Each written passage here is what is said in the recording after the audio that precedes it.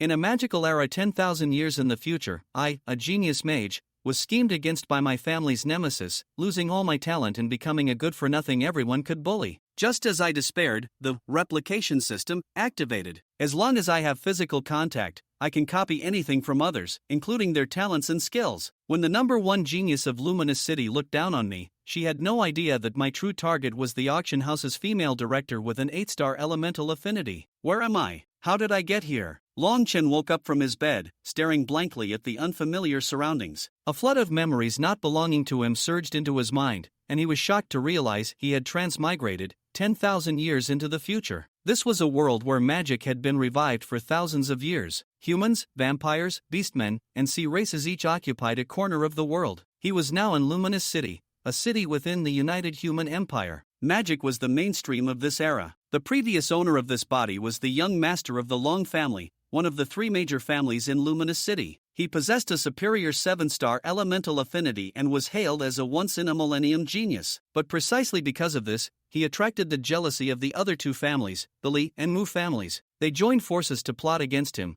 causing him to die in an accident while trying to break through. And now, Longchen had arrived. The plans of the Li and Mu families are destined to fail, he thought with a cold smile. But then, he was horrified to discover that all the magical elements and elemental affinity in this body had vanished completely. Is God playing a trick on me? 1 second a genius, the next a good-for-nothing. How was he supposed to face the world? Just as he was despairing, a dignified young girl pushed the door open. It was his father, Long Qian, the head of the Long family. Minger, you're finally awake, Long Qian said with a worried look, his eyes full of unconcealed heartache. Don't worry, I will avenge you. Even if you can't practice magic, I will protect you for the rest of your life. His father's care warmed Long Chen's heart. He inherited this body and decided to accept this new father. After his father left, Long Chen went to the Long family's training grounds, watching the younger generation practice their colorful magic. Just then, a cold, mechanical voice sounded in his mind. Ding, magical fluctuations detected. Replication system activating.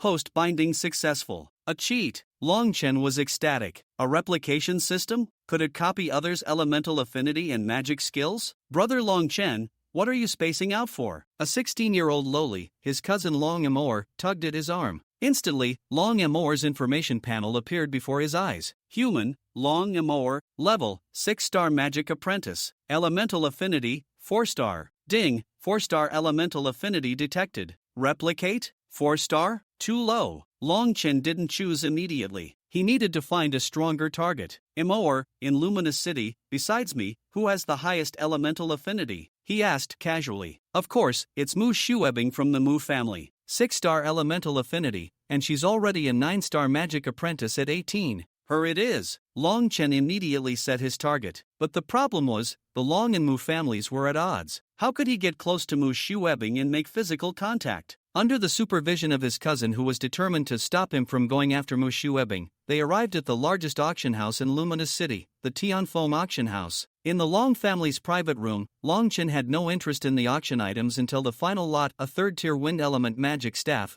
Gale Staff, appeared. His cousin, Long Amour, looked on with longing. In the end, the staff was bought by the Mu family in the next room at a high price. As soon as the auction ended, Long Amour anxiously tried to pull him away. Just as they left their room, they ran into Mu Shuebing, dressed in a blue martial arts suit. Miss Mu, hello, long time no see. You're more beautiful than ever. Long Chen immediately went up to chat, much to Long Amour's annoyance. Mu Shuebing was also taken aback by his sudden glibness but responded politely. To create an opportunity for contact, Long Chen invited Mu Shuebing to lunch as an apology. After some hesitation, Mu Shuebing agreed. The two went to the back office to collect the magic staff. When Long Chen saw the new director of the auction house, Morong Qingru, who was dressed in a black dress, he was completely stunned. It wasn't because of her devastatingly beautiful face but the information that appeared above her head. Human, Morong Qingru, level, 9-star mage. Elemental affinity, 8-star. 8-star. Long Chen instantly changed his target. Why go for a 6-star when there's an 8-star right here? He wasn't a fool. Coincidentally, Morong Qingru also came over to greet them. When she politely extended her hand, Long Chen immediately seized the opportunity and held her hand tightly. Ding, 8-star elemental affinity detected.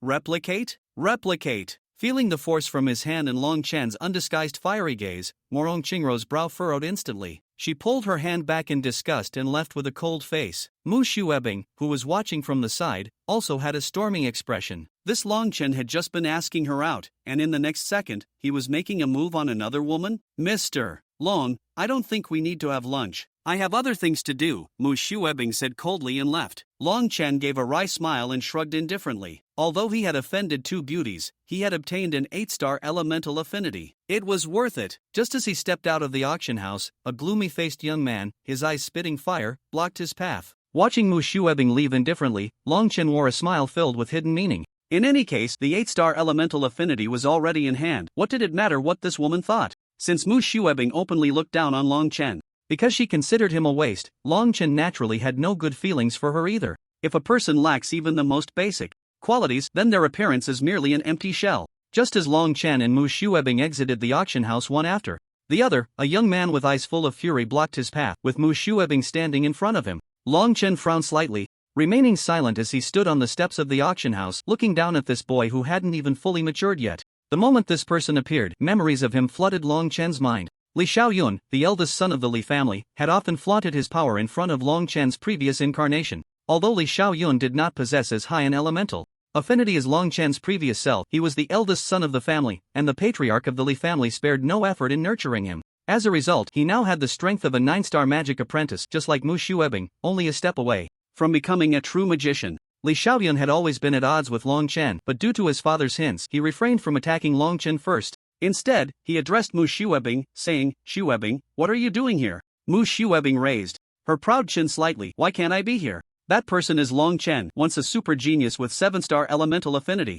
Li Xiaoyun seemed to ignore the word once, frowning slightly as he said, 7-star elemental affinity in the hands of such a person is nothing but a waste. Li Xiaoyun had his own pride. He never believed that elemental affinity could determine a magician's future. In his view, even though Long Chen had 7-star elemental affinity, his strength was still on par with his own. Mu Shuebing remained non-committal, calmly continuing to provoke the young master of the Li family. "Oh dear, what can I do? A genius with 7-star elemental affinity insists on having a meal with me. I can't just refuse him, can I? Of course, I also want to get to know him better." After saying this, Mu Shuebing didn't forget to cast a charming glance at Long Chen, as if the previous disdain had never existed. Long Chen rolled his eyes, hoping that Li Xiaoyun wasn't the type of man who would lose his reason in front of a woman. But things rarely went as hoped. In Long Chen's impression, Li Xiaoyun was exactly that kind of person. Although he had a familial obligation to Mu Shuebing, he had long regarded her as his own and would not allow anyone to infringe upon her. Pointing at Long Chen, Li Xiaoyun shouted angrily, "Long Chen,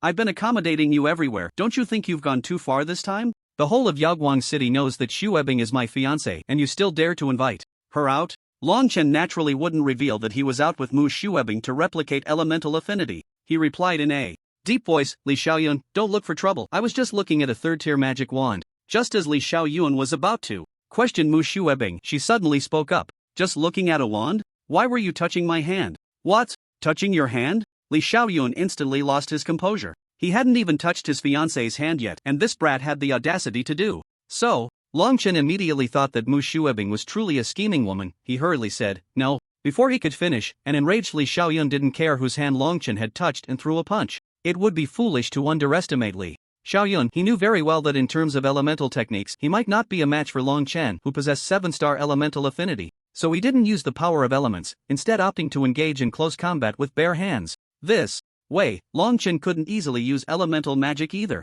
Even if Long Chen did resort to elemental means and ended up defeated, he would still have something to say for himself. Moreover, Long Chen was also the young master of one of the 3 major families. Although the Li and Mu families were showing signs of an alliance, as long as nothing was openly discussed, things couldn't be too rigid. A casual lesson would suffice. Long Chen narrowly dodged Li Xiaoyun's punch, turning around to use the momentum to slap Li Xiaoyun on the forehead, cursing, "Are you crazy, you brat? I didn't do anything. Shuebing already said it, and you're still being stubborn? A genius with a 7-star elemental affinity, and you're acting so lowly." After saying this, Li Xiaoyun turned around and threw another punch, which landed squarely on Long Chen's arm, causing him to grimace in pain. The intense pain awakened Long Chen's fighting spirit. He cursed under his breath, enduring the overwhelming sensation, and retaliated with a punch to Li Xiaoyun's face. He sent the young master of the Li family flying, crashing against the doorframe of the auction house. Long Chen was somewhat surprised by his own strength. He hadn't expected that his 8-star affinity would make even a regular physical attack so powerful. Since Li Xiaoyun was tacitly avoiding elemental magic, if it was just a matter of physical strength, he might not necessarily lose. Mu Shuebing, witnessing this scene, called Li Xiaoyun a fool, thinking that Long Chen was just a waste without any elemental affinity, yet he could still be knocked back by a punch. Couldn't he use elemental magic to teach him a proper lesson? Naturally, Mu Shuebing couldn't say this out loud. Instead, she rolled her eyes and shouted, Li Xiaoyun, that guy is staring at me. Bah! Shameless Long Chen. I'll kill you. Li Xiaoyun, still pondering how to strike, instantly became furious. His magical aura surged and a silvery gas slowly formed in his hand, swirling violently, causing the space around his palm to ripple. Long Chen panicked and turned to Mu Shuebing, saying, Sister, can you please stop talking? Li Xiaoyun. He's staring at me again. Long Chen. You're seeking death. Kong Yun strike. Li Xiaoyun thrust his palm forward and a powerful gust of air surged toward Long Chen in an instant. Just when Long Chen was unsure how to defend himself, a system prompt suddenly rang in his ear. Detected powerful move, Kong Yun strike. Would you like to copy it? Long Chen was overjoyed and shouted without thinking, copy. In the blink of an eye, a small vortex began to form in Long Chen's hand, and he faced the fierce onslaught of wind without fear. But at that moment, the ultimate move unleashed by Li Xiaoyun suddenly exploded in mid-air. Who is it? Li Xiaoyun roared angrily. When he launched this attack, he saw Long Chen daringly not blocking it, and he felt a sense of glee in his heart. If he could kill Long Chen in this momentum, the consequences would definitely be manageable. Most of the elders in the Li family were reluctant to openly create an irreparable rift with the Long family, especially with the Mu family watching. The story of the clam and the snipe fighting while the fisherman benefits is always persuasive. Although Li Xiaoyun and Mu Shuebing had a marriage contract due to their parents' wishes, they were still far from the wedding day, so they couldn't be considered a family yet, and thus had to be cautious of the Mu family. However, if Li Xiaoyun accidentally killed Long Chen in public, the relationship between the Li and Long families would inevitably break. Once the water is spilled, the Li family could pay a bearable price and formally ally with the Mu family to completely eliminate the Long family, erasing them from Yaoguang City. At that time, the second thing they united for was a marriage alliance. Once Dragon Chen and the greatest hidden danger of the Long family were eliminated, Li Xiaoyun could also happily marry Mu Shuebing, which was what Li Xiaoyun wanted to see the most. However, just as Li Xiaoyun's plans were clicking into place, his attack unexpectedly exploded in midair, not even touching a single hair on Dragon Chen. How could this not infuriate him? Li Xiaoyun simply couldn't figure out who could possibly help Dragon Chen block the attack when almost all the young generation of Yaoguang City was present. Could it be Morong Qingru? That was even more impossible. This was at the entrance of the auction house. If this neutral force openly favored one family, it would surely face strong resistance from the other two families. Dragon Chen let out a breath, secretly dispersing the Kong Yun force he had copied. He knew in his heart that this fight could not happen, and it was just as well that he didn't have to reveal the strength he currently possessed. A graceful figure appeared before him, and Long Amour anxiously asked, Brother Dragon Chen, are you okay? Dragon Chen shook his head and comforted her, saying, More, I'm fine.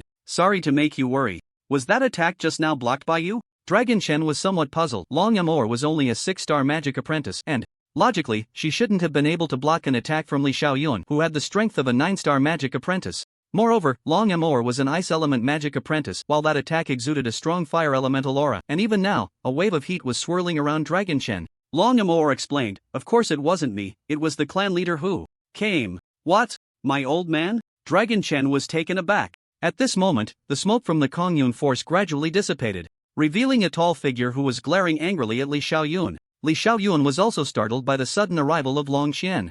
Feeling completely at a loss, he instinctively took a step back, swallowed hard, and stammered, Dragon Clan leader, what do you want to do? What do I want to do? You still have the face to ask me what I want to do. Long Qian was now furious. Dragon Chen had clearly lost his elemental affinity, and his strength as a 9-star magic apprentice had vanished, yet Li Xiaoyun still dared to use such a powerful move to attack Dragon Chen. This was simply an attempt to put Dragon Chen to death. If Long Amour hadn't found Long Qian in time, the consequences would have been unimaginable. Long Qian shot a sidelong glance at Mu Shuebing and coldly asked, Are you involved too? No, I didn't. Uncle Long, I wasn't involved. That's good. As soon as he finished speaking, Long Qian's shoulders suddenly jerked, and a powerful flame aura erupted from around his body, charging towards Li Xiaoyun. Uncle! No! Long Amour shouted, That's the eldest son of the Li family, you can't act impulsively. Long Amour suddenly felt a bit scared for having called Long Qian over. She had thought Long Qian would stop the date between Dragon Chen and Mu Shuebing, but she never expected the situation to escalate to this point. Thinking from another perspective, if Li Xiaoyun really hurt Dragon Chen, Long Qian would definitely fly into a rage. Similarly, if Long Qian killed Li Xiaoyun on the spot, it would absolutely provoke a strong counterattack from the Li family. Long Qian shouted, the eldest son of the Li family? So what? If you hurt my beloved son, you should pay the price. As soon as he finished speaking, the flame aura surged forth, heavily striking Li Xiaoyun. The latter was immediately sent flying 30 to 40 feet, only stabilizing himself after crashing into a courtyard wall, lying among the shattered tiles, unconscious and unaware of his fate. Dragon Shen looked at this tall and sturdy figure, feeling a deep sense of emotion swell within him. What surprised him the most was that in this world, where magical elements were the standard for evaluation, and given that he was a waste without elemental affinity, he should have been despised by his family and ridiculed by others. However, this series of cold mockery did not happen to him. Instead, his father, as the head of the family, was actually willing to go to war with the Li family to avenge his useless son. It should be clear that Long Qian still did not know that his son now had an 8-star elemental affinity. Long Amour did not notice Long Qian's expression. She was just covering her mouth, looking at the irretrievable situation. Her only thought at this moment was Yao Guang City was about to be in chaos. Mu Shuebing was also dumbfounded. A dignified clan leader actually took action against a junior. For a moment, she couldn't move her feet, her whole body trembling slightly. This self-important woman finally understood what it meant to be afraid, what it meant to feel the pressure of a strong person. Long Qian gently exhaled, not even glancing at Mu Shuebing, and turned to walk towards his son. Before his son became a useless person, Mu Shuebing had once been one of Long Qian's prospective daughters-in-law, but upon seeing her today, her character was too vile, not even comparable to a tenth of Mu Rongqing Ro from the auction house, and she was far from Long Qian's mother. Even though Long Qian was now a waste, Long Qian still felt that this woman was unworthy of his son. Long Qian gently patted Long Qian's shoulder and said softly, "Tomorrow, are you alright?" Long Qian did not answer directly. Instead, he gave a thumbs up. "Dad, you're a real man." Long Qian was taken aback, then slapped Long Qian on the head. "You brat. Do you know that your dad was scared out of his wits by you?" I know. Long Qian draped his arm over Long Qian's shoulder. "Dad, if you kill Li Xiaoyun, aren't you afraid of the consequences?" "I don't care about the consequences. Bullying my son has this kind of end." Long Qian was momentarily moved. He slightly parted his lips and murmured with a smile, "Just for me, this waste?" Long Qian, a formidable figure as a mid-level mage in Yaoguang City, naturally had sharp hearing. After hearing Long Qian's murmurs, he slapped his son's head again. Long Qian rubbed his head, looking pained. The injuries he sustained from fighting Li Xiaoyun were not as severe as these two slaps from his dad. "Dad, why are you hitting me again?" Long Qian blared and scolded. "It's only right for a father to hit his son." Then he exhaled heavily. "Tomorrow, in my heart, you will never be a waste. You are still my pride and joy, my most cherished son. Remember, no one can say you are a waste, not even you. Just because we don't have elemental affinity, does that mean we can't practice magic? That's simply a joke. I don't believe it. There are so many magical elements in this world. Since the elements won't come to me, can't I go find them? Even if you say you have no elemental affinity, what if a certain element has 10-star Long Qian affinity?" Long Qian chuckled at the talent level his father Long Qian invented, and Long Amour beside him also let out a silver bell-like laugh. But Long Qian knew that a dignified head of a family could say such disrespectful things only to help Long Qian regain his confidence, even if he really had no elemental affinity and was ready to give up. Long Qian continued, "Everyone in Blue Star knows that the level of elemental affinity determines future achievements, but no one knows what kind of realm a person without elemental affinity can cultivate. What if tomorrow you really become the one to break this zero?" Long Qian nodded heavily. He still decided to conceal the fact that he had 8-star elemental affinity. After all, he didn't know what unexpected situations might arise in the future. He didn't want to see his father Long Qian's hopes rise only to fall into despair. Long Qian secretly clenched his fists. No matter what, he had to make good use of his talent for the 8-star elemental affinity to rise again and let the Long family thrive once more. Not just to stand tall in the small city of Yaoguang, but to secure a place in the larger cities. Moreover, this world is so vast, he had to go out and explore. During his reading over the past few days, Long Qian unexpectedly discovered some mysteries. In a world dominated by magic, there were actually groups that survived on human blood, as well as beings that were half human and half animal, and civilizations that had established cities under the sea. This ignited a powerful curiosity in Long Qian. He was eager to see what these places looked like. However, to travel thousands of miles, he needed strength by his side, otherwise, he would probably not even know how he died as soon as he left Yaoguang. Long Qian made up his mind. Since heaven had given him a chance to start over, he would not waste this life in a daze. He wanted his name, and his family's name, to resonate throughout the entire Blue Star. After the three of them walked further away, Mu Shuebing dared to slowly move her feet. It wasn't until the three members of the Long family disappeared at the end of the street that she hurried to Li Xiaoyun's side to check on him. At this moment, the eldest son of the Li family was covered in blood, unconscious, with both arms charred and on the verge of amputation. Mu Shuebing trembled as she used ice magic to temporarily freeze Li Xiaoyun's wounds, then quickly took this half-dead young master back to the Mu family.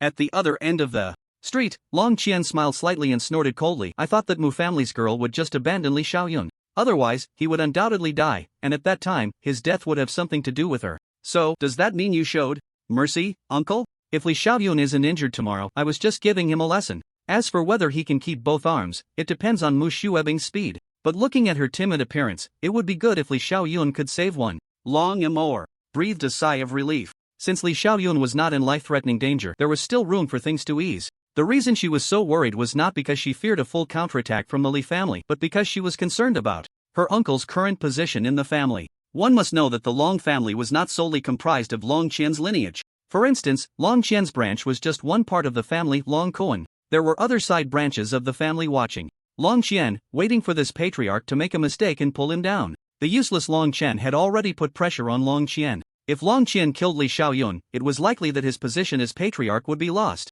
Long Qian's gaze turned cold as he looked back. The figures of Mu Shuebing and Li Xiaoyun had already disappeared in front of the auction house. He said coldly, only losing one arm is too lenient for him. Since we are going to do it, we must do it decisively. Old man, if I were you, once I made a move, I would take his life right then and there. Upon hearing this, Long Qian narrowed his eyes and fell silent, stroking his chin in contemplation. Long Amour, however, hit her cousin, realizing that without being in charge, one wouldn't know the value of rice and oil. Now that her uncle was already in a precarious position, if he really killed Long Qian, her uncle would surely fall into deep waters. Brother Long Qian, what are you saying? It's already come to this, and you're still shouting for blood. You should think about how to deal with the Li family next. I think Minger is right. At this moment, Long Qian suddenly spoke up. Minger, I was too lenient. I thought he was just a kid and a lesson would suffice. But after you said that, I suddenly understood. Uncle, how can you? My father said that your current situation. Long Amour didn't dare to continue, fearing she might hurt this uncle who treated her like his own.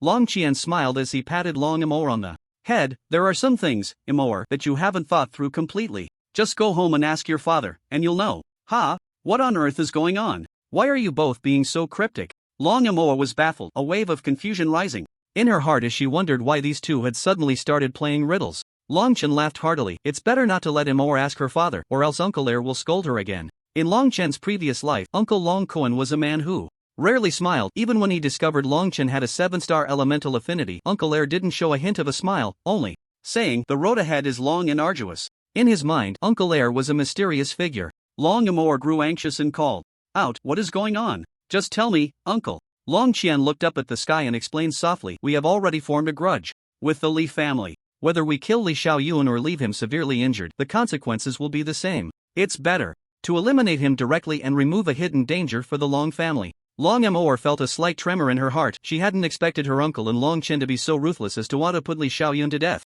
Amid her fear, she felt a bit confused. But if that's the case, won't it mean we are irreconcilable with the Li family? Uncle, I still don't quite understand. Long Qian chuckled, you don't understand because you don't know the character of the Li family head. No matter what, if we harm his son, he will never let it go. Long Amour nodded and pressed her thin lips together, looking as if she half understood. Long Chen wrapped his arm around his father's shoulder, grinning widely. Dad, you really don't regret it? You little brat.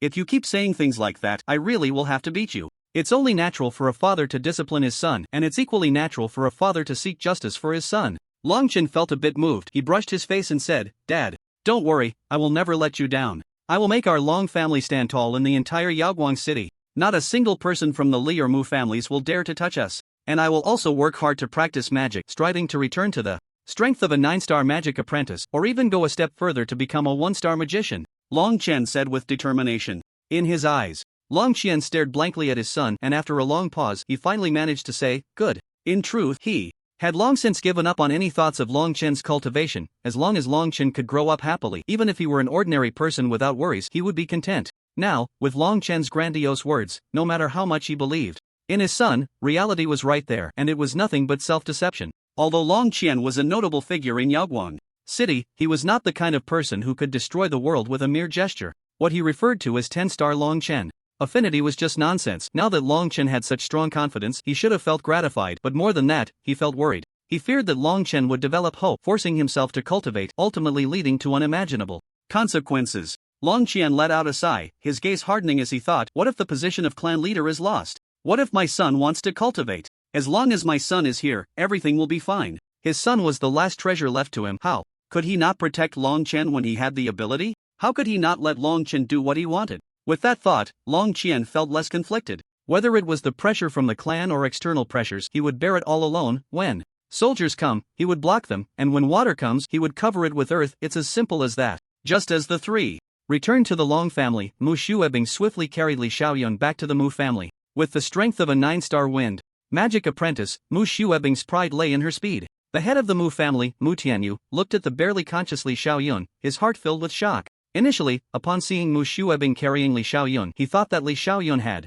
been pestering his daughter, which led her to beat the young master of the Li family into such a state. However, after learning that it was Long Qian who had attacked, Mu Tianyu's sharp eyes quickly turned, and he hurriedly arranged for the best physician to treat Li Xiaoyun, also sending a servant to swiftly notify the Li family. Mu Tianyu anxiously waited outside, and when the servant returned and gave him a signal, he rushed into the room, kicking the physician who was examining Li Xiaoyun out of the way. He sat by the bed, channeling a meager amount of magical elements into Li Xiaoyun. How could Mu Tianyu not know the extent of Li Xiaoyun's injuries? As long as there was time for treatment, it wouldn't be a major issue. But if there was time, how could the plan be executed? Upon realizing that it was Long Qian who had injured Li Xiaoyun, a plan targeting the Long family instantly erupted in his mind. This was simply a godsend opportunity. If he didn't seize this chance to firmly bind the Li and Mu families together and then swallow the Long family, it would be just a matter of time. The servant brought the head of the Li family, Li Chongqing, into the room, just in time to see Mu Tianyu, who was already looking exhausted, channeling magical elements into Li Xiaoyun. Mu Tianyu didn't say much in the way of pleasantries. He simply turned to Li Chongqing with an apologetic expression and said, "Li family head, I truly apologize. I have done my utmost to dispel the fire elements, but I could only save this child's one arm." Li Chongqing looked at his son, Li Xiaoyun, who lay on the bed with his eyes tightly shut, and in a moment of despair, he lunged forward. Although the Mu family's servant had already given a rough account of Li Xiaoyun's condition, on the way, seeing his son in such a tragic state, Li Chongqing could no longer hold back. Xiaoyun, Xiaoyun, Mu family head, what on earth happened? Who has injured my son so severely? Mu Tianyu wearily shook his head. You might not believe it, but it was that old bastard Long Qian. He has been getting worse over the years, actually laying hands on a junior. Truly despicable. Smash! Li Xiaoyun slammed his palm down on a nearby wooden stool, shattering it into pieces. Long Qian, Long family, I will not rest until I have my revenge. Mu Tianyu pretended to cough a few times. Li family head, do not act impulsively. This matter requires careful consideration. Attacking a family without reason is unacceptable to the city lord's mansion. How is it unacceptable? My son has been grievously injured by that shameless Long Qian. The fact that my son was attacked is reason enough. But think about it, if you and the Long family both suffer losses, who stands to gain the most in the middle? Li Chongqing frowned. The Mu family. Mu Tianyu sighed. Li family head, you are truly mistaken. If my Mu family is the biggest beneficiary, why would I go to such lengths to save Xiaoyun's life? I could simply let him be sent back to your residence at a leisurely pace, without even needing to get involved, and then I could benefit from the conflict. Cough, cough, cough. Li Chongqing quickly stepped forward and gently patted Mu Tianyu's back. Mu family head, I have underestimated your intentions. Are you alright? I'm fine, as long as you don't unilaterally declare war on the Long family. The city lord's mansion would love for the two families to come into conflict. In the end, they would reap the benefits, strengthening their own power. Soon, there could be a second Long family, a third Long family. The city lord's mansion had a clear rule. When two families fought, the territory of the defeated would be handed over to the city lord's mansion.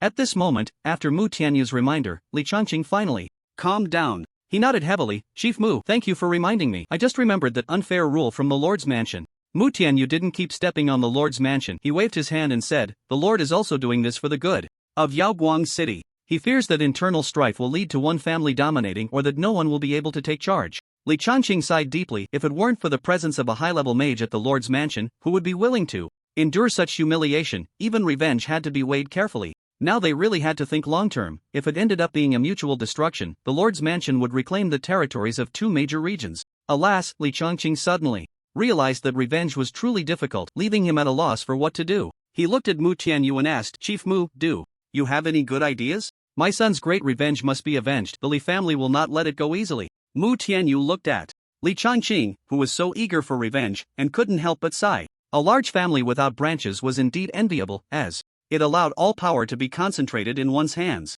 It was precisely because of this that Li Chongqing dared to seek revenge so recklessly. Moreover, with Li Xiaoyun's talent for 5-star elemental affinity, he had cultivated to the strength of a 9-star. Magic apprentice, which was also a remarkable feat. The Li family could be said to rely on Li Xiaoyun in the future, yet he had been crippled by Long Qian, which made it impossible for Li Changqing not to gamble everything, risking it all. Unlike the Mu and Long families, where the chief had other branches beneath him, each coveting the chief's position, even if their children were bullied, they had to prioritize the interests of the entire family before considering the issue of revenge. Mu Tianyu said solemnly, "Chiefly, our two families have a nominal marriage alliance. When the time comes, you and I can act openly. Your reason is simple, to avenge your son, while I will claim it's for the sake of my future son-in-law." Li Changqing stroked his beard, pondering for a moment before asking, "So if our two families join forces, we won't have to fear the Lord's mansion?" "Naturally," Mu Tianyu replied coldly. "There are only these three major forces in Yaoguang City, and they are mutually restraining. The demise of any one family can destabilize the entire situation in Yaoguang City. When the Long family is destroyed, our two families will be united through marriage, completely joining forces. After dividing the Long family's territory, the only visible forces in Yaoguang City will be us two families. Plus, if we stand together like a twisted rope, who would dare to point fingers at us?" Mu Tianyu truly did not waste his sharp appearance. With just a few words, he had entangled Li Changqing, who was solely focused on avenging his son and did not think much further. In fact, if one thought deeply about Mu Tianyu's plan, they could find its flaws. For instance, how should the territory be divided after defeating the Long family? Even if they united, without a common enemy, could a mere marriage certificate ensure lasting peace between the two families? How should they compromise when faced with future interests? These matters had not been discussed. This also highlighted the disadvantage of a family without branches. Those clan leaders who crawled out from various schemes were often quicker-witted than those who had smoothly ascended to the head of the family. Li Changqing immediately slammed the table. "Let's do as you say. We'll join forces to pressure the Long family. Make them hand over the culprit and compensate us for our losses. If they refuse, then one word, fight." Mu Tianyu looked at Li Changqing, who had already fallen into the trap, and secretly chuckled. He was quite puzzled about how such a mindless person could manage such a large family with just a few words. He was deceived by others. Will there come a time when he is tricked and still helps count their money? Afterwards, Mu Tianyu glanced at Li Xiaoyun and spat in his heart. It would be great if that foolish boy were dead. This way, not only would his daughter not have to marry that one-handed waste, but it would also infuriate Li Changqing completely. Without his rationality, Li Changqing would be much easier to deceive. At that time, Mu Tianyu could secretly negotiate with the big shot in the city lord's mansion, willingly becoming that person's vassal.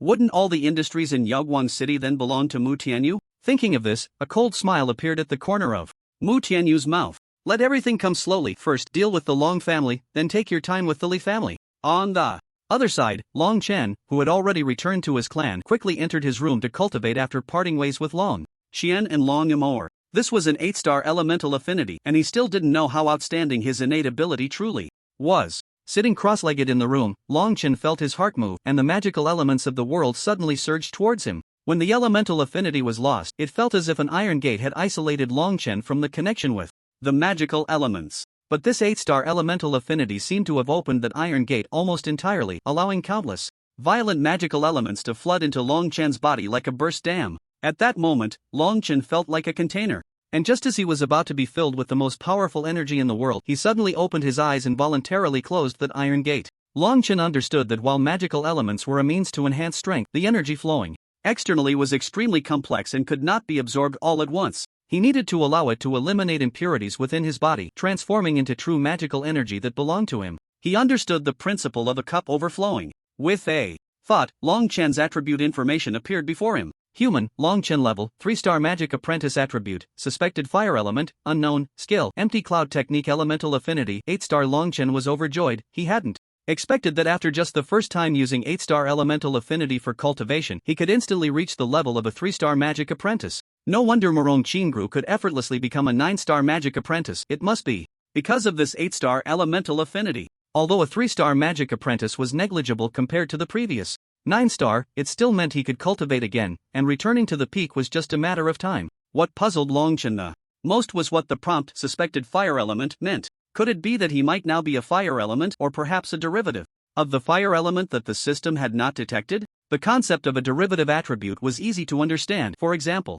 water attributes could extend to ice, mist, and so on, so fire elements could surely extend as well. It was likely that the system had not yet determined what type of fire it was. After all, fire is divided into several types, such as yang fire and yin fire, as well as derivatives like magma and explosive attributes. Deep down, Long Chen still wanted the powerful flames of yin fire and yang fire, but he faltered at the thought that his father was just an ordinary fire attribute. Enough thinking, let's try out some techniques. Long Chen, who could cultivate magic again, was eager to test his new moves to see if he could draw out that unknown flame and refine the chaotic magical elements within him into something purer. As he thought about it, just as Long Chen was about to open the door, he happened to see Long Amor about to push it open. Long Chen was instantly drenched in cold sweat. Fortunately, his magical cultivation had already ended. Otherwise, if Long Amor saw him, everything would be exposed. In that case, how can I still pretend to be a pig to eat the tiger? Long Chen said somewhat nervously, Amor, it's only been a short while since we parted. What could have happened? It seems like brother Long Chen doesn't welcome me. How could that be? I'm just a bit curious if something happened to you. Long Amor rolled her eyes. It's not that I'm in trouble, it's you. Brother Long Chen, my father wants you to go over, you're done for. After saying that, Long Amor didn't forget to make a gloating expression. I'm not going. Long Chen immediately protested, Uncle asked me to go, it must be for something bad. I don't even need to guess, Uncle must have yelled at you to come find me, right? How do you know? Long Chen pouted. Long Koan was always so easygoing, never taking anything to heart, appearing very amiable and warm. But that was only when outsiders hadn't provoked him. If someone angered him or annoyed Long Amor, Long Koan's impulsiveness was definitely on par with Long Qian. These two really were brothers. However, they also had their differences. For instance, when Long Qian got angry, he would be very calm, making it hard for you to sense anything unusual, and by the time you did, it would be too late. In contrast, when Long Koan got angry, his emotional fluctuations were immense, and it felt like he was joking with you. If you thought he was joking, then you better be prepared to be scolded or beaten up. Long Chen maintained his attitude, Uncle is already so furious, if I go over and dangle in front of him, I probably won't even know how I died. I'm not going. No way, my father said you must go. I think it's Uncle who doesn't want to hit you and is making me go take the blame. Saying this, Long Chen directly swept past Long Amor and headed towards his personal training room. In the memories of his past life, Long Chen clearly remembered the things he had used, the places he had been, and the people he had known. At that time, when Long Chen still had the 7-star element affinity, Long Qian had built him a training room so as not to disturb his rest, and no one could enter except Long Chen. But unexpectedly, just after it was built, something happened that caused Long Chen's 7-star element affinity to completely disappear, and the training room was left abandoned. Because of this incident, Long Qian was criticized by the clan elders for wasting money. Long Amor followed Long Chen all the way to the training room, still tirelessly persuading him. Brother Long Chen, just go over, my father definitely has something to discuss with you, otherwise he wouldn't be so angry. Long Chen shrugged, if he has something to discuss with me, why is he so angry? I'm not going, let my father go. Only in front of my father can. Your father, tone it down a bit. I don't want to walk into a gunfight right now. Oh, brother Long Chen, if you don't go, I won't be able to report back. I'm begging you, can you please go? Not going, just not going. Long Chen acted stubbornly, I still need to practice and become a person with 10-star Long Chen affinity. Tell your father not to disturb the younger generation's training. If he has something to say, let him come over. Long Amor rolled her eyes, aren't you afraid my father will come over with a knife to chop you? We're all family, don't say such bloody things. Uncle is not that kind of person. So, should I just go back and tell my father that? Long Amor asked tentatively. Long Chen casually waved his hand, you can say that. I really don't believe Uncle would be that bored. Long Koan was the most serious person in the Long family. If he were to take the initiative to do such a thing, he would definitely explode in anger but would never actually come over in person. Because in his view, the matters of a junior were never important, it would only waste his time. After receiving an answer, Long Amor left, and Long Chen was glad to have no one nagging beside him. Moreover, he didn't want to tell anyone about his strength as a 3-star magic apprentice just yet.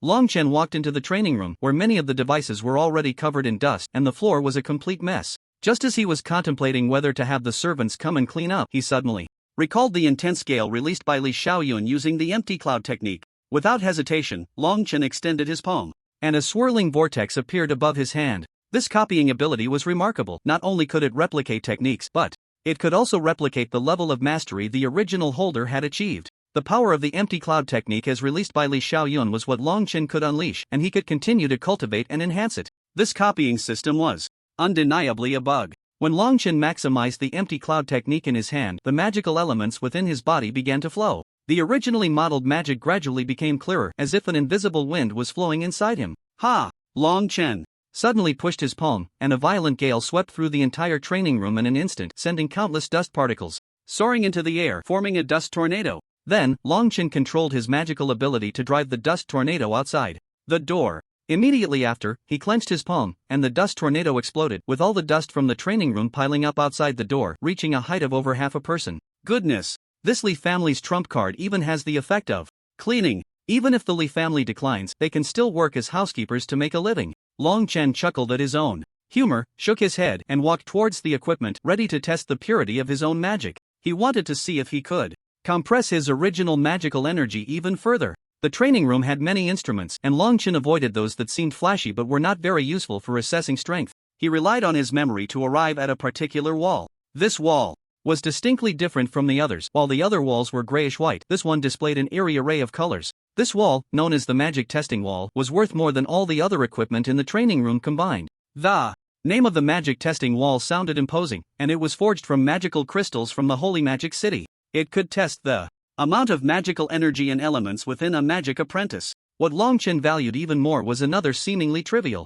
function of the magic testing wall. It could activate a rebound mode, allowing it to reflect attacks back as long as they were within its capacity. This was akin to battling another person. Now, in order to hide his strength, Long Chen naturally couldn't expose himself by seeking out other clan members to spar with, so this magic testing wall was particularly useful. Standing beside the magic testing wall, Long Chen released the somewhat mixed magical energy within him, and the wall instantly began to operate, its colorful surface turning dark red. Long Chen nodded, having gained some understanding. The colorful display of the magic testing wall had its significance. It changed according to the different attributes of magical elements. If the tester had a strong ice attribute, the wall would turn blue-white. If the tester's magical element was fire, the wall would turn red. However, the wall was currently dark red, with a few black spots, which puzzled Long Chen. The system couldn't detect his attribute, and neither could this magic testing wall. Long Chen didn't think too much about it. Since it was within him, there would eventually come a day when the truth would be revealed. He took the extra step to test his magical energy. This time, the results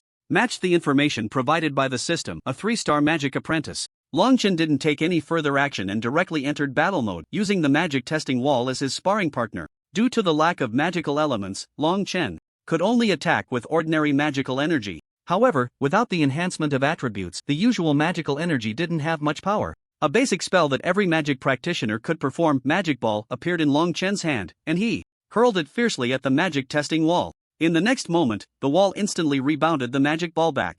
Long Chen couldn't dodge in time and was hit by the magic ball, which blasted him back 5 or 6 meters. So fast. Long Chen silently complained, increasing his vigilance. He sent another magic ball flying, and the moment it struck the testing wall, it rebounded once more. This time, Long Chen was prepared, but still, in the rush, the magic ball concentrated on his arm, shredding his clothes. Ha ha ha, this is powerful. Bring it on. Long Chen continued this cycle, seemingly tireless, using the most primitive spells of a magician to attack the testing wall again and again. With the wall's rapid rebound speed, Long Chen's speed also saw a qualitative leap, even allowing him to predict the rebound trajectory of the wall and strike first. In this back-and-forth practice between man and wall, the magical energy within Long Chen underwent 3 stages of compression, release, and absorption, becoming increasingly pure. An hour later, Long Chen sat panting on the opposite side of the testing wall, almost in tatters, looking quite disheveled. Meanwhile, the testing wall remained unaffected, standing there as naturally as ever. System information. Human, Long Chen level, 2-star magic apprentice attribute, suspected fire attribute element, unknown, skill, empty cloud force elemental affinity. 8-star Long Chen felt no surprise at the decline in his strength.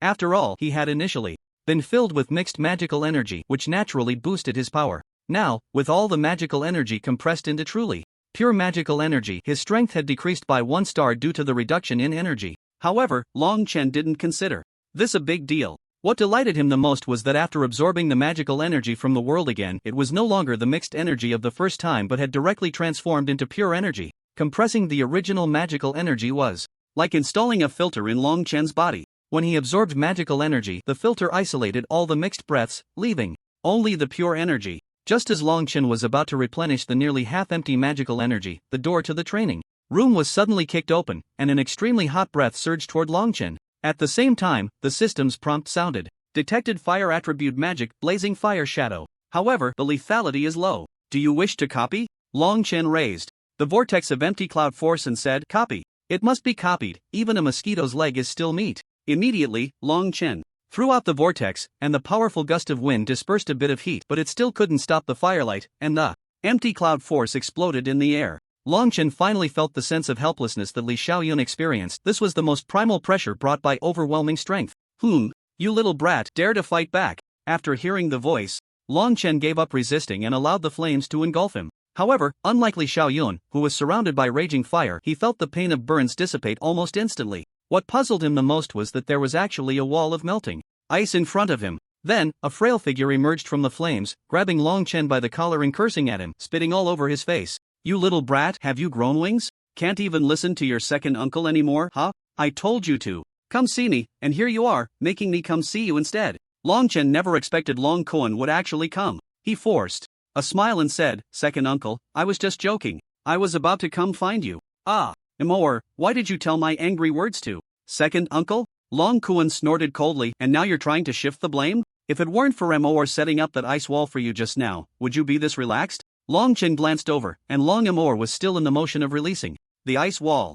Alright, since that's the case, I won't be stubborn anymore. Second uncle, I'm planning to practice today. Let's talk about anything else tomorrow." "Practice? What are you practicing? Didn't you lose your elemental affinity?" As Long Kuan spoke, he suddenly covered his mouth, as if realizing he had misspoken. He quickly turned to Long Chen and apologized. "Long Chen, I'm sorry. Second uncle just blurted it out." Long Imor also scolded, "Dad, seriously, if you have nothing to do, just go back and don't delay brother Long Chen." Long Imor's words made Long Kuan, who was already feeling awkward, even more embarrassed. He glared at Long Imor, wondering why his daughter was being so contrary today. Not only did she block most of the attacks with the ice wall for Long Chen, but now she was also urging him to leave, as if she couldn't wait for him, the big light bulb, to stop shining here. Long Chen waved his hand, signaling that it was nothing. "Second uncle, you're exaggerating. I'm used to it now, and I'm following what my dad said about the 10-star Long Chen affinity and slowly practicing." What? 10-star Long Chen affinity? What is that?" Long Imor explained, "It's something my uncle came up with. He said that although brother Long Chen has lost his elemental affinity, maybe there are magical elements that have a 10-star affinity for him. In the past, it was always the mages looking for magical elements, but now it's the magical elements looking for mages." Long Kuan was momentarily speechless. These two members of the Long family, one big and one small, really had no seriousness about them to be able to say such things. It must have taken a lot of effort to come up with that. Then Long Kuan sighed again. Wasn't this another form of hope from Long Chen for Long Chen? Long Chen chuckled awkwardly, not even believing in the so-called 10-star Long Chen affinity. He was just using that as a pretext to practice, and perhaps he had already become a fool in the eyes of his uncle's family. Regardless of whether it works or not, I have to give it a try. This trying is fine, who knows, it might actually work, ha. Long Kuan used a smile to cover his embarrassment. Long Chen secretly rolled his eyes and then asked, "Second uncle, what exactly made you so furious? It can't be about my dad injuring Li Xiaoyun, right? That matter is between you and your dad. I'll settle the score with him later. Why did he hit him and not kill him? Why leave this troublemaker alive?" Hearing Long Kuan's words, Long Imor was also surprised. She still couldn't understand why everyone wanted to kill Li Xiaoyun. Wouldn't that leave no room for compromise? Long Kuan continued, "I came to find you because it's been spreading outside that you're eyeing Mu Shuebing from the Mu family. Speak up." Long Chen was like a monk who couldn't grasp the situation. "What do you mean I covet a woman like Mu Shuebing? Although that Mu is good-looking, her heart is too cruel.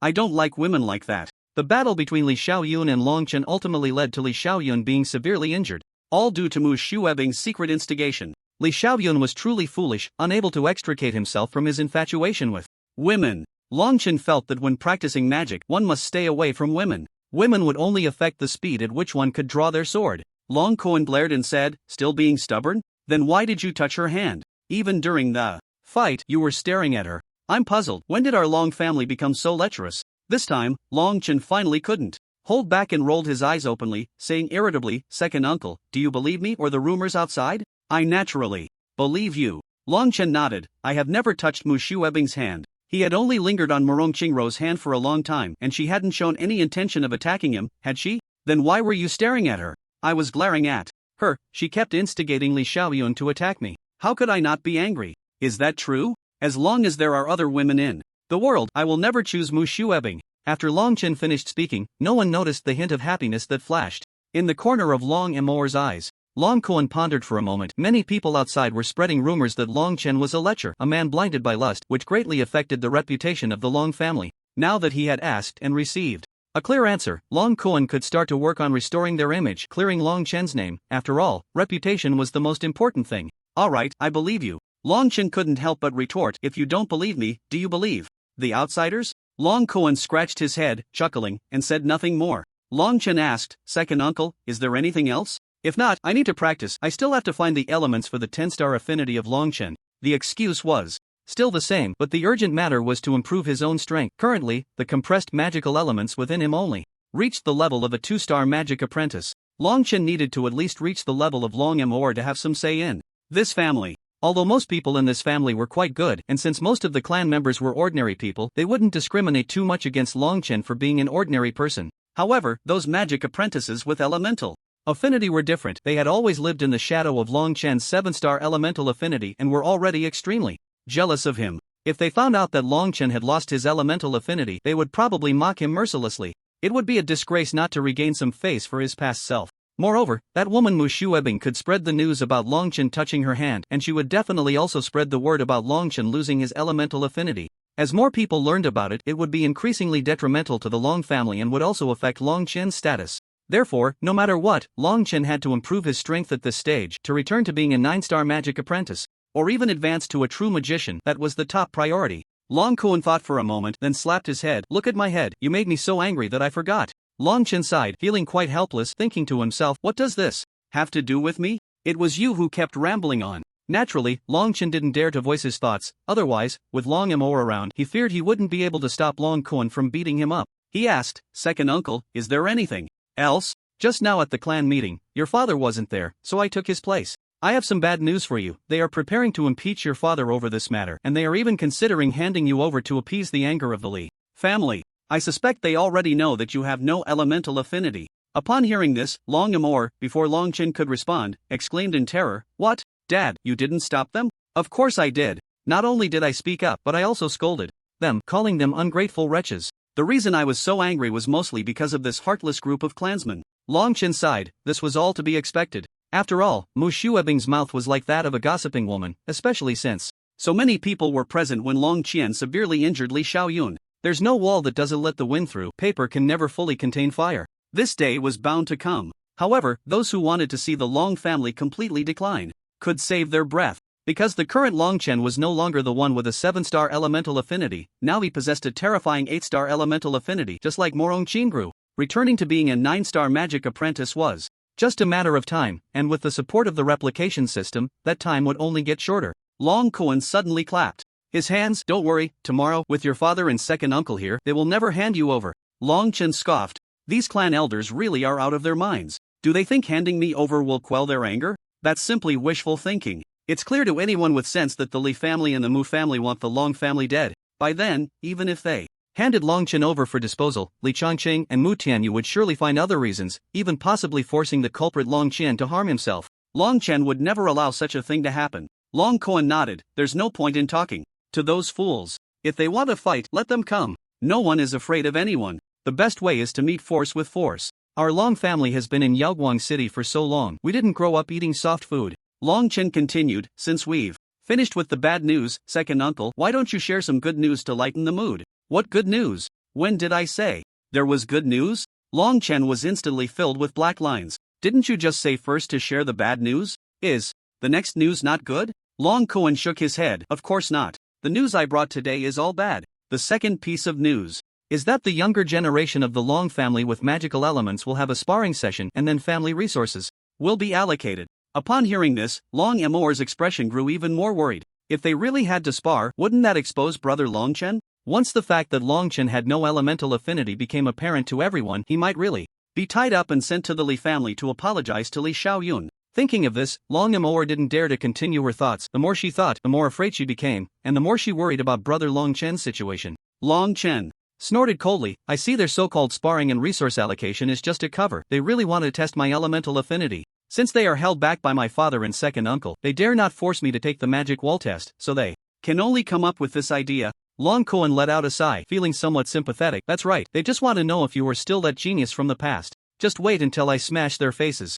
Longchen asked with a serious expression. Then inquired, when is the clan sparring? Probably in the next couple of days, after your father finishes dealing with the shop's matters. Longchen nodded. Currently, the most powerful person in the family is Long Fei, who possesses the strength of a 7-star mage apprentice. Among the younger generation, that is already quite impressive. Therefore, if Longchen wants to win in this so-called family competition, he must elevate his strength to 5 stars within these 2 days. Achieving a leap to 5 stars in just 2 days is simply impossible. If practicing magic were that easy, why would the highest among the younger generation only reach 9 stars? Aside from Long Chen's previous incarnation, who had the extraordinary talent of 7-star elemental affinity, just a step away from becoming a 1-star mage, there truly isn't a young person in the entire Radiant City closer to becoming a 1-star mage than Long Chen. Thus, crossing the chasm of 5 stars is not an easy feat. Long Amour appeared very anxious. But if that's the case, won't others find out that Brother Long Chen has no elemental affinity? Will those clan elders let Brother Long Chen off the hook?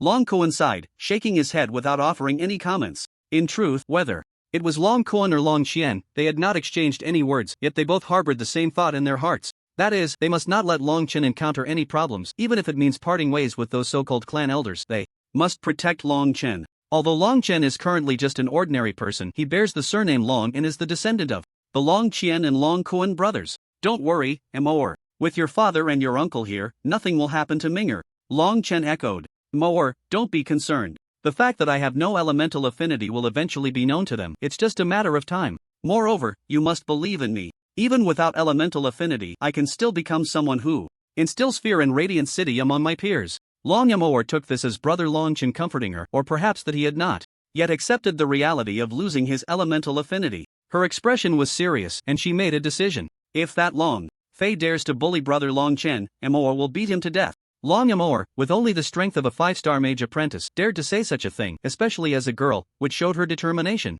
A warm current surged in Long Chen's heart, feeling deeply moved that Long Amour placed such importance on him, this waste. For a moment, Long Chen even thought about not deceiving them anymore. However, the 2-star magic element was still insufficient. After participating in the clan's resource allocation competition, he would decide based on the situation. Long Kuan looked at his daughter with a knowing glance. Having lived long enough to be wise, how could he not understand the thoughts of children? He nodded slightly, thinking that if Long Chen could safely get through this, he would discuss with Long Qian whether to reveal that secret to Long Chen and Long Amour. If this matter could not be resolved, then that secret would have to remain hidden in their hearts forever. Long Chen smiled and patted Long Amour's head, gently comforting her. Amour, trust me. If that Long Fei dares to jump in front of me, I will press him to the ground and rub him in the dirt. Similarly, if Long Fei dares to bully you, I will make him pay. What does it matter if we are of the same clan? As long as we are not of one heart, we are not of my kind. Long Amour didn't quite understand what was happening, but after hearing Long Chen's words, she suddenly felt a surge of confidence in him, as if Long Chen were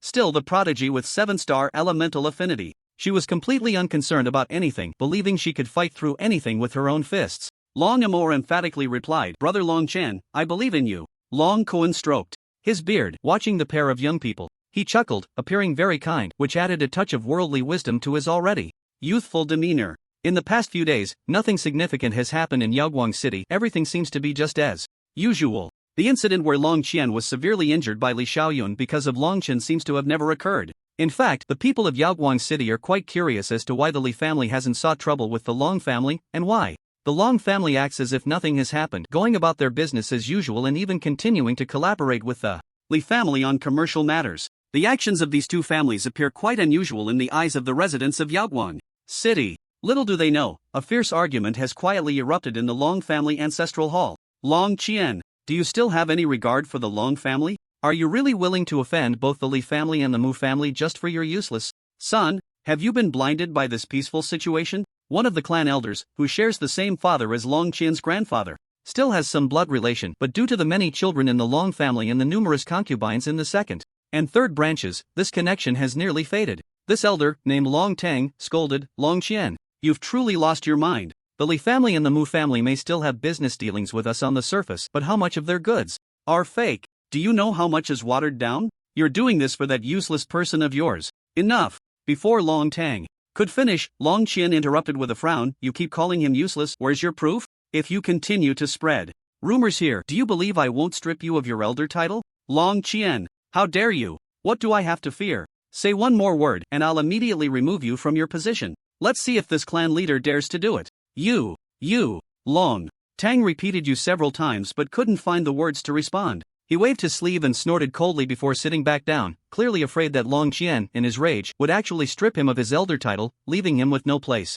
to argue. Oh dear, old Tang, don't be angry. At this moment, another elder stepped forward, trying to mediate amicably. Sitting to the side, Long Kuan rolled his eyes. Long Hui, stop pretending to be kind-hearted. If you have something to say, just say. It's, what good can come from you standing up? It's probably worse than the fart Long Ting just let out. Hearing Long Kuan's harsh words, Long Hui remained unbothered and still wore a smile as he said, Long Kuan, you still have that temper of yours, and you can't change it no matter what. You have to be slapped in the face before you'll give up. Before Long Kuan could retort, Long Hui continued, Long Chen is indeed a good seedling, but after the last assassination attempt he hasn't shown his strength for a long time. Plus, with the words coming from the Mu family, it raises a lot of suspicion. Long Qian sneered, Long Hui, you really have some nerve. You won't listen to your own family but only to those outside rumors? I know you've been coveting the position of clan leader for a long time, but there's no need to target my son like this, right? Long Hui didn't deny it casually, saying, while I do want to be the clan leader, I've never used any despicable means.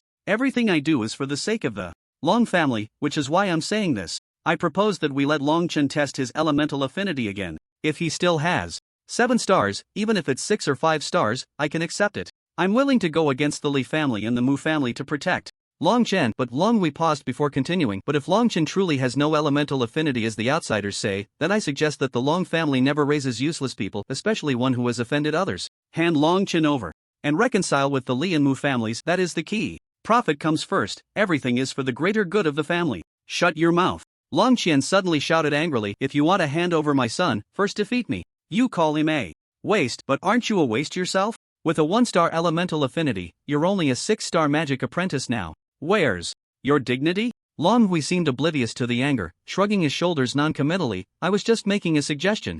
Whether he's a waste or not can be tested later. I never said Long Chen was truly a waste. Why are you so agitated? Are you feeling guilty? Moreover, although I've been progressing further in my magical energy cultivation, I haven't done anything to harm the family. Chief, what do you say? Long Qian realized he was losing his composure inside. After that assassination attempt yesterday, his mental state is still unstable. If we want to test him, let's wait a few days. And what about those few days? Long Tang scoffed, adding, we already discussed this a few days ago. We were supposed to hold a resource competition in the next couple of days, but you, the chief, have been absent and we don't know where you've gone, so we had to postpone it. How about we set the competition for tomorrow? It would be a good chance to see if Long Chen is a genius or a waste. Long Tang's idea was quite ruthless. He seemed to have already decided that Long Chen was a waste and insisted on holding the family resource competition to strip away Long Chen's facade. Long Qian's lips moved slightly, but he ultimately decided to avoid confrontation with these two elders for now. Let's hold it in 2 days.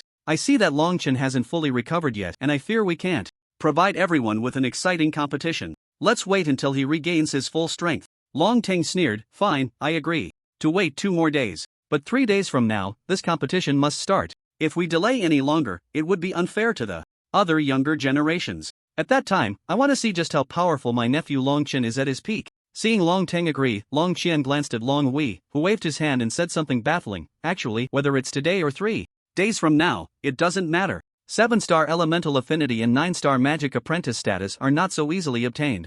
After saying this, Long Tang and Long Hui laughed heartily as they left the ancestral hall. Long Kuan looked at Long Qian, who appeared dejected. He felt a pang of sympathy but also couldn't bear to see Long Qian unwilling to face reality. Big brother, no matter what, it's already come to this. Just like Long Hui said, whether it's today or 3 days later, it doesn't make a difference. Why do you still want to? Long Qian waved his hand, interrupting Long Kuan's advice. I know, but I just don't want their schemes to succeed. I feel like they have secretly collaborated with the Li family or the Mu family. Otherwise, they wouldn't be so certain that Long Chen is a waste right now. What? Long Kuan was furious upon hearing this. The Long family members actually joined forces with people from other families to persecute their own kin. These people were utterly shameless, willing to sell out the entire Long family for the sake of the chief's power. Collaborating with the Li family and the Mu family was akin to raising a tiger to trouble oneself, aiding the tiger.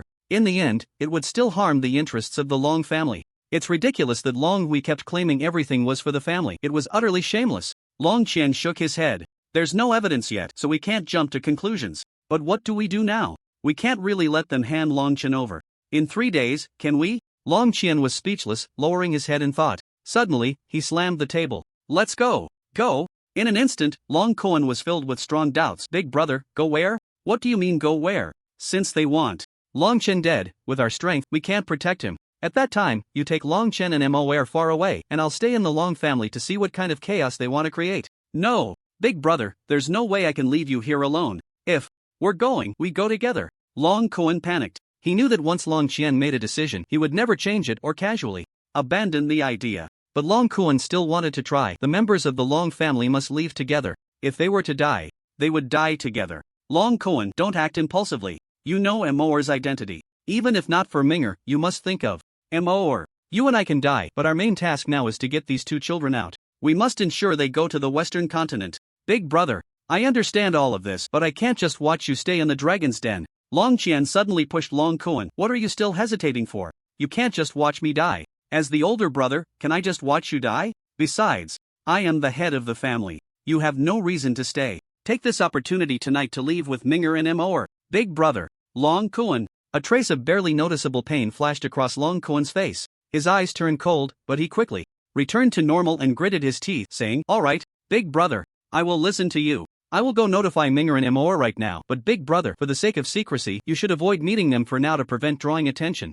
Long Qian let out a sigh of relief and heavily patted Long Kuan's shoulder, saying, "Good, then I leave it to you. You're smart, I believe you can handle it. Just let me know when you're leaving. I want to see them one last time." Long Kuan was also deeply moved. This was a father's final love for his children. At this moment, Long Qian was sitting cross-legged near the magic testing wall in the training room. The color of the testing wall was very dim, having lost its originally vibrant glow. Surrounding Long Qian were small whirlpools, all crazily absorbing the magical energy from the world, converging into Long Qian's body. The testing wall also sensed this massive energy, its color becoming even duller. "Ha!" Long Qian shouted angrily, and the small whirlpools around him exploded, with streams of magical energy like ribbons being absorbed into his body. If Long Qian was a reservoir now, then the magical energy was a continuous water source constantly pouring into his body. Long Qian slowly opened his eyes, extending his hand to cast a magic ball that directly smashed into the testing wall. At such a close distance, he tilted his head, and with the other hand, he simultaneously cast another magic ball, striking the rebound attack. Everything happened in the blink of an eye. If an ordinary person were watching, they would only see Long Qian attacking the testing wall, which then exploded instantly without noticing Long Qian's movements at all. Long Qian's speed had reached an extremely terrifying level. In this world, magicians typically had the most abundant magical energy, slightly slower speed, and the weakest physical strength. Long Qian, however, went against the grain. While absorbing magical energy, he continuously trained his physical strength and speed. He could train his speed using the testing wall, but his physical strength could only be honed through taking hits. Over the past few days, the attacks that Long Qian had not dodged and were rebounded back numbered at least 800, if not 1,000, and the most critical part was that Long Qian had endured every single one. It could be said that his physical condition was not inferior to that of a one-star magician, and his speed was likely only slightly below Mu Shuebing, with no peers among his contemporaries. Although there are still some shortcomings in his realm when it comes to practicing magic, one must never hit a dead end. Continuously honing powerful attacks while neglecting the most crucial defense could lead to a situation where someone several realms below you could injure you with just a touch. However, under the talent of the 8-star elemental affinity, Long Qian's magical energy was steadily increasing. After finishing his training, Long Qian pulled up his information. Human, Long Qian level, 5-star magic apprentice attribute, suspected fire element, unknown, skill, void cloud technique elemental affinity, 8 stars. Aside from the change in level, everything else remained the same. Long Qian sighed. After 2 days of frenzied training, he had only increased by 3 stars, and that was without compression. After compression, it would likely be even lower. But Long Qian had no time to compress his magical energy now. He had to secure the top spot in the family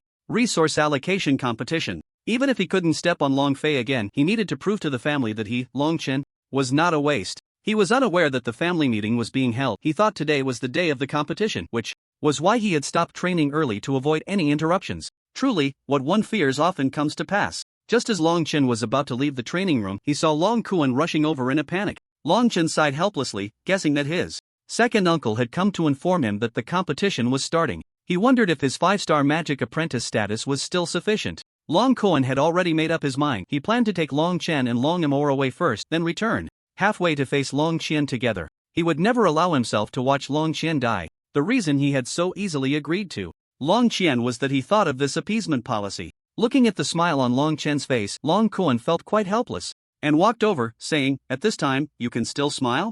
Long Qian nonchalantly replied, "If I don't smile, should I cry? Isn't the competition about to start? Should I go now or make a grand entrance later?" Long Qian made an ill-timed joke, and Long Kuan punched him, saying, "What are you talking about, you brat? To be honest, it's better not to compete at all. No more nonsense. I'm taking you and Moer out for a walk. Are you coming?" "I'm not going. I'll talk after the competition." "After the competition, there won't be any chances." "What chances?" Long Qian was puzzled. "Second uncle, you're not saying the competition has been postponed again, are you?" Long Kuan nodded. Your father is back. To buy you some time, he delayed it for 2 more days. The competition will be at this time the day after tomorrow. Then if we go out for a walk, will we make it back in time for the competition? After hearing this, Long Kuan's expression shifted from surprise to anger. This kid was simply invincible. Everyone was trying to convince him not to attend that ridiculous competition, yet he was eager to go. Did he not know his own weight? Long Kuan glared. If I tell you to go, you go. Why so much nonsense? Seeing Long Kuan so flustered, Long Chen suddenly understood, feigning realization. Second uncle, you want me to run away, right? Long Kuan was so angry he laughed, admitting, exactly, I want you to escape. Let's go out and avoid the storm, and when things calm down a bit, we'll return discreetly. Long Chen replied frankly, I'm not going. Second uncle, give up on that idea. I'm not stupid, this must be a plan you and Dad discussed. You take me and Amor away, and then Dad stays here, right? Whether Dad can survive is another question. As he spoke, Long Chen's gaze became resolute. As a son, how can I just watch my father die? Second uncle, I don't want to be an unfilial person. Rascal. Although Long Chen's words moved Long Kuan, what he felt more was anger. All you do here is create trouble for your father. You must come with me today. Long Chen made a gesture to summon magic. I won't go. No one can stop me today. Seeing this, Long Kuan laughed. How could someone with not a shred of elemental affinity possibly summon magic? However, Long Chen's stubborn expression was exactly like his father's. If you really don't leave, your second uncle might get rough. If you get hurt, don't blame me. As he spoke, a flicker of flame actually appeared in Long Kuan's hand. It seemed that if Long Chen didn't heed the warning, Long Kuan would really knock him out and carry him away. Long Chen was also scared. He truly feared that Long Kuan would forcibly take him away, which could put his father in a life-threatening situation. Second uncle, I won't go unless you kill me. As soon as he finished speaking, the magical energy near the training room suddenly surged towards Long Chen, and a huge fireball abruptly appeared in the palm of his hand. This, Long Kuan was momentarily dumbfounded, rubbing his eyes and looking again at the fireball. Could there really be such a thing as 10-star Long Chen affinity? Since I can't find magic, let magic come to me. The blazing fireball in Long Chen's hand was a symbol of magic. Minger, you can cultivate now? Long Chen frowned and said, I said long ago that I have confidence, but you all just don't believe I have confidence. What can I do? Second uncle, no matter how many times you say it today, I can't leave. Otherwise, let's have a fight and see. Long Kuan's eyes turned, and then he stomped one foot, instantly enveloping his body in magical energy. Long Chen secretly thought, extracting information on Long Kuan. Human, Long Kuan level, 4-star intermediate mage attribute, fire element skills, flowing. Fire meteor, fire magic ball, fire blade elemental affinity, 5-star. Long Chen squinted. He didn't expect his second uncle Long Kuan to be a genius with a 5-star elemental affinity. Goodness, second uncle, you're not bad. Cut the nonsense, Minger. If you can get past my challenge today, I'll let you stay in the Long family. Otherwise, even if I have to knock you out, I'll take you away. But with your 4-star intermediate mage strength, how can I withstand it? Long Kuan was also puzzled as to how Long Chen could see through his level, but he didn't think much of it. He said in a deep voice, I will suppress my level to around 6-star magic apprentice. If you can fight back against me, even if you win. So simple? Long Chen smirked, and in an instant, he disappeared from his spot, reappearing in front of Long Kuan, delivering a heavy punch to Long Kuan's abdomen. Long Kuan didn't expect Long Chen to be so fast. He didn't react in time and was sent flying a great distance by the punch. If he hadn't had the physique of a 4-star intermediate mage, he might have suffered some minor injuries that would affect his strength. Minger, not bad. Long Kuan suddenly sprang up, and the magic in his hand generated extremely scorching flames through friction with the air. Fire blade. The magical energy gathered, forming a large knife-like flame shape. Detected powerful close-range magical attack. Do you want to copy it? Copy. Long Chen leaped to the side, creating distance from Long Kuan. In his palm, a long knife with a flame shape appeared, and then he charged towards Long Kuan. Magic splattered everywhere, exploding violently in the narrow space. Long Kuan retreated 3 or 4 meters, while Long Chen also stepped back more than 10 steps. The two were evenly matched in this fierce clash. Good kid. You've tricked your second uncle and your father quite well. I didn't expect you to be secretly practicing magic, and you've even learned the fire blade. I'm truly surprised. Long Kuan, whose strength was suppressed at the level of a 6-star magic apprentice, was filled with mixed emotions. The fact that Long Chen could stand against him without falling behind indicated that, despite his low rank, he at least possessed the combat power of a 6-star magic apprentice. Long Chen clasped his fists. Thank you, second uncle. Wait a minute. Long Kuan chuckled. Since we're going to fight, let's make it more exciting. Half-hearted attempts are pointless. Take another hit from me. Long Chen initially intended to reveal that he could practice magic, hoping to dissuade his second uncle Long Kuan from taking him away from the Long family.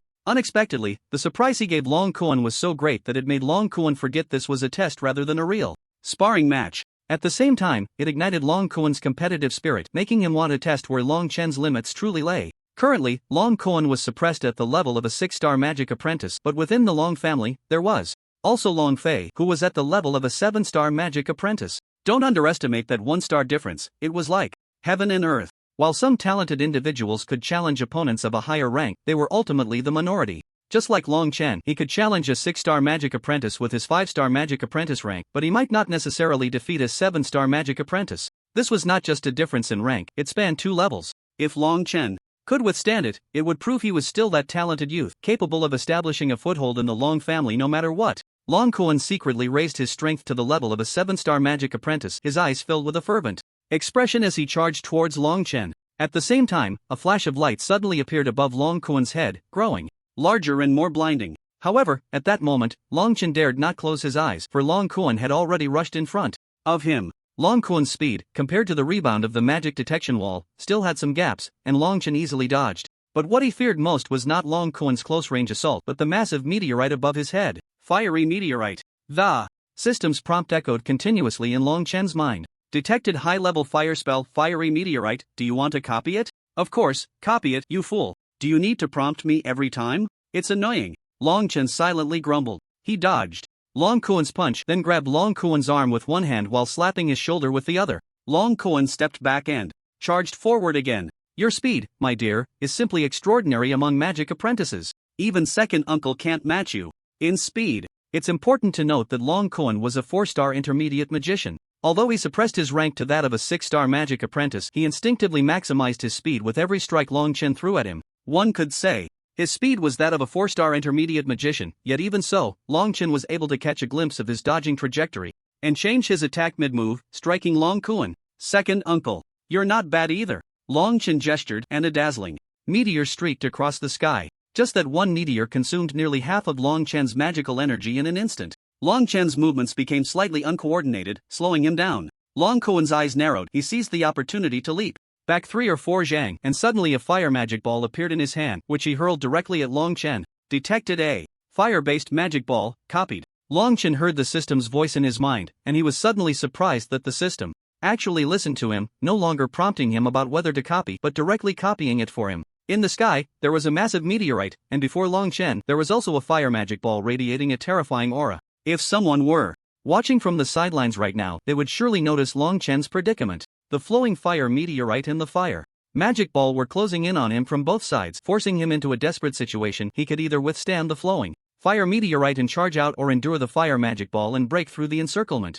Both of these attacks were not easy to counter, and anyone else would have to make a choice. But Long Chen was different. He looked at the 2 large spells flying towards him and at Long Kuan, who thought he could completely defeat Long Chen and had retreated far back, suddenly breaking into a smile. Long Kuan smiled back at him and made a please go ahead gesture, not believing that this 5-star magic apprentice, Long Chen, could easily counter these 2 moves. Even if he could counter them, it would definitely not be that easy. But who knew that before his smile could fade, a violent explosion echoed from the sky. Long Kuan's expression shifted from schadenfreude to sheer astonishment. He saw another flowing fire meteorite hurtling down from the sky, crashing directly into Long Kuan's meteorite. The 2 massive meteorites collided, creating a sound that shook the entire Long family. Many members of the Long family rushed out of their houses, staring in shock at the immense wave of fire magic energy in the distance. Isn't that the direction of Ming Ji's courtyard? How could such powerful energy erupt? Could it be that Minggu has broken through again? Impossible. I've heard those adults say, and it's already been widely circulated outside, that Long Chen is currently a useless waste with no elemental affinity.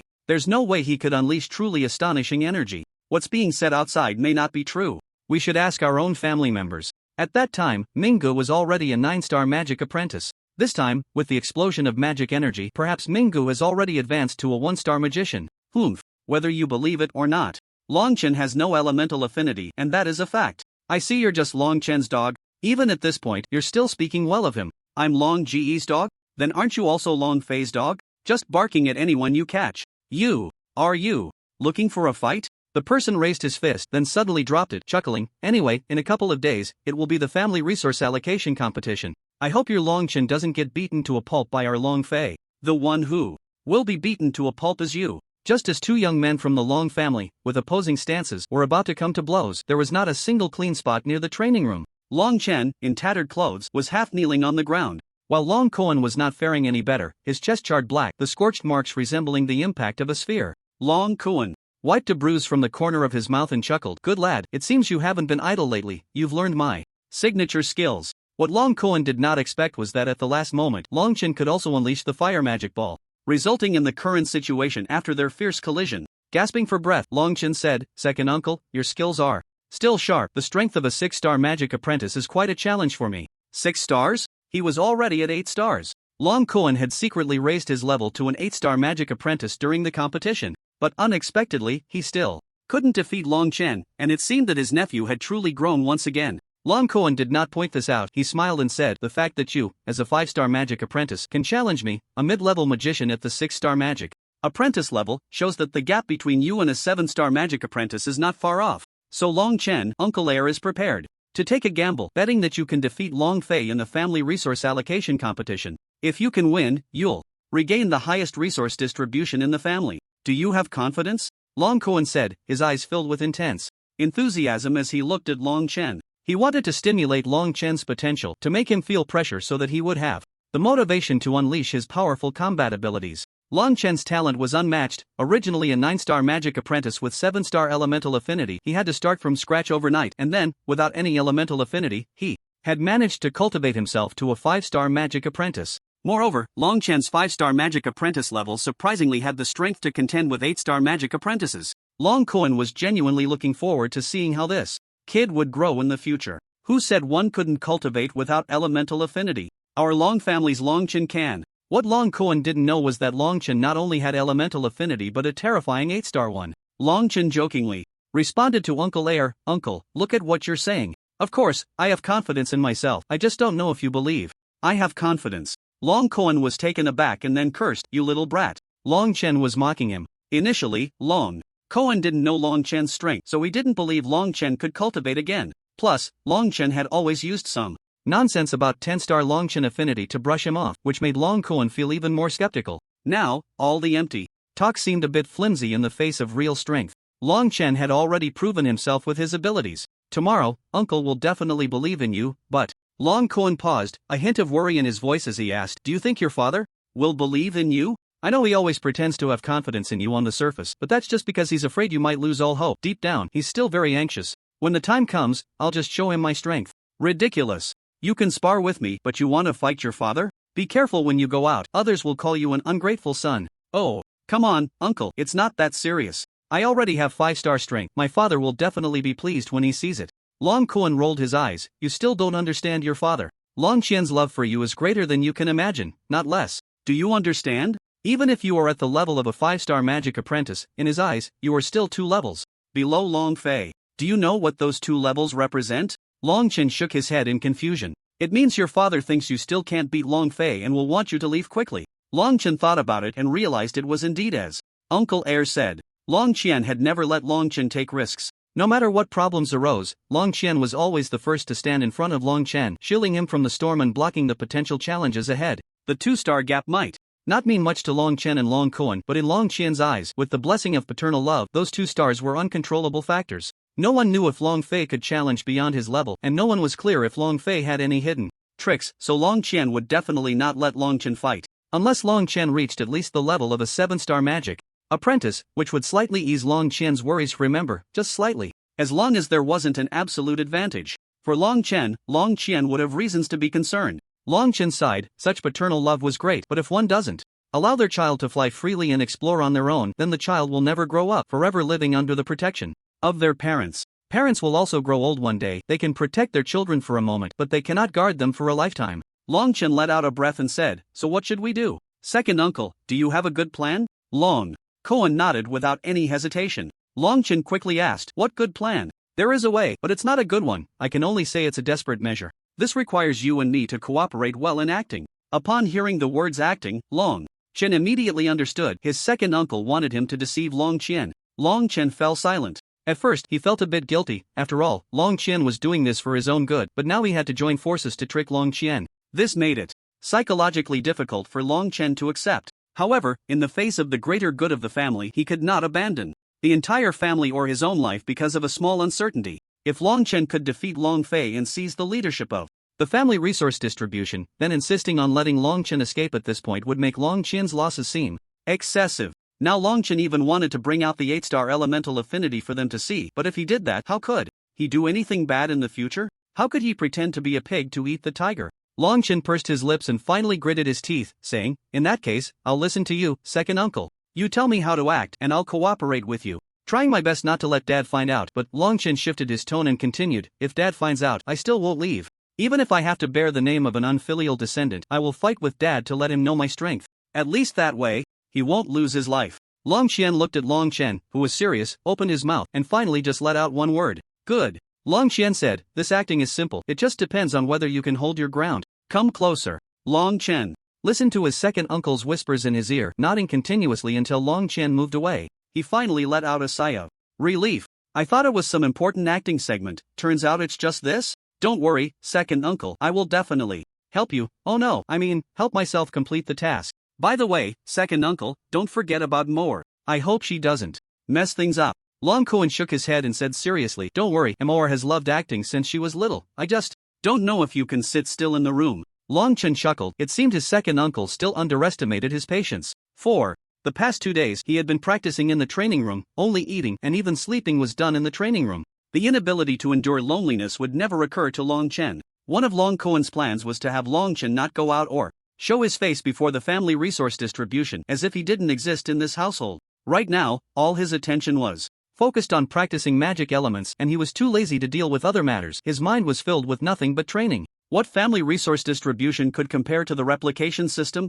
If it weren't for the internal and external troubles of the Long family, Long Chen wouldn't even bother to show his face. He would just stay at home and practice on the magic testing wall. When he could punch through the magic testing wall, he would then go out to travel. So staying in the room for 2 days was not a difficult task. He just had to appear spirited when he left at night, as if he were truly being taken on a journey by his elders. Long Chen had never been taken out, so he didn't know what emotions came with going out. It should be excitement, right? That night, the entire Long family was silent, all the lights extinguished, with only a few scattered sparks moving back and forth near the Long family. Long Qian sat in his own room, without lighting a lamp, the place shrouded in darkness. At that moment, the door to his room was suddenly opened a crack, and a black shadow slipped inside. Although the shadow was trying to be discreet, Long Qian's keen ears detected the presence of someone entering, yet he made no move, allowing the person to approach him from behind. Before the person could speak, Long Qian surprisingly took the initiative. "How did it go?" The black shadow did not respond immediately. Instead, it boldly sat down beside Long Qian, opened a cup of tea, and gulped down a large mouthful before finally speaking. As soon as he opened his mouth, it was clear that the shadow was Long Kuan. Did those 2 kids agree to leave? Were they knocked out or did they go willingly? Long Kuan replied, "I told them we would take them out to see the world, and they accepted gladly. Tomorrow, there won't be any inquiries about the family resource distribution. You already talked to him about it a few days ago. I lied to them once, saying that the competition for family resource distribution was postponed due to some recent external reasons." "That's good," Long Qian sighed, as if he had aged decades in that moment. "After you take them away, they should never return to Yaoguang City. They must see the world, they can't stay in this small place. You also need to protect them well, don't let them suffer." "I understand all that, but big brother, are you really not coming with us? This rotten family is not worth keeping. The 4 of us can still carve out a place for ourselves out there." Due to the overwhelming darkness in the room, Long Qian did not notice Long Kuan's expression and remained silent. Long Kuan, determined to play his part well, anxiously said, "This is the last chance, you might never see them again." Long Qian finally spoke, "Just one last look before they leave is enough." Long Kuan knew he couldn't argue with his elder brother, so he sighed and said, "Then I'll go first. Take care, we'll leave from the west side wall." Long Qian remained silent. Long Kuan quietly left again, arriving at the west side wall where Long Amor and Long Chen had been waiting for a long time, ready with their bundles. Long Chen waved and asked, "Second uncle, how did it go? Keep your voice down." Long Kuan wished he could so Long Chen's mouth shut, speaking so loudly could alert Long Qian, who was secretly observing, or wake the other members of the Long family who were already asleep. Long Chen shrank his head back, realizing that if their father or those domineering relatives found out, they would be in serious trouble. At that moment, Long Qian was above the ancestral hall, watching Long Chen and the others leave. A glimmer of tears appeared in the corner of his eye under the moonlight, and after wiping it away, he gave a self-deprecating smile. "Being up high is no good. The wind is so strong I can hardly keep my eyes open." Long Chen was fully immersed in his role, turning back for a reluctant glance as if truly experiencing a heartbreaking farewell. Long Qian felt Long Chen's gaze and quickly hid behind the ancestral hall, suddenly afraid of being discovered by him. It wasn't until Long Chen and the others disappeared into the darkness of the west courtyard wall that Long Qian stepped out, his eyes revealing a hint of reluctance as he murmured, "Tomorrow, you must take care of yourselves out there, look after your sister, and also take care of yourself. Although this world is filled with powerful mages, there are still places for ordinary people to survive, never give up. Of course, if you can cultivate, you must find the opportunity to practice magic. Your father believes in you, you will surely find your own 10-star Longchen affinity magic element." Long Qian smiled with relief, then coldly glanced at the vast Long family. There were many people in the Long family, but they were exceptionally cold. This family had already decayed. Those clan elders, for the so-called family interests, were planning to unite with other families against the Long family. It was truly laughable. One couldn't understand what family interests could possibly exist in dealing with the Long family. Long Qian sneered, "If you really dare to secretly collude with the Li family and the Mu family, I, Long Qian, swear that even if the entire Long family ceases to exist, I will not let you go. Long Tong, Long Hui, even if I have to sacrifice my cultivation, I will make you pay the price." Boom! Thunder rumbled, and a dim tearful light shone on Long Qian's fierce face. In the next second, the light flashed and Long Qian had already disappeared above the ancestral hall. The sound of the thunder startled Long Amour greatly. She was still trapped in her own thoughts, believing it was just an early outing for exploration.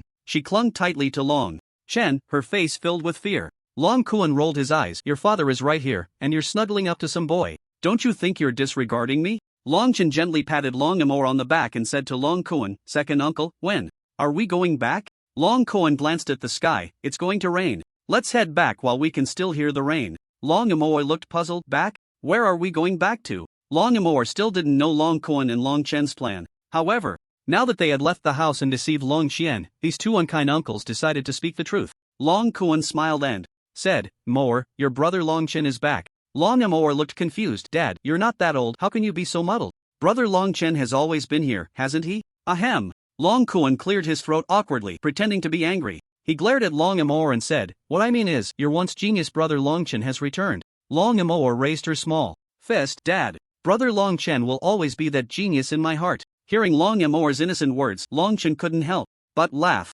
Long Kuan was at a loss. Why was his daughter acting so strangely today? "Amour, what I meant to say is, your brother Long Chen can cultivate now." Long Amour, like a stubborn debater, widened her eyes and said, "Dad, you really are getting old and confused. Brother Long Chen could always cultivate. You, Moa, are you trying to drive your father to death?"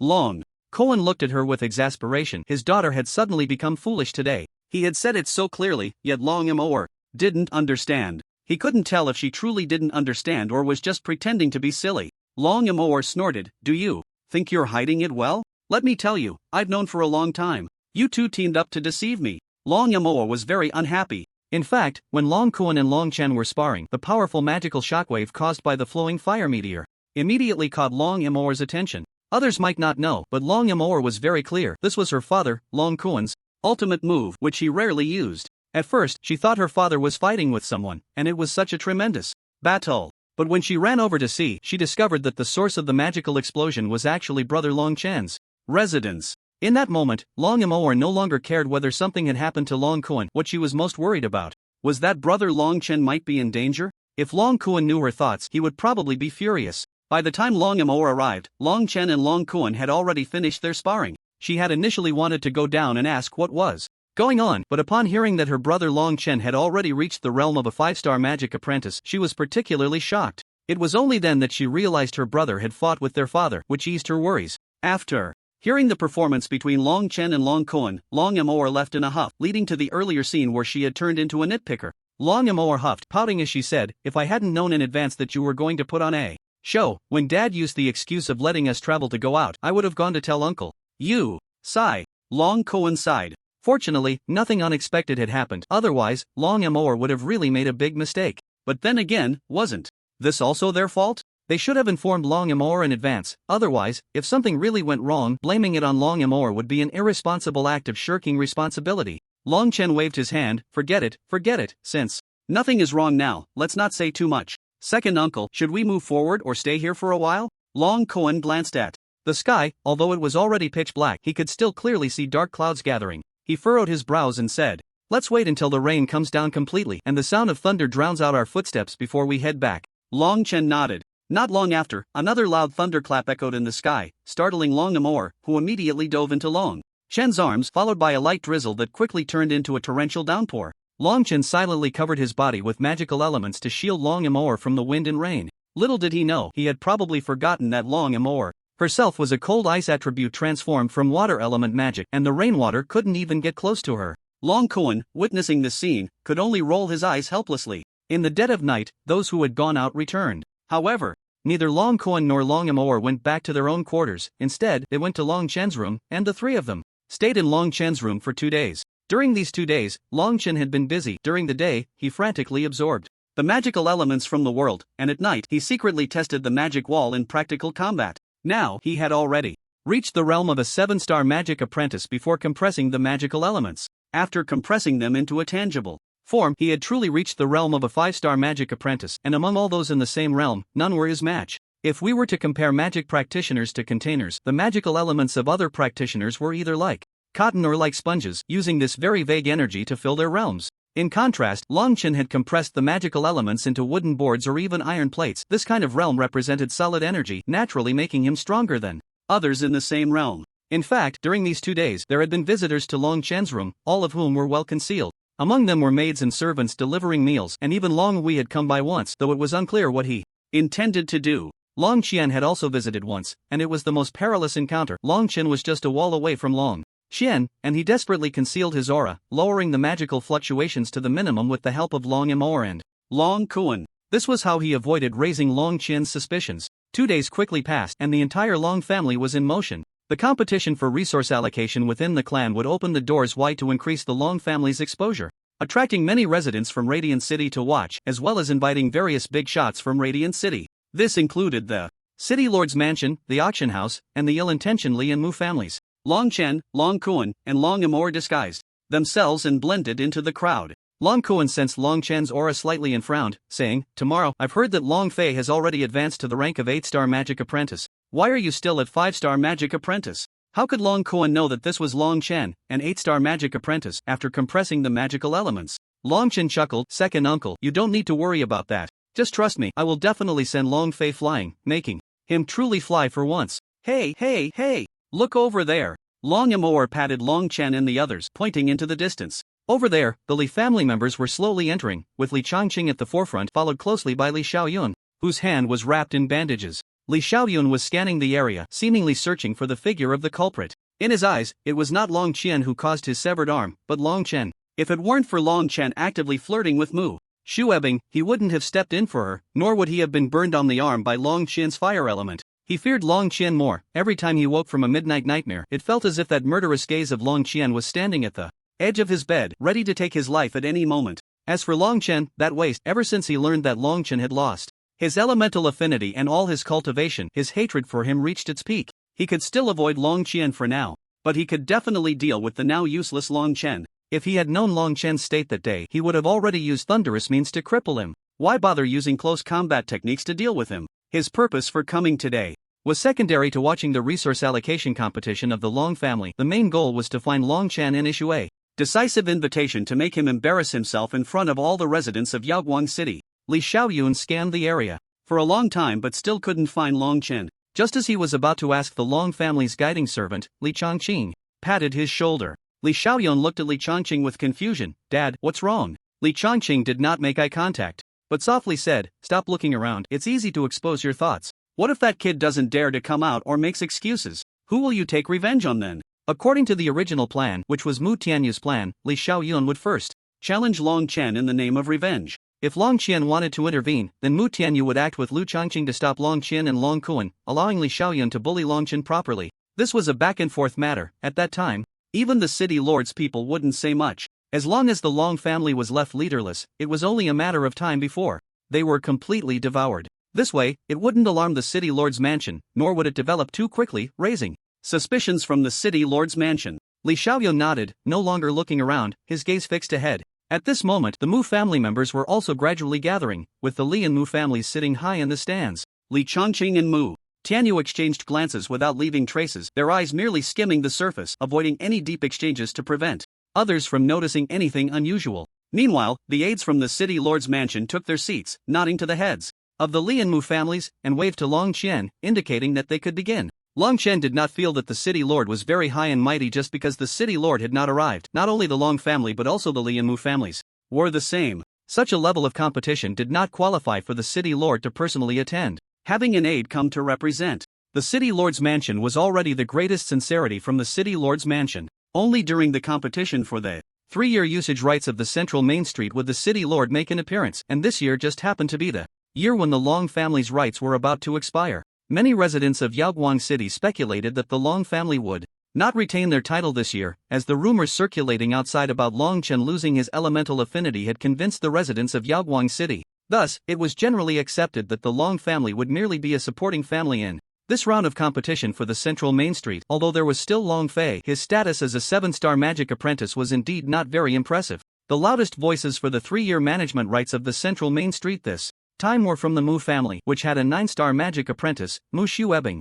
If it weren't for Li family's Li Xiaoyun losing an arm, the Li family might have been able to contest with the Mu family, but now they could only concede to the Mu family. It truly echoed the saying, when the clam and the snipe fight, the fisherman benefits. Long Qian took a deep breath, looking at the sea of people in the Long family's martial arts arena. His expression was emotionless. With so many people present, aside from the Li and Mu families, almost everyone was unaware that after today, the entire Yaoguang city would undergo a transformation.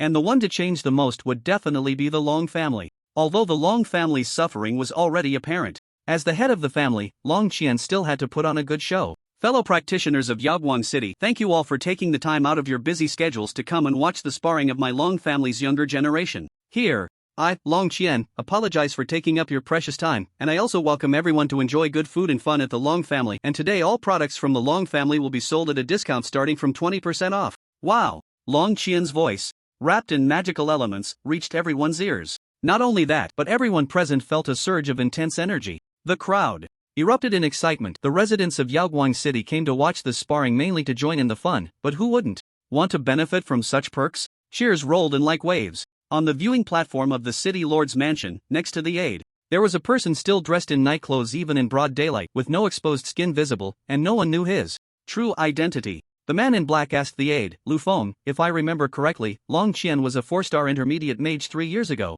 After 3 years, how has Long Qian's fire element reached this level? Can you tell what realm he is in? Now, the aide, referred to as Lu Feng, shook his head and respectfully replied, I'm not very sure either. The flames surrounding Long Qian are exceptionally violent, seemingly due to his anger, so I can't discern what kind of strength he truly possesses. What about a conservative estimate? Even conservatively speaking, he probably has at least the strength of a 6-star intermediate mage. The man in black chuckled lightly, a hint of amusement appearing at the corner of his mouth. Lu Changqing is a 6-star intermediate mage. Mu Tianyu is a 5-star intermediate mage. Things are getting interesting. Lu Feng, who do you think we should help later? If it's the trend of the situation, we should definitely assist the Li and Mu families. Do those 2 families need our help? Lu Feng was taken aback, then smiled. True, the 2 families can easily defeat one. They could win with their eyes closed. We can just watch from the city lord's mansion. The man in black laughed heartily. Watching won't do. The city lord's mansion hasn't seen any income for a long time. If they want to make such a big commotion, they need to pay some venue fees, right? Lu Feng nodded and fell silent. The man in black did not inquire further, instead calculating his own little schemes in his heart, thinking about how to maximize the benefits for the city lord's mansion. At this moment, Long Qian had already announced the start of the competition, leaping back to sit in the central position of the Long family's viewing platform. The competition adopts a group scoring system. The entire Long family has a total of 12 magic practitioners, divided into 2 groups, 1 and 2. The one with the highest score in each group will then compete in the final showdown. This system may seem unfair, but the draw is random. In this land, luck is also a part of strength. If you are unfortunate enough to be placed in the death group, be prepared for an early exit. If luck is on your side and you end up in the weaker group, you might get to run a few more rounds, and if you're really lucky, you could even take a couple of laps in the finals. Although the first place will gain priority in resource allocation from the family, the second place will still get some scraps from the first, which is enough to make the other family members envious. At this moment, the match taking place is between a nephew of Long Hui and the youngest son of Long Tang.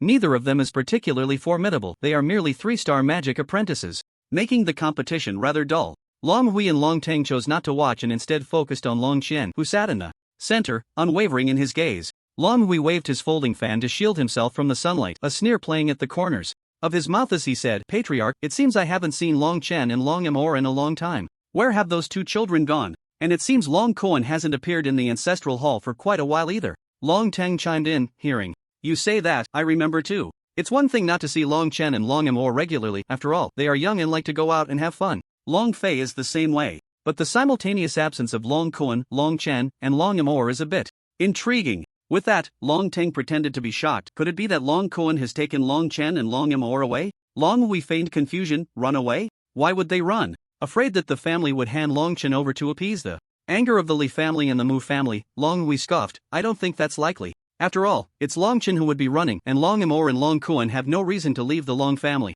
"Tongue brother, I think you're overthinking it." Long Teng snorted with a smile and turned to Long Qian. "Patriarch, can you give us a hint? Did Long Amor and Long Qian really run away? If so, we wouldn't even need to report their names. Otherwise, it would be too embarrassing if they didn't show up." "After we did." Long Qian completely ignored the two, who were exchanging sarcastic remarks, still fixated on the sparring between the two younger generations below. However, Long Hui also chimed in, "Patriarch, I think Tang brother is right. If they really did run away, it would be better to just say it openly, right? It's better than being embarrassed, and we can proceed more quickly." After saying that, Long Hui pointed at Long Fei, who was on the sidelines, already impatient and eager to go. Long Tang proudly lifted his chin slightly. Long Fei was his son. Father named Long Tang, son named Long Fei. This shows how ambitious Long Tang was when naming his son. Now that Long Chen was gone, his son was the most renowned genius in the family and the one with the highest combat power. As long as Long Fei could successfully win this internal resource allocation competition, he would gain the greatest resources from the Long family, thus becoming stronger and stronger. As for Long Chen, who had already become a waste, it didn't matter whether he ran or not. The biggest regret was that Long Chen couldn't be used to appease the anger of the Li family. However, as the saying goes, debts must be repaid. With Long Chen gone, Long Qian was still here, allowing Li Changqing to vent his anger on Long Qian. Isn't that the same? Moreover, Long Qian was the one who caused Li Xiaoyun to lose his arm. Listening to the incessant chatter of these two clan elders, Long Qian coldly snorted, "I haven't seen Minger, Amor, and Long Kuan for a long time either. As for where they went, I don't care and don't want to care. As for whatever tricks you have up your sleeves, feel free to bring them out." At this point, Long Qian paused. "If you act under the banner of family interests, while doing things that harm the family's interests, don't blame me, Long Qian, for turning against you. Even if the Long family falls, I won't let you treat the Long family as a vassal of other families." Since he had already laid all his cards on the table, Long Qian didn't care about tearing the facade anymore. Long Tang and Long Hui exchanged glances. They indeed had such thoughts, but that was based on the premise that they were safe. They feared Long Qian and the possibility of a mutual destruction. At this moment, the younger generation of Long Tang and Long Hui had finished their sparring, with Long Hui's junior emerging victorious while Long Tang's junior lost. However, there was no great joy on Long Hui's face. Long Tang also showed no signs of disappointment. After all, these two juniors were not the ones they valued highly. Long Tang's most promising junior was still Long Fei, so losing a few matches didn't matter as long as Long Fei could ultimately stand out and decisively defeat this group of young peers. Only then would Long Tang's face shine with pride. Long Hui also understood that this competition was merely a warm-up. He had no significant emotional fluctuations. After all, he and Long Tang were on the side of interests, and as long as Long Fei won, he would still gain considerable benefits. After the host announced the winner, he picked up the list and suddenly froze, looking horrified at Long Hui, Long Tang, and Long Kuan on stage. As the host, he naturally knew about some of the family's little dramas, such as Long Chen and Long Amor, who were supposed to compete but had yet to arrive. A seat for an elder was missing in the stands, which was supposed to be occupied by Long Kuan, who still had not shown up. After glancing around, the host noticed that Long Qian had no emotional response, while Long Hui and Long Tang wore mocking smiles. He took a deep breath and softly said, "Next match, Long Fei versus Long Amor." At this announcement, the entire hall was stunned. Long Fei leaped high from the direction of the Long family and landed heavily on the competition stage. Unlike others in the family who wore elegant long robes, he was clad in cold, sharp iron armor. The rising star after the genius Long Chen, Long Fei. He was finally making his appearance. Long Chen smiled at Long Amor. "Amor, it's your turn to go up. Are you ready to fight?" Long Amor shot Long Chen a glare and turned her gaze toward Long Kuan. Long Kuan was momentarily at a loss. He had thought that Long Amor's match would at least wait for 2 or 3 rounds or even 4 or 5 before she appeared. Who would have thought she would face Long Fei right now? If it had been a little later, she could have fought without hesitation, and even if she couldn't win, it wouldn't be as timid as it was now. But now she had to go on stage, and with Long Chen beside her, was he supposed to let Long Chen appear now? Wouldn't that be too early? Long Kuan shifted his gaze to Long Chen, as if seeking his opinion. Long Chen stroked his chin. pondering and weighing the pros and cons. If he appeared a little later, he could make a dazzling entrance during the heated phase of the competition, allowing the already rising Long Fei to retreat under his imposing presence, which would certainly attract attention. But now, if he went on stage, Long Fei hadn't yet gained momentum and he couldn't be so impulsive. After all, he still didn't know the situation with the Li family and the Mu family. Rushing onto the stage without knowing what unexpected situations might arise was risky. It would be better to appear at the end of the competition with a thunderous presence, quickly concluding the entire match, which would leave the Li family and the Mu family unable to react or devise any countermeasures. As Long Chen was deep in thought, the host looked towards the Long family's viewing platform and softly called out, "Long Fei is already on the competition stage, please welcome Long Amour to the arena." A wave of silence followed. "We invite Long Amour to the stage." Another moment of silence ensued. The host began to panic, he had never encountered such a situation before. The competition for resource allocation within the clan was mandatory for every clan member and was a highly rewarding event. Regardless of the competition format or the potential gains, every member of the Long family had a compelling reason to participate. However, after all these years, it was the first time such a situation had occurred, where no one came forward despite being called, leaving only Long Fei in his iron armor standing silently on the stage. Could it be that Long Amour is too scared to come out? I think so. I heard that although she has the strength of a 5-star magic apprentice, her attributes aren't the fire element inherited from the Long family. She probably feels embarrassed to show her face in front of others. What do you mean, embarrassed? I think she's just afraid to face Long Fei. She's really a coward. The murmurs from the crowd reached the ears of Long Chen and the other two. Long Amour's expression dimmed for a moment. She glanced at Long Chen and softly said, "Brother Long Chen, you don't need to pay attention to what they say. I'll forfeit this round. It's crucial for you to secure the top spot." Long Chen simply stared ahead, remaining silent. The host was now thoroughly embarrassed. He offered an apologetic smile to Long Fei and addressed everyone, "That little girl, Long Amour, is quite willful. I'll personally go find her. Please be patient, it won't be long, and shortly, servants will bring fruits for everyone to enjoy." With that, the Long family's servants began to move, each carrying trays up to the viewing platform. The host clearly had a decent level of skill. He leaped into the air and landed on the Long family's platform, nodding to Long Qian and the other two influential clan members. "Clan leader, two elders, what's going on with Long Amour? If she doesn't come out soon, it will be hard to wrap this up." Long Tang and Long Hui remained silent, merely casting a mocking glance at Long Qian. Long Qian, expressionless, said, "Long Amour is unwell, so I think we should call this match off and declare Long Fei the winner. There's no need to report the remaining matches." Well, it can only be that way," Long Tang said, clicking his tongue. "Unwell? If Long Amour is unwell, then what about Long Chen? Why doesn't the clan leader just say it all at once to avoid Long Li asking later?" Long Tang seemed to have already decided that Long Chen had fled, and the mockery on his face grew more pronounced. Long Qian shot a sidelong glance at Long Tang. "If you don't speak, no one will think you're mute." Long Hui laughed heartily and patted Long Tang. "Brother Tang, I told you not to look for trouble, but you wouldn't listen. Look, our clan leader is getting angry." Long Tang snorted coldly. "We'll see who can't wrap this up later." The host flew back to the competition stage, cleared his throat, and addressed the many seated. "Everyone, I sincerely apologize. Long Amour is unwell, and this match must be temporarily postponed," declaring Long Fei. "Who said this young lady is unwell? I'm here." The host, Long Li, had never presided over such an awkward competition since the beginning of the clan's resource allocation matches. He looked at the graceful figure on the competition stage and thought to himself, "My dear aunt, if you had come a little earlier, I wouldn't be in such an embarrassing situation." Long Li exhaled a breath of frustration and awkwardly said, "It seems Miss Long Amour has a good recovery ability. Now the match begins." The crowd erupted in an uproar. The ice attribute 5-star magic apprentice Long Amour, facing off against the fire attribute 7-star magic apprentice Long Fei. This was a match with no suspense. Long Fei, the 7-star mage apprentice, was favored by many. However, what everyone was watching was not a clash of realms, but a battle of elemental weaknesses. Long Amour stood on the arena, her gaze unfriendly as she looked at Long Fei. Long Fei was completely encased in iron armor, leaving only a rugged face exposed. He raised an eyebrow at Long Amour, his voice extremely hoarse. "Miss Amour, I don't think I've offended you anywhere, so why are you looking at me like that?" "Bah!" Long Amour snorted coldly. "Don't call me miss. We're not familiar. You're the bad guy who stole from brother Long Chen." Upon hearing this, Long Fei scoffed. "How can you say it was stealing? Everyone competes based on their own abilities. Since Long Chen has become a waste, it's only natural that I, Long Fei, take everything that belongs to him." "Shameless!" Long Amour spat again. She gathered her hands, and a strong chill of magical elements surged up, gradually condensing into a sphere in her hands. No, I can't defeat you, but I will give it my all." Long Fei sneered. "You really don't know your place." The magical ice sphere in Long Amour's hands was instantly released, speeding towards Long Fei.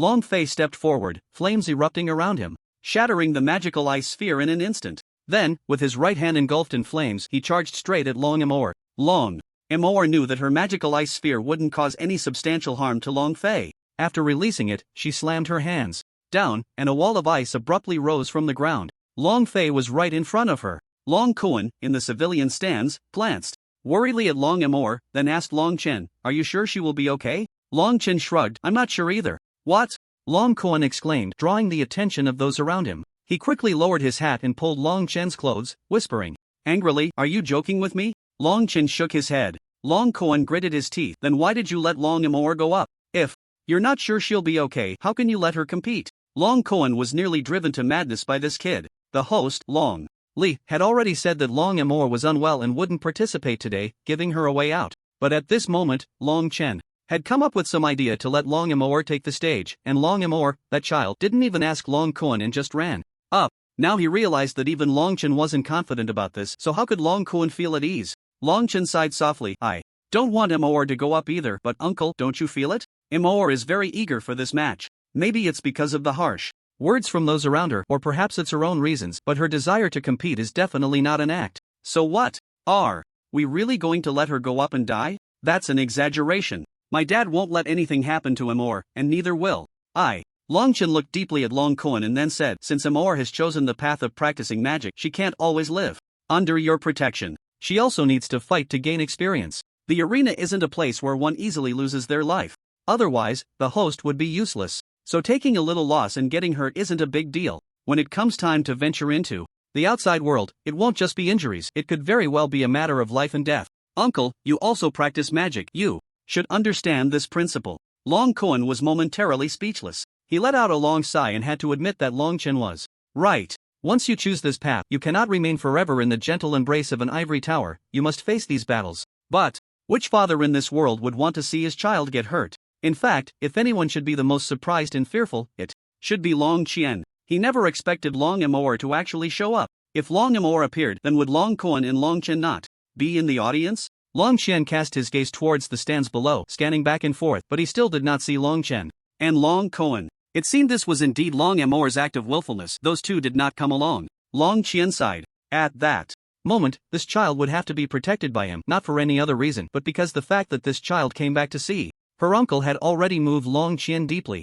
At this moment, Long Fei's flames had already broken through Long Amour's ice wall. Long Fei's face twisted in a grimace as he mocked, "A 5-star magic apprentice dares to challenge me? Long Amour, you really overestimate yourself. Now that Long Chen is gone, I am the most talented young generation in this family. You have no chance of competing with me." Long Fei spoke, but his hands did not stop. The flames on his arms grew fiercer, gradually forming into a sharp blade. This move was one that Long Amour recognized. It was one of her father's signature techniques, the fire blade. This move was extremely lethal. Encountering it would inevitably lead to injury, and if it truly struck, it could even threaten her life. Long Amour's graceful figure flashed as she quickly reacted. She stepped back, and the ice magic in her hands condensed once more, forming a weapon that resembled a large blade. This move was one she had comprehended by observing Long Kuan's training, and it had a familiar name, Ice Blade. The fire blade and ice blade collided instantly, creating a clear boundary of ice and fire around their bodies. Long Fei could not advance, and Long Amour was equally unable to move. From the stands, the dividing line of ice and fire was clearly more expansive on the fire side, appearing particularly powerful, making the ice side seem extremely small. Sure enough, in the next moment, the ice blade shattered instantly, and the fire blade dimmed slightly, but it still surged towards Long Amour with unrelenting force. Long Amour stepped back, a thick layer of ice crystals forming on her arm, blocking the final strike of the fire blade. However, this fire blade still left a mark on her delicate arm. Blood flowed incessantly. Long Fei had no intention of showing mercy. He reached out again, and another fireball came hurtling towards Long Amour's head with great force. Long Amour's heart felt like it was about to split. In a hurry, she erected another ice wall, but how could a hasty defense withstand a poised attack? The ice wall suddenly exploded. Fortunately, it saved Long Amour from being directly injured on the ground, but the powerful shockwave sent her flying, tumbling in the air several times before barely landing, still staggering backward for a dozen steps. This time, Long Fei did not take the opportunity to strike while she was down. He stood with his arms crossed, coldly looking at Long Amour. "I have had many chances to take your life, but I haven't. Long Amour, just admit defeat." Impossible. At first, Long Amour wanted to test Long Fei's strength for her brother Long Chen. After all, she was a 5-star magic apprentice, and Long Chen was also a 5-star magic apprentice. If she could exchange blows with Long Fei, then Long Chen would surely win. However, the power of a 7-star magic apprentice was too terrifying, leaving Long Amour with a sense of dread. She understood that if this were not a sparring match but a true life and death struggle, she absolutely would not still be standing here now. In other words, Long Chen now stands no chance against Long Fei. Impossible? Even if I let you and Long Chen team up, the two of you might not be able to touch me. Not to mention that waste hiding away and sending a woman to fight me. What kind of man is that? Long Amour shook her head vigorously, and upon hearing Long Fei's arrogant words, she gritted her teeth and stood tall. She declared fiercely, "You want me to admit defeat? You should look in the mirror. You don't even measure up to a millionth of my brother Long Chen. Brother Long Chen will definitely defeat you." As soon as she finished speaking, Long Fei instantly appeared beside Long Amour and kicked her away. "Long Amour, you've successfully angered me." In the next moment, Long Fei was in front of Long Amour, one hand pressing down on her head while the other gathered magic. With one hand on Long Amour's head, he slowly pressed down the flame element in his other hand, as if he truly intended to annihilate her. The host, Long Li, could no longer bear to watch, but Long Fei's hand was pressing down slowly.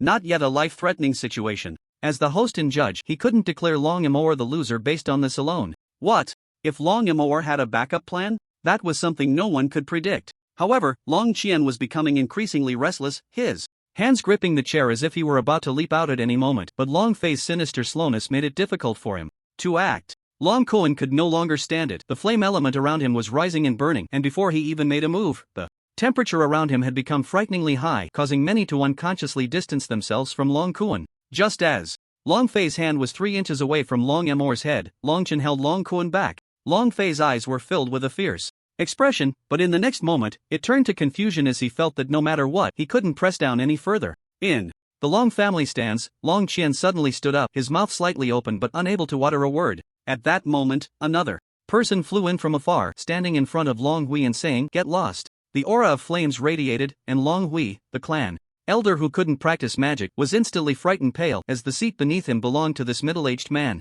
Long Qian sighed and said softly, "Long Kuan, you shouldn't have come, and you definitely shouldn't have brought them back." Long Kuan sat in the chair that originally belonged to him and said in a deep voice, "What shouldn't have been done? In the family, whatever happens, you and I, as brothers, should face it together, not me running away with 2 kids. Big brother, those 2 kids didn't want to abandon you." Long Qian opened his mouth but couldn't say a word, only gently patting Long Kuan's shoulder, his face filled with gratitude. Now that they had all returned, blaming anyone was pointless. At worst, they would face death together. It's as simple as that. How many people in life truly care for you? It's worth it. In the Li family stands, Li Xiaoyun also suddenly stood up, gritting his teeth and saying, "Dad, it's him. Not only did he bully Xue Bing, but he also spoke disrespectfully to me, leading to my current situation. Sit back down. Dad, sit back down. I have my own plans." Li Xiaoyun begrudgingly sat back down, his gaze fixed on the young man appearing in the arena, a boundless killing intent spreading within him. He decided that as soon as he had the chance,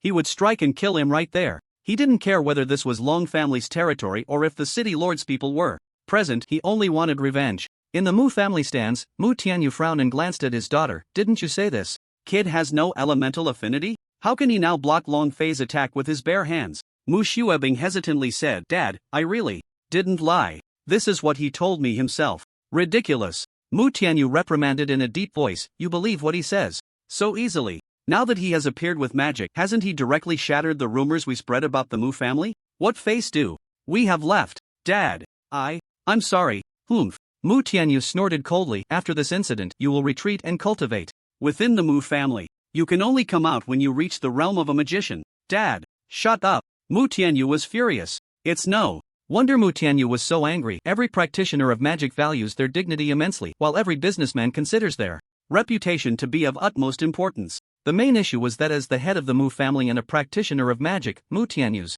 reputation and dignity were being trampled on by this kid who had regained his magical abilities. How could Mu Tianyu not be angry? The crowd in the stands of Yaoguang City was also buzzing with discussion. Isn't Long Chen supposed to have no elemental affinity? How can he still use magic? I'm curious too, how did he block Long Fei's seemingly fierce attack? Could it be that this has been a rumor from the start? I think it's possible. That damned Mu family actually deceived us. I won't buy anything from them again. Exactly.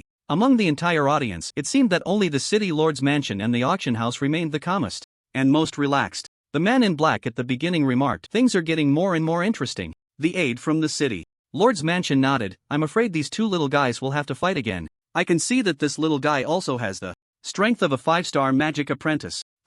Wasn't he a 9-star before? A genius second only to Morong Chingru. Who knows what changes have occurred? It's just, I can't quite understand his realm. The man in black immediately became interested. What do you mean by that? I just feel that his 5-star magic apprentice level is not something an ordinary 5-star magic apprentice can compare to. I can't say for sure until they fight again. Ha ha ha. Interesting. The father and son of the Long family have actually made you, with your keen insight, suffer setbacks consecutively. How amusing. I suddenly feel quite excited. The aide remained silent. In the auction house's stands, Morong Chingru looked at Long Chen, who had descended from the sky. She slightly furrowed her brows. The scene of that scoundrel touching her hand was still fresh in her memory. The rumors circulating in the city finally fell apart at this moment, and Morong Chingru surprisingly felt a hint of relaxation? Yes, that's right. Relaxation. Morong Chingru slightly parted her lips, exhaling a breath, and suddenly felt a surge of anticipation for this scoundrel. Named Long Chen. Among geniuses, they either envy each other or favor one another. Morong Chingru belonged to the latter. With the information from the auction house, she already knew that Long Chen had no elemental affinity, but his reappearance today left her puzzled. Could it be that elemental affinity could grow back out of thin air? This sparked immense interest in Long Chen for Morong Chingru. On the fighting platform, Long Fei looked at Long Chen, desperately pressing his palm down, but instead of pushing him down an inch, he was pushed higher and higher by Long Chen. This saved Long Amour from danger. Long Chen smiled as he forcefully pried open the hand that was pressing down on Long Amour's head with his other hand, laughing as he said, "Is this the level of the so-called second genius of the Long family? Just this?" The two words made Long Fei feel deeply insulted. Long Fei, clad in iron armor, was truly pried apart by Long Chen, with no place to exert any strength. Just like that, Long Chen still had time to say to Long Amour, you go back to my father first. I'll take care of this bastard and then come find you. Long Amour replied with a soft though she was very worried about her brother Long Chen, she also knew that staying here would only distract him and prevent him from focusing on the battle. She reminded him, this guy's fire element is very powerful, Long Chen, you need to be careful.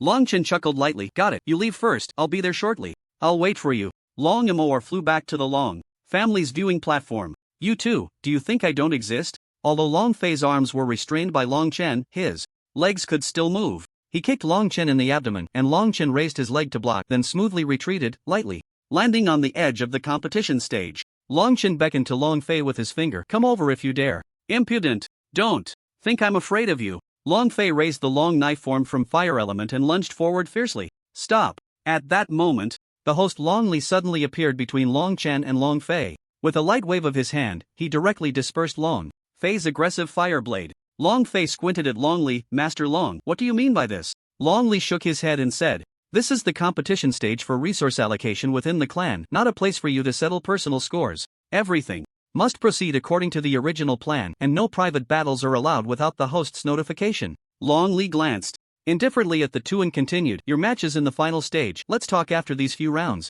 Oh come on, just let them fight early. The previous matches have been dull anyway. At that moment, a figure in black sitting next to the advisor's inn, the city lord's mansion suddenly stood up and said, Host Long, just let them fight, consider it an early match, alright? If it were anyone else causing such a disturbance, Long Li would have scolded them long ago. Even the Li family and Mu family would not be exceptions. However, this person stood up from the direction of the city lord's mansion, and surprisingly, no one from the mansion came forward to stop him, not even the advisors, who were smiling as they watched the competition stage. This made Long Li feel a bit uneasy, and he was quite puzzled about the identity of this figure in black. Long Li forced a smile and said, Sir, I'm really sorry, but this is the system for resource allocation competitions within the Long family, and it cannot be changed at will. As the saying goes, there are no rules without order. I hope you can understand. The figure in black seemed a bit displeased and said, the system is dead, but people are alive. Why be so rigid? It would be better to have a decisive battle directly, saving everyone's time, right? Right, the crowd echoed. Anyway, the previous matches have been uninteresting, either close combat or one-sided slaughters with no entertainment value at all. Exactly. The only match that was entertaining ended so quickly. Since young Master Long Chen is here, let them fight. Yes, everyone is saying Long Chen has lost his elemental affinity, that all his magical cultivation has become empty talk, but now he can still withstand Long Fei, a 7-star magic apprentice. Clearly, the rumors outside are false. We also want to see if Long Chen has really lost his 7-star elemental affinity. The audience in the stands chimed in. turning Long Li into a clown, and even Long Li himself was momentarily at a loss for how to handle the situation. Just as the man in black said, the system is dead, but people are alive. The martial arts competition of the Long family is to prove to the people of Yaguang City that our Long family still has exceptional talents. Long Li cupped his hands and said, neither humble nor arrogant. Everyone, I understand your intentions. In that case, I will consult the head of the Long family and several elders to see if we can modify the system. Long Li skillfully kicked the ball, directly sending it over to Long Qian and the others. Long Qian glanced at Long Chen, who gave him a confident look. Long Qian was momentarily taken aback. He was too familiar with that look, which was the same expression Long Chen often showed when he was still a genius with a 7-star elemental affinity. He let out a breath and slowly said, since everyone is willing to watch the match between Long Chen and Long Fei, let's move their matchup. However, to ensure fairness, the other groups will be postponed. Good. Since the family head has spoken, I announce that today's match will be switched, with Long Fei facing Long Chen. The battle begins. As soon as Long Li's words fell, he felt a scorching aura rushing towards Long Chen, and he quickly turned back to the podium, not wanting to delay these two hot-blooded juniors. Long Fei could no longer hold back. In his eyes, Long Chen's face was like a punching bag that needed to be hit. If it weren't for the crowd, he would have rushed over to fight without waiting for Long Li to announce the rules. Long Chen snorted coldly, realizing that Long Fei wanted to engage him in close combat to recover from the elemental deficit he had just experienced in his battle with Long Amor. Long Fei had a good plan, but Long Chen was not afraid at all. If you want to engage in close combat, then I will oblige. If you want to recover your energy, I will let you. I, Long Chen, want to press you down hard on the ground while you are giving it your all. This way, if Long Chen wins later, Long Fei won't have any excuses about not being at his peak. Long Chen threw a punch, and the two engaged in a direct contest of fists, the air around them rippling from the force of their blows. The moment their fists collided, both retreated 5 or 6 steps before charging at each other again. The iron armor on Long Fei clanked loudly as he threw a punch towards Long Chen's ribs. Long Chen pressed down with both hands, defusing the crisis, and then returned the punch directly to Long Fei's chest. However, Long Fei's armor was exceptionally tough, only slightly denting, but he did not retreat an inch and kicked Long Chen squarely in the stomach. The kick sent Long Chen flying far away, crashing heavily onto the martial arts platform. Brother!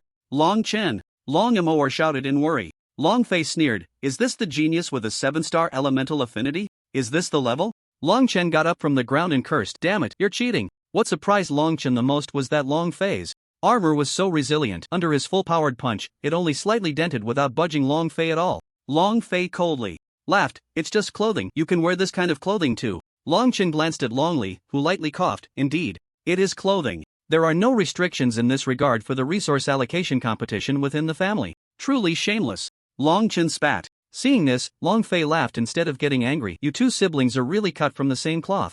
When you can't win, you just resort to insults, and your curses are exactly the same. Long Chen also laughed. Do you like to hear it? If you like it, I'll say a few more. Although Long Chen claimed he would say more, his hands were not idle. He clenched his fists tightly and, with incredible speed, rushed to Long Fei's side in an instant. The iron armor of Long Fei has high defensive power, but unfortunately, its mobility is too slow. Long Fei had already seen Long Chen's figure darting over, but due to the constraints of the armor, he could only watch helplessly as the punch came at him. Since he couldn't dodge, he would face it head-on. Long Fei raised his hand to block, but Long Chen's fist still hadn't come down. Just as Long Fei was wondering what was going on, Long Chen suddenly appeared behind him. High defense, but poor mobility. In an instant, a raging fire ignited in Long Chen's palm. The flames quickly condensed into the shape of a large knife. This move had appeared many times before Fireblade. Long Chen raised the flaming long knife and directly chopped down at Long Fei's iron armor. Just as he said it, it was too late. Long Fei had no time to react. When he realized Long Chen was behind him, Long Chen's hand knife had already struck down. This iron armor indeed had high defense, but it could only withstand physical attacks. To defend against magical elements, armor embedded with earth-type magic cores was needed. Ordinary iron armor could only block some close combat attacks, and if those close combat attacks were particularly strong, the iron armor would still be unable to withstand it. Only armor embedded with magic beast cores could have a layer of magical elements on its surface, capable of blocking not only close combat attacks but also a certain degree of magical attacks. The armor Long Fei was wearing was just ordinary iron armor, and this set of iron armor was instantly torn apart by Long Chen, creating a large gash. Long Chen, who originally wanted to see Long Fei's bare body, suddenly felt deflated. Long Fei claimed the iron armor was clothing, but this shameless guy was wearing an ordinary black long shirt underneath. Long Chen kicked Long Fei, sending him sprawling, then pointed at him and said to Long Li, "Host, look at him. He's wearing clothes underneath. Long Li coughed twice. He had never seen anyone shouting for the host during a match. In his impression, this kid didn't seem like this before. Well, can't others wear a couple more pieces? Long Chen pouted. Long host, your bias is too obvious, right? Oh, just stop asking so much. Anyway, you've already broken it, so hurry up and get on with the match. Long Li wasn't being biased, he just didn't know how to respond. It seemed that after today, the family resource allocation competition rules would need to be revised. No one should wear clothing other than family attire unless they were at the top of the rankings, otherwise, it would be really unfair. Long Li could also see that if it weren't for this iron armor, Long Fei would have been injured long ago. How could he still be standing now? Alright then. Long Chen grinned and turned back to see Long Fei had already gotten up, his chest heaving violently. Then, flames erupted from his hands, and he tore the iron armor in half. Damn it! Unforgivable! Unforgivable! Long Fei roared, you used magical elements first, so you can't blame me. I'm going to kill you today. Long Chen was startled and pretended to be very scared, saying, you're not going to fight me to the death, are you? This is the competition stage, meant for sparring, not a life and death arena. Then Long Chen glanced at Long Li, isn't this against the rules? He wants to kill me. Long Li was already feeling extremely awkward. He whispered, my young master, just calm down for a moment. He hasn't even made a move yet. I'll be watching from the side. If he dares to kill you, I'll pin him to the ground. After saying that, Long Li seemed to feel he was being a bit biased towards Long Chen, so he added, if you want to attack him, the result would be the same. Long Chen pouted and smiled nonchalantly, because he knew that Long Fei could not kill him, but he was absolutely confident that he could kill Long Fei when Long Li came to rescue him. On the viewing platform of the city lord's mansion, the man in black patted his aide and said, this kid has character. I like him. Indeed, to challenge Long Fei at the level of a 5-star magic apprentice and to do so with such ease and humor, has really put Long Fei at a disadvantage. This child will surely have a bright future ahead. The man in black laughed heartily. Then what would it be like if I were to snuff him out in the cradle? The aide suddenly turned to look at the man in black. Absolutely not. If the Long family retaliates with their entire clan, even the city lord's mansion would have a headache. Hey, I was joking. Why are you taking it so seriously? Lu Feng, you really can't take a joke. The aide Lu Feng sighed and did not respond. The man in black continued. He was previously a 9-star magic apprentice, just a step away from becoming a 1-star magician. But why has he now become a 5-star magic apprentice? Do you think his elemental affinity really disappeared and he started over? Lu Feng stroked his chin, pondering for a moment before saying, I wouldn't dare to make rash claims, but I absolutely do not believe his elemental affinity has vanished. First, if elemental affinity were to disappear, he would be like an ordinary person, unable to sense the magical elements in the world. Secondly, even if Long Chen started from scratch, it would be impossible to go from 0 to 5-star magic apprentice in such a short time.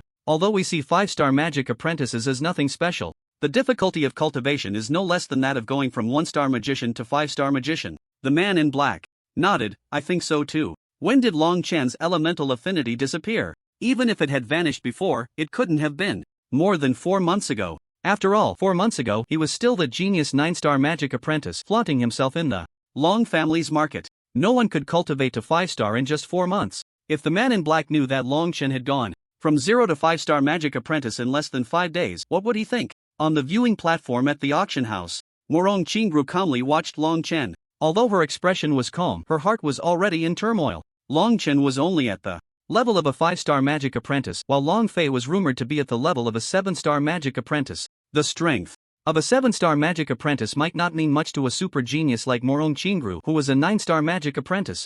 But Long Fei was up against Long Chen. Long Chen was not only not at a disadvantage against Long Fei, who was 2 stars higher, but he repeatedly made Long Fei suffer setbacks. Such skill was truly astonishing. Morong Qingru couldn't help but feel a bit emotional. Was this genius really just a lecherous scoundrel who liked to take advantage of others? Or was she misunderstanding him? Perhaps they just held hands a bit too long. Now that she thought back, Long Chen's face at that time seemed to show no trace of lewdness. Instead, it appeared more like shock and surprise. Morong Qingru frowned slightly, making a firm decision in her heart that, if there was a chance in the future, she would have a conversation with Long Chen to see if he was truly a genius or just a disrespectful person towards women. Back to the arena, Long Chen and Long Fei clashed again. At this moment, both were using fire blades to attack each other. With every strike, the fire blades would suddenly dissipate, and then the two would release them once more. Endlessly repeating this, Long Fei once again condensed a fire blade, while his other hand secretly clenched a fire magic ball. As Long Chen charged forward with a knife aimed at Long Fei's head, Long Fei first blocked the attack with his fire knife, then threw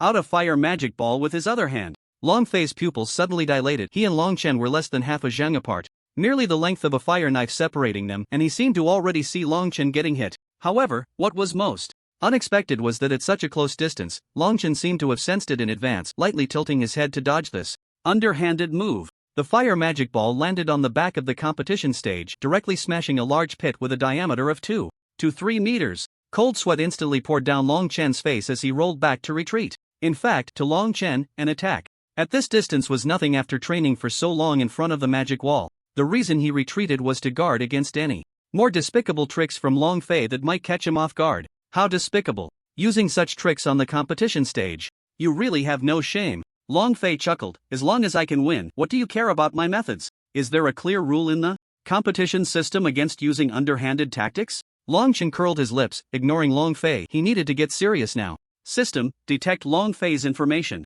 System detection in progress. Detection successful. Human, Long Fei level, 8-star. Magic apprentice attribute, magma attribute, derived from the transformation of fire and earth elements. Skills, dragon rock roll.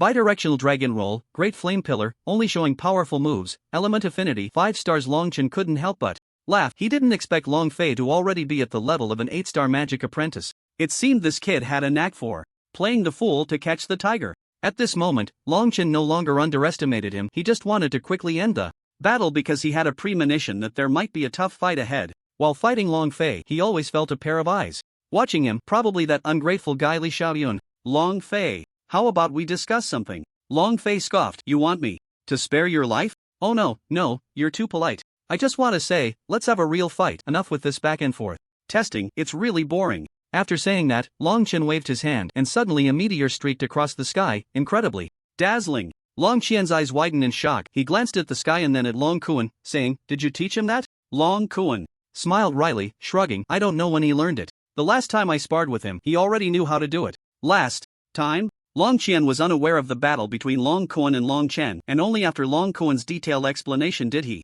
understand. It turned out that Long Chen had already fought with Long Kuan, and even when Long Kuan secretly raised his strength to the level of an 8-star magic apprentice, Long Chen still managed to exchange blows with him, and in the end, neither could gain the upper hand. In Long Kuan's words, if he hadn't had the physique of a 4-star intermediate mage, the outcome might have been quite different, and he could have very well lost. Long Qian looked at Long Chen on the stage with satisfaction, softly murmuring, "Good boy, you've finally perked up. You can definitely become the most powerful genius in Yaoguang City. Even Morong Qingru wouldn't be able to withstand you." As he spoke, the meteor in the sky was getting closer and closer, and by the time everyone noticed, the meteor was almost right in front of them. The commoners in Yaoguang City finally realized that a massive meteorite was hurtling towards them. In an instant, the people in the audience scattered like birds and beasts, each terrified, fearing they would be caught in the disaster of this meteorite. Only the prominent figures in the VIP section did not display such a scene. After all, they were all people who had seen great storms, and the tricks of a 5-star magic apprentice were not enough to scare them.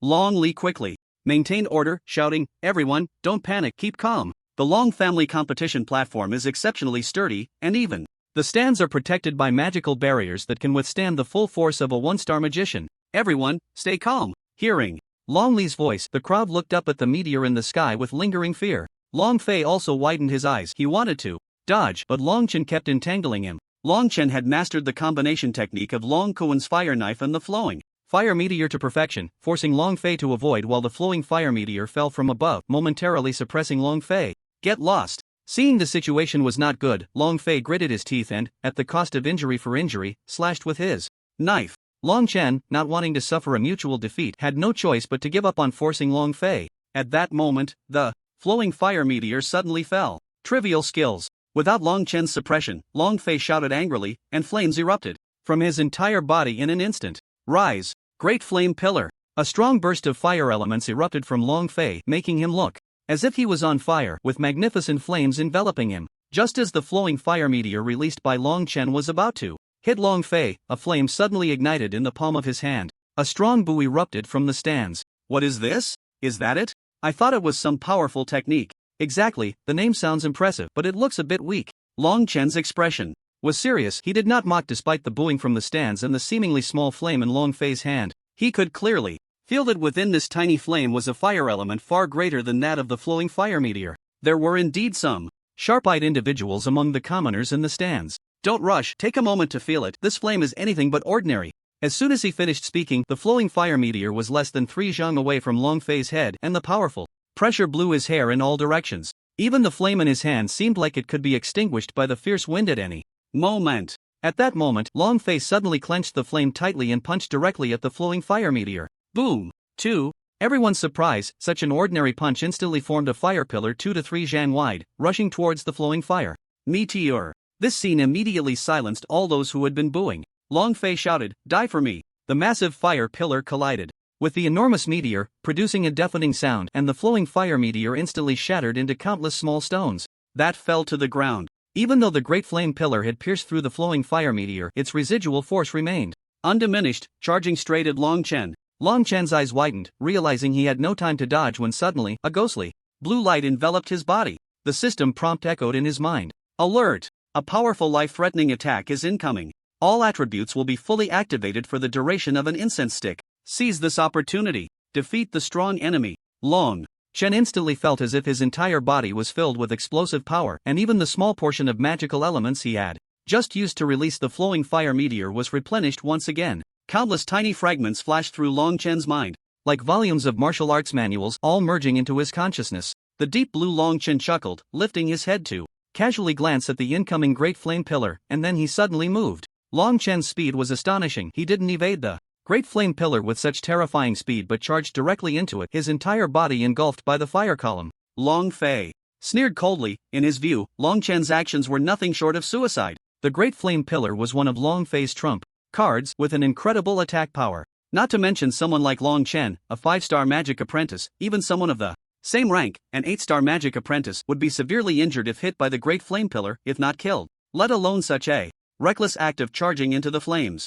You overestimate yourself, Long Chen. Since you want to die, I won't hold back any longer. Long Fei laughed sinisterly, his magical elements erupting once more, as if he intended to inject all the fire elements within him into the great flame pillar. Long Chen, today is your day of death. The fire elements flowed back into the great flame pillar, but it remained unmoved. In that moment, Long Fei clearly felt that the connection between him and the great flame pillar had been severed. Impossible. Absolutely impossible. Just as Long Fei was about to probe again, the great flame pillar suddenly expanded, as if it were a python that had swallowed an elephant, bloated and unable to digest. The consequence of such expansion was a direct rupture. With a thunderous boom, the great flame pillar exploded, and a man glowing with deep blue light shot out from within. Long Fei's eyes widened as he watched that face draw closer and closer, his heart suddenly twitching. Who else could this person be but Long Chen? He had emerged from the great flame pillar unscathed, even having the strength to throw a punch at Long Fei. In his shock, Long Fei didn't block the punch in time and was sent flying by Long Chen's blow, crashing heavily to the ground, followed by a sound of bones grinding that made one's teeth ache. At some point, Long Chen had already appeared above Long Fei, pressing down on his shoulder, forcing the rising Long Fei back to the ground once more. How could Long Fei allow himself to be beaten passively? Before Long Chen could throw his next punch, he pressed both hands against the ground and kicked out at Long Chen, sending him stumbling back more than 10 steps before he finally stopped. His body suddenly soared into the air, hovering momentarily. What? Long Chen gripped tightly, shattering the armrest of his chair. It should be noted that the ability to fly and hover is a dividing line for magicians. Only upon reaching the 3-star magician level can one possess a brief hovering ability, and only at the advanced magician level can one achieve flight. Neither hovering nor flying is something a mere magic apprentice can accomplish. The man in black was also somewhat surprised, his face hidden beneath the black mask slightly furrowing in thought. Lu Feng, check for me.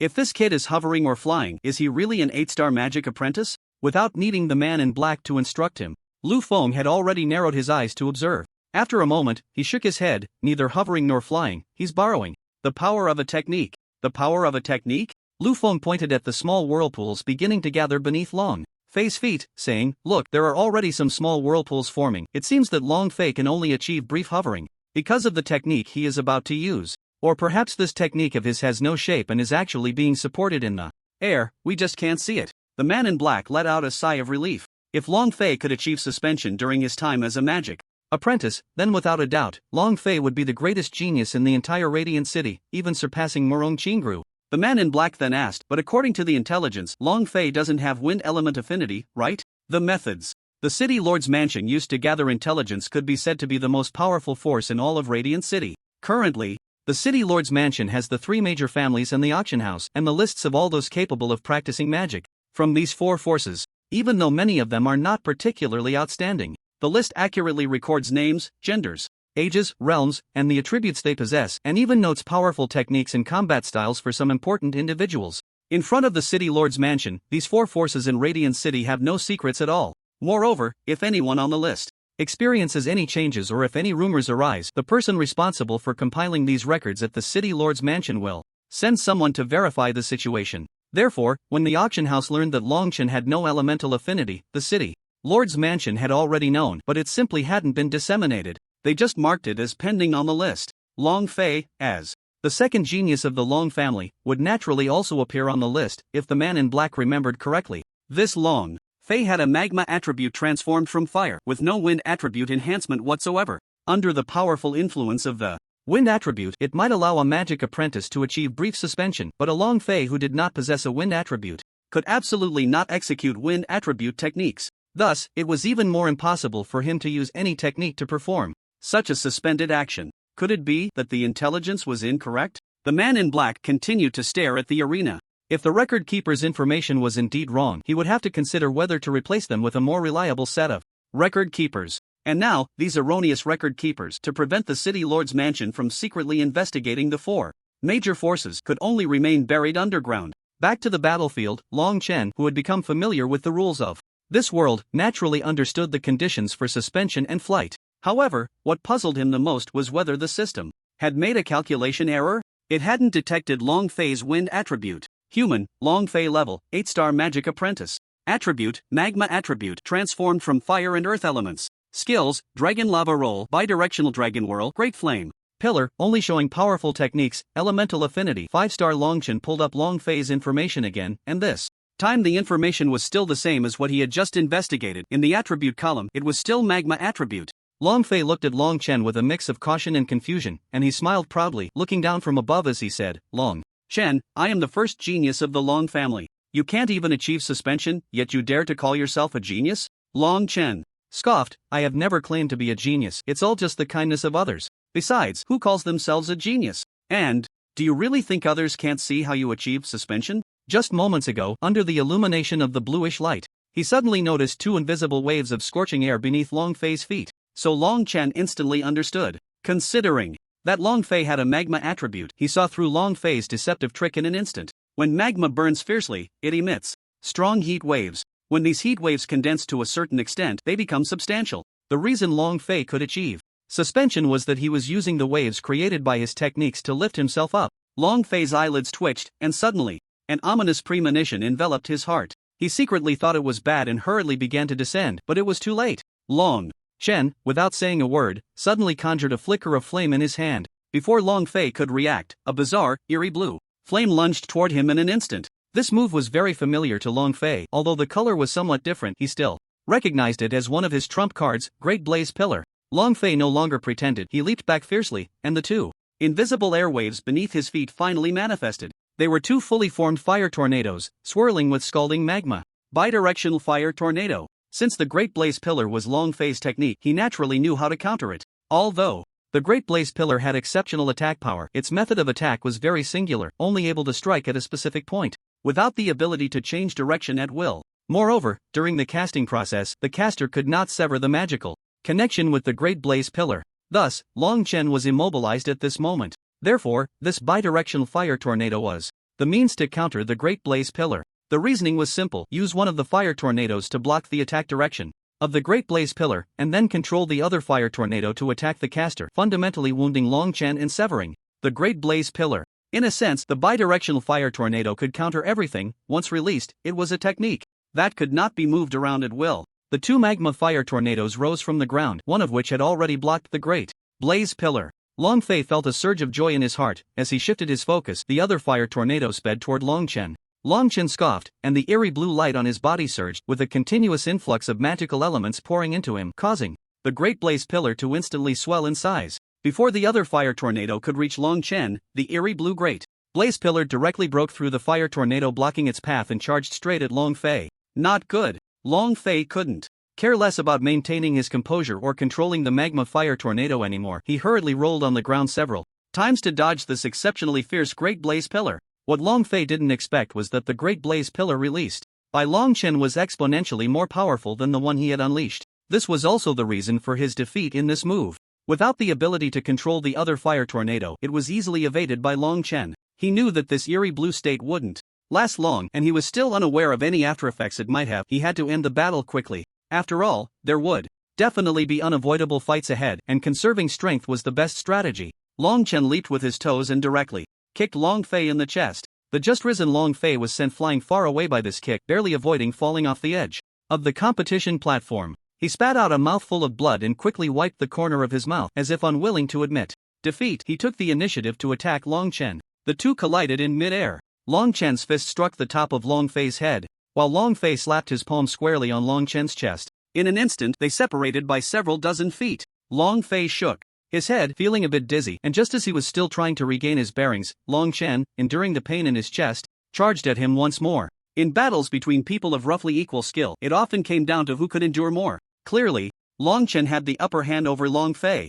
In this unguarded moment, Long Chen landed another punch on Long Fei's head. Long Fei's eyes widened in shock, and suddenly everything went dark. When he could see light again, all he saw was a fist growing larger and larger, rushing toward him. Long Fei hurriedly raised his arm to block, but that fist unexpectedly curved around his arm and struck heavily against his face. It wasn't until he felt a searing heat torturing his face that he realized this was no ordinary fist. It was a fire magic ball. After various battles and the release of large spells, Long Fei had very little magical energy left in his body. The reason he had just engaged in close combat with Long Chen was to take the opportunity to recover some energy and deliver a decisive blow. However, he didn't expect that Long Chen had seen through his intentions. Initially reluctant to exchange injuries, Long Chen now fearlessly engaged in a clash of flesh and blood. Moreover, he had actually gained the upper hand, causing Long Fei to fall into a disadvantageous position. What puzzled Long Fei even more was that Long Chen still had energy left to unleash fire magic balls for attack. At this moment, Long Chen was continuously absorbing the magical elements from the world.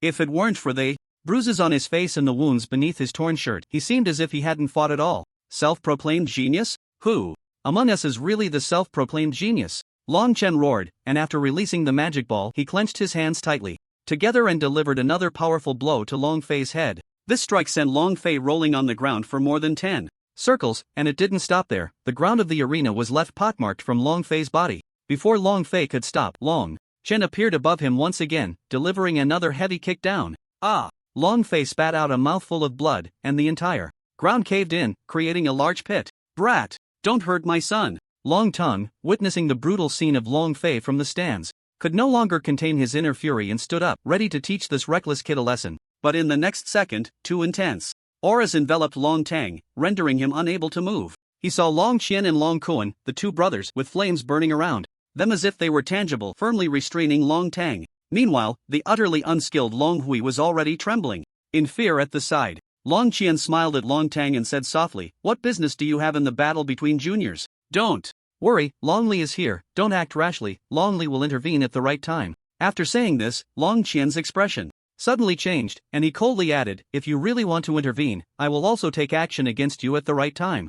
Nonsense! What do you mean you can't act against juniors? Didn't you act against Li Xiaoyun for your son? Long Tang was pressed down by the two auras and couldn't move, feeling utterly humiliated. He angrily retorted, "So it's okay for you to help your son, but I can't help mine?" Long Qian snorted coldly, "Li Xiaoyun is from the Li family, you are from the Long family. If you withdraw from the Long family now, I absolutely won't stop you from taking action." As long as Long Tang admitted it, Long Qian would naturally not continue to restrain him, and at that point, it would be Long Qian taking the initiative against Long Tang. Can that even be compared? Then can your reasoning be compared? You're simply shameless. Long Tang was silent for a long time before finally cursing under his breath, then muttering, "Let's see how long that useless son of yours can be so arrogant." Now, Long Tang could only pin his hopes on Long Li, hoping that this host could intervene in time, even if it meant declaring Long Chen the victor. As long as Long Fei was unharmed, he could accept any outcome. Long Kuan heard Long Tang's muttering and sneered, "Now you still have the face to call him useless?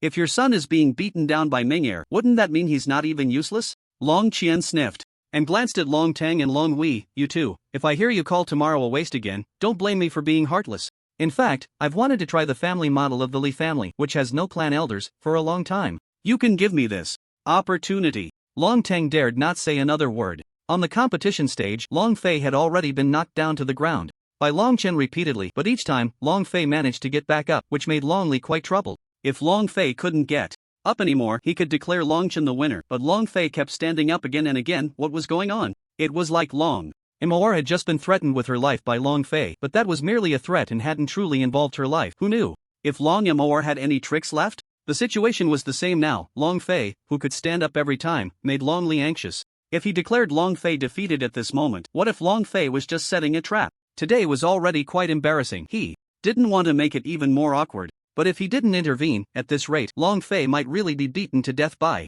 Long Chen. Long Li hesitated as he glanced at Long Fei, who had just been knocked away by a punch and was getting back up again. He let out a breath and said, "This is the last time. If Long Fei doesn't release any more moves, I will really have to announce it's." As soon as he finished speaking, a red light suddenly illuminated the competition stage. The form of this light's attack was very similar to the Great Flame Pillar, just a smaller version of it. Just as this move was about to strike the seemingly exhausted Long Fei, Long Li could no longer sit still. He gritted his teeth, thinking that awkwardness was better than losing a life. Long Li leaped down from the host platform, not taking this move seriously. He waved his sleeve to cast a magical attack, intending to disperse this small Great Flame Pillar. But an unexpected event occurred. When the small Great Flame Pillar came into contact with Long Li's sleeve, it suddenly expanded violently and struck Long Li heavily. The 7-star mage Long Li was knocked back 3 steps by this move, and the sleeve of his right arm was burned away, revealing his bright red arm. Long Li gritted his teeth and shouted, "Long Chen, what are you doing?"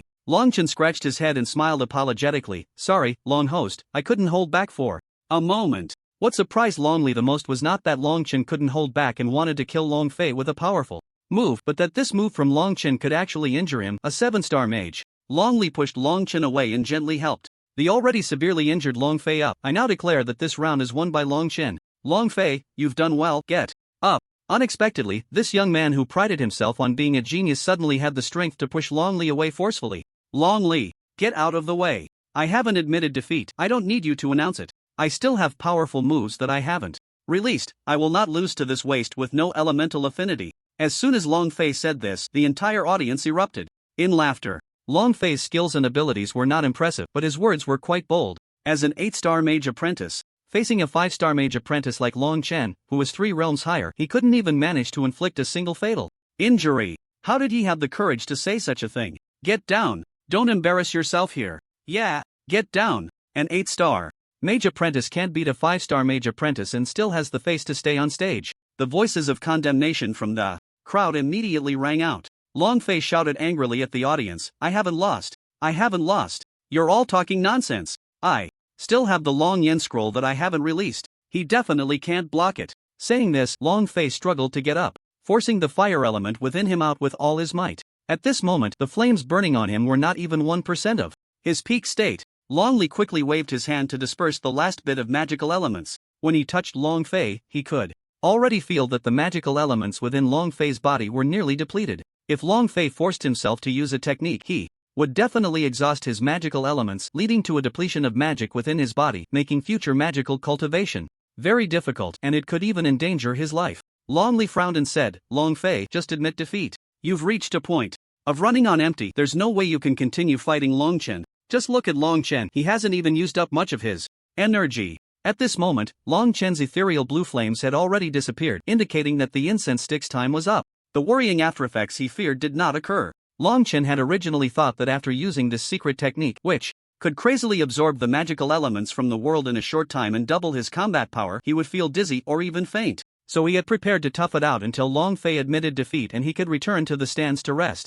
However, unexpectedly, after the ethereal blue flames disappeared, he felt no discomfort at all. Instead, with the enhancement of the ethereal blue magical energy, all the absorbed magical elements remained within his body. This technique turned out to have only benefits, and not a single drawback. It not only strengthened his attack power during battle but also allowed him to crazily absorb pure magical elements for his own use. This could be considered a cheat technique. Long Chen had already planned that if he encountered a life and death battle in the future, he would use it at the last moment, when the elemental energy in his body was about to run out. In that situation, not only could it increase his combat power, but he could also return to his initial peak state after using it. Wasn't that equivalent to having 2 Long Chens? This technique was simply miraculous. That said, Long Fei still did not want to admit defeat. He struggled to try to stand up, but almost every bone in his body was in pain. As soon as he moved, he felt intense pain all over. Even so, Long Fei did not forget to glare fiercely at Long Chen. To put it in a very cliché way, if glares could kill,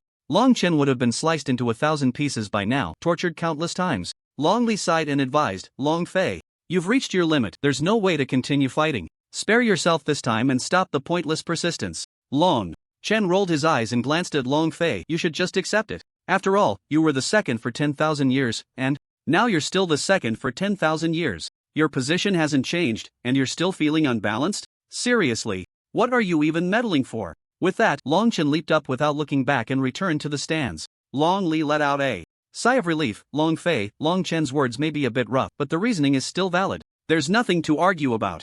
Everyone has their own fortune, and Long Chen is just that kind of person. But I can't accept it. I admit he has more talent than I do, but why, no matter how hard I work, can't I catch up to him? He does nothing all day and is still so powerful. The clan leader must have secretly found him many high-level magic cores, otherwise, it wouldn't be like this. Long Fei shouted, I just want to use hard work to bridge the gap in talent, but I'm still defeated by talent. The heavens are unfair. They should reward those who work hard, not just favor those with talent. Long Fei, wake up. You've been so immersed in cultivation that you definitely don't understand Long Chen. He goes to the training room to practice every day. The magic testing wall has been beaten to a pulp by him. He hasn't been idle, he has put in 120 times the effort in places where no one sees. Long Li helped Long Fei up from the ground and gently advised, Long Fei, you don't need to compare yourself to Long Chen. You are an independent person.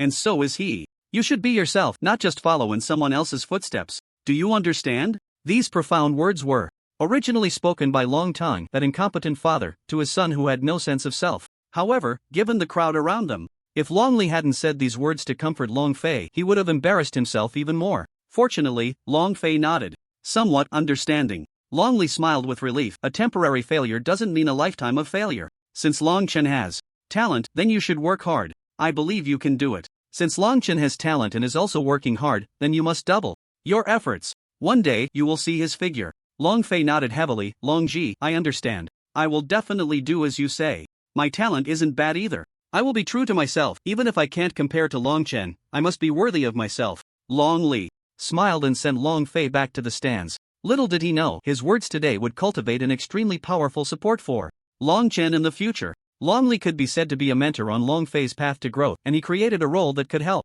Long Chen clear obstacles in the future. Of course, that was all for later. Long Chen returned to the stands, ignoring Long Tang and Long Hui, and looked at his own father with a hint of complaint. Long Qian curled his lips, and Long Chen did the same. Suddenly, Long Qian burst into laughter, stood up, and hugged Long Chen. Good son, you didn't disappoint your father. You found your own 10-star Long Chen affinity. Long Qian was exceptionally surprised by the strength Long Chen displayed, but deep down, he still couldn't believe how someone could cultivate without any elemental affinity. Even if this person was his son, he still held a sliver of doubt. But precisely because this person was his son, he chose to believe the most absurd explanation. 10-star Long Chen affinity. Long Chen smiled and whispered in Long Qian's ear, Dad, actually, my elemental affinity has long since returned. What?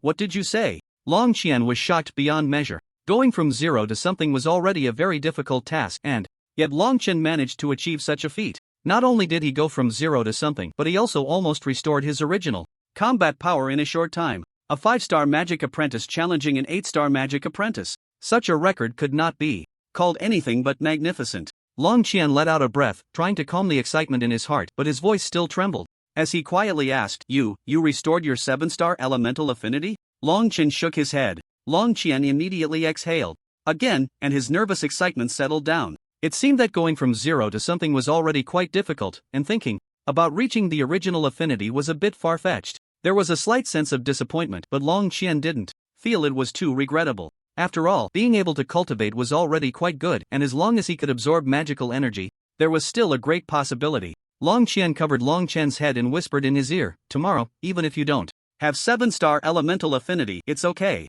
At worst, we can start over and cultivate slowly. Even if the elemental affinity is low, it doesn't matter. Tomorrow, you've already created a miracle once, and you can definitely continue to create miracles. Dad believes in you. You can absolutely become a top powerhouse and go out to see this beautiful big world. Long Qian's earnest words left Long Chen in a state of bewilderment, caught between laughter and tears. It was only then that he realized his father still wasn't thinking positively, habitually considering his current talent, which was now less than a 7-star elemental affinity. Long Chen chuckled and said, Dad, what are you thinking? Tomorrow it's not about 7-star elemental affinity, but 8-star. Just like Morong Qin grew from the auction house. As soon as he said this, Long Chen could clearly feel Long Qian's hand stiffen. He turned his face to glance at Long Qian, a playful expression on his face. What's wrong, Dad? Can't accept 8-star elemental affinity? What if I told you that in less than 5 days I've cultivated to the level of an 8-star magic apprentice, but after compressing my realm, it looks like a 5-star magic apprentice's level? Long Qian had nearly exhausted his lifetime of astonishment. In just one day, he patted Long Qian's shoulder. Good son, good son. As he spoke, Long Qian's gaze sharpened as he looked at Long Hui and Long Tang, saying fiercely, if anyone tries to hand Minger over today, I'll take their life. Suddenly, Long Qian's aura surged wildly, his strength laid bare in that moment. A 9-star intermediate magician, Lu Feng, an aide from the city lord's mansion, suddenly stood up. The man in black also sensed Long Qian's aura and he curiously said, it seems Long Qian is quite good at hiding. When was the last time he made a move? It seems the record of his realm only stopped at his last action. Lu Feng realized he had lost his composure and nodded apologetically to the man in black, then said, the last time he made a move was 3 years ago during the Central Street competition. At that time, he acted once for Long Yener, his strength fixed at a 5-star intermediate magician. Now, 3 years have passed and he has actually become a 9-star intermediate magician, just a step away from becoming a high-level magician. Long Yener is also a genius from the Long family, a child of Long Hui's faction. What is puzzling is that Long Hui, who has no elemental affinity at all, actually fathered a child with the same 7-star elemental affinity as Long Chun. Now she has caught the attention of the Holy Magic Academy in the Holy Magic City and has been brought in as a magic student. Long Yener is also a bit older than Long Chen, and she was the one who secured the operating rights for the Long family during the Central Street competition 3 years ago. The man in black let out a breath, smiling. I didn't expect the Long family's genes to be so powerful, producing 2 geniuses in just a few years. It seems we should try to win over the Long family. Lu Feng opened his mouth, wanting to say something but swallowed it back. The man in black slightly raised his head. Lu Feng, you've been with me for so many years, just say what you want. Being so hesitant is unbecoming. Subordinate dares not. I just want to say that the Long family must survive this wave of danger. Lu Feng subtly pointed to the Li family and the Mu family. These 2 families have come with intentions. Today, besides the martial arts competition, there will definitely be some small incidents. The man in black smiled non-committally, his face hidden beneath the black mask showing a look of disdain. With me here, they can't do anything to the Long family. But, to offend 2 families for the sake of one Long family, especially without knowing if the Long family will appreciate it, is it worth it? The man in black shook his head. I don't know if it's worth it, so I won't inquire about what happens next right away. If the Long family can demonstrate the cohesion they possess, then I think it's worth it. If they remain a scattered bunch, no matter how many geniuses there are, they can't withstand infighting. After saying this, the man in black specifically glanced at the 3 members of the Long family in the stands, a playful smile curling at the corners of his mouth. Lu Feng, what do you think I should do then? What should I do? In the current situation with the Long family, how can I avoid offending the Li family and the Mu family while also gaining favor with the Long family? Well, Lu Feng forced a bitter smile. I'm not clever enough to come up with a solution for these matters. After hearing Lu Feng's words, the man in black laughed heartily and patted Lu Feng on the shoulder. Since you don't know, just learn from it later. Meanwhile, on the competition stage, Long Li was starting to feel awkward again. He was somewhat embarrassed now because the most exciting battle had already concluded, with Long Chen emerging victorious. This duel between a 5-star and an 8-star mage had directly sentenced the other younger members of the Long family to their doom. The remaining participants were at most 2-star magic apprentices, with the highest being 4-star magic apprentices, and these were people who had never even been heard of in Yaoguang City. How could they possibly stage a dramatic comeback and crush their opponents? As a result, people in the audience of Yaoguang City had begun to leave one after another, and now it had reached the point where only 1 in 10 remained. Even some of the competitors from the Long family were gradually departing. What a joke! Long Chen and Long Fei, one was the number 1 genius of the Long family, even ranking among the top in Yaoguang City, while the other was the 2nd genius of the family, easily overpowering them. Moreover, the resource allocation within the family only selected the 1st and 2nd places. Everyone from 3rd place onward was eliminated. If Long Chen or Long Fei had participated alone, perhaps others could have competed for 2nd place against Long Im, but now that both were competing, 1st and 2nd were directly claimed by them, leaving no room for others to fight back. They could only serve as mere participants in this competition, creating an atmosphere. Seeing this scene, Long Li shrugged his shoulders, feeling somewhat helpless. This year's resource allocation competition was undoubtedly the hardest one he had ever overseen. He turned back to the stands, ignoring the frightened Long Hui and the dazed Long Tang, and said with a hint of resentment, Patriarch, these people are leaving. Are we still going to compete? Compete? We must compete. Long Qian replied without any hesitation. If these young ones see the mountain and don't even have the courage to try to climb over it, how can they become qualified mages? All of you, get back here. After saying this, Long Qian shouted at the younger generation. Hearing the patriarch reprimanding them, many young people were frightened and hurriedly shrank back, running back. Long Li looked at this scene, and even though he was reluctant to host this competition, he had to steel himself and go forward. He thought to himself that this would definitely be his last year overseeing it, otherwise, he really didn't know when he might lose his reputation in a competition. Just as Long Li was looking at the list to announce the next group of competitors, a cold voice suddenly came from the Li family's stands. Host, wait. Long Li looked over in confusion. Why were the Li family members speaking during the Long family's competition? He saw a young man with bandages walking out. Using the one hand he could still move, he pointed at Long Chen on the Long family stands and shouted, Long Chen, I heard your elemental affinity has returned? I want to have a fair fight with you today. Long Li's expression instantly fell. In the Long family's competition, there were actually members from another family coming to challenge them. This was something he had never encountered before. Long Li forced a smile and said, Young Master Li, today is the Long family's competition. If you have any grievances or misunderstandings, could we discuss them after the competition? At that time, both families can sit down for tea and see if we can resolve any conflicts or misunderstandings? Li Xiaoyun scoffed, raising his already useless right hand and said, The upcoming match has become quite meaningless. Let the others go back where they came from. Host, I believe a 5-star magic apprentice facing a 1-armed 9-star magic apprentice would be much more sensational, right? But here. No buts. Host, today I'm here to give your Long family a show. Li Xiaoyun jumped directly down from the stands, crashing down to the ground with a thud. Mu Tianyu glanced at Li Changqing, his eyes filled with strong questions. He asked, Isn't Xiaoyun being a bit impulsive? Waiting until the match is over wouldn't hurt. It was my arrangement, Li Changqing said flatly. Taking advantage of Long Chen just having gone through a fierce battle, we need to send Xiaoyun down to fight quickly, not giving Long Chen a moment to catch his breath. Otherwise, the longer we wait, who knows what kind of unexpected situation Long Chen might create that neither of us can accept. Mu Tianyu sighed. Since it was Li Changqing's arrangement, he had nothing to say. After all, Li Xiaoyun wasn't his son, he could only watch. In fact, under the current circumstances, waiting until the match was over wouldn't be a big deal. After all, the city lord's mansion and the auction house were present. They couldn't let the Li family and the Mu family appear too petty. At that moment, no matter how long Li tried to stop him, Li Xiaoyun was determined to fight Long Chen to determine life and death. Li Xiaoyun pointed at Long Chen and shouted, Long Chen, why don't you dare come down and fight me? Last time you hid behind your father, are you going to hide behind your family again this time? It seems our 7-star elemental affinity genius is just a useless brat who can only cry and go home. Truly, like father, like son. Long Chen initially didn't want to pay attention to Li Xiaoyun, but when he heard Li Xiaoyun secretly insult Long Chen, he stood up and shouted from the high platform, Li Xiaoyun, aren't you ashamed? You, a 9-star magic apprentice, want to fight me, a 5-star magic apprentice? Don't you have any self-respect? Just relying on your rank to bully others, huh? After finishing, Long Chen made a very disdainful gesture. Not to mention what kind of person you are. I see that for someone like you to be raised, your father isn't a good person either. What did you say? You're asking for death. Do you dare to come down and compete with me? Then do you dare to wait until I also become a 9-star magic apprentice before we compete? By then, I can let you use both hands. Li Xiaoyun scoffed, I've lost an arm, my strength has greatly diminished, so we're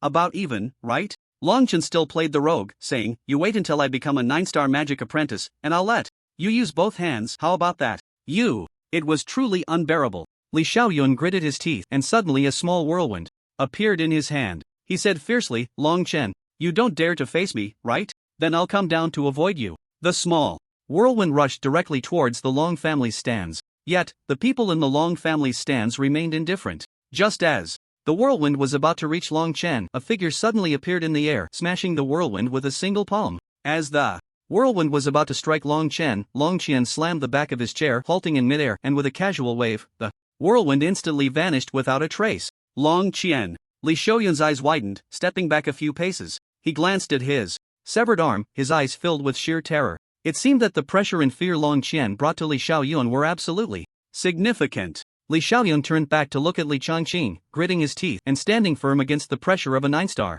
intermediate magician. He shouted, Uncle Long, are you going to protect Long Chen again? It seems that in your eyes, Long Chen, this 5-star magic apprentice, is still just a child, making it easy for you to take action against him. Long Chen ignored Li Xiaoyun's mocking words, glancing at the indifferent Li Changqing, and then spoke to the young man on the competition stage. Li Xiaoyun, Longchen has just gone through a fierce battle, and now you want to challenge him with your 9-star magic apprentice status. Isn't that a bit of taking advantage of someone in a vulnerable position? Moreover, this is a competition for resource allocation within the Long family. It's not your Li family's turn to step in. If you want to spar, wait until Long Chen reaches the 9-star magic apprentice level, and at that time, I will not stop you. Life and death are not to be discussed. Li Xiaoyun snorted coldly, Long uncle, I won't hold it against you for breaking my arm, but the instigator is Long Chen, and I must seek an explanation from him. Otherwise, the people of Yaoguang City will probably say that I, Li Xiaoyun, am a coward who fears for my life.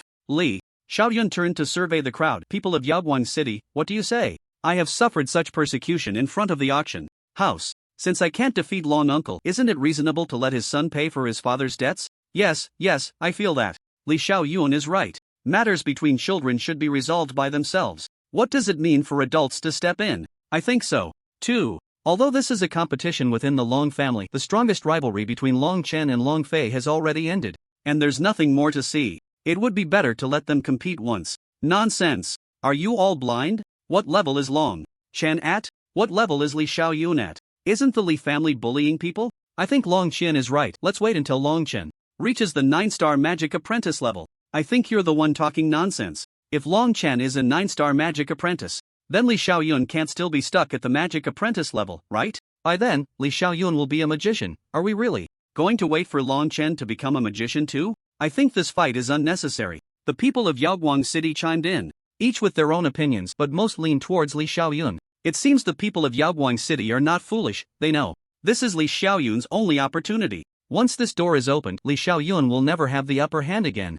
Long Chen will always refuse Li Xiaoyun's requests for sparring, citing Long Chen's level as the reason. Li Xiaoyun cannot possibly remain stagnant at the 9-star magic apprentice level forever, right? After all, Mu Shuebing is also a genius, and she will definitely break through the magic apprentice level. He is already at a disadvantage with a broken arm, and if he remains stagnant, Mu Shuebing might reconsider their engagement. So if he doesn't take revenge today, there will absolutely be no next time. Today is the best opportunity for revenge. Long Qian frowned, looking at the almost one-sided condemnation, then sighed and said softly, I absolutely do not agree to this competition. Even if we must compete, at the very least, we should wait until Long Chen recovers his level. Nonsense. Long Qian, you are becoming more and more shameless. At that moment, a furious roar came from the stands. Li Changqing jumped down from the platform, hovering in the air, pointing at Long Qian's nose and scolding, Long Qian, I haven't settled the score for injuring my son yet. Now my son wants revenge, and you dare to stop him? How thick-skinned have you become to keep arguing with a junior? Long Qian glanced at Li Changqing indifferently. If you wish, you can fight me first. If you win, you can do as you please with my son. If I win, I won't insist on having your son at my mercy. We can just let this matter go. Long Qian, you really know how to play your cards well. At that moment, Mu Tianyu saw Li Changqing also joining the arena. As an ally, he certainly could not stand by any longer and joined the fray. Mu Tianyu snorted coldly, you are already a 9-star intermediate mage, and the Li clan leader is merely a 6-star intermediate mage. Aren't you just bullying him? Well, you know that. Long Kuan descended from the sky. Lacking the ability to hover, he could only shout from the ground of the arena, I thought you lot were oblivious. Mu Tianyu, can you really say that while completely ignoring the difference in realm between my nephew and Li Xiaoyun? With Mu Tianyu and Li Changqing forcing Long Qian to step back, Long Kuan naturally could not just watch from the sidelines. A mere 4-star intermediate mage dares to shout here. Long Kuan, you should go back where you came from. As Mu Tianyu's mocking words fell, an invisible pressure suddenly enveloped the entire arena. Long Qian unleashed the elemental energy of a 9-star intermediate mage to its peak, causing Li Xiaoyun on the ground to struggle to stand, while Li Changqing and Mu Tianyu's clothes and hair were wildly disheveled. You too are merely 6-star intermediate mages. What face do you have to speak so arrogantly here? Long Qian was generally easygoing, but that didn't mean he lacked temper. Faced with the pressure from these two and the mockery directed at Long Kuan, he finally became furious. Protective of his own, Long Qian released his aura to the utmost, taking a giant step in the void. With just that one step, Mu Tianyu and Li Changqing were suddenly sent tumbling back several feet, and Li Xiaoyun on the ground was directly flattened, creating a deep pit in the arena. On the viewing platform of the city lord's mansion, Lu Feng glanced at the man in black. Should we intervene in their conflict? It looks like it's about to escalate. The chaos among the three major families could very well lead to disorder in Yaoguang City, which would greatly undermine the authority of the city lord's mansion. The man in black shook his head and said, "Let's hold off for now. Wait and see if they come up with any new tricks.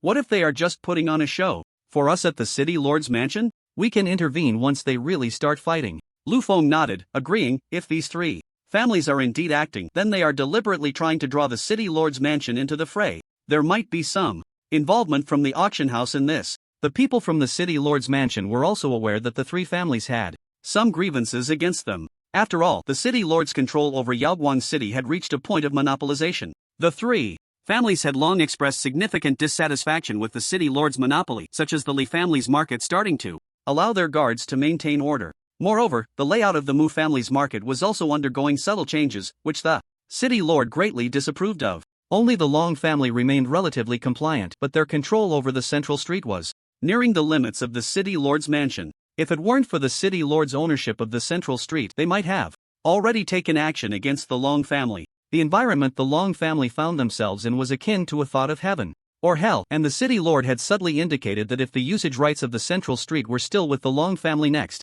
time, and if they wanted to further control the central street, then it wouldn't be difficult for Yaoguang City to have only two families. Lu Feng let out a sigh, saying, "Actually, if it's just these three families putting on a show, it wouldn't stir up much trouble. It's just that the auction house is a bit hard to figure out." The man in black nodded in agreement. It's the auction house that's truly troublesome. Why does Xinghua City insist on setting up an auction house in every city? What is the purpose of the auction house's existence? The expression hidden beneath the mask of the man in black was somewhat grim. If the auction house is merely for profit, then the Lord's mansion would be more than happy to enjoy the benefits. After all, the profits from the auction house would also be shared with the Lord's mansion. It should be noted that the dividends from an auction house are almost on par with the dividends from the other three markets. However, the auction house has a downside. It operates within the jurisdiction of the Lord's mansion but is not subject to its control, and it possesses its own power. There are not many high-level mages in the entire Radiant City, and the auction house accounts for half of them. Moreover, the auction house has subtly hinted to the Lord's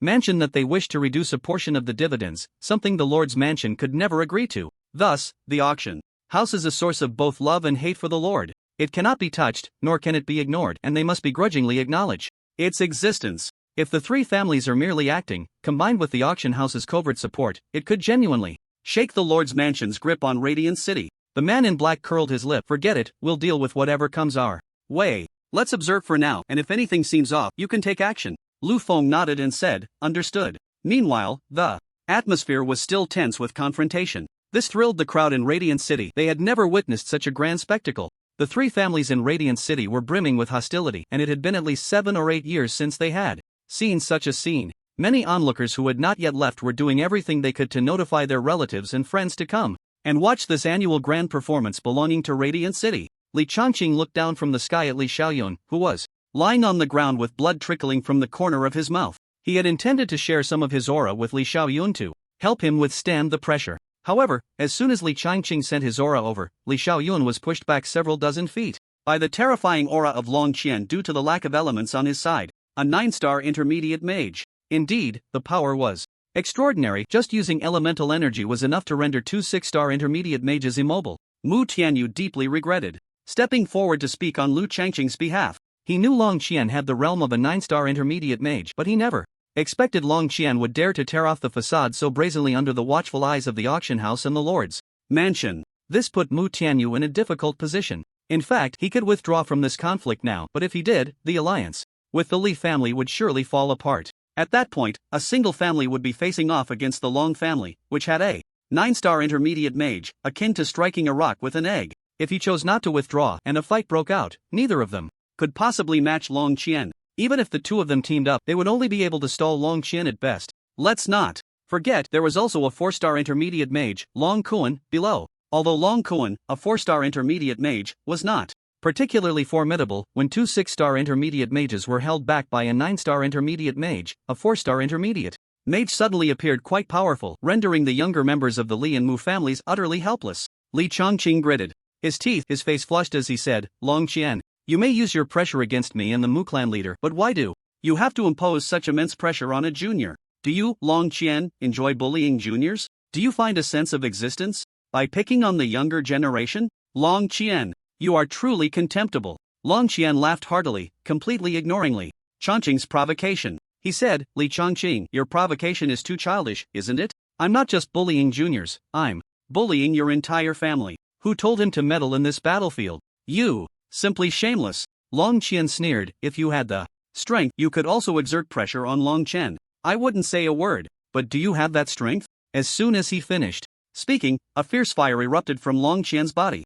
He coldly said, Lu Changqing, I don't use force to intimidate people. I now give you 3 options. First, I advise you to leave now. As for the matter of Li Xiaoyun's severed arm, I can only say I'm sorry. When the time comes, whatever you want, as long as I have it, I will try my best to satisfy you. Second, declare war on my Long family right now, and let our 3 families return to the era of chaos. It would also be a good opportunity to reshuffle the power structure of Yaoguang City. I ask you, do you dare? Third, I admit that I was the one who severed Li Xiaoyun's arm first, but if you want me to hand over Long Chen, that is absolutely impossible. Based on this, you can only make one choice. That is to wait until tomorrow when the 9-star magic apprentices gather, and let the 2 of them spar. At that time, it will be a matter of life and death.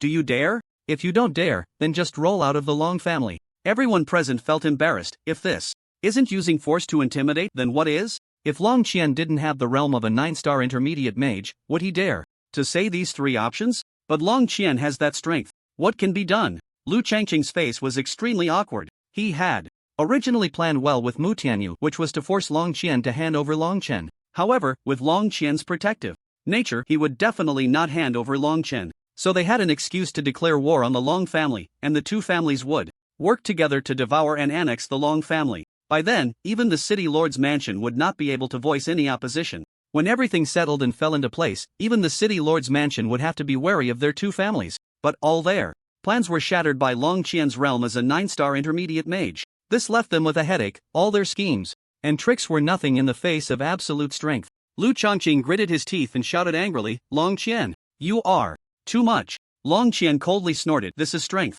If you are unconvinced, you can either roll away or fight me. It's that simple. Why bother with empty words? Is it useful? Wait. At this moment, a youthful voice rang out among the old men. Li Xiaoyun slowly crawled up from the ground, his bones cracking under the pressure, yet he still persisted in getting up. With his willpower, he overcame the terrifying pressure. Mu Shuebing, who had been watching from the stands, covered her mouth in disbelief as she looked at Li Xiaoyun. In the past, Li Xiaoyun was just a second-generation rich kid in her eyes, nowhere near a genius. She always believed that Li Xiaoyun's realm as a 9-star magic apprentice was bought with the Li family's money, not something he cultivated himself. But at this moment, Mu Shuebing suddenly felt she was gravely mistaken. Li Xiaoyun had his own talent, a 9-star magic apprentice standing up against the pressure of a 9-star intermediate mage. He actually managed to do it. There was a difference of 2 major realms in between. Lu Changqing shouted in worry, Xiaoyun, hurry and get out. You can't hold on for long. You'll explode. Li Xiaoyun not only ignored Lu Changqing's angry shouts but took a few steps forward instead. The sound of his bones grinding grew louder. Ridiculous. Don't go. Come back. Xiaoyun, can you hear me? Hurry. Li Xiaoyun still did not respond. Lu Changqing sighed in exasperation, then transferred his elemental energy to Li Xiaoyun. His own body was instantly forced back by Long Qian's fire magic. Li Xiaoyun wiped the blood from his mouth, ignoring Lu Changqing's words and the retreating figure of Lu Changqing. He tilted his body to look at Long Chen, letting out a soft sneer. Long Chen, are you going to spend your whole life being a coward in front of your father? Is this what the so-called genius of Yaoguang City is like? The owner of the 7-star element affinity? Long Chen looked down at the disheveled Li Xiaoyun from a high vantage point and said lightly, Li Xiaoyun, your father's provocation doesn't work on my dad, so your provocation naturally doesn't work on me either. I never claimed to be a genius, nor did I ever say I had 7-star element affinity. Li Xiaoyun chuckled, so all those rumors were false? Long Chen retorted, is the Long family and the Li family really that close? Do you believe everything the Long family spreads? Li Xiaoyun's eyes widened in an instant, and he stared deeply at Long Chen. Are you saying those rumors are all false? So naive. You don't need to use the name of genius to morally bind me. I listen to my dad. If he doesn't want me to fight you, then I won't. It's not because I'm afraid of you, but out of respect for my father. Long Chen said expressionlessly, causing Li Xiaoyun's heart to sink. In fact, Long Chen really wanted to fight Li Xiaoyun to make him lose face in front of so many people. A 5-star magic apprentice might not be very impressive, but with Long Chen's current attack power, it was more than enough. As long as he was careful, he might not even get hurt. Moreover, there was that strange deep blue state which further enhanced his strength. He had just received a system prompt saying something about hidden attributes cooling down. He didn't quite understand the system's message and planned to ask the system properly after everything was over. Long Chen had a feeling that this system was likely not just about copying, it definitely had deeper abilities. Li Xiaoyun was already furious, shouting wildly, "Impossible. If you're afraid of me, why not have a match? Why? You still talk about respecting your father. A person who practices magic can have feelings? How ridiculous. Ridiculous? Long Chen scoffed, then a wave of energy surged in his hand, which he hurled towards the magic testing wall near the arena. Let me show you what's truly ridiculous. As the magic testing wall came into contact with Long Chen's energy, it instantly erupted with a brilliant light, not the red of flames, not the blue of ice, nor the green of a hurricane. Instead, it was a dazzling array of colors, shooting up into the sky. The horizontal bars on the magic testing wall began to rise. 6-star, 7-star, 8-star. It directly froze at 8-star element affinity. Long Chen sneered, "If it weren't for my old man, I would still be the waste you speak of. You say a person who practices magic shouldn't have feelings? Then you're not a human." The entire venue fell silent. 8-star all attribute element affinity. This is simply a genius among geniuses. Lu Feng chuckled bitterly. Long Chen has really hidden himself well. This is definitely not an act. They are really about to clash. Otherwise, Long Chen wouldn't have revealed his methods so early. The man in black sighed, "It seems I must step in today. This Long Chen must be brought over, but I also can't offend the other two families. If it can be resolved peacefully, that would be best." After saying that, the man in black cast a meaningful glance at the auction house in the distance. Meanwhile, in the auction house, a mature man with a mustache turned to look at Morong Qingru. "I heard Morong Chuan say that this kid named Long Chen touched your hand in the auction house before clashing with Li Xiaoyun." Morong Qingru glanced at her indifferent father and nodded calmly. Morong Huang nodded. "Then if you have nothing to do on usual days, go spend more time with Long Chen and see if you can win his heart." "Dad, what are you saying?" Morong Qingru shot a cold glance at Morong Huang. "Isn't what I said clear enough? Make Long Chen fall for you, and then the auction house can openly interact with this kid. A genius with such high talent must be brought into the auction house's camp." "But Dad, this is my happiness." "Nonsense. What happiness? Is family interest not more important?" Morong Qingru fell silent. Beside her, Morong Chuan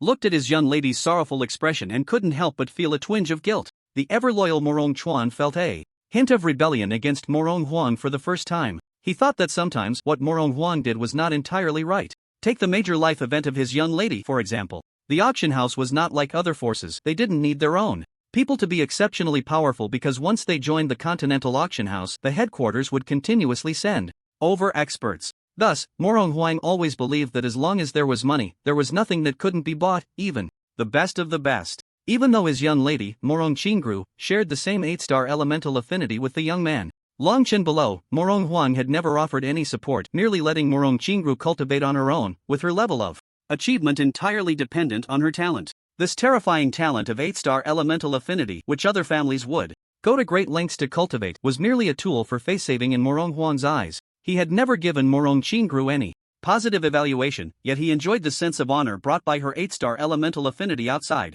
For the first time, Morong Chuan felt that his master was truly despicable. If he had known, he wouldn't have mentioned what happened that day to his master. Morong Qingru's eyes were devoid of joy or sorrow, merely fixated on the debauched scoundrel below who also possessed 8-star elemental affinity and was holding her hand without letting go. She wanted to see how this young man would maneuver around Li Xiaoyun, whether they would fight or not. After Long Chen unleashed his powerful talent, not only did he shock all the residents of Yaoguang City, but he also astonished Long Tang and Long Hui, who exchanged bewildered glances. Long Tang said nervously, "Long Hui, quickly slap yourself and see if you're dreaming. This can't be real. This is Yaoguang City, not Xingma City. How could such talent appear?" Long Hui really did slap himself, and feeling the pain, he exclaimed in terror, "It hurts. It hurts. It really is.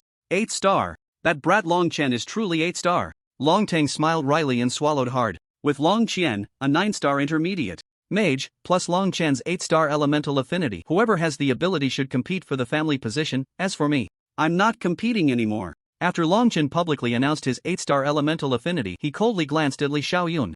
"I'm not trying to show off. After all, in this world, there are always people beyond people, heavens beyond heavens. What I want to tell you is that sometimes the power of family and the power of emotions are also very important." "No, impossible. Shui Bing said you are a waste with no elemental affinity. Absolutely impossible." Hearing this, Long Chen scoffed. "Li Xiaoyun, you really are beyond saving. You keep saying you have no feelings for your father and that emotions are a stumbling block to cultivation. So, let me ask you, what about your feelings for Mu Shuibing? Are they real or fake?" Li Xiaoyun was instantly stunned. Long Chen's question had caught him off guard. Yes, if emotions are the stumbling blocks of cultivation, then how should I explain my feelings? For Mu Shuebing? But if I were to refute Long Chen at this moment, then how should I explain what I just said about not valuing my father? Long Chen disdainfully continued, what you say is all just grandiloquent rhetoric, merely satisfying your ridiculous selfishness. Li Xiaoyun shook his head frantically, it's different. This is different. My feelings for Mu Shuebing are sincere, my father is sincere towards me.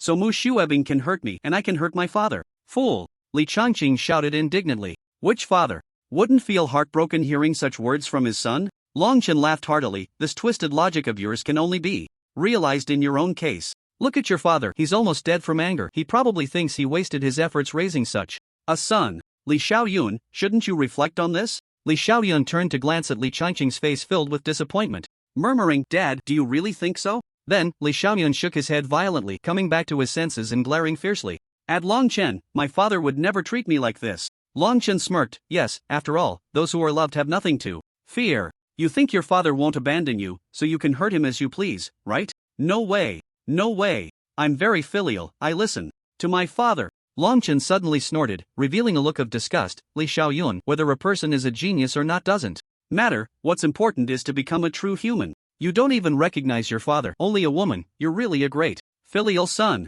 No more talking, Li Xiaoyun, I won't fight you, not because I'm afraid of you as a 9-star magic apprentice with my 5-star magic apprentice level, but because I don't want to dirty my hands by fighting you. No one thought Long Chen was exaggerating. After all, he had faced off against the 8-star magic apprentice Long Fei with his 5-star magic apprentice strength and seemed to be in perfect condition, not even suffering a wound that affected his mobility. Therefore, everyone present had no doubt that Long Chen had the strength to battle Li Xiaoyun, and even if there wouldn't be a one-sided crushing, it would still be a situation of equal strength. Moreover, with Li Xiaoyun having lost an arm, the outcome was indeed hard to predict. Long Chen leaped back to the platform, his voice coldly echoing again. Next, I will stand here. If my father tells me to fight, I will fight. If my father tells me to stay behind him, I will stand here without moving. You can come and try. As soon as he finished speaking, the entire venue erupted in loud applause. Even Mu Rongqingrou's eyes flashed with a hint of disbelief. Why could Long Qian ignore all major forces to protect Long Chen? Why could Long Chen trust Long Qian unconditionally? And why couldn't she? For the first time, Mu Rongqingrou revealed a different emotion towards Long Chen. It was complicated, there was envy, curiosity, and surprise. More than that, there was a trace of admiration she herself didn't acknowledge. Only such a young man could bear the sunlight and reach for the distance. Suddenly, Mu Rongqingrou's heart skipped a beat, and she quickly concealed the deepest emotion, murmuring softly, Impossible. I absolutely cannot have such feelings. For 16 years, Mu Rongqingrou had never felt such terrifying emotions towards a man. Under the teachings of Mu Ronghuan, she viewed emotions as a flood beast and the delicate thoughts of young girls as childish. Yet now, the flood beast nearly consumed her heart, and that delicate thought quietly occupied her mind, planting a seed. Morong Qingsong seemed to have been struck by something heavy. She clutched her chest and took 2 steps back, muttering to herself in a low voice, he is a lecher. He is a libertine. Beside her, Morong Chuan noticed the situation of his young lady and asked with great concern, Miss Qingsong, what's wrong? Are you feeling unwell? Morong Qingsong remained polite, declining Morong Chuan's offer to support her, shaking her head and softly saying, Uncle Morong, Qingsong is fine, do not worry. Morong Chuan let out a slight sigh. In his view, Morong Qingsong must have been unable to accept the cold-hearted Morong Huan, who wanted to bury her future happiness in an instant. At this moment, Morong Chuan increasingly resented Morong Huang's unreasonable behavior. Morong Huang glanced at Morong Qingsong without showing any concern for her unusual state, instead asking, you need to think carefully about how to get in touch with that boy, and you must ensure to keep him firmly tied to the auction house. Morong Qingsong gently rubbed her chest, enduring the faint pain in her heart, and for the first time questioned her father's words. Father, haven't you always disliked those who practice magic? Moreover, this Longchen only has an 8-star elemental affinity. Any expert sent from above would be stronger than him. Why must you let your daughter, you, a woman, know nothing? Before Morong Qingsong could finish, Morong Huang frowned and said, this is not something you should question. It's best not to pry. Otherwise, asking too much will not benefit you. Isn't what I'm doing for the sake of the auction house in Yaoguang City? If you can be with Long Chen in the future, that would be a couple of genius partners with 8-star elemental affinities. Do you know how much hype that would bring to the auction house? The profits generated would be incomparable. After saying this, Morong Huang snorted coldly and continued, you, woman, wouldn't understand even if I told you. Just do as I say. Look at how obedient Long Chen is to his father. Can't you also listen to your father properly? Morong Chingsong took a deep breath, feeling extremely wronged at that moment. Had she not completed every task assigned by Morong Huang? Had she not arranged everything beautifully? But now, hearing Morong Huang's tone, it seemed as if she was the one being disobedient, which made it impossible for Morong Chingsong not to feel aggrieved. Fine, Morong Huang said. Long Chen listened to Long Qian, but Long Qian was a man who would risk war with two major families for Long Chen, even breakingly. Xiao Yun's arm. Did Morong Huang dare to do that? Long Qian could tear apart relations with the Li and Mu families for Long Chen. Did Morong Huang dare? Morong Huang probably wouldn't even dare to offend the Li and Mu families, fearing that they would sever his business chain. To him, money was more important than anything else. Thinking of this, tears welled up in Morong Chingsong's eyes, but having grown up under Morong Huang's intimidation, she dared not defy her father. She merely gave a soft without looking back. Morong Huang said, "Remember, do not ask such disrespectful questions again. This is the last time I will answer you. Have you remembered it clearly?" Morong Chingsong gently nodded. "I have noted it, father. A girl should not study how to do business with her father, running around with knives and guns all day. If you get married in the future, won't others say that I, Morong Huang, have no proper way of educating you?" "I have noted it, father." Morong Chingsong did not retort, but the seeds of resistance had already been sown in her heart. She decided that she must devise a perfect plan to escape Morong Huang's control. Morong Chuan also sighed. Inwardly, the master's desire for control was too strong, and his pride was particularly high. Sometimes, regarding matters of children, adults need not say much. They should just let their children venture out on their own. Children and grandchildren have their own fortunes. Excessive toil can become a shackle, and too much control will ultimately provoke a great backlash. Just at that moment, a loud laugh suddenly echoed across the arena. Ha ha ha! Long Qian laughed heartily in the sky. "Good son, you truly are my Long Qian's offspring. Long Chen, let me tell you, as long as your father is here, you have nothing to fear." Long Chen waved at Long Qian from a distance. "All right, Dad, I understand." The relationship between this father-son pair, Long Chen and Long Qian, was evidently different from that of Morong Huang and Morong Qingru, the father-daughter duo. Long Qian turned his head and clenched his fist, the flames on his body flaring up even more. He looked at the distant Mu Tianyu and Li Changqing and spoke calmly. "Now, I give you two options. 1. Take your emotionless son and get lost right now. 2. Fight me, Long Qian, and battle my Long family." As soon as these words were spoken, the crowd erupted. Long Qian didn't even offer the first option of an apology to the Li and Mu families. It was either for them to leave or to fight. From everyone's perspective, given the personalities of Li Changqing and Mu Tianyu, they would definitely not choose the path of retreat. Thus, it would only lead to a fight to the death. 6 or 7 years had passed, and Yaoguang City was finally about to descend into chaos. This could very well be the fastest and shortest conflict to arise, because Long Qian's strength far surpassed that of Li Changqing and Mu Tianyu, and with the clan leaders of the Li and Mu families present, if Long Qian wanted to desperately kill the Li and Mu families, he could definitely inflict heavy damage and defeat them. It was very likely that Yaoguang City would then be in a three-way stalemate. The three families would be the auction house, the city lord's mansion, and the Long family. Mu Tianyu's expression was extremely conflicted. According to his plan, no. It should be said that ever since Long Qian revealed his strength, all his arrangements were no longer part of the plan. At this moment, Mu Tianyu had no intention of fighting at all, and since it wasn't his children who were in danger, he had no major grievances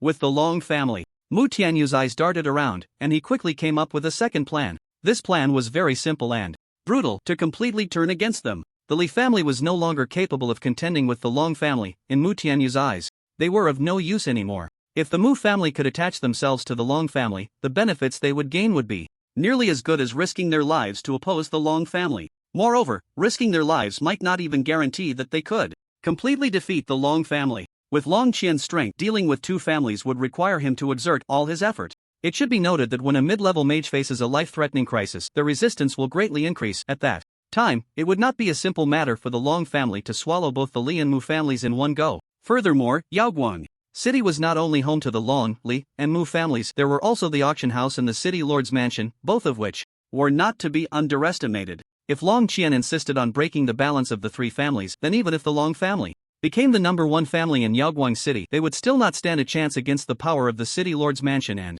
the auction house. Mu Tianyu believed that as long as Long Qian wasn't foolish, he wouldn't take the reckless action of annihilating two families. Such an act would be no different from mutual destruction. Even a 6-star mid-level mage like Long Qian could achieve this. If Long Qian didn't use his 9-star mid-level mage status to do something meaningful for the Long family, then all his strength would be wasted, with no place to be utilized. After Mu Tianyu figured this out, the heavy stone in his heart was lifted.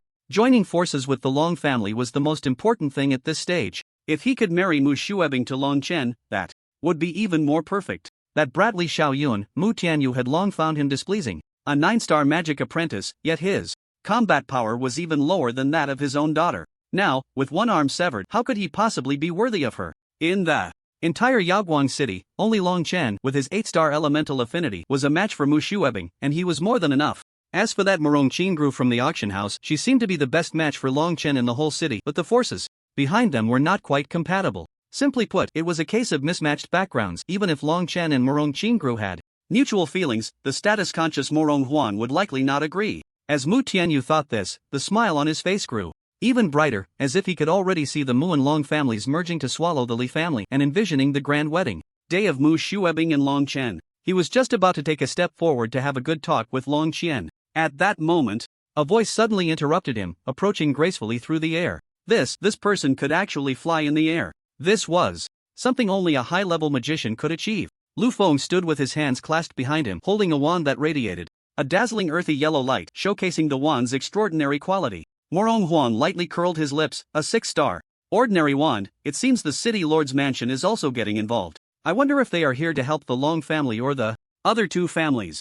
Murong Chuan, prepare yourself. I will also make an appearance shortly. Yes, sir. Murong Qingru also gazed at the earthy yellow wand, her eyes filled with admiration. Just as Murong Huang had said, although Murong Qingru had an extremely gentle personality and appeared very graceful, she preferred martial prowess over makeup in her daily life and had a wide-ranging knowledge of these wands. In Murong Qingru's impression, wands had ranks similar to those of magicians. From low to high, they were classified as ordinary, yellow, mysterious, earthly, and heavenly, with each rank further divided into 9 levels, corresponding to the 9 stars of a magician. These ranks also had restrictions based on the magician's level. Magicians, intermediate magicians, and high-level magicians could only use ordinary or yellow wands. Only upon reaching the level of a great magician could one acquire a mysterious wand, and after advancing through the ranks of magician and great magician, one could use earthly wands at the level of a holy magician or holy mage. As for heavenly wands, only divine-level magicians were worthy of using them. Nowadays, there were more and more magicians on the eastern continent, but fewer and fewer forgers.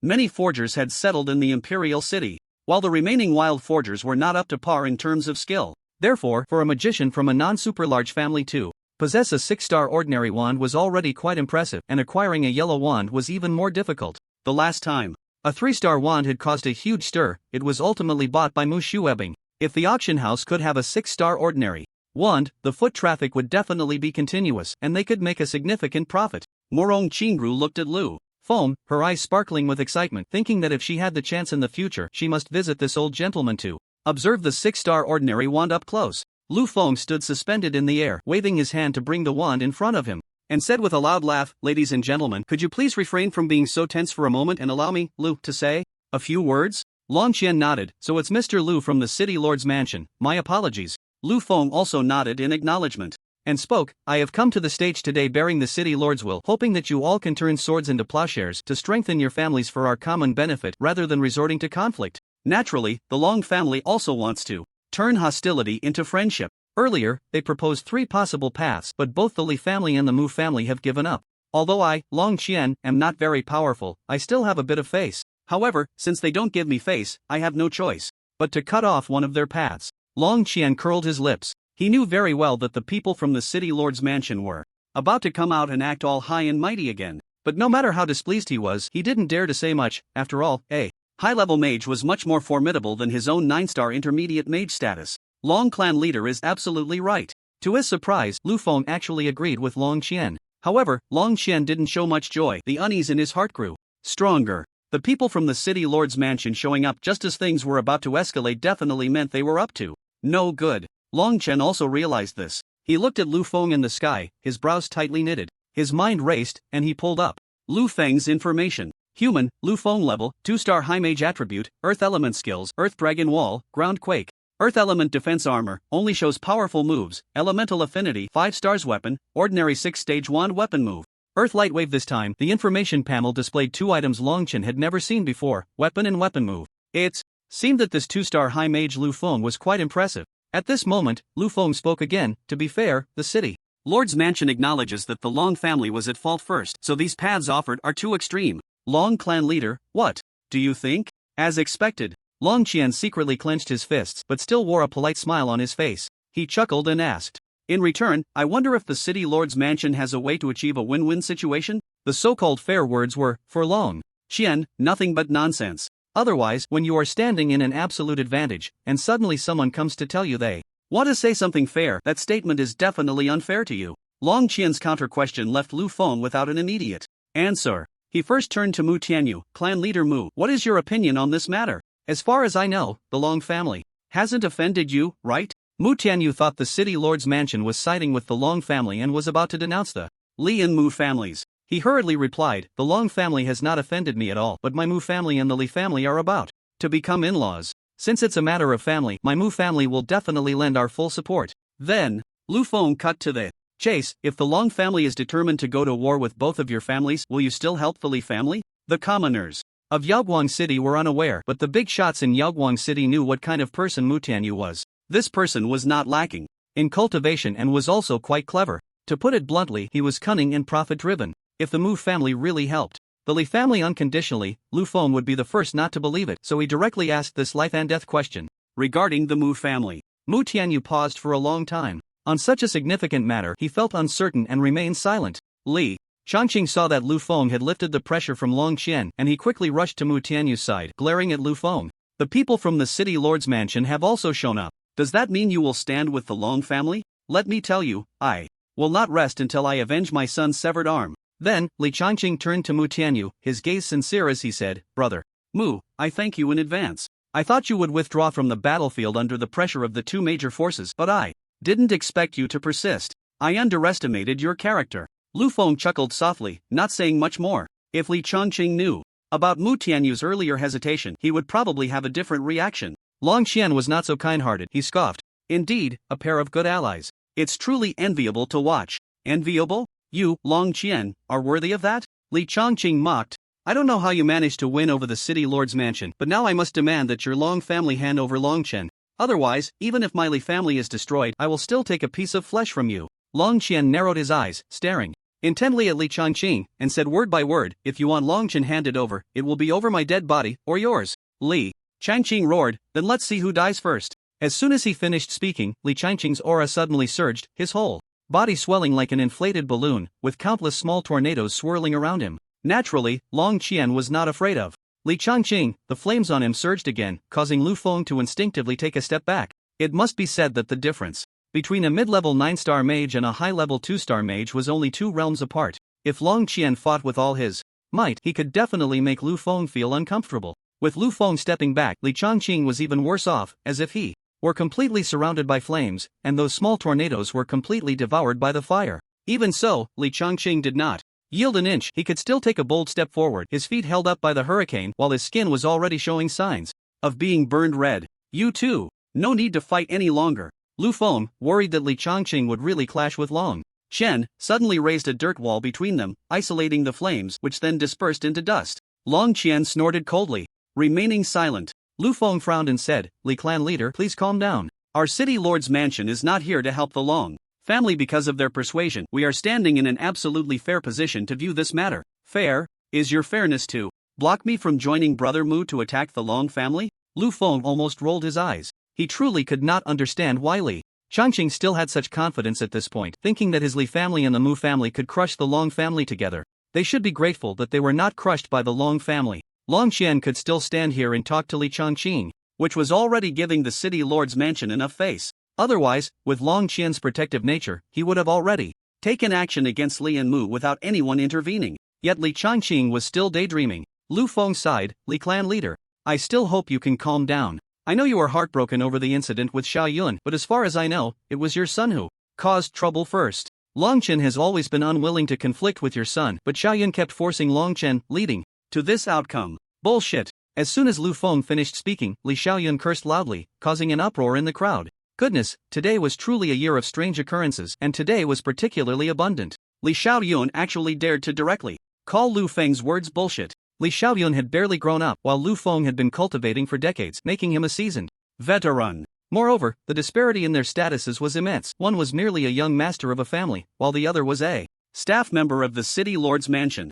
For him to say such a thing to Lu Feng showed that Li Xiaoyun's verbal talent far exceeded his talent in magical elements. Furthermore, this courage, akin to Li Changqing's belief that he and the Mu family could crush the Long family, was indeed commendable. No wonder they were father and son, their overly confident personalities were strikingly similar. Even the man in black sitting in the city lord's mansion's viewing platform couldn't help but laugh. Lu Feng, after all, was someone who had cultivated for many years. He did not want to argue with a young man, but the displeasure on his face was already very serious. He looked at Li Changqing and said, "Is this how you discipline your son?" Li Changqing seemed to be trying to learn from Long Qian's protective behavior. He shrugged and said, "Children speak without restraint. I hope Mr. Lu won't take it to heart. Moreover, my son is the party involved, and it's very possible that Mr. Lu's intelligence was mistaken and the process was misrepresented." Lu Feng let out a scoff, his face stern as he replied, "So you mean to say that my city lord's intelligence system is weak? I didn't mean that at all. It's just that my son is a first-hand witness and there's a possibility of error in the intelligence. Compared to the party involved, the accuracy is certainly not particularly high. I think your son and my grandson are the ones talking nonsense." At that moment, Long Chen's voice suddenly rang out, coldly mocking, "Who started the trouble first? Li Xiaoyun? Speak with your conscience." Li Changqing didn't hear the latter part of the statement, but the former echoed in his mind. Your son and my grandson? Was Long Chen implying that Li Changqing was his son? How could Li Changqing endure that? He shouted angrily, "You brat! How dare you speak so arrogantly?" Long Qian also bellowed, "Lila Buzi, my son is someone you can teach a lesson to." After they spoke, the tension escalated once more. Lu Feng followed up with a roar, "Enough! Today, I, Lu, stand here until this conflict is resolved. If anyone dares to speak disrespectfully or make a move, I will take action against the former, and the latter can come at me. I will fight you." With these words, Long Qian and Li Changqing stepped back. Li Changqing pointed at Long Chen and said, "What did you just say?" Long Chen shrugged, "I didn't say anything. I must be getting old, my eyes are dimming, and I can't hear a thing." Li Changqing was so furious his teeth itched, he couldn't outsmart Long Chen and could only point at Long Qian, saying, "Old scoundrel Long, look at the son you've raised. I'm happy with him. What business is it of yours? Your son isn't any better. He dared to insult Mr. Lu. If it weren't for Mr. Lu's magnanimity, your son would have been torn apart long ago. You two stop arguing." Lu Feng ignored Long Qian's subtle flattery and simply addressed Long Chen. "Long Chen, it seems your earlier statement suggested that the development of events wasn't as Li Xiaoyun described, right?" In response to Mr. Lu, "Absolutely not." Long Chen bowed respectfully, displaying proper etiquette. Lu Feng was quite pleased. Compared to Li Xiaoyun, he had a better impression of Long Chen. "The intelligence I received indicates that Li Xiaoyun initiated the trouble, while Long Chen was forced to defend himself, ultimately leading to Long Chen burning his arm. Is that true?" Long Chen nodded. "That's right, that's how it happened. I had just come out of the auction house when Li Xiaoyun aggressively sought me out. I initially didn't want to engage with him, but he kept buzzing around me like a fly, and his words became increasingly unpleasant until he took the initiative to attack me. At first, it was just a close-quarters brawl. I thought since I wasn't using magic it wouldn't be too serious, so I fought back. But as we fought, I suddenly found he was using elemental energy. I didn't react in time and almost fell into his trap. Luckily, my father arrived just in time, otherwise, I would have definitely died there." After Long Chen finished speaking, the entire venue fell into a deathly silence, which was suddenly broken by a wave of boos. The reactions of the civilian audience were enough to show that they didn't believe Long Chen's account. Only ordinary people would easily die at the hands of magic practitioners. While battles between magic practitioners rarely resulted in serious injury from just one or two moves, Long Chen looked at the crowd of onlookers who thrived on chaos, and he snorted coldly, saying, "Although I am also a magic practitioner, without preparation, I have no elemental protection. My physical strength is no different from an ordinary person, and a heavy blow can kill me just the same. Moreover, before that day, I encountered an incident where someone tried to assassinate me and I was severely injured, so my strength has not been able to recover. At that time, I was really no different from an ordinary person." After Long Chen finished explaining, the commoners of Yaoguang City finally let him off the hook, and the booing ceased. They began discussing who had attempted to assassinate Long Chen back then. "You're talking nonsense," Li Xiaoyun shouted again. Before Li Xiaoyun could continue, Long Chen turned around and retorted, "You only know two words, nonsense, right? Come on, let's hear you say it." Immediately, Long Chen made a gesture of invitation. "Next, let's have Li Xiaoyun demonstrate nonsense." Ha ha ha ha. The audience erupted in laughter, filling the entire arena with a joyful atmosphere. At this moment, Li Xiaoyun was at a loss for words, feeling extremely awkward. If he spoke, wouldn't he be the one making nonsense? If he didn't say anything, how could he refute Long Chen? Li Xiaoyun gritted his teeth and coldly snorted, "Who would make nonsense like you, Long Chen? Full of lies, not a single word of truth." Long Chen completely ignored his remark, clapping his hands and saying, "Well said." To his surprise, the audience on the arena also cooperated, all clapping their hands, encouraging Li Xiaoyun to continue with his nonsense. Li Xiaoyun was about to explode with anger. Li Changqing watched Li Xiaoyun's embarrassment, his face darkening. If it weren't for Long Qian and Lu Feng being here, he would have torn Long Qian to pieces. Long Qian laughed more exaggeratedly than the commoners in the stands, continuously guffawing and praising Long Qian's sweet tongue. Lu Feng had been holding back his laughter, but given his status, it would be too inappropriate to laugh out loud. He pretended to maintain a serious face and said, "Long Qian, stop talking nonsense." Long Qian feigned ignorance about what Lu Feng was referring to and shouted in grievance, "Mr. Lu, I'm really not talking nonsense. What I just said is the truth. The city lord's mansion can investigate it." Lu Feng cleared his throat. "I'm not talking about that. I'm talking about you asking Li Xiaoyun to demonstrate nonsense." Only then did Long Qian pretend to realize, "Oh, so that's what it is. Mr. Lu, I won't say anything more." Lu Feng finally realized that Long Qian had played a trick on him. He shot a glare at Long Qian, but deep down, he couldn't get angry. A young man as interesting as this was indeed rare. Most young people were either too rigid or too fearful in his presence, and no one had ever dared to joke in front of Lu Feng. Now, with Long Qian appearing, Lu Feng found it quite enjoyable. Lu Feng composed himself and looked at Li Xiaoyun, saying calmly, "Li Xiaoyun, I just heard you say that Long Qian is talking nonsense. Then tell us what you experienced at that time and why you attacked Long Qian." "I admit that I attacked Long Qian first, I won't deny that, as the city lord's mansion's intelligence confirms it." Li Xiaoyun snorted coldly, as for why? Ask him. What disgusting things did he do? It's simply infuriating. Lu Feng asked, "Go on, tell us." Mu Xuebing, watching from the side, suddenly felt an ominous premonition. She hoped that Li Xiaoyun wouldn't be foolish enough to reveal the truth. But as Mu Xuebing expected, Li Xiaoyun indeed blurted out what she had said to him back then. "Everyone knows that Mu Xuebing is my fiancé, but this Long Qian actually dared to touch her hand." Li Xiaoyun's face twisted in rage as he gritted his teeth and said, "In the entire Yaoguang city, who doesn't know that Mu Xuebing is my fiancé? Yet this Long Qian actually dared to touch my fiancé's hand at the auction house. This is nothing short of a slap in the face for me, Li Xiaoyun. A slap in the face for the Li family." As soon as these words were spoken, the crowd erupted in an uproar. Most were discussing how Long Qian was a man of courage. After all, Mu Xuebing was an ice-cold beauty, and on top of that, she was Li Xiaoyun's fiancé. In Yaoguang City, ordinary men wouldn't even dare to glance at her. Yet Long Qian actually had the audacity to touch her hand? This was practically the fulfillment of a dream for the 100,000 gentlemen of Yaoguang City. Lu Feng looked at Long Qian in astonishment, disbelief filling his eyes. He truly couldn't see how this talented contender could also be such a lecherous scoundrel. Lu Feng furrowed his brows and asked, "Long Qian, is what Li Xiaoyun said true?" "To hell with his colorful spiral twist." Long Qian spat. "This kid is blinded by lust." Mu Xuebing just had to say a few provoking words, and he believed her? "I never even touched Mu Xuebing's hand. I, Long Qian, stand upright. If I touched her, then I did, and if I didn't, then I didn't. No need for those evasive words. I dare to swear by my elemental affinity, if I utter a single lie, let my elemental affinity vanish, and I shall never be able to cultivate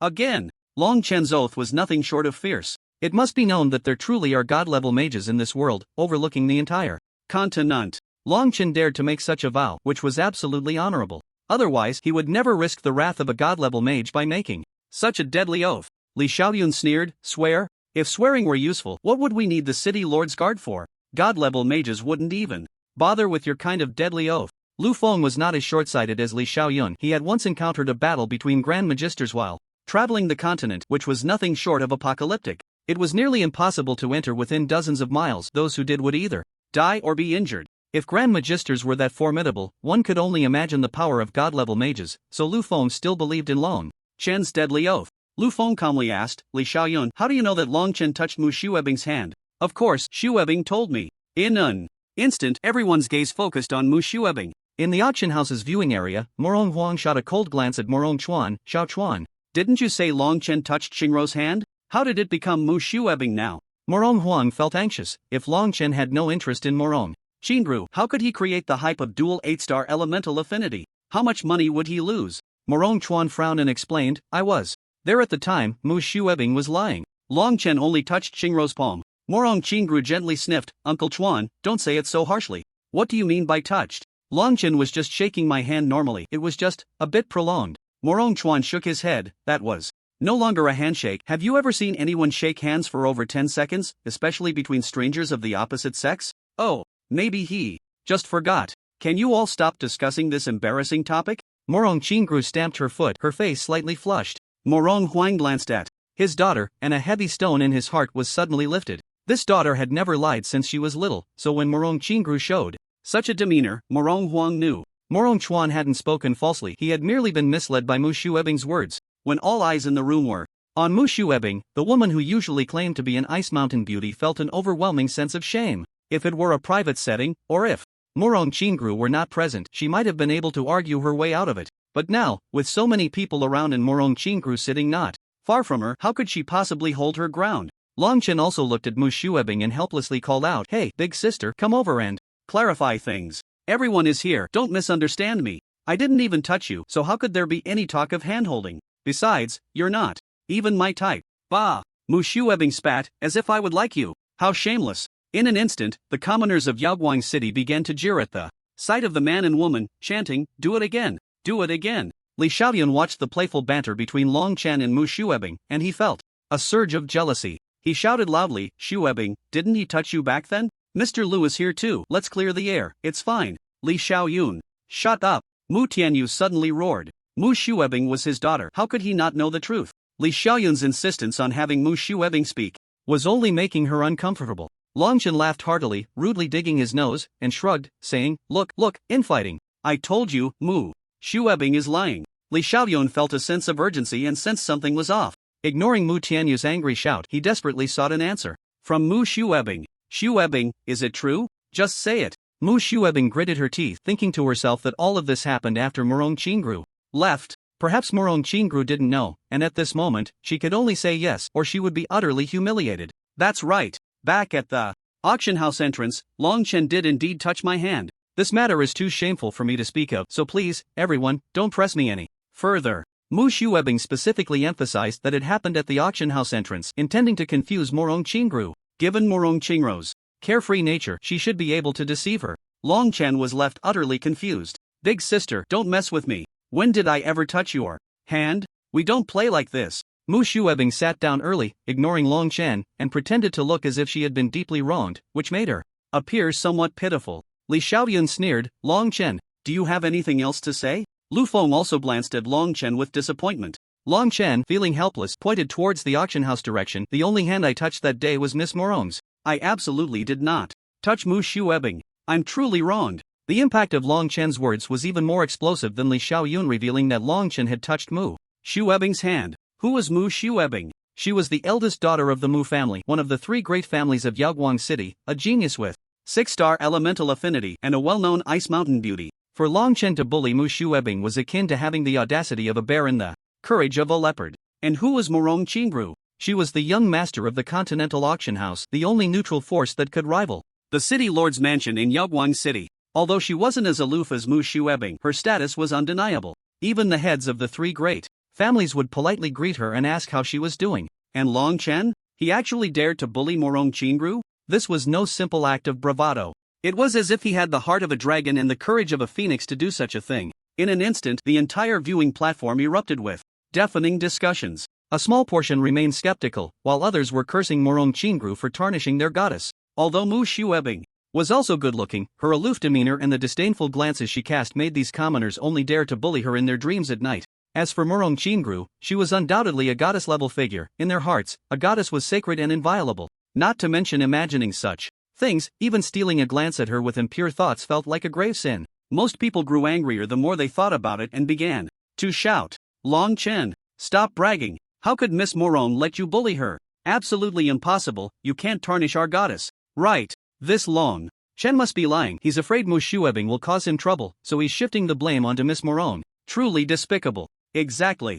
Long Chen is definitely full of lies. If he really dared to bully Morong Chingru, he probably wouldn't even make it out of the auction house alive, let alone be here spouting nonsense. In an instant, various heroes and champions began to denounce Long Chen, their crude words ringing in the air. Long Chen rolled his eyes, not wanting to bother with this group of fence-sitters. Lu Feng looked at Long Chen with a serious expression, trying to discern a hint of panic in his eyes, but no matter how the aide from the city lord's mansion looked, all he saw was calm indifference. It was as if Long Chen had indeed bullied Morong Chingru. He glanced slightly towards the auction house, only to find that Morong Huang showed no signs of anger, instead calmly sipping her tea. The man in black from the city lord's mansion had long been laughing uncontrollably, clapping his hands and exclaiming, "Interesting. Interesting. This is simply too surprising. I like this kid." With Lu Feng absent, the other guards of the city lord's mansion watched the man in black laugh so wildly, and not a single one dared to intervene. They all kept silent, not even daring to lift their heads. Lu Feng looked at the calm Morong Huang, and the seeds of doubt in his heart grew larger. He turned to Long Chen for confirmation. "Long Chen, did you really bully Morong Qingru?" Long Qian's heart also skipped a beat, thinking how this kid could stir up so much trouble. However, he quickly reconsidered. After all, it was Morong Qingru. Young men in the entire Yaoguang city didn't even dare to look at Miss Morong, yet his own son dared to bully her. This was simply too delightful. His child had finally grown up and learned to pursue the right things. Long Chen sighed, shaking his head as he said, "I can't say it was bullying. It was just the first time I met Miss Morong, and I politely shook her hand. It just so happened that I was stunned by Miss Morong's beauty and couldn't let go for a moment." Long Chen dared not mention that he was copying Morong Qingru's elemental affinity at that time, otherwise, the entire power structure of Yaoguang City would likely turn against him on the spot, capturing him alive for research. The ability to copy elements, if applied to combat, could form a genius army. Lu Feng rolled his eyes, noticing that there was still no movement from the auction house, so he remained unconvinced. If it were true, the auction house would have long since been in chaos. How could they still be so calm? Morong Qingru's temperament was already tranquil, and she always maintained an attitude of "the innocent will clear themselves" towards such muddy water. If she did it, there was no need to say anything. If she didn't, saying anything was pointless. Mu Shuebing also didn't expect Long Chen to expose himself. She had secretly observed the auction house no less than 3 times, and, seeing that Morong Qingru had not spoken, she finally felt relieved. Thinking back to how long it has been, Morong Qingru must have forgotten about this matter. It's likely that Morong Qingru was still pondering why that young man, Long Chen, would say such things. Moreover, although Long Chen did bully Morong Qingru, it was under the guise of a handshake, and his reasoning was so grandiose that no one would think of it as bullying. Additionally, Morong Qingru has always had a character that avoids conflict. In Mu Shuebing's eyes, it simply translates to false pretentiousness, and she would definitely ignore Long Chen. Even if Morong Huan wanted to clarify things, Morong Qingru would surely do her best to obstruct him. The more Mu Shuebing thought about it, the more confident she became. She snorted coldly. "Long Chen, you really have no shame, do you?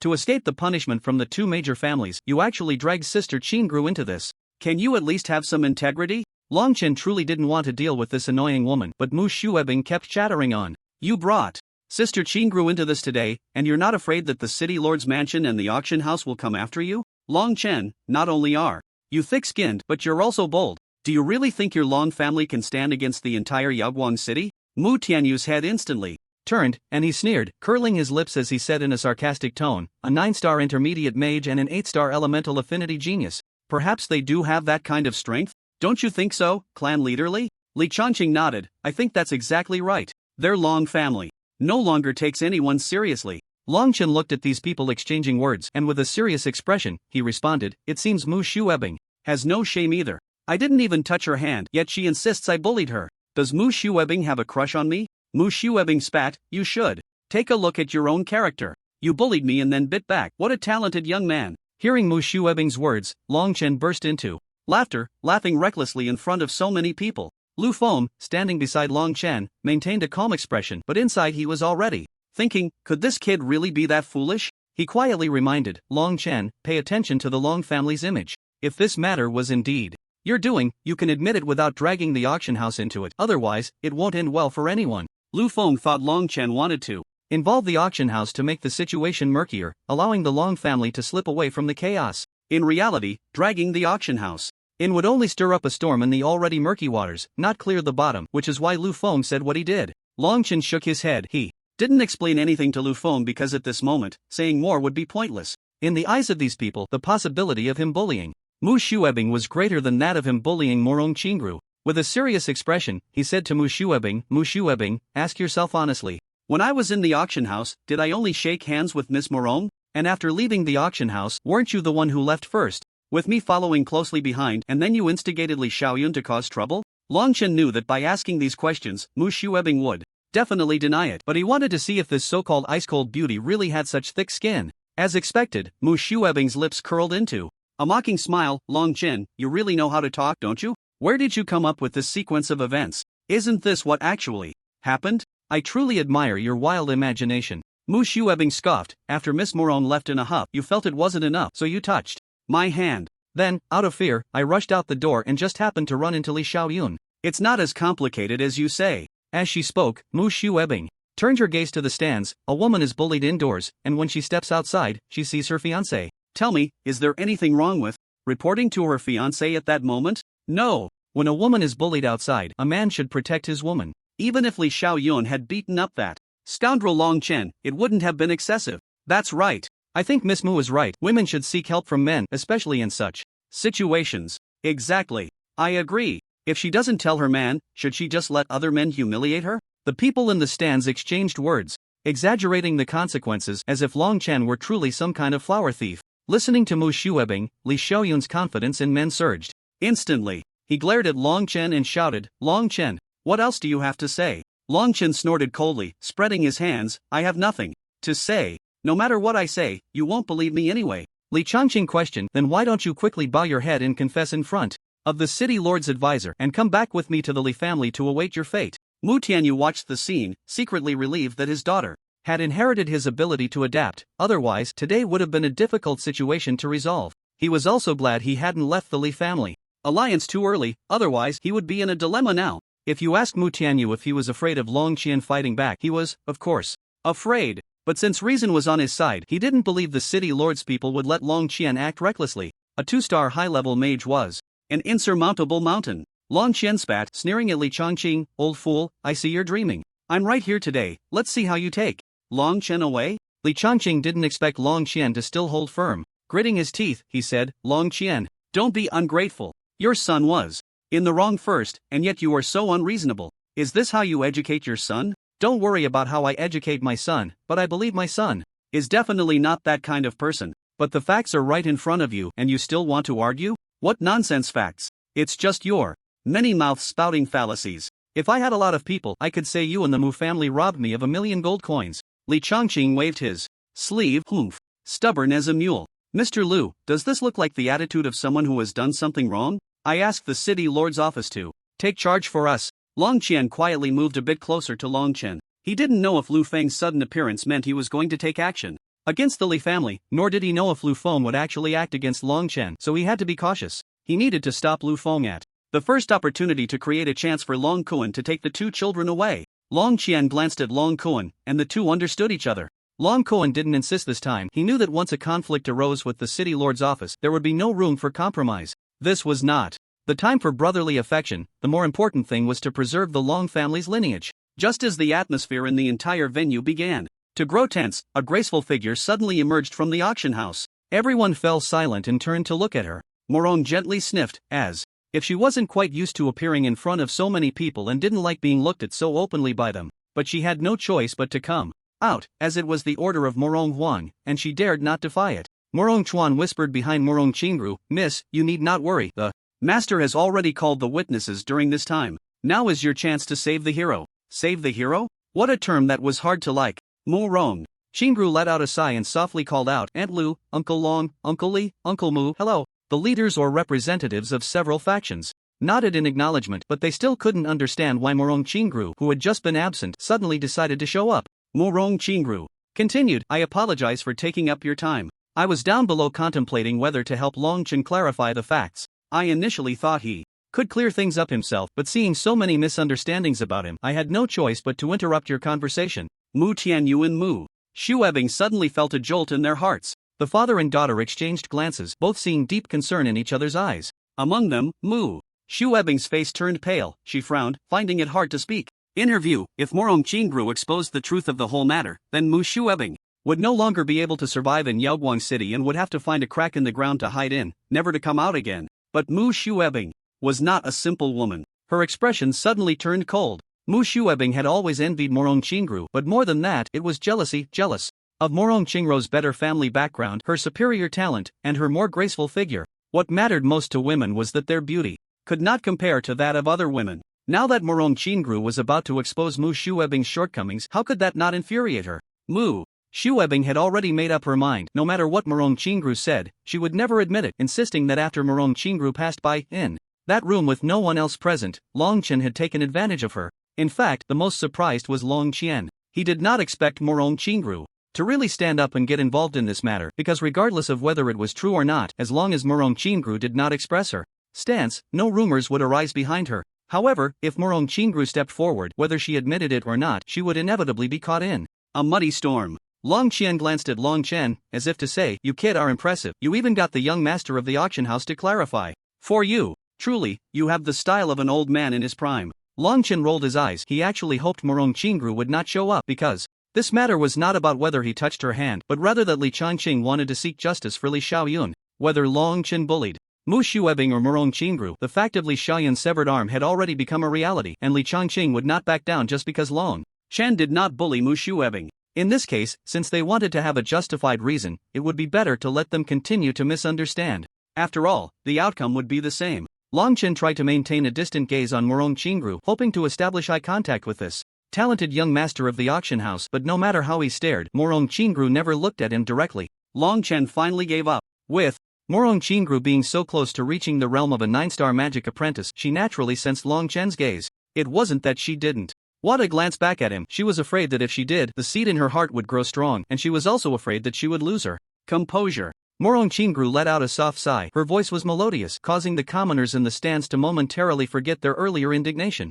For Mu Shuebing, Sister Shuebing, Chingru doesn't want to make things too awkward with you. If this matter is to be put behind us, then I won't say anything more that might be unfavorable to you. Unfavorable to me? Mu Shuebing was instantly dizzy from such arrogant words. At that moment, Morong Chingru appeared to her as the kind of delicate and pretentious woman. And what right did you, Morong Chingru, have to say such overconfident things? Mu Shuebing snorted coldly. Sister Chingru, you mustn't be bewitched by that shameless scoundrel Long Chen. She flirted with you at the auction house. And after you left, she bullied me. Such a man is not worth it. After saying this, Mu Shuebing put on what she considered a very gentle smile and continued, Sister knows that since you have never interacted with young people, it's inevitable that you might have some unusual feelings. But Long Chen really isn't worth it. Sister Chingru, don't be foolish, okay? Morong Chingru's face flushed. She was already not good at speaking, and now faced with Mu Shuebing's sharp tongue, she truly didn't know how to retort. Seeing that Mu Shuebing dared to insult his young lady, Morong Chuan was about to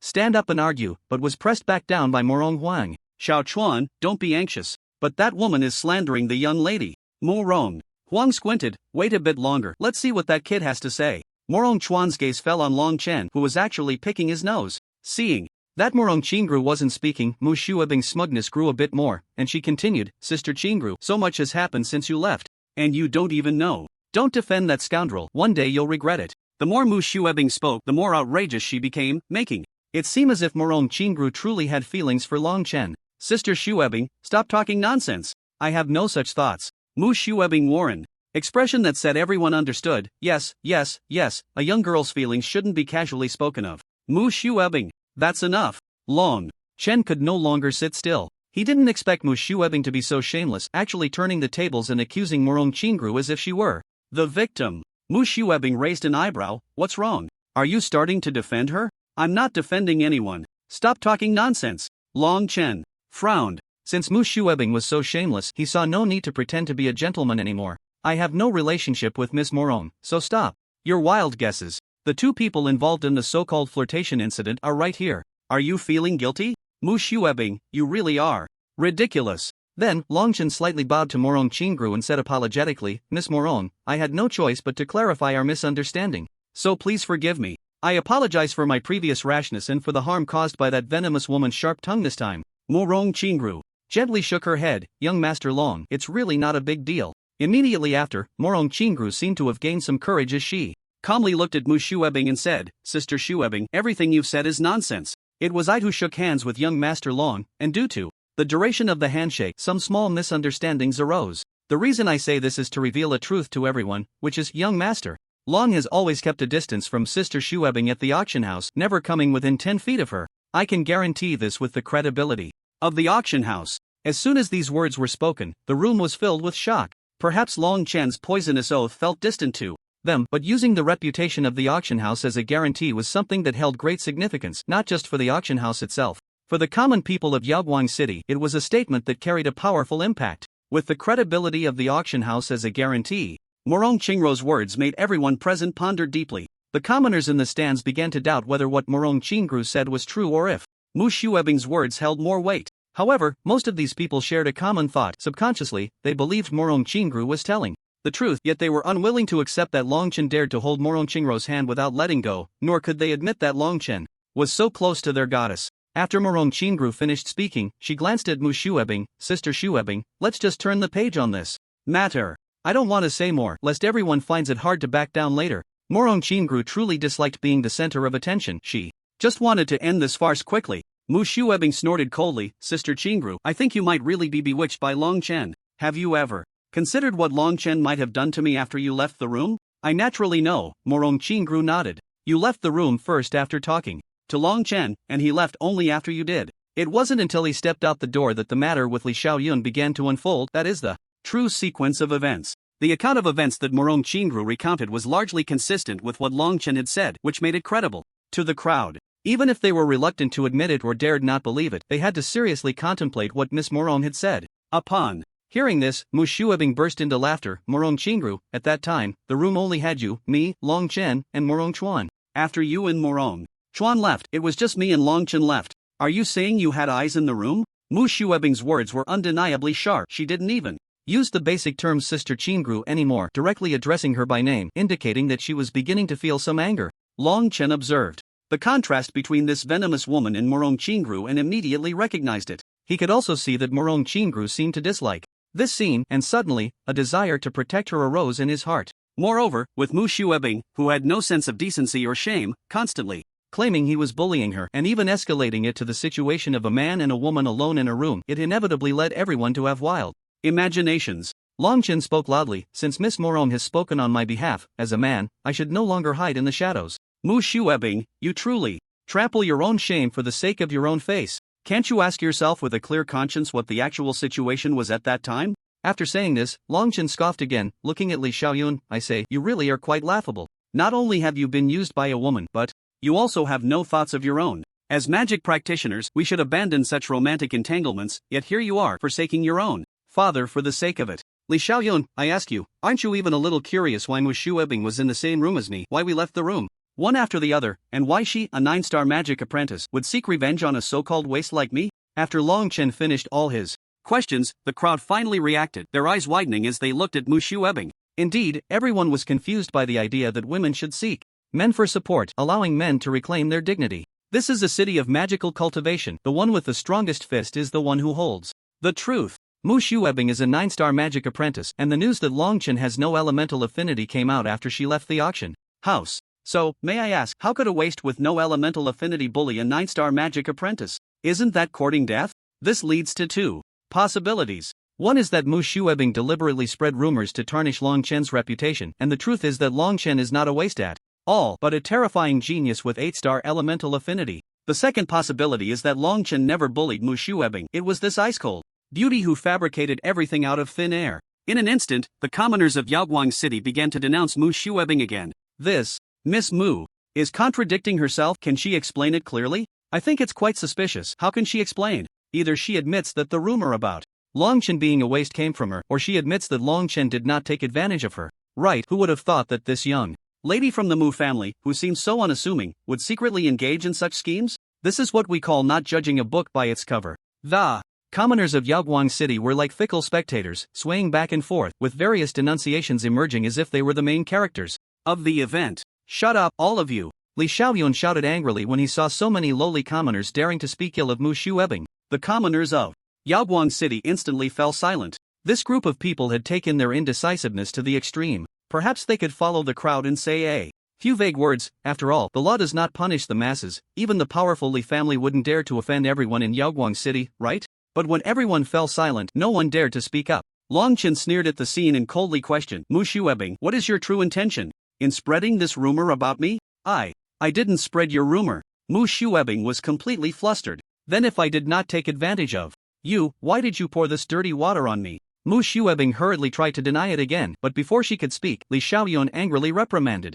Longchen, are you even a man? What kind of man makes things difficult for a woman? Difficult? Are you blind? When she made things difficult for me and troubled Miss Morong, why did no one speak up for us? Mu Shuebing, Longchen called out from a distance, did you spread rumors about me, or are you deliberately slandering me? No, I didn't do anything. No? At this point, you're still being stubborn. come out. At this moment, on the stands, Morong Chuan could no longer endure it and shouted. Even though he didn't want to get involved in this matter, he didn't want to see his own lady struggling to resolve it. Morong Chuan's appearance made the atmosphere even more delicate. He questioned Mu Shuebing, Miss Mu, I will give you one last chance. Are you going to tell the truth or not? Mu Shuebing, who had been dazed, became fierce as more and more people questioned her. She felt that it no longer mattered as long as she refused to admit it. What could the people from the auction house and the city lord's mansion do to her? Even if the Long family was furious and wanted to take action, she could firmly deny it, and the people from the city lord's mansion would definitely not stand by and watch a chaotic battle among the three major families.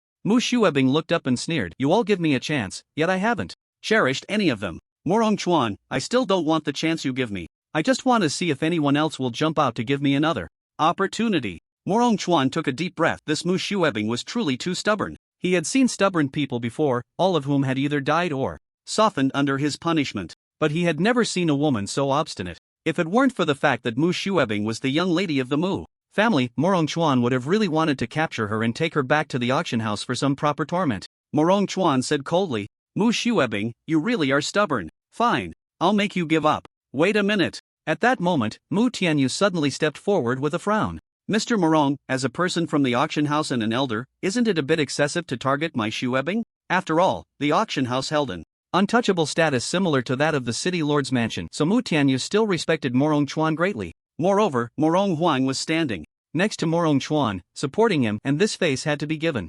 Furthermore, in a certain sense, Morong Huang and the city lord held equal status, which meant that although Morong Chuan's strength was not on par with Lu Feng's, his status was quite similar. Morong Chuan scoffed. Patriarch Mu, don't you know what your daughter has done? You say I'm targeting Mu Shuebing, but isn't Mu Shuebing targeting Morong Qingru? You're really being double standard. Patriarch Mu, Mr. Morong, that should be different, right? Matters between the younger generation should be handled by them. Look, has Mr. Lu intervened? That's because Lord Lu Feng is not one of the victims in this matter. My Miss Morong was just sitting here watching the competition, but Mu Shuebing had to bring up the bullying issue, forcing Long Chen to use my miss as a shield. The phrase Long Chen had no choice was used perfectly. Morong Chuan's rhetoric was certainly not something ordinary people could compare to. He knew that Morong Huan wanted to use Long Chen to create a buzz for the auction house regarding the dual 8-star elemental affinity. So, while pushing the responsibility back to Mu Shuebing, he casually mentioned that it made everyone feel that Long Chen was not a petty person. If it weren't for being forced, he would never tarnish a woman's reputation for no reason. Lu Feng also had an awkward expression on his face, scratching his head in embarrassment. On one hand was the Mu family, and on the other was the auction house. Like Morong Chuan, Lu Feng didn't want to offend the auction house, so he said something vague. I just stand on the right side. The city lord doesn't want to see Yaoguang City fall into chaos again. It's better for everyone to be harmonious and prosper. But my son's arm is ruined. How can this prosperity come from harmony? Lu Feng slightly frowned, seemingly unhappy that Li Changqing interrupted his speech, but he managed to cover it up well. He smiled and said, patriarchally, let's first resolve the issue of bullying, and then we can deal with the matter between you and the Long family, alright? Please trust the city lord's mansion. It will definitely provide you with a satisfactory response. Li Changqing snorted coldly and fell silent. Lu Feng secretly cursed Li Changqing for being so ungrateful. If it weren't for the city lord worrying that the situation would escalate too severely and affect his future, he wouldn't bother with these trivial matters. If the city lord's mansion didn't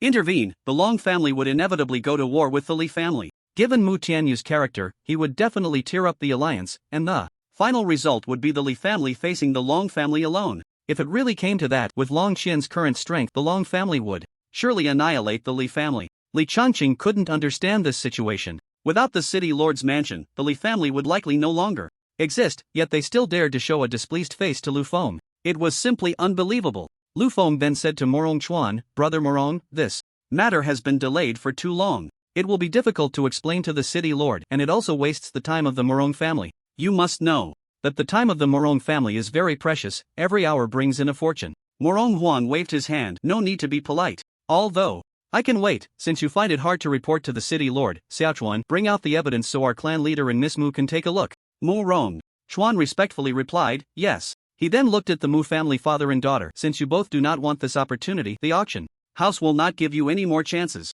Come, summon the gatekeeper. As soon as Morong Chuan's words fell, a young man walked out from behind the viewing platform. He had no emotional expression on his face, not even a hint of human emotion. This is our auction house's gatekeeper. He was nearby when Long Chen and Mu Shuebing left and he witnessed the order in which they departed. The entire viewing platform erupted in an uproar. This gatekeeper was a symbol of the continent's auction houses. Only auction houses had such individuals, and they would periodically auction off gatekeepers, starting at a price of 100,000 gold coins, which deterred many forces. To this day, the only forces in the entire Yaoguang city that possessed a gatekeeper were the auction house and the city lord's mansion. Even the gatekeeper of the city lord's mansion was half sold, half given by the auction house. As for why gatekeepers were so sought after, it was because they had no magical energy yet could rival a mid-level 3-star mage, and their stealth skills were top-notch, making them perfect for guarding and protecting their masters. It was said that the higher-ups in the auction house each had one such gatekeeper, and this particular gatekeeper was likely the one assigned to Morong Chingru. Everyone knows that once a gatekeeper recognizes a master, they are absolutely loyal to that master. Everything they see and hear will be conveyed truthfully. Chingru, you may ask. This gatekeeper. Morong Chingru stepped forward, placing her palm on the gatekeeper's head. This gatekeeper was indeed Morong Chingro's servant. When Morong Chingro's arm pressed down on the gatekeeper's head, his previously bent body instantly stood straight. Morong Chingru gently asked, "Little Hua, tell your sister how that man and that woman left the room that day." Little Hua. Morong Chuan felt helpless. The once deadly gatekeeper had become somewhat adorable under his young lady's hand. The gatekeeper, referred to as Little Hua, stiffly replied, "The woman left first," and not long after, the man appeared, probably after half a tea's time. Was the woman calm or flustered when she left? Not flustered, very composed, with a hint of disdain in her eyes. "All right, sister understands." Morong Chingru glanced at Morong Chuan, who immediately understood. He looked at Mu Shuebing and said, "Mu Shuebing, do you have anything to say? You left the room one after the other. If Long Chen had been inappropriate with you, you should have been flustered when leaving. Why were you so composed? Why did you carry that disdain?" Mu Shuebing huffed. What credibility can the words of a person who is neither human nor ghost have? Besides, this is your auction house's matter. Whether he speaks or not depends on your auction house's intentions. Miss Mu, you are mistaken. Before the already angry Morong Chuan could explode, Lu Feng calmly said, "The gatekeeper's slave absolutely does not lie. I have the authority to say this because there is one in the Lord's mansion that never tells a lie." "That's right, Mu Shuebing, stop trying to argue. This gatekeeper slave is under a magical restriction. If it lies or says anything deceitful to its master, it will trigger the restriction and instantly turn to dust." Seeing that both Lu Feng and Morong Chuan had said this, Mu Shuebing felt it was pointless to stubbornly argue. She lightly twitched her nose and said, "So what if I am calm? That was only because Long Chen was a waste at that time. I knew he couldn't do anything to me, and wouldn't succeed in any attempt. As for disdain, I, Mu Shuebing, am at least a 9-star magic apprentice with 6-star elemental affinity. I may not be a genius, but I can certainly be considered outstanding among my peers, right? Am I not allowed to show even a hint of disdain in front of such a waste?" Mu Shuebing glanced at the gatekeeper slave. Moreover, does this gatekeeper slave even know what is happening in the room? Is there any connection between what happens inside the room and outside? The gatekeeper slave indeed does not know what is happening in the room. Morong Chuan let out a long sigh. He was finally amused by his anger. "But Mu Shuebing, I really didn't expect your storytelling skills to be more profound than your realm, making me have to admire you." Mu Shuebing remained arrogant. "I am only stating facts." "Good. What a fact. Since I have tried every means to give you a way out, but you are not willing to take it, I won't waste any more breath with you." Morong Huan was also getting impatient. He tilted his head. "Just present the strongest evidence to make the Mu family give up. I no longer want to sit here." Morong Chuan nodded, then waved to the gatekeeper slave. The gatekeeper slave named Xiaohua suddenly flew into the air. Morong Chuan did not have such a girlish heart to treat the gatekeeper slave like a person. He brutally opened the slave's belly and took out a magic ball. Contrary to expectations, the gatekeeper slave, after having its belly open, not only did not bleed a single drop but also healed automatically. Long Chen watched this scene, frowning and muttering to himself, "What a powerful would attribute aura." Long Chen, puzzled, asked, "Can you sense what attribute this gatekeeper slave is?" Long Chen, also confused, retorted, "Dad, you don't feel anything from such a strong burst of wood attribute elements?" Long Chen shook his head, "Not at all. It seems you have quite a few skills." Long Chen said nothing. He began to closely observe everyone, noticing that they each had their own aura that rose and fell with their breathing. Discovering this magical function, Long Chen felt extremely delighted. This was a stroke of genius. In the future, when battling someone or wanting to understand someone, he wouldn't have to go through the trouble of calling up the system. It seemed that this system that had followed him to this world still had many undeveloped and unlocked functions. Long Chen resolved that whenever he had free time, he would thoroughly explore this system. Perhaps even more incredible functions were waiting for him. Just as Long Chen was distracted, a sudden uproar snapped him back to reality. He looked up to see that, at some point, Morong Chuan had already thrown the magic ball onto the competition stage, which was perfectly reflected on the massive magic detection wall. This magic ball was not just a simple small sphere, it could actually project images, and the scene being displayed was that of Long Chen and Mu Shuebing in the auction house's room. Mu Tianyu and Mu Shuebing's faces changed, their expressions turning pale, and they didn't dare to say a word or make any unnecessary movements. After all, two experts were guarding them. At that moment, the screen showed that Long Chen had finished shaking hands with Morong Chingru. Although it felt like a long time, it was actually just a matter of a dozen blinks, so it wasn't considered flirtatious. However, Long Chen's gaze was somewhat dazed, as if he were stunned by Morong Chingru's beauty. There wasn't much flirtation, but there was a hint of infatuation, which drew a burst of laughter from the commoners in the stands of Yaoguang City. Long Chen felt very embarrassed. He tugged at the corner of his mouth and quickly covered his face. Next, Morong Chingru politely and gracefully took her leave, leaving only Long Chen and Mu Shuebing in the room. What followed was the main event. The commoners in the stands widened their eyes, afraid of missing something important, perhaps something inappropriate for children. But the screen showed that after Mu Shuebing exchanged a few words with Long Chen, she left with disdain. Throughout the entire encounter, Long Chen was separated from Mu Shuebing by a table. Soon after, the screen ended, leaving Long Chen alone in the room. Morong Chuan retracted the magic ball and sneered, "This is a new product from the Continental Auction House, a viewing ball sent from the Western continent that can monitor every move in the room. These images are absolutely real and valid. Mu Shuebing, do you have anything else to say?" Mu Tianyu and Mu Shuebing were both dumbfounded. They never expected that there would be something they had never seen before in the rooms of the Continental Auction House. Mu Shuebing looked at the images projected by the viewing ball, which were exactly the same as the scene with Long Chen in the auction house that day. Morong Chuan snorted coldly. "We install one of these viewing balls in every room to ensure the personal safety of every successful auction customer. Mu Shuebing, the evidence is right in front of you, will you not admit it?" The commoners of Yaoguang City turned their gazes toward Mu Shuebing, and they were now almost certain that the images projected by the auction house were indeed real. If Mu Shuebing admitted it, it would mean she had incited Li Xiaoyun to trouble Long Chen, and the Long family's counterattack was merely self-defense. These are principles that even the commoners understood. How could Mu Shuebing not be clear about them? She gritted her teeth and stubbornly replied, "I know there is something called a viewing ball that can record various scenes and actions, but we have never seen anything like yours, so it's impossible for your auction house to deliberately set me up." Mu Shuebing said seriously, "I suspect this is the viewing ball that your auction house tampered with. Then you deliberately framed me." Morong Chuan was almost driven mad by this woman. He was about to consult the master on whether to teach the stubborn Mu Shuebing a lesson. Unexpectedly, Morong Huang stood up himself, holding a cane that barely supported his large frame. "Mu Tianyu, your methods of disciplining your daughter are truly admirable." Upon hearing Morong Huang's mockery, Mu Tianyu's heart sank, and he hurried to explain. But thinking again, since his daughter was still holding her ground, if he suddenly spoke the truth now, it would surely embarrass her greatly. Mu Tianyu cast a respectful glance and awkwardly smiled. "Master Morong, my daughter is merely expressing her doubts. As her father, I cannot comment on matters I have not experienced myself." "Is it that you cannot or do not want to?" A cold smile appeared at the corner of Morong Huang's mouth as he said, "Our auction house has always been straightforward. We would never falsely accuse anyone, nor does anyone have the right to smear our reputation. If everyone present doesn't believe it, you can come to the auction house and see for yourselves whether this viewing orb truly exists in our continent's auction house." At this point, Morong Huang had made himself very clear. The many people present had already come to believe in the existence of that viewing orb, and with Morong Huang's credibility, which was no less than that of the city lord, it was certain that Long Chen bullying Mu Shuebing was a falsehood.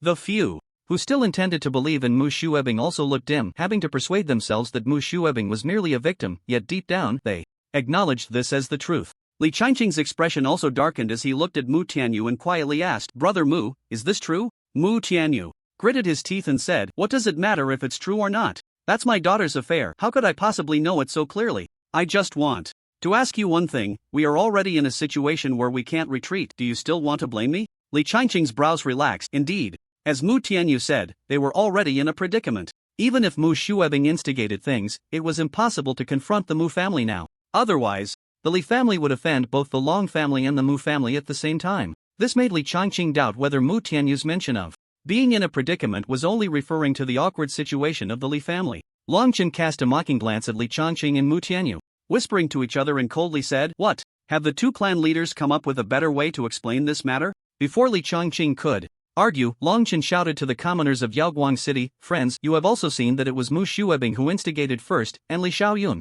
attacked me first as well. Why can't my Long family defend ourselves? Yes, I now feel a bit sorry for Long Chen. Clearly, he didn't do anything, yet people are saying it was him. I also think that without this viewing orb, you all would probably believe Long Chen to be that shameless scoundrel. What do you mean by we? You didn't doubt it? But to be fair, when Miss Morong stood up, everyone should have believed Long Chen. Even if you don't believe that lucky little brat, you should believe Miss Morong. The people in the stands began to discuss heatedly again. After all, Long Chen had indirectly slapped their faces hard, and this time they were discussing it with a guilty conscience, so their voices were much quieter. However, Mu Shuebing was still on the Mu family's stand, and the whispers of the surrounding commoners fell into her ears word for word, making her feel deeply ashamed. Long Chen scoffed. A woman, in front of so many people, actually insists that she has been bullied and taken lightly. Now that the truth is out, I really wonder what she is thinking. You little brat, shut up. Although Mu Tianyu was usually diplomatic, he showed great anger when his daughter was treated this way. Long Chen, as a man, how can you be so aggressive towards a woman?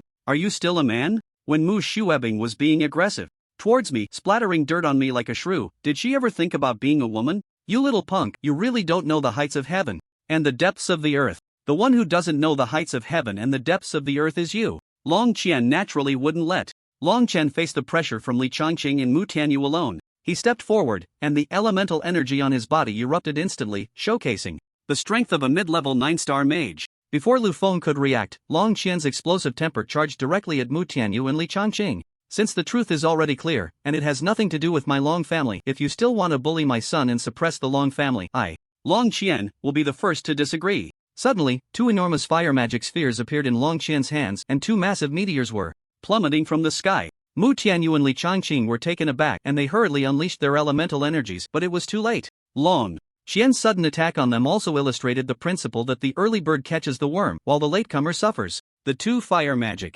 spheres struck directly at their chests. Today, it's no longer up to your Li family and Mu family to decide whether this war starts or not is up to my Long family. Long Qian shouted angrily, using all his strength to send the unprepared duo flying back over 100 feet, crashing violently into the stands, shattering the magical barrier surrounding the stands. Immediately after, the 2 meteors in the sky came crashing down, landing heavily where Li Changqing and Mu Tianyu lay. Boom! A thunderous roar echoed, and the stands collapsed in an instant. If it weren't for the quick-witted civilians of Yaoguang City, who scattered as soon as Li Changqing and Mu Tianyu flew over, countless casualties would have surely occurred. The area between the martial arts platform and the stands was plowed into 200-meter-long trenches by the bodies of Li Changqing and Mu Tianyu. Lu Feng, who had finally reacted, quickly stood beside Long Qian, blocking the furious patriarch of the Long family. Patriarch Long, do not act impulsively. We absolutely cannot recklessly start a war. The city lord will not let this go. Long Qian shook his head. This matter is not about interests, but about my son's fair treatment.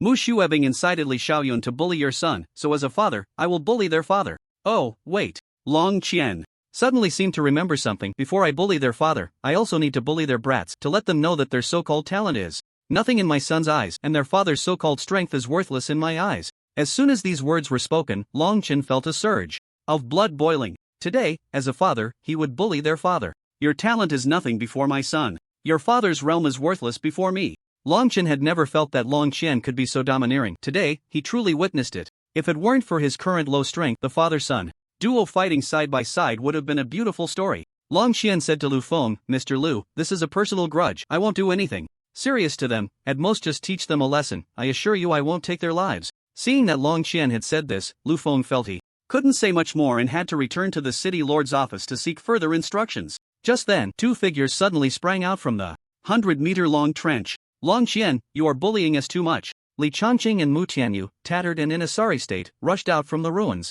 of the side stands. Setting aside the furious Li Changqing, who would naturally attack Long Qian, Mu Tianyu, although wary of Long Qian's strength, still had some fire left in him. It was humiliating to be embarrassed in front of so many people for the first time. After all, he was also a clan leader, and he had some pride. He couldn't just rush up to beg Long Qian not to hit him after being beaten. The 2 figures, one in blue and one in white, charged directly at the fiery Long Qian. I am bullying you. Long Qian roared to the sky before engaging in a fierce battle with Li Changqing and Mu Tianyu. Long Qian shook his neck and quietly asked, System, when others are fighting you, can you copy their abilities? Yes, but there is a 30% chance of failure. Then let's give it a try. As a cold, glimmering tornado swept in, Long Qian chose to copy. Prompt, copying, wind blade. Copy failed. What the heck, a 70% success rate and it failed. Immediately after, as Mu Tianyu unleashed a large pool of cold air beneath Long Qian's feet, Long Qian began to copy again. Confining ice pool copying. Copy successful. Nice.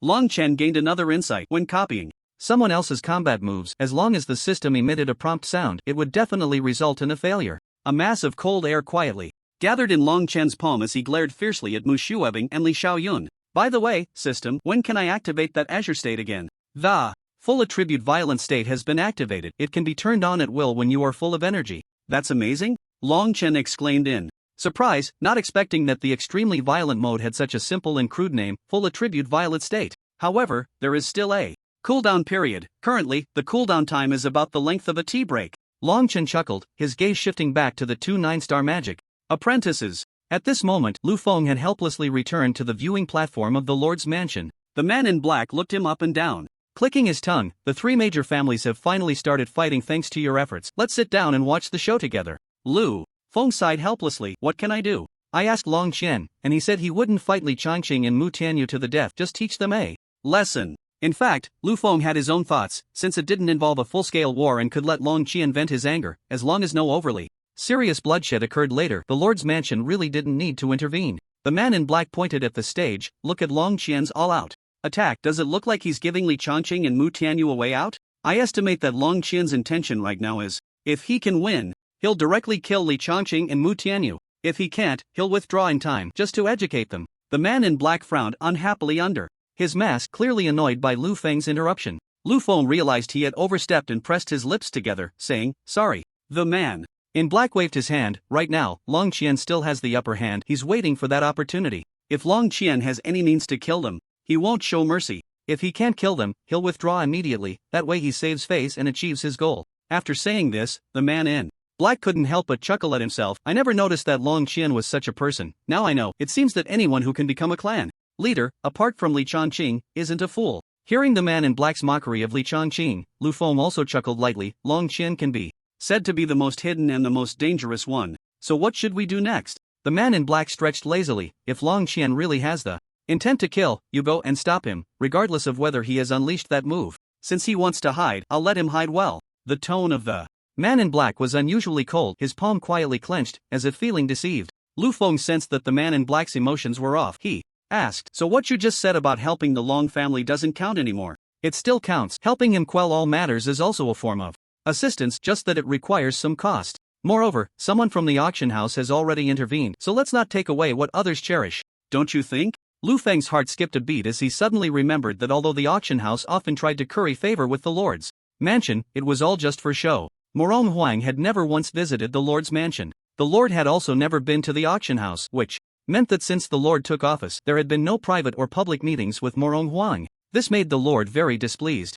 Although the auction house was a local power in Yaoguang City, having welcomed and sent off several lords, the current lord was still the most important figure in Yaoguang City. Even if the auction house had powerful experts backing it, the benefits that should be shared could not be lessened, and the respect that was due could not be diminished. Since the new lord took office, Morong Huang had never visited the lord's mansion, which could only be seen as a sign of disrespect towards the lord. Thus, the relationship between the lord's mansion and the auction house was quite delicate. It seemed calm on the surface, but the lord was not fond of Morong Huang. Now that Morong Huang had suddenly come out to help the Long family explain, the lord would automatically associate the Long family with Morong Huang's faction. Although the lord could not openly tear their relationship apart, it was still quite normal to use his position to make the Long family pay a price to quell an incident that should not have required the lord's mansion to intervene. Lu Feng let out a breath, glancing with a hint of pity at Long Qian, who was like a god of flames descending into battle. Regardless of whether Long Qian won or lost today, he would likely be the one to lose the most. Just then, Long Qian's loud shout reached everyone's ears. Since my father is beating up your father, then as the younger generation, we should have a battle too. Lu Feng was taken aback. What does Long Qian want to do? From Long Qian's words, it was not hard to guess that since Long Qian was fighting Mu Tianyu and Li Changqing, Long Qian also wanted to fight Li Xiaoyun, even dragging Mu Shuebing into it. The man in black frowned. This kid isn't thinking of taking on two opponents like Long Qian, is he? As soon as he finished speaking, Long Qian's next words confirmed his suspicion. Long Qian declared loudly, Li Xiaoyun, weren't you just wanting to fight me? Perfect, now that I've washed away my stains, I have nothing to hold back. If you want to fight, then let's fight. A mere 5-star magic apprentice dares to be so arrogant and challenge me? Li Xiaoyun's first reaction was to dismiss Long Qian's overconfidence. Although Long Qian had an 8-star Elemental affinity. His strength was only that of a 5-star magic apprentice, which was a significant gap compared to Li Xiaoyun, who was a 9-star magic apprentice. While Long Fei was an 8-star magic apprentice, he was only a hair's breadth away from Li Xiaoyun. However, from another perspective, there was still a 2-star gap between an 8-star and a full-fledged magician, and for those with mediocre talent, this gap could be magnified infinitely. Some would never enter the ranks of magicians in their lifetime. Li Xiaoyun, being a 9-star magic apprentice, with his talent and his family's full support, was almost half a foot into the realm of magicians. It should be noted that the ascension of a magician had no shackles or concerns. It depended solely on how much elemental energy one's innate talent could hold. The more one could hold and absorb, the more naturally they would advance in rank. Although Li Xiaoyun had lost an arm, which might affect his strength, the experience and level he possessed were still formidable. Therefore, Li Xiaoyun looked down on Long Chen's challenge with disdain and excitement. Disdain for Long Chen's overconfidence. Excitement that he could finally take revenge. Li Xiaoyun let out a sinister laugh, and suddenly a fierce wind rose around him as he charged swiftly towards Long Chen. Wait! Just as Li Xiaoyun was about to reach Long Chen suddenly shouted, "Li Xiaoyun, don't rush, I haven't finished speaking." Li Xiaoyun scoffed, "Are you afraid? But since you've accepted the challenge today, I absolutely won't let you be a coward." With that, a massive fist, carrying a sharp, knife-like wind, aimed to strike Long Chen's forehead. Long Chen snorted coldly, grabbing Li Xiaoyun's fist, allowing the fierce wind to swirl around his arm. Then he sidestepped and kicked Li Xiaoyun in the waist. Li Xiaoyun instantly retreated over 10 feet, clutching his waist in disbelief.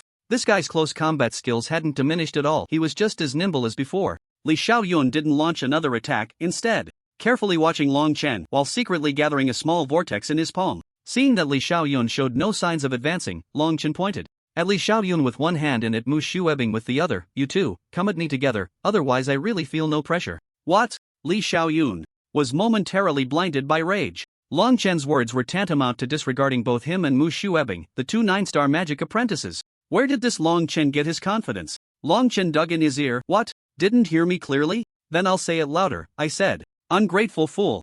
No need to say more." Before Long Chen could finish, Mu Shuebing charged straight at him, one hand swirling with wind and the other with ice, attacking Long Chen. Mu Shuebing actually had dual attributes. Although not as powerful as Long Chen's all-attribute talent, dual attributes still made her one of the best among her peers. Seeing Mu Shuebing launch an attack, despite wanting to verbally humiliate Long Chen again, Li Xiaoyun could only join Mu Shuebing in the assault. 1 against 2. His son was also 1 against 2. Indeed, a tiger father does not raise a dog son. However, Long Chen was facing 2 6-star intermediate magic users as a 9-star intermediate magician, while Long Chen was actively attacking 2 9-star magic apprentices as a 5-star magic apprentice. If he won this battle, the value of Long Chen's victory would far exceed that of Long Qian. The man in black clapped and laughed. "Wonderful. Truly wonderful." Lu Feng tentatively asked from the side, "Should we intervene?" "Of course. Such a good show, watching it once a day is enough. I don't want to know how strong the young people of our Yaoguang city are so soon." "Lu Feng, you go." As Long Chen entered the fray when Mu Shuebing and Li Xiaoyun attacked together, he instantly switched to a deep blue all-attribute violent mode. His speed surged to a new level, first dodging Mu Shuebing's attack, then taking the opportunity to kick Li Xiaoyun squarely in the chest, sending him flying far away. Ignoring the cursing Li Xiaoyun, Long Chen turned and punched Mu Shuebing, who was attempting a sneak attack. With a crack, it sounded like ice shattering, and Long Chen's movement slowed. He frowned, almost instinctively bending down as a blade of wind grazed his scalp. Just like that, a piece of skin was scraped off his forehead, blood flowing down. If Long Chen's speed had been any slower, he might have lost half his head. Mu Shuebing sniffed, seemingly dissatisfied with her handiwork, and with a swift motion, she slapped her palm against Long Chen's chest, sending him sliding back 7 or 8 feet. Long Chen suppressed the surging blood and energy within his body, staring intently at the venomous woman before him, finally realizing what means Mu Shuebing had used to sneak attack him. It turned out that Mu Shuebing had used the ice attribute to slow down Long Chen's attack and then formed a wind blade with the wind attribute, aiming for a lethal strike against Long Chen. Fortunately, Long Chen had trained his speed against the magic testing wall, otherwise, it would have been difficult to evade the hidden and vicious wind blade under the stiffness of the ice attribute. Mu Shuebing squinted her eyes and sneered, just a hair's breadth away. At that moment, Li Xiaoyun also got up, and he and Mu Shuebing surrounded Long Chen from the front and back. Long Chen frowned, standing still as the all-attribute violent state continued to burn. However, this would only last for the time it takes to burn an incense stick, and Long Chen had to resolve the situation quickly. Li Xiaoyun rubbed his chest and said viciously, "Long Chen, you really overestimate yourself, daring to challenge us 2 9-star magic apprentices with your 5-star magic apprentice level. What audacity! Long Chen completely ignored Li Xiaoyun's clamor, his cold gaze fixed on Mu Shuebing. Although both Mu Shuebing and Li Xiaoyun were 9-star magic apprentices, the pressure Mu Shuebing exerted on him was geometrically greater than that of Li Xiaoyun. In Long Chen's eyes, Li Xiaoyun's unremarkable skills were merely embellishments to Mu Shuebing, posing no real threat compared to her. Long Chen had not expected that this woman possessed such exceptional combat power and intelligence. It seemed that Mu Shuebing's reputation outside was not just empty talk. Seeing that Long Chen dared to ignore him, Li Xiaoyun snorted coldly and shouted, "Long Chen, I'm talking to you. Are you even listening?" Long Chen suddenly turned his head, and in that moment of determination, he charged at Li Xiaoyun. Although Li Xiaoyun was merely a supporting player, in Long Chen's view, he needed to deal with Li Xiaoyun first before he could properly confront Mu Shuebing. The moment Long Chen moved, Mu Shuebing called out, "Li Xiaoyun, get out of the way." But how could Li Xiaoyun react to Long Chen's terrifying speed that could withstand the stiffness of the ice attribute? A fire blade appeared in front of Li Xiaoyun in an instant. He widened his eyes, unable to react with his hands and feet to such speed, standing there seemingly in a daze. However, just 3 inches away from Li Xiaoyun's face, the fire blade gradually extinguished and was covered with ice shards. Long Chen narrowed his eyes, a fierce look bursting forth as he directly discarded the fire blade that had turned into ice, curling his palm into a fist and striking Li Xiaoyun on the forehead. Li Xiaoyun was immediately forced back several dozen feet by this powerful punch. Without saying a word, Long Chen turned and charged towards Mu Shuebing. He had to deal with this woman first. Otherwise, with Mu Shuebing here, he would have no chance of success. This woman was simply a huge trouble. Seeing Long Chen change targets, Mu Shuebing did not panic like Li Xiaoyun. Instead, she smiled disdainfully and then pulled out a third-tier magic wand from her magic pocket, which she had obtained at the auction. Frosty snow. Whoosh! In an instant, it was as if heavy snow had suddenly begun to fall along the path Long Chen was charging down, and these snowflakes, as thin as a cicada's wing, each had sharp protrusions like needle tips, all flying towards Long Chen. Long Chen secretly praised the advantage of having a weapon, but he did not dare to be careless. He punched the ground directly, using the rebound force to roll backward for more than 10 circles, yet the frosty snow was still rushing towards him. Long Chen reached out and called, "Meteor fire!" Meteors fell from the sky. This time, the meteor fire was not accompanied by the usual fiery red flames but bore Long Chen's signature ghostly blue flames. Moreover, this meteor's speed was even faster than the previous meteor fire. In the blink of an eye, it suddenly crashed to the ground, directly cutting off the path of the violent ice and snow. The accompanying attack from the third-tier magic wand was fortunately blocked. Before Long Chen could catch his breath, a fierce wind suddenly swept in from behind him. Kongyun force. Long Chen quickly looked back, and the entire air seemed to ripple like waves, visibly rushing towards him. Just as he spoke, Long Chen pressed one hand against the flowing fire meteorite and raised the other in a cauldron-like gesture, shouting, "Rise!" Almost as soon as he finished speaking, a tornado shot up from the ground, blocking the Kongyun force. Long Fei, who was watching from the side, suddenly stood up, exclaiming in shock, "Impossible!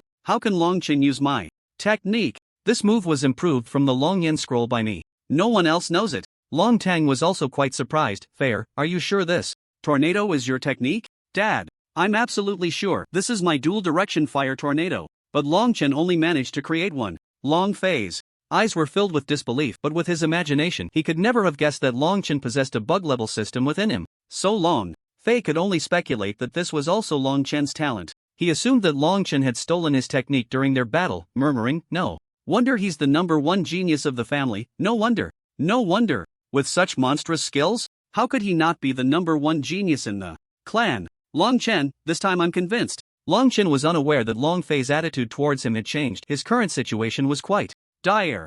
At this moment, to Long Chen's left was a fire tornado, blocking the assault of the Kongyun force. To his right was a massive flowing fire meteorite, preventing the onslaught of the violent ice and snow. Long Chen found himself in a dilemma, unable to advance or retreat. Li Xiaoyun laughed heartily, his remaining hand continuously injecting wind element magic energy into the Kongyun force, and the tornado was gradually retreating. "Long Chen, you will pay the price for your overconfidence. Want to learn from others? You need to have decent strength first, haha," Mu Shuebing also said. Solemnly, "Long Chen, you can't move anymore, just surrender quietly, and perhaps we can spare your life." Long Chen pushed against the flowing fire meteorite with one hand while maintaining the fire tornado with the other, grinning, "No matter the outcome of this battle, you can't kill me, because..." Long Chen looked up at the 3 people fighting in the sky. "None of you have a powerful father. If you kill me, it's very likely you'll endanger your own lives." Li Xiaoyun suddenly frowned, realizing that Long Chen was right. In this situation, he and Mu Shuebing really couldn't do anything to Long Chen.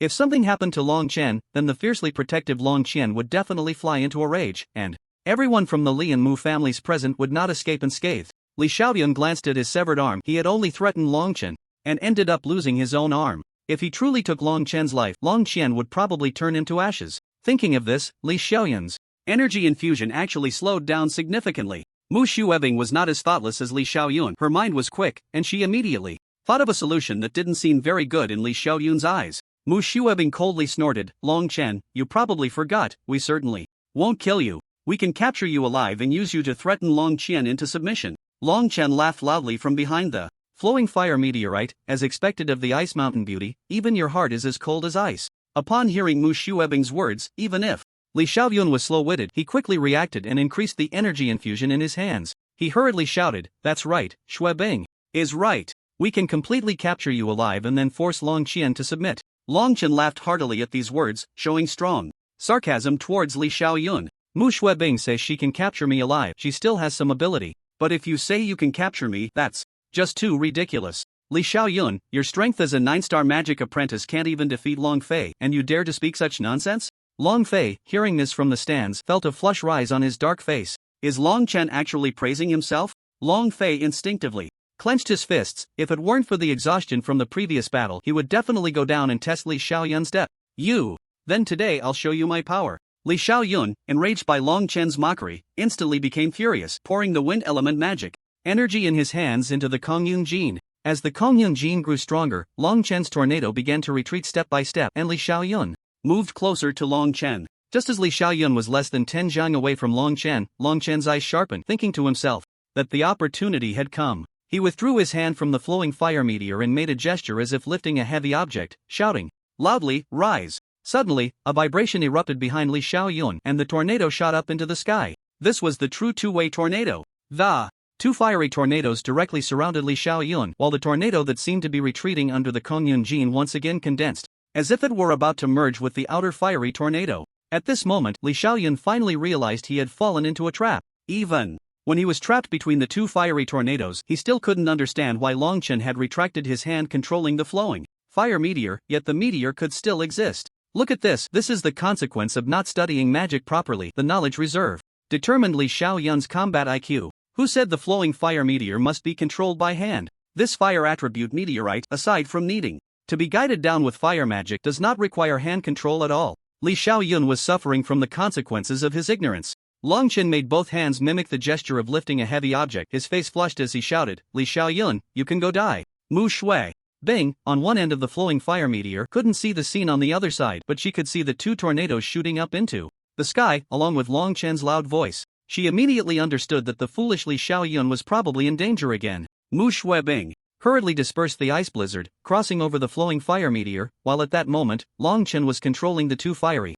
tornadoes, trapping Li Xiaoyun within. "Stop! Long Chen, how dare you? Humph! What do I have to fear? You're just in time. I have a gift for you." Just as Mu Shuebing was preparing to strike at Long Chen again, she suddenly felt the sky darken. Looking up, she was met with a sight she would never forget in her life. A meteor 10 times larger than the flowing fire meteor on the ground was rapidly falling from the sky, heading straight for Mu Shuebing. Li Changqing and Mu Tianyu, who were fighting Long Chen, also noticed this extremely powerful meteor. They instinctively retreated, wanting to resolve this trouble for their child. But just as they were about to rush forward, Long Chen came at them with a fire knife in each hand, directly knocking Li Changqing and Mu Tianyu to the ground. At the same time, the meteor fell. Long Chen also clasped his hands together, and the two-way fire dragon tornado instantly merged together. Just as the meteor was about to smash into Mu Shuebing's head and the fire tornado was about to merge, massive earthen walls suddenly rose from the ground, directly destroying the blazing meteor and the dual fire tornadoes with a thunderous force. And the three of Long Chen were also separated by a figure.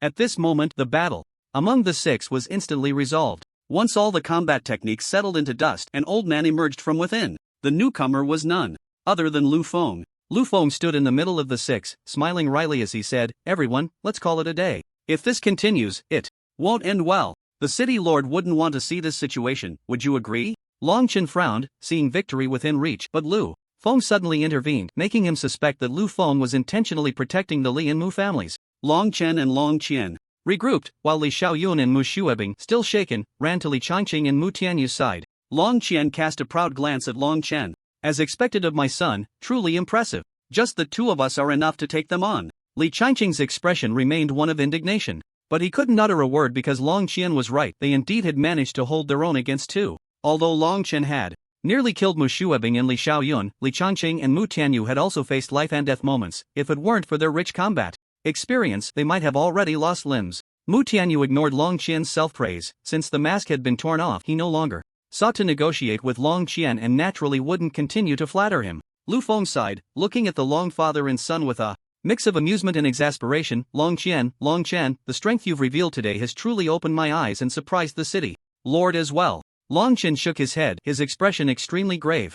Mr. Lu, these little tricks of ours are nothing in your eyes. But I still have a question. Why did you intervene in this situation? Long Chen was quite curious. If Lu Feng truly wanted the battle to end quickly, he could have called for a halt before it began, or if he wanted to understand the true strength of these six, he should have stopped it shortly after it started. However, Lu Feng neither called for a halt at the beginning nor at the end of the battle. Instead, he chose to intervene just when the Li and Mu families were about to give in, which was truly puzzling. It felt as if he was waiting for this moment to save the Li and Mu families, giving Long Chen the impression that the city lord's mansion wanted the Long family to face a bad outcome. Lu Feng secretly furrowed his brow but managed to conceal it well. In fact, just as Long Chen suspected, Lu Feng had initially intended to stop the battle after observing the skills of these individuals. However, the city lord had stopped him, not allowing him to end the fight, but rather letting them continue, with the condition that he wouldn't help when the Long family was at a disadvantage, only stepping in when the Li and Mu families were struggling. Lu Feng didn't understand why the city lord wanted to do this, but as a subordinate he had to execute the city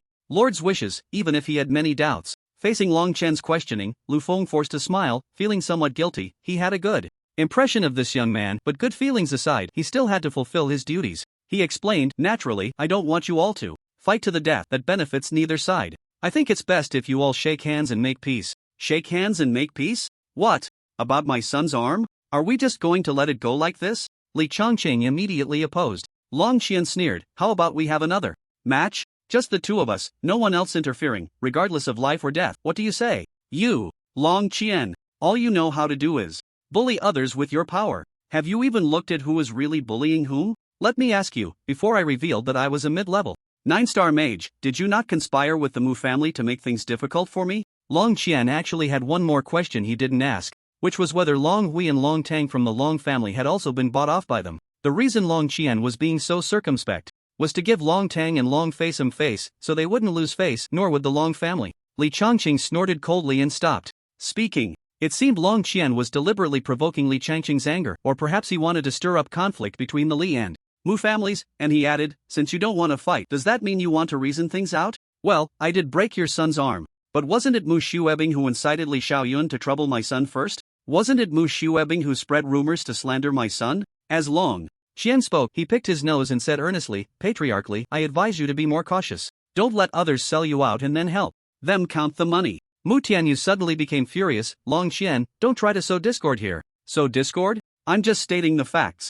Where's the discord? Don't slander my son and then come to slander me. You, how old are you, still chattering away? Don't you have any semblance of a man? What do you care about me? Lu Feng, seeing the atmosphere tense up again, hurriedly intervened, everyone, stop arguing. If we really start from the beginning, we could talk for 3 days and nights and still not figure out who was right. Long Chen asked with a serious face, then does Mr. Lu have a better solution? Lu Feng knew this kid had a lot of grievances, but there was nothing to be done. After all, you suddenly allied with the auction house. Lu Feng nodded and said softly, the next course of action will be decided by the city lord. At this, the entire hall was shocked. Could it be that this small internal resource allocation competition had actually attracted the city lord? On the auction house's platform, Moron Huang suddenly frowned. No one knew what he was thinking. As the family head of this competition, Long Qian cautiously asked, Mr. Lu, is the city lord here? Of course, the resource allocation competition of the Long family is also the genius battle of Yaoguang City. The city lord, who cares about Yaoguang City, will naturally come to watch in person.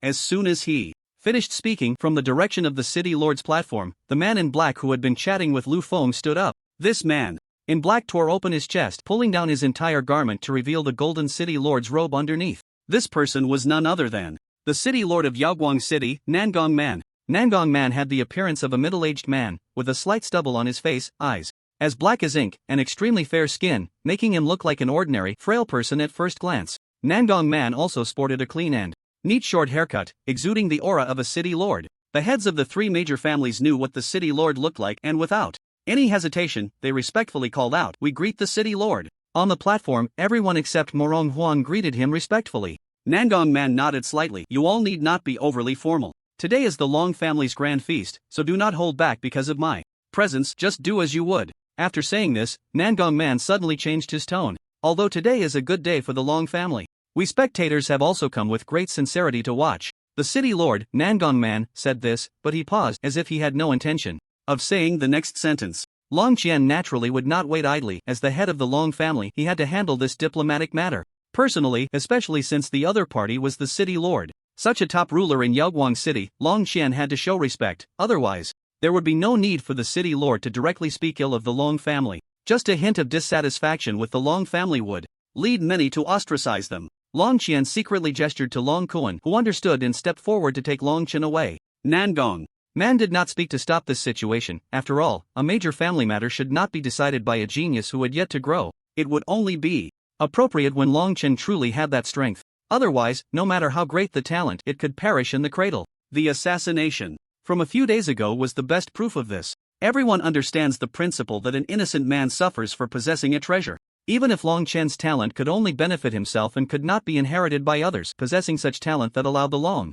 family to look down upon the entire Yaoguang city was a sin. After all, the Li family and the Mu family did not want an extremely powerful family to disrupt this delicate balance. Now that Long Qian's realm had been exposed, this delicate balance had already been broken. If someone with such extraordinary talent as Long Qian were to truly grow, the chances of him becoming a high-level mage in the future would be very high. At that time, the entire Yaoguang city would probably only have 3 powers left. That would be the auction house, the city lord's mansion, and the Long family. As for why they wouldn't seek trouble with Mu Rong Qingru, it was because Mu Rong Qingru was from the auction house. Firstly, the auction house was a force that the 3 major families could not hope to match, with many experts beneath it and the headquarters of the Continental Auction House as support. Even if one strong person was lost, the headquarters would continuously send stronger individuals to safeguard the stability of each auction house. It was this extremely powerful protection that allowed auction houses everywhere to thrive, often disregarding the city lord's mansion. Secondly, the auction house in Yaoguang City had no conflicts of interest with the 3 major families. The auction house's revenue came from the products auctioned off, earning high commissions and service fees, along with some fresh items that wealthy individuals would always want to buy. The revenue for the 3 major families came from the marketplace. The entire Yaoguang City, excluding the central street area, was divided into 3 parts, managed by the Li, Mu, and Long families, while the marketplace on the central street was contested among the 3 families for ownership. The rights lasted for 3 years. Therefore, in terms of interests, there was no conflict between the families and the auction house. Thirdly, Mu Rong Qingru's 8-star elemental affinity was unlikely to receive much attention, as Mu Rong Huang had a typical merchant mindset. He believed that if one had money, they could achieve anything, so why bother to painstakingly cultivate magical elements? Especially for women, they should contribute to the auction house to gain the maximum benefit. The so-called mindset of Mu Rong Huang was well known, so in the eyes of the other 2 families, Long Qian's 7-star elemental affinity was seen as more threatening than Mu Rong Qingru's 8-star elemental affinity. Moreover, Long Qian already possessed the terrifying talent of 8-star elemental affinity. Coupled with the Long family's full support, it was not impossible for Long Qian to make the Long family the dominant force. To get back to the point, Long Qian was indeed a threat, but at present, his threat was only potential. In terms of current interests and family decisions, it still had to go through the judgment of a few old fellows. Long Qian forced a smile and responded to Nangong Man with only half of his words. The Long family is also honored that Lord City Master Nangong has taken time out of his busy schedule to watch the small competition of the Long family. Who in Yaoguang City doesn't know that City Master Nangong is extremely busy, working hard for the people? Here, the Long family thanks City Master Nangong for his gracious presence. A faint smile appeared at the corner of Nangong Man's mouth. He, who already considered himself above others, was quite pleased with such flattery. He waved his hand dismissively. Long Qian, since this city master has come with great sincerity amidst his busy schedule, shouldn't you also show some sincerity in return? Sure enough, here it comes. Long Qian was certain that Nangong Man's visit would be extremely unfavorable for the Long family, but what surprised him the most was how straightforward Nangong Man was being. Although Nangong Man claimed to come with sincerity, Long Qian wasn't particularly interested in that sincerity at the moment. However, since Nangong Man had already said so, he had to grit his teeth and respond. Long Qian tugged at the corner of his mouth. City Master Nangong, the Long family naturally comes with great sincerity to warmly welcome all friends from Yaoguang City to watch the competition. As he spoke, Long Qian paused and joked, "Is there something my Long family has done improperly that has disappointed City Master Nangong? I hope you can point it out so that my Long family can learn from it. Long Chen watched his father make such concessions and frowned. In his impression, Long Qian had a very good temper, whether dealing with clan members or servants. He was always amiable, never resorting to violence or punishment unless someone had done something truly terrible. Otherwise, Long Qian would not easily lose his temper. Therefore, people in Yaoguang City wanted to work for the Long family. But if the people of Yaoguang City thought that Long Qian had no temper, they were gravely mistaken. Long Qian had his own bottom line, and once someone crossed that line, no matter who they were, he would resist. This could be seen from the recent joint attack by the Li and Mu families. Long Qian showed no signs of retreating from them. Although there was some confidence in his strength, it was largely due to the fact that Long Tang and Long Fei had secretly crossed Long Qian's bottom line. Thus, Long Qian had to make Long Tang and Long Fei understand who the true master of the Long family was. However, Long Qian had never seen Long Qian step back step by step outside of his bottom line. This so-called city master Nangong was simply pressing forward, forcing Long Qian to relent. Long Chen turned to ask, "Second uncle, why is my dad acting like this?" Long Kuan looked confused. What do you mean by that? I don't understand what you're saying." Long Kuan was puzzled. Why did this kid suddenly ask such a question? It's just that by retreating like this, Nangong Man might as well say outright that he is helping the Li and Mu families, making my dad feel utterly humiliated. But why isn't my dad resisting? Instead, he's being so accommodating? Long Kuan shrugged. Isn't that normal? Normal? Of course. Although our Long family has considerable strength and influence, in the eyes of the city master's mansion, we are still insignificant. To say something no one wants to admit, the Long family, no, all forces except for the auction house, rely on the city master's mansion for their livelihood. Long Chen was shocked. The influence of the city master's mansion was limited to that tall building near the central street, with no other territory. In Yaoguang City, just the territory of the Long family could create dozens of such city masters' mansions. And now Long Kuan was saying that all families depended on the city master's mansion, meaning they could only eat because of Nangong. Man. Long Kuan looked at Long Chen's expression, sighed, and patted Long Chen's shoulder, saying, "Kid, you still don't understand the intricate complexities of these forces. Your father does all this to ensure the survival of the Long family. Don't underestimate the city lord's mansion just because it's a small place. After all, it's the emperor of Yaoguang City. You can't deny that, in terms of power and military strength, they crush our families. Only the auction house can compete with them." Long Chen nodded. He understood this. From a power perspective, he was very disdainful. In this world filled with magic, the size of one's fist represents their power. There won't be a situation where power controls military strength. If the city lord's mansion rules Yaoguang City through military might, then that makes sense. Long Chen asked. Again, is it because of that 2-star high-level magician, Lu Feng? Long Chen found it hard to imagine that a 2-star high-level magician could already walk all over Yaoguang City. Long Kuan shook his head. There are 3 high-level magicians in the city lord's mansion, and Lu Feng is the weakest among them, yet he is the most visible. The other 2 have yet to make an appearance. But just because they haven't appeared, are they already so feared? It's better to believe in their existence than to doubt it. Trusting that the city lord's mansion has such strength isn't necessarily a bad thing. If they don't, then everyone is happy. But what if they do? The consequences are too great for anyone to bear. Long Chen let out a long sigh. Indeed, in this eastern continent, strength is paramount. Morong Huang's mindset will eventually lead to his own downfall.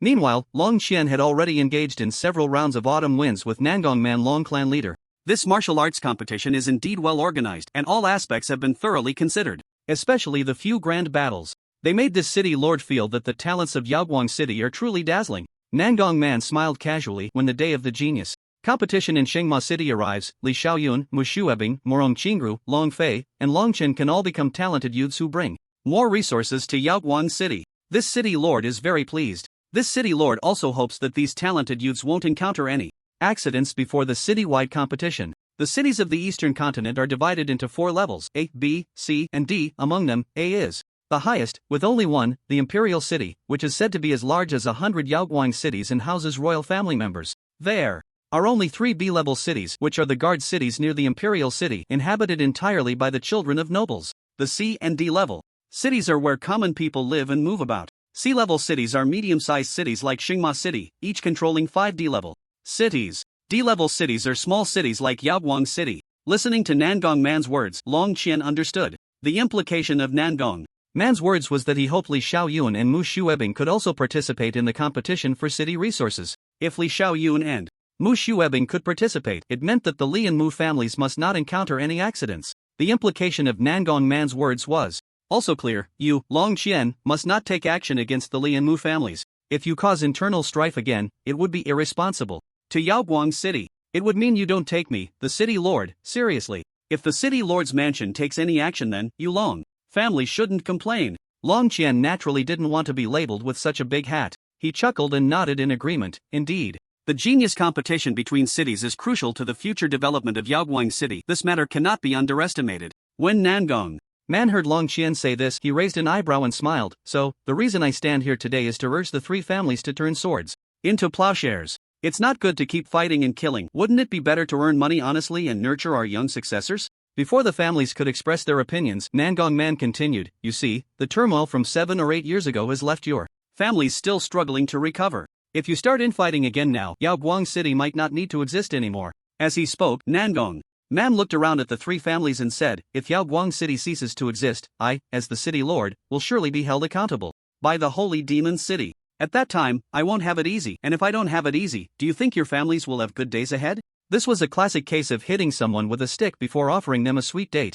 Nangong Man first laid out all the benefits and drawbacks for them, and if they made a wrong decision afterward, it wouldn't be good for anyone. If the city lord is comfortable, then these families can also be at ease. Long Qian held no great hatred, and since nothing had happened to Long Chen, the Long family had also saved face in front of the Li and Mu families. After all, both the father and son had fought against 2 and almost won. Therefore, Long Qian didn't care much about the city lord's decision and was the first to speak up. I naturally have nothing to say. No one wants war. My Long family is willing to reconcile, but I just hope certain families won't incite another family against us, while that other family foolishly provokes my Long family. After saying this, Long Qian scoffed. This time, the reconciliation is out of respect for the city lord. I won't trouble the city lord any further. If there's a next time, let me be clear, even if it means mutual destruction, I will drag certain families down with me. Nonsense. As soon as Long Qian finished speaking, Li Changqing shouted angrily, you say we reconcile just like that? Your Long family is indifferent, but what about my Li family?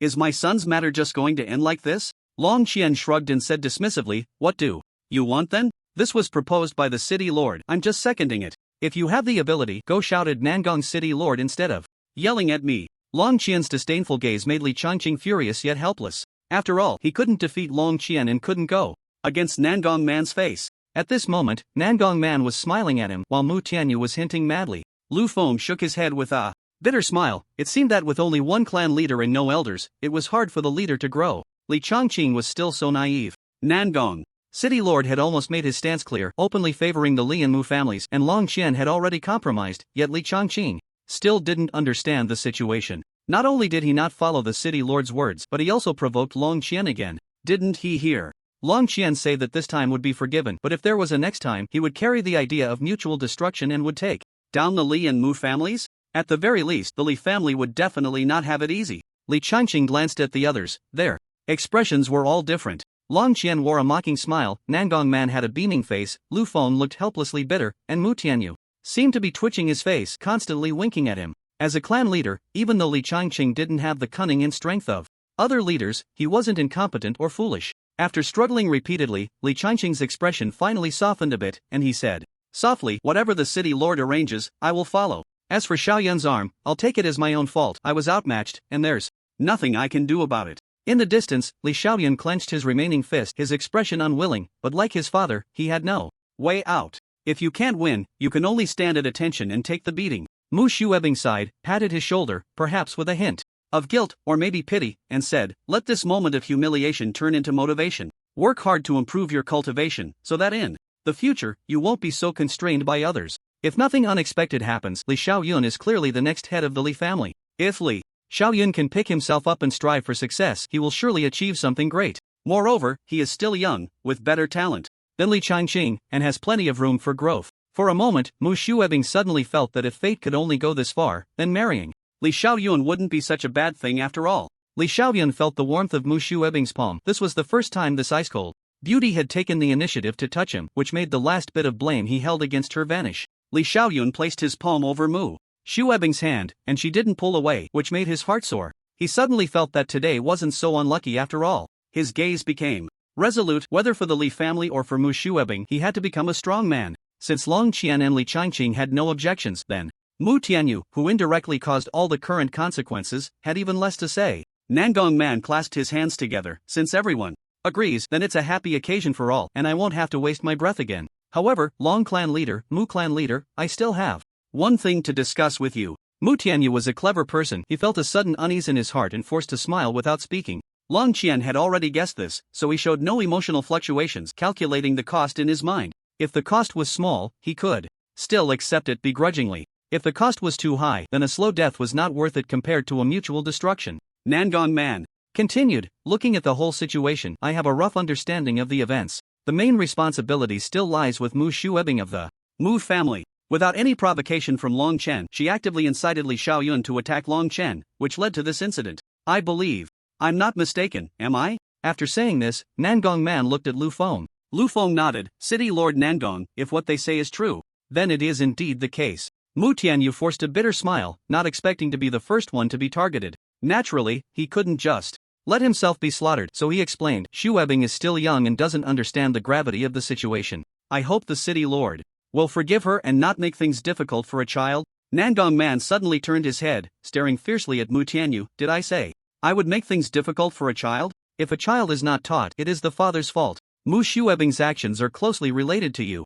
As her father, Mu Tianyu was momentarily at a loss for words. Long Qian chuckled, saying calmly, our Long Qian is also a victim. It was I who injured Li Xiaoyun. If the city lord wishes to punish someone, please punish me, the father. No way. One person does the crime, one person takes the blame. At this moment, Long Qian suddenly walked over, cupping his hands respectfully and saying, City Lord, this is all due to my lack of ability, and I bear responsibility. City Lord, punish me, and don't make things difficult for my father and the Long family. You brat! You dare to show your face? Li Changqing couldn't bear to look at Long Chen, and his anger flared up at the sight of him. Shut up! Nangong Man's patience had been completely worn out by Li Changqing. He scolded, then turned back to adopt a more amiable demeanor. Long Chen, I won't make things difficult for your father and you. You saying this makes me seem like a tyrant. No, the city lord is very just. Nangong Man was pleased with this flattery. Such praise was what made him happiest. He said, I will not punish any of you, but your family must pay a small price, more or less.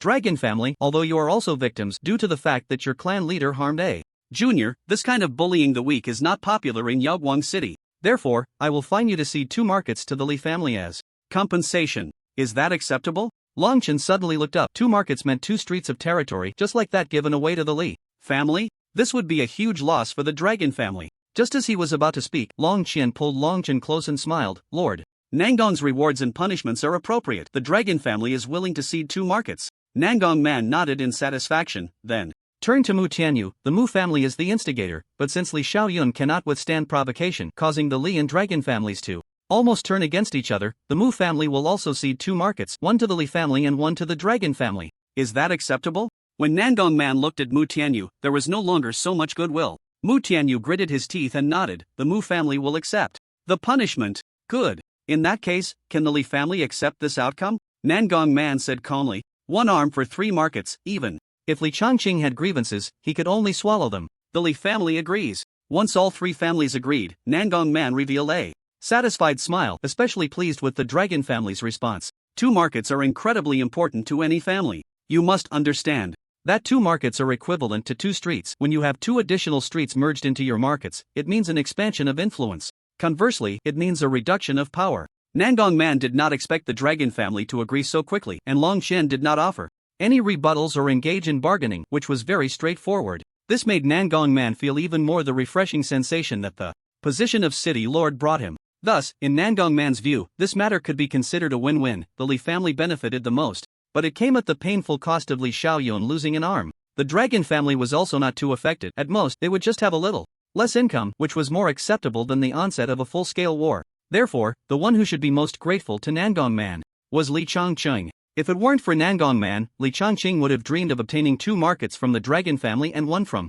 the Mu family. It was simply wishful thinking. It was already quite good that he could keep his life. As for the Mu family, who relied too much on clever tricks, Nangong Man had always looked down upon them, and the Mu family was also the one with the lowest taxes. The survival of such a family had nothing to do with his interests. Nangong Man smiled with satisfaction and said, Clan Leader Long, thank you for your cooperation. If you can give me, the city lord, a bit of face, Nangong Man is truly grateful. Long Qian shook his head. Lord Nangong, you are mistaken. Since this is the city lord's punishment, we work under the city lord to earn a living, so we naturally must comply. Otherwise, if the city lord becomes furious, it won't just be 2 markets that we lose. Long Qian's words seemed to be humble remarks directed at Nangong Man, but in reality it was a warning to the other 2 families. If the Li and Mu families understood the situation, they should let this matter rest and not mention it again. The most important thing now was how to break free from the city lord's control. Otherwise, no matter how large your industry is, as long as Nangong Man says a word, it can all turn to ashes.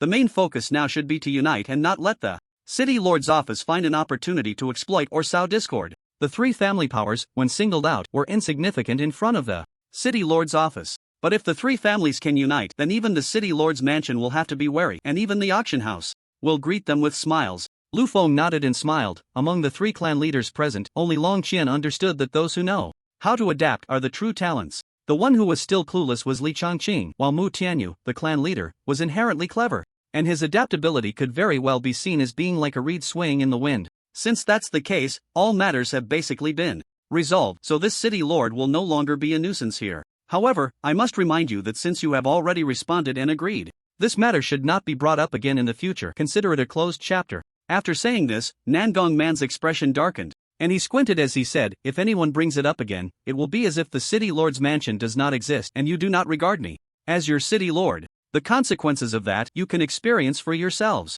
After finishing, Nangong Man seemed like a master of changing faces, revealing a kind and amiable demeanor, and before leaving, he even patted Long Chen's head. The crowd shouted, "We bid farewell to the city lord." Morong Huan propped up his hefty body, coldly watching Nangong Man's departing figure. He snorted coldly, not uttering a single word. Once Nangong Man completely disappeared from view, Morong Huang slowly said, "Let's go." Morong Chuan was the first to leave, with Morong Qingru closely following. On the last step of the viewing platform, she instinctively turned her head and happened to see that detestable Long Chen looking at her. Morong Qingru's face flushed, her lips curled up, and after mumbling something, she left. Long Chen was also quite helpless, judging by the shape of Morong Qingru's red lips. What she said should have been the words lecture. Throughout the entire encounter, the 2 major forces in Yaoguang City had no verbal communication whatsoever, not even a glance exchanged. After everyone had left, only the members of the 3 families remained. Mu Tianyu had long since lost the desire to confront the Long family. He clasped his hands and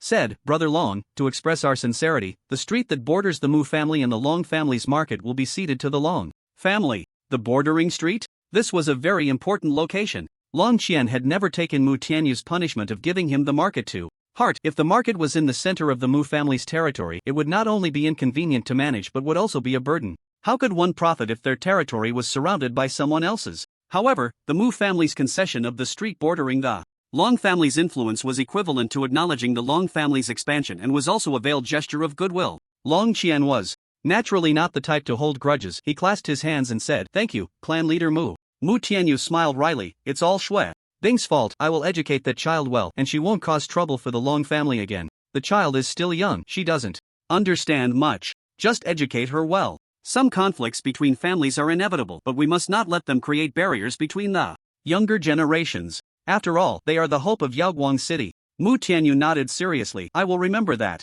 Li Chongqing snorted. While clan leader Mu was educating the younger generation, clan leader Long should not forget to reflect on himself. Is it appropriate for a magic practitioner to stoop to the level of squabbling with the younger generation? Li Chongqing did not expect Long Qian to be as accommodating as Mu Tianyu in giving him a bordering market, and he was already grateful that Long Qian could deliver the market on time. Therefore, Li Changqing did not speak kindly to Long Qian. Long Qian curled his lips. "As long as my clan's younger generation is fine, I naturally will not act excessively. If there are still troublemakers, I will take action, and I hope clan leader Li will also educate his juniors well." Li Changqing knew that if he stayed here any longer, he would eventually be driven to death by Long Qian's anger. Just as he was about to leave, in a huff, he was called back by Mu Tianyu. "Patriarch Li, please wait." Li Changqing turned around. "Oh, Patriarch Mu, is there something else?" Hearing Li Changqing's indifferent tone, Mu Tianyu forced a smile, knowing that his actions had displeased Patriarch Li. He said, "Since all 3 of our families are here, why don't we sit down and talk?" Long Qian clasped his hands in his sleeves, smiling at Mu Tianyu. It seemed that communicating with a smart person was comfortable. Without needing to say much, Mu Tianyu already knew what to do. The most pressing matter was still how to deal with the machinations of the city lord's mansion. Long Qian believed that not only Mu Tianyu felt this way, but even Li Changqing must have sensed it, provided that Li Changqing was not a fool. Li Changqing sneered. Sit down and talk? What else is there to discuss between us besides our conflicting interests? Tell me, are we discussing land concessions or competition? Mu Tianyu sighed, somewhat speechless. Li Changqing glanced at Long Qian again and then said to Mu Tianyu, moreover, I don't want to talk to him.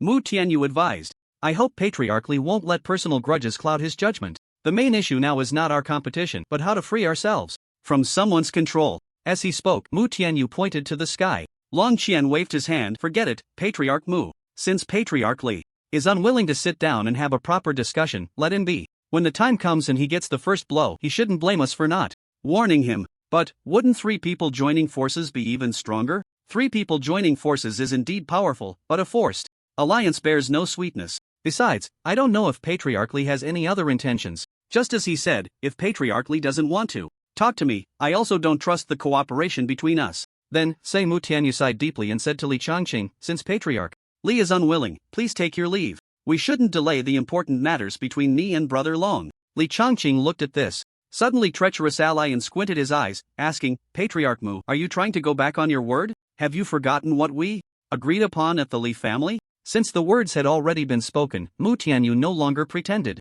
He snorted coldly and said, that was merely for immediate interests, while my understanding with Patriarch Long is about long-term development. Bold, you dare to conspire in secret. Do you know that if Lord Nangong finds out, it would be a death sentence? When I discussed this matter with you at the Li family, you didn't say it was a death sentence. Why is it a death sentence now? Is it acceptable to talk to you but not to Brother Long? Li Changqing was left speechless by Mu Tianyu's retort. He turned to Long Qian and asked angrily, you dare to cooperate with someone who goes back on their word and changes sides at a critical moment? Long Qian laughed heartily. Patriarch Mu is not changing sides at a critical moment. He is a man who knows how to seize the moment. He knows with whom to cooperate to gain the greatest benefit. Am I right, Patriarch Mu? Mu Tianyu nodded. In agreement, if Patriarch Li has no other matters, please take your leave. Long Qian curled his lip. Staying here is fine too. Come, Patriarch Mu, let's go to the conference hall and discuss. Wait. Just as Long Qian and Mu Tianyu were about to turn and leave, Li Changqing called out to them.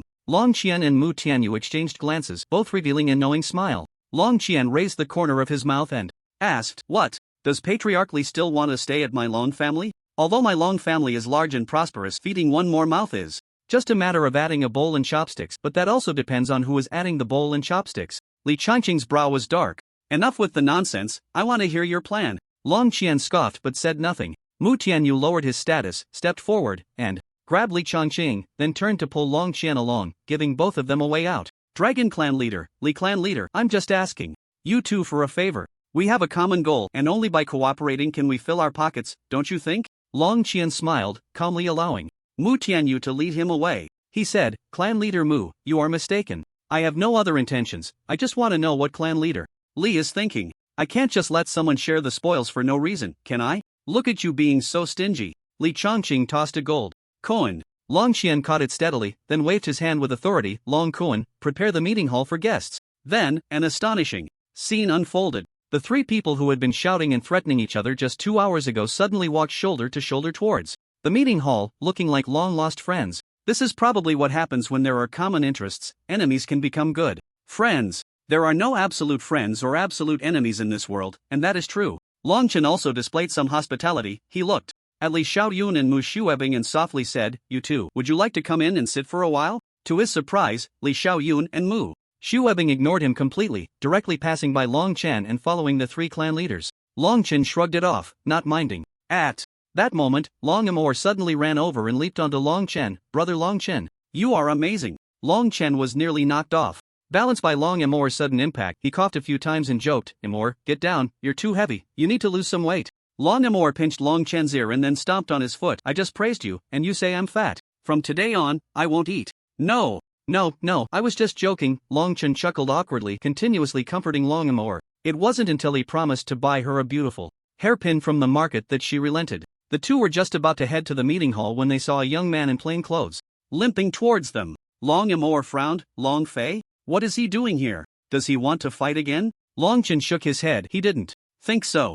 They were all from the same clan, so there couldn't be such deep-seated hatred. Besides, it was Long Fei's lack of skill that was the issue, which had nothing to do with Long Qian. Even if he wanted to fight, Long Qian wasn't afraid. Long Fei quickly approached Long Qian and bluntly asked, how do you know my moves? Did you secretly learn from me before? Long Chen scoffed. Learn from you? You, a so-called 8-star magic apprentice, aren't worth my time to learn from. You. It's just that your moves are too simple and easy to understand. I only need to take a glance to know their principles, which means I learned them while fighting you. Impossible. I am of the lava attribute. You can't possibly learn from my attribute. I am of all attributes, how could I not learn? Lava? It only scares others. Long Chen snorted coldly. Your so-called lava attribute can only intimidate others, but as for me, you haven't reached that level yet. So, Long Fei, you still have a long way to go. Long Fei's eyes widened in terror, stepping back 2 paces in disbelief, muttering, impossible. Impossible. I am the only one with the lava attribute in the entire Yaoguang city. Looking at the seemingly mad Long Fei, Long Chen sneered, how is that impossible? Everything is possible. You don't know it's not because there aren't others, but because of your ignorance. Long Fei, do you understand?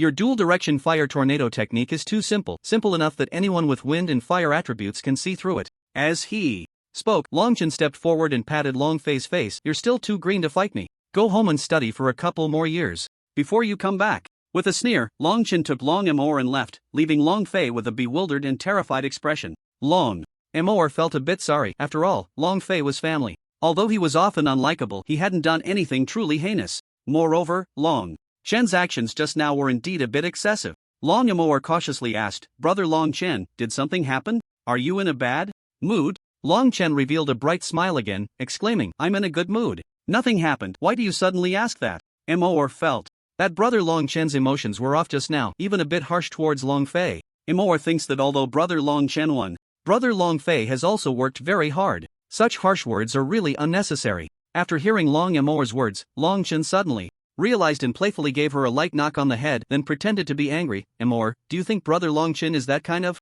person? Long Amour covered her forehead, pouting, definitely not. I just think that kind of harsh language was really unnecessary, and also, Brother Long Chen, you actually hit me. Long Amour then stepped on Long Chen's foot, huffing, let you know my strength. How strong could the foot strength of a 5-star magic apprentice be? Well, Long Chen was also a 5-star magic apprentice, but the difference in strength between the two was like heaven and earth. Long Chen pretended to be in pain and unsteady, leaning on Long Amour to take advantage of the moment. Ouch, I'm limping. Amour, you made me lame. Long Amour believed him, genuinely thinking Long Chen was hurt, and anxiously shouted, Brother Long Chen, are you okay? Amour didn't mean to. Just as Long Amour bent down to check, Long Chen seized the opportunity to jump over her back, and didn't forget to make a funny face, causing the young girl to feel both angry and embarrassed, immediately erecting an ice wall to block Long Chen's path. Long Chen leaped high, jumping over the ice wall and darting into the conference hall. Once in the conference hall, Long Amour didn't want to trouble Long Chen anymore. She shot a resentful glare at her unscrupulous cousin and turned her head away.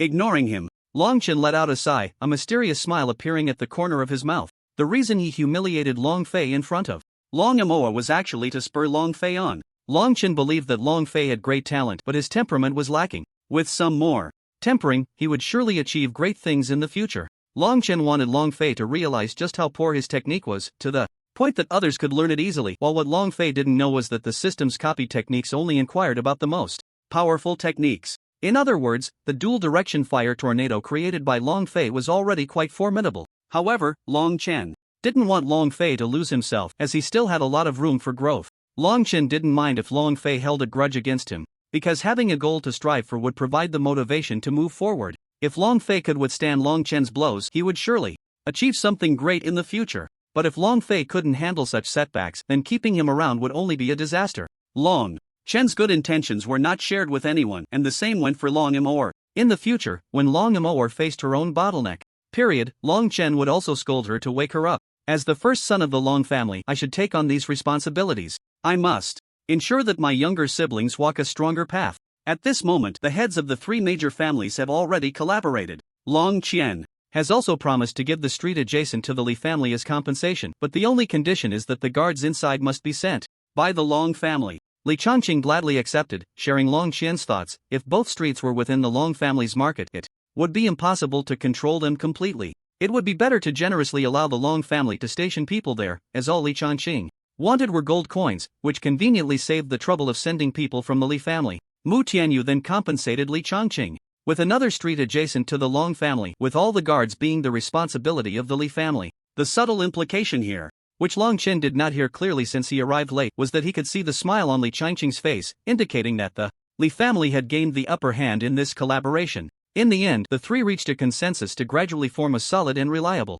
alliance under favorable circumstances, with the highest-ranking Long Qian serving as the leader of this alliance. Li Changqing had no objections, and Mu Tianyu certainly would not oppose it. Thus, the family alliance was officially established. Long Qian took out a piece of prepared cowhide paper and said, "Our alliance is officially established, but I must say a few harsh words up front. The benefits will be divided as just discussed, but..." Long Qian's expression turned serious, speaking with the same intensity as Nangon had earlier. "If any one of you leaks information, I, Long Qian, will hunt him down relentlessly, no matter where he hides." After saying this, Long Qian slammed his hand on the table, causing Li Changqing and Mu Tianyu to shrink their heads and obediently sign their names on the cowhide paper. It was only at the moment of signing that the tense atmosphere in the room eased considerably. Long Qian smiled as he handed the cowhide paper to Long Kuan, then said, "Gentlemen, is there anything else to add? This is limited to today. If it's not done today, it cannot be supplemented later." Li Changqing and Mu Tianyu shook their heads. Thus, the family alliance to deal with the city lord's mansion was officially established. Meanwhile, Nangong Man was still singing and dancing in the city lord's mansion, completely unaware of the impending crisis. After sending off the people from the Li and Mu families, Long Qian sat opposite Long Qian and hummed, "Dad, shouldn't we settle the accounts now?" The previously imposing Long Qian suddenly deflated. While he showed his strongest side to outsiders, he could never muster that same toughness with his own son. Because Long Qian had lacked his mother's care since childhood, Long Qian, out of guilt, had taken on both fatherly and motherly roles, caring for Long Qian meticulously. Therefore, Long Qian could not harbor any resentment towards Long Qian's overstepping actions. Instead, he welcomed him with a smile. "Tomorrow, what accounts do you want to settle with me? I think I performed quite well today. Is it unreasonable for you to insist on settling accounts with me?" "No, I just want to ask you why you wanted me and Amor to leave. Do you not trust my talent?" No, Dad absolutely did not mean that. I just didn't know what kind of danger might come next, which is why I wanted you to leave. After all, you are my heart and soul. If anything happened to you, how would I face your mother?" Long Cohen chimed in, "Tomorrow, your dad is also doing this for your own good. Anyway, it's all in the past now, let's just forget about it. Now that your dad has reached the level of a 9-star intermediate mage, and you are also an 8-star elemental affinity genius, our Long family is destined for greatness." Long Chen curled his lips. It seemed the entire family had misunderstood his intentions. He was definitely not here to settle scores with Long Qianxiu, but simply wanted to ask whether he still considered them family. Long Chen sighed, "I'm not complaining that Dad didn't tell me the truth, it's that he not only didn't tell me the truth but also tried to deceive me, leaving himself in such a dangerous situation. If I hadn't subdued my second uncle with my strength and learned about Dad's plan, I might still be in the dark. If Dad didn't have the strength of a 9-star intermediate mage, everyone here might have been buried today." Long Chen paused and continued, "I, Long Chen, am not blaming anyone, nor am I looking for excuses. I just want to tell you that I can grow up too. I am also a part of the Long family. From now on, we live together and die together. I will never live a life of cowardice." Long Qian looked at Long Chen, who was baring his heart and was momentarily speechless, with tears glistening in his eyes. He let out a sigh of relief, feeling very gratified. "Sir, did you hear that? Our child has grown up." Long Chen continued, "I know Dad wants to protect me, but I also want to protect Dad. I can't just stand by and watch Dad stay in danger. If anything happens to Dad, I won't survive. Because you are my only family left." Just as Long Chen finished expressing his feelings, he suddenly felt a throb in his head, a sharp pain at the back of his skull. Long Kun slapped Long Chen on the head and said coldly, "Is your dad the only family you have? Do you think I'm dead? Do you think Amor is dead?" "Second uncle, that's not what I meant. Ouch." Before Long Chen could finish, Long Kun slapped him on the head again. "From now on, you better not say such nonsense." The originally tear-jerking scene turned somewhat humorous with Long Kuan's interruption. Long Qian also burst into laughter. He understood that Long Kuan was trying to lighten the mood. The oppressive atmosphere was indeed hard to breathe in. Long Qian waved his hand, "Everyone sit down, let's talk while sitting. Actually, I didn't mean to hide it from you. A 9-star intermediate mage seems very high among these clan leaders, but in the eyes of the auction house and the city lord's mansion, it's hardly worth mentioning." Long Chen deeply agreed. When Long Qian was fighting Li Changqing and Mu Tianyu, and Long Chen was battling Li Xiaoyun and Mu Shuebing, Lu Feng, who was said to be the weakest high-level mage in the city lord's mansion, easily stopped both battles with just one encounter. Perhaps the battles on Long Chen's side were not worth worrying about, but on Long Qian's side, there were indeed 3 intermediate mages, while Lu Feng, despite being a 2-star high-level mage, couldn't possibly stop 3 intermediate mages in an instant, right? This shows that Lu Feng, as a 2-star high-level mage, was already so formidable, not to mention the other 2 high-level mages from the city lord's mansion whose star levels were unknown. If Long Chen or Long Kuan were in Long Qian's position, not knowing whether the city lord's mansion and the auction house were involved, they would definitely not allow other important people to remain here in danger. Long Qian continued, in fact, I had long been prepared for martyrdom, but heaven did not abandon me. I didn't expect that neither the auction house nor the city lord's mansion would get involved. Only those two old fellows, thinking I was a 6-star intermediate mage, rushed over confidently and ended up suffering a great loss for underestimating me. Indeed, Li Chongqing and Mu Tianyu were never particularly smart. Even Mu Tianyu only had a bit of cleverness. He might have calculated that your realm had increased significantly, but he never expected it to grow so rapidly. Ha ha ha ha. Long Qian laughed heartily. Just a bunch of overconfident fools. Not only have they failed to do anything to me, but they've also made me the leader of the family alliance. They've truly lost both their lady and their soldiers. Long Chen looked at Long Qian's arrogance and rolled his eyes. You say they haven't done anything to you? The city lord is practically riding on your head. Just as Long Qian was feeling proud, Long Chen suddenly doused him with cold water by saying something inappropriate, which made Long Qian so angry that he took off his shoe to hit him. In the end, after some self-comforting, he kept muttering, "It's my own son, which finally calmed his anger. Long Qian huffed, the city lord's power is great, we can only avoid his sharp edge. To confront them head-on now would be akin to seeking death. Tomorrow, you must learn to analyze the situation and avoid reckless actions. Tomorrow? Tomorrow? Seeing that Long Chen didn't respond, Long Qian called out again, Long Chen. Only then did Long Chen snap back to attention. He felt drowsy from his father's incessant chatter and waved his hand, saying, got it. Now that I'd become the leader of the family alliance, I can secretly implement a plan to topple the city lord's mansion. Long Kuan frowned at this, but in the face of absolute power, isn't what we're doing a bit insignificant? It is indeed somewhat insignificant, but sometimes when brute force fails, we must resort to cunning. But Dad, I have one more question. Can you give me an answer? Long Qian raised an eyebrow. What question? Long Qian appeared expressionless, but inside he was already overjoyed. What father doesn't want to appear knowledgeable and talented in front of his son, so that his son admires him? If Long Qian remembered correctly, this should be the first time Long Chen had asked him such a question since he grew up, and he was genuinely excited. Long Chen scratched his nose absent-mindedly and said, why do you not feel even a twinge of pain about ceding 2 streets? Have you become so accustomed to Nangong man's tyranny? Smack! Just as Long Chen finished speaking, Long Qian threw his shoe at his face, knocking him flat on the ground. Even then, Long Qian didn't let up on Long Chen, jumping down on one foot to continue taking off his shoe, but thankfully Long Kuan stopped him in time. Big brother, we're all family. Stop taking off your shoe. No. Stop hitting. That's your only son. What will you do if you hurt him? Long Qian struggled violently in Long Kuan's embrace, shouting, I'm going to beat this ungrateful brat to death today. I'm talking about bricks, and he's talking about mud. He didn't even listen to me. Long Chen fearfully crawled backward on the ground. Isn't it because you're being so arrogant? I thought I'd knock you down a peg so you wouldn't be so inflated. Knock down a peg? I think you're seeking death. Long Kuan, don't stop me. Today I'm going to kill this kid, or it won't be enough to vent my anger. Don't, big brother, he's your own son. If you kill him, he's gone. You'll have no heirs. Upon hearing the words no heirs, Long Qian felt as if he had been struck by lightning, jolting him awake. After a long sigh, he stopped struggling. Long Kuan sensed that Long Qian had calmed down, and only then did he let go. Long Qian returned to his chair, one foot still bare. You little brat, bring me my shoe. Long Qian trembled as he handed over the shoe. Just as he got within 3 feet of Long Qian, and Long Qian reached out his hand, Long Qian instantly recoiled like a frightened kitten.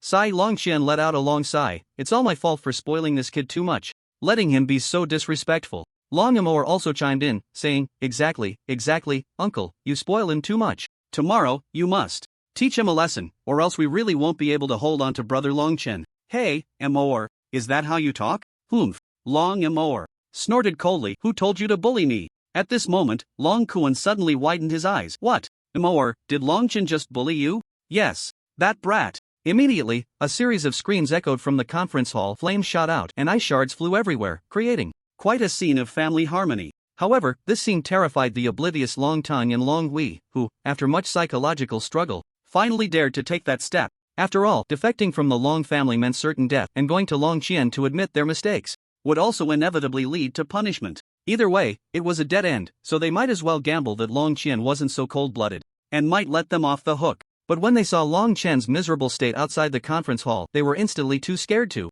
make a sound, caught in a dilemma of whether to enter or retreat. Long Chen, who had been thrown outside, saw Long Hui and Long Tang just as He was about to call for help. He was dragged back inside by Long Kuan, and then the conference hall shook again. Long Hui and Long Tang exchanged glances, both seeing a deep sense of dread in each other's eyes. They hadn't expected Long Qian and Long Kuan to be so ruthless towards their branch. Wouldn't they go all out against them too? It wasn't until, amidst the beatings, Long Qian managed to say, "The two elders of the Long family are outside," that Long Qian finally stopped Long Kuan. At this point, Long Qian was already unrecognizable, his body intact except for his clothes, and he looked like a pig's head. Even so, Long Amour was still sitting on him, constantly poking his nostrils. Just as Long Tang and Long Hui were preparing to leave quickly, Long Kuan shouted, "What are you doing standing outside? Come in." "Alright, Amour, Long Tang and Long Hui are here, stop messing around." Long Amour stuck out her tongue and shot a fierce glance at Long Chen, raising her hand as if she hadn't finished punishing him, but when she saw Long Tang and Long Hui walk in, she finally relented.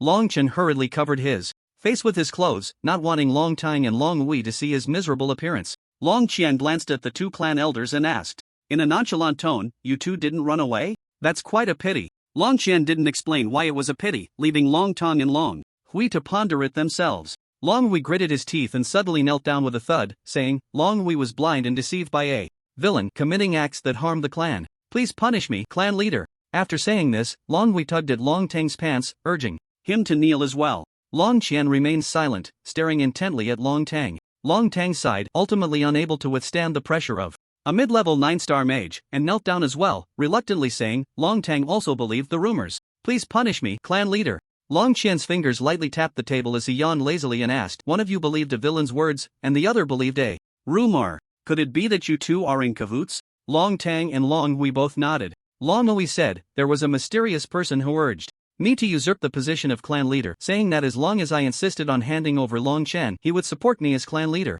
I was momentarily bewitched and believed his nonsense." "Do you know who that mysterious person is?" "This, I do not know. He was completely wrapped in black clothing, and I couldn't see his face at all." Long Qian rolled his eyes and angrily said, "You don't even know what the person looks like, yet you agreed to him? Are you out of your mind wanting the position of clan leader?" Long Hui lowered his head in silence. Long Qian curled his lips and asked Long Tang, "What about you?" Long Tang pursed his lips. "I simply believed the rumors and suggested that the Long family avoid attracting too much trouble. You two really are more of a hindrance than a help." Long Qian suddenly stood up, slammed the table, and angrily shouted, "From today onwards, all rights of clan elder Long Tang and clan elder Long Hui are revoked. They will still hold the title of clan elder, but all the businesses will be concentrated under the Long family's management, with Long Kuan temporarily in charge as the main operator. If either of you does anything to harm the Long family again, I will definitely execute you before our ancestors. If either of you dares to act against the Long family again, I, Long Qian, swear to the heavens that I will bind you to the ancestral tablets and completely erase you." Long Qian slammed the table again. "Do you understand?" Long Tang and Long Hui exchanged glances, and before they could speak, Long Qian slammed the table again. "Do you understand?" Long Hui understands. Long Tang understands. Long Qian waved his hand casually. "Get out." The two clan elders hurriedly scurried out of the conference hall. This outcome was already a blessing for them. They had long prepared to confess to Long Qian, with the best result being expelled from the Long family and living as commoners, but at least they could save their lives. The worst outcome would be death. What Long Tang and Long Hui did not expect was that Long Qian not only spared their lives but also retained their status as clan elders. Although they no longer had any real power, they would at least be free from worry about food and clothing, and even in death they could die with some dignity. Regarding this outcome, not to mention that Long Qian told them to get lost, even if he had told them to crawl out, they would have had no complaints. Long Qian beckoned to Long Kuan. "Long Kuan, send some clever and trustworthy subordinates to monitor them day and night. If they conspire with others, as long as we can obtain evidence, we can execute them first and report later." Long Kuan nodded solemnly and said, "Should we place them under house arrest to prevent them from contacting the outside world?" "No need, it's better if they make contact, it gives us a reason to kill them." When he said this, Long Qian's expression was exceptionally fierce. Even Long Amoa was startled. Then, Long Qian calmly said to Long Chen, "Now let me explain to you why I don't value those two businesses so much." Long Chen waved his hand and said, "Dad, I actually understand already, no need to elaborate." "Oh, you understand? Then tell me. If you can't explain it clearly, I'll have Long Amoa continue to beat you." Long Amoa was eagerly cracking her knuckles beside them. Long Chen helplessly said, "Old man, I'm not just someone who knows only how to cultivate. I can see through these situations." In fact, Long Chen had just realized this, and he said such things to avoid being looked down upon by Long Qian. Long Chen said, "First, you actually thought of the current family alliance long ago, so you unreservedly gave the two businesses to the Li family. Plus, since the guard force belongs to the Long family, it means that this territory is still under the Long family's control and can be taken back at any time. Long Chen nodded in satisfaction and smiled as he asked, "So do you know how to take it back?" "Well, if you find that the Li family has violated the contract, you can create a conflict. You must guide it so that the Li family's people start the trouble first, like merchants in the market insulting customers or drunkards beating others. At that time, since the guard force belongs to the Long family, it will be easy to take it back." After saying that, Long Chen blinked and continued, "Dad, you also mentioned in front of Nangong Man that if there's another time, you won't let them off so easily, so this can be considered as you preparing for the future." Long Qian nodded. "Your first point is well analyzed, and it is indeed like that. Now tell me, how can we make the Li family take the initiative to stir up trouble? Don't we have two pawns just now?" Long Qian suddenly realized. Long Tang and Long Wei. These two are quite important to the Long family. Sending nameless pawns to deliberately provoke trouble would be too obvious, and the Li family wouldn't take it seriously. In that case, they could just compensate with some money and the matter would be over.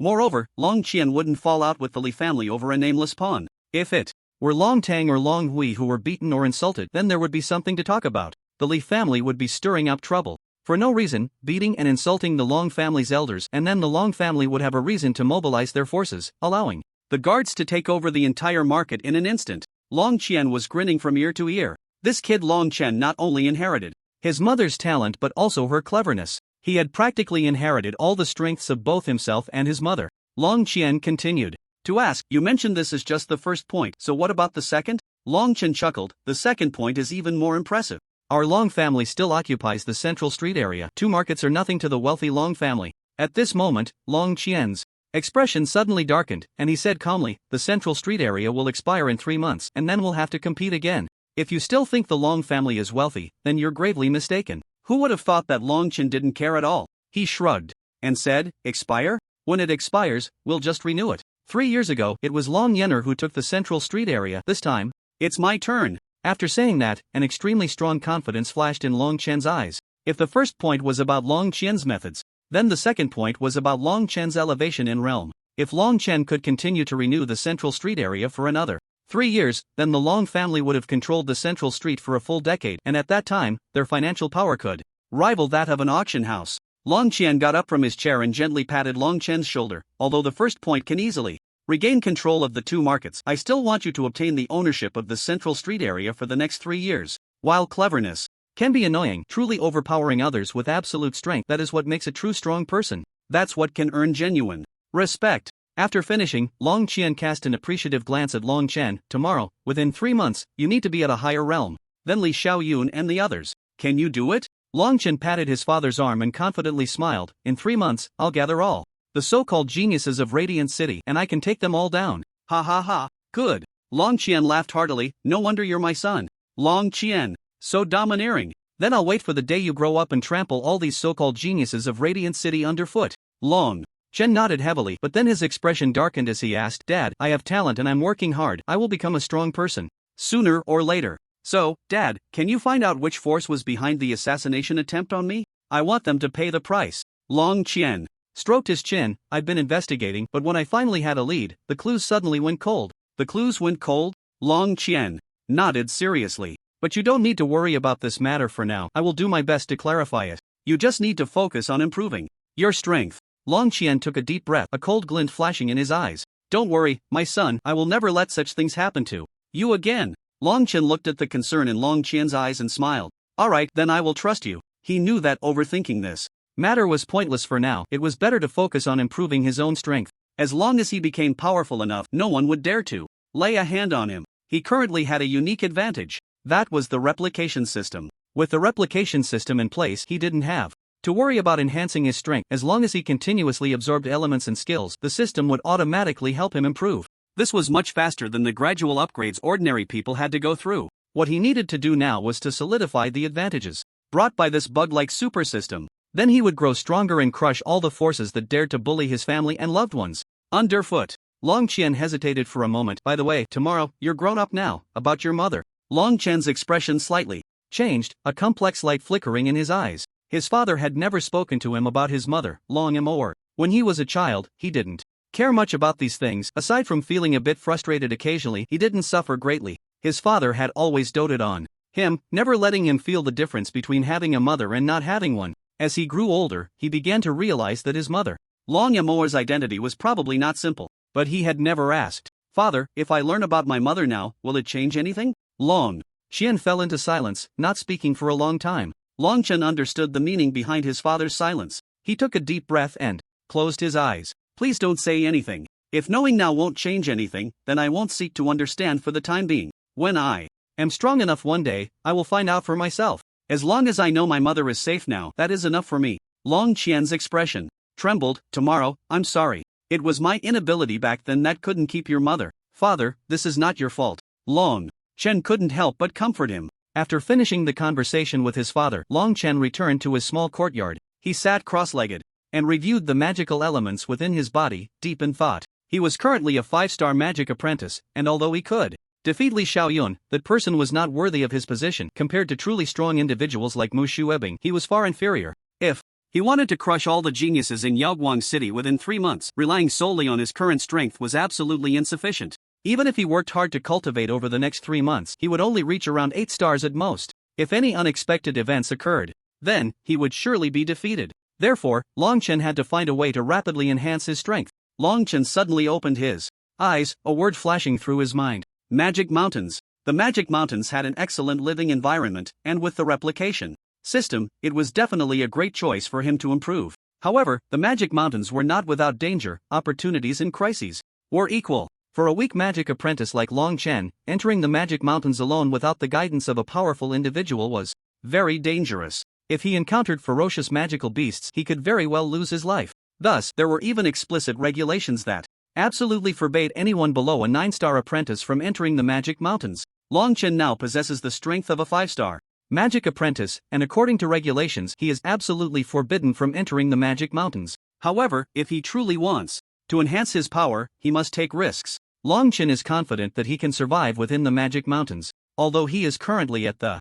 5-star level, he is not without the ability to fight against 9-star apprentices. As long as he does not encounter a magician, he has the strength to contend. The outskirts of the Magic Mountains. From what the outside world understands, the outer layer of the Magic Mountains is relatively safe compared to the perilous inner mountains. The outer layer is almost entirely populated by 0-level magical beasts, and even 1st-level magical beasts are rarely heard of. The classification of magical beasts corresponds to the levels of magicians, and their strength can be compared accordingly.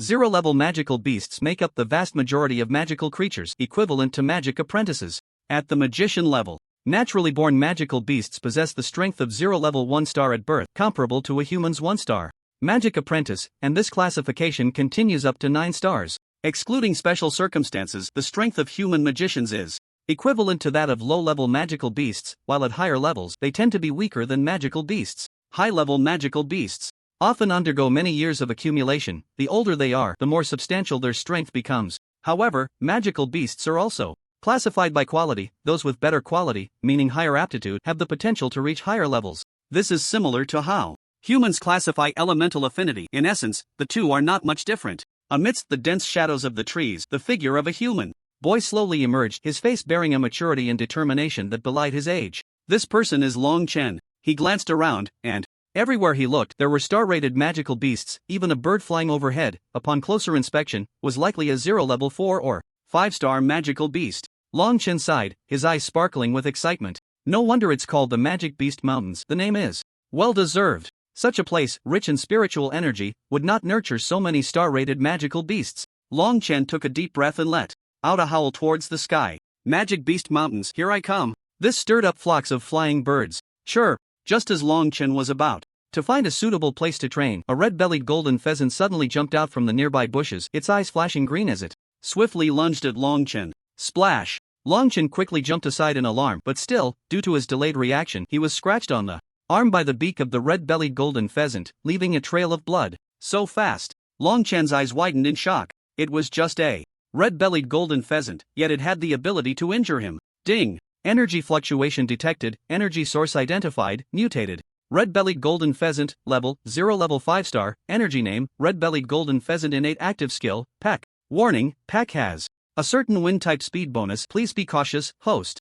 Peck is a magical beast's innate skill and can be copied. Most skills of bird-type Magical beasts come with a wind-type speed bonus, significantly enhancing the beast's attack and escape speed. 5 stars? Long Chen gasped. He never expected that the first magical beast he encountered upon entering the Magic Beast Mountains would be at the level of 0 level. 5 stars. This was already on par with his current realm. Truly, the Magic Beast Mountains live up to their reputation as a place where crisis and opportunity coexist. Long Chen licked his lips, his eyes flashing with excitement as he rubbed his stomach and murmured to himself, "Just in time, I'm hungry too. Let me borrow your body and core to fill my belly." The red-bellied golden pheasant, missing its strike, opened its sharp beak and let out a cry, its beady eyes filled with ferocity. Clearly, Long Chen saw it as food, and it was not without reason. Long Chen's left hand suddenly transformed into a claw, his feet firmly planted on the ground, and a fierce glint flashed in his eyes. "Come on, it's just a chicken, I'm not afraid of you." Cluck cluck. The red-bellied golden pheasant lifted one foot off the ground, stepping back, with the other, preparing to accelerate, and then quickly charged towards Long Chen again. This time, Long Chen clearly saw its attack speed, but it was still so fast that it left only an afterimage. He widened his eyes and swiftly sidestepped just as the red-bellied golden pheasant's afterimage was half a step away from him. Whoosh! This time, the red-bellied golden pheasant missed completely and failed to harm Long Chen at all. Long Chen chuckled and waved his hand. "Come on, let's continue." The red-bellied golden pheasant landed on the ground, squawking angrily. It then charged again, attacking Long Chen. Whoosh! Missed. Still missed. Keep going. Long Chen felt exhilarated, sweat dripping from his forehead down to his face. Exhilarating. After dozens of consecutive charges, the red-bellied golden pheasant's stamina began to wane, and its speed noticeably decreased in the last few attempts. Long Chen grinned and said, "If you won't come, then it's my turn." The red-bellied golden pheasant's beady eyes flashed with a hint of human-like hesitation, as if it were judging whether it should continue this meaningless attack. But Long Chen didn't give it any chance to react, quickly reaching out and lunging at the red-bellied golden pheasant. Cluck! Cluck! The red-bellied golden pheasant nimbly dodged Long Chen's hands, its beady eyes filled with mockery, as if taunting Long Chen for being too slow. However, in the next moment, the red-bellied golden pheasant felt a bone-chilling pain, and before it could even open its beak to scream, blood splattered, and it lost its life. Long Chen shook the crystal core he had fished out, whistled, and wore a joyful expression. "Ah! Still can't outsmart the cunning humans." If the red-bellied golden pheasant had been able to foresee Long Chen's next move and immediately chosen to flee, perhaps Long Chen wouldn't have been able to catch it. But despite being a 5-star beast, its intelligence was still at a primitive level. Compared to the cunning humans, there was still a gap in intelligence. Long Chen carried his spoils and found a small stream, plucking feathers and gutting the pheasant, quickly processing it. Then he propped up a few sticks, made a fire, and soon had a roasted chicken. Ding! Red-bellied golden pheasant's innate skill, peck, copied successfully. Long Chen tore off a piece of chicken wing while clicking his tongue in disbelief. What's the use of copying a skill like peck? I can't even use it. Indeed, copying skills still relied somewhat on luck. Entering the Monster Beast Mountain range, that luck was not enough. Encountering a 5-star beast right at the start, if his strength hadn't been as formidable as it appeared, he might have faced a tough battle right away. However, it wasn't without any gains. After finishing the roasted chicken, Long Chen took out the crystal core he had extracted from the red-bellied golden pheasant's belly, his eyes brightening. The crystal core itself was a beautiful shade of blue, slightly translucent, indicating that it contained a small amount of wind element. The energy of the 0-tier 5-star red-bellied golden pheasant's crystal core was not insignificant. It was at least enough for Long Chen to absorb. He closed his eyes, activated his copying system, and skillfully copied the energy from the crystal core, converting it into energy within his body. In that moment, he felt a slight loosening of the bottleneck within him, as the abundant energy surged in, impacting the threshold of 6 stars. Long Chen felt a surge of joy and carefully sensed it. What a pleasant surprise! If I can absorb 2 more of these crystal cores, I can directly break into 6 stars. On the first day in the Monster Beast Mountain range, his bottleneck had already loosened. This indicates that coming here was indeed the right choice. This mountain range, rich in spiritual energy, is truly the best natural cultivation ground for me. With an endless supply of beast cores, as long as I continuously absorb and refine them and solidify my foundation through constant battles, my realm can be rapidly elevated. Following that, Long Chen wandered around the outskirts of the beast forest, constantly seeking out beasts to challenge, collecting and absorbing cores to strengthen his foundation. Earth spikes! Long Chen raised his hands and shouted softly, and immediately, spikes of earth erupted from the ground, piercing through the body of the 8-star rat cat above. A shrill and tragic scream, reminiscent of both a cat and a rat, echoed as the rat cat twitched, its long, hairless tail quivering, and then blood flowed freely, falling silent. Notification: Rat cat's innate skill, Claw Strike, contains wind element, copied successfully. Notification: sufficient collection of various innate skills containing wind elements allows for the synthesis of an active wind skill, Wind Split Palm. Would you like to merge? Just as Longchen took out the Ratcat's core, he was momentarily stunned by the message. Synthesis? What does that mean? The innate skills contain subtle rules regarding elemental attributes. With a sufficient collection of innate skills, the copying system can obtain trace elemental rules. Once the copying system reaches a certain level of analysis, it can synthesize related active skills. This was the first time Longchen had heard such an explanation. After pondering for a moment, he suddenly felt overjoyed. There's such a function? Why didn't you say so earlier? The copying system fell silent, leaving Longchen in a state of ecstatic realization. Previously, he had only fought against humans, merely copying their skills, which led him to believe that the copying system had only that one ability. However, this time made him realize that his copying system was likely far more complex than he had imagined. What is the concept of elemental rules? That is a realm only accessible to archmages and above. He was merely a lowly magic apprentice, yet he could access skills containing the power of rules through the copying system. This was truly unfathomable. System, does that mean if I collect enough innate skills, I can continue to synthesize these rule-based active skills? Yes. Then is my wind split palm very powerful? Can it blow away a grand mage with a single slap? Longchen couldn't help but let his imagination run wild, swallowing hard as if he could already see himself as invincible. The copying system coldly interjected. Wind split palm is a skill tailored for the host, suitable for upgrades. Currently, the wind element rule content is only 0.001, making it extremely weak. Please continue to work hard and collect more rule power. Longchen was instantly dumbfounded. What? So weak? The copying system replied coldly, in comparison to stronger beings, it is indeed lacking, but for the relatively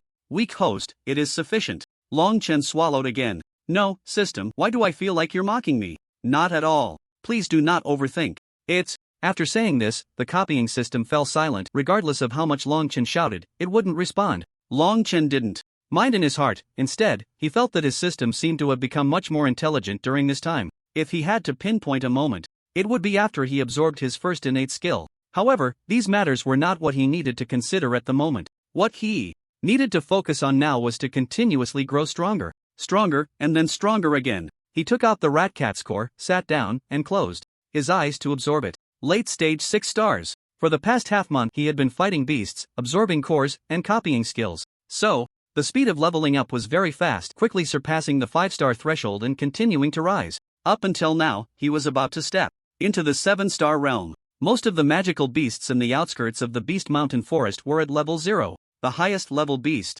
Longchen had encountered before was a 9-star lizard. After a tough battle, he defeated it and gained a very useful talent skill, invisibility. It wasn't true invisibility, it merely allowed him to adjust his external color based on the surrounding environment, deceiving the enemy's eyes. He couldn't hide his aura, which was fine against ordinary opponents, but against those far beyond his level or with keen senses, he would definitely be discovered. Longchen stretched his body, feeling his bones creaking all over. This period of living in the forest not only raised his level significantly but also improved his physical fitness considerably. His abs and chest muscles had developed, and there was a faint layer of biceps on both arms. His entire body had a very smooth outline, with a light tan. The muscles on him were perfect without being exaggerated, very fit. In his past life he would have been the kind of figure that countless girls would rush to embrace. Just as he was about to find a stream to wash off the sweat, he suddenly heard a sharp cry from the nearby forest. It was a whimpering sound, sounding like a fox-like magical beast. Then came the sounds of a struggle. Longchen licked his lips and glanced at the mouse cat on the ground. Forget it, let's take a look. If I get a chance to get a fox pelt for a cushion, that would be nice. He muttered to himself, then swiftly dashed towards the direction of the sound. After spending time in the forest battling various types of magical beasts, he had become very familiar with the terrain around him. Moreover, he didn't know if it was the enhancement of the wind element's rules, but he felt as light as a swallow. When he ran quickly, his speed was incredibly fast. It was at least 3 to 5 times faster than before. As he followed the sound, Longchen saw a bit of snow-white fur and thought to himself that it was indeed a fox. However, he was soon astonished. His surprise wasn't because of the white fox, but because of the person fighting against it. Upon closer inspection, it was a girl with snow-white skin wearing a yellow gauze dress, with an egg-shaped face. The girl had a high ponytail, biting her lip tightly, holding a water blue magic wand, and was battling the fox. Ing! The white fox let out a sharp cry, its fluffy white tail suddenly whipping out, and a whirlwind quickly surged towards the girl. Water shield! The girl shouted crisply, waving her magic wand, and a shallow water wall appeared out of thin air in front of her. The fox's whirlwind crashed against the water shield, and the two forces immediately became entangled. The girl's face turned bright red as she continuously channeled magic with both hands to resist, her eyes filled with determination. However, Long Chen could see at a glance that the fox was a 9-star level 0 magical beast, while the girl was merely an 8-star magic apprentice. It was already very difficult for her to hold on, and if this continued, she would surely be defeated. She was not a match for the fox. Sure enough, seeing that the whirlwind couldn't break through the girl's defense, the fox let out another ring, and its large furry tail swung again, unleashing an even stronger whirlwind. Ah! The girl's pupils constricted, but there was no way to evade. The fox was simply too fast for her to react. The two whirlwinds struck fiercely against the girl's water shield, this time mercilessly breaking through it. The girl only had time to let out a scream before she was sent flying, crashing hard against a tree, blood spilling from her mouth. However, she had no time to pay attention to this. She quickly raised her head, her pale face looking at the white fox that was approaching with a whimper in its throat. It's over. In that instant, a flash of despair crossed the girl's face. The physical constitution of a magician is generally very weak, and the girl was clearly no exception. Now that the magical elements within her body were exhausted, she had lost any chance of resistance, leaving her with only the path of waiting for death. Yet, just as the girl was waiting for death in despair, a lazy voice suddenly came from the tree on the other side. Stupid fox, your grandpa is over here, walking that way? The girl looked up in astonishment at the large tree across from her, her beautiful eyes shimmering with tears. Who could it be in a place like this? She saw a boy dressed simply in shorts, his muscular upper body exposed, with a glint of brilliance in his eyes, lazily chewing on a blade of grass, exuding a unique charm of rebellious handsomeness. This boy was none other than Long Chen. The fox was startled by Long Chen's call, its fur standing on end, lips curled back in a snarl, warily huffing at Long Chen, a low growl rumbling in its throat. Long Chen casually leaped down from the tree and waved at the white fox. Little fox, you came just in time. Grandpa is in need of a blanket, so I'll borrow your fur for a bit. The fox was enraged, its slender eyes filled with sharpness. Without hesitation, it jumped up, its big tail swinging fiercely, sending several gusts of wind towards Long Chen in an attack. These gusts were completely different from the playful winds it had used against the girl earlier. Clearly, it was serious now. The girl widened her eyes and couldn't help but shout, "Be careful!" Although Long Chen spoke lightly, he did not let his guard down. His hands were always ready with a spell, prepared to respond at any moment. While he was confident he could win, the only combat experience he had before this was against a tailless lizard, a 0th rank 9-star magical beast, equivalent to a 9-star magic apprentice among humans. And Long Chen was only a 7-star, a full 2 stars apart. This battle would not be easy. Although this white-tailed fox was 9 stars, its strength was already close to that of a first-tier magical beast. It was just a step away from advancing to the first tier. Compared to the lizard that had just entered the 9-star rank, it was much stronger. Woo! The fox let out a sharp cry, its big tail constantly swinging as if ready to launch another attack at any moment. Long Chen shouted softly, "Earth Shield!" As his words fell, a wall of earth suddenly rose up in front of him. Bang! The gusts of wind collided with the earth wall, and after a brief struggle, they dissipated in place. Ding! Detecting wind element attribute. Attribute ownership 0th rank 9-star magical beast, white-tailed fox, not evolved, innate skill, wind blade, containing 0.01% wind element. Rule power, suggestion to copy. Long Chen was momentarily stunned, his eyes widening in shock. 0.01%? So much? The system dropped a bombshell, and then fell silent, leaving Long Chen in utter shock. What does 0.01% even mean? He had absorbed so many wind element innate skill magical beasts, and combined they barely added up to 0.000001. This was likely a generous estimate from the system. The fact that this white-tailed fox could contain so much was simply unbelievable. Although the white-tailed fox was a 9-star magical beast, it certainly shouldn't be like this. What Long Chen didn't know was that the white-tailed fox was actually a juvenile of the 9-tailed white fox, born as a 0th rank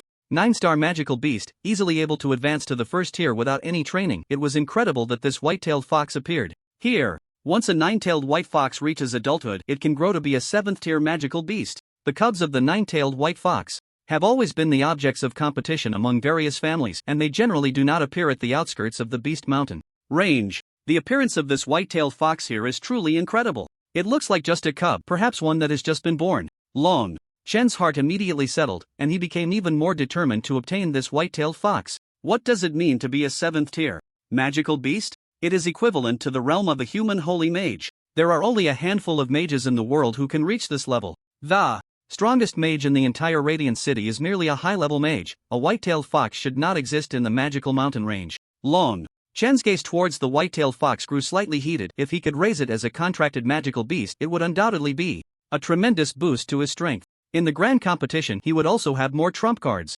Yip. It seemed that Long Chen's gaze once again provoked the white-tailed fox, which glared coldly at him, its tail raised, and a flash of green light seemed to flicker in its dark pupils. Long Chen was not afraid to fight. He had dared to take on high-tier magical beasts even when he was at the 5-star level. Now that he had reached the 7-star realm, he would not feel the slightest fear even against a 9-star white-tailed fox in its prime. Just in time to take the opportunity to test the power of my wind-split palm. Long Chen's expression turned cool, with a hint of excitement in his eyes. He formed a palm with one hand and softly shouted, "Wind-split palm." The moment he shouted it out, he felt a sudden lightness throughout his body, and then a whirlwind rapidly gathered in his palm. Whoosh! Long Chen used the force to thrust his palm forward, and a whirlwind sped towards the white-tailed fox. Rustle! The surrounding leaves rustled loudly as Long Chen's wind-split palm caused the nearby trees to sway.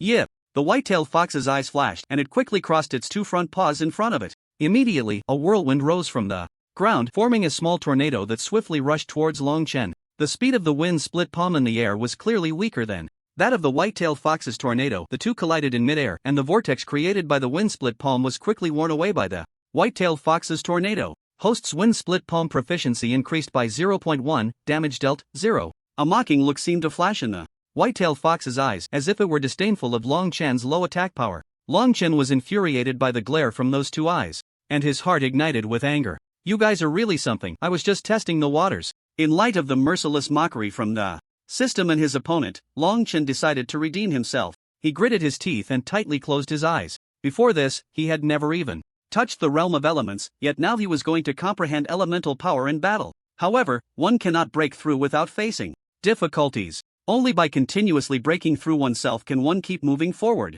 Earth Spike, Ice Spike. Long Chen's eyes suddenly opened wide, and he formed hand seals with both hands simultaneously. Then, an Earth Spike and an Ice Spike rapidly rose from either side of the white-tailed fox, directly surrounding it. Wind-split palm. Long Chen quickly took a deep breath, his eyes shining with brilliance. After softly chanting a phrase, he began to patiently feel the rhythmic traces of the wind elements around him. His current elemental affinity was that of the 8-star elemental affinity he copied from Murong Qingru, making it much easier to sense the elements. As long as he focused, he could easily capture the content of the elements in the air. In this forest, the ground beneath is rich in earth elements, while the air around is filled with wind elements, and the wood elements cling tightly to the plants. The water elements are relatively fewer, but still quite abundant. The fire element is the least present in the forest, as fire is a very dangerous element for trees. If too much fire element gathers in one place, it could easily cause a wildfire. Unlike wood and earth elements, wind elements have a very weak adhesion. They are almost always found in water and trees, but they spread invisibly in the air, ready to gather and form gentle breezes with a collision, only to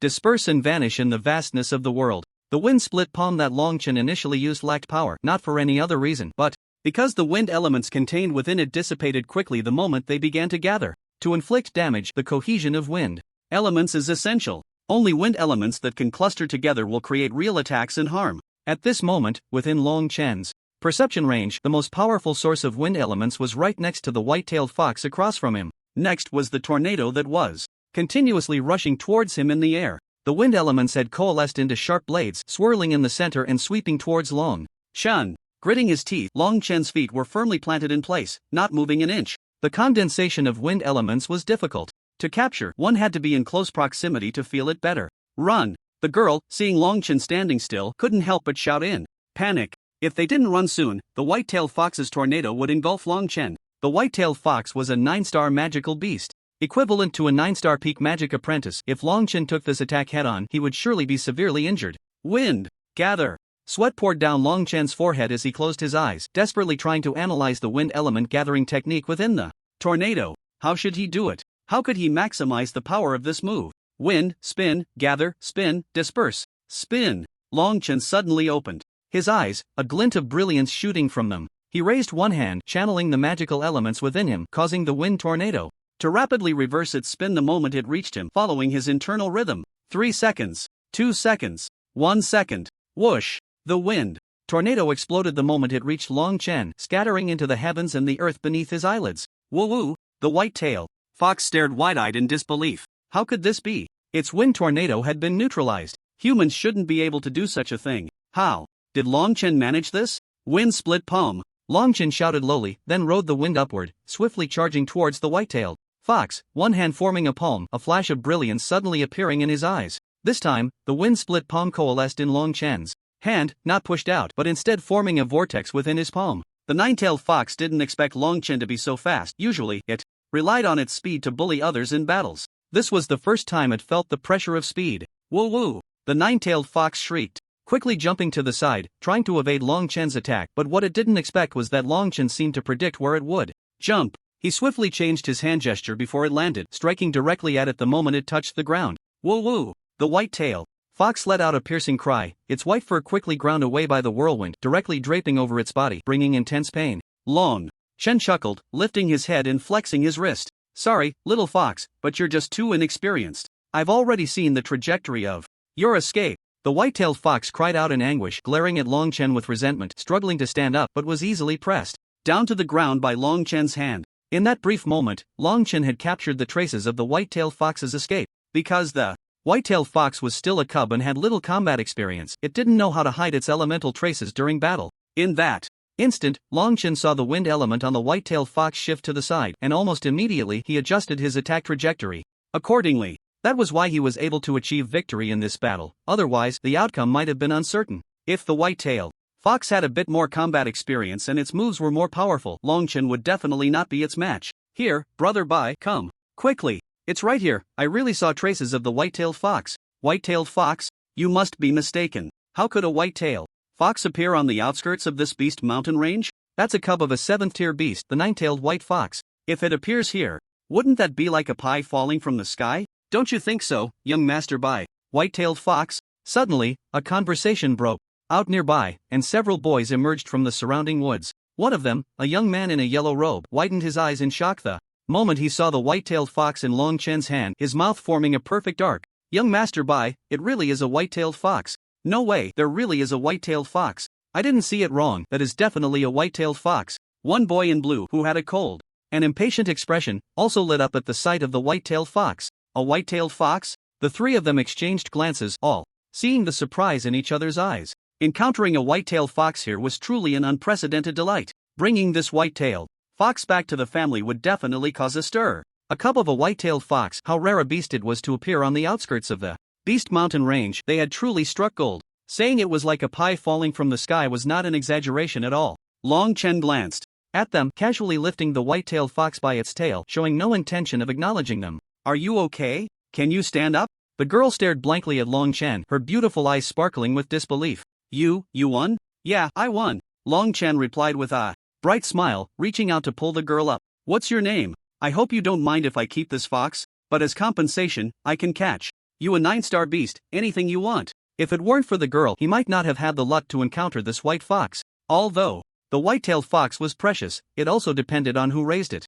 While there were powerful ones, there were also plenty of useless ones that had ruined good beasts. So, it wasn't necessary to have the best. What mattered was finding the one that suited him best. Beasts were just one means to enhance strength, but not the entirety of it. Therefore, Long Chen believed that the most important thing was to improve his own strength. I'm Su Ro Ro. Of course, it's fine. I didn't exert any effort. This fox is definitely your trophy. Su Ro Ro waved her hands in a flurry, her face slightly flustered. Hey, kid, do you dare to ignore our young master Bai? The three boys over there were furious when they saw Long Chen talking to Su Ro Ro as if they didn't exist at all. Long Chen snorted, digging at his ear, and said impatiently, where did you come from? Get lost, what business do you have here? The boy in the blue clothes couldn't help but step forward, his eyes burning as he stared at the fox in Long Chen's hand, remaining composed. Friend, that fox looks quite beautiful. I want to buy it as a gift for my sister. I wonder if you would be willing to part with it. Long Chen smiled faintly, casually pinching the fox's ear, which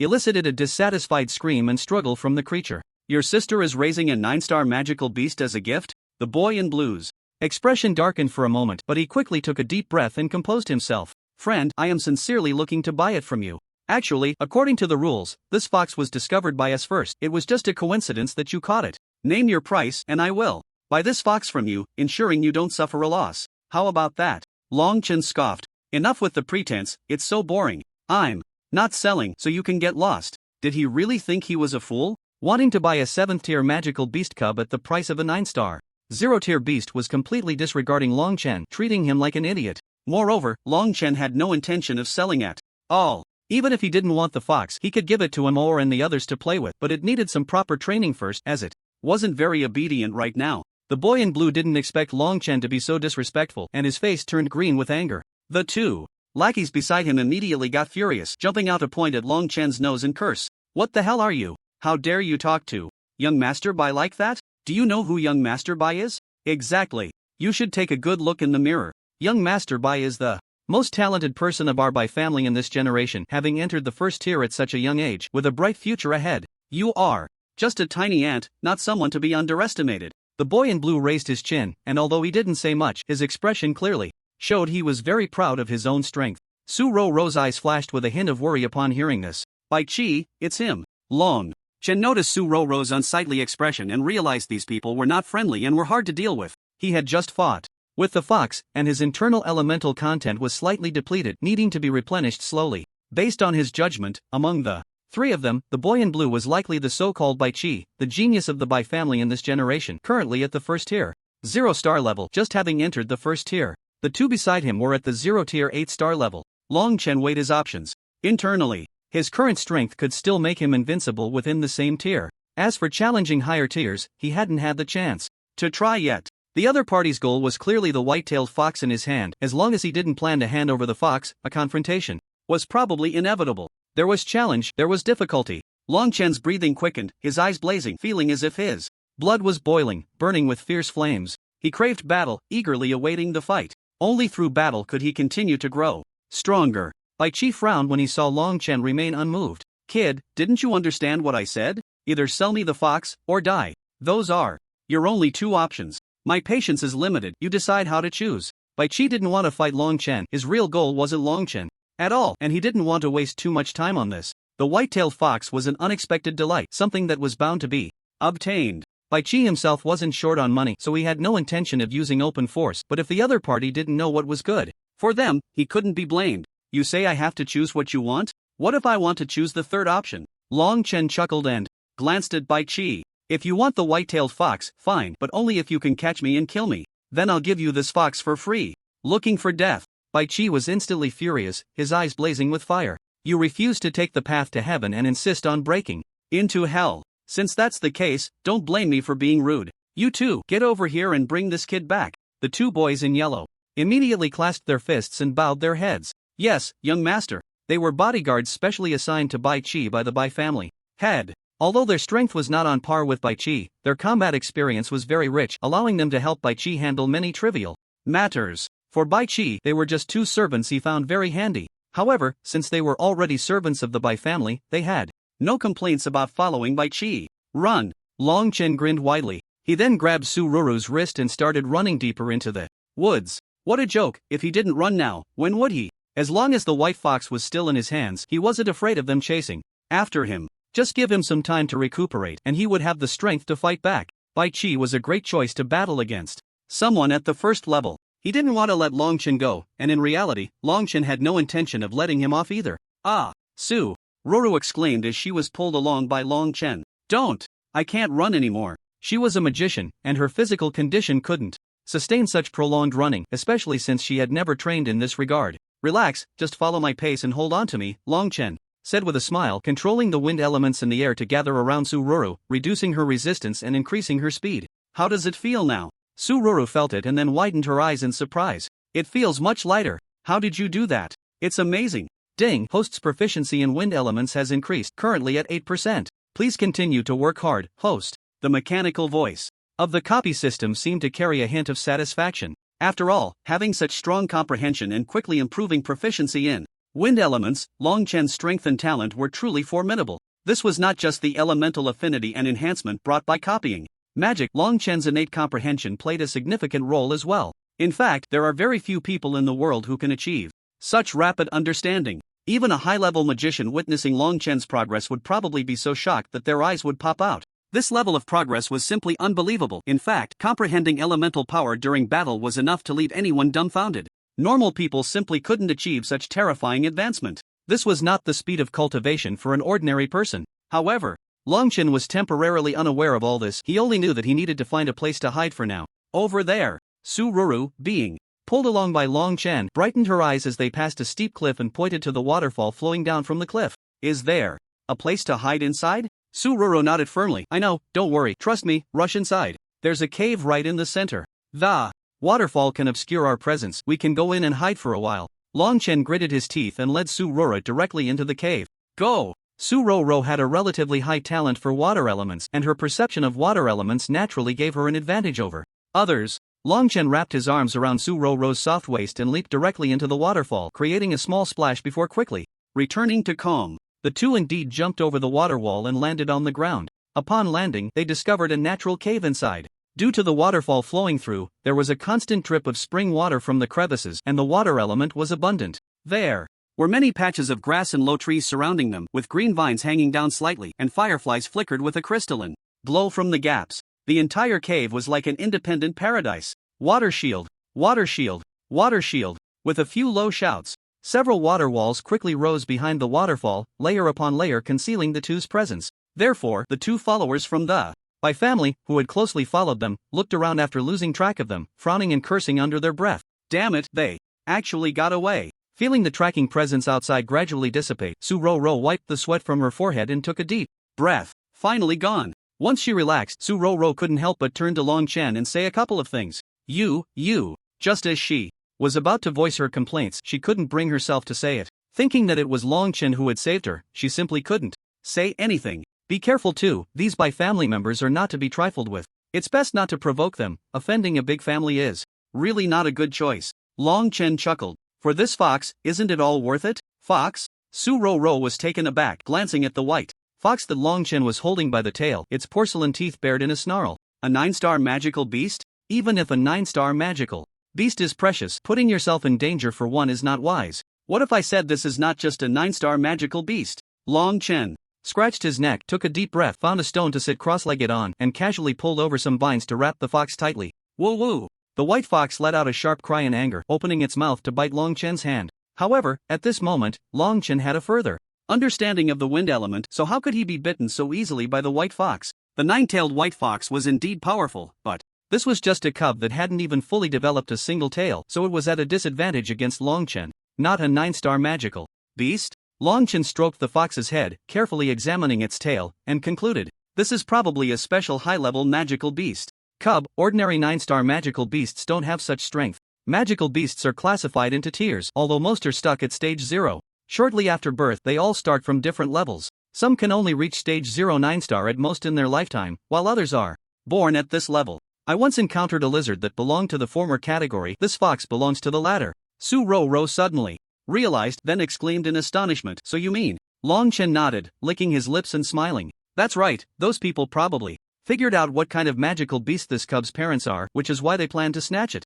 But I don't intend to just give it to them. We worked hard to catch this magical beast. How can we easily hand it over? Long Chen said. As for that Bai Chi, I'm even more interested. Just entering stage 1, it's perfect for me to practice my skills. What? You plan to use Bai Chi to practice? Su Roro widened her beautiful eyes in surprise, her pink tongue barely visible behind her red lips. No matter what, Bai Chi was still a stage 1 existence. You need to think it through. Bai Chi is a first-tier mage. Although the gap between first-tier and an apprentice sounds huge, in reality, the difference is like heaven and earth. If you go up against him, you definitely won't come out unscathed. Su Roro hurriedly advised, fearing that Long Chen might impulsively challenge Bai Chi to a duel.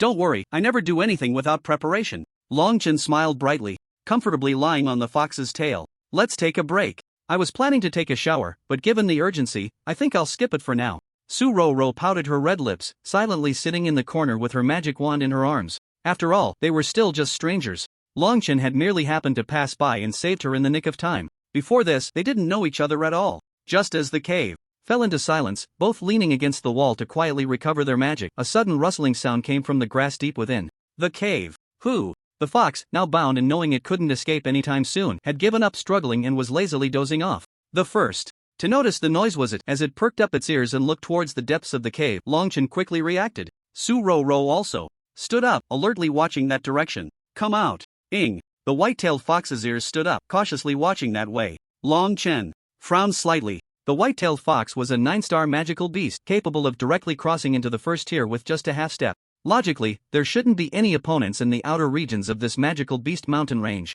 Given the pride magical beasts have in their own tier, how could it show such a demeanor? Roar! A sudden roar echoed from deep within the cave, a deep, rumbling sound that carried a strong sense of intimidation. This place had an owner. Woo woo. The white fox's fur stood on end, its ears perked up, and its pitch black eyes fixed intently on the depths of the cave, clearly wary of that presence. Su-ro-ro was startled. What's going on? The two quickly huddled together, adopting a defensive stance. In the pitch-black cave, a shadow slowly emerged, about half a person tall, with ears standing high and a considerable width, enough for two people to embrace. Roar! After revealing its form, the shadow opened its mouth to roar again, its eyes a fiery red, exuding a fierce temperament. A rabbit? Su-ro-ro's beautiful eyes widened in shock, disbelief flashing across her face. The magical beast that appeared before them, although not of normal size, was indeed a genuine rabbit. Long Chen furrowed his brows tightly, retracting his previously carefree expression, slowly regaining his composure and seriousness. No, look closely, half a person tall. Long tail, with a green mark on its forehead, this is a Gale rabbit.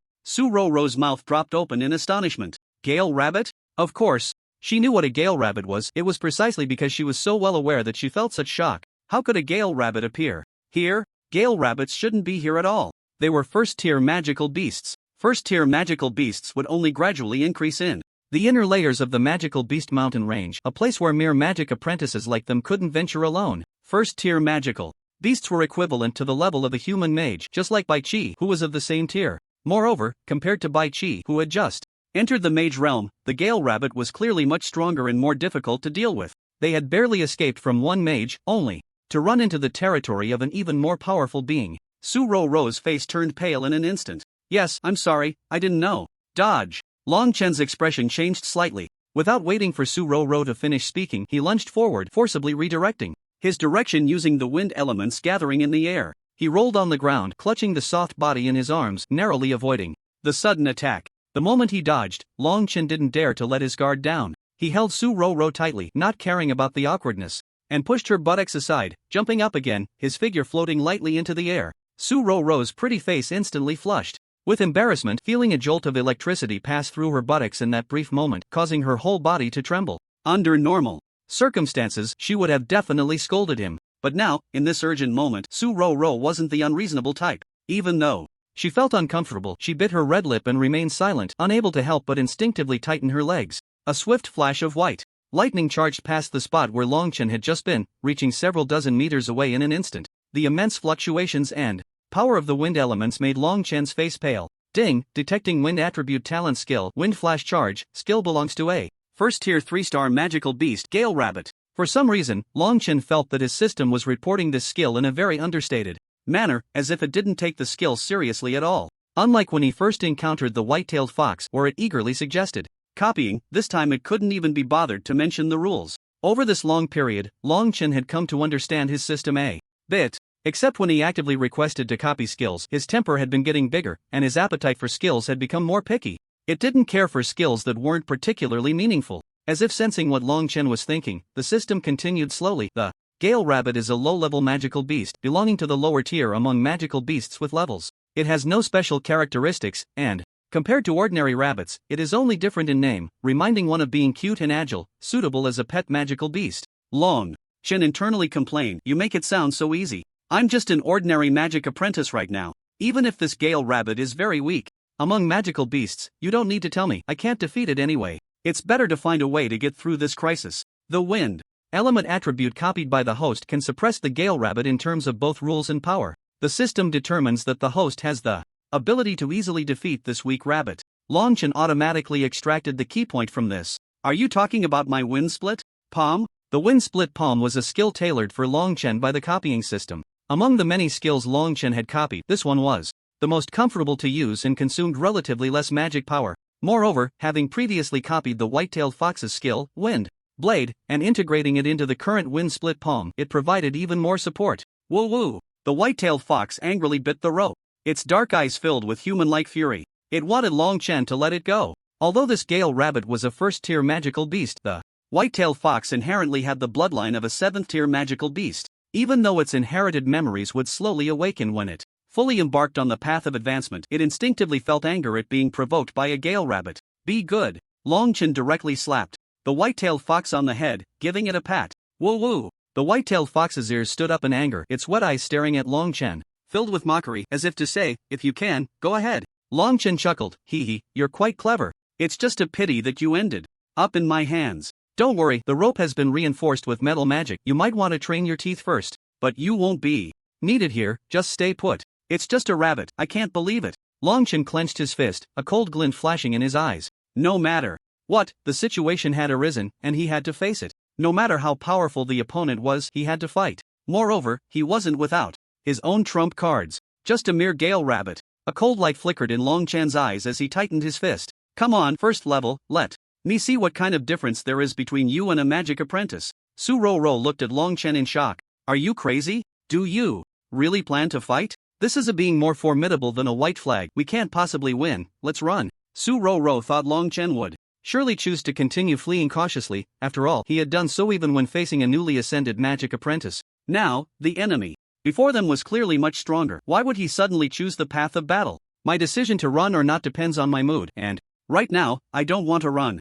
After hearing Long Chen's words, Su Ro swallowed hard, her beautiful eyes wide with astonishment, forgetting to care about the details. You are being too reckless. Although the Gale Rabbit was a first-level magical beast, its intelligence was not particularly high, with its most notable trait being its speed. The Gale Rabbit's skeletal structure was not soft like an ordinary rabbit, instead, it had hard bones. The hard bones, combined with its muscular body, could cause tremendous damage upon impact. Conversely, the hard muscles were the Gale Rabbit's natural advantage. As a natural shield, the Gale Rabbit's skin was incredibly tough, making it very difficult to break through. For Long Chen at this moment, it was not only hard to deal with but also a very troublesome existence. However, since he had already decided to fight, Long Chen had no intention of backing down. Earth Spike! Earth Spike!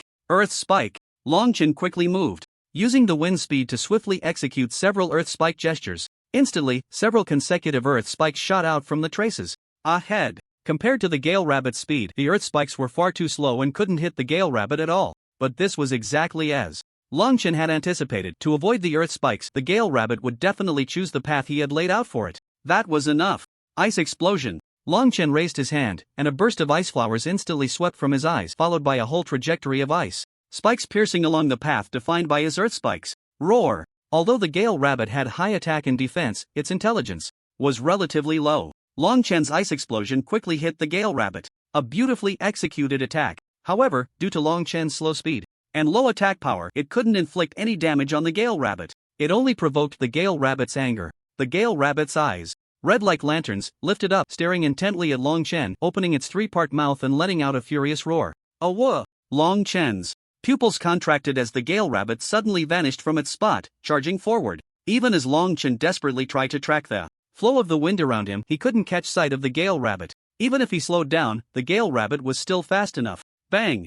Put! Long Chen was violently struck in the abdomen by a tremendous weight, forcefully slamming him against the wall. The moment he fell, he spat out a mouthful of blood, the crimson liquid slowly sliding from the corner of his lips, carrying a hint of ferocity. Pa! Long Chen spat out a mouthful of blood, panting heavily like a wild beast as he raised his head, fierce battle intent flashing in his eyes. Come! Again! The damage inflicted by the 9-star beast was entirely different from that of the first tier. Long Chen realized the vast gap between the first tier and the 0 tier through his battle with the Gale Rabbit. Compared to the Gale Rabbit, the beasts he had fought before were far inferior in both strength and speed, a significant difference from the first tier. Beasts could only be called beasts starting from the first tier. Poof! Bang! Thud! Long Chen had been fighting the Gale Rabbit in the cave for several hours. His physical strength was now terrifying, with the elemental magic content within him being more than double that of others at the same level. However, fighting the Gale Rabbit made him feel a sense of what others had felt when facing him before. It was as if the opponent's magic power was inexhaustible.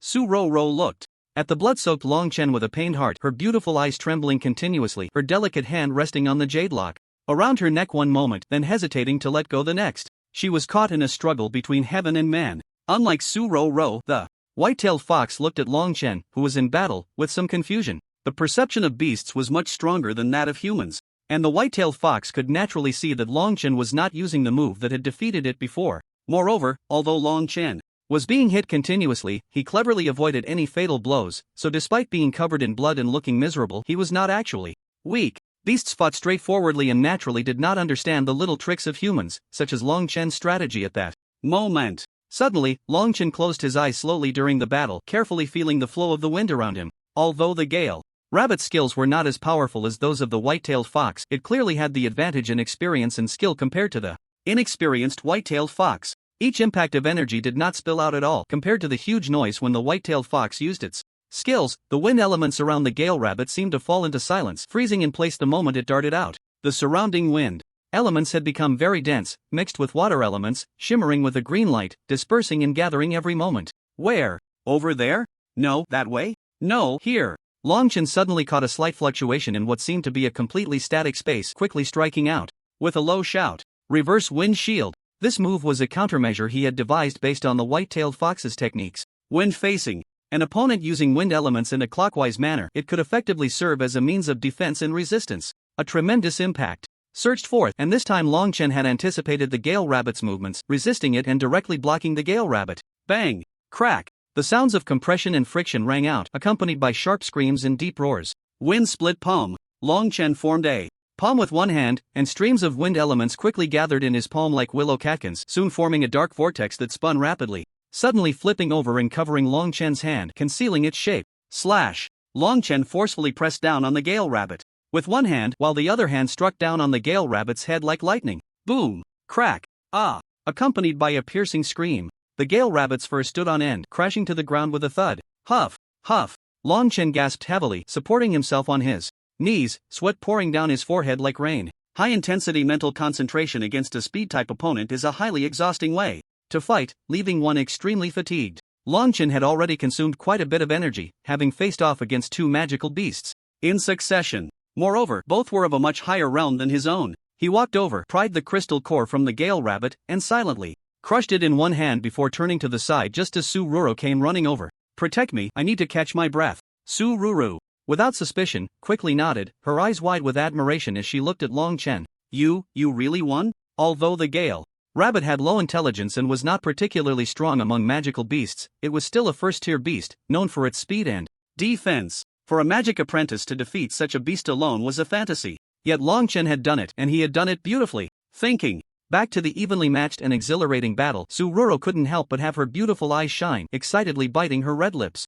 So impressive. She never expected that such a powerful figure would be hidden in such a remote place. Longchen sat cross-legged on the ground, closed his eyes, and began to digest the energy he had absorbed from the Gale Rabbit. Compared to zero-tier magical beasts, the Gale Rabbit, being a first-tier beast, clearly had much more abundant magical energy. At this moment, Longchen was at the mid-stage of the 7th tier, but with the absorption of the Gale Rabbit's energy, he broke through to the 8th tier in one go. And he was still climbing. Just from refining the crystal core. Ding, talent skill, flash charge, talent owner, Gale Rabbit, copying completed as per host's request. Listening to a system, which seemed to carry a hint of laziness, Longchen didn't care about that, he just chuckled. Who cares? As long as it's useful to me now, the future isn't something I need to worry about right now. Longchen stood up, dusted himself off, and was about to leave, when he suddenly heard Su Ruru exclaim, "What is this?" Longchen walked over to see a small flower blooming deep in the cave, surrounded by flickering lights, looking incredibly dreamy. Spoiling the scene was a fox nearby, eyeing the flower hungrily, ready to pounce. Longchen quickly grabbed the white-tailed fox by the ear and pulled it back, snorting with a laugh. Now you recognize a good thing, huh? You were just showing off earlier. Longchen was referring to the fox's mocking behavior while he was fighting the Gale Rabbit. The white-tailed fox struggled in anger, but Longchen remained unmoved. Be good. Is that a starlight flower? Su Ruru looked closely, her eyes widening in shock. The starlight flower was a very special flower famous among magicians because using this flower as an ingredient could create a potion that aids in entering the first tier. The vast majority of magicians, when entering the first tier, could enhance their chances significantly with such a potion. It could also lay a more solid foundation for their future. However, this potion's key ingredient was extremely precious and hard to find, so typically only prominent families would prepare such potions for their offspring when they reached the foundation building stage. And it's a high-quality starlight flower. Longchen nodded in satisfaction and reached out to pluck the flower. Perfect, I remember. The starlight flower has a preservation period of about 5 days after it falls.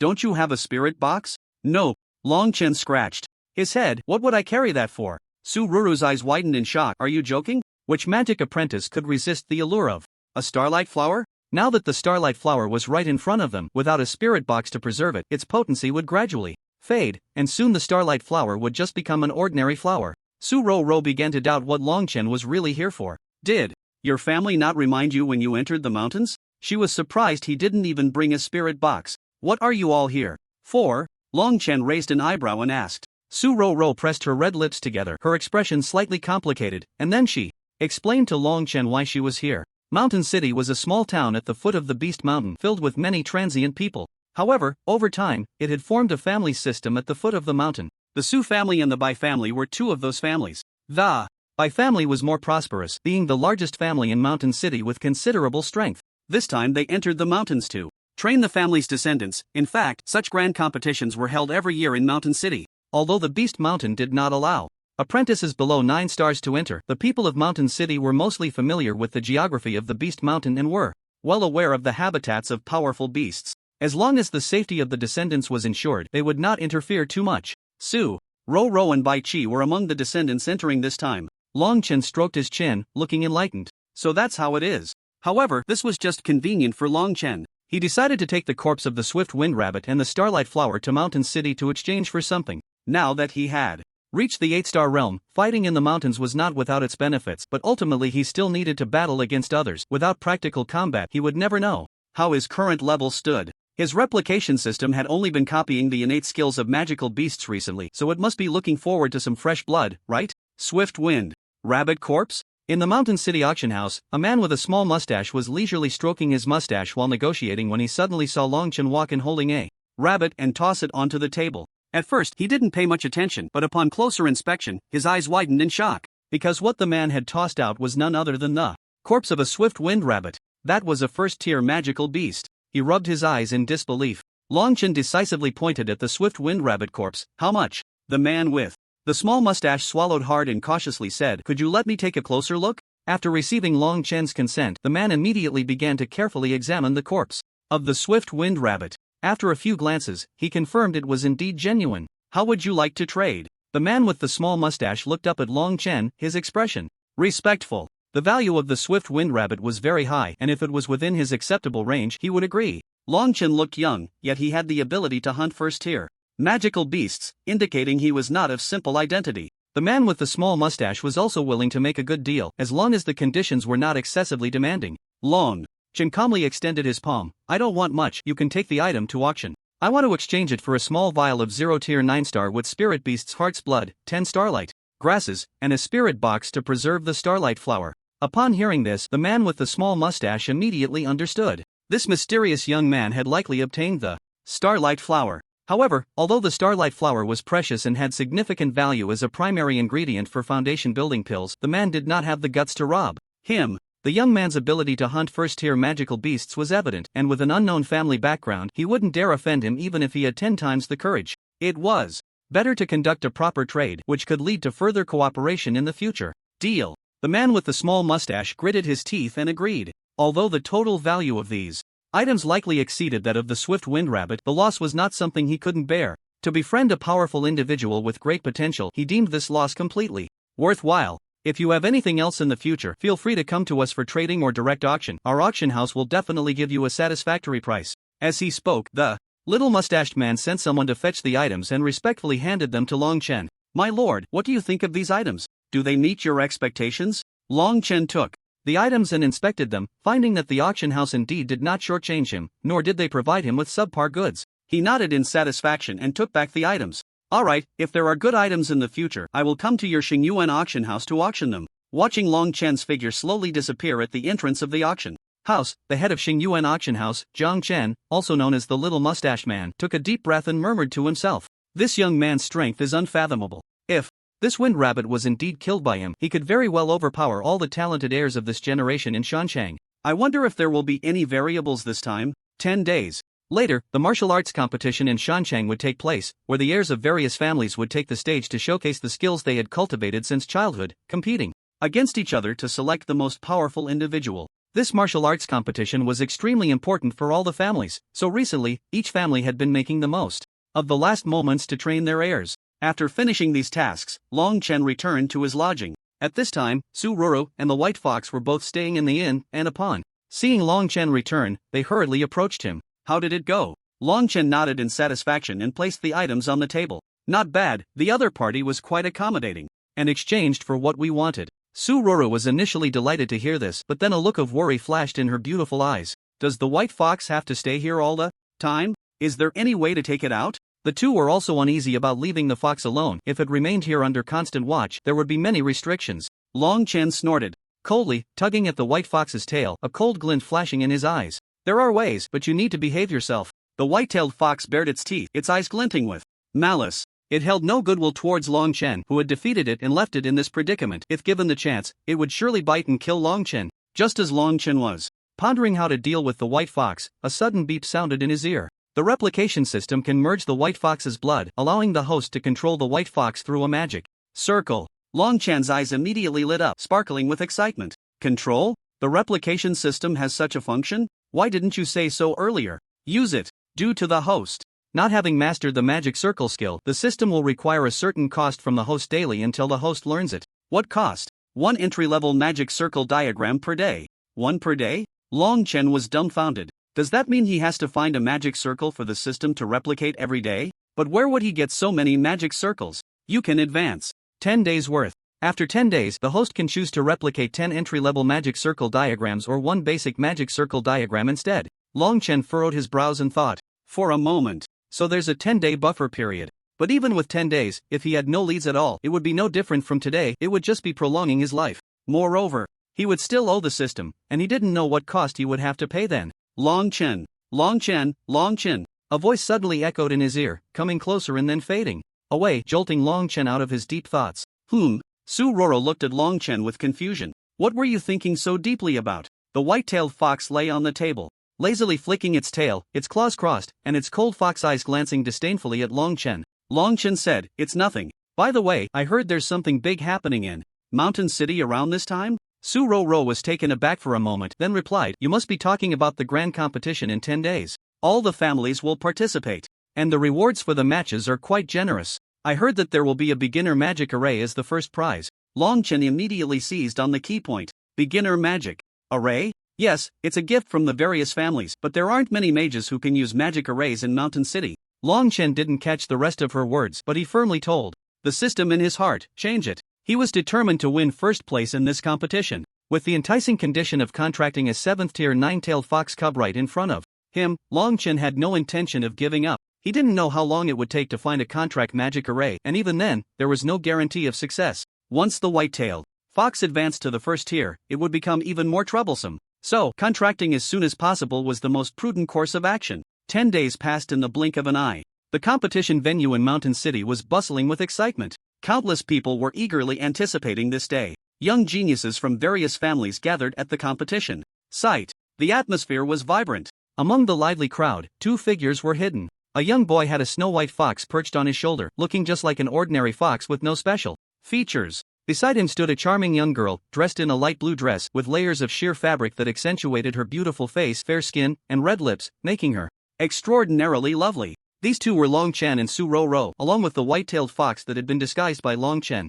Long Chen had once copied the skill of a chameleon, cleverly using it to disguise the white-tailed fox as an ordinary fox, making it hard for anyone to discern its true breed. After completing the transaction with the copying system that day, Long Chen contracted with the white-tailed fox, and now they had established a master-pet relationship. Even if the white-tailed fox harbored resentment towards Long Chen, with this contract in place, it could no longer resist him and absolutely could not harm him. After the initial commotion, the white-tailed fox had become disheartened and was too lazy to cause any more trouble. "Long Chen, I have to return to my family. If you want to participate, just go there to register," Su Roro said, her expression tinged with regret. Long Chen smiled, "It's fine.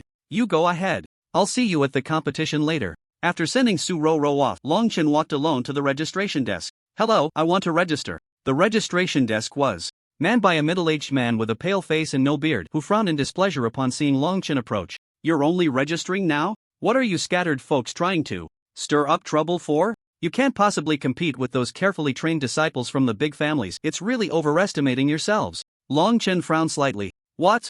Aren't scattered folks allowed to register?" He had come here because he understood that non-family members could also sign up for this competition. "Nonsense, otherwise, why would I be sitting here?" the middle-aged man said impatiently, pulling out a form. "Alright, if you want to register, fill out this roster here, then go over there to check and register your level and age. I should warn you in advance, if you exceed a certain age, you won't be able to participate." Long Chen glanced at him, smirked, and reached out to take the registration form. "How do you know I can't compete with those family disciples?" Long Chen was puzzled. Where did this man's confidence come from? Aside from those unknowns whose strength was uncertain, weren't there no scattered cultivators outside the families who could compete with the family disciples? The middle-aged man burst into laughter upon hearing this, a chilling glint flashing in his eyes. As he mocked, the offspring of great families are naturally one in a million. Those with even a bit of talent have already been selected to serve as guards for their families. Where would you find powerful rogue cultivators among ordinary people? With your kind, it's obvious you have low aptitude, no real strength, and yet you think highly of yourself, you fool. You think you can outshine the disciples nurtured by great families? Isn't that just a pipe dream? Longchen smiled faintly. Whether I can or not isn't for you to decide. Not only will I defeat the disciples of the great families, but the championship will also be mine. The people around him erupted into laughter, mocking Long Chen's overestimation of himself and his foolish ignorance. Did you hear what that kid just said? He actually thinks he can beat the family disciples. Isn't that dreaming?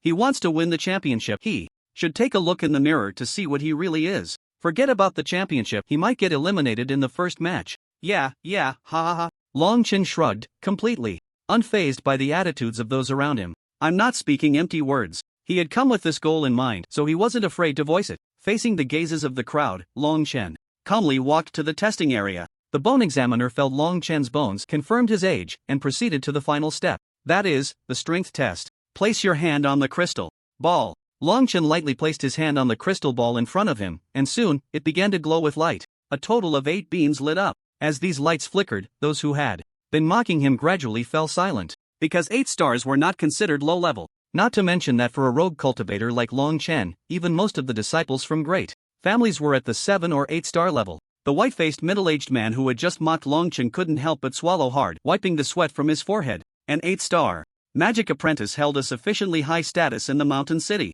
Even if Long Chen wasn't a disciple of a great family, he was definitely not someone a person like him could afford to offend. Most rogue cultivators who usually registered were at the 4 or 5 star level, so the middle-aged man had looked down on Long Chen, thinking he was just there to make up the numbers. Who would have thought Long Chen's level was actually this high? So what if he's 8 stars?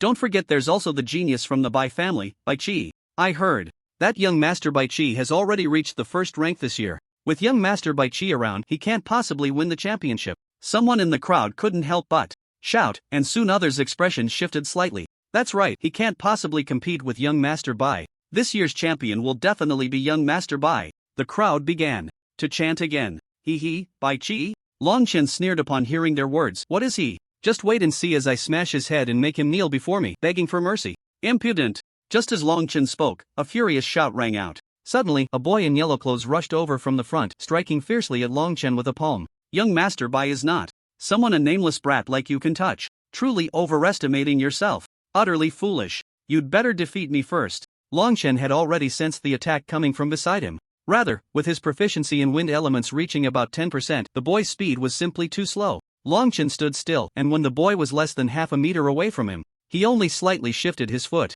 But it was not a retreat, but a forward move. He raised one hand, and a cold glint flashed in the boy's eyes. Too slow. In the instant the boy charged forward, he easily grabbed his wrist with one hand, using his strength against him, and casually threw him far away. Young Master Huang. The attendant beside him quickly shouted and rushed over to help the embarrassed Huang Long, who had fallen to the ground. Huang Long struggled to stand up, shaking off the attendant, glaring angrily at Long Chen. How did you manage to dodge? That's impossible. You must have cheated. Long Chen let out a strange laugh and stretched his arm. I already said your speed is too slow, yet you still don't believe it. I advise you not to use magic skills, otherwise, for self-preservation, I might do something unexpected. The arrogance and disdain in Long Chen's words made young Master Huang's eyes turn red with anger. Huang Long was the second young master of the Huang family in this generation. His realm had already reached the 8-star stage, and he had always prided himself on it. He never expected to be so easily thrown aside by Long Chen. Huang Long gritted his teeth in unwillingness, his eyes bloodshot. I don't believe it, you must have used some trick. As he spoke, Huang Long formed a hand seal, his face fierce as he unleashed his magic skill. Earth Dragon Split. As Huang Long's voice fell, the ground suddenly began to shake violently. What's going on? Who is using magic in battle? Isn't the match supposed to start yet? What's happening? This commotion indicates a battle of at least 7 stars. What does 7 stars and above symbolize? The crowd exchanged glances, only able to think of family rivalries. Could it be that some young master or miss from a family had an old grudge that suddenly erupted into a fight? But soon, the earth-shaking commotion began to fade away. Turning back to the confrontation between Huang Long and Long Chen, the two were at a standoff. Just as Huang Long was about to unleash his skill, a deep, angry shout suddenly rang out from the sky, landing in front of Long Chen, his eyes flashing with disgust. Stop it! The old man who descended had hair as white as snow, and his eyes sparkled with intensity. He stepped forward, precisely landing where Huanglong's spell was about to end, his eyes glinting with coldness. At the same time, the massive commotion of the earth-shaking had slowly disappeared. The old man pointed at Huanglong's nose and scolded, "You incompetent fool, do you think you can waste the family's secret technique on someone who is likely not your enemy? Isn't that just a waste? You have no idea how dangerous this skill is." After saying this, the old man cast a disdainful glance at Long Chen. His eyes filled with contempt. "Get back, and don't associate with these unworthy things." Huanglong ultimately yielded to the old man's authority, snorting coldly, "Fine, I'll let you off this time, but you'd better stay out of my way. Don't let me catch you speaking ill of young Master Bai again." A cold light flashed in Long Chen's eyes as he glanced at the old man, weighing him in his mind. Judging by the magical fluctuations from this old man, he was likely at the level of a mid-level magician. Given his current combat power, he was definitely not a match. Although Long Chen was confident he could challenge the level of a magician, he was still far from the mid-level magician realm. If this old man intervened, the fight between him and Huanglong would be meaningless. So Long Chen decided to lie low for now. There would always be opportunities for battle in the future. The crowd watched as Long Chen stopped making moves, thinking he had backed down, and couldn't help but mock him. "TCH, I thought this guy was something special. Who would have thought that such a coward would waste my feelings? Ugh." Exactly. A waste is still a waste. This kid probably just has a high level but can't actually do anything. Some people began to comment recklessly, their tone dripping with disdain. Long Chen smiled faintly, a cold glint flashing in his eyes. Suddenly, Long Chen casually raised a finger, and the white-tailed fox on his shoulder let out a soft cry. Immediately, those who had been so brazenly commenting in the crowd suddenly felt a chill wind sweep by, and their bodies felt light as they were lifted high into the air. Ah, ah, ah. A few of them widened their eyes in terror and then let out piercing screams. But no matter how they struggled, they couldn't make themselves fall from the air, flailing their arms like monkeys. Every passerby had to look up, and soon the air was filled with mocking comments. Meanwhile, amidst the crowd, the figure of one person and one fox slowly departed. Long Chen chuckled to himself and ruffled the white-tailed fox's head. "Why are you still helping me?" The white-tailed fox, annoyed, opened its mouth to bite him, but when its teeth touched his hand, it immediately stiffened, reluctantly letting go. Its pink tongue brushed against Long Chen's hand, leaving only a ticklish sensation. The white-tailed fox, forced under the contract's restraint, couldn't harm Long Chen at all. "You might as well give up early. From now on, you're my fox, so behave. If I come across something good that can help you, I won't be stingy." Others can raise a white-tailed fox to a 7th tier 9-tailed fox. I wonder if I can do the same. Long Chen sighed at this thought. Forget it, better not dream. The white-tailed fox showed a human-like disdain in its eyes, glancing at Long Chen with a flick of its furry paw, as if to vent its frustration, and let out a soft wee. "Next, Long Chen, please enter the magic platform." A commanding voice echoed throughout the venue via the magic crystal, and Long Chen stood up, brushing off his pants. "Let's go, it's our turn." The Magic Grand Tournament of Mountain City has been a tradition since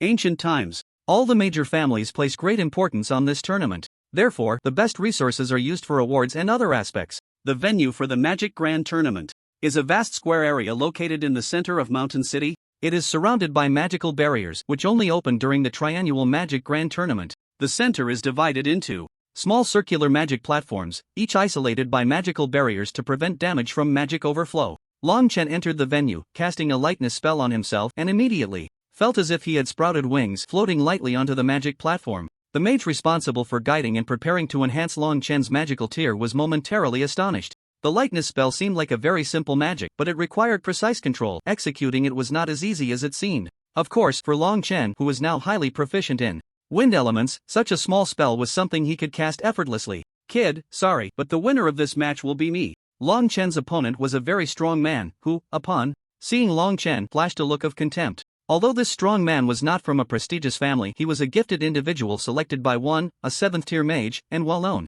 among the family's attendants. "You're not even from a prestigious family, are you?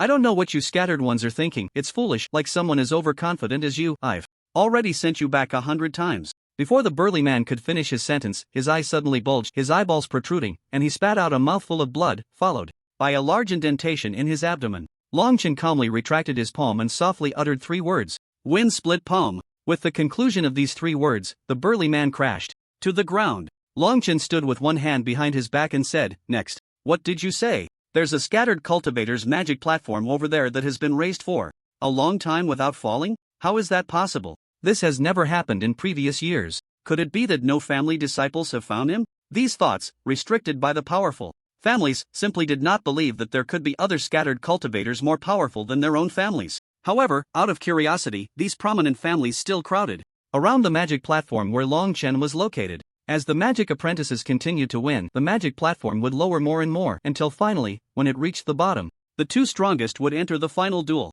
Long Chen had already fought 3 people in a row, each time only using a single palm, and he didn't even give his opponents a chance to react before the battle ended. If it weren't for everyone clearly seeing the magical elements swirling around him, they might have thought he was actually a warrior rather than a mage. As for the powerful skills of a mage, he hadn't used any, as if he were looking down on his opponents. Someone recognized Long Chen while watching the battle and exclaimed in shock, "Isn't this the kid who boasted about defeating everyone present to become the champion? I know him, I just saw him, I didn't expect him to be this strong. I heard he's just a scattered cultivator?"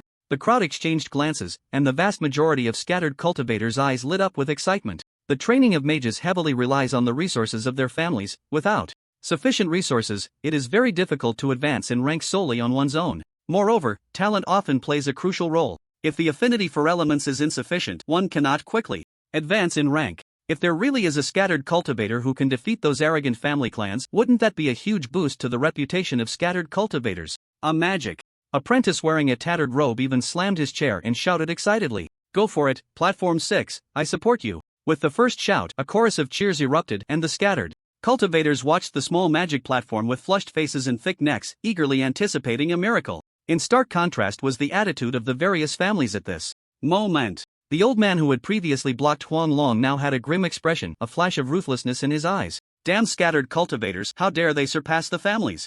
Everything happening outside had no effect on Long Chen at all. He simply stood there with his hands behind his back, waiting for the next opponent to arrive. After a long time surviving in the Monster Beast Mountains, Long Chen's physical condition was no longer comparable to that of an ordinary mage. As long as the opponent was below 9 stars, they posed no threat to Long Chen at all. A single wind split palm could easily resolve the situation, and he didn't even need to use his replication system. On the other side, the magic platform was also descending rapidly for a few others. The first was Bai Qi, a direct descendant of the Bai family. Bai Qi wore a white robe inlaid with gold trim, holding a delicate magic wand, standing arrogantly and indifferently in place. As the direct descendant of the Bai family, the first family in the mountain city, Bai Qi was adorned with expensive robes and wands due to the accumulation of resources from the Bai family. Basically, no one dared to confront the white flag. With the magical enhancements of both parties, no one could defeat him. Moreover, most people were well aware that the white flag had already reached the realm of a magician, and no one wanted to face a magician head-on.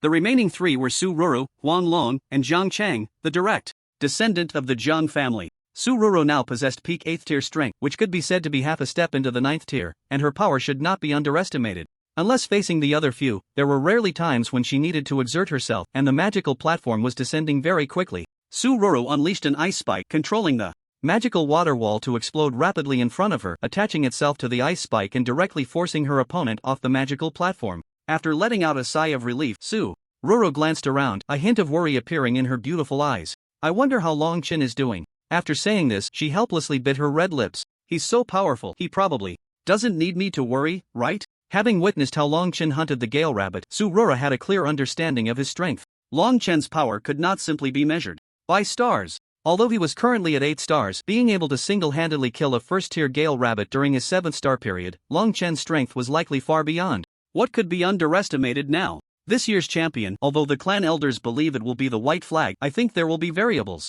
Su Ruru murmured to herself. "Kid, I wondered who it was, turns out it's you." On the other side, during the rapid descent of the magical platform, they would inevitably notice each other. Huang Long turned his head and, upon noticing Long Chen, was momentarily stunned before sneering coldly. "But your luck ends here, encountering me is your misfortune." The two magical platforms collided, their protective shields merging, placing them in the same space. Long Chen glanced at Huang Long lightly. "If you run now, you still have time." Huang Long was furious, his eyes turning red as he glared at Long Chen. "You little brat, you're seeking death." Saying this, Huang Long raised his magic staff and shouted, "Mud bomb." Immediately, the magical platform beneath him rolled a few times, and several mud balls rose from the west in all directions. A cold smile appeared in Huang Long's eyes. "Go!" Then, a whole wave of mud bombs surged towards Long Chen. "Earth wall." Long Chen raised a hand, and a circle of earth walls surrounded him completely. The mud bombs crashed into the earth wall, exploding violently. The earth wall cracked into pieces under the tremendous force of the mud bombs. Long Chen's figure gradually became exposed, and right after that, another wave of mud bombs rushed over. A cold smile remained on Huanglong's face. Fool, your fate ends here. However, when the second batch of mud bombs broke through the earth wall's constraints and surged in, they still did not reach Long Chen, momentarily suspending in midair before slowly dissolving as if hitting glass. It was a water shield. Long Chen had long anticipated this move. Huanglong chuckled coldly, "Kid, I didn't expect you to have some skills, but do you think this level is enough?" Saying this, Huanglong looked at Long Chen with icy eyes. "Earth Dragon, come forth." He waved his magic staff, pointing at a support point ahead, and then a small earth dragon slowly struggled out from the ground. The earth dragon was short and chubby, quite flat in shape, about 2 people long, with 2 mud spots for eyes. Long Chen looked at the earth dragon with interest. "System, this thing is quite interesting. Hint, basic earth magic skill, earth dragon, attack power is relatively weak, strength equivalent to a 9-star magical beast." Long Chen could tell from the system's lazy demeanor that it probably had no desire to let him copy this skill. However, he was still quite interested in it. System, copy. Ding, the earth-based basic skill Earth Dragon has been copied. After summoning the Earth Dragon, Huanglong seemed to have exhausted all his magical power, his face pale and his body swaying unsteadily. Despite this, Huanglong couldn't help but sneer at Long Chen. "Kid, my Earth Dragon has the strength of a 9-star magical beast. Even I wouldn't stand a chance against it. How do you plan to fight? Just so you know, if you die, you can't blame me." Long Chen casually scratched his ear. "You don't need to worry about that. Instead, you should be more concerned about how to save your own life later." Huanglong's breath quickened with anger, but he managed to suppress it and let out a cold laugh. "Heh, I can see. You only know how to talk big." This 9-star Earth Dragon was a trump card that Huanglong had reserved for this encounter. It was strong enough to defeat other opponents before facing Bai Qi and secure second place. Bind. Long Chen glanced at the Earth Dragon, which was thrashing its tail and roaring, frowned slightly, and a glimmer of contemplation flashed in his eyes. He then raised his hand and unleashed a wood-based magic he had copied earlier. Accompanied by the flickering light of the magic circle, massive vines suddenly shot up from the ground, wrapping tightly around the Earth Dragon, ready to constrict. Roar! The Earth Dragon let out a hoarse roar, then shook its body, violently biting off the entangling vines. The skill failed. Long Chen took a step back but wasn't in a hurry. After all, this Earth Dragon was also at the level of a 9-star magical beast, and without using a big move, defeating it would still be somewhat challenging. Of course, that was only if this Earth Dragon's strength truly reached that level. Waterfall. Long Chen nimbly jumped up, his eyes narrowing, and suddenly a massive waterfall surged from the ground, enveloping the Earth Dragon. Roar, roar, roar. The Earth Dragon roared, and as the waterfall passed, its body was revealed, covered in mud. After being washed by the waterfall, the Earth Dragon's hard earth had turned into a disgusting sludge. "Ha ha, kid, your magic is completely useless against my Earth Dragon." Huanglong laughed triumphantly. As the battle between the two intensified, more and more spectators gathered around. "Look, it's Huanglong from the Huang family, the focus of this event. He's facing that lucky rogue cultivator. Damn it, of all people, it's Huanglong. It's over, this rogue cultivator definitely can't win." The crowd began to shift their attitudes. Previously, they had high hopes for Long Chen when they saw his momentum. Now, seeing him face a strong opponent, they started to doubt his strength. It's Huanglong's signature magic, the Earth Dragon. He actually managed to summon it. It seems this kid has some skills. The crowd stroked their chins and thought, who will win this match? The scene fell into silence. Clearly, no one believed Long Chen would win. "Whether it's useful or not isn't for you to decide," Long Chen said with a faint smile, glancing at the Earth Dragon, which had become irritable and sluggish due to the mud. "It seems you think your skill is flawless and that no one can break it." A proud look appeared on Huanglong's face. "Of course, aside from Bai Xiao, I don't think anyone here can defeat me. Is that so?" Long Chen smiled faintly. "Then why don't you give it a try?" "Give it a try?" Just as Huanglong was puzzled by what this meant, a sudden gust of wind began to blow. Tornado. Long Chen waved his hand casually, and a tornado rose from the ground. It blew directly towards the direction of the mud dragon. Roar! The force of the tornado was immense, but the mud dragon itself was also very heavy, making it difficult for a small tornado to lift it. However, that was not Long Chen's intention from the start. The mud on the mud dragon was all swept up by the tornado, and with the added force of the wind and the increased spinning speed, it quickly bypassed the Earth Dragon and charged towards the yellow dragon behind. The yellow dragon's pupils instantly constricted, his eyes widening in terror. "Earth Dragon, stop it!" But it was already too late. The tornado had reached the yellow dragon's front and without hesitation began to fling the mud it carried outwards with its spinning force. Ah! The yellow dragon's magical shield wall was a bit slow to activate, and a chunk of mud smashed hard into his face, causing him to scream in pain. The mud enhanced by the tornado was far more powerful than his previous mud bomb. Thus, in front of everyone, the yellow dragon clutched his head and awkwardly fled on the magical platform. The speed at which the mud was flung out by the tornado was too fast, leaving the yellow dragon no time to cast a spell before being interrupted. wall of earth rose in front of him, but it was quickly shattered by the tornado. The yellow dragon endured dozens of hits. The onlookers were dumbfounded, staring in shock at the yellow dragon. The yellow dragon is actually at a disadvantage? What on earth is that kid? Impossible. That earth dragon is at the level of a 9-star magical beast, and that kid is only an 8-star. How could he possibly win? The earth dragon seemed to be enraged, letting out a furious roar. It then stomped onto the platform, and long spikes of earth suddenly shot up beneath Long Chen's feet. Long Chen easily stood atop the sharp spikes, sneering coldly. A mere 9-star magical beast thinking it's invincible just because it's a bit heavier? Saying this, Long Chen waved his hand directly. Earth Mountain Crush. Accompanied by Long Chen's low shout, a massive earth mountain slowly took shape in midair through the magic array, crashing down towards the earth dragon with great force. The earth dragon tried to dodge to the side, but before it could lift its foot, the earth mountain rapidly pressed down on it with the force of a mountain tsunami. Roar! The earth dragon let out a miserable cry and was then heavily pinned beneath the earth mountain, followed by a flash of earthy light, and a magic array appeared,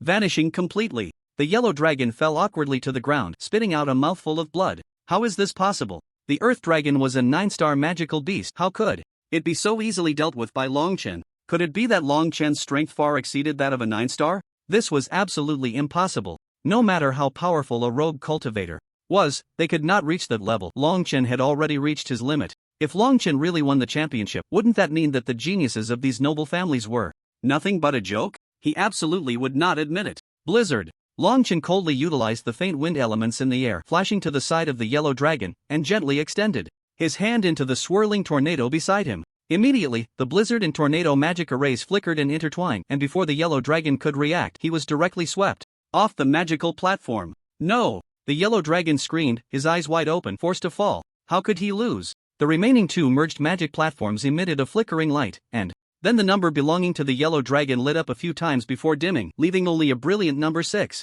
which belonged to Long Chen. A figure suddenly flew out from the stands below, catching the falling yellow dragon, and upon turning, his cold gaze fixed fiercely on Long Chen. Damn kid! This person is none other than the head of the Huang family, Huang Zhongtian. He is also Huang Long's father. The plan was originally to have Huang Long at least defend a second place, but unexpectedly he lost to an unknown kid. The Huang family's plan has been completely ruined by Long Chen. Looking at Huang Long, who is currently unconscious in his hands, a surge of murderous intent erupted fiercely in Huang Zhongtian's heart, his expression extremely cold. You little brat, how dare you harm my son Huang Zhongtian, I will make you pay the price. However, at this moment, on the stands below, the scene was completely different from that of the noble families. It was filled with scattered cultivators. The thunderous cheers suddenly erupted, carrying a wave of enthusiasm that seemed to sweep everything away. Number 6. Number 6. Number 6. Long Chen actually managed to defeat Huang Long, who was originally expected to be in 6th place this year. This was simply unbelievable. Yet, it made these scattered cultivators feel an infinite possibility in Long Chen. It was a possibility that scattered cultivators could also defeat the noble families. In the mountain city, the noble families have long controlled various resources, and those who are not geniuses belonging to the noble families either become servants of the families or are cut off from resources and have no chance of development. There are only these two possibilities. The noble families control the mountain city, and within this mountain city, apart from those born as children of noble families, there is simply no chance to stand out. Surrounding the magic platform is a circle of hidden private rooms, equipped with everything specifically set up for those of noble status to watch the battles. Inside the private rooms, one can clearly see everything outside, but due to the magic array, those on the magic platform and the outside world cannot see what is inside the private rooms. In one of the private rooms, wisps of blue smoke slowly rose, and a middle-aged man in a magic robe stood with his hands behind his back, deeply watching the duel on the magic platform, his gaze locked onto Long Chen, murmuring to himself, "Is it a variable? After so many years, under the control of the noble families, could the mountain city finally welcome a new variable? This man is the city lord of the mountain city, Daiwan. The mountain city, under the control of the noble families, has almost all resources tilted towards them, while the influence of the Magic Tower and the Magician Association is weak, and in recent years, there have been almost no newcomers joining. Talented individuals are either chosen by the noble families to become guards, or they are suppressed so they cannot surpass the direct descendants of the families. Alternatively, they become scattered cultivators, or they flee to other cities. The mountain city, located at the foot of the Monster Mountain range, does not have many people, making it difficult to absorb fresh blood. Battles between cities often end up at the bottom, and as the city lord of the mountain city, Daiwan is far from being as powerful as the city lords of other cities. Even so, under such circumstances, apart from desperately suppressing the noble families to give scattered cultivators a space to grow, Daiwan can do nothing else. My lord, perhaps what you have been hoping for is about to happen. A gentle, female voice sounded beside him. A delicate figure slowly walked to Dai Wen's back and poured him a cup of tea. The woman wore a soft yellow dress with a simple hairpin in her hair. Her lips a tender pink, the corners of her eyes slightly drooping, her eyelashes fine and dense, fluttering like a butterfly ready to take flight. Her face was fair and exquisite, gentle, and beautiful, with a hint of tenderness. It was a pure yet alluring appearance. Schwer, how many times have I told you, you don't need to call me my lord, you are my daughter, and this mountain city will be led by you in the future. I will teach you as much as I can. Dai Schwer smiled lightly, her beautiful eyes sparkling as she looked at Long Chen on the magic platform. Father, you must be joking. You are still young and have many years left to be the city lord. Your daughter is looking forward to growing up under your protection. Davin shook his head helplessly and smiled indulgently. He found himself utterly unable to resist his daughter, who, despite her high talent, was not very dedicated to the path of cultivation and had only just barely reached the 7th realm. However, she was very interested in managing the city and finances. Although she appeared to be the city lord on the surface, Da Shuai was actually well aware of all the big and small matters behind the scenes. Over the years, the city lord's mansion had managed to maintain its current status, and the Magic Tower and the Mage Association had stood strong, all thanks to his daughter. Father, is this person an outsider or from our city? Davin frowned and thought for a moment. He shouldn't be from here. If he were a rogue cultivator from our city, I would have noticed him by now. He must be an outsider. Da Shuai nodded thoughtfully. Just in time, I need to borrow your city lord's token for a moment. Davin was surprised. Shuai, what are you planning to do? I need to do something. If it works out, perhaps there will be changes in the mountain city. Da Shuai smiled, her beautiful face blooming like spring flowers, stunningly beautiful. Where did this kid come from? On the other side, the expressions of two families turned sour simultaneously. It was the defeated Huang family and Bai family. Although the Bai family was proud, they could not ignore the movements of other families, and Long Chen's sudden emergence caught their attention. However, they were very unfamiliar with the name Long Chen. Before this, they had never even heard of him. As a rogue cultivator with such powerful strength, they could not have overlooked him in the past. This kid cannot be left alive. After this competition, I will make him learn a lesson. Huang Zhongtian's face was extremely dark, a flash of killing intent in his eyes. He clearly planned to surround and eliminate Long Chen right after the competition. This kid had publicly embarrassed the Huang family, causing them to be eliminated from the rankings, and just thinking about it made Huang Zhongtian furious. He had calculated everything but overlooked Long Chen. Without Long Chen, Huang Long should have smoothly dropped to the bottom tier and entered the final match. But now, he had been eliminated mid-air, and the remaining Huang family disciples were relatively weaker than Huang Long, at most maintaining their records, making it very difficult to continue dropping. The Huang family was considered the second largest family in the mountain city, yet they were eliminated too early in the competition, which was a huge blow to them. The head of the Bai family, Bai Shengtian, stood with his hands behind his back, looking gloomily at Long Chen. Although the strength of the Earth Dragon is said to be 9 stars, it still falls short compared to a true 9 stars. After all, it is merely summoned by a human, and Huang Long's strength is limited, while this kid's strength has not been tested. Bai Shengtian was an early-stage high-level mage, the strongest among all the family heads.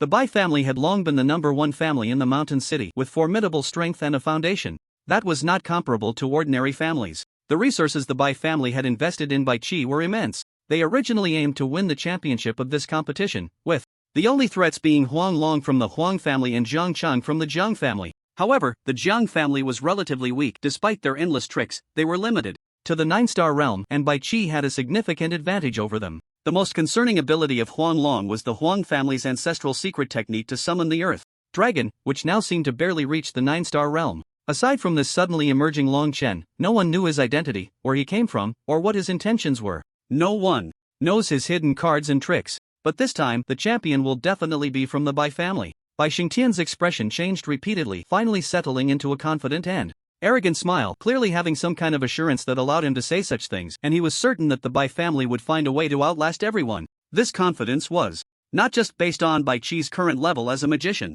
Su family. Su Mei raised her eyebrows, thoughtfully looking at Long Chen, a hint of interest appearing on her beautiful and charming face. So this is the lifesaver Long Chen that Ro mentioned. The kid does have some strength, but given Huang Zhongtian's foolishness, he probably won't spare his life. Long Chen had defeated Huang Long so early, severely embarrassing the Huang family. How could that old man tolerate it? After all, that was his precious son. Huang Zhongtian was likely already plotting how to kill Long Chen. This is going to be troublesome. If Ro insists on helping, I might have to confront that old man Huang Zhongtian. Su Mei sighed, helplessly rubbing her forehead. No matter how intense the battles were between the great families and rogue cultivators below, or how turbulent the undercurrents were, none of it affected Long Chen, who stood on the magic platform. People continued to test Long Chen, and one after another, challengers were eliminated. The remaining magic platforms dwindled, and the one under Long Chen's feet grew larger as they merged. The final and largest magic platform would descend to the ground, becoming the last fighting stage of this competition, where the ultimate champion would be chosen.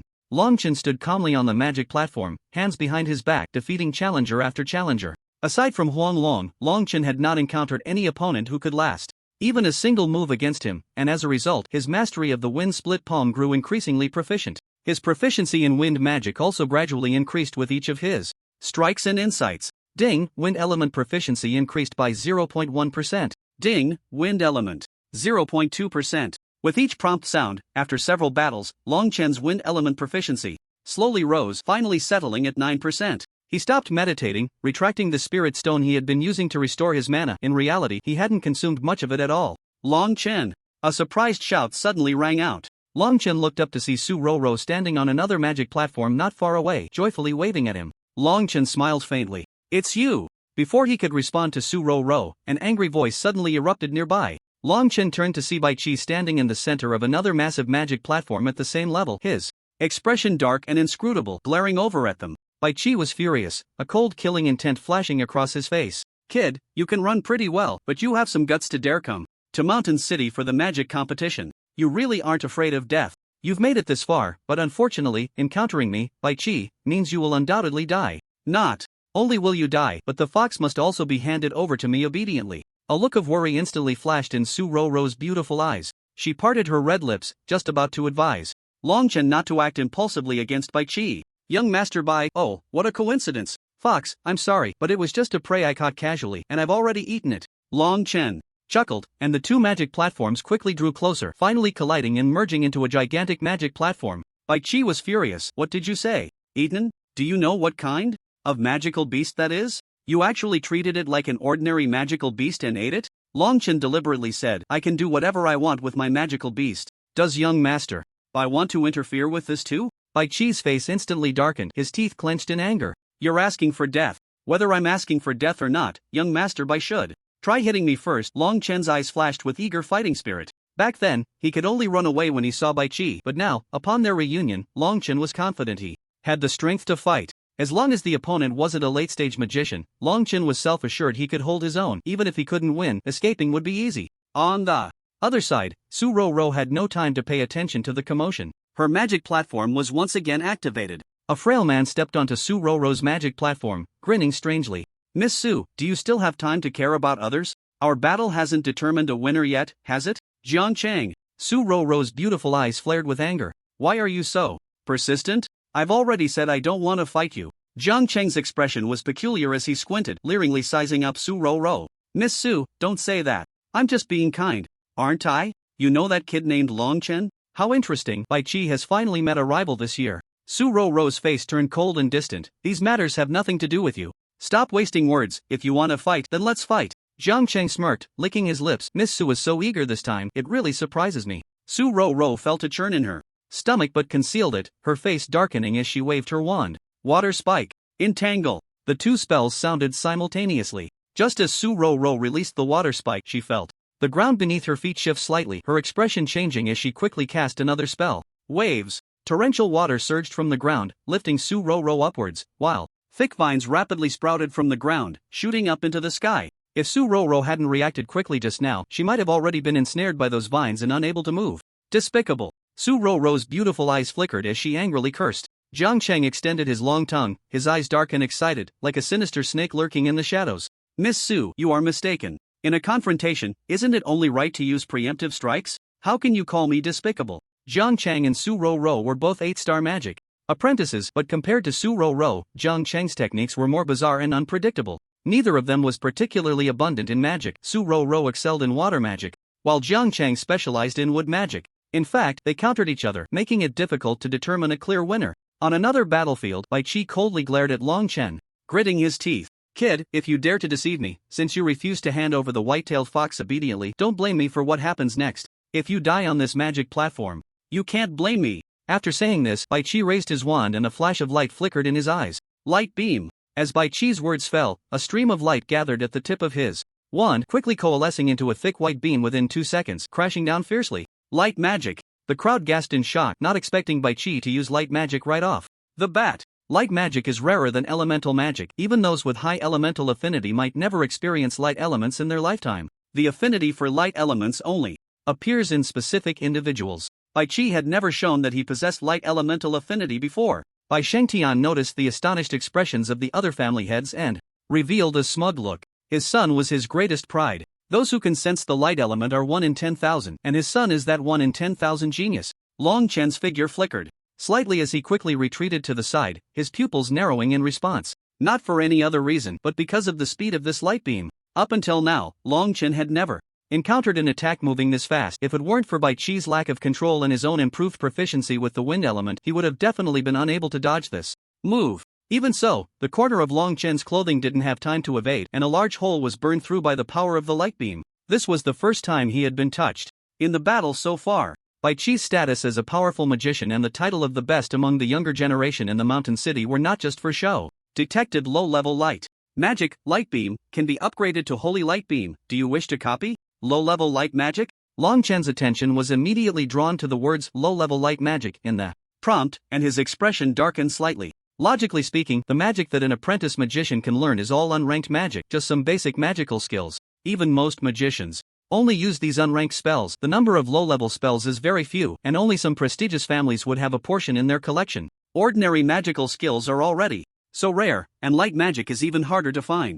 To locate this magical skill, the Bai family must have put in a lot of effort. Copy. Long Chen gritted his teeth and awkwardly rolled to dodge another light beam. Prompt: copy successful. Water shield, earth shield, wood shield. As the next light beam rose again, Long Chen quickly erected 3 shields for himself. The surrounding wind elements would be suppressed to the minimum after the light beam passed, making it very difficult for Long Chen to continuously use the wind element to evade. He had to face it head-on. Naive fool. Bai Chi sneered, pressing down with his magic wand, and the massive light beam seemed to thicken a few degrees, crashing directly onto Long Chen's shield. The impact was so great that Long Chen could hardly stand. Stack. The 3-layered shields visibly began to crumble and break apart, yet the light beam had only consumed a tiny bit of its power. Number 6. The audience in the stands couldn't help but stand up anxiously, seeing Long Chen at a disadvantage. Their bodies tensed. Go for it, number 6. Is it really not going to work? Some scattered cultivators even began to show expressions of despair. Compared to those from prestigious families, we scattered cultivators have no chance of winning the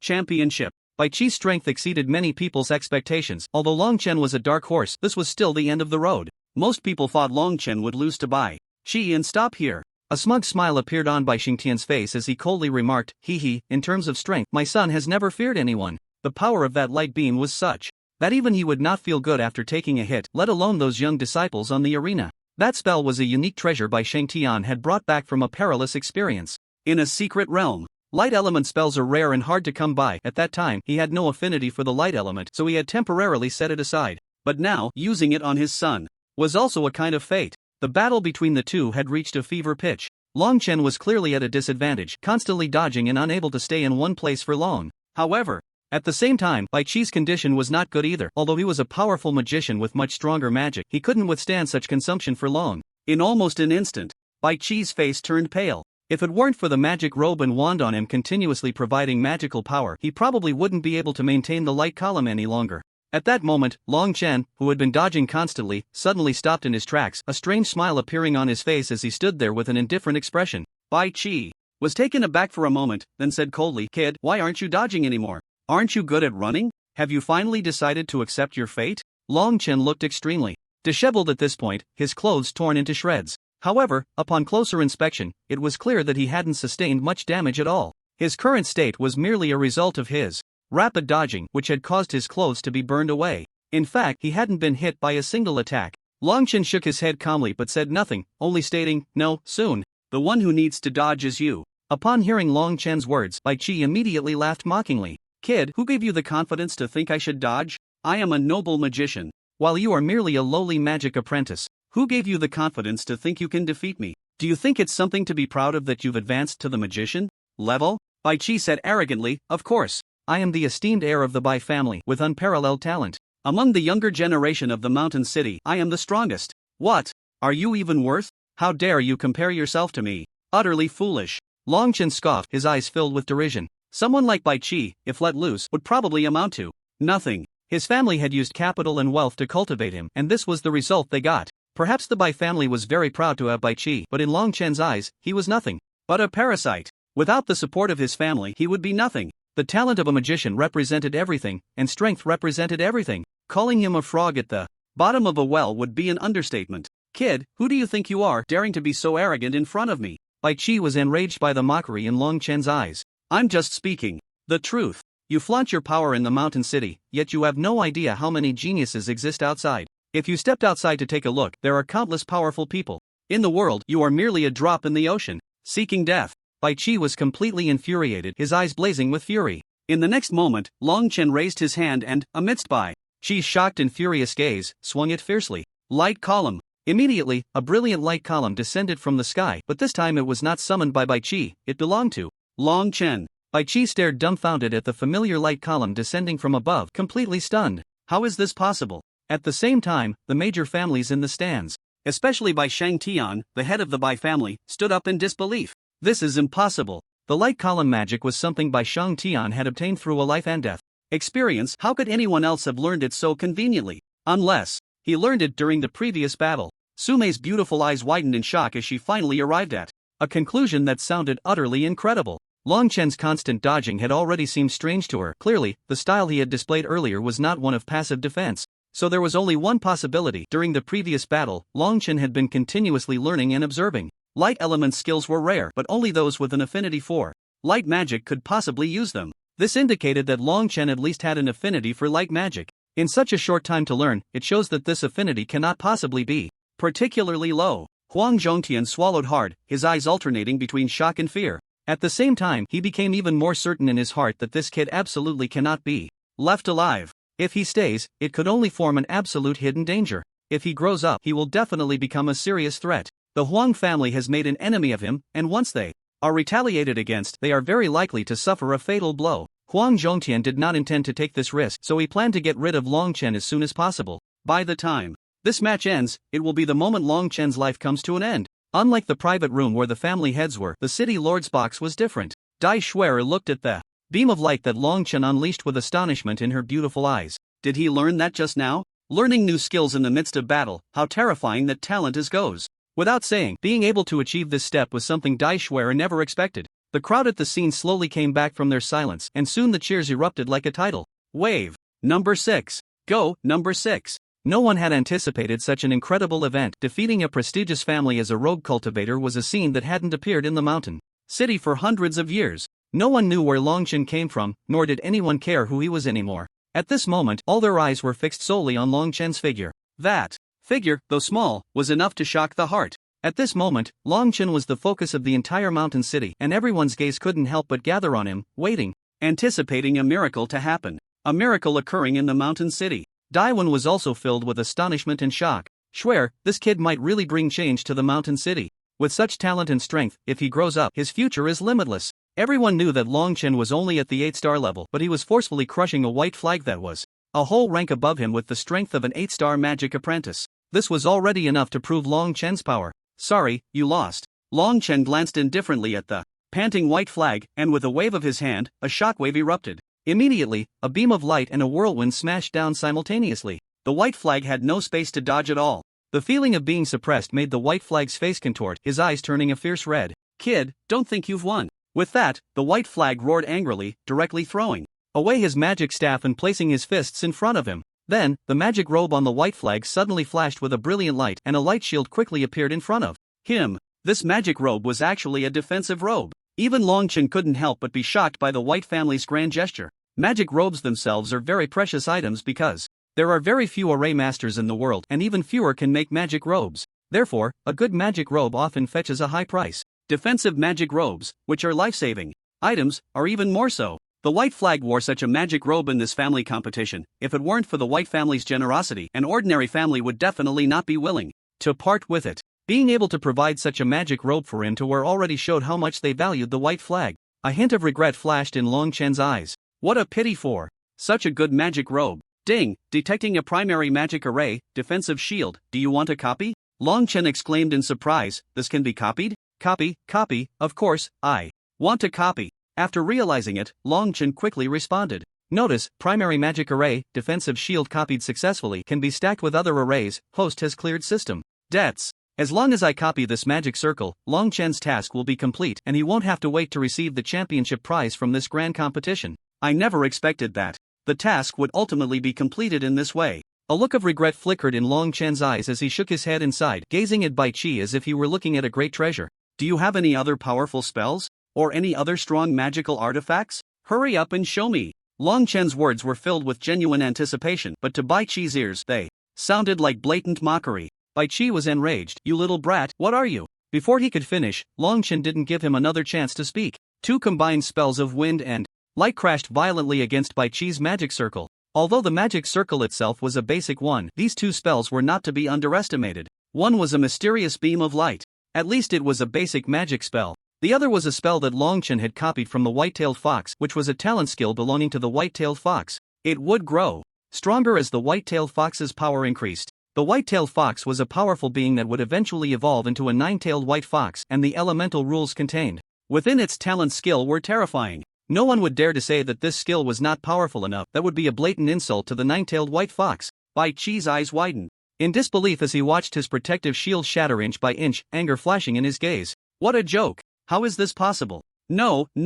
But the skill gave him no chance to react, as the beam of light, infused with swirling winds, came crashing down. Aha! Bai Qi let out a piercing scream, the last remnants of his robe's power completely exhausted. He no longer had the strength to hold on. Clearly, he was a powerful figure at the level of a magician, a whole tier above Long Chen. Yet, Bai Qi fell so miserably, it was something no one had anticipated. The audience erupted into a thunderous cheer, all the scattered cultivators shouting for Long Chen. Number 6. Go, number 6. They had never felt such excitement and tension for anything before, because they saw a brand new possibility, a completely different possibility from the past. The scattered cultivators were about to defeat Bai Qi, who had once been hailed as the number one of the younger generation in the mountain city, and claim the championship crown. Bai Xingtian's eyes turned a fierce red. You little brat, dare to harm my son? You're seeking death. He roared, rising up and charging forward, his hands shimmering with powerful magical light, ready to smash down on Long Chen. Golden light slash! Bai Shangtian shouted,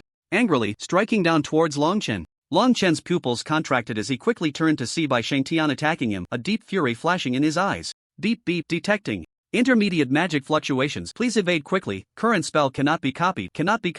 The system's sharp voice rang out. System, overlay the light shield. Received. The system will draw magic power from the host. Please set the limit and amount. No limit. Just draw. Block it for me. The magic circle he had just copied from Bai Qi was about to be used. Immediately, Long Chen's eyes flashed with rage. Shameless. Bai Shangtian was a high-level magician, and his powerful magic was naturally something that Long Chen, who was merely a magic apprentice, could withstand. There was a significant gap of several tiers between them. This three-tier difference was not something that Long Chen could control with any means. As the brilliant golden light came crashing down, transparent, colorless light shields rapidly formed and stacked in the air. Now, Long Chen's most powerful defensive measure is this. Once this light shield is breached, any other defensive spells will be useless. Therefore, Long Chen has no intention of using extra mana to set up other spells, but instead calms himself and allows the system to continuously draw magic power from his body. Life or death hangs in the balance at this moment. At the same time, not far away, a furious stop suddenly rang out.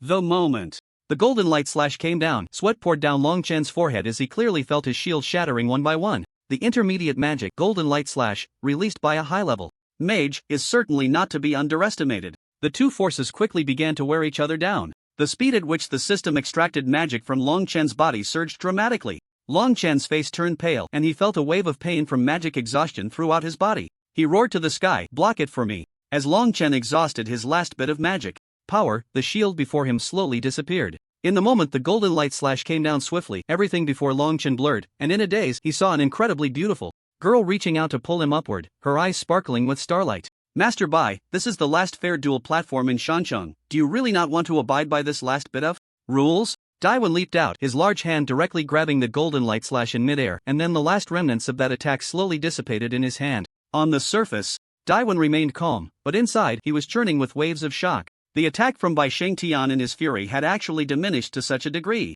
This indicated that the final attack must have landed on Long Chen, and he had faced this attack head-on. As a magic apprentice, to withstand the full force attack of a high-level mage and still retain such strength. How formidable Long Chen's power is. If he had arrived just a moment later, perhaps that remaining bit of power from the attack would have been completely blocked by this kid Long Chen. If it were someone else, Daiwan would certainly not believe it, but with Long Chen, it seemed to have a basis. Not only Daiwan, but Bai Shengtian, who launched the attack, clearly felt it. 2. His face instantly darkened terrifyingly, his eyes flashing with overwhelming killing intent. Good kid. Truly impressive. He did not expect that his attack could be blocked by a mere magic apprentice like Long Chen. Although Bai Shengtian did not use his full strength, the magic power he infused into the attack in his rage was certainly not to be underestimated. Yet, such an attack was actually blocked by Long Chen. This child must not be left alive. Dai Shuer looked at Long Chen in amazement, her delicate hand gently brushing across Long Chen's cheek. Her eyes filled with sparkling admiration. I didn't expect you could achieve this level, truly surprising. Dai Shuer poured a drop of magical potion from a jade vial, letting it fall onto Long Chen's slightly parted lips. The taste of highly depleted magic power is not pleasant, right? This potion is a high-intensity magic condensation liquid containing very powerful magic. It's quite expensive, but I'll let you have a bit. Long Chen struggled to open his eyes, feeling the soft jade-like warmth enveloping him and the gentle touch on his cheek. Why you? Who are you? He did not recognize this woman. Why was she saving him? Before Dai Shuer could respond, a gasp came from the other side, and then another massive magic platform rushed over, quickly merging with the one where Long Chen stood, forming a complete magic platform. The duel began. This time, even Bai Shengtian and Daiwan looked over in surprise. Su Roro rushed over, anxiously lifting her skirt, and threw herself beside Long Chen, her beautiful eyes shimmering with deep concern. Are you okay? Long Chen, please open your eyes. The battle that belonged to Su Roro was her victory. Jiang Cheng had lost to Su Roro. The fight between Bai Qi and Long Chen was clearly a victory for Long Chen, thus the magic platform's judgment took effect, and the battle between the two was about to begin. However, at this moment, everyone present clearly had no mood to compete. Su Roro quickly realized the situation, her face filled with panic. Oh no, I forgot. Silly girl, you're really hopeless. Immediately, another graceful figure in the stands could no longer hold back and flew up, looking at Su Roro with a face full of disbelief. It was none other than Su Roro's mother, Su Mei. Bai Shengtian sneered, "Heh, so what if my son lost this match? Can your Su family possibly win? This kid, although I don't plan to keep him, with his ability to defeat my son, dealing with your dead girl is more than enough." Su Mei and Bai Shengtian had always been at odds. Upon hearing this, she cursed loudly, "Stop talking nonsense. Is my daughter just someone who eats and does nothing? She's far superior to your son, and you, old scoundrel, still have the nerve to say that." Here, Bai Shengtian's face turned green, gritting his teeth and glaring at Su Mei. "I won't stoop to your level, you shrew. Get out of the way. This kid's life I will decide." Dai calmly stood in front of Bai Shengtian. "By family head, it seems that Mountain City is not your one-man show. Your word alone cannot determine a person's life or death. This child is a citizen of Mountain City, and I will not allow you to kill him at will." This clearly indicated his intention to protect Long Chen. Bai Shengtian sneered, "Mountain City people? Do you believe that yourself? If this kid were from Mountain City, he wouldn't have been unknown for so many years." Daiwan's expression remained unchanged. "Whether he is or not is not for you to decide. His record here is indeed that of a Mountain City citizen, and I will not deceive the Bai family head on this matter." Bai Shengtian's expression darkened, looking grimly at Daiwan. "City Lord, it seems you are determined to protect this kid, aren't you?" Daiwan's attitude was very clear. That's right. He intended to protect Long Chen, whether for his daughter's plan or because of Long Chen's own talent. Daiwan himself was quite powerful, being a high-level magician, on par with Bai Shengtian. If they truly fought, the outcome was uncertain. Even Bai Shengtian, no matter how arrogant, did not dare to openly offend Daiwan in this situation. After all, Daiwan was the visible lord of Mountain City, by family head. Just as the two sides were at a standstill, a shout suddenly rang out, and then a figure flashed and slowly approached Bai Shengtian, slightly cupping his hands.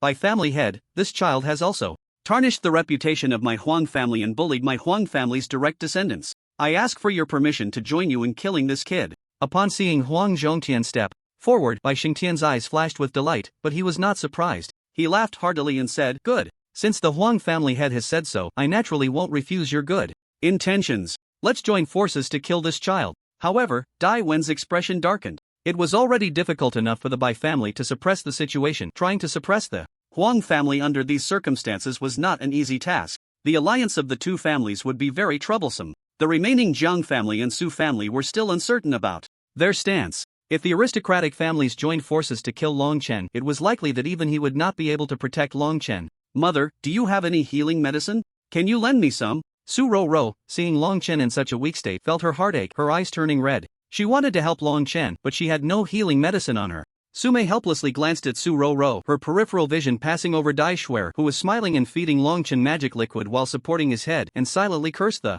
silly girl in her heart. That woman Dai Shuer was not simple. A foolish child like Roro had no chance against her. However, she was still her daughter, and it was impossible not to care. At all. Revitalizing pill, the one that restores magic power, just these two, give him one to eat. Sume tossed a bottle of pills to Su Roro. Then she glanced at the three people in confrontation, stood beside Daiwon, and smiled slightly at the corners of her lips. You can't blame me for this, with my silly girl in this state. If I were to kill this kid, she would definitely fight me to the death. Bai Xingtian's face darkened slightly at this, and he sneered. Sume, you are truly hopelessly foolish. Can't you see what Bai Wen's true intentions are? As a family of nobility going against another noble family, are you not afraid of being discarded like a used tool? Sume smiled faintly, her eyes revealing a hint of sarcasm. Master Bai, do you know what I dislike most about you? It's your arrogant demeanor, simply foolish beyond measure. What if you are a noble family? My Su family itself has few descendants and has not recruited many talented individuals from the common folk. There is a fundamental gap between us. You don't really think your ideas can last, do you? Arrogance will ultimately be defeated by arrogance, and when that time comes, it will be self-destruction. Bai Xingtian's face turned ashen, glaring fiercely at Sume, his eyes tinged with a blood-red hue.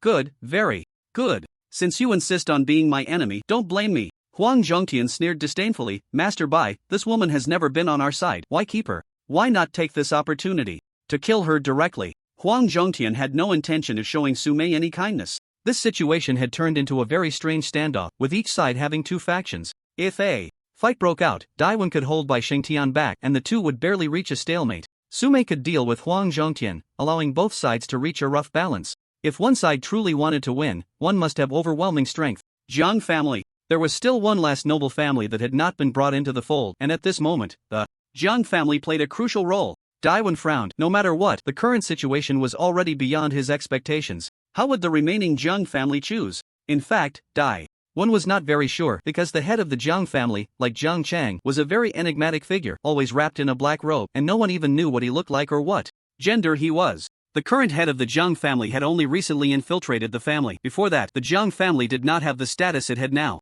It was the arrival of this mysterious and powerful head that gave the Jiang family a foothold in the mountain city. Even Daiwon, as the city lord, knew very little about this head of the Jiang family. On the other side, Long Chen was slowly recovering. The combined effect of the revitalizing pill and the magic liquid was enough to heal an elderly person on the brink of death. Although Long Chen had severely overdrawn his magic power, he had not suffered any fatal injuries, and after a while he felt much better. At this moment, the magic platform established between Long Chen and Su Roro was still flickering with light. Their battle was still within the recognized range of the magic platform, and the outcome had yet to be determined. Everyone knew that this final battle between the two would be the decisive fight to determine the champion. Would it be Long Chen's victory, or Su Roro's? Long Chen struggled to sit up, looking up at the intense standoff.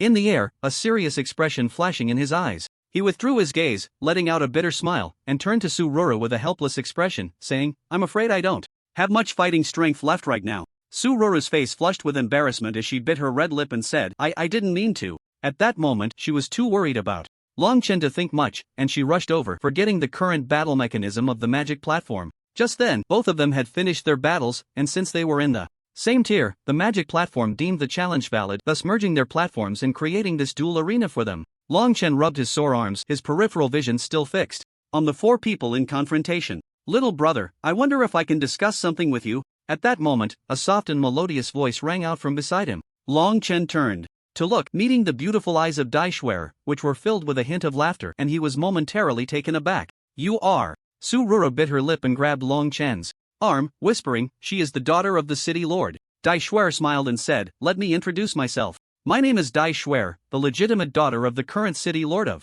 Shanchang, in charge of the Magic Association and the Magic Tower. The largest business in Shanchang, the Shancheng commercial firm, is also under my name. I know your name is Long Chen, and you were brought back from the Beast Mountain Range by Miss Su Roro, right? Long Chen's pupils constricted, finally taking her seriously as he looked at the gentle, smiling girl before him. How do you know that? Did you investigate me? What else did you find out? This woman was far from the gentle and harmless appearance she projected. Of course, based on her introduction, Dai Shuer clearly had no intention of hiding her identity. Su Roro looked at Dai Shuer in shock. What did you say? The Magic Association and the Magic Tower are actually under your control? The Shancheng commercial firm too? Seeing Su Ruru's reaction, Longchen began to formulate some plans, his expression towards Dai Shuer becoming more composed. Miss Dai, since you've hidden it so well before, why not continue to keep it hidden? Dai Shuer gently stood up, smoothing her dress, her eyes crescent-shaped, gentle and beautiful like a pool of spring water. But this woman was secretly controlling so many powerful forces. After learning about her hidden identities, Longchen no longer intended to view Dai Shuer through the lens of an ordinary person. Because I value your strength and want your help with some harmless little tasks. Longchen frowned slightly, speaking nonchalantly. Oh, really? What kind of help? While Longchen and Dai Shuer were negotiating below, the confrontation among the four above had reached a boiling point. Huang Zhongtian's anger was palpable. I'll warn you one last time. Get out of my way and let me kill that kid, or don't blame me for being rude. Daiwen said calmly, my stance is quite clear, isn't it? Does the Huang family head not understand what I'm saying? Your identity has nothing to do with me. If you want to kill Longchen, you are my enemy and I will not let you pass easily. As long as I, Daiwen, stand here, Longchen is protected. This is certainly not up for debate, especially since my beloved daughter is still down there. I won't let you harm her. You must understand that daring to oppose my daughter means opposing my city lord's mansion, right? Huang Zhongtian's face was extremely dark as he glared at Daiwen. Heh, those who don't know might think this kid is your illegitimate son. Really? Meddling in affairs. No need for the Huang family head to worry. I, Daiwen, pride myself on my integrity, unlike the Huang family head. Daiwen replied. I wonder how many illegitimate children the Huang family head has now. It must be countless, right? I advise the Huang family head to be cautious. With so many concubines, won't there be fights at home? Huang Zhongtian's face darkened. Who didn't know that Huang Zhongtian had no dietary restrictions and was a complete glutton for pleasure? The fact that his own illegitimate child was born in droves was a major point of contention. Daiwen, don't think for a second that I'm afraid of you. What do you think you are? Enraged, Huang Zhongtian shouted, Mud Blast. Immediately, a yellowish magic circle rapidly formed above Daiwen's head and a massive mudball quickly emerged from it, speeding towards Daiwen. Tongue shield. Without blinking, Daiwen raised his hand above his head, and a green magic circle appeared, transforming into a gigantic tongue shield. The mud blast collided with the tongue shield and was easily blocked, shattering in the air. Huang Zhongtian, just because I, Daiwen, am not attacking doesn't mean I can't defeat you. As he spoke, Huang Zhongtian's expression stiffened, and his hand trembled slightly. The failure of his skill also had a backlash effect on him, especially since Daiwen's tongue shield definitely had a countershield magic layered on it. Otherwise, it wouldn't have caused such a significant backlash against Huang Zhongtian. City Lord Dai, isn't it inappropriate to act on your own? Daiwen remained calm, his expression indifferent. Head of the Bai family, it's hard to say who acted on their own. If Huang Zhongtian hadn't overstepped his bounds, he wouldn't be suffering the consequences. Huang Zhongtian was merely an intermediate mage, a level below Dai. What? In a battle between the two, the outcome was a foregone conclusion. Not everyone possessed the ability to kill across levels like Long Chen. The level difference between most people often represented everything. A level difference brought not just a slight gap in magical power but also a dimensional suppression in realms. Long Chen's strength blurred this boundary, but normally, a level difference was like a chasm. Don't worry, it's just a minor favor, really just a small matter within our mountain city. I feel quite embarrassed to have to rely on your strength for this, so how could I trouble you with anything else? Dai Shuer smiled gently. Su Ruru frowned. Miss Dai, some things need to be clarified in advance. Long Chen is not from our mountain city, and logically he shouldn't interfere in our affairs. Dai Shuer maintained her smile. That's why I want to discuss it with young Master Long. Alright, I agree. Long Chen glanced at Dai Shuer, his expression calm, and suddenly spoke. But I have a condition. What condition? Dai Shuer continued without blinking. Clearly, she was already prepared, ready to agree to whatever condition was proposed. I want formations. Formations? How many? What level? Dai Shuer frowned slightly, quickly following up with her inquiry. Long Chen smiled slightly. As long as you can find them, as long as you have them, I want them all. This implied he wanted to monopolize everything. This condition had no fixed boundaries and sounded quite greedy. However, Long Chen didn't force anything, so whether the condition was accepted depended on Dai Shuer, not Long Chen. In any case, he had to wade through this murky water. Looking at the stances of the head of the Bai family and the head of the Huang family, it was clear they had no intention of letting him off. In fact, this was within Long Chen's expectations. He just didn't expect these two to be so shameless and to act so quickly. One was an intermediate mage, and the other was a high-level mage. If he wanted to escape from such beings, he needed to accumulate more means of survival. If that attack from today came again, Long Chen would definitely not be able to withstand it. Despite the fact that the city lord's mansion and the Su family seemed to be standing up for themselves because of the relationship between the two women, it had given him a chance to catch his breath. Otherwise, Long Chen doubted he would even survive today. Alright, After some consideration, Dai Shuer agreed. If they were to look for something, the Magic Association and the Magic Tower could indeed provide some formations, both large and small, but due to the scarcity of formation masters, they were rarely used. These exposed items could hardly be considered precious. They had no profound family heritage. There was nothing to hide, and even if he had some powerful magic formations he knew of, there weren't many. It was worth it to exchange these things for the opportunity in this matter.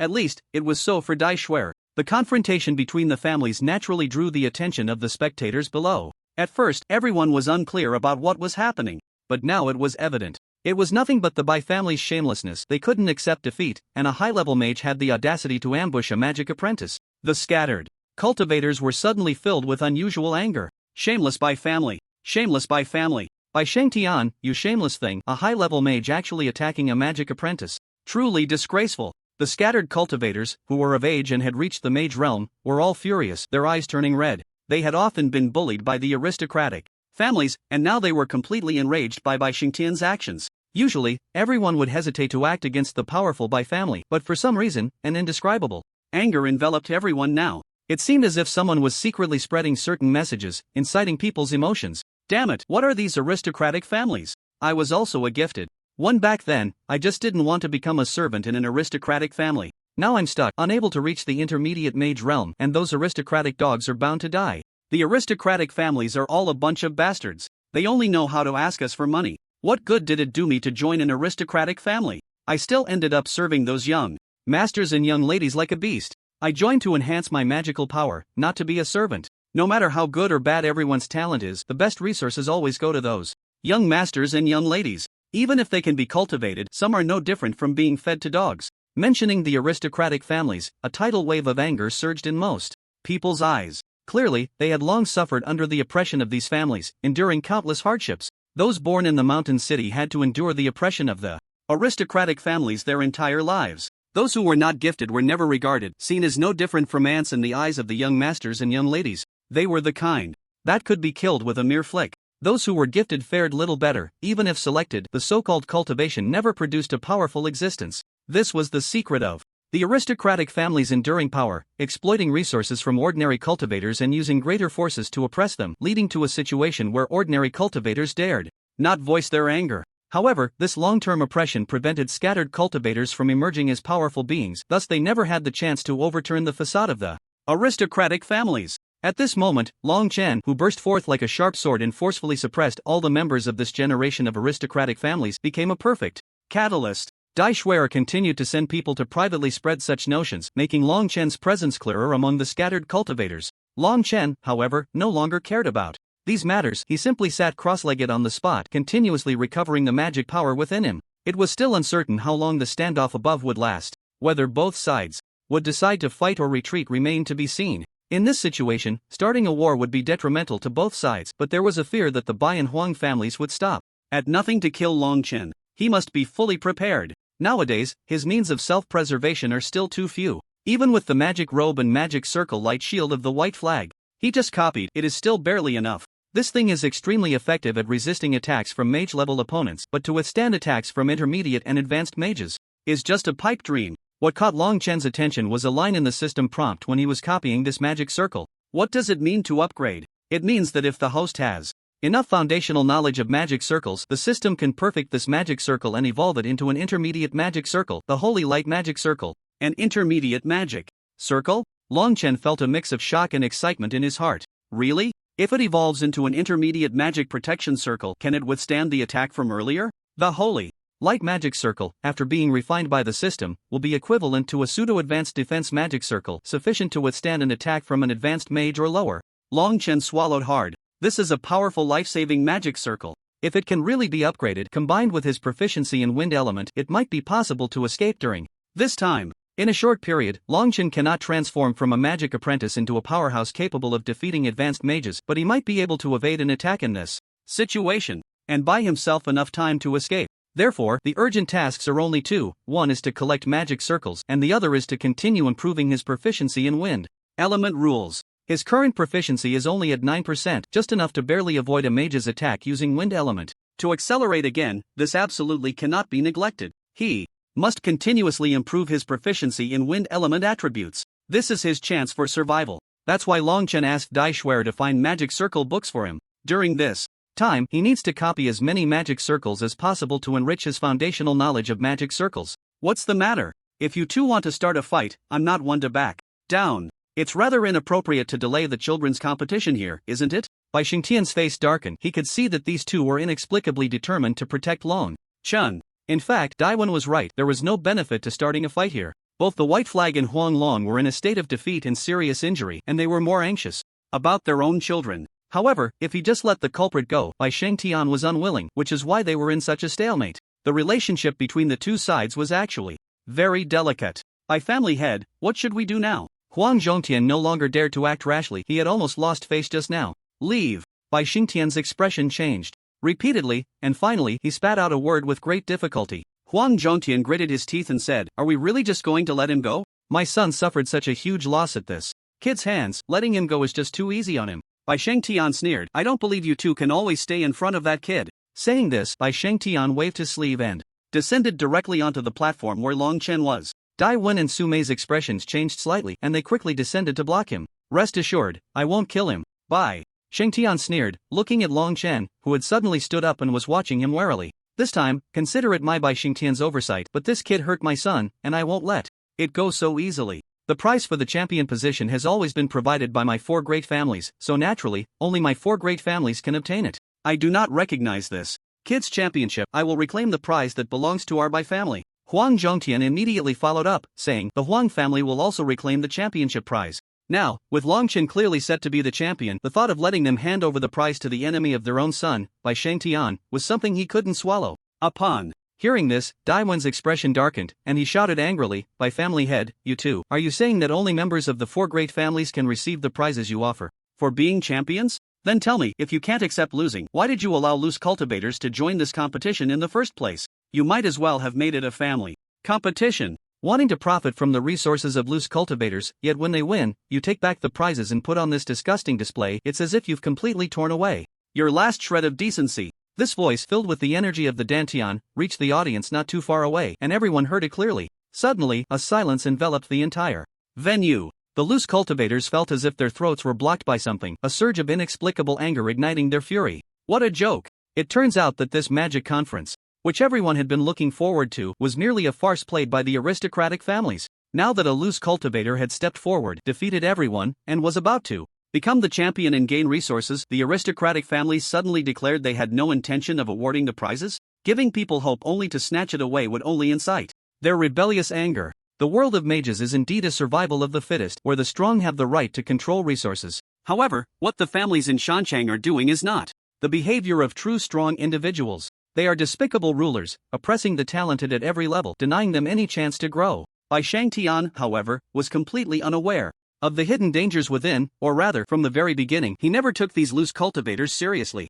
Naturally, he couldn't see the immense anger hidden within the silence of the crowd. Dai Shuer, however, did not miss the expressions on everyone's faces. Under the pressure of the aristocratic families and the innate awe of them, no one dared to speak up. But Dai Shuer did not overlook a single one. She scanned each face, her beautiful eyes filled with a smile. It seemed that choosing Long Chen as the catalyst was the right decision. Long Chen's very existence served as a benchmark to inspire everyone. A moment of hesitation often only requires a belief. As long as that belief can ignite people's faith, then they can take up arms to overthrow the massive existence. People die for their beliefs, and death and struggle become meaningful pursuits, especially for those long oppressed. Dai Shuer had already handed the dagger and sword to them. At this moment, if there was even a single catalyst, this gathered emotion would explode, ultimately forming a sweeping momentum. The aristocratic families are indeed powerful, but without the support of these loose cultivators, they would inevitably suffer a heavy blow. The families in Shancheng have been in control for too long, so long that people are almost forgetting this is a world where the strong are revered, forgetting that mages can freely choose their own destinies, forgetting that the talent of mages is not bestowed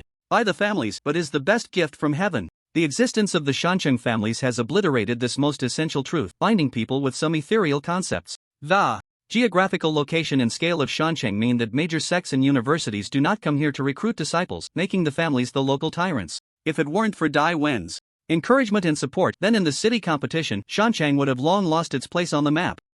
As for this championship, I, Bai Shengtian, will make it clear here, if it's not someone from the 4 great families who wins, I will not agree to award the champion's gift. Bai Shangtian scoffed, his expression icy, completely unconcerned with what Daven had to say. The one with the bigger fist is always right. They had brought the items out, so what was the problem with taking them back now? Both Daven and Su Mei looked displeased. The Bai family and the Huang family were now blatantly shameless, yet they had no way to deal with these two families. At that moment, Long Chen suddenly burst into laughter. Well, let me say something. Immediately, all eyes in the room turned to Long Chen, some filled with cold murderous intent, others with curiosity. Long Chen, unembarrassed, rubbed his chin with a grin. Let me confirm, the champion's position can be claimed by anyone from the 4 major families, but it can't be me, right? Bai Shengtian sneered. That's right, kid. No matter what tricks you have, daring to bully my son on my turf and still wanting me to give you a prize?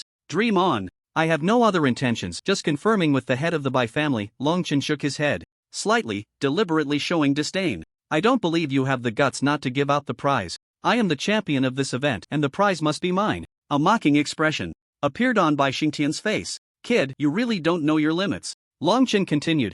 It's not that I look down on you, but this is a grand competition held by the entire Mountain City. How can it just stop because you say so? What do you think you are? Unless you swear that no one outside the 4 major families will receive a prize. Bai Shengtian was enraged by Long Chen's words, his eyes filled with a chilling fury. Kid, do you really think you're something? What if I swear? You have to swear to the magical elements. Do you dare? Bai Shengtian paused for a moment, then his expression darkened. In the magical world, swearing to the magical elements was the greatest oath. If one violated it after swearing, they would lose their affinity with the magical elements and any magical abilities. Kid, are you looking for death? Bai Shengtian said ominously. Long Chen sneered. Look, coward, I told you wouldn't dare. You can't even swear to the elements and are still here making threats. It's simply foolish. I don't believe it at all. Bai Shengtian was completely enraged, his eyes blazing with fury. Good kid, really good. What do I have to fear? In the end, it won't harm me at all. Instead, it will eliminate your chance of getting this prize. I, Bai Shengtian, swear to the magical elements between heaven and earth that I will not give the champion's prize to anyone outside the 4 major families. If I violate this oath, I will be stripped of my affinity with the magical elements and lose the right to use magic forever. Long Chen's expression remained unchanged, but a realistic fear and doubt flickered in his eyes. No, you might be colluding to trick me. And you, Huang family head, you haven't sworn yet. Long Chen turned his gaze to Huang Zhongtian like a cornered prisoner, shouting, It must be you, you definitely won't dare to give it out. He's tricking me. Huang Zhongtian laughed heartily, his eyes filled with mockery. Kid, you're really asking for trouble. Do you think I wouldn't dare? Ha! I, Huang Zhongtian, also swear to the magical elements that I will not give the champion's prize to anyone outside the 4 major families. If I violate this oath, I will be stripped of my affinity with the magical elements and lose the right to use magic forever. So, kid, do you believe it now? Long Chen looked at Huang Zhongtian with a smile, a glint of brilliance flashing in his eyes. Believe it? How could I not believe it? Then, Long Chen turned to Su Roro and said, Come on, Roro, hit me. Long Chen's voice was too gentle, causing Su Roro to pause. For a moment, her beautiful eyes flickering, and her cheeks flushed with 2 shades of embarrassment. What are you doing? The duel between us hasn't officially started yet. Su Ruru finally remembered, and just as she frowned, she saw Long Chen suddenly fly up at an incredible speed, charging straight towards her. The speed was so fast that Su Ruru instinctively counterattacked. Water Sword. Long Chen was hit by Su Ruru's water sword, which had no real offensive power, and was quickly knocked back, falling straight off the magic platform. After falling, Long Chen fixed himself in midair, cleverly standing using the wind element. I concede. Immediately, Long Chen's calm voice echoed throughout the arena. The crowd was in an uproar. What was happening? The magic platform deemed the match valid. After being hit, Long Chen fell off the platform, resulting in a failure. The remaining magic platforms flickered twice, and the last one solidly landed on the ground, becoming the largest magic platform. The champion of this match emerged. It was none other than the eldest daughter of the Su family, Su Ruru. Bai Shengtian finally reacted, realizing what Long Chen had forced him to swear earlier. You brat, seeking death. Bai Shengtian suddenly became furious, clenching a spell in his hand, raising it to cast magic at Long Chen. Stop. Devon was not to be trifled with either, immediately blocking Bai Shengtian's magic halfway. Dai Shuer beside him covered her mouth and laughed, her beautiful eyes sparkling with admiration. Long Chen, relying on the power of a magic apprentice, stirred up such a huge commotion alone, a variable that Bai Shengtian and the others had never anticipated. Long Chen hid behind Devon, leisurely saying, Masters Bai and Huang, don't forget your oaths before you leave. Su Ruru was a member of the Su family, one of the 4 great families, right? If you break your oath, you remember what will happen, don't you? Huang Zhongtian was furious. Brat, dare to mock us. No matter how angry they were now, what was meant to happen had already happened. Now that Huang Zhongtian and Bai Shengtian had sworn an oath, the prize had to be taken out, no matter what. Otherwise, even if they defied the elemental powers, the consequences would be beyond their bearing. Long Chen's expression was calm as he reminded, before you two masters leave, don't forget to leave the prize.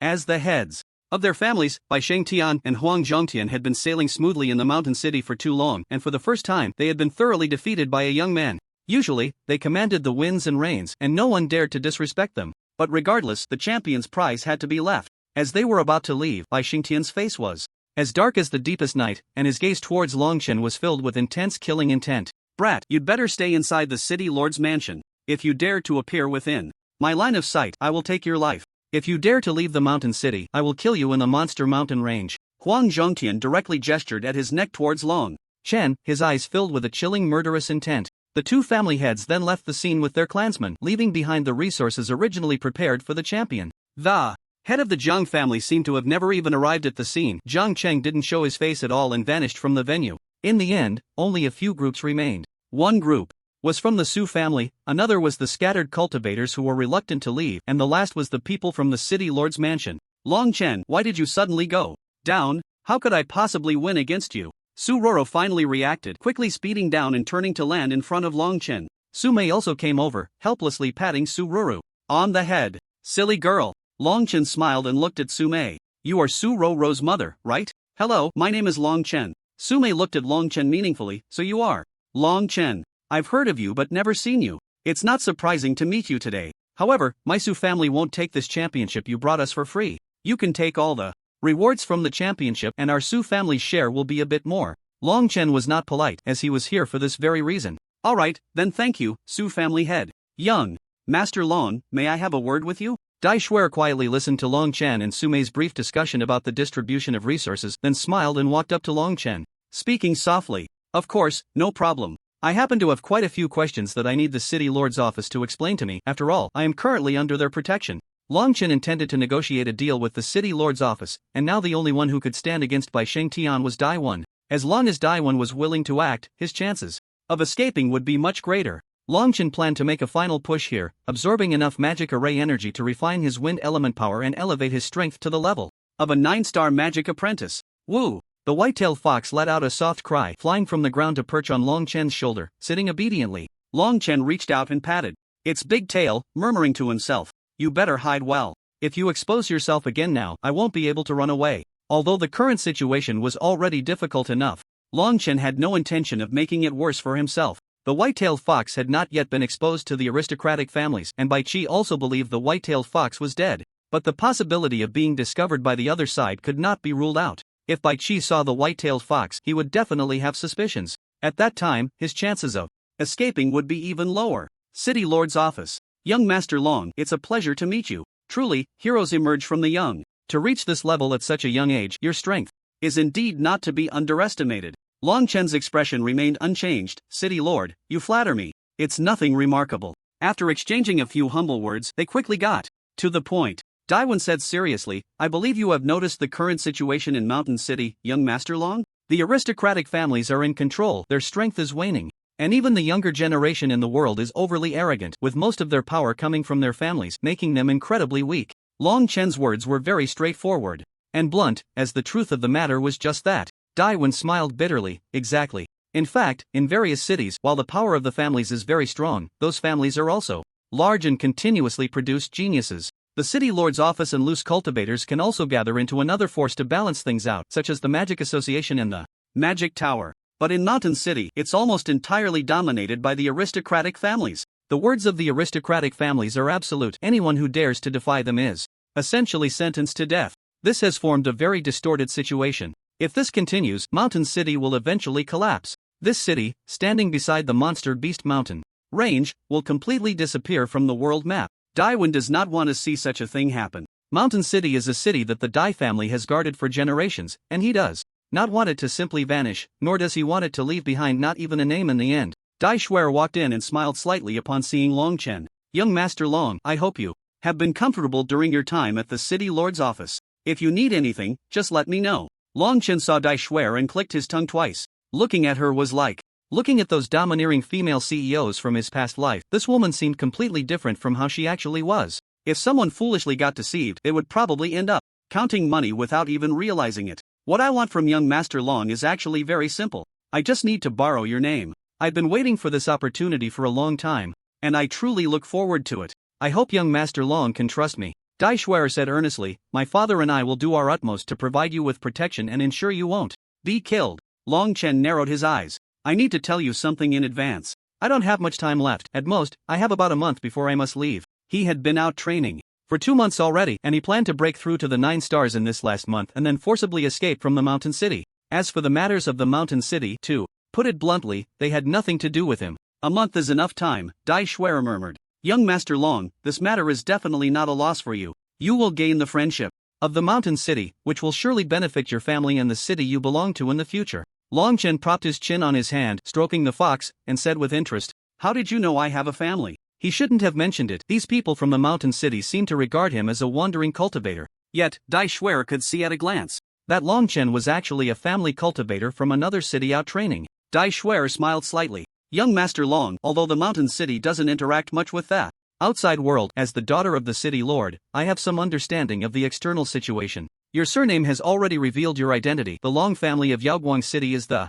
only option, isn't it? This was easy to guess. Being able to choose to train on the outskirts of the Monster Beast mountain range indicated that the city wasn't far away, and currently, the most turbulent place was indeed Yaoguang City. There was only one family with the surname Long. That was the Long family of Yaoguang City. After hearing what Long Chen had just said, Dai Schwer became even more certain. A month later, coincidentally, it would be the day of the family competition in Yaoguang City, and Long Chen's identity would be even more apparent. Clap, clap, clap. Long Chen clapped his hands, his face full of admiration. Impressive, impressive, I am truly humbled. This ability to gather intelligence and utilize big data was difficult to achieve even in later generations. One could only say that Dai Schwer was indeed formidable. With her around, how could the mountain city decline? Once the aristocratic families were settled, this woman would surely lead the mountain city to rapid development, ultimately becoming an incredibly powerful existence. Dai Schwer's eyes softened. Young Master Long, do you trust me? I trust you, how could I not? Long Chen stood up and said lightly, alright, as I replied before, since I am currently in a dilemma, cooperating with you is naturally the best choice. Coincidentally, I truly want to gain the friendship of the future city lord of the mountain city. What Dai Schwer revealed was enough to spark Long Chen's desire to befriend her. At the very least, it would definitely not be harmful in the future. Daiwan stood silently beside them, doing his duty as a guard. At this moment, even though Daiwan was the high-level mage, and Long Chen and Dai Schwer were merely magic apprentices, the center of negotiation was undoubtedly these two. Strength occupied one aspect, but in this matter, strength often did not represent everything. Prepare a closed-door meditation room for me. Remember to send over all the magic arrays that Miss Dai promised me before, as well as one of the prizes for this championship, the beginner magic array. You actually have a talent for using magic circles, it's truly astonishing. Dai Schwer's beautiful eyes sparkled with curiosity, revealing a hint of the little girl's cleverness. Long Chen chuckled, grinning as he deliberately touched Dai Schwer's face. The soft, smooth sensation made him involuntarily squint in pleasure. Little girl, wait for your good brother to finish his studies, and I'll personally carve you a jade embedded with a defensive array. Take this opportunity to enhance your strength if you want to manage a city. Your current power is absolutely insufficient. You need to at least be a high-level mage. Dai Schwer maintained her smile, though the corners of her mouth stiffened slightly. Young Master Long, one must be practical in learning. Magic arrays cannot be mastered overnight. 5 days from now is my first plan. I hope you can attend. Also, please exercise self-restraint and refrain from any inappropriate actions. 5 days? That's enough. Long Chen thought for a moment. His main focus wasn't on learning the magic arrays but rather on replenishing the depleted magical energy within him, preparing to fill it up. Upon arriving at the training room prepared by Dai Schwer, Long Chen looked around and nodded in satisfaction. This place has a rich magical aura. It should usually be used for such purposes. It's a very good location. Young Master Long, I am still continuously collecting arrays. I'll leave these here soon. After, Dai Schwer entered with a group of people, smiling as she signaled those behind her to place their items on the ground. Immediately, a clattering sound erupted as a large number of array scrolls were dumped onto the floor. Long Chen was startled. So many? Dai Schwer smiled and said, didn't you request everything within my capabilities, young Master Long? Don't worry, there's plenty more. These are just a portion. I hope you learn smoothly. Dai Schwer's expression seemed to carry a hint of mockery, her beautiful eyes filled with teasing. Long Chen helplessly glanced at Dai Schwer. You really are. However, Dai Schwer might have underestimated the situation. Bringing so many magic arrays was indeed suitable for Long Chen. He was eager to quickly upgrade the defensive light magic array he had copied, and the more arrays he had, the better. With such a large number of magic arrays, it was just enough for him to enhance his magical foundation, making future upgrades much easier. One could say Dai Shuer was providing a pillow for someone who was sleepy, truly considerate. Long Chen couldn't help but chuckle, reaching out to pick up a magic array scroll which made a rustling sound. Then I must thank you, you really understand my feelings. Fong Xin, once I learn it, I won't forget you. The first thing Long Chen did after entering seclusion was to copy all these magic scrolls. Fortunately, with his copying system, learning these magic scrolls became much easier, as long as he used them once, he could grasp them all, essentially learning them. This was the effect of copying magic. This was also what Long Chen had that others did not. Host's Magic Array Basic proficiency increased by 1. Host's Magic Array Basic proficiency increased by 2. Host's Magic Array Basic proficiency is now maxed out. You can upgrade to the intermediate Magic Array, Holy Light Array. Does the host wish to upgrade? Note, upgrading will consume the host's magic. Please ensure sufficient magic reserves. Long Chen took a deep breath tiredly, rubbing his forehead, and casually tossed the magic array he was holding aside. After copying several hundred basic magic arrays, Long Chen's basic proficiency finally reached a full 100, sufficient to support the enhancement of his basic magic proficiency. This basic proficiency was one of Long Chen's goals this time, which was to upgrade the Holy Light Array, a means of self-preservation. I'm really exhausted. It's the first time I've copied so many things. Long Chen's face was filled with frustration as he shook his head helplessly, a bitter smile on his face. It seems that to gain something, you must exchange it for something of equal value. The effort he had put in was, to be honest, already enough to achieve his goal this time. He had prepared a mountain of magic crystals to provide the energy the system needed during this upgrade.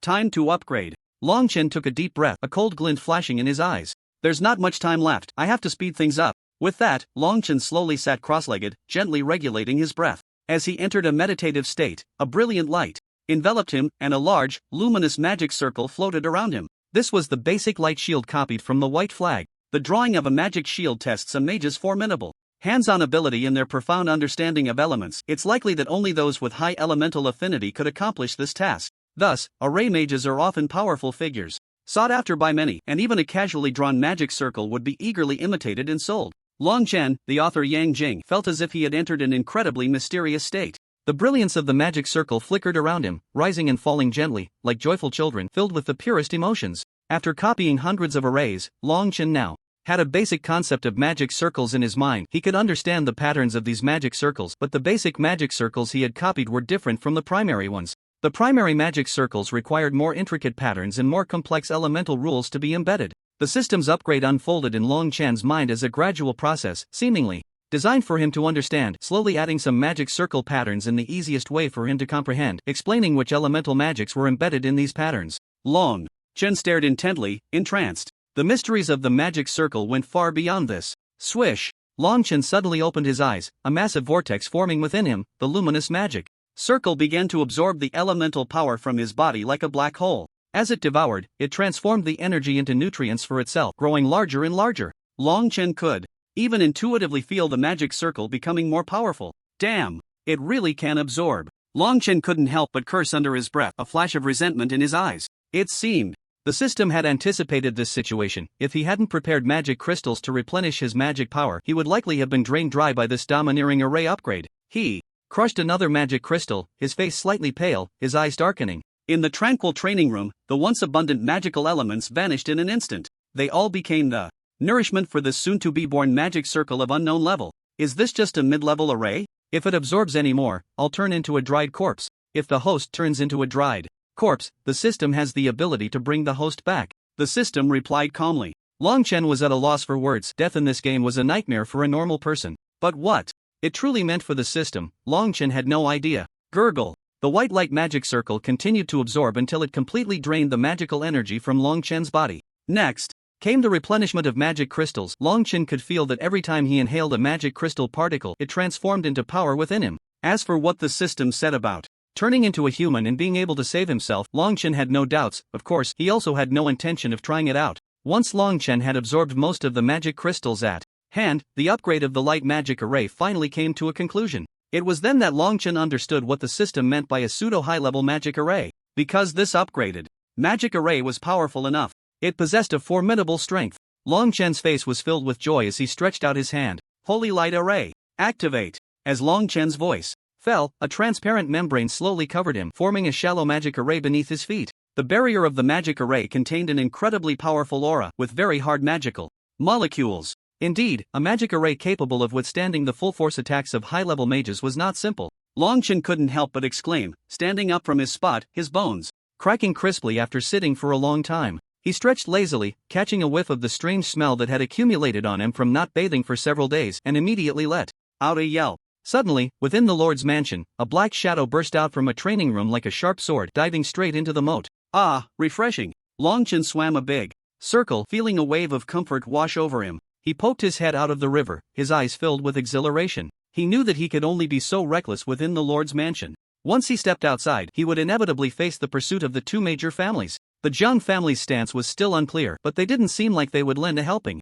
hand, so he no longer held any expectations. Young Master Long, have you completed your training? As Long Chen swam around, a crisp and charming voice rang out from the shore. Long Chen looked up to see Dai Shuer and Su Rou standing by the bank, with Su Rou holding a lazy white-tailed fox that was playfully wagging its fluffy tail. Long Chen chuckled, wiping the water off his face. Of course, for me, it's a piece of cake. Dai Shuer smiled faintly without speaking, but Su Rou gently said, Young Master Long is indeed impressive. I didn't expect you to master something as difficult as a magic array. The affinity required for a magic array master is quite high, you are truly remarkable. Only the white-tailed fox showed a hint of mockery in its eyes, lazily yawning with its mouth open, its little pink tongue flashing briefly in its rosy mouth. A magic array, what's that? It's just easy for me. Just as Long Chen was about to continue boasting about his strength, a sudden surge of immense force coursed through him. After days of continuously depleting and replenishing his magical power, Long Chen's meridians had been forcibly widened. The magical power contained within him surged rapidly. The magical elements in the surrounding air were skillfully absorbed by Lu Hong, forming a small vortex centered around him. Dai Shuer widened her eyes, her mouth agape in shock. Is this an upgrade? How could someone say they were upgrading just like that? For magic apprentices, reaching the last few stars and continuing to upgrade was not easy at all. Others prepared meticulously and had someone to protect them before feeling safe to upgrade, but this guy was being too casual. Dai Shuer gritted her teeth. Miss Su, could you please take care of this fox? If I'm not mistaken, young Master Long should be upgrading. He is currently at 8 stars. And if he upgrades again, he will be a 9-star magic apprentice, which is equivalent to half a step into becoming a mage. At this age, reaching this level, even if Long Chen is a member of the family, it's not simple. Good. Su Rou naturally had no complaints. She was more than eager to protect Long Chen. Water elemental great magic, water wall barrier. Su Rou jumped up from her spot, letting out a delicate shout, and then waved her magic wand, creating a massive magical barrier above the moat surrounding Long Chen. The barrier slowly rose from the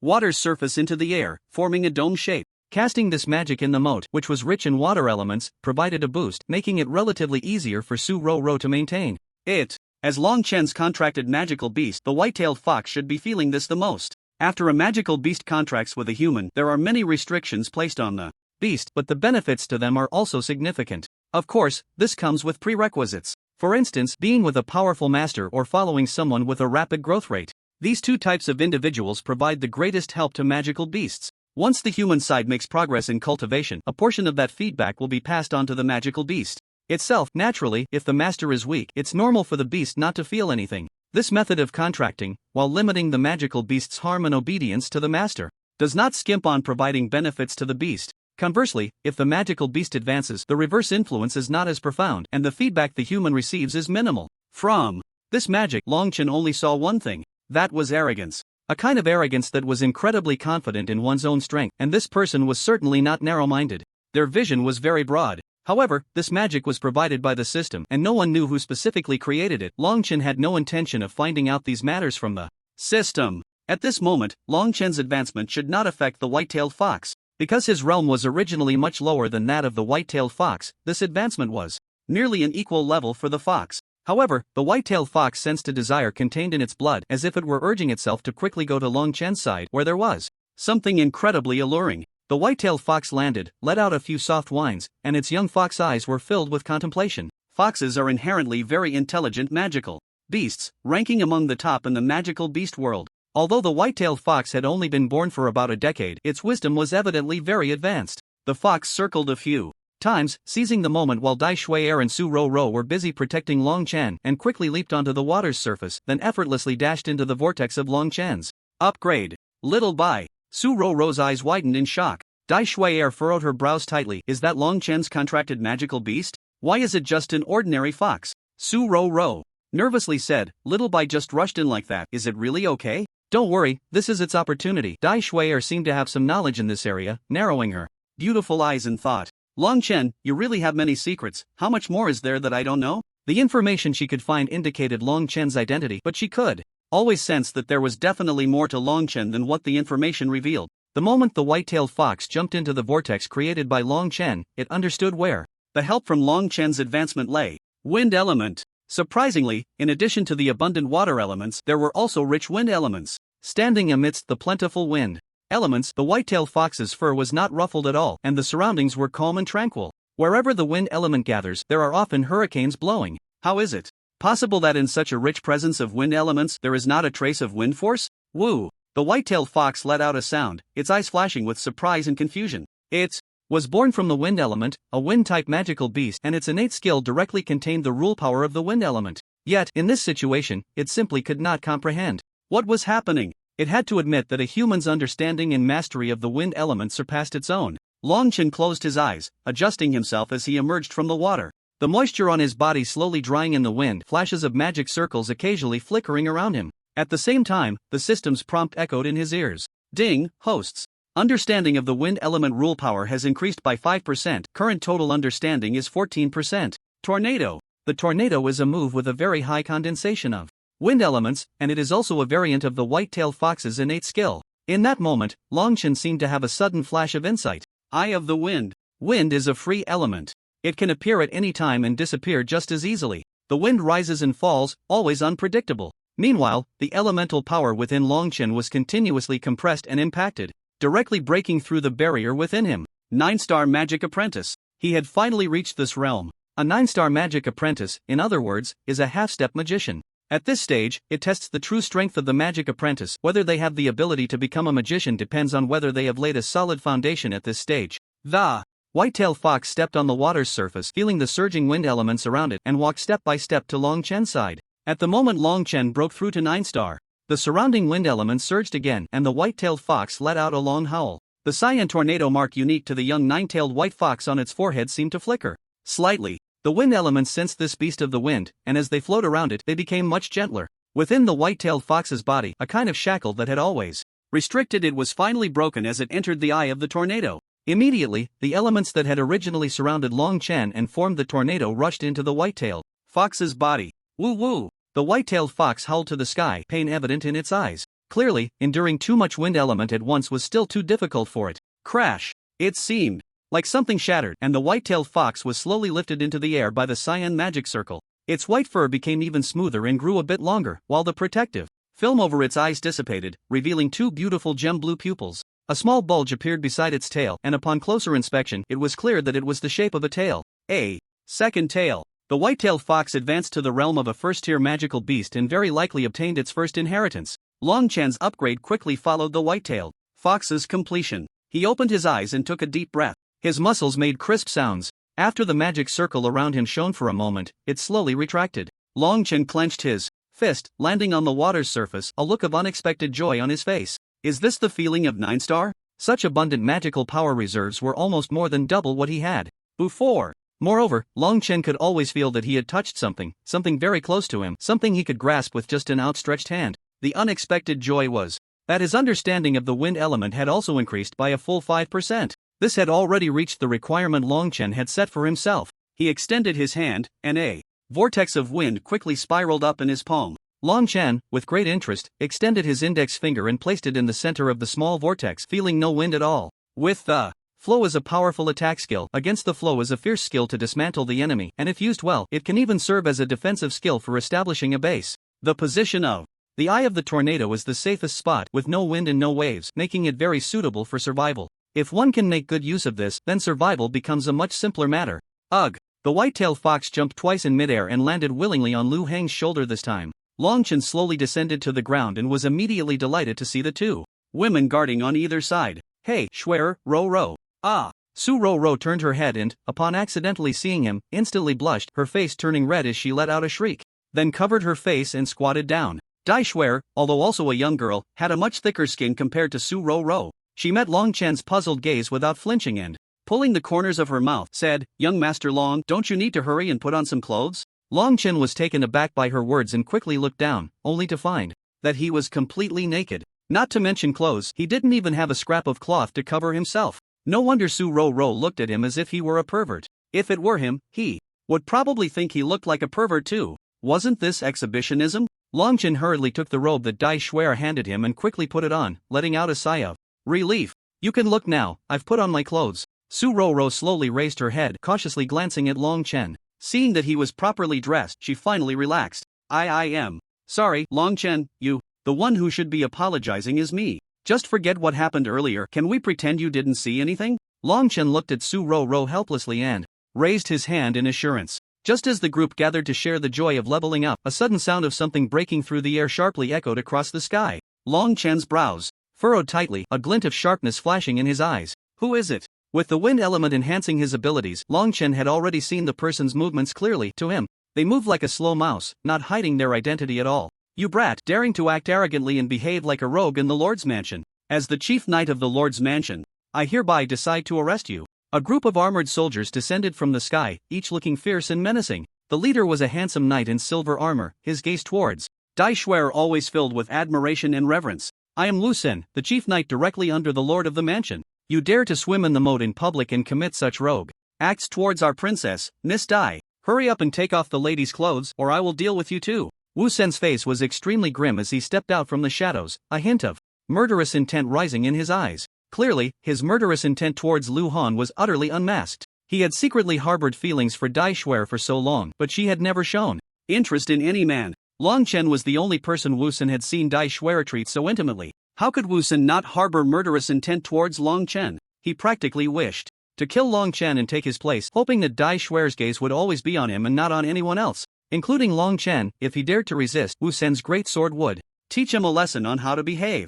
Wu Sen was unwilling to resort to bullying tactics to deal with Long Chen. "You think just because you say so, I'll take it off? Who do you think you are? Besides, I'm not wearing anything right now. If I take it off, won't you say I'm being lewd again? So, what do you think I should do, take it off or not?" Long Chen's face showed a smirk as he stroked the fox fur. "You!" Wu Sen's eyes flashed with a moment of anger as he pointed furiously at Lu Hang. "Good kid, really sharp-tongued." Long Chen remained non-committal, his eyes glinting with mockery. "Are you planning to block my way here and not let me leave?" Wu Sen snorted coldly, drawing his sword and pointing its blade at Long Chen. "A mere civilian magic. Apprentice, I think they've exaggerated your abilities. To me, it's all just empty talk. Let me, Wu Sen, see what level you really are." Wu Sen was the captain of the knights in the Lord's mansion, practicing the path of the swordsman in this magical world. Not all magicians could walk the same path. Those with slightly weaker magical talent would choose the path of the swordsman. If one could reach the peak, they could also achieve physical sanctification. However, most swordsmen were family guards who chose this path to train as knights for their families. Generally, the children of prominent families rarely chose the path of the swordsman. Wu Sen himself was a first-tier swordsman, with formidable strength. Ordinary magicians could hardly harm him. He was also the chief knight specifically assigned to protect Dai Shuer in the Lord's mansion. A swordsman? Interesting. Lu Hong raised an eyebrow, glancing at Wu Sen, a thoughtful look passing through his eyes. Generally, the strength of a swordsman would be slightly weaker than that of a magician of the same tier, but after passing the initial stages, they could stand toe-to-toe in the later stages. A powerful swordsman would not fear a magician at all. However, Wu Sen was clearly not among them. Although Wu Sen was a level higher than Long Chen, dealing with him was still quite easy for Long Chen. Woo! Just as Long Chen was shaking his head in boredom, preparing to casually deal with Wu Sen, the white-tailed fox on his shoulder suddenly let out a soft whimper, its watery eyes quietly looking at Long Chen, its tail flicking. "Oh, are you planning to take action?" Long Chen looked at the white-tailed fox in surprise, a hint of curiosity flashing in his eyes. This fox had gained quite a bit from his advancement process. If it weren't for his disguise magic still being effective, its strange tail would probably be hard to hide now. The white-tailed fox had now entered the first-tier stage. It could no longer be called a white-tailed fox but should be renamed to two-tailed white fox. "I need to give you a more memorable name, so I won't have to change it every so often." Long Chen thought for a moment, clapped his hands. "Let's call you Xiaojiu, implying that you should ideally grow 9 tails in the future." The white-tailed fox glanced at Long Chen. Whether it was an illusion or not, Long Chen felt he saw disdain and disgust in its eyes. With a flick of its tail, a tornado suddenly rose up fiercely from the ground. Wu Sen blinked, and when he opened his eyes, he thought he was imagining things, as everything around him was calm and still. The next moment he felt himself gradually lifting off the ground. The tornado had lifted him into the sky. Wu Sen's eyes widened in terror as he screamed, "Ah, let me down, Xiao." Jiu was not the kind of fox that could be easily talked to. It didn't even blink, and with a flick of its tail, the tornado spun him around violently. Long Chen exclaimed in delight, looking up to admire the scene, then stroked Xiao Jiu's fur, marveling. So amazing, our Xiao Jiu. After all, he is just a first-tier knight. Once hit, he didn't even have a moment to react, which shows just how fast Xiao Jiu is. No matter what kind of enemy he faces, once struck by its skill, he can only passively take the hits. Su Ro and Dai Shui'er rushed over, and after seeing that Long Chen was fine, they first let out a sigh of relief. Soon after, Dai Shui'er's expression became slightly peculiar. "Young Master Long, I'm sorry. It's our city lord's mansion that failed to manage our subordinates properly, allowing him to offend you." Her face bore an apologetic look, but inside, Dai Shui'er was somewhat astonished. No matter how one looked at it, Wu Xin was still a late-stage first-tier knight. In a real fight, even against a newly promoted first-tier mage like Bai Qi, he would have had a fighting chance. Yet, in Long Chen's hands, he couldn't even withstand a single move before being blown away. Just how powerful is Long Chen now? Su Ro couldn't help but speculate in her heart. As long as you're fine. The situation is so dangerous right now. If you get hurt now, you won't even be able to leave later. Su Ro's face was worried as she nervously checked Long Chen's body. Noticing he was wearing Dai Shui'er's clothes, her face turned slightly red and she hurriedly pushed him to go back. "You should hurry back and change your clothes. What are you wearing like this?" Long Chen touched his nose and quickly raised his hands in surrender, heading back to change. If someone saw the scene, they would surely be so jealous they couldn't stand it. At this moment, Long Chen was flanked by two beautiful women, each smiling charmingly at him. This was what one might call the peak of life, the ultimate dream of a man. At this time, there were still half a month left before Long Chen would leave here to return to Yaoguang City. The Huang family and the Bai family had already set up layers of encirclement outside the city lord's mansion. Once Long Chen dared to go out, he would inevitably face an ambush and assassination. These people had no intention of reasoning. "Head of the family, we have been stationed here for a full half-month. Are you sure you want to continue waiting?" He actually thought that perhaps Long Chen had no intention of coming out at all. After all, with the city lord protecting him inside, there was nothing inconvenient about staying there. Why would he need to come out? Bai Sheng Tian's face was extremely gloomy as he looked at the city lord's mansion surrounded by high walls, his eyes flashing with cold killing intent. "I refuse to believe that this kid has no intention of coming out. Father, please allow me to personally strangle that kid." Bai Qi stepped out from behind Bai Sheng Tian, his eyes filled with overwhelming killing intent. Ever since waking up and learning about what happened that day, Bai Qi had been shrouded in this emotion. He couldn't believe he had actually lost to that kid. It was simply impossible. He, Bai Qi, was a once-in-a-century genius, having reached the first tier at such a young age, with an unlimited future ahead. How could someone as powerful and perfect as him lose to a mere existence like Long Chen? That kid seemed utterly useless in his eyes, incapable of any skill. How could he achieve such a level? How could he be so strong?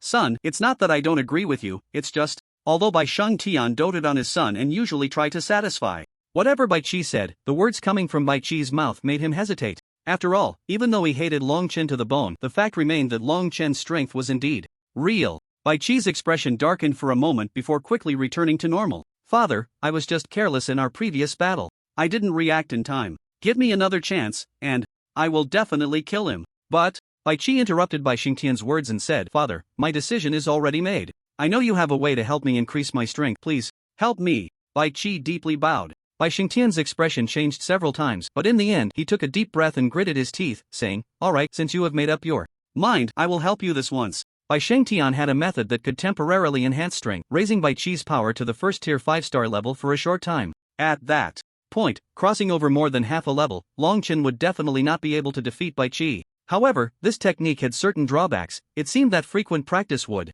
cause extreme pain, which was not easy to endure. Moreover, it severely depleted one's future talent, so Bai Shengtian was not very willing to let Bai Qi use this method. But if this continued, allowing Long Chen to become Bai Qi's inner demon would be a loss that outweighed the gain. After Huang Long woke up and learned that Bai Qi had also lost to Long Chen, his mood was understandably foul. Huang Zhongtian struggled to calm Huang Long longer. "Don't worry, it will be fine. We are waiting right here, and the moment that brat comes out, we will take his life and avenge you." Huang Long's eyes burned with fierce anger as he said furiously, "Father, this brat has wronged me. I will make him pay with his life. Not only these noble families, but..." At the same time, the loose cultivators in the mountain city also began to move. "Have you heard? The people from the Huang family and the Bai family are all waiting outside the city lord's mansion, ready to kill that 6th-rank Long Chen from that day." Damn it, when did these noble families start treating us loose cultivators as people? It was hard enough for one of us to rise to prominence, and now they want to jointly hunt us down. They aren't leaving us any way to survive. Damn it, to hell with them.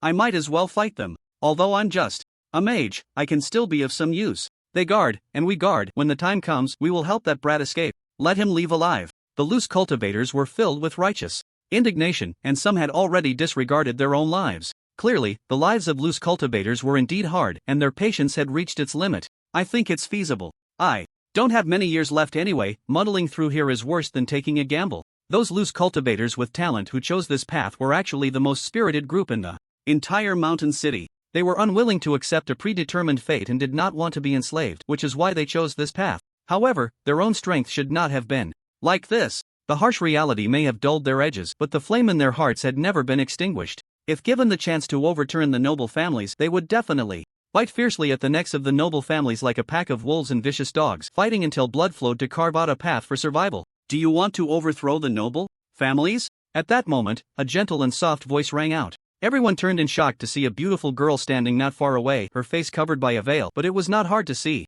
her extraordinary grace. This girl was Dai Schwer. The city lord's mansion had a very close relationship with the loose cultivators, and some of them were somewhat familiar with the city lord's mansion. Upon seeing this girl, some had already guessed who she was. The loose cultivators fell into silence. Overthrow the noble families? Not to mention wanting to do it, they dreamed about it day and night, but the gap in strength was enormous, and they had no chance to do such things. A fat man stepped forward and gritted his teeth, saying, "Tower Master, just tell us what you need us to do. Most of us are already here, and the remaining scattered cultivators are not very strong, so they probably won't be of much help. However, I have a brother who works in a prominent family. If you really have confidence in making this happen, I can relay the message to him." That's right, I'm in too. Me too. Voices rose and fell around them. Besides them, there were also some scattered cultivators who were oppressed within the prominent families but had decent relationships with them, and now they found themselves in no different a situation. Dai Schwer smiled slightly. "If you are willing to trust me, this opportunity is very rare. I can't say it's 100%, but I have a 90% certainty." A look of wild joy flashed in the fat man's eyes, and he swallowed hard. A 90% chance, in his ears, was practically equivalent to 100%. This time, it seemed like it could really work. Since Dai Schwer personally said so, it must be fine. The prestige she had accumulated over the years in the Magic Tower and the Magic Association was not to be underestimated. Most of the scattered cultivators were very willing to believe her. Of course, the impact caused by Long Chen's sudden emergence was equally significant. Dai Schwer looked at the family troops stationed outside the city lord's mansion, her expression serious. If this works, the mountain city will change its appearance. If it doesn't, but this matter had to be done. Long Chen was like a sharp sword, igniting the flames in the hearts of the scattered cultivators in the mountain city, forcefully oppressing the prominent families. If they didn't seize this opportunity, who knew when the next one would come? If they waited any longer, perhaps this opportunity would never come again. A voice in Dai Schwer's heart clearly told her that it was time to start, time to act, and there was no need to delay any further. Dai Schwer had always trusted her instincts, and they had never been wrong. This time, she chose to place this treasure in Long Chen's hands. She believed Long Chen would not disappoint her. At this moment, Long Chen was wandering around the city lord's mansion with Xiaojiu, familiarizing himself with the terrain. He walked to the side of the wall, closed his eyes to feel, and easily sensed the overwhelming magical power gathering outside. Long Chen took a deep breath and murmured to himself, "It seems these two families are really determined to fight me to the end. I wonder if I can make it back." With matters on the family side still uncertain, Long Chen had always been worried. However, given the current situation, it was uncertain whether he could return anytime soon. Long Chen took a deep breath and murmured to himself, "I need to speed things up." If he didn't continue to accelerate the process, who knew how long it would take? He was basically ready now. He could take a gamble. Regardless of the outcome, he at least had to break out. "Young Master Long, my lady is looking for you to talk." After returning, someone came to find Long Chen and invited him to the city lord's mansion. Young Master Long. In the front yard of the city lord's mansion stood Daiwan, Sumei, Su Ro, and Dai Schwer. Upon seeing Long Chen enter, Dai Schwer was the first to smile and greet him. "Miss Dai, is there something important you want to discuss with me?" Long Chen raised an eyebrow and walked over with a smile. Su Ro secretly glanced at Long Chen, then hid behind her mother, her pretty face slightly flushed, which made Su Mei feel exasperated. "We called young Master Long here naturally regarding this plan. We are about to open the city gates, and whether young Master Long can leave depends on how well you cooperate with us." Long Chen raised his eyebrows with interest and said thoughtfully, "Is that so?" The next day, the city gates of the city lord's mansion were wide open. Daiwan slowly walked out of the lord's mansion with his people. Upon seeing the group of Bai and Huang family members standing outside, a flash of anger crossed his eyes. Master Bai, Master Huang, are you not coming out yet? What do you mean by blocking the entrance to my lord's mansion these past few days? Is it that in this mountain city, my lord's mansion cannot even enjoy a bit of freedom? Swish! Two figures swiftly darted over. It was Huang Zhongtian and Bai Shengtian. Upon seeing Daiwan finally willing to come out, Bai Shengtian's eyes sparkled with excitement. Lord Dai, you finally decided to show up? Don't misunderstand, we absolutely have no intention of targeting you. We just hope that Lord Dai can hand someone over. Wouldn't that make it a win-win for both of us? Daiwan let out a cold laugh. Oh really? Just because you say I should hand someone over, I should? Is my lord's mansion merely a decoration that you can casually demand someone from? You even dare to threaten me. What audacity, Master Bai. Is it that your Bai family has become lawless in this mountain city? A flash of anger flickered in Bai Shengtian's eyes, and he said darkly, don't try to change the subject. It's just a commoner, but he harmed my son and tarnished my Bai family's reputation. I must make him pay with his life. Bai Shengtian's face was filled with a sinister expression. Where is that brat Longchen? Bring him out. At that moment, a brazen voice suddenly rang out. As a figure walked over from beside Bai Shengtian, it was Bai Qi. Daiwan's gaze fell on Bai Qi and he frowned, a hint of shock flashing in his eyes. However, Daiwan quickly averted his gaze. Not for any other reason but because he saw Bai Qi's current cultivation level. Bai Qi had actually reached the strength of a 5-star magician, radiating abundant magical power all over. Huang Long sneered as he followed behind Bai Shengtian. I reckon that brat probably doesn't dare to come out. A cold glint passed through Bai Shengtian's eyes as he looked at Daiwan, his gaze carrying a profound meaning. Suddenly, he laughed and said, Lord Dai, it seems you also have no intention of handing anyone over, right? In that case, I'll give you a suggestion. It would be hard to determine a winner if we fought. With the Su family holding back the Huang family, it would be a loss for both sides. Why don't we try a different method of competition? If you lose, that brat will be handed over for us to deal with as we please. If we lose, our two families will no longer trouble that brat. How about it? Daiwan's brows slightly moved, but his expression remained unchanged. Oh, really? How does Master Bai plan to compete? Originally, they intended to propose this method, but they never expected the Bai family to bring it up first. They couldn't let their guard down, so Daiwan immediately responded. The content of the competition is simple. We will recreate the dual platform from back then and have Longchen compete against my Bai Qi once more. If we win, he will obediently let us handle him. How about that? Daiwan's expression changed slightly. If it were before, he would have agreed immediately, but at this moment, after seeing Bai Qi's cultivation, he was uncertain. Should he accept this method? Bai Qi's sudden increase in strength was something Daiwan had not anticipated. Although Longchen had broken through again, he was still just a 9-star magic apprentice. Facing Bai Qi, a 5-star magician, he would almost certainly lose. Bai Qi let out a cold laugh, his eyes filled with disdain and mockery. What's wrong? Afraid to come out? Brat, what are you scared of? Weren't you quite powerful when you attacked me before? This is your only chance. Are you really too scared to show yourself? Ha! The atmosphere at the scene became extremely quiet, with no one speaking or making a sound. Just as Bai Qi was about to continue his taunts, a faint voice suddenly rang out. A gust of wind swept by, and Longchen's figure appeared right in front of Bai Qi. Alright, I accept your terms, but I hope young master Bai can keep his word. Longchen, come back, are you crazy? Su Ro's anxious voice rang out from behind, rushing forward to grab Longchen. No one in the plan had anticipated that Bai Qi would reach this point in such a short time. What was going on? The leap from a magician of 0 stars to 5 stars was not just a simple matter. Fighting against Bai Qi in this state, Longchen had almost no chance of winning. Although it was a bit embarrassing now, at least he wouldn't be going out to die. To Su Ro, Longchen's actions seemed nothing short of suicidal. A flash of excitement and overwhelming killing intent crossed Bai Qi's eyes. Kid, you finally dared to come out. Good, very good. This time, let's have a proper match. I want you to know that I, Bai Qi, am not someone a commoner like you can surpass. As he spoke, Bai Qi suddenly waved his hand, and a rich wave of magical energy surged around him. Judging by the intensity of that energy, it was undoubtedly the power of a 5-star magician. Concern filled Su Ro's beautiful eyes. Is it really okay? Bai Qi has reached the 5-star magician level. Can Longchen defeat him? Although Dai Shui'er was also a bit worried, she had already placed all her hopes on Longchen, and now there was nothing she could do but watch helplessly.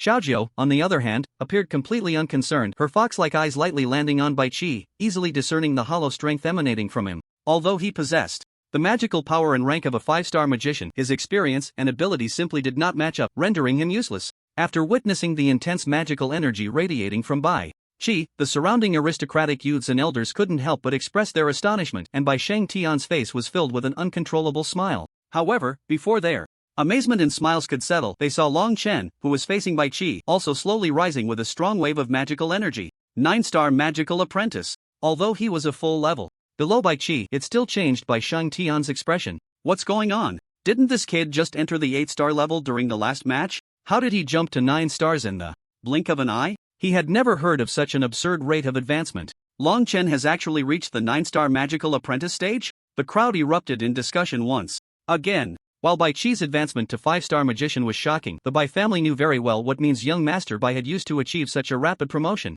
In contrast, Long Chen had no family support, lacked resources, and yet managed to advance a level in just a few days, which was truly unfathomable. Daiwen swallowed hard, and even Su Mei was a bit shocked. How could this kid advance so quickly? The two of them were still unaware of Long Chen's advancement news, and Su Ro and Dai Shui'er hadn't had the chance to tell them yet. Su Ro was actually the one who understood Long Chen's advancement speed the best. When she was with Long Chen before, he was only a 7-star magical apprentice, and in less than 2 months, he had directly advanced 2 stars. Such speed was unbelievable. Everyone knew that Long Chen had the ability to kill above his rank. Back when he was an 8-star magical apprentice, he could suppress Bai Qi, who was about to enter the magician realm. Now, Long Chen was equivalent to a half-step magician, and it was truly unclear who would win or lose. I wondered how this kid had the guts to take on this match. It turns out he has advanced again and has a trump card. Daiwen praised, but then he became a bit worried. Is it really okay to be so certain? Although I've leveled up, the distance between me and Bai Qi is still too great. Can I really achieve victory against him again?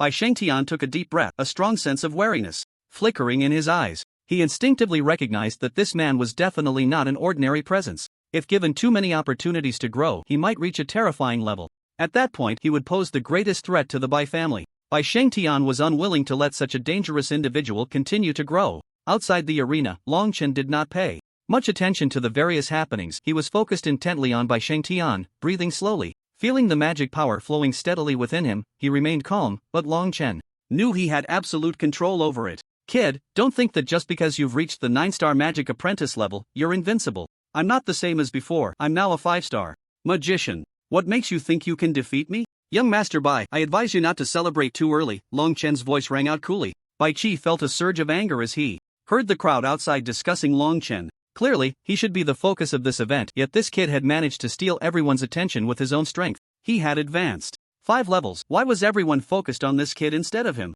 Bai Qi's expression darkened as he formed a hand seal, raising his hand. A brilliant golden light quickly took shape in his palm. He extended his other hand, and a colorless bow and arrow faintly appeared, leaving a beautiful trailing effect. The two were then combined, and Bai Qi pulled back a stunning full bow. As the arrowhead rubbed against the air, the resulting effect caused the surrounding air to become increasingly tense. Ding, detecting primary light magic. Light arrow can be upgraded to Holy Light Arrow. Do you wish to copy? Copy. The light arrow was a family heirloom of the Bai family, something Bai Shengtian had created alongside the light shield. Its power was immense, capable of forming an invisible bow and arrow in hand, compressing the magician's magical power into an arrow to be launched. This required a high level of magical precision and control from the caster. However, Bai Qi was clearly just going through the motions. He could barely manage to launch the light arrow, completely disregarding the subsequent magical depletion and accuracy. This move was effective enough even if some magic overflowed. After his previous defeat, Bai Qi was not going to underestimate Long Chen again, as underestimating him would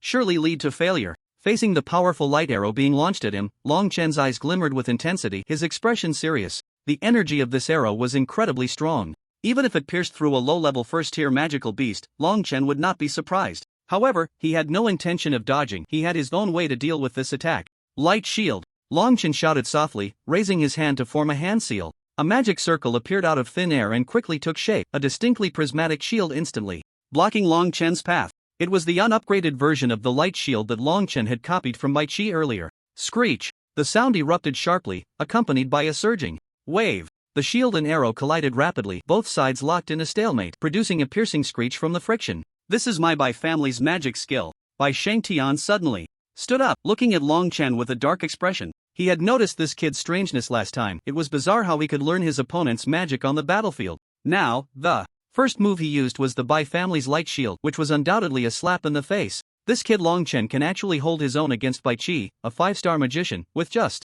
the strength of a 9-star magic apprentice. A hint of astonishment flashed in Davin's eyes, and many others shared the same thought. Crash! The light shield and magic arrow shattered simultaneously, and then another one was conjured up again. Watching the two combatants in the arena, many could no longer hold back their exclamations. although Long Chen's realm was lower. Then Bai Chi's, in terms of the density of magical power and the richness of magic, they were surprisingly on par, with no discernible difference. As arrows continued to fly, Bai Chi's expression gradually darkened. He hadn't expected Long Chen to be so formidable. None of his attacks had managed to defeat Long Chen, and both sides were locked in a fierce confrontation. Moreover, the opponent was using the very magic he had once employed, the light shield. I can't keep dragging this out. Bai Chi gritted his teeth, a cold, ruthless glint flashing in his eyes. Realizing he couldn't engage Long Chen in a war of attrition, the magical fluctuations around Bai Chi suddenly surged and boiled, as if brewing something. The moment the light arrow in his hand vanished, Bai Chi's forehead bulged, and the outer layer of his clothing billowed out, like a fan blowing air. Swift light slash. Bai Chi held his hands forward, slightly parting them.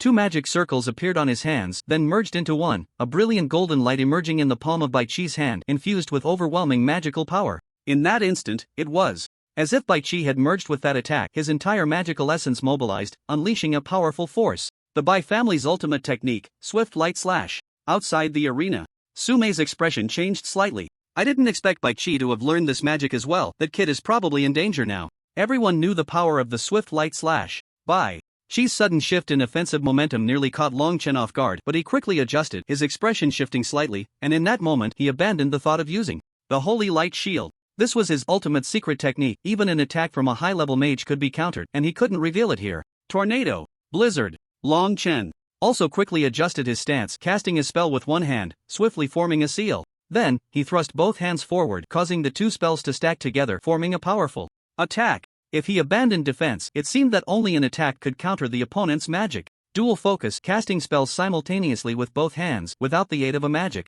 wand. Davin and the others gasped in shock, clearly not expecting Long Chen to reach such a level. This child truly has extraordinary talent. He is a rare magical genius. Davin's eyes widened in excitement, for he realized that befriending a future mage as powerful as Long Chen would bring benefits to the entire mountain city far beyond this. Now, Long Chen was already able to leverage his fiery personality and talent to rise in prominence within the mountain city. In the future, once Long Chen matured, what kind of scene would unfold? It could be said that the small mountain city could hardly contain him. He was suited for a much grander stage. The storm tornado clashed head-on with the swift light slash, quickly becoming entangled, but the fierce winds visibly consumed that magical attack. Whoosh! Boom! The two sides became intertwined, leaving only a faint glimmer of light and wind behind. Clearly, they had reached a stalemate. From the looks of it, Bai Chi hasn't gained the upper hand. I didn't expect that kid Long Chen would be so difficult to deal with. Huang Zhongtian walked up to Bai Xingtian's side and said in a low, gloomy voice. Bai Xingtian's face was as dark as the bottom of a pot, and he slowly turned the magic ring in his hand, then coldly said, "This kid has some strength, but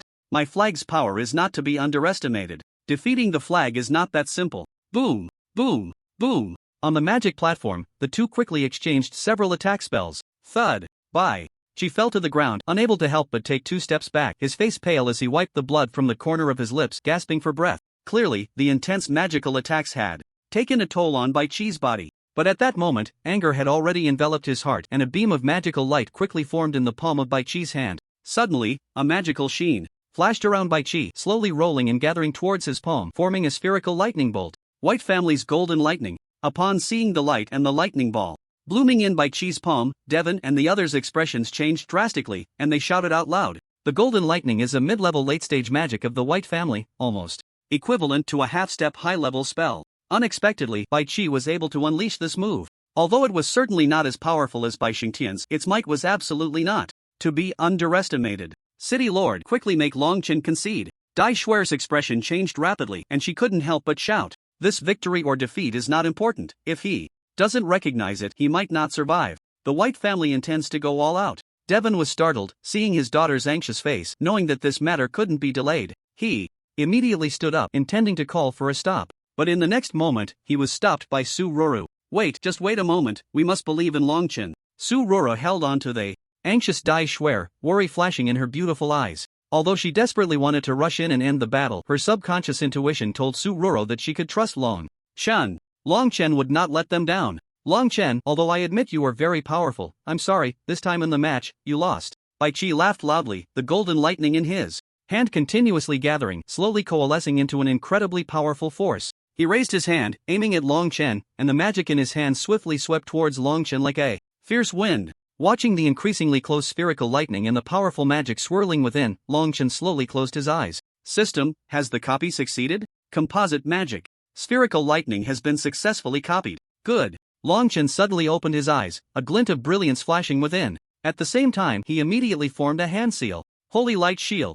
As Long Chen's voice fell, a transparent, colorless membrane quickly enveloped his entire body. Indeed, the Holy Light Shield can take several forms. It can be chosen to stand as a huge shield, but it can also transform into a regular length. There is also a variant that stays close to Long Chen, forming a special shield at this distance around him. Due to Long Chen's incredible speed, and the fact that the people around him had not seen the transparent shield clearly, no one noticed that Long Chen had cast this spell. Although the defensive power of the Holy Light Shield would be somewhat reduced when cast this way, it was more than enough to deal with Bai Chi's golden lightning. At the same time, a mocking look flashed in Long Chen's eyes, and he suddenly clenched his fist. Immediately, an incredibly strong magical fluctuation erupted on the magic platform, a gust of wind blowing fiercely, and then, without slowing down, Long Chen charged directly towards the golden lightning. Wind split palm. Setting aside everything else, this move was truly Long Chen's ultimate technique. Bang! Boom! Boom! Bai Chi's eyes widened in disbelief as he watched Long Chen charge straight through his attack towards him. Just as the word impossible was brewing in his throat, he suddenly felt a tremendous impact hit him. The wind split palm's attack had arrived. Put! Bai Chi spat out a mouthful of blood, and then his whole body flew back like a kite with a broken string. He crashed heavily onto the magic platform, shocking everyone present. Bai Chi! The crowd's gaze fell on the face of the person who had been knocked away, and instantly, the entire venue fell into a hushed silence, no one daring to speak in such a situation. Surrounding the massive magic platform, a deathly silence enveloped the area, with many eyes shifting from Long Chen, who stood faintly amidst the dust, to Bai Chi, sprawled on the ground, unconscious. The outcome of this battle had exceeded everyone's expectations. Who would have thought that Long Chen, a mere 9-star magic apprentice, could defeat Bai Chi, a 5-star magician? I can't believe he really won. Davin exhaled in a daze, his face filled with the feeling of having survived a disaster. After a moment of shock, Davin's side erupted into wild joy, while Dai Schwer took a deep breath, struggling to suppress the brilliance in her beautiful eyes, her surprise evident. Long Chen's victory had earned him his freedom and had a significant impact on the entire mountain city. In stark contrast, the Bai and Huang families were now engulfed in a deathly silence.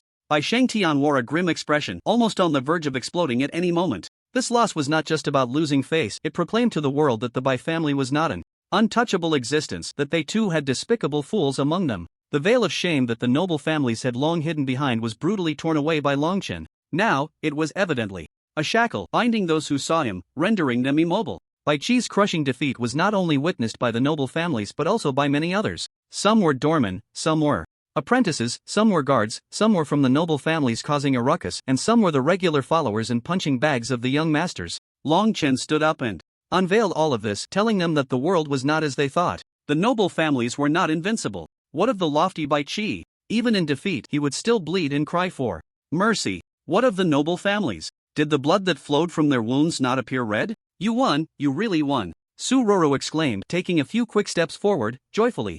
Standing below the platform, looking up at Long Chen. Long Chen, you won, did you hear that? Long Chen stood up from the dust, his expression hard to describe as neither good nor bad, with dirt piled on him, yet he was uninjured.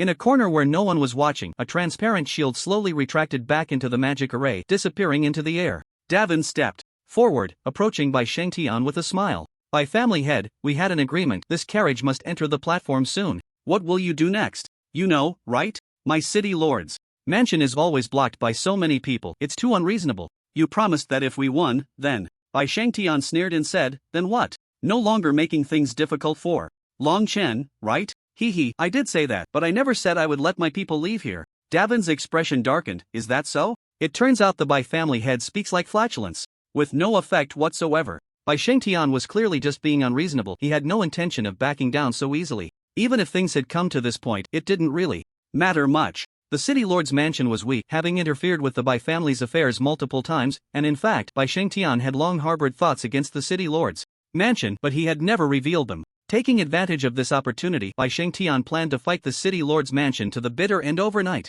After all, how could a mere city lord's mansion compete with the mages carefully cultivated by the Bai and Huang families? Although individually they might have a chance, with such a large base, how could they possibly win? Long Chen furrowed his brows tightly. Although this matter had nothing to do with him, it was indeed a good time to escape. However, after thinking it over, Long Chen realized it was not yet the time to abandon everything and leave. If he could help the mountain city one more time, he wouldn't mind. Come out, everyone. As the situation became more tense, Dai Schwer finally stepped forward, smiling as she clapped her hands. Immediately, figures began to emerge from various places. The scattered cultivators of Mountain City, all with decent strength, were gathered here. Scattered cultivators? Bai Shengtian was shocked and widened his eyes upon seeing the situation. He didn't even know when these scattered cultivators, whom he had once looked down upon, had formed an organization. Master Bai, surprised? Dai Shuer said with a smile. This isn't anything. Bai Shengtian's expression darkened as he said angrily, Heh, that's right, they're just a bunch of scattered cultivators.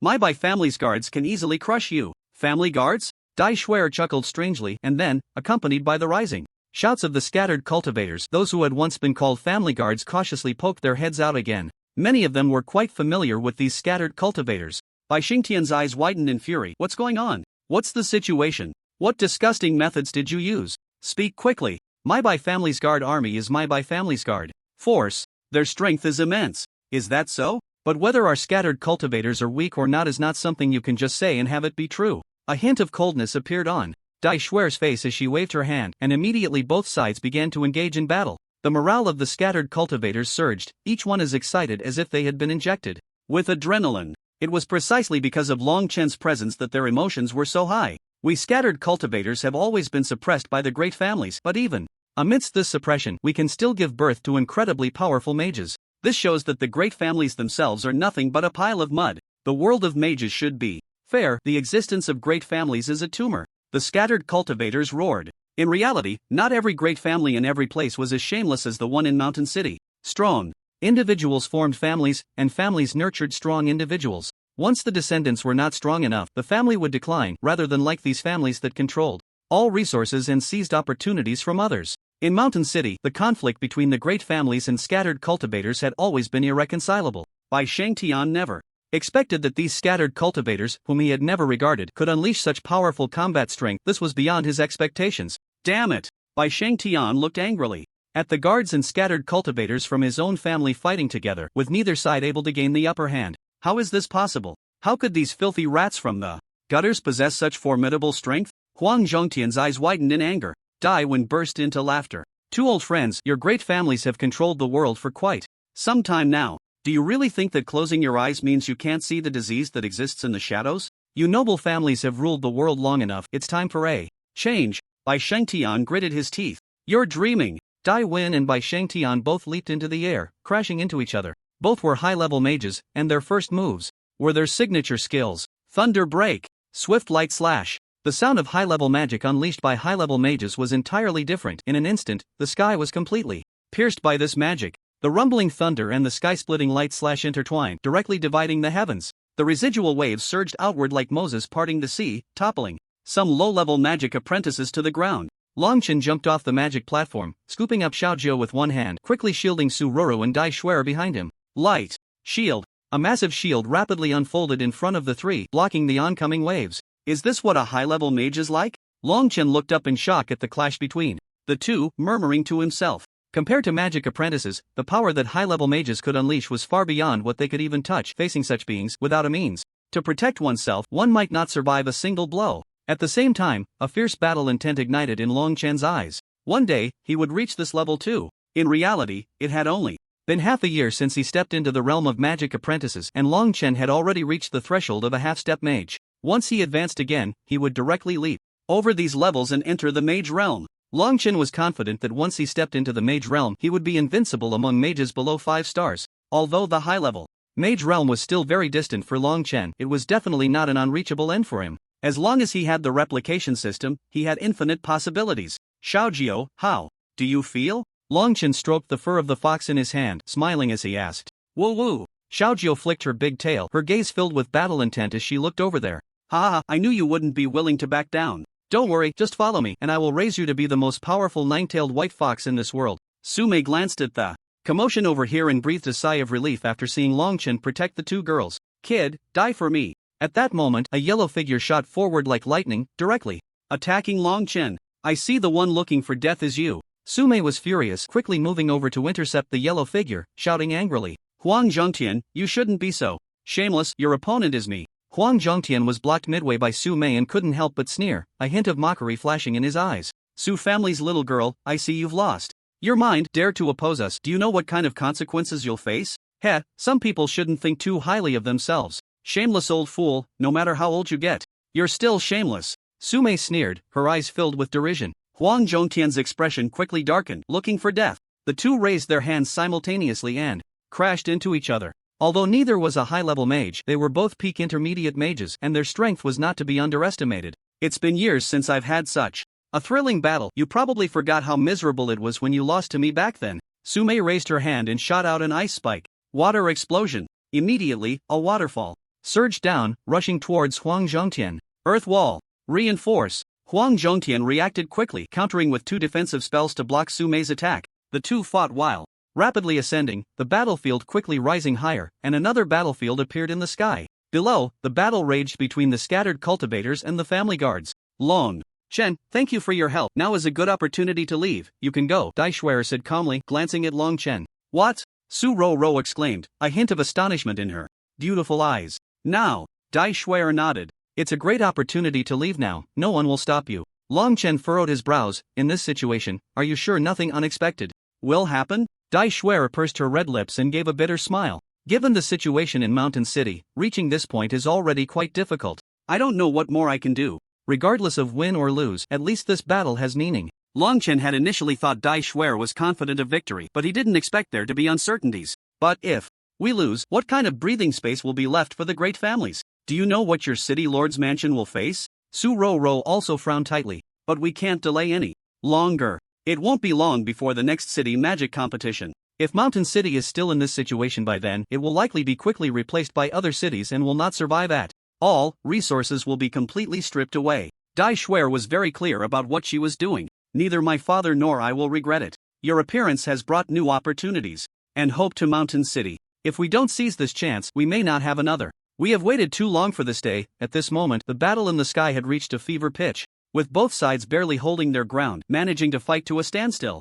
Boom! The aftermath of the magic once again swept across the entire area. The battle between high-level mages and intermediate mages was not something ordinary magic apprentices and mages could intervene in. For these two, it was an unattainable realm. Alright, Long Chen, take advantage of the chaos and leave quickly. The next matters are for us in Mountain City to handle. If Mountain City can survive this calamity, then perhaps at the next magic conference, we will have the opportunity to assist you in Yaguang City. But it's also very possible that when we meet again, it will be a completely different situation. Dai Shuer shook her head, looking at the fighting crowd, her brows slightly furrowing. If this drags on, you might not be able to leave. After hearing Dai Shuer's words, Su Ro's eyes were somewhat desolate, but she knew this matter could not be forced. She just bit her red lips, her beautiful eyes fixed tightly on Long Chen. I will come find you. Long Chen supported the light shield, his expression slightly silent. After a moment, he suddenly smiled. You'd better not misunderstand, I have no intention of staying. Our meeting was merely a chance encounter, and reaching this point is already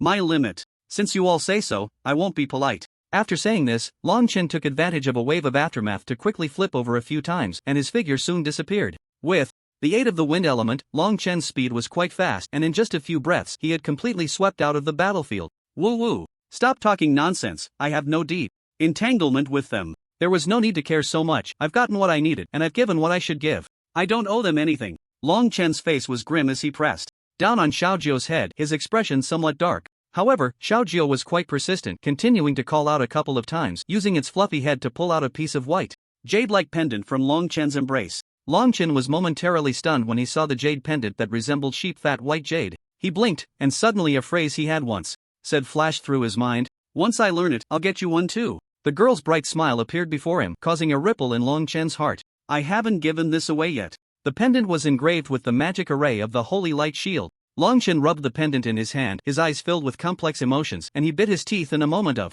entanglement. Forget it, I'll just go back and give this thing away. Not having given it away doesn't align with my principles. Once I do, I'll leave immediately. Long Chen tightened his grip on the pendant and turned to rush back to the battlefield. At that moment, a gust of wind suddenly blew, and a figure in a black robe slowly landed before Long Chen. The tone of the figure was somewhat strange. Kid, are you holding a baby nine-tailed white fox? Why do I see a bulge on its tail? It shouldn't be an ordinary white fox, right? Long Chen's body stiffened, and he was shocked as he stared at the figure in black. Xiaojio's fur stood on end as well. Who are you? Long Chen had cast a concealment spell on Xiaojio, one he had copied from a magical beast, which ordinarily wouldn't be detected by an average person unless their realm was significantly higher than his. However, even by Shang Tian, a high-level mage, hadn't noticed it. What kind of identity did this person have to recognize Xiaojiu's breed at a glance? Sorry, senior, you must be mistaken. This is just an ordinary white fox. How could it be a nine-tailed fox? Longchen smiled, nonchalantly layering another concealment spell over Xiaojiu. Unexpectedly, this action made the tone of the figure in black even stranger. What you're using is, if I'm not mistaken, this is probably the environmental concealment talent magic of the rainbow lizard, right? Normally, this kind of talent magic can only be used by that one species. How are you able to use it? Longchen was shaken to his core, his hands stiffening, unsure of how to respond. In front of the enemy, he felt like a blank slate. No matter what magic he used, it would be easily pierced by the others' words, and he had no secrets to speak of, even though these spells had never been discovered by anyone before. Senior must be mistaken. Longchen's entire body tensed up, forcing a stiff smile, but all his instincts began to buzz. He assumed the most advantageous posture for escape, gathering all the wind elements around him, ready to flee at any moment. Long Chen's subconscious told him that this person was not someone he could handle. If he wanted to survive, there was only one way: escape. The sense of danger this person gave him was far stronger than the one Bai Sheng Tian had once instilled in him. He even doubted whether his strongest defensive magic, the Holy Light Shield, could withstand a blow from this person. The figure in black chuckled with interest, their voice carrying a strange tone that made one feel very uncomfortable. Kid, don't be afraid. I just find it interesting. Although the fox you're holding is very likely a nine-tailed white fox, I'm not particularly interested in that. I'm more interested in you. Why? Don't we have a chat? The nine-tailed white fox has the potential to reach the 7th tier of magical beasts. How could Longchen believe that this person was truly uninterested? Senior, why don't you introduce yourself first?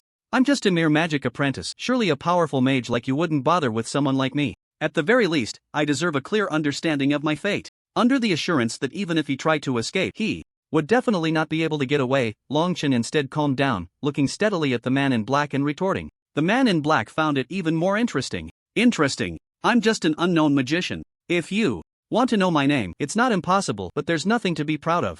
My real name is Gang, just an ordinary blacksmith, but I do have a public title, which is somewhat known in the mountain city. Everyone calls me the head of the Jiang family. Longchen looked at Gang in shock, swallowing hard. That mysterious head of the Jiang family was actually this powerful. As for why the Jiang family's surname was not Jiang but Shi, Longchen didn't have time to be astonished. Another thing that shocked Longchen was also reflected in Gang's words. This senior named Gang was actually a blacksmith. In the world of magic, blacksmiths are exceedingly rare, and each blacksmith is a very precious existence. Whether it's the sword in a swordsman's hand or the magic wand in a magician's hand, both require a blacksmith to create. And now, compared to the trend of magicians, the number of swordsmen is even fewer. Longchen hurriedly clasped his hands in a respectful gesture. I've met the great blacksmith. Gang chuckled self-deprecatingly, tilting his head and sighing. I'm not a great person, no need to be so polite. I just found you interesting and couldn't help but come over to say a few words. But do you know what? The most essential nutrition is for a young nine-tailed white fox? If you simply raise it like this, it's very likely to leave irreversible scars during its youth, and it won't be easy for the second tail to grow out. Gang glanced at Xiaojiu and said, lightly. Longchen was still unaware of the significance behind this, furrowing his brows and saying, please enlighten me, senior. I didn't know there was such a method. Usually, I just take care of this fox normally, but we've only been bonded for a short time. Gang said, I've seen quite a few people raise magical beasts like you, but you're the first to raise such a precious magical beast as a nine-tailed white fox. I thought you didn't know this was a nine-tailed white fox, but it turns out you do. Just not how to raise it. Generally, those who can obtain such a precious magical beast as a nine-tailed white fox are from prominent families, and the elders of these families would provide their descendants with a very complete method to train magical beasts. It's just a chance encounter. I'm not from a prominent family. I was just fortunate to meet this white fox and form a bond. Longchen smiled helplessly, shaking his head slightly and sighing. Xiaojiu, annoyed, bit Longchen's hand but didn't dare to really bite down due to the restrictions in place. Longchen didn't mind pinching Xiaojiu's ear with a hint of a smile in his eyes. Gang silently watched this scene, somewhat surprised. I didn't expect your relationship with this nine-tailed white fox to be quite good. Many magicians I've seen have a relationship with their magical beasts that is like fire and water. If it weren't for the contract, they would likely turn against each other immediately. Most magicians, when contracting magical beasts, don't consider the beast's feelings and force the contract. Once a magical beast is contracted, it is compelled not to harm its master, and both share life and death. Moreover, the magical beast receives no feedback from its master. If the master dies, the magical beast is also forced to die, but the death of the magical beast does not cause the master to die as well. The popular magic contracts on the market today are almost all like this. Magical beasts need to rely on the training of magicians to level up, and the speed of leveling up is very slow. Some wizards even update their magical beasts as they level up, and there are those who raise several magical beasts, which is not uncommon. If it weren't for the lack of magic power, perhaps every wizard would choose to raise countless magical beasts. After hearing this, Longchen didn't feel particularly proud, he just smiled. Awkwardly, a hint of stiffness appearing in his eyes. In fact, his relationship with Xiaojiu was also somewhat awkward. Initially, he had forcefully contracted Xiaojiu, and now their relationship seemed a bit better, but he had no doubt that once the contract was lifted, Xiaojiu would immediately want to kill him. What Longchen didn't know was that the contract he signed with Xiaojiu was actually different from the popular magical beast contracts on the market today. In contrast, the contract he signed was a win-win agreement for both the wizard and the magical beast. Whether it was the magical beast's upgrade or the wizard's upgrade, it would provide a certain degree of feedback to the other party. Although this feedback wouldn't be particularly large, it was enough to bring significant benefits to the other side. Moreover, when a magical beast dies, the master does not die with it, and the master's death does not cause the magical beast's death either. This means that if one party dies, the other can be free or choose another magical beast. Aside from the clause in the contract that requires the magical beast not to harm the master, the other terms exist on a very equal basis. Furthermore, Longchen had not yet discovered that if he wanted to harm Xiaojiu, he would also be restricted by the contract, meaning it was a two-way agreement, which, in a sense, was very fair. This was also why Xiaojiu's attitude towards Longchen gradually changed after realizing this. Since upgrading to a first-tier magical beast, Xiaojiu's inherited memories began to awaken gradually. Now it could only vaguely sense that this contract was not too detrimental to itself. Xiaojiu flicked its fluffy tail and unceremoniously slapped Longchen's face, letting out a disdainful whine. However, this did not hinder Xiaojiu's dislike for Longchen. Gang smiled, slightly flipping his hand, and a green crystal appeared in his palm. This thing is called wind crystal essence, a relatively rare mineral that contains a lot of pure wind essence. It is very good for young wind-type nine-tailed white fox cubs to supplement their nutrition. If the cubs lack too much wind essence during their early growth, it will be very difficult for the nine-tailed white fox to grow, and impurities will accumulate in their bodies, making it hard to eventually grow into a 7th-tier nine-tailed white fox. The moment Xiaojiu saw the hand extended by Gang, it stood up, its eyes shining, and hurriedly rushed over to snatch the wind crystal essence. Xiaojiu. Longchen reached out to catch it but missed, only able to watch helplessly as his fox eagerly swallowed the wind crystal essence in a few bites and then looked up at Gang, whining for more. Gang smiled slightly and tossed a few more pieces to it. This is all I have left, so eat sparingly. The nine-tailed white fox jumped and accurately caught the pieces of stone, happily wagging its big tail, now looking a bit more like a cub. Longchen covered his forehead, helplessly glaring at Xiaojiu. Useless. Senior, may I ask where this mineral can be obtained? Gang was not secretive. If you're lucky enough to encounter a wind crystal vein, then this stuff is everywhere. If you're not that lucky, you can go to the auction house. This isn't particularly expensive, just relatively rare. However, since its value hasn't been overly developed, even if the auction house raises the price, it rarely goes very high and it often ends up unsold. Longchen seemed to be deep in thought, nodding in realization. Yes, thank you for your guidance, Senior. I have nothing of value to repay you with, but coincidentally, I can barely be considered a formation master. Here's a defensive formation, let it be a gift for our first meeting. Longchen pondered for a moment, thanked him, and took out a jade pendant that looked like white jade, which he had originally prepared to give to Daishuer. A formation master? Gang raised his eyebrows in surprise, taking the pendant from Longchen's hand and examining it closely. I didn't expect you to be a formation master as well. Although I'm not well versed in formations, I know that forging requires embedding formations into weapons, so I know a little about it. As he spoke, Gang carefully studied the sheep-fat white jade in his hand, his expression growing increasingly astonished. After a moment, he suddenly looked up. Kid, did you really embed the formation in here? Yes, that's right. Longchen scratched the back of his head, smiling shyly. In fact, the formation inside was something he had completely cheated by using the system, but no one knew that. This was the incredible power of the replication system. You clearly are just a magic apprentice. How did you manage to embed this advanced magic formation? Just the act of drawing a formation across levels was already astonishing, let alone embedding it into an object. The significance and value of this were self-evident, and Gang didn't need to elaborate. Longchen not only could draw advanced magic formations but also embedded this formation into the jade, which was truly shocking. If this were to spread, Longchen would become a figure pursued by thousands. Longchen smiled helplessly and said, Senior, you might be mistaken, the formation inside is merely an intermediate magic formation. While it can withstand an attack from an advanced magic spell, it hasn't actually reached the level of an advanced magic formation. Gang fell silent for a moment, then twitched his mouth.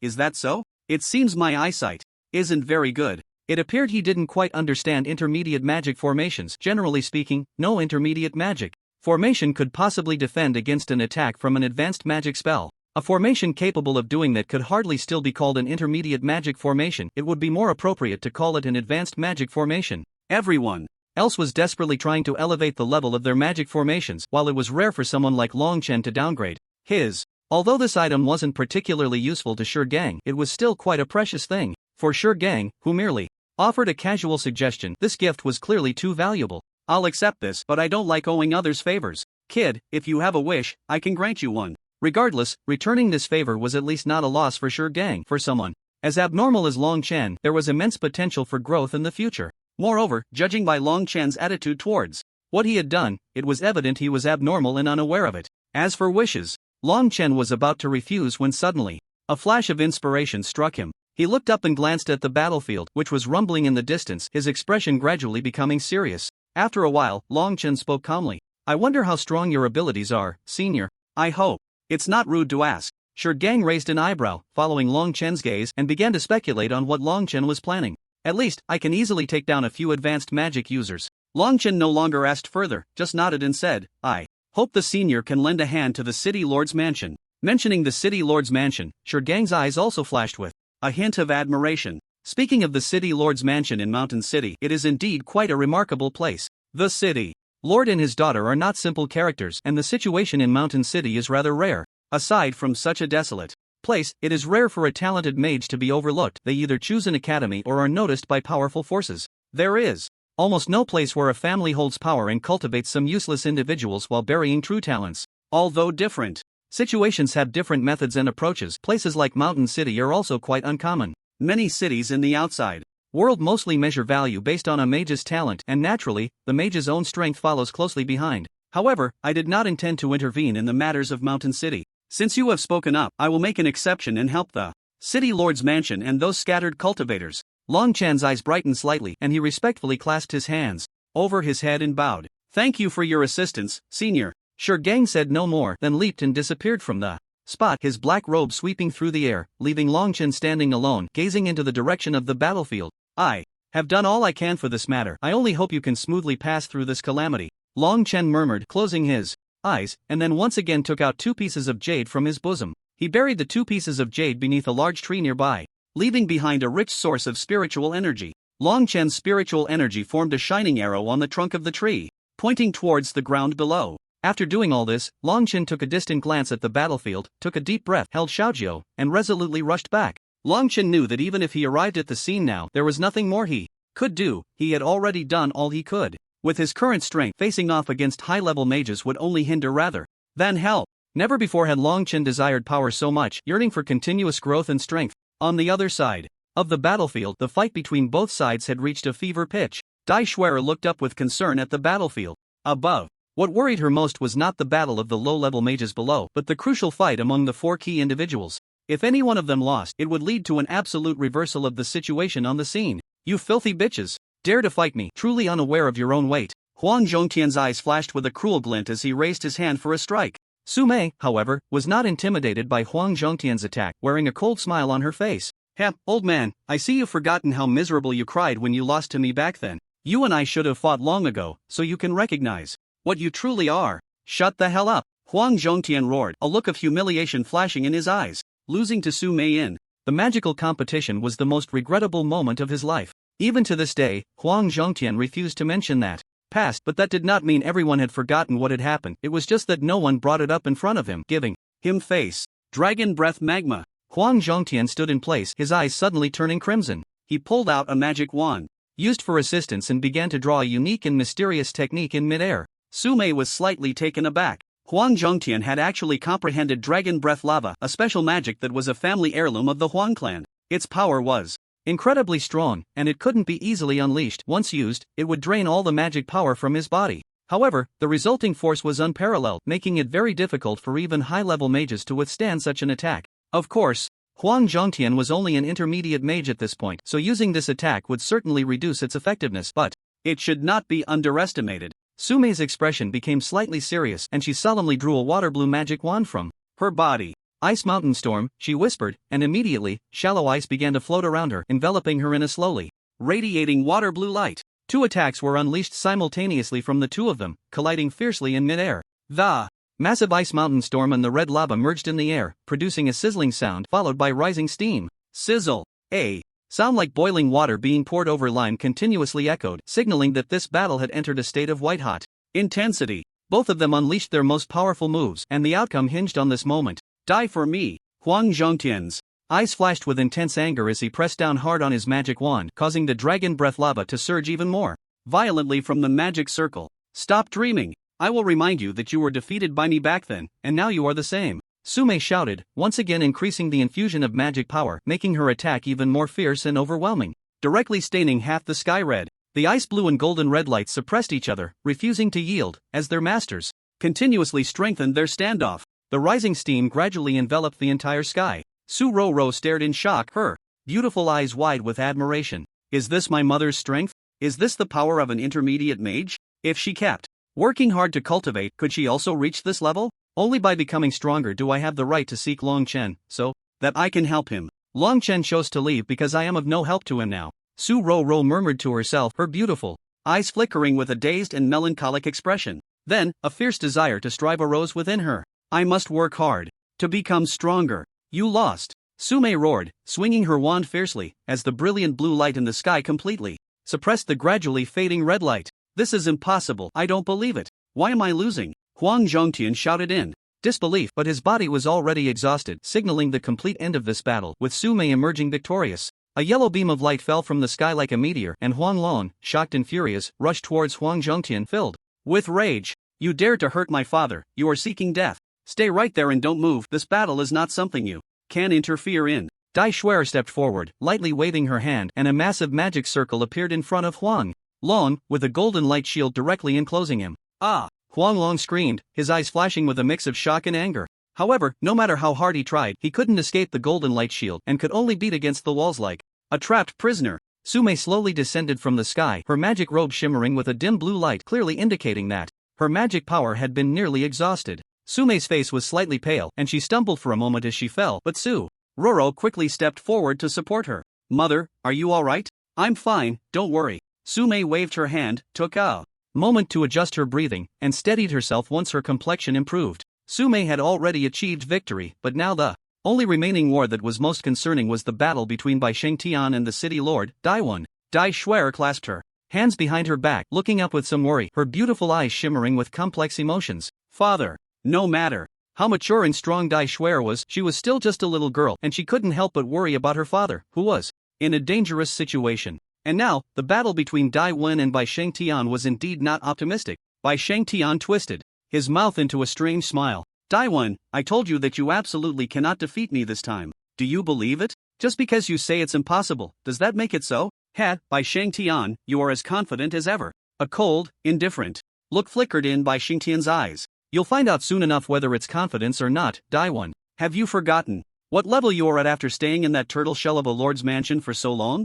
Who dares to fight me? Who gave you the courage? As he spoke, Bai Shengtian suddenly unleashed his entire aura. Judging from the surrounding magical fluctuations, Bai Shengtian was actually a high-level magician at the 7-star realm. He could basically be considered a late-stage high-level magician. In contrast, City Lord Daiwan was only at the 3-star realm of a high-level magician, which meant he was a full 4 stars behind Bai Shengtian. Although it was just a 4-star difference, not everyone could fight above their level like Long Chen. Often, the gap of a few stars was like a chasm. Daiwan's expression darkened slightly as he coldly stared at Bai Shengtian. I didn't expect that the head of the Bai family hasn't fallen behind in his cultivation. After all these years, you've made some progress. As he spoke, Daiwan also unleashed his own aura. A magnificent and powerful magical fluctuation emanated from him, and upon closer inspection, he too had reached the 7-star realm of a high-level magician. The confidence he had in declaring war against the Bai and Huang families stemmed from his own cultivation level. He had experienced some fortuitous encounters over the years, allowing his cultivation to advance rapidly to the 7-star realm of a high-level magician. However, he didn't expect that Bai Shengtian had also reached such a level. At least they were on the same starting line, and Daiwan was confident he could secure a certain chance of victory in this battle. After seeing Daiwan's cultivation, Bai Shengtian's expression gradually darkened, and a cold glint flashed in his eyes. I didn't expect you to also reach the 7-star realm of a high-level magician. I underestimated you. Daiwan smiled faintly and replied, I return the compliment, head of the Bai family. I Underestimated you as well. I thought you were just a fool hiding in your shell, long oblivious to the outside world. Impudent. Who is truly impudent remains to be seen. Daiwen glared coldly at Bai Shengtian. Golden light sword. Bai Shengtian looked coldly at Daiwen, and suddenly, without saying a word, he directly condensed the magic in his hands, unleashing a brilliant golden light that slashed down towards Daiwen. Wooden shield. Daiwen's expression remained unchanged as he slightly moved his fingertips, and a dazzling green light suddenly appeared, forming a massive shield woven from vines. The golden light sword struck the shield without causing any damage at all. That's quite a sturdy shield. I wonder if it can withstand another one of my attacks. Bai Shengtian let out a cold laugh, a strange glint appearing in his eyes. He raised his hand once more, and a larger beam of golden light slashed down onto Daven's shield. This time, the wooden shield could no longer hold up and shattered violently in midair. However, Daven remained calm and collected, raising his hand again to summon several massive shields to block in front of him. Bai Shengtian slashed through several shields in succession, growing somewhat impatient. I've noticed that after all these years, your temperament is still so unhurried. Heh, I don't have the patience to mess around with you here. It's best if you quickly obliterate your entire lord's mansion and stop bothering me all day. Daven's expression remained indifferent. Even if my lord's mansion is destroyed by you, as long as there are loose cultivators alive and you aristocratic families still exist, sooner or later, you will bring about your own demise. A sinister glint flickered in Bai Shengtian's eyes. You're dreaming. What the aristocratic families are like is determined by me, not you. Get lost. Branches flourishing and leaves abundant. Daven pondered for a moment, then slowly uttered several incantations. Thick vines spiraled down from the air, surging towards Bai Shengtian, until they completely wrapped around him. In the end, only a sphere formed by the entwined vines remained, suspended in midair, encasing Bai Shengtian like a giant lock cage. Shie! A sharp sound suddenly rang out, and the entire sphere trembled violently in the air, beams of light bursting forth from the gaps. Crack! The sound of shattering echoed, and the sphere broke apart into numerous pieces of vines falling slowly from the air, some even igniting at the joints. Bai Shengtian spread his arms, slowly revealing himself from the center, completely unscathed, his hair billowing without wind. With such little trickery, you can't defeat me. You'd better not think too simply. I, Bai Shengtian, am not someone you can overcome. Bai Shengtian coldly curled his lips, and then a sharp light burst forth from his eyes. Following that, a brilliant light slowly took shape behind him, forming a long and sharp spike. Holy light spike! Bai Shengtian roared, and that long, sharp spike shot fiercely towards Daven. The momentum it carried was entirely different from the previous light swords, surging forth like dazzling brilliance shooting from the sun. Seeing this, Daven's expression gradually grew serious. He knew that this time, the wooden shield would no longer be able to withstand this attack no matter how many layers he stacked. If he couldn't defend against it, he could only use an attack to counter the attack. This holy light spike was clearly a magic of intermediate level or above, and it was very likely already at an advanced level he would need an equally advanced magic to counter it. Judgment! A sharp light suddenly flashed through Daven's mind, and he whispered, his entire body vibrating with magical energy, slowly forming brilliant green lights in the air. As the green light gathered and intertwined, a massive cage-like structure slowly took shape in the air, with a portal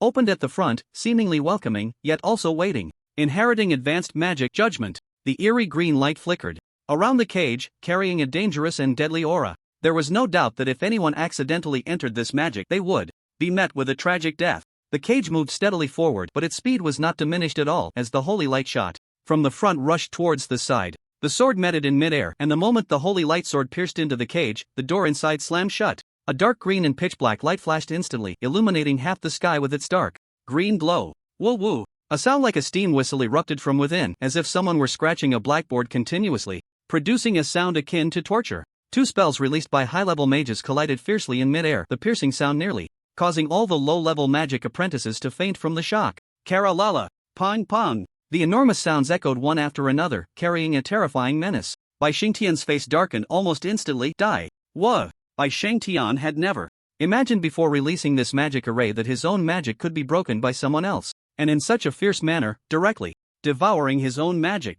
As the head of a family for far too long, Bai Shengtian had grown overly arrogant, never considering what to do if he couldn't defeat his opponent. He believed he was the most powerful being in this mountain city, never once taking Daiwen seriously. Yet at this moment, it was Daiwen, whom he had never regarded highly, who had unleashed a spell as powerful as his own, and was at the same level of cultivation. Bai Shengtian was extremely unwilling to accept this. He couldn't believe he was at a stalemate with someone like Daiwen. His arrogance would not allow him to accept such a defeat. In an instant, his eyes turned red with anger, as if his mind had been struck hard by something. Impossible, I refuse to believe it. Daiwen floated calmly in midair, coldly gazing at Bai Shangtian. Bai Shangtian, your era has long since ended. It's time to let go. The aristocratic families must retreat in the tide of the times. If you don't want the mountain city to be wiped out, you should pack up and get lost as soon as possible. You're dreaming, Bai Shangtian roared, and immediately his hair stood on end, waving in the wind, while his magic robe rustled, moving without any breeze. Following that, white mist slowly rose from Bai Shangtian's side, turning his skin a bright red, accompanied by the cracking sound of bones. Bai Shangtian's lifelong magical fluctuations suddenly trembled violently, then shot up like a rocket. What's going on? Daiwen's eyes widened, a look of astonishment flashing across them. He had never seen such a situation before and was momentarily at a loss for judgment. 8 stars. 9 stars. Peak of 9 stars. As Bai Shangtian's lifelong magical fluctuations continued to rise, they finally stabilized at the peak of a high-level mage's 9 stars. At that moment, as Bai Shangtian lifted his head, a fierce cold wind suddenly blew down from the sky, directly pushing Daiwen back a few steps. What's happening? Daiwen used several defensive spells again, barely managing to withstand the force of the wind, his eyes wide with shock as he looked at Bai Shangtian in disbelief. A person's normal path of advancement shouldn't be like this. There was no way Bai Shangtian could suddenly rise so many levels in such a short time. This was simply abnormal. Bai Shangtian exhaled a breath of cold air, once again curling his lips into a cold smile. Kid, you're still too inexperienced. The foundation of my family is far from what you imagine to be simple. Now, let's see what you can use to fight me. This is precisely a secret technique of the Bai family, which was previously used on Bai Qi to directly elevate him by 5 stars. Bai Shangtian's level is slightly higher, so using this secret technique to increase his level is not as much as Bai Qi, but it is still unbelievable. He went from a high-level magician at 7 stars directly to the peak of a high-level magician at 9 stars. Moreover, the magical fluctuations for life are genuine, without any pretense. Even if observed normally, no issues can be detected. A cold glint flashed in Davin's eyes as he summoned a magical vine shield. Lush and flourishing, the enormous wooden vine ball aimed to wrap around Bai Shangtian again, but this time Bai Shangtian didn't even glance at it. He simply waved his hand, and a dazzling light pierced through the wooden vine ball. This time, the wooden vine ball didn't even touch Bai Shangtian before it vanished in midair. Just as a look of shock crossed Davin's eyes, Bai Shangtian's figure flickered, and he appeared several kilometers away from his original position. Golden light slash. With a casual wave, a massive, brilliant light appeared in midair, and this time the magical fluctuations contained within the golden light made Davin's eyes flicker with astonishment and shock. This is impossible. The golden light slash gave him no chance to defend, striking down fiercely. In Davin's pale face, it directly pierced through the defensive magical shield he had set up in a short time, penetrating through his chest and driving him forcefully into the ground from midair. Boom! A sound like a rocket passing through the air echoed. Then, a lightning bolt resembling a meteor crashed down hard onto the ground, kicking up a cloud of dust. Dai Shuer turned pale and hurriedly rushed over. Who won? Just moments ago, the two had been too high above the ground to accurately judge the situation. As she approached, the dust slowly settled, revealing 2 figures, one standing and one lying down. The moment she recognized the figure, Dai Shuer's face turned ashen. Father! The standing figure was none other than Bai Shangtian, while the one lying on the ground could only be her father. Bai Shangtian shook his hand, and the dust surrounding the two quickly dispersed, revealing a clear view inside. At this moment, everyone on the battlefield shifted their gaze here, as this was the focal point that determined the outcome of the entire battle. Under the silent watch of the crowd, Bai Shangtian stood calmly with his hands behind his back, surrounded by powerful magical fluctuations. At the same time, he held a golden spear pointed directly at Davin's neck. The crowd fell into a silent stillness. Almost all the scattered cultivators were slightly shaken, their movements slowing down, while the family guards they were fighting against also looked grim. In a sense, they were actually on the same front. If Davin could win, the decline of the aristocratic families would inevitably lead to their rise. Therefore, the battle between the scattered cultivators and the guards was not of much significance, merely representing an absolute resistance in a certain sense. This was a spiritual rise, allowing everyone at this moment to fulfill a long-held wish in their hearts, igniting the spark of hope within them. However, at this moment, the one symbolizing this hope, Davin, had lost. An unparalleled despair rose in everyone's hearts almost simultaneously. It's over, someone murmured, and immediately a somber atmosphere enveloped the entire battlefield, for they knew there was no longer any need to continue this fight. Bai Shangtian sneered, the spear in his hand pressed against Davin's throat. Utterly foolish. As he spoke, Bai Shangtian intended to stab down fiercely, having no intention of leaving Davin any chance to survive. The battle of a magician is always a matter of life or death. Since Davin had lost, he should be prepared for certain death. Just as Davin closed his eyes, ready to embrace death, a sudden breeze swept by, causing the long magic robe to billow in the air. A hand gently grasped the spear in Bai Xingtian's hand. Who is it? Bai Shengtian looked up sharply, his expression a mix of shock and anger as he gazed at the figure before him. There stood a person clad in a black robe, their features obscured, blocking Davin's path, one hand gripping Bai Xingtian's spear as if it were weightless, yet it effectively halted Bai Xingtian's downward thrust. Who are you? A hint of confusion flickered in Bai Xingtian's eyes. The figure in the black robe let out a hoarse laugh. Who I am is not important, you only need to know that I am here to stop you. If you want to kill the city lord, you must first get past me. Bai Xingtian's expression turned icy and he sneered, Heh, do you think you're something? I am the sky in this mountain city, you are far from qualified to stop me. Bai Shengtian could not tolerate being provoked like this, and his face changed slightly as he coldly addressed the figure in black. You'll know if I'm qualified if you try. The figure in black spoke calmly, exerting a bit of force, and Bai Xingtian's strongest strike was crushed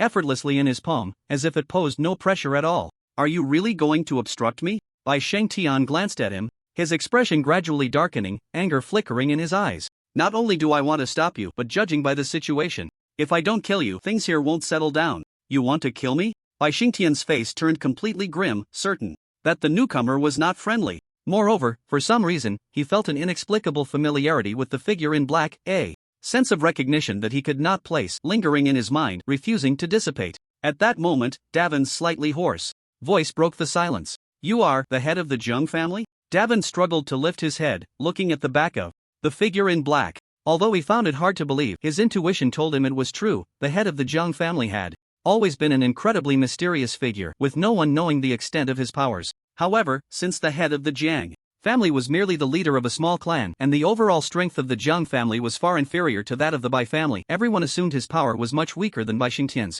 But now, it seemed that was not the case. You are the one from the Zheng family? How is that possible? How could you possess such immense power? Bai Xingtian's expression suddenly changed, disbelief evident in his gaze as he looked at the figure in black. The identity you speak of is indeed one of my current identities, but if you must nitpick, it is unnecessary. Shurgang smiled faintly, speaking in a hoarse voice. You only need to know that I have one purpose for coming here, and that is… Shurgang slowly shifted his gaze to Bai Xingtian, causing Bai Xingtian's expression to change drastically, followed by a deepening gloom. Many people want my life. You are certainly not the first, but those who truly succeed are few and far between. My life is not so easy to take. Don't speak too confidently. You'll know if you try. Shurgang was too lazy to waste words, casually flicking his fingers, and suddenly a magic circle formed.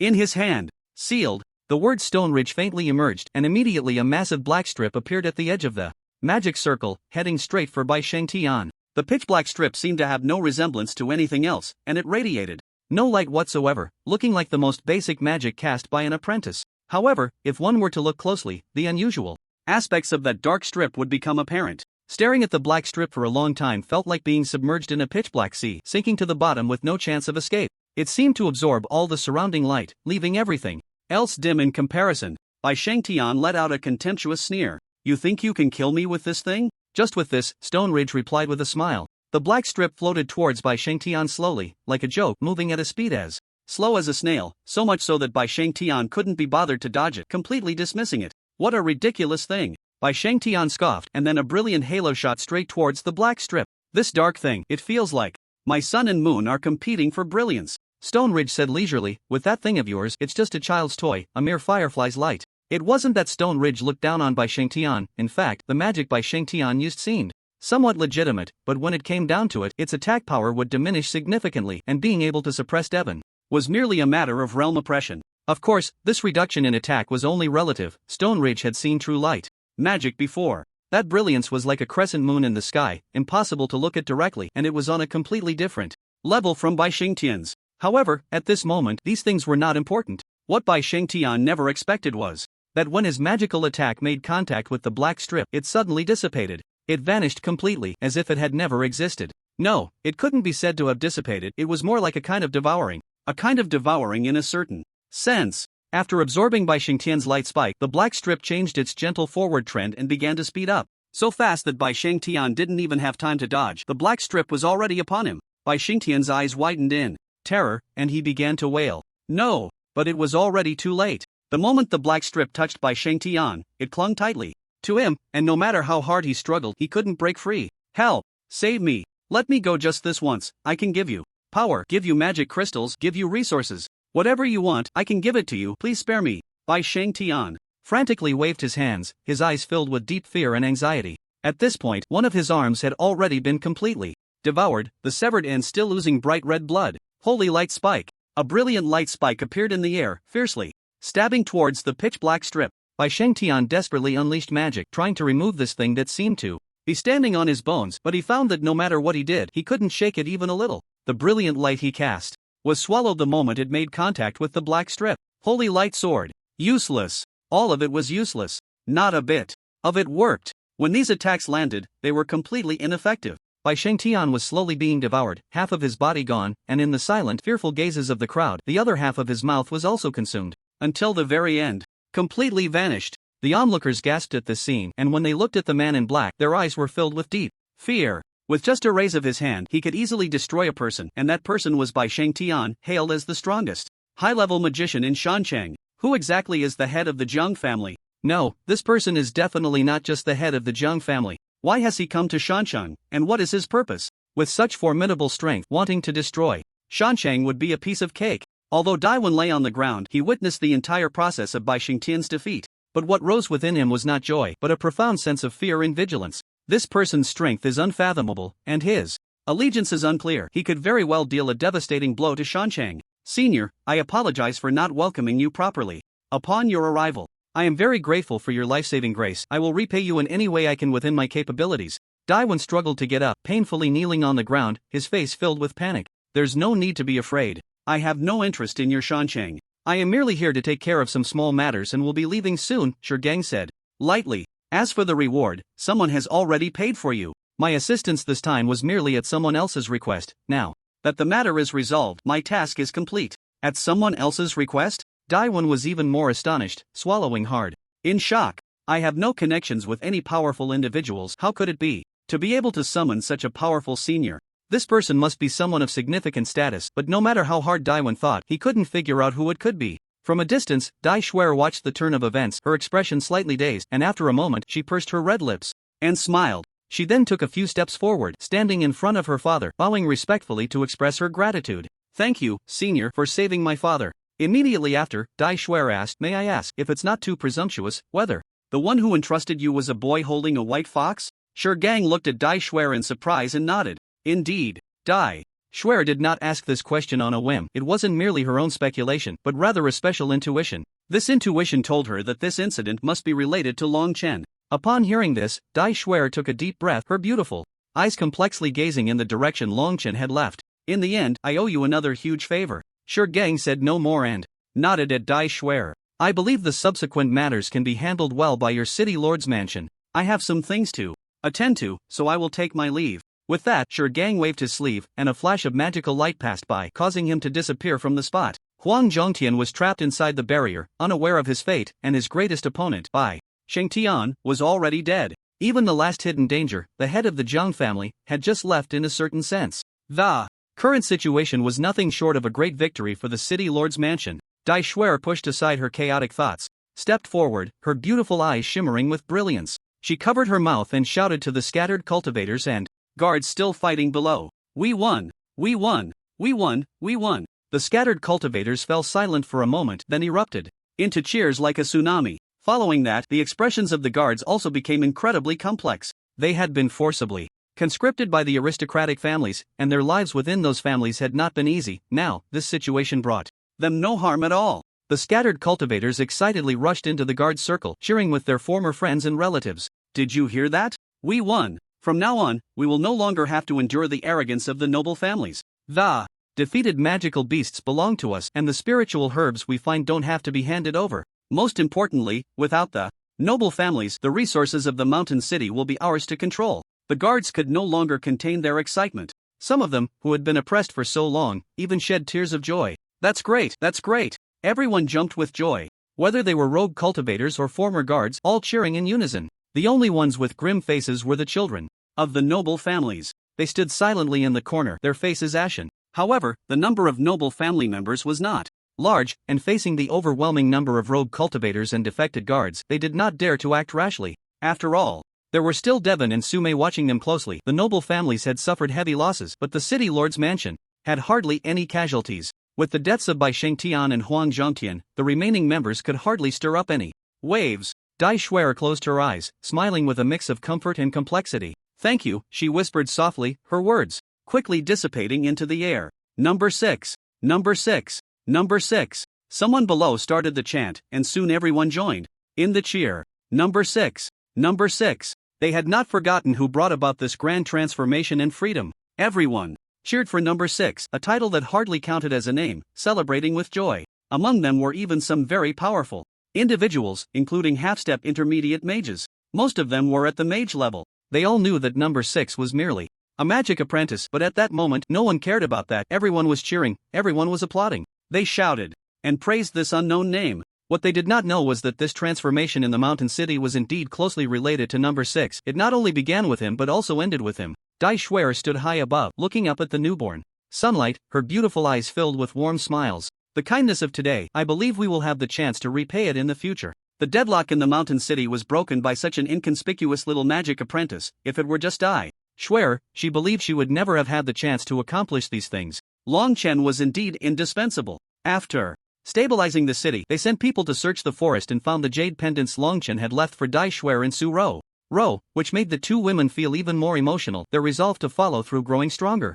At this moment, Long Chen, who was rushing through the magical beast forest towards Yaoguang City, encountered trouble again. A giant gale rabbit roared at Long Chen, its fur bristling. First level 9-star gale rabbit. Long Chen felt a bitter taste in his mouth, staring in shock at the gale rabbit before him. This gale rabbit was enormous, with a faint lightning mark on its head, a vibrant green. Compared to the first level 3-star gale rabbit Long Chen had encountered before, this one was at least 10 times larger. The gale rabbit is a first-level magical beast with relatively low intelligence. Reaching the 9-star level likely made it the king of its kind. Although Long Chen had the courage to challenge lower-level beasts, he was still just a magic apprentice, and his magical power was far inferior to that of a mage. This top-tier first-level gale rabbit was a crushing presence for him. Hiss! Xiao Zhou's fur stood on end, its eyes fierce as it provoked the gale rabbit. Although it had just entered the first level, its inherited memories and the innate arrogance of a 7th-level magical beast cub made it inherently unafraid of submitting to such low-level beasts. The gale rabbit let out a roar, its claws swiping forward fiercely, and immediately several claw marks shot through the air. Empty! Empty! Long Chen hurriedly grabbed Xiao Jiu and rolled on the ground, narrowly dodging the first wave of attacks from the gale rabbit king. So fast! If it weren't for his relative progress in mastering magical elements, Long Chen would have definitely been unable to evade that attack just now. Alright, tone it down a bit. You think you can provoke someone when you can't even beat me? Long Chen gritted his teeth and gave the fox's head a hard slap, speaking irritably. Woo woo! Xiaojiu shook its head in dissatisfaction, letting out a few whines, and its big tail swished right into Long Chen's face. What should we do? I can't match its speed, and I can't escape either. This gale rabbit was also a wind-type magical beast, excelling in speed and explosive power, perfectly countering Long Chen's advantages. Even trying to escape was futile. A bitter taste slowly rose in Long Chen's mouth. Was today the day he was meant to perish? But dying at the hands of a gale rabbit, Long Chen would never accept that. Boom! The gale rabbit king roared again, its eyes glowing red like two large lanterns, seemingly flickering with a hint of sorrow, and it unleashed a wind howl cannon directly at Long Chen. You can't be serious! Long Chen shouted, his pupils suddenly constricting, and he flipped in mid-air, narrowly avoiding the blast. The spinning wind cannon shot straight into the forest behind, crashing violently into a large tree, snapping off a dozen thick branches before slowly dissipating. Long Chen gasped in cold air, unable to imagine what it would be like if that had hit him. The destructive power of a first-tier 9-star magical beast was terrifying. Wind-type magic detected, identified as first-tier magical beast gale rabbit's innate magic. Wind howl cannon, do you wish to copy? Copy! Long Chen's eyes lit up, responding immediately. He hadn't thought that the copying system might help him through this crisis. Copying complete. Long Chen quickly jumped back, casually placing Xiao Jiu on a nearby branch. Stay here and look for a chance to help with some skills. Without waiting for Xiao Jiu to react, he swiftly soared into the sky. Woeying? Xiao Jiu looked up at him, its fox eyes seemingly flashing with disbelief, then it leisurely lay down on the tree. Wind howl cannon. Long Chen's eyes suddenly sparkled, and he placed his hands in front of him, aiming at the giant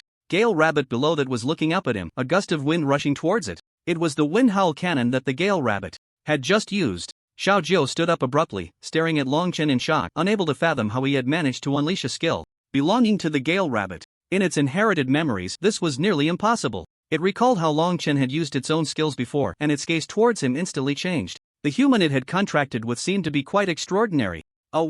The Gale rabbit seemed caught off guard, its massive body making it difficult to move nimbly in the forest, thus it could only endure the wind howl cannon. It let out a painful roar, then its red eyes fixed intently on Long Chen, and it swiped its claws again, quickly leaping into the air above Long Chen, its thick claws descending rapidly towards him. Empty! A loud crash echoed, and Long Chen was sent crashing into the ground with a powerful slap. Ah! He screamed, his body smashing into the ground like a cannonball, creating a deep pit in the earth. In the air, he found it hard to control his speed and leverage, so he simply couldn't withstand that last attack. Next, the Gale rabbit no longer gave him a chance to react. Its figure flashed and landed above the pit. As soon as Long Chen tried to climb out, it would be smashed back down with a single paw. In the hands of this top-tier first-level magical beast, Long Chen was like a rubber ball, having no opportunity to resist since he began practicing magic. Boom! When he was once again slammed back into the pit, Long Chen gritted his teeth, his eyes bloodshot. He was unwilling, he was not willing. Tornado. Useless. Blizzard.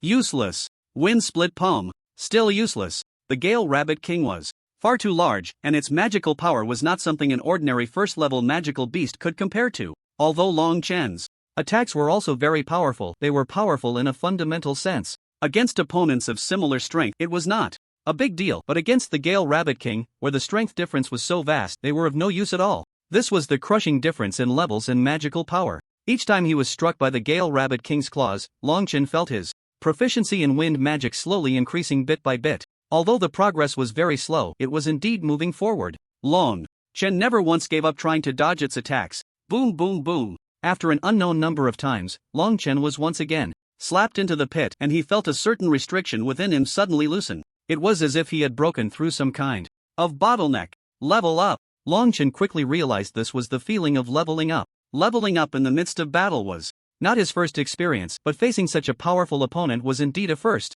Normally, one would need someone nearby to protect them during the leveling process, but at this moment, Long Chen couldn't care less. He pulled out a small bottle from his pocket and poured its contents into his mouth. It was the foundation building pill made from the starlight flowers he had picked earlier. Everything was ready, only the east wind was missing. A surge of magical power rippled around Long Chen, forming a massive magical vortex. He was about to enter the realm of a magician. However, leveling up in the midst of battle was extremely dangerous. If anything went wrong, it could lead to a magical backlash, and exploding from the inside was not impossible. But at this moment, Long Chen had no choice. It was difficult to concentrate fully on his internal state during battle, so a quiet environment with someone to protect him would be best. The reason it was hard to achieve this during battle was that the fight itself would inevitably distract one's attention, causing the internal state to be neglected. To successfully level up while fighting, Long Chen had to focus on his internal state without being affected by the battle. He had experienced something similar before, but that time, his opponent was not overwhelmingly strong, allowing him some leeway.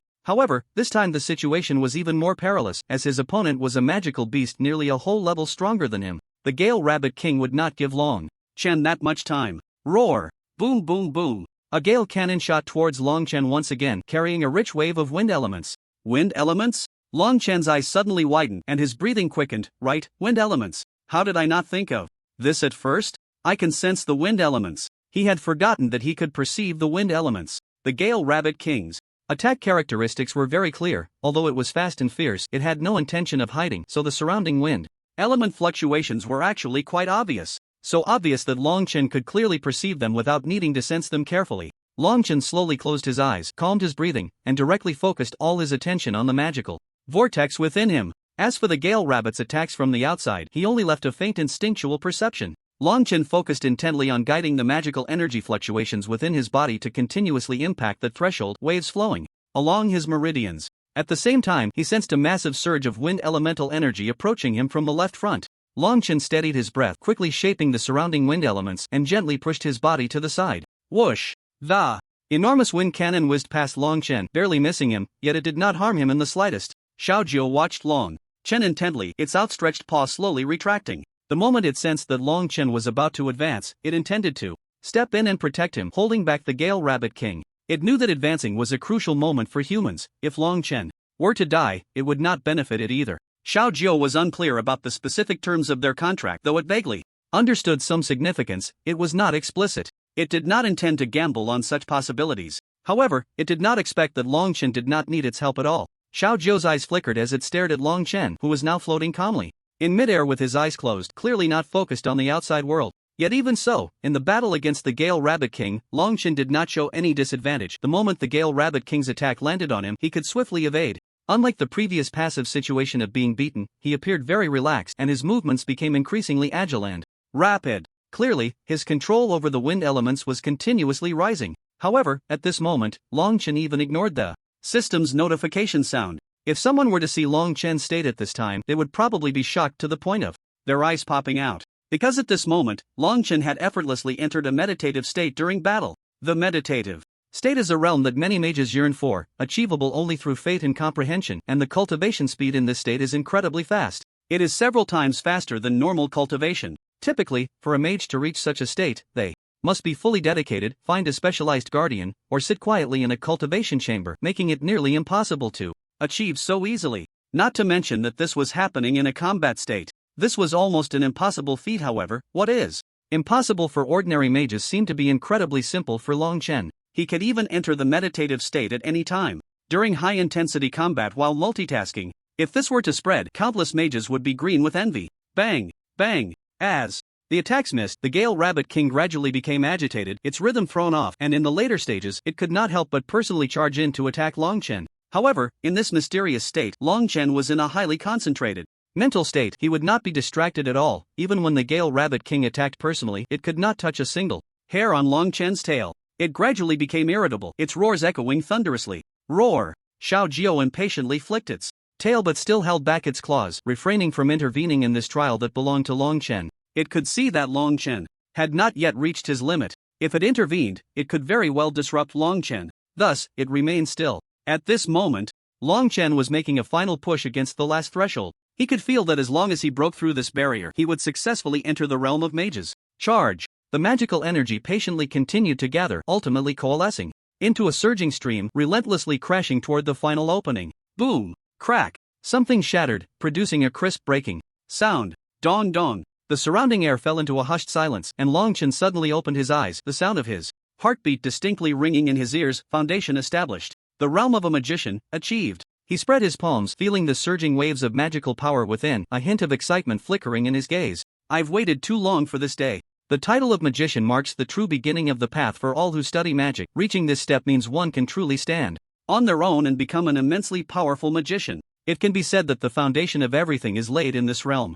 Long Chen stretched his body. Although his magical robe was tattered, it could not conceal the fierce aura radiating from him. Compared to before, Long Chen's presence had become even more robust and heavy, like a massive mountain standing tall. His momentum was worlds apart from that of a magic apprentice, his eyes shining brightly, as if ready to unleash lightning at any moment, making it clear at a glance that this young man was extraordinary. Long Chen gently raised his hand, and a small tornado appeared in his palm, quickly vanishing again. The swift Wind Rabbit King raised its paw and charged fiercely at Long Chen, the air even tearing apart with a sharp whistling sound. Roar! Long Chen did not even lift his head, effortlessly sidestepping, causing the swift Wind Rabbit King's attack to miss. Too slow. Long Chen's expression was indifferent, his gaze towards the swift Wind Rabbit King no longer held fear, replaced instead by a sharp battle intent. If the former Long Chen lacked the confidence to fight it, the current Long Chen believed he had the strength to contend. The massive body of the swift Wind Rabbit King halted, looking at Long Chen with uncertainty. Few knew that the swift Wind Rabbit was a particularly cautious magical beast. It rarely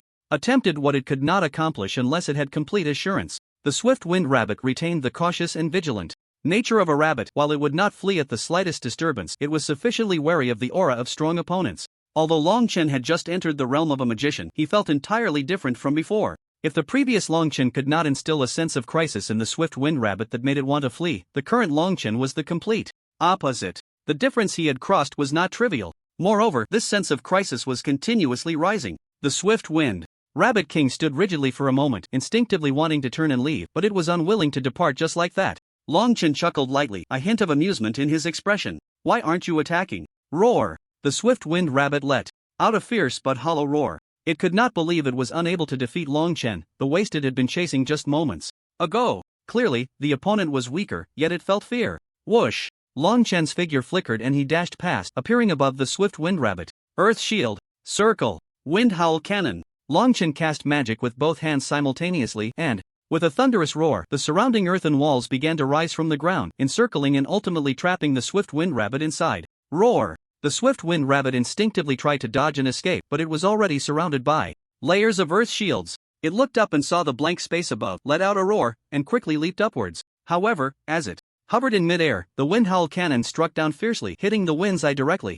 "Oh whoa!" the swift-winged rabbit cried, out in agony as it was smashed down. Long Chen's figure flickered and appeared not far beneath the swift-winged rabbit, launching another wind cannon upwards. Wind cannon! Boom! Oh whoa! Boom! Boom! Boom! Immediately after, the swift-winged rabbit had no chance to escape under Long Chen's hands and was directly blasted away. Attacks landed on it one after another, leaving behind a trail of wounds. Empty. The red light in the swift-winged rabbit's eyes gradually faded, symbolizing that it had reached a dead end. Wind split palm. Long Chen's figure flashed again, directly arriving above the swift-winged rabbit, a cold glint flickering in his eyes. A slash cut through the air, whistling towards the swift-winged rabbit, and with a puff, it left a penetrating wound on its body, ending the battle. Long Chen had won. Notification: host's proficiency in wind element rules has reached 15%. Bang! With a loud crash, the swift-winged rabbit's corpse fell from midair, hitting the ground with a tremendous sound, causing birds to scatter, flapping their wings in panic as they flew out of the woods. Long Chen slowly descended from the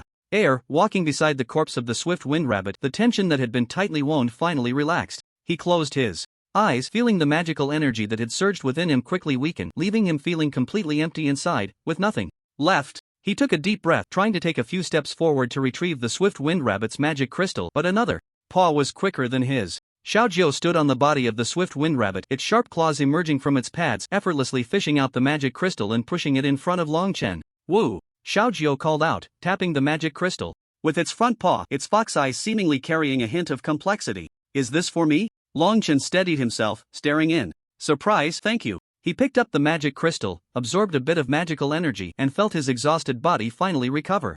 A little before sitting down against the massive body of the swift-winged rabbit, shaking his head helplessly. "You know, we really didn't go far, yet we encountered this thing. If it weren't for the lucky breakthrough at the end, you and I would probably have died here today." Xiaojiu flicked its big tail and hopped onto Long Chen's shoulder, gently calling out, its fox eyes glimmering. "Let's rest for a bit, we still have to continue on our way. If we don't head back soon, it will be too late." Long Chen murmured, a complex expression flashing in his eyes. It had been nearly 3 months since he left Radiant City. He had progressed from a 5-star magic apprentice to the realm of a magician, which was something Long Chen had not anticipated. Based on his own assessment, he had only set a goal of reaching 9 stars. Advancing to magician was beyond his expectations. "I wonder how the situation in Radiant City is now. After being away for so long, would there be any changes? What were those families in Radiant City doing now?" At this moment, in Radiant City, as the competition day approached, the question of who would ultimately claim the central street became a focus of everyone's attention. The rivalry between the Long family, the Lin family, and the Mu family intensified. "Long Qian, the competition is about to start. What, is your Long family planning to give up on the central street area? Or have you finally realized that your son is incapable and that's why you've decided to give up?" Li Changqing's eyes sparkled with mockery as he arrogantly looked at Long Qian. "You need not worry about that, Li family head. Whether my son is capable or not is not for you to decide," Long Qian replied, casting an indifferent glance at Li Changqing without engaging further. Although he didn't say it, Long Qian couldn't help but feel a sense of worry in his heart. 3 months ago, Long Chen had said he was going out to train, and there had been no news since. Now, with only 2 days left until the competition for the Central Street area, Long Qian couldn't help but feel anxious since Long Chen had not yet returned. Tomorrow, although the father believed in his son's strength, concern was inevitable. Is that so? Then let's wait and see. After all, someone like Long Chen, a useless waste, cannot be compared to my son, Xiao Yun. They were lucky to win once before, but this time, that kid Long Chen won't be so fortunate. My son will definitely make him pay the price as soon as he appears.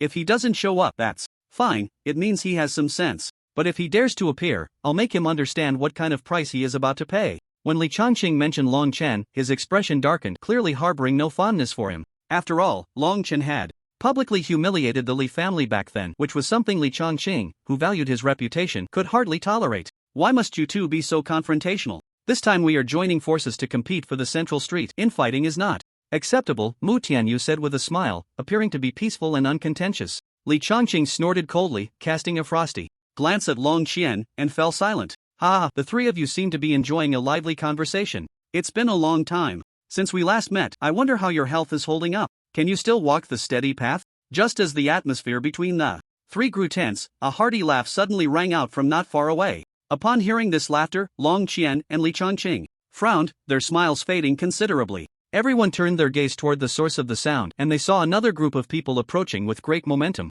As these people walked by, those nearby frowned and stepped back, clearly wary. At the forefront of this group of robed figures, two individuals were walking side by side. One wore a light blue magic robe and appeared to be of similar age to the family heads, with dark eyes that looked quite fierce. The other man wore a plain robe that seemed exquisitely crafted. He had a smile on his face, with the corners of his mouth slightly raised, giving him a very amiable appearance. However, those who knew him understood that this man was the most cunning, hiding malice beneath his friendly demeanor.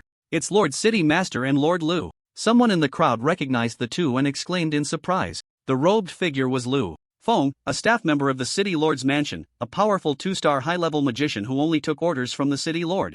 The other man, who concealed his malice, was Nangong Man, the City Lord of Yaoguang City. The expressions of Long Qian and the others grew solemn, their gazes lingering on Lu Feng. They could vaguely sense the oppressive aura this man exuded, especially Long Qian, who, as a mid-level 9-star magician, felt this pressure more acutely. The oppressive force he brought was quite pronounced, impossible to ignore. This man's status as a high-level magician was undoubtedly a fact, and his strength should be quite formidable. After glancing at the two, Long Qian's gaze quickly shifted to the younger generation behind them. This was the group of young elites sent by the City Lord's mansion, and they were the ones to pay attention to at this moment. A young man in the back noticed Long Qian's gaze and smiled slightly, his expression calm and composed, neither arrogant nor impatient, appearing very polite. However, this made Long Qian's heart skip a beat. Based on his strength, he could clearly see this young man's capabilities. Although he couldn't see clearly without direct confrontation, he could ascertain that he was at least a 4-star magician. This was far superior to the younger generation of the 3 major families. It could even be considered a crushing level of existence. If this young man were to take the stage, the 3 major families would not need to continue the competition. Beside this young man was a woman whose magical aura was somewhat weaker, likely around a 2-star magician. If it were a usual day, Long Qian would definitely have noticed the girl, but now, it was clear that the man beside her had captured all his attention. Not only Long Qian, but also Li Changqing and Mu Tianyu had grim expressions. Will these two take the stage this time? Li Changqing furrowed his brows tightly, his voice cold. I didn't expect the City Lord's mansion to be so good at hiding. They actually have such a formidable young generation. Mu Tianyu shook his head and sighed. If it were just that girl, Xue Bing might still have a fighting chance, but once that boy takes the stage, the situation will change. Our Mu family has no chance at all. Brother Li, do you know how Xia Yun is doing now? Li Changqing pressed his lips together, his face pale and silent, clearly lacking confidence in Li Xieyun's strength. As for Long Chen, the child from the Long family beside them, neither of them bothered to ask. Clearly, they did not consider Long Chen, who had only reached a 5-star magic apprentice before leaving, as part of the equation. Although Long Qian wanted to argue a few points in favor of his son, he knew that in the current situation, it would be useless to say anything. No matter how strong or talented Long Chen was, it was impossible for him to reach the level to compete with a 4-star magician in such a short time. Why do the 3 family heads look so grim? Is there something troubling you? Why not share it with me? Nangong Man smiled broadly, lightly waving the fan in his hand, his expression warm and his concern seemingly genuine. If one didn't know his identity, they might think Nangong Man had a close friendship with the 3. You flatter us, City Lord. The few of them forced to smile, but their expressions were far from pleasant. Lu Feng, following Nangong Man, subtly glanced over the 3 before pausing on Long Qian. As rumored outside, Long Qian's strength was indeed formidable, nearing the level of a high-level magician. This competition is for the ownership of Central Street. If we can't seize this resource, we might fall behind significantly. Li Changqing took a deep breath, his eyes filled with a cold intensity. I heard that a certain young master from the Long family has been able to cultivate recently and is quite strong. I wonder how this young master is doing now? A glimmer flashed in Nangong Man's slender eyes, accompanied by a strange smile. Under such scrutiny from Nangong Man, Long Qian's brows furrowed, feeling quite uncomfortable. Isn't the City Lord worrying too much? My son is naturally cultivating within the family, and besides, your words are too flattering. My son only has a bit of strength, far from being considered formidable. Nangong Man laughed heartily, a smile playing on his lips. Is that so? Long family head is being modest. They say a tiger father has no dog sons. With your strength, I'm sure your child must be extraordinary. We are quite looking forward to his performance in this competition. The group exchanged pleasantries with forced smiles before slowly dispersing. Long Qian took a deep breath, gazing solemnly at Nangong Man's retreating figure, his eyes filled with coldness. I wonder if I can make it back on time tomorrow. On the other side, after absorbing the magic crystal from the Wind Rabbit King, Long Chen quickly set off on his way back. Now, with the enhancement of the wind element, Long Chen's speed was much faster than when he came. If nothing unexpected happened, he would definitely arrive within 2 days. If he didn't rest at night, he could reach his destination in just over a day. Of course, this was assuming he wouldn't be delayed by other magical beasts along the way. Time flew by quickly, and 2 days passed in the blink of an eye. The entire city of Yaoguan was enveloped in an atmosphere of anticipation, as a power struggle for Central Street, involving the 3 major families and the city lord's mansion, was about to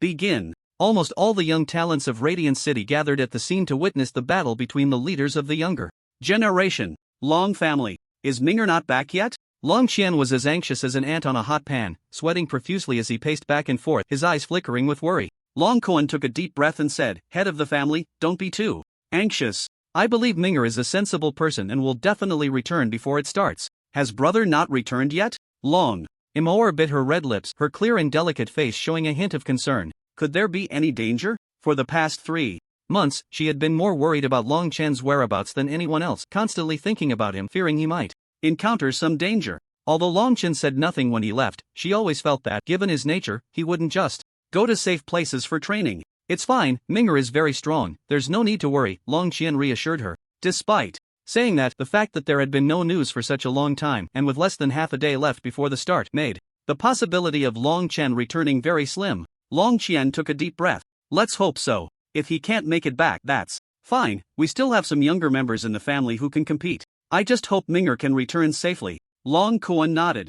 In agreement. Exactly. By now, the two no longer thought too much about it, nor did they expect Long Chen to return, they only hoped he would be safe. The noisy and lively competition venue was filled with various families entering, with the family heads standing at the front to guide, followed by some elders and younger members of their families. Each family's young leader stood beside their family head, such as Li Xiaoyun, who stood proudly next to Li Changqing, and Mu Shuebing, who stood aloof beside Mu Tianyu. As soon as Li Xiaoyun entered, he scanned the surroundings, his eyes flashing with a cold light. Damn Long Chen. It was bad enough to lose to you last time, but this time I will make you pay. He still remembered the humiliation from last time and had been brooding over it, wanting revenge. Mu Shuebing instinctively looked around, frowning as she searched for Long Chen's trace. Thinking of Long Chen, her beautiful eyes sparkled with light. She had a deep impression of Long Chen, their previous battle was still fresh in her memory, and after 3 months without seeing him, she was curious about what level he had reached now. Soon, most people had arrived, and the area around the magic competition stage was packed, with the 3 major families in the city lord's mansion sitting in a circle. One could vaguely see the 3 major families positioned opposite the city lord's mansion. Where is Long Chen? Li Xiaoyun's gaze locked onto Long Chen not far away, but he did not see Long Chen beside him. Could it be that he's too scared to come? Someone nearby flattered. Maybe he's frightened by your reputation, young master, and doesn't dare to show up and embarrass himself.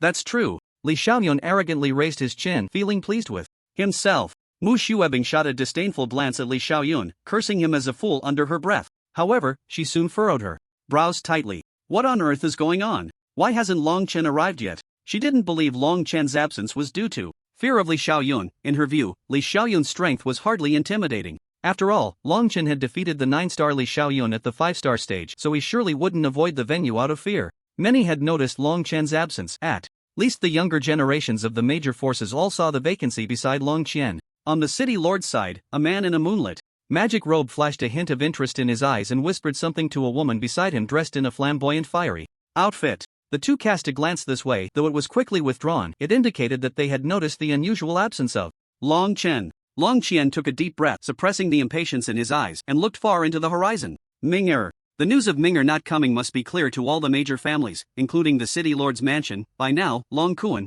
whispered from behind. If they know, they know. My Long family is not solely reliant on Ming'er. The people from the city lord's mansion are not foolish enough to act on that, Long Qian replied, his eyes flashing with coldness. Nangong man and those old-timers won't be that stupid. Even if Ming'er is absent, no one would dare to say or do anything. Nevertheless, it was a fact that the Long family had undoubtedly lost some face this time. However, to be honest, Long Qian had found himself in such situations before due to issues with heirs. Therefore, he didn't care how others viewed it, it wouldn't cost him anything. On the magic platform, a battle had come to a close, and the next fight was about to enter the final contest. It was a battle between the top young figures of the major families. Long Qian stood up, took a deep breath, and closed his eyes. Here it comes. Next, Li families. Li Xiaoyun versus Long family's Long Chen. Li Xiaoyun laughed heartily and flew onto the competition stage, his magic robe billowing in the wind. I, Li Xiaoyun, have arrived. Where is Long Chen? Dare you step forward for a battle with me? The crowd erupted in excitement, their eyes burning with anticipation for the upcoming fight, and the atmosphere instantly reached a fever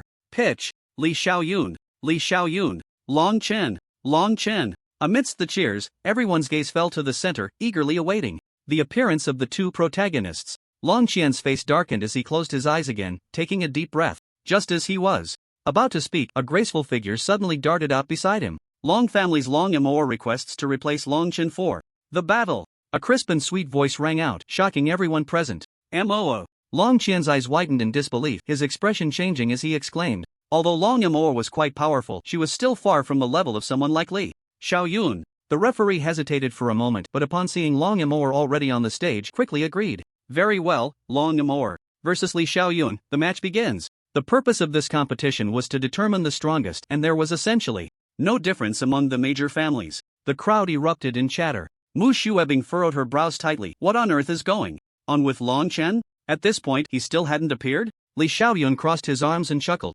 Oh, a woman? That kid. Long Chen has actually become so timid that he hides behind a woman? Long Amour, with a distant expression on her pretty face, frowned and said, Young Master Li, this battle is between you and me, unrelated to anyone else. Your opponent is me. Saying this, Long Amour drew a magic wand, her aura slightly trembling, and her magical power rippled out like water waves. Magic Apprentice 7 stars. In just 3 months, Long Amour had improved her strength by 2 stars compared to before, making her exceptionally talented among her peers. Ice and snow cover. Long Amour softly chanted a few words, her beautiful eyes widening slightly as she waved her magic wand. Instantly, frost began to spread rapidly across the ground towards Li Xiaoyun, enveloping the entire magic platform in a chilling aura. Frosty mist. Before the ice and snow could fully cover, Long Amour immediately cast another spell, a hazy mist slowly rising, making the entire magic platform feel as if it were shrouded in thick fog. Visibility was reduced to nothing. After releasing these 2 spells, Long Amour's face gradually turned a bit pale.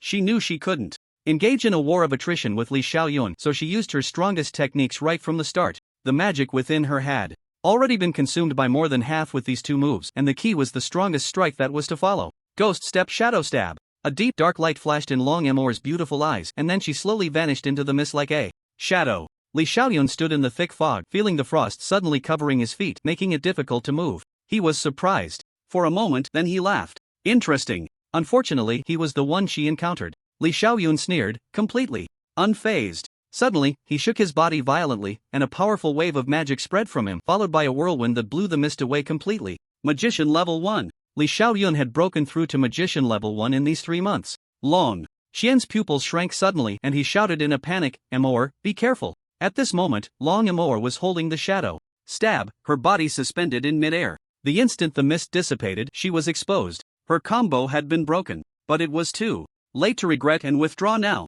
Long Amour steeled herself and accelerated, the shadow stab aimed directly at Li Xiaoyun's vital point, with less than half a meter of distance remaining between them. Li Xiaoyun suddenly looked up, revealing a strange smile at Long Amour. Get back! Long Qian's terrified roar came a moment too late. A soil spike shot up from the ground, and Long Amour, frightened, tried to retreat. However, Li Xiaoyun was faster. He cast a binding spell on Long Amour. The frost spread back, freezing Long Amour's feet. Ah! A crisp scream rang out as the soil spike accurately pierced through Long Amour's abdomen, brutally impaling her in midair. The battle was over. Li Xiaoyun casually released the frost beneath him. The cracking sound echoed as he disdainfully walked aside. Stupid bitch, you're still far from being able to fight me. As the dust settled, the onlookers couldn't help but swallow hard, a silence spreading around. This was the peak strength of the younger generation of the Li family. Such a powerful attack, if the opponent were an 8-star magician, they probably wouldn't be able to dodge it and would have to passively wait for death. Yet such a powerful attack was easily countered by Li Xiaoyun, as if it were as simple as eating and drinking. He hadn't even shown much magic, and everything was already over. Moo! Long Qian roared, his eyes flashing with pain. The members of the Long family all stood up, looking at the situation in the arena with immense anger and sorrow. I won, take her down, what are you still doing here? Li Xiaoyun waves dismissively at the referee, appearing nonchalant. The referee swallowed hard. Yes, this match is won by the Li family. Wait. Just as the referee was about to announce the result, a weak voice rang out. Long Amour spat out a mouthful of blood, pulling herself off the soil spike and slowly landing on the ground, blood flowing down her abdomen, yet her eyes held a stubborn determination. I haven't admitted defeat yet. Li Xiaoyun frowned in displeasure, casting a dark glance at Long Amour, and spat. Heh, truly ungrateful. You should take the chance to admit defeat while you still have a life left, but you insist on seeking death. Saying this, Li Xiaoyun formed a spell in his hand. Since that's the case, I'll help you. Long Amour's vision blurred, tears gradually sliding down her beautiful eyes. the sharp pain in her abdomen making her uncontrollably sob. But she was unwilling to give up. She believed that as long as she worked hard to buy time, Long Chen would definitely come back. Ming Gu. Li Xiao Yun. Suddenly, a furious roar seemed to explode from the horizon. Li Xiao Yun. Accompanied by this explosive roar of rage, a hurricane instantly swept towards Li Xiaoyun. Before Li Xiaoyun could react, the flickering pale blue hurricane directly lifted him into the sky. Ah! Li Xiaoyun's scream instantly filled the entire magic platform. Following that, a cyan figure rushed up like lightning, sweeping over to the weak and lying Long Mo Air. Mo Air, are you okay? Quickly, take this. The newcomer was filled with urgency, hastily pulling out a bottle from his body and carefully pouring its contents into Long Mo Air's mouth as if it were free. This bottle contained magical essence. It could quickly replenish the magic power within the body and promote internal self-recovery. Long Mo Air vaguely half opened her eyes, weakly looking at Long Chen, her face clearly showing joy. Gu, it's me, Mo Air, it's me. Long Chen tightly held Long Mo Air's hand, his eyes red, pressing her hand against his lips, whispering with deep pain. I'm sorry, Mo Air, it's brother who came back late, letting you suffer such serious injuries. Don't worry, I will avenge you right away. Long Chen's tone was filled with overwhelming coldness, clearly harboring murderous intent. Long Mo Air let out a soft laugh, tears sliding down her cheeks, her fair and delicate face now radiating genuine joy. That's great, brother, you're back. The time I bought was useful. After saying this, Long Mo Air closed her eyes, as if she had sighed in relief and fell to the side. Only upon knowing that Long Chen had truly returned could Long Mo Air completely release the tension she had been holding, and then she fainted. She had absolute trust in Long Chen. Long Chen tightly embraced Long Mo Air, carefully stuffing a rejuvenation pill into her mouth. Mo Air, rest well, I will take care of everything from here. At this moment, the crowd outside suddenly stood up in an uproar, shocked as they looked at the situation in the arena. Li Xiaoyun actually had the strength of a one-star magician, yet he was taken down in one move. The figure in the arena was tall and slender, appearing to be a young man with a good physique, currently holding Long Mo Air in one arm, only revealing a broad back. Although Long Chen had changed a lot in 3 months, growing taller and losing some youthful exuberance while gaining a sharper edge, those who were familiar with him would never fail to recognize him. Ming Air. Long Qian and Long Kuan both stood up in shock and joy, looking towards the arena. Long Chen had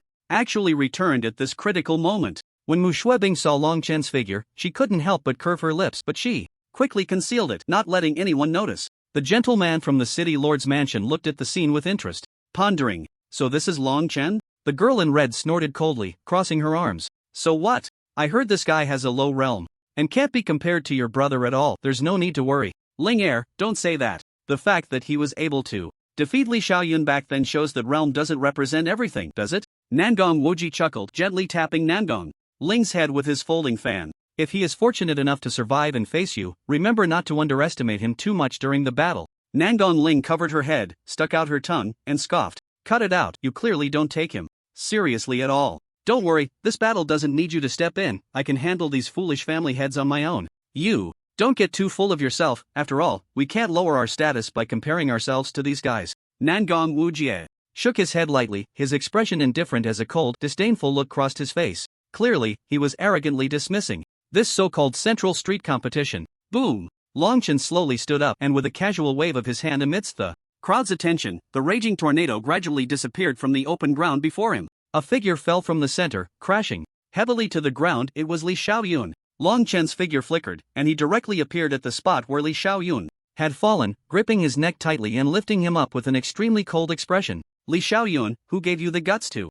lay a hand on my sister, Long Chen? This icy voice, as if it came from hell, gradually spread out. The referee nearby seemed to suddenly realize the situation and hurriedly rushed over, wanting to separate the two. Stop! Quickly stop! This isn't your battle. If you want to fight, it can't be here. Violating the rules will result in an automatic loss. Long Chen glanced at the referee, and the coldness in his eyes made even the 6-star magician referee shiver involuntarily. Whose battle do you say this is? Long Amor and Li Xiaoyun's. The referee shivered all over and quickly replied. Good, then I will take Long Amor's place. This battle now belongs to me, Long Chen, and Li Xiaoyun. Long Chen said, smiling faintly. I remember that battles between families can have substitutes, right? Of course, if the Li family feels it's unfair, they can send someone else after I defeat Li Xiaoyun. You are Long Chen? The referee was first stunned, then his mouth dropped open in shock. What a dramatic turn of events. So, this was originally a battle between Long Chen and Li Xiaoyun, but Long Amor had stepped in for Long Chen, and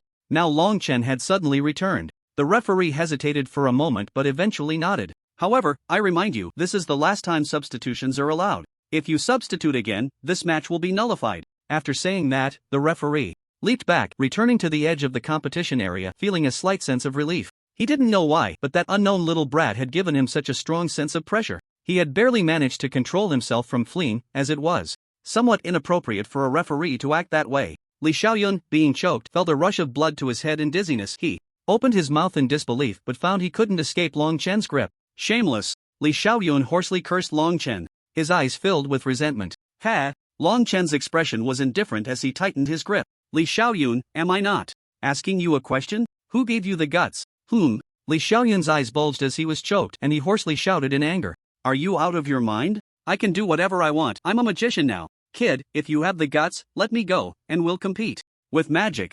Magic? Long Chen sneered, then violently threw Li Xiaoyun to the ground. Yeah, if you hadn't reminded me, I would have forgotten that this would be too easy for you to die. As soon as Li Xiaoyun was released, he scrambled to his feet, his eyes sharp, panting heavily, but he couldn't hold back. His heart raced, and he immediately raised his hand to cast a spell. Explosion! A strong wave of magical energy suddenly gathered in the air, forming a blazing inferno. It spun and rushed towards Long Chen with a roar. Long Chen's expression was indifferent as he stood still, not moving an inch. Too slow. After the magical fireball howled past, Long Chen's figure seemed to flicker for a moment before solidifying again. It missed. This is impossible? Li Xiaoyun's legs felt a bit weak, but he widened his eyes in disbelief and shouted angrily. That attack was one he had unleashed with all his strength, moving at incredible speed, absolutely not something someone below the realm of a magician could evade. Unless you are also a magician? Li Xiaoyun looked at Long Chen with a mix of shock and disbelief. Soon after, he shook his head vigorously. Impossible, absolutely impossible.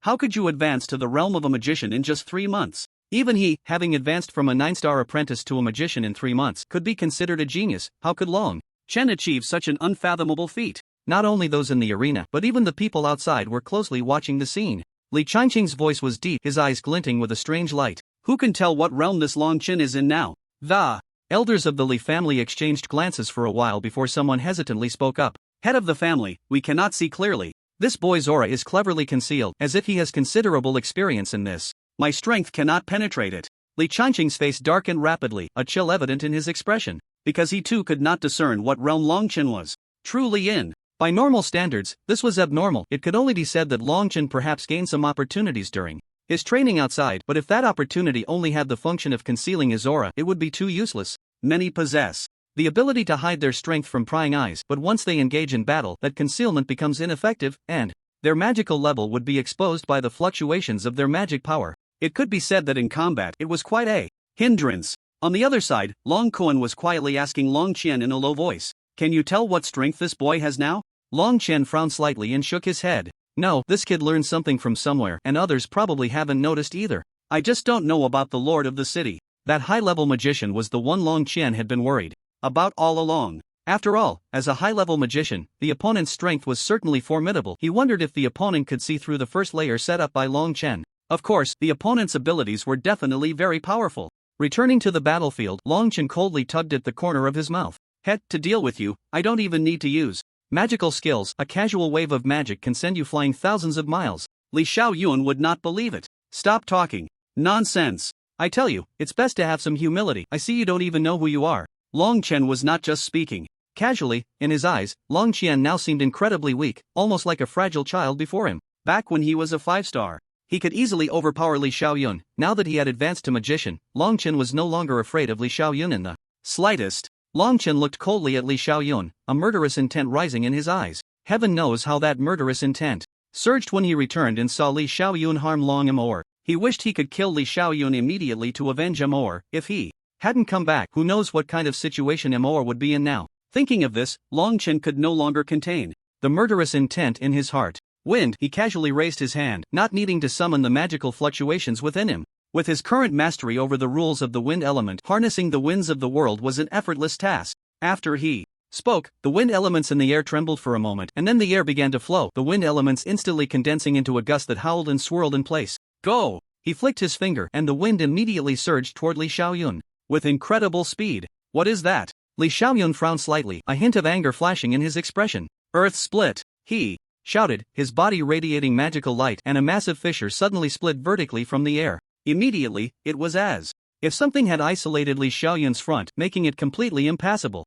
The swirling wind rushed toward Li Xiaoyun without any resistance, propelled by the gusts created when the earth split was unleashed, charging fiercely at him once more. Ah! Li Xiaoyun was struck hard in the abdomen, flying back several meters, spitting out a mouthful of blood, his eyes flashing with shock and disbelief. My earth split clearly has the effect of isolating all magical power, so why? Long Chen glanced at him indifferently. Did I not tell you? To deal with you, I don't need to expend any magical power or exhaust myself. Then, amidst the crowd's uncertain expressions, Long Chen's whirlwind swept across the entire ravine, and in the moment Li Xiaoyun's eyes widened. It forcefully pushed him out. The wind element exists between heaven and earth. Although Li Xiaoyun's magic had some effect in isolating magical power, it would not isolate the magical elements of the world itself. And as long as there is air, a whirlwind can be generated at any time. This was something that could not be avoided and absolutely could not be escaped. Li Xiaoyun defeated.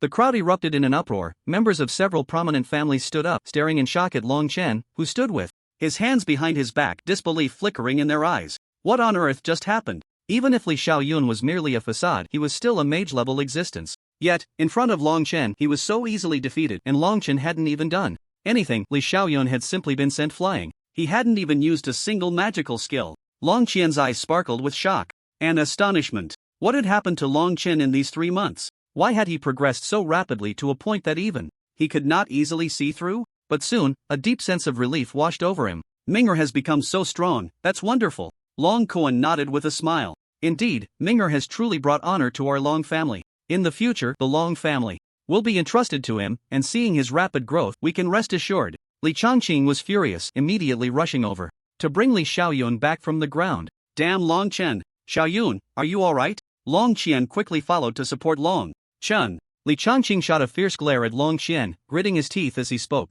Long Qian, you raised a good son. Long Qian's expression turned cold, speaking in a flat tone. Li Changqing, I haven't settled the score with you for your son injuring my Long family's descendant. Who gave you the audacity to shout at me here? Li Changqing's face stiffened for a moment. On the magic duel stage, swords and blades have no eyes. It was merely an accidental injury, so it can't be blamed on Xiaoyun. Is that so? Then if my son kills him, does that also count as swords and blades having no eyes, and is it inconsequential? Li Changqing was left speechless, his face turning cold as he snorted and turned to leave. Father, Long Chen carried Long Amour down from the competition stage and walked over to Long Qian's side. Good, it's great that you're back. Long Qian's eyes sparkled with joy as he patted Long Chen's shoulder and laughed appreciatively. Long Chen forced a smile and shook his head, his palm trembling slightly. I'm sorry for being late, it's just that Amour. At this moment, Long Amour was weakly leaning against Long Chen, and despite having taken the rejuvenation pill and magic liquid, the effects were still slow to manifest. It wasn't something that could show immediate results. Long Qian's expression grew serious for a moment, then he comforted, don't worry, we still have some healing medicine at home. Amour's injuries, though not light, can definitely be treated. Long Chen sighed in relief, helplessly, lowering his head to touch Long Amour's forehead, murmuring softly, silly girl, now that I'm back, I won't let anyone bully you again. Father, please rest assured, I will definitely win this competition. Long Chen promised seriously to Long Qian. Good. The competition continues. Next, Mu family's Mu Shuebing will face the City Lord's Mansion's Nangong Ling. Please, the two of you, take the stage. Following this, as Long Chen took his seat, the referee blew the magic whistle, and the match resumed. Mu Shuebing slowly stood up from her seat, seemingly glancing at Long Chen from afar, a strange flicker passing through her beautiful eyes. The audience in the stands began to murmur. Clearly this match was also drawing significant attention. Nangong Ling? Long Chen frowned. Long Qian explained beside him, by the way, you just returned and aren't familiar with the combat strength of the City Lord's Mansion. There are 2 participants from the City Lord's Mansion. One is this girl named Nangong Ling, who has the strength of a 2-star magician. As for the other one, Long Qian's expression grew slightly serious as he gestured for Long Chen to look across. I suggest you avoid confrontation with him when you meet. It doesn't matter if we can't win the championship. The Long family doesn't necessarily need to dominate the central street. Long Chen furrowed his brow and followed Long Qian's gaze just in time to meet the eyes of a man across who seemed to sense something. Long Qian's voice sounded in his ear. That one is called Nangong Wujie. His strength is very mysterious. From my judgment, he has at least the strength of a 4-star magician, and it's likely even more than that. Nangong Wujie gently waved a folding fan, smiling slightly at Long Chen from a distance. Long Chen's expression grew serious, and after a moment he said in a deep voice, I will do my best to try. Seeing Long Chen's determination, Long Qian could only shake his head helplessly. I will step in to help you concede at a critical moment. Your own safety is always the most important, understand? Long Qian knew Long Chen's character well enough to realize he wouldn't easily give up, but he could only softly remind him. Okay. Long Chen could tell that Nangong Wujia would definitely be difficult to deal with. Although he had experience defeating a first-tier 9-star magical beast, the Swift-Wind Rabbit King, there was still a significant difference between magical beasts and humans. Moreover, Long Chen had only taken advantage of his familiarity with wind magic at that time. The Swift-Wind Rabbit King, while a first-tier 9-star beast, was at a disadvantage. In the arena, its speed limited, and it had been worn down by Long Chen bit by bit, which led to its defeat. Even so, Long Chen had paid a considerable price to defeat the Swift-Wind Rabbit King, completely exhausting his magical power to gain the upper hand. In a battle against a human, merely having a speed advantage was clearly not enough. Nangong Wujia's strength was unpredictable, and Long Chen had just entered the magician realm. If a fight broke out, the outcome was indeed uncertain. But Long Chen was confident that he still had over a 50% chance of winning. At this moment, Mu Xuebing and Nangong Ling had already squared off against each other. One was dressed in red, the other in white, their contrasting auras unmistakable, yet both were as stunning as flowers, breathtakingly beautiful. Hee, if I were you, I would know my place and concede early. You can't defeat me, Nangong Ling said, arms crossed, holding a short whip that seemed to serve as her magic wand. Miss Nangong, it's better not to be overly confident. Whether I can defeat you will only be known once we engage, Mu Xuebing replied, her expression cold as she gazed at Nangong Ling without a hint of anger. Empty. Nangong Ling's expression darkened slightly, and her aura suddenly trembled, a light red magical wave enveloping her entire body. You overestimate yourself, let me teach you a lesson. 2-star Mage. The magical energy surrounding Nangong Ling indicated this fact.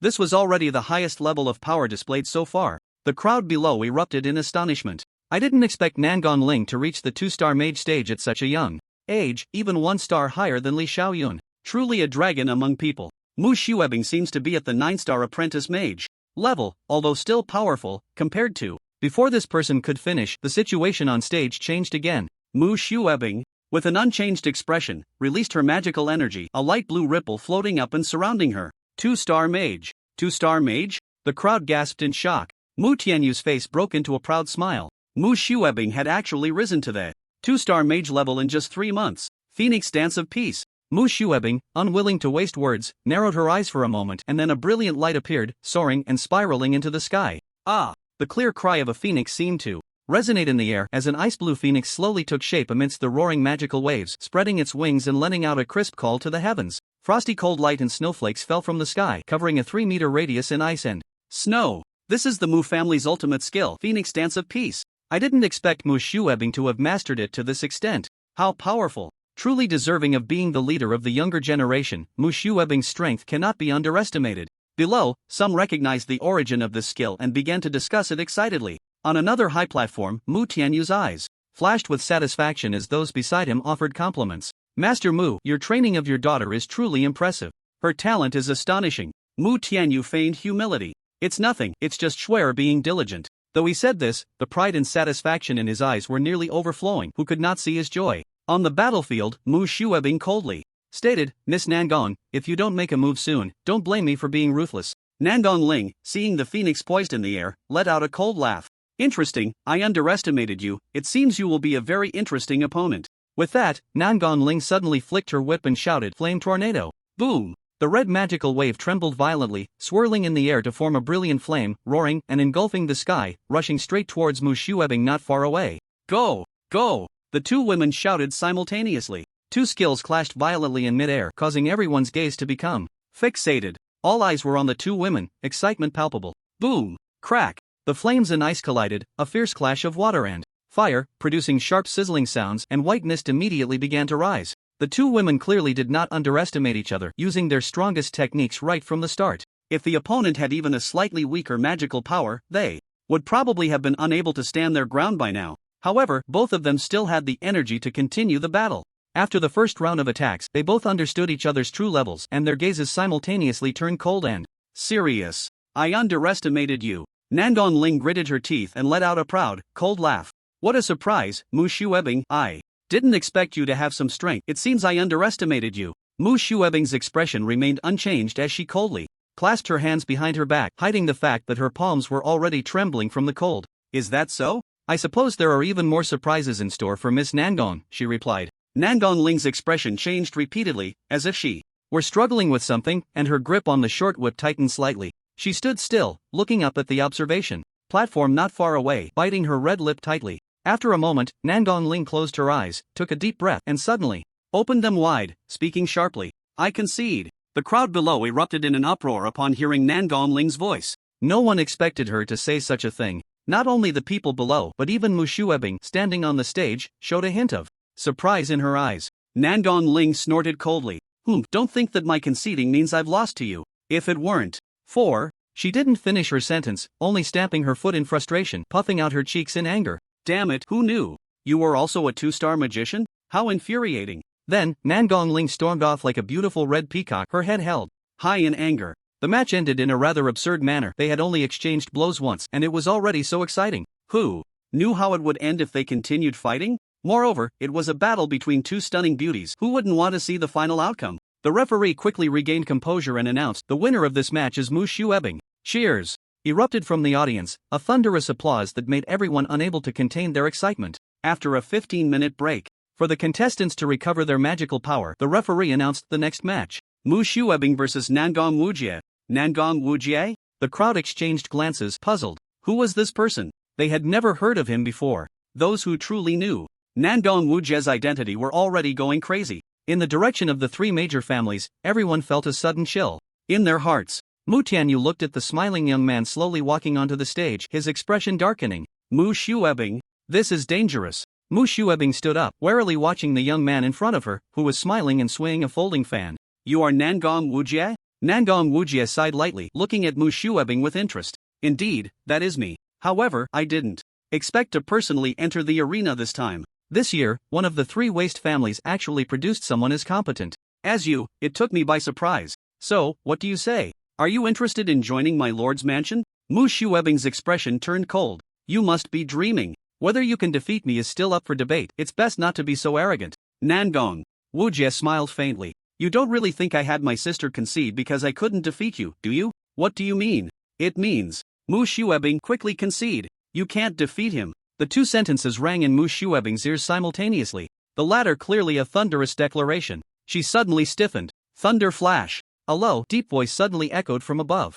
Horror. Mu Shuebing jerked her head up, only to see that Nangong Wujie had somehow reached right above her, his hands flashing with the light of magical arrays. Purple lightning crackled in his hands and beside him, enveloped in immense pressure. This Nangong Wujie was indeed a rare lightning-type magician. It is well known that when magicians first come into contact with magic, they often have affinities for 2 to 3 types of magic. However, as they choose their training direction later on, their elemental affinities tend to lean towards one. This also determines the frequency of the magic they will use most in future battles. Mu Shuebing's pupils constricted sharply and she retreated violently, yet no matter how much she tried to back away, she could not escape Nangong Wujie's attack range. Her subconscious warned her that this lightning was definitely not simple.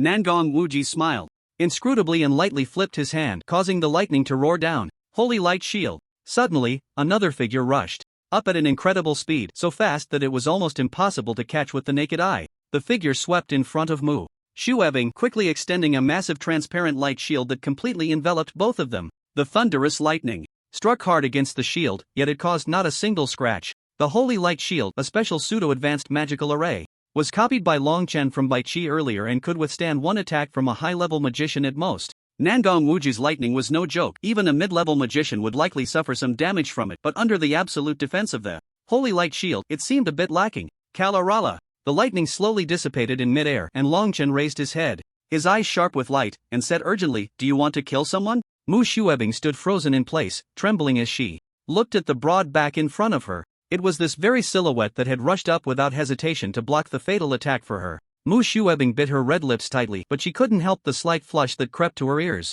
That attack. Just now, Nangong Wujie had been merciless. If it had hit Mu Shuebing, it was uncertain whether she would be alive or dead at this moment. Nangong Wujie said lightly, "In magical duels, casualties are common." Clearly, Nangong Wujie was well aware of the kind of damage his previous attack could cause. Long Chen's muscles tensed up, his eyes filled with simmering anger. Mu Shuebing, concede immediately. This person is not an opponent you can defeat. If you want to live, don't be reluctant about winning or losing. Mu Shuebing bit her red lips, her beautiful eyes flashing with complexity. I concede. Nangong Wuji slowly descended from the air, fanning himself at the corner of his lips, and suddenly burst into laughter. Interesting. The referee rushed up to announce the result. Mu Shuebing concedes, Nangong Wuji wins. Silence. A complete silence. At this moment, everyone in the audience couldn't help but tense up, watching the events unfold in the arena. These occurrences were simply too unbelievable, leaving them at a loss for words. Nangong Wuji's strength was almost overwhelming. As a two-star magician, Mu Shuebing had nearly been killed by a single move. Long Chen, who reacted in time, was also no simple character. That attack had been enough to terrify even mid-level magicians, yet he had managed to block it. Logically, this should not have been happening on a battlefield for juniors. The techniques displayed in the arena were enough to make one's heart race. However, almost everyone still did not have high hopes for Long Chen. Despite his several displays of extraordinary strength, he had yet to truly show his attacking methods. Compared to the possibility of defeating the two-star magician Nangong Wuji with a single strike, the chances of victory were too low. It seems this time Long Chen is out of luck. Although it's admirable that he took the initiative to save the beauty, he definitely won't be able to defeat Nangong Wuji. The gap in their realms is just too great. Someone shook their head in regret and sighed. Long Chen furrowed his brows slightly after seeing Long Chen's actions, his heart in turmoil. He had already warned Long Chen before, yet he still acted so impulsively. Don't worry, I'm already prepared. But I also believe that Long Chen knows his limits. Even if it comes to a critical moment, I will step in to save him. He hasn't trained for long, so losing to Nangong Wuji isn't something to be ashamed of. The drowsy Long Amour, who had just woken up, looked at Long Chen from a distance. Her red lips pursed with a complex expression. For some reason, she believed in Long Chen, trusting that he wouldn't be so easily defeated. Her beautiful eyes sparkled as she recalled Long Chen's promise, murmuring softly, "Brother Long Chen won't lose easily." The referee swallowed hard, standing between the two, feeling inexplicably overwhelmed by pressure. Next, it must be our battle, Long Chen said, glancing at the referee with a serious expression. In such a situation, there was no need to deny it, especially since the referee didn't have the guts to do so. Next, Long Chen versus Nangong Wuji. Long Chen and Nangong Wuji stood on opposite sides of the magic platform, exchanging a glance. Long Chen clasped his hands together and said calmly, "Long family, Long Chen. Nangong Wuji from the city lord's mansion." Nangong Wuji waved his folding fan, his expression quite amused. "Kid, although I don't know what method you used to block my attack, I won't hold back next." "You'd better," Long Chen replied, coldly, looking at Nangong Wuji with indifference. "Because I won't hold back either." The battle begins. With the referee's command, the magical fluctuations around Nangong Wuji surged violently, and a powerful magical force gathered in the air, forming a massive palm that charged towards Long Chen. Thunderclap palm. Light shield. Light shield. Light shield. Long Chen waved his hand, conjuring 3 light shields in succession to confront the thunderous giant palm. With a series of booming sounds, the palm broke through 2 light shields, coming to a halt just before the third shield shattered. Instead of retreating, Long Chen advanced, using the last resistance of the third light shield to quickly unleash his magical wave, his magical power surging explosively. Wind Dragon Whirlwind. Nangong Wuji's eyes narrowed for a moment before he immediately countered. Lightning Break. Put. The 2 attacks collided, magical energy swirling, ultimately canceling each other out in mid-air. Long Chen's eyes narrowed slightly as he murmured, as expected of the lightning element, "It's incredibly powerful." Copy system. Copy. Copy. Successful. Thunderclap palm. Lightning break copied. This was the first time he encountered a skill that could directly negate his Wind Dragon Whirlwind. Nangong Wuji was indeed formidable. At this moment, as the magical fluctuations around the two intensified, their true realms were naturally revealed. 1-star magician, 5-star magician. The former was Long Chen, and the latter was naturally Nangong Wuji. Long Chen gasped in shock, and the crowd at the scene was equally astonished. What kind of talent did Long Chen possess to progress so rapidly? Just 3 months ago, he was still a 5-star magic apprentice, and in such a short time, his strength had become so formidable. This was simply unbelievable. Crossing 5 stars and a major realm in 3 months would shock anyone, no matter where it was heard. Yet, it had happened right before their eyes with Long Chen. Even more shocking was Nangong Wuji. This person had previously kept a low profile. Who would have thought he possessed such powerful strength? No wonder the 2-star Mu Shuebing had no ability to resist in front of him. Long Chen felt both relieved and worried. It's truly great that Minger has come this far, but I hope he doesn't act impulsively. Although Long Chen had a certain ability to fight above his level, the opponent was, after all, someone 4 stars higher than him. How could it be so simple for him to lose? Pang, pa pa, put. The sounds of various magic clashing continuously echoed on the stage, and the speed of both fighters was increasing. Despite the level difference, Long Chen was surprisingly able to keep up with Nangong Wuji in speed, even vaguely pressing him. Long Quan took a deep breath and clapped in admiration. Good, as expected of Minger. On the other side, the expressions of the two family heads were not so pleasant. Li Changqing's face turned ashen with anger, but he looked at Long Chen. With a rare sense of caution, this child was growing too fast. Given time, he would undoubtedly become an opponent that others could only look up to. Mu Tianyu looked at Mu Shuebing with a complex expression. Binger, can you do half of what Long Chen can do? Mu Tianyu had conservatively asked, but Mu Shuebing remained silent, her expression complicated. After a moment, she spoke. Under Nangong Wujie's hands, I wouldn't be able to withstand a single move. If it weren't for Long Chen protecting me just now, I might not have survived. Not to mention fighting Nangong Wujie here for so many moves. Mu Tianyu took a deep breath. The Long family is really rising. This child is not simple. My Mu family also owes him a favor. Everyone was intently watching the people in the arena. They still remembered the last time Long Chen was incredibly weak, but now he had rapidly grown. What kind of speed was this? Long Chen withdrew his thoughts and focused entirely on the battlefield.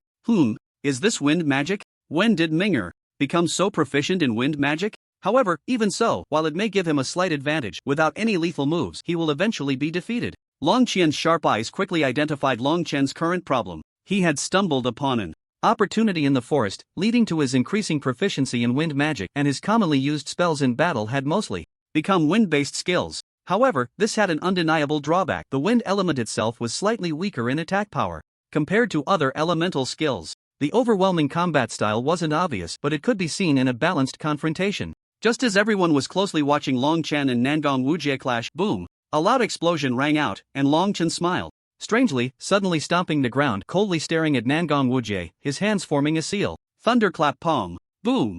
A familiar flash of lightning suddenly appeared above Nangong Wujie's head. Following that, Long Chen unleashed a hurricane that pushed the thunderclouds down towards Nangong Wujie, and amidst Nangong Wujie's shocked expression, the rumbling thunder and lightning quickly erupted. How is this possible? No one could remain calm upon seeing a skill they had just used being employed by someone else. Nangong Wujie was no exception. For a moment he even thought it was just an illusion until he felt the thunderous power of the thunderclap palm. It was even similar to his own hand seal. Nangong Wujie was rarely caught off guard, hit by the palm wind, and was sent flying, spitting out a mouthful of blood, glaring at Long Chen in anger. What trick did you use, you brat? Nangong Ling exclaimed in shock, quickly standing up, panicking. Brother. Long Chen slowly landed from mid-air, glancing indifferently at Nangong Wujie. Your moves are only at this level. Nangong Wujie was instantly enraged, his previously maintained indifferent expression suddenly transformed. You're seeking death, kid. As he spoke, Nangong Wujie soared into the air, coldly wiping the blood from the corner of his mouth.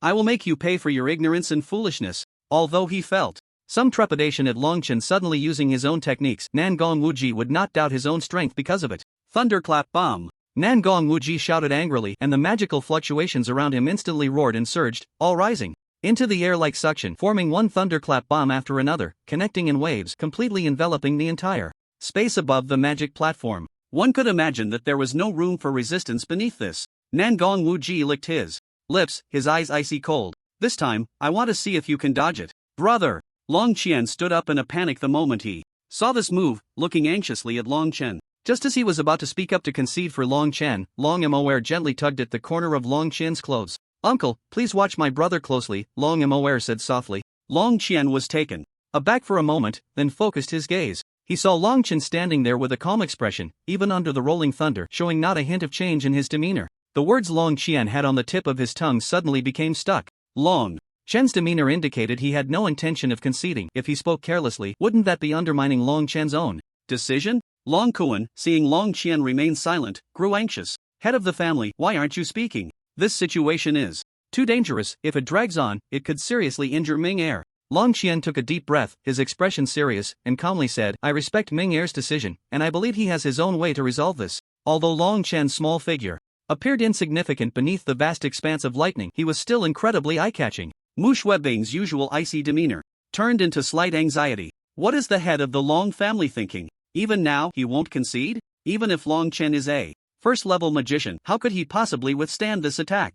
Losing to a 5-star magician is nothing to be ashamed of. Mu Tianyu, however, focused his gaze on Long Chen, his eyes reflecting deep contemplation. Long Qian must have his own reasons for remaining silent. Long Chen is not simple either. His strength is definitely more than just a first-level magician. But Mu Tianyu shook his head. Bing Er, let me ask you one more question. Do you think you could defeat Long Chen? Mu Shuebing was stunned, and after a long pause, she bitterly shook her head. I can't do it.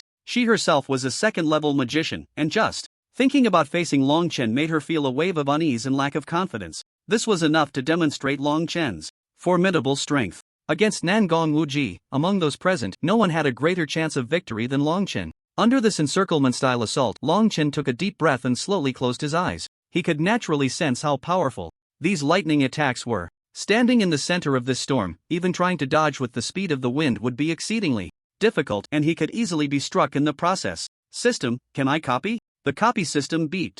Beep, magic source.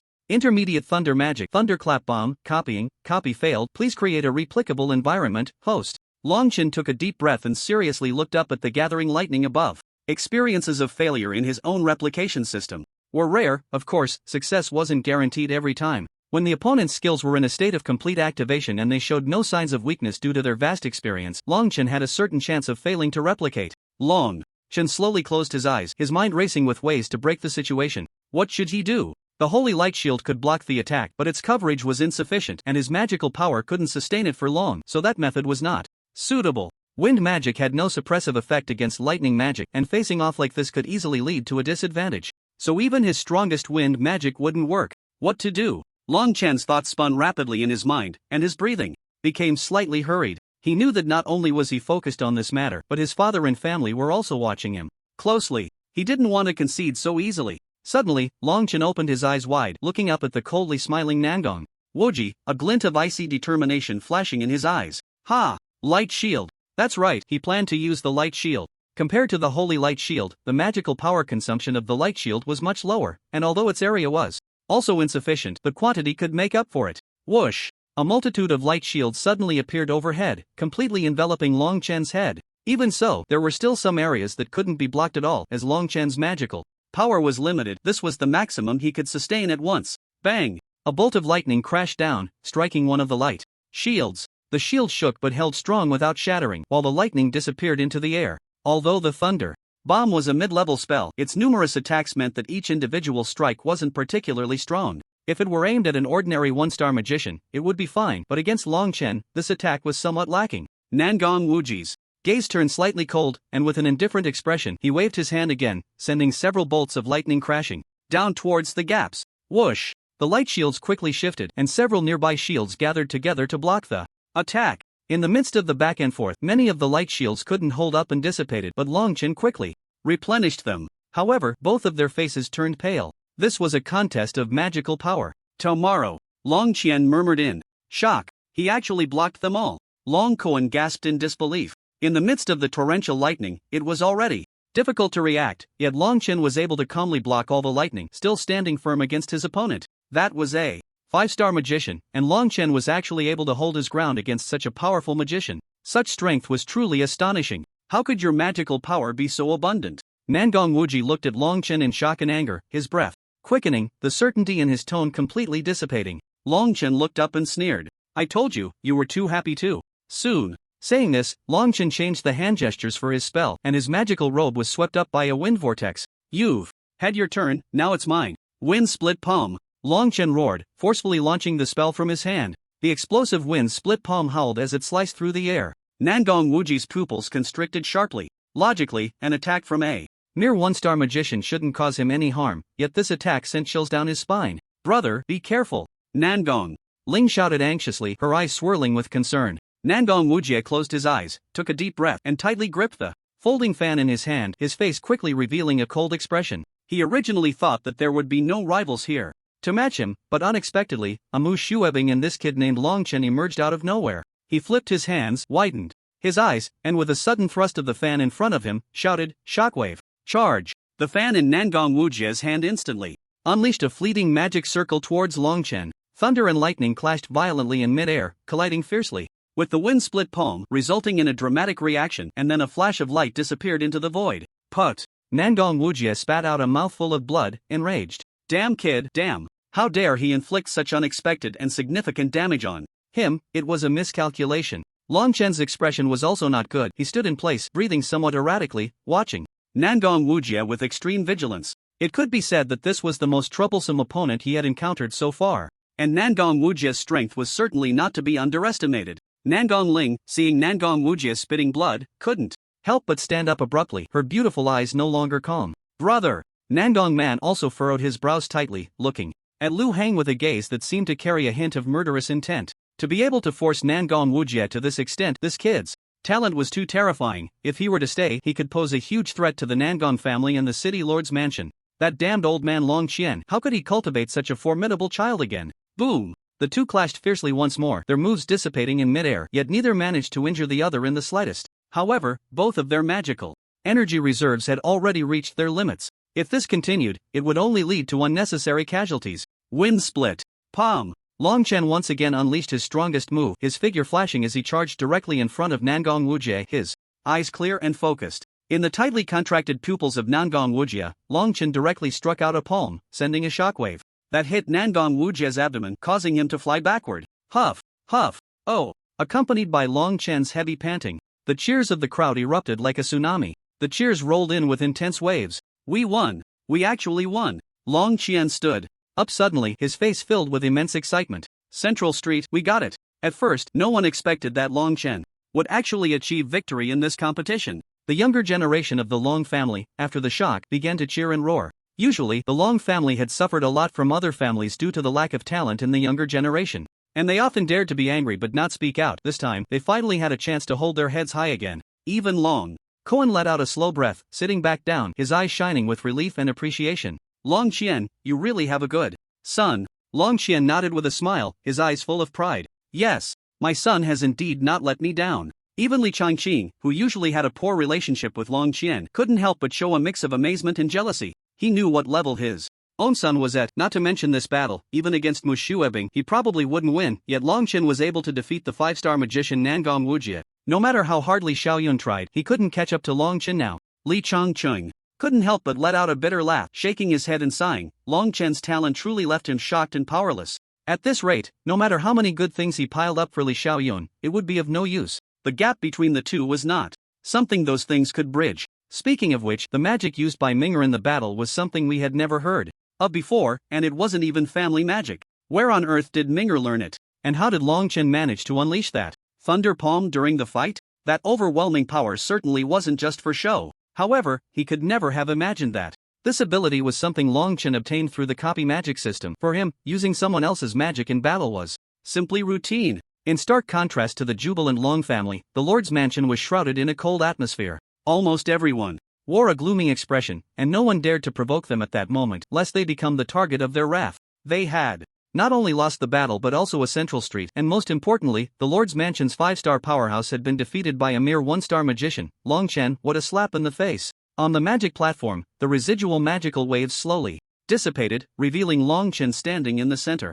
At this moment, his magic robe was completely tattered, and he looked quite disheveled. Mu Shuebing couldn't help but bite her red lips, her eyes sparkling as she stared at Long Qian. Below, some spectators excitedly shouted a few words. You are so strong, you actually defeated the 5-star magician Nangong Wujie. Long Qian forced a smile, a look of helplessness in his eyes. This had truly been a tough battle. His internal magical fluctuations had completely drained, and he was merely holding on. If someone were to attack him again at this moment, he would likely collapse. Immediately, the excessive use of the light shield meant he probably couldn't even release another one now.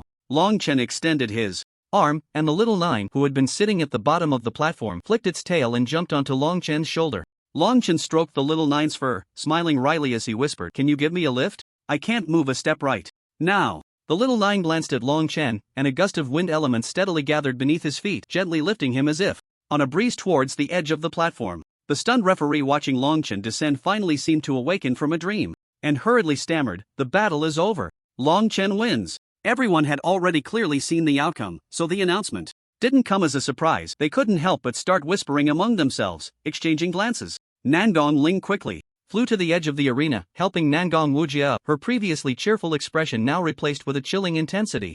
Long Qian, what a Long Qian! Daring to harm my brother, I will not rest until one of us is dead. Long Qian paid no mind to the siblings' feelings. He simply walked steadily towards his family's area, holding the fox. Long Qian hurriedly stepped forward to support him. "Come sit here and rest for a moment. How do you feel?" The referee paused for a moment and quickly called out to Long Qian, "Hey, aren't you going to continue in the next match?" According to the rules, the victor could continue to accept challenges, and the competition would provide a certain amount of time for recovery. Long Qian slowly waved his hand. "I won't. Continue, my Long family will send someone else in. I trust their strength. The strongest opponents had mostly been dealt with.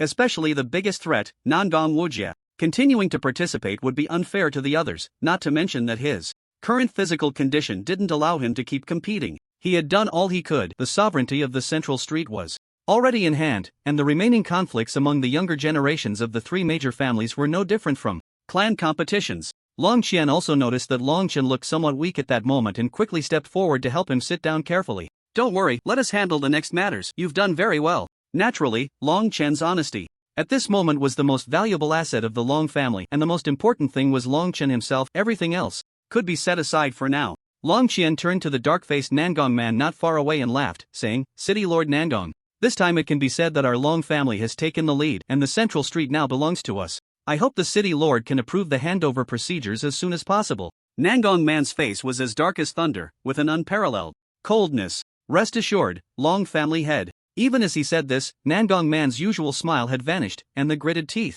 in his words were more evident. Let's go. Lu Feng, standing beside him, said nothing and followed Nangong man as they turned to leave. The city lord's mansion had suffered a huge loss this time. Not only had they lost the competition, but they had also completely tarnished the reputation they had built. Under the strange or contemptuous gazes of those around, Nangong man's face turned ashen, and he gritted his teeth as he left the scene. The subsequent matches were nothing special. Perhaps in the past, many would have been watching closely, but after the previous few matches, people were still lingering on the excitement, and naturally, they had little interest in the others. It could even be said that it was just child's play. Normally, this would be the norm, but with so many geniuses gathered this time, the norm felt somewhat disappointing. Although the performance of the Long family members afterward could only be described as mixed, everyone had already tacitly acknowledged that this year's Long family was the uncrowned king, all because of that young man named Long Chen. His brilliance was too dazzling, leaving everyone in awe. Thus, the Grand Central Street competition came to a close, and the final victor undoubtedly fell into the hands of the Long family.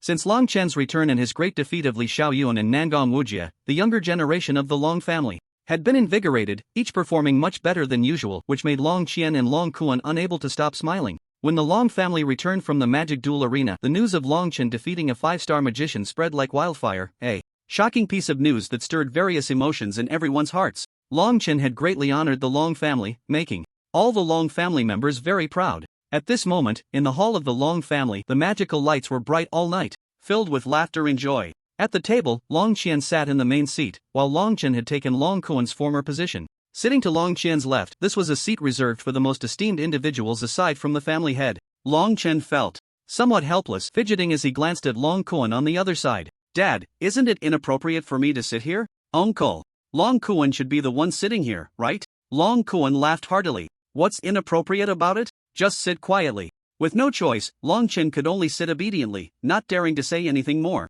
Xiaojiu, wagging its tail, sat on Long Chen's shoulder, elegantly holding a fruit and nibbling on it, its adorable posture causing Long Amour beside him to sneakily reach out and pet it. Everyone at the table was enjoying their meal with laughter, and Long Chen scanned the room, noticing that many people were excitedly stealing glances at him. After a moment, Long Qian also put down his chopsticks, no longer conversing with others, but instead smilingly staring at him. Long Chen felt a chill run down his spine under his gaze, his body shivering slightly. It's not that, but why are you looking at me like that? Long Chen, you really brought great honor to our Long family. Today, the glory our Long family has today is all thanks to you, and you deserve great praise. Long Chen forced a smile and said, Dad, what are you talking about? I'm also a part of the Long family. Well said. Long Kuan slapped the table, his smile radiant. What are those family geniuses worth? None can compare to our Minger. Long Chen quickly waved his hand. By the way, Minger, I won't ask how you reached the rank of a 1-star magician in such a short time. I just want to ask one thing. When you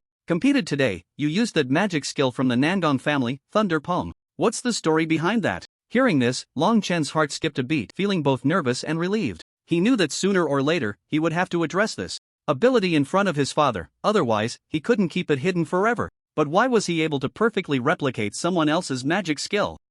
That's right. Long Chen took a deep breath and steeled himself to speak. It really was an exact replica, not an illusion? Long Qian was somewhat shocked. Seeing his father's expression, a wave of guilt suddenly surged in Long Chen's heart. After a moment of flickering thoughts in his mind, he finally spoke. Yes, father, the skill I used was indeed identical to his, and it wasn't an illusion, even the power was probably the same. The crowd couldn't help but gasp in shock. Long Qian quickly followed up with another question. What exactly is going on? Actually, I learned it during the competition. I found that I seem to have a strong learning ability in this area. If someone demonstrates a magic skill in front of me, I can remember it in my mind and then use it myself. If it's complex, I can remember it after a few demonstrations. Long Chen hesitated for a moment but decided to play it safe. In reality, for his system, there were only two outcomes: successful replication and failed replication, with the failure rate being low unless conditions didn't allow it. As long as he seized the right moment, the chance of successfully copying a skill was 100%. Clatter. The sound of cups and chopsticks falling echoed, and Long Chen looked up to see that everything everyone was holding had fallen to the ground, shattering into pieces. Even Long Imor almost dropped the pastry in her hand, staring blankly at Long Chen. Long Qian swallowed hard, looking at Long Chen in shock.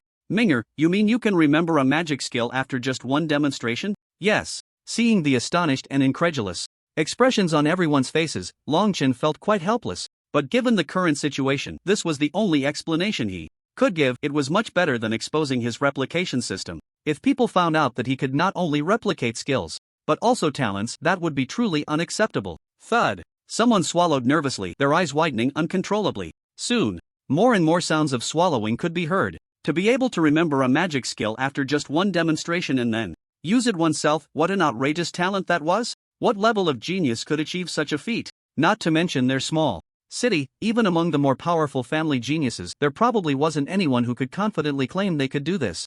Long Chen was only a one-star magician at the moment, so this talent hadn't yet shown how domineering it could be. But if Long Chen were to rise to a higher level with such a talent for learning magic skills, wouldn't he be able to go anywhere as if it were a no man's land? Long Qian took a deep breath, concealing the ecstatic look in his eyes, and said, Minger, you must not reveal this matter easily. You learn someone else's skills on the spot, and unless absolutely necessary, do not use them right away. Although you can currently only copy low-level spells, you will grow stronger in the future. If this magical talent remains, it will be an incredibly formidable ability. Long Chen nodded, not clarifying that he was not limited to copying only spells of the same level, but could actually ignore levels and copy spells of any rank. The disparity in levels made it difficult for him to access higher-level spells, and even if he successfully copied them, he could hardly cast them, so there was no need to do so. However, Long Chen felt somewhat helpless. He hadn't expected Long Qian to bestow such a title upon him, making him out to be some kind of magical genius. In reality, he considered himself not a genius at all, but merely someone lucky enough to possess a copying system and willing to work hard. If the family needs it, I can write down all the magical skills I've learned so far and record them in the family's magical library. Long Chen hesitated for a moment and then added, however, most of what I've learned so far are low-level and intermediate spells, with the best being a pseudo-advanced magic array, which is quite complex for ordinary people and a bit difficult to learn. Long Qian and Long Kuan were instantly dumbfounded, staring with their mouths agape, looking utterly bewildered. Wait, the family is about to gain several more low-level and intermediate spells? Not to mention advanced spells. Most of what Long Qian used were also intermediate spells, and finding one that suited him was quite challenging, as there weren't many intermediate spells available, let alone advanced ones. Moreover, Minger, what's this about magic arrays? Can you draw magic now? Long Qian slowly voiced the confusion that everyone was feeling. Everyone present clearly understood how precious array mages were. It was unlikely to find even one among 1,000 mages who had the talent to draw magic arrays. Array mages were extremely scarce in major cities and families, and any array mage in these places was highly esteemed. Long Chen scratched his head, feeling a bit embarrassed as he said, Oh, right, I forgot to mention, due to some coincidences, I can now draw quite a few arrays, both low-level and intermediate. If I have time during this period, I'll draw some for the family. And we can use ordinary jade pendants as the medium. Everyone gulped again, as the shocking revelations were simply too overwhelming, leaving them feeling somewhat numb. At this point, even if Long Chen claimed he had found a high-level magical beast cub, it probably wouldn't surprise anyone. After the championship competition on the central street of Yaoguang City concluded, discussions about the events that transpired spread throughout the streets and alleys, with Long Chen, who had risen unexpectedly, becoming the focal point of everyone's conversations.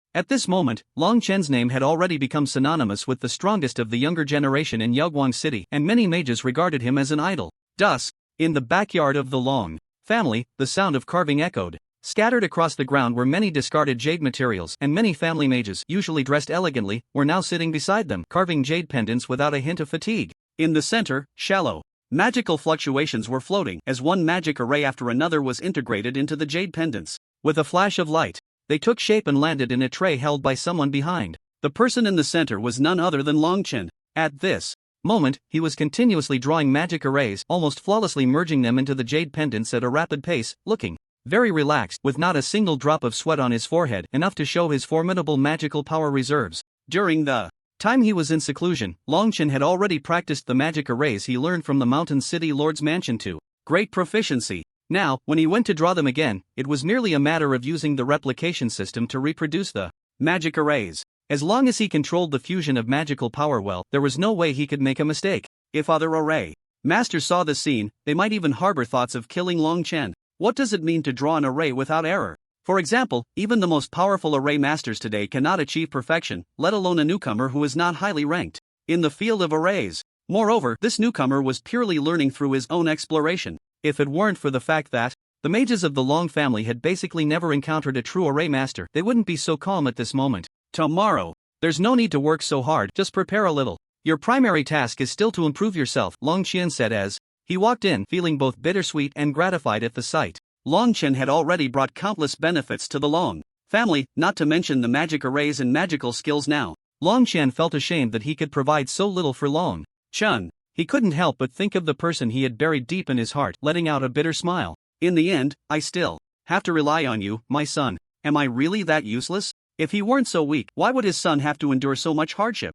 If he weren't so weak, how could his wife? Dad, it's fine, I'm not tired at all. You see, this is actually a form of training. Preparing more defensive and offensive measures for the family is also good, Longchen replied. Longchen's expression was complex as he gazed deeply at Longchen. Son, come with me for a moment. Longchen was slightly taken aback. Your father doesn't have much good to give you, but I did happen to obtain a mysterious scroll years ago. The scroll contains a magical secret. Techniques suitable for array masters to cultivate, used to condense the magical power within the body and settle the magic energy. As he spoke, Longchen slowly pushed open a stone door and led Longchen inside. Condensing magical power? Longchen said. Although the magical power within the human body is directly related to one's realm, condensed magical power allows your internal magic to far exceed that of others at the same level. Longchen was immediately taken aback. To far exceed others at the same level, what does that mean? Longchen already had the upper hand in battles due to various emerging techniques and his skilled combat skills. Coupled with the support of the replication system, he could maximize the efficiency of his magical power usage,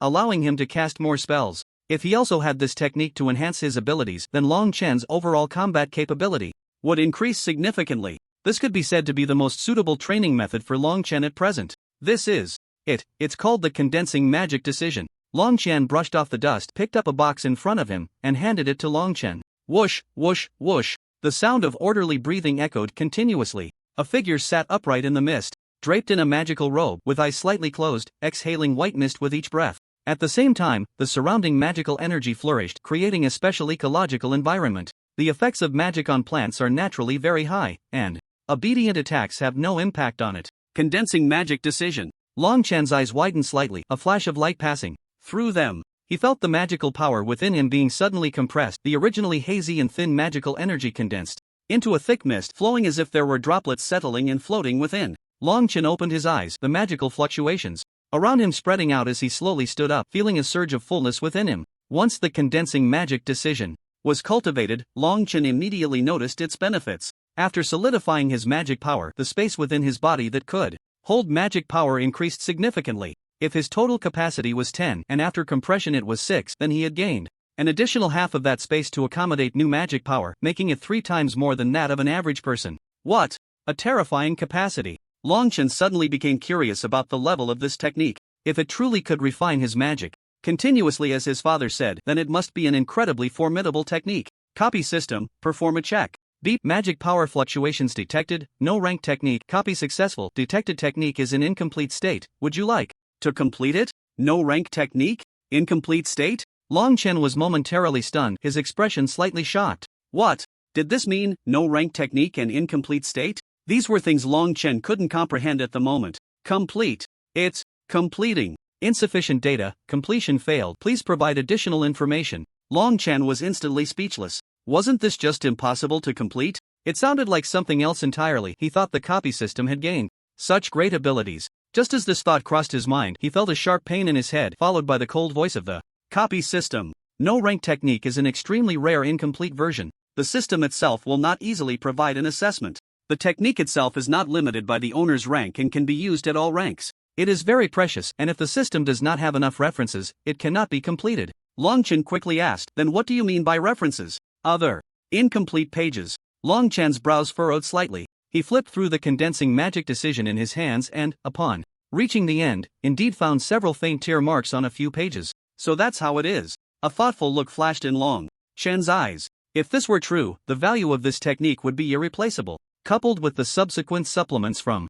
the copy system, perhaps this technique would become a supreme classic. Whether it was the copy system or this technique, both were treasures among treasures. Long Chen once again sat cross-legged, absorbing magic elements, and when he sensed that his magic power was nearly full, he opened his eyes again. He wasn't sure if it was his imagination, but he felt that his speed of absorbing magic power had increased significantly, almost on par with when he absorbed magic power from magic crystals. Huff! A wisp of smoke slowly escaped from Long Chen's mouth, and then he took out a small bottle from his body. Inside the bottle was the magic liquid he had condensed from the wind elements in the air over the past 2 days. He shook the liquid in the bottle and then unhesitatingly tilted his head back and poured it into his mouth. He intended to use this to directly break through to a 2-star magician. The magic power within him was already very sufficient, his whole body was brimming with energy, and after practicing the condensing magic decision for the past few days, he felt as if his body had been purified anew. Using this technique to advance would be a smooth sailing affair. If he missed this opportunity, he might have to wait a while longer to find this feeling again. He felt a lightness within him as the condensed magic liquid flowed gently through his meridians, stirring the magic waves within his body. He was breaking through to that silent realm. The pure magic liquid was absorbed into his body, serving as a powerful final push. Boom! The moment that barrier was broken, Long Chen's vision brightened, and a certain feeling that had been suppressed for so long seemed to shatter, surging upward effortlessly. In that instant, Long Chen suddenly felt the surrounding magical elements becoming clearer. The most familiar wind elements seemed to be dancing around him in joy. Soon, the new area, washed by magical power, was quickly filled with the magic from within him. Then, the vaporized magical energy was swiftly suppressed into a dense fog state by the ongoing condensation technique. At this moment, Long Chen's speed of absorbing the magic between heaven and earth increased significantly. Gradually, the sky turned once more, the sun hanging high above. Long Chen let out a comfortable sigh, feeling the abundant magic within him, and stretched lazily. He had almost lost track of time while cultivating. In just under half a month, Long Chen had once again advanced a star. If this news reached Long Chen and the others, they would surely be dumbfounded, staring in disbelief. However, Long Chen himself felt nothing unusual, having cultivated a new technique. Coupled with the support of that bottle of pure magical liquid, it would indeed be strange if he did not advance. Long Chen let out a long howl, and immediately, a white figure dashed out from the nearby woods, nimbly landing on Long Chen's shoulder and squatting down skillfully. The shadow gradually revealed its form under the light, a fluffy-tailed, pointy-eared white fox, entirely snow-white and adorably cute. Upon closer inspection, one could see that another small tail had also begun to grow beside the main tail. Long Chen cast a concealment spell and smiled as he patted the fox. This fox was the little Jiao that Long Chen had brought back earlier, a breed known as the nine-tailed white fox. Little Jiao, dissatisfied, swatted Long Chen's face with its paw, whining a few times, looking quite unhappy. "What's wrong? Have you not had anything to eat these past few days without me cooking for you?" As he spoke, Long Chen generously pulled out a bottle of wind-type magical liquid from his pocket and handed it to little Jiao. "Here, drink this, I saved some for you." Little Jiao's eyes lit up, and without hesitation, it grabbed the bottle with its front paw and poured it into its mouth. Before Long Chen could react, little Jiao had finished it all. Long Chen couldn't help but feel helpless, pinching little Jiao's ear. "Drinking so much at once, I wonder if you'll feel uncomfortable later." The concentration of this liquid was extremely high, and even though little Jiao was a wind-type magical beast, it might not be able to handle it. But little Jiao drank it anyway, and Long Chen could do nothing but let it be. After all, nothing serious would come of it. After finishing the drink, little Jiao tossed the bottle aside, shaking its head as if it were tipsy, its ears twitching, lips parting to reveal a small red tongue, looking just like a smiling, beautiful Samoyed. Only little Jiao's fur was purer, and its appearance even cuter. Hoo! Ha! In the empty backyard, Long Chen was continuously expanding the range of the holy light shield. Meanwhile, on the other side, Long Amour, who had advanced to 8 stars with Long Chen's help, was also continuously launching magical attacks at Long Chen's holy light shield. Long Chen moved quickly, the playful aspect of their fight taking precedence. Boom! As he once again manipulated the holy light shield to block Long Amour's attack, the shield's coverage finally broke through the entire yard. Long Chen finally exhausted his strength, the magic within him nearly completely drained by the holy light shield. "Brother Long Chen, you're amazing." Long Amour retracted her attack, smiling lightly, her bangs a bit messy, yet it did not detract from her ethereal beauty. Long Chen withdrew the holy light shield, took a deep breath, and shook his head with a smile. "You're still a little girl, but your progress is quite fast." Long Amour shyly scratched her head, adorably, sticking out her little tongue. No, it's all thanks to you, brother. You sweet-talking girl. The two of them laughed. It had been a full month since the Central Street competition. Long Chen had solidified his strength as a 2-star magician through continuous training, and now he was fully capable of challenging for 3 stars, though he saw no need to do so. He preferred to move forward step by step, steadily. If one moved too smoothly without encountering any bottlenecks, they would find themselves stuck when they finally did. Long Amour had also made significant progress, learning many new spells and directly advancing to the rank of 8-star magic apprentice. Xiaojiu, it's time to eat. Long Chen wiped the sweat from his body and called out behind him. Immediately, a fox rushed over, quickly leaping onto Long Chen's shoulder, its white tail flicking back and forth, with a hint of berry color around its mouth from who knows where it had stolen a bite. You, why is your mind always on food? Long Chen pinched Xiaojiu's ear, provoking a disgruntled yelp from it. The fox pawed at Long Chen's hand, skillfully begging for a tube of magic liquid, which it quickly gulped down. Long Amour helplessly wiped the color from Xiaojiu's mouth. Brother, don't be too strict. It's normal for a cub to need a lot of nutrition while growing. Speaking of this, Long Chen suddenly remembered something. Wind crystal essence. He had almost forgotten about it, something that Gang had told him was crucial for the growth of a young 9-tailed white fox. I need to think of a way, Long Chen frowned, rubbing Xiaojiu's body. Relying on wind magic liquid alone wasn't a solution. If it delayed Xiaojiu's growth, it would be counterproductive. Tomorrow, how's your training going? A hearty laugh rang out as Long Kun strode in, smiling at Long Chen and sizing him up. Not bad, kid, you're looking pretty solid. Long Chen responded with a sound of surprise, scratching his head. Oh, these past few days, I've just been solidifying my previous magic power, only breaking through 1 star, so now I'm a 2-star magician. Only? Long Kun nearly jumped at the words, then let out a bitter laugh. Ah, I'm just asking for trouble. Stars weren't so easy to ascend. If leveling up were that simple, there wouldn't be so many people stuck at this level. He remembered how it took him over 20 years to progress from a novice magician to an intermediate one. That showed just how difficult it was. Yet Long Chen had managed to break through again in less than a month. Not to mention the time he had previously spent training for 3 months, jumping from a 5-star magic apprentice to a 1-star magician. The gap in talent was simply incomparable. Long Chen smiled, stroking Xiaojiu's tail. Speaking of which, uncle, I haven't seen my dad around lately. Is he busy with something? I went to the Central Street and didn't see him there either. Upon hearing this, the joy on Long Kuan's face faded slightly. He took a deep breath before responding. It's all because of those bastards at the City Lord's mansion. They're utterly useless. Damn them. Is the issue with the Central Street still unresolved? Long Ning keenly sensed the tension. Yes, Long Kuan's expression darkened. When we were competing, everything was agreed upon. The moment Nangong Wuji lost to you should have taken effect, but the City Lord's mansion has been holding on to the ownership rights and refuses to hand them over. When our people go to find them, they just disappear. At that time, so many people should have known about that incident. As the lord of the city, Nangong Man shouldn't have had the guts to act so boldly and seize their belongings. So the other party is probably just deliberately toying with them, using various excuses to verify things, with no intention of giving them back. The Central Street area is the largest and most bustling street in the entire Yaoguang city, where many things are only sold here. It can be said to be a resource-rich piece of meat, and the other party certainly isn't willing to let go. However, the Lord's mansion absolutely wouldn't dare to refuse them. After all, so many people are watching, and they wouldn't do something that would damage their reputation. Long Chen thought for a moment and understood. So what does Dad plan to do? We can't just let them drag this out indefinitely, right? Your father has already made a decision. Tomorrow we plan to bring people directly to the Lord's mansion. If the people from the Lord's mansion still refuse to let go, we will take action directly. Long Kuan said coldly. Long Chen's expression shifted. It seemed this time Dad wasn't planning to tolerate the Lord's mansion any longer, essentially tearing the facade with them. Uncle Long Kuan, let me go with you. After much consideration, Long Chen made up his mind. You? Long Kuan was taken aback and instinctively refused. Tomorrow, you don't need to get involved in this matter. Your dad and I can handle it, don't worry. After saying this, Long Kuan suddenly remembered Long Chen's current strength. As a magician, he already had the power to defeat a 5-star magician. To be honest, this was already a very strong ability within the Long family. Most of the people they planned to bring were not even as strong as Long Chen. Don't worry, uncle, I can definitely take care of myself. I'm just hoping to do something for the family. Bringing Xiaojiu along is like adding 2 magician-level combat powers. You can't underestimate us. Long Kuan paused, considered carefully, and finally nodded in agreement. Alright, then you can come with us tomorrow, but you don't need to take too much action. Just protect yourself and leave the rest to your dad and me. Long Chen's face lit up with joy, and he quickly nodded, saying, yes, don't worry, I definitely won't cause any trouble. Long Kuan smiled and nodded, then Long Chen hugged Xiao Jiao and ran back to prepare,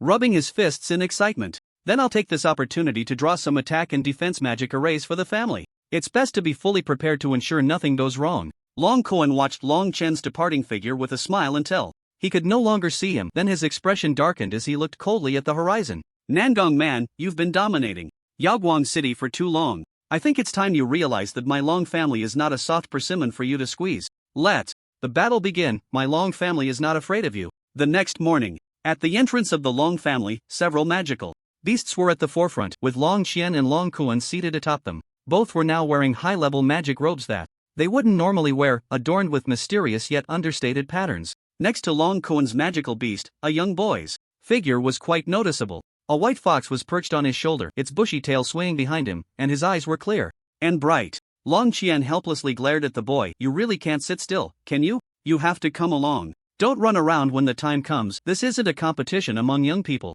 If there's danger, retreat immediately. Don't worry, Dad, I can protect myself. Long Chen grinned. He was confident because he had several pre-prepared pseudo-high-level magic array, holy light shields. They could withstand an attack from a high-level magician at most once, making it more than enough to protect himself in this battle. Yes, Long Qian, do you still not believe your son? His strength is indeed very formidable. Long Kuan laughed heartily, looking at Long Qian with a smile. You dare to say that if something happens tomorrow, I won't spare you. First, Long Qian glared at Long Kuan in anger, and seeing this, Long Kuan quickly scratched his nose and averted his gaze awkwardly. At that moment he had agreed to let Long Chen follow out of impulse, but later he felt it was inappropriate. However, since he had already agreed, it was meaningless to go back on his word now. He also didn't want to lose trust with Long Chen, so he could only helplessly let Long Chen accompany them. Long Chen scratched the back of his head, looking left and right but refusing to look at his father, which infuriated Long Qian. Let's go! A group of magicians riding flying beasts thundered through the streets,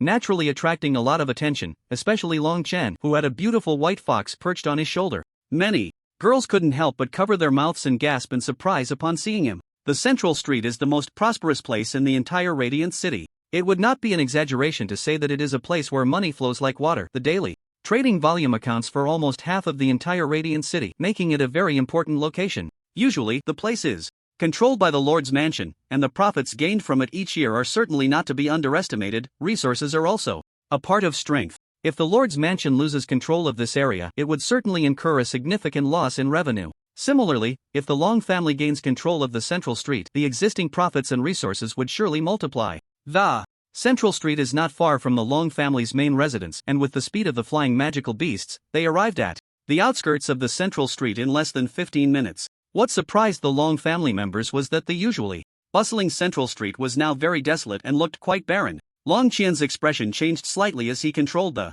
magical beast to fly to the center of the street and jump down from above. Long Kuan and Long Chen followed closely, looking around in astonishment. This is the central street? Long Qian's expression was grave.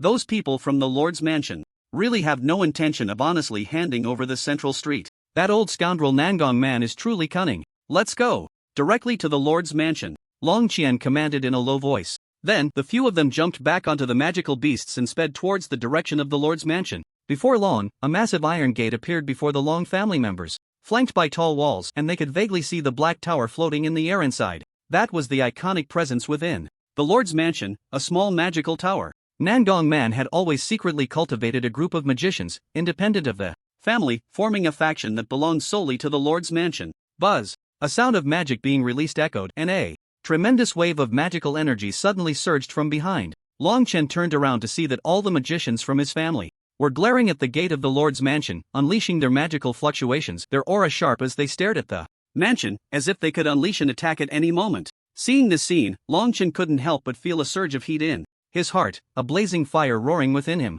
This was the real battle between magicians, where some of these magicians might not be stronger than Long Chen, but they were all seasoned warriors. The momentum was entirely different. No one was there to protect your personal safety. The moment the battle began, the possibility of death was inevitable. Minor, retreat. Long Kuan, protect him well. After giving his orders, Long Qian took a deep breath, locking his magic within his chest, and shouted, Long Qian of the Long family has arrived. Where is that old man Nangong? Accompanying his shout was the simultaneous magical rain of swords unleashed by the magicians behind him. Without giving anyone time to resist, it surged towards the gate of the Lord's mansion like a storm. Buzz! As the sword rain approached the gate of the Lord's mansion, a layer of transparent film appeared. And then the sword rain scattered all over the ground. Who dares to be reckless in front of the Lord's mansion? A furious shout rang out, followed by someone appearing from above.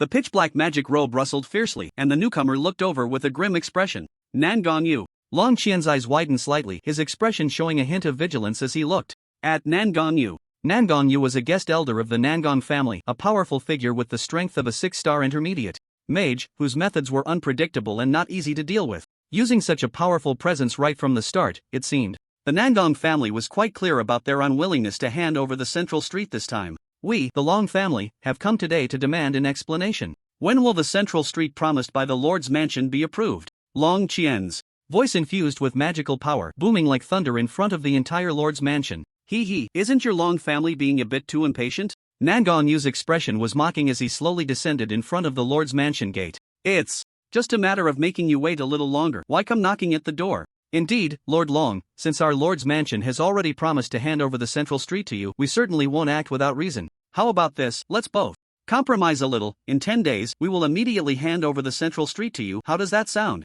An elder in a green magic robe smiled down at the Long family from the gate of the Lord's mansion, trying to smooth things over. This person was also a guest elder of the Lord's mansion, named Shindong, and was a formidable intermediate mage. Your Lord's mansion has delayed for more than just a day or two. If it weren't for our unbearable patience, why would the Long family come knocking? In front, Long Qian and the others were smiling through their teeth while haggling with the people from the Lord's mansion, but Long Chen at the back keenly sensed something was off. These people's attitudes clearly seemed to be hiding something, more like a form of delaying time. What could possibly require them to delay for such a long time? Long Chen furrowed his brows tightly and he quietly stepped forward, leaning close to Long Kuan's ear. Uncle, something feels off about this. The Lord's mansion's attitude is evasive. There's clearly something fishy going on. Long Kuan was taken aback for a moment. Just as he was about to say something, he suddenly recalled what he had seen earlier on the central street. Perhaps there really was a change. Let's go back to the central street and take a closer look at the situation. If there's any news, notify father immediately. Long Kuan hesitated for a moment but then nodded immediately. Alright, let's go back and take a look. It would take about 15 minutes to reach the central street on a flying magical beast, but the flying magical beast was too large and would definitely attract attention when it left. If they relied solely on foot, they wouldn't be able to keep up the speed. Uncle, stand next to me. Long Chen stroked his chin and quickly made a decision, asking Long Kuan to stand beside him. What? Long Kuan was taken aback but instinctively walked to Long Chen's side. Whoosh! A huge gust of wind suddenly roared, and then Long Kuan felt his feet leave the ground. The scenery around him rapidly retreating. The wind propelled him forward. Long Kuan realized this. Tomorrow, this is you. Long Chen had his hands behind his back, smiling humbly. Just a little magic, with the help of wind element assistance. Long Kuan took a deep breath, his eyes flashing with shock. Not for any other reason, but because of Long Chen's mastery over the wind element magic. Even for him, achieving such skilled control was absolutely impossible. With the push of the wind element, the two who would have taken a full 15 minutes on a flying magical beast arrived at the central street in less than half the time. Long Chen had now mastered the rules of the wind element to a remarkable degree, surpassing many intermediate mages who were not adept at wind magic. This was why the current situation surprised Long Kuan as well. The two did not arrive on a magical beast, which made their presence much less noticeable, and they went undetected until they landed. At this moment, the entire central street still appeared desolate, with many shops closed and very few people walking about, almost non-existent. The two walked silently along the street, their brows furrowed. What on earth is going on here? Unclear, but it definitely has something to do with the lord of the city. As they approached a small alley, they overheard a conversation. Hey, what do you think the lord of the city is really thinking? Are we really supposed to move into the lord's mansion? Is there any doubt? If you don't move, they'll tear down your shop one of these days. Hurry up and move. Although we'll lose our connections here, there will definitely be plenty of people in the lord's mansion. At worst, we can think of a way to move out later. The lord of the city will surely provide us with a solution. The tone of the speakers carried a hint of bitterness, but they had nothing more to say, only sighing repeatedly. Long Chen and Long Kuan's expressions darkened. Long Kuan was so furious that he gritted his teeth and cursed. That shameless dog, Nangong man. From the brief exchange, it was easy to discern the problem. During this period of delay, Nangong man had ordered all the businesses on the central street to move into the lord's mansion. Only a few empty shops remained on the central street, desolate and unoccupied. Days without business would surely be a huge loss for these shops, especially since the central street had a prime location. If everyone moved into the Lord's mansion, there would be enough space once the doors were closed, but who would they sell to? This was clearly a case of bullying. In the end, the Long family would be left with an empty Central Street, yet they would still have to pay rent. This was a guaranteed loss. If the Long family naively ended up with such a Central Street, it would be utterly meaningless. These bastards just want to make us give our money away for nothing. Long Kuan's face turned red with anger, veins bulging on his forehead. Just then, several flying magical beasts descended from the sky, and a few men and women in magical robes stepped down. One of them infused magic into their mouth and shouted, "What are you all doing? Do you dare to disobey the Lord's orders? Hurry up and pack your things and move. You all really don't know when to quit. What are you waiting for? If you keep stalling, don't blame me for being rude." As they spoke, one of the mages directly conjured a fireball and smashed it into a shop. The items inside appeared to be fabric, and the shopkeeper screamed as he rushed out, frantically trying to douse the flames with water. However, the fire was no ordinary fire. No matter how hard he tried, he couldn't extinguish it at all. See that? This is what happens. Those who don't move will face the same consequences. Let me say it again, we are not negotiating with you, we are demanding that you move. Not a single one of you is allowed to stay. Long Chen and Long Kuan exchanged glances, both gritting their teeth. So this is the plan of the Lord's mansion. If bribery doesn't work, they resort to threats. What a bunch of beasts. Long Chen's expression was equally grim as he took a deep breath. Quickly send a signal to Dad. Since these shops haven't had the chance to move out completely, we can't let the Lord's mansion scheme continue. Okay. Long Kuan nodded. You send the signal and I'll do my best to hold them off. Long Chen quickly scanned the people who had come here. These seem to be the mages cultivated by the Lord's mansion, most of whom are at the level of 8 or 9 stars, and the one leading them is a 7-star intermediate mage. There are a total of 5 people here. Uncle Long Kuan, it won't be easy for you to handle them alone, especially since one of them is nearly your equal in strength. Dealing with a 7-star intermediate mage and a 9-star mage is already quite challenging for Long Kuan. Although he is a 6-star intermediate mage, it's hard to fight against 4 hands with just 2 fists. If it comes to a real fight, he would be at a significant disadvantage. Long Chen's gaze flickered slightly as he pondered. 2 8-star mages, 2 9-star mages, plus 1 7-star intermediate mage. Long Kuan felt a bit of a chill at this. Even for him, facing so many opponents at once would not be easy. Naturally, Long Chen didn't even consider himself within the combat power range. After all, he was only a 2-star mage, and there was a clear gap in realms between him and any of them. Uncle Long Kuan, how many can you handle at most? No need to exaggerate, just tell the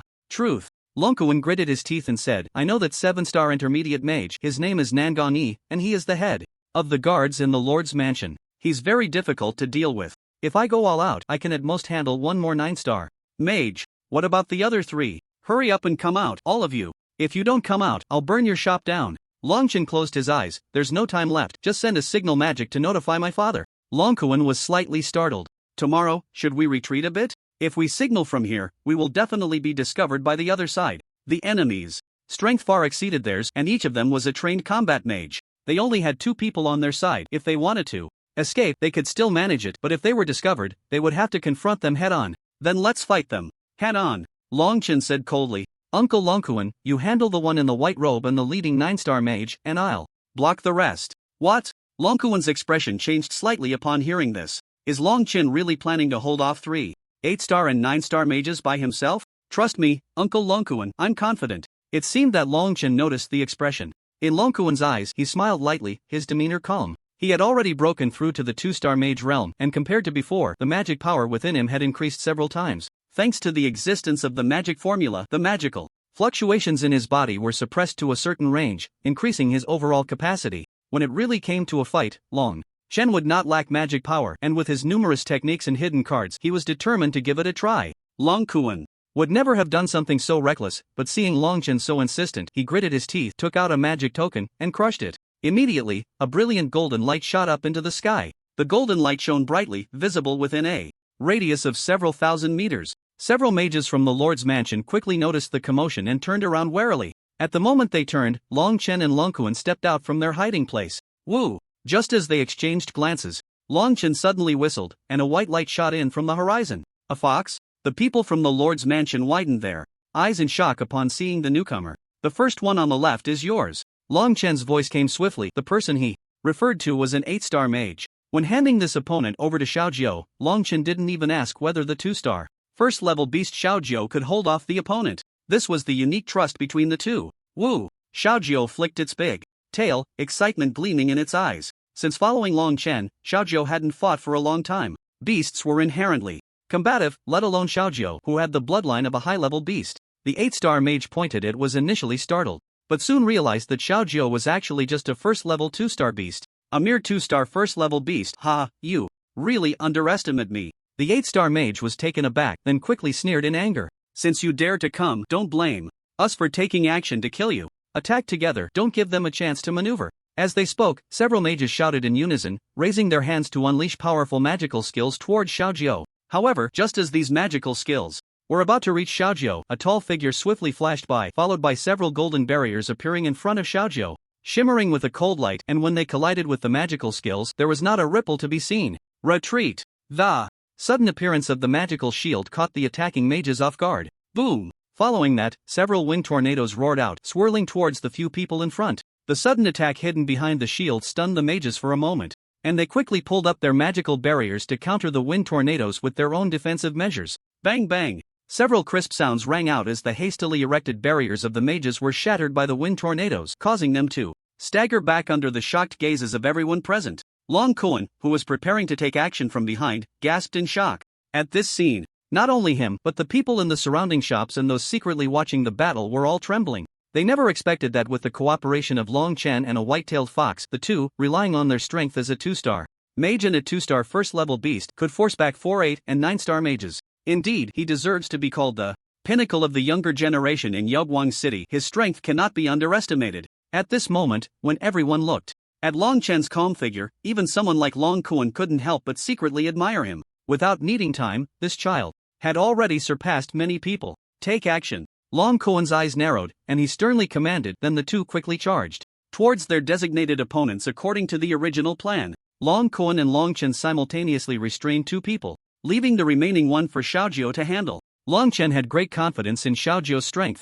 Woo woo! At the same time, Xiaojiu quickly leaped into the air using the wind element, her fox mouth slightly opened as if smiling, while the force in her tail remained undiminished. Boom boom boom! Several large tornadoes were suddenly unleashed, this time aimed at only one target. As a wind-type sourcebeast cub, Xiaojiu was already exceptionally skilled with the wind element, and with Long Chen's assistance, it became even more formidable. Another 8-star and 9-star expert immediately wanted to step in to help but was intercepted by Long Chen halfway. You're seeking death. The two instantly became furious, both from the anger of being provoked as strong individuals and the resentment of being repeatedly forced back by a mere 2-star mage. Take action. The 9-star mage was a long-haired woman in a deep black robe, her eyes set far apart, resembling a flat fish, and with thin, long lips. She appeared sharp and harsh. The 8-star mage was a very handsome man, his eyelids drooping slightly, giving off a somewhat frivolous air. Kill him, let him know who he cannot afford to offend. The man curled his lips, a dark expression spreading across his face. The woman nodded slightly, and the two quickly spread out to surround Long Chen, unleashing a thick wave of magical energy that forced him to retreat step by step. As he watched the two drawing closer, Long Chen took a deep breath, feeling as if a massive stone was pressing down on him. Dealing with them would not be easy. This was his first battle against 2 human 9-star magic masters at once. Although his magical power had been significantly compressed, the gap in their realms was too vast to bridge in a short time. This was also the reason why so many people were unable to accomplish this feat sometimes. A difference of 1 star could mean a world of difference. The woman licked her lips like a snake, a sinister smile creeping across her face, her eyes gleaming with ferocity. Boom! The two locked onto Long Chen from both sides and simultaneously unleashed large-scale offensive magic. Snake dance, strangle, great tiger, slaughter. They roared, and in an instant, 2 waves of magic surged forth, with countless green snakes rushing towards Long Chen while a giant tiger leaped out from the magic circle, roaring as it charged at him. Beast magic. Long Chen's heart jolted, and he quickly conjured 2 light shields to block their advance. Beast magic was different from elemental magic. Although elemental magic was traditionally regarded as orthodox, the power of beast magic should not be underestimated. Before this, Long Chen had only faced beast magic head-on once, during his confrontation with Huang Long in the mountain city. However, that encounter was different from this one. Huang Long's magic was more akin to summoning magic, calling beasts to fight for him, while the two before him were clearly just using beast attacks. Bang! Crash! The 2 light shields shattered the moment they intersected, emitting a crisp sound before dissipating into the air. Several more light shields quickly rose to block the 2 attacks. Long Chen had anticipated this, as the attacks were from mages approaching the intermediate level and could not be taken lightly. Long Chen's expression grew serious, but he became increasingly calm inside. He swiftly formed hand seals, condensing magical energy in his palms. Lightning in his left hand, a wind vortex in his right, both howling outwards. Boom boom, thunderclap palm, wind vortex. The tornado swept up the snakes, and with a loud crash, they were torn apart in midair. The thunder struck fiercely on the giant tiger's head, which let out a mournful howl, its massive claws swiping at the lightning but failing to grasp it. Long Chen had directly used his second most powerful move so far. The previously grim expressions of the two changed instantly upon witnessing this scene, as they realized that Long Chen's magic was actually stronger than theirs. The snakes and tiger they had summoned were shredded in that moment, and what shocked the woman even more was that she could sense an exceptionally pure wind magic energy from the tornado. Long Chen's magical power was thick and formidable, completely unlike that of a typical 2-star mage. If they hadn't known better, they would have believed that his attack was unleashed by another 9-star mage. Snake Pit, Tiger Roar. The two, experienced in battle, did not panic. Instead, they quickly adjusted their attacks and reformed their magical seals. Their methods of attack were numerous and fierce, exceptionally dense, with each strike clearly aimed directly at Long Chen's vital points, showing no intention of holding back. Long Chen, being slightly weaker in realm and relatively inexperienced compared to the two, initially struggled to cope and felt a bit anxious. However, he quickly stabilized himself, transforming his previously desperate defense into occasional counterattacks. After just a few dozen exchanges, Long Chen had become thoroughly skilled, completely familiar with the attack methods of the two opponents, easily dodging their strikes. This left the two of them feeling anxious and flustered. Damn it, this kid must be a freak, the woman gasped in horror. Growing stronger in battle, it seems the rumors we've heard are not mere nonsense. This child's talent is terrifying. I've also heard he can learn his opponent's attack magic, so be careful, try not to cast the same spell twice, don't give him a chance to learn. Long Chen overheard their conversation and couldn't help but sneer. With the existence of the replication system, the only way to prevent him from learning was to not cast the spells at all. Unfortunately, the two's magic had no distinctive features. Even if Long Chen copied it, he wouldn't bother. Earth Dragon. Long Chen pondered for a moment, then, accompanied by a low incantation, a massive yellow-brown magic circle flashed. A dragon's roar echoed, and soon a yellow-brown earth dragon emerged from the ground, directly facing the giant tiger's attack, biting through the giant tiger's spine in one swift motion. Roar! The giant tiger let out a miserable cry, instantly shattering and disappearing into the air. The man's expression changed drastically, his face turning pale. Retreat! The earth dragon summoned was no longer at the level of a mere 9-star apprentice. Due to the abundant magic power Long Chen infused, this earth dragon was actually at the level of a 9-star first-tier magical beast. Long Chen's face turned white in an instant.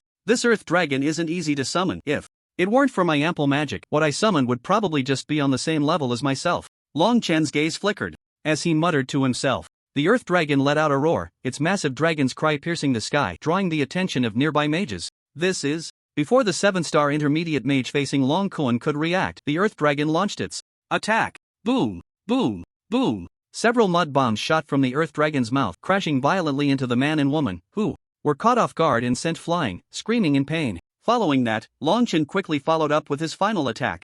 Wind Split Palm! Wind Split Palm! Both hands unleashed the Wind Split Palm. Long Chen had never executed it this way before, as the Wind Split Palm was also a highly magic-consuming attack. Despite its immense power and being a technique specially tailored for Long Chen by the system, it was exceptionally fierce, but the magic consumption was not something an ordinary person could bear.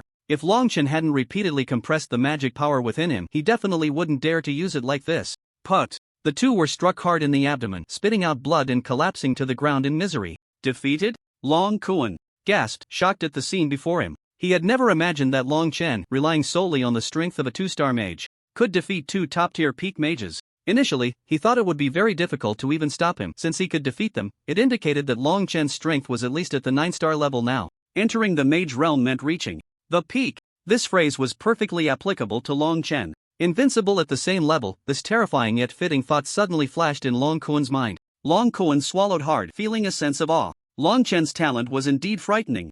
Long Kuan suddenly raised his hand, a magical sword piercing the 9-star intermediate mage into the ground, coldly staring at Nangong Yi. Nangong Yi, we've fought a few times, and you must know that although you're 1 star higher than me, defeating me is not that easy. You've already incapacitated 3 peak mages. Do you still want to continue fighting me under these circumstances? Nan.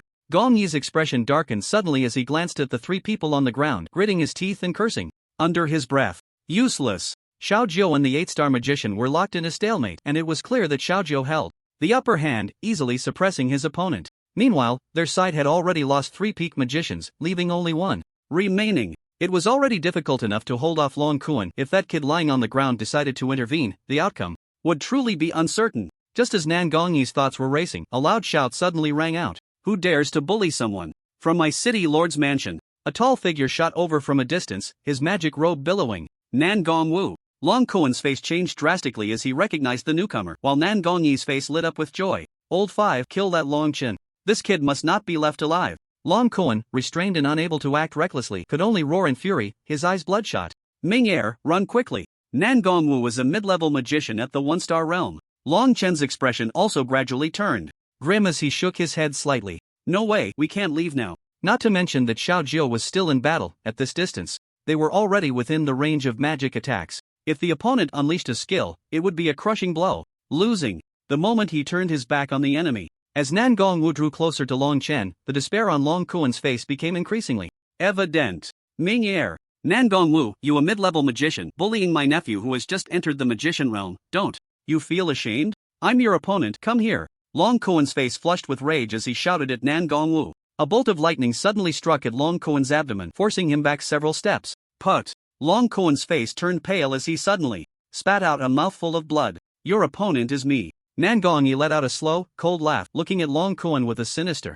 gaze. Long Kuen, although I can't kill you, you underestimate me too much. Do you think I would give you the chance to distract yourself while fighting me? Long Kuen gritted his teeth, his anger boiling over. Nan Gongyi. If your city lord's mansion dares to harm my nephew in the slightest, I will make you all pay with your lives. Uncle Long Kuen, focus on your own battle. Long Chen noticed the commotion above and quickly used magic to transmit his voice loudly. Don't worry, I won't die. He can't kill me. Saying this, Long Chen's gaze was fixed tightly on his ever-advancing opponent. He still had one last trump card, which was the defensive magic array, the Holy Light Shield. As long as he summoned the Holy Light Shield, he could withstand the opponent's attacks and buy himself time to escape. But the Holy Light Shield was also a magic that consumed a lot of magical power, and he currently had less than a third of his magical energy left. He couldn't hold out for long. Ha, you must be that useless Long Chun from the Long family, right? Watch me kill you with a single spell. Nan Gongwu looked at Long Chen, who stood still, a mocking smile appearing on his face. Kid, are you too scared to run away?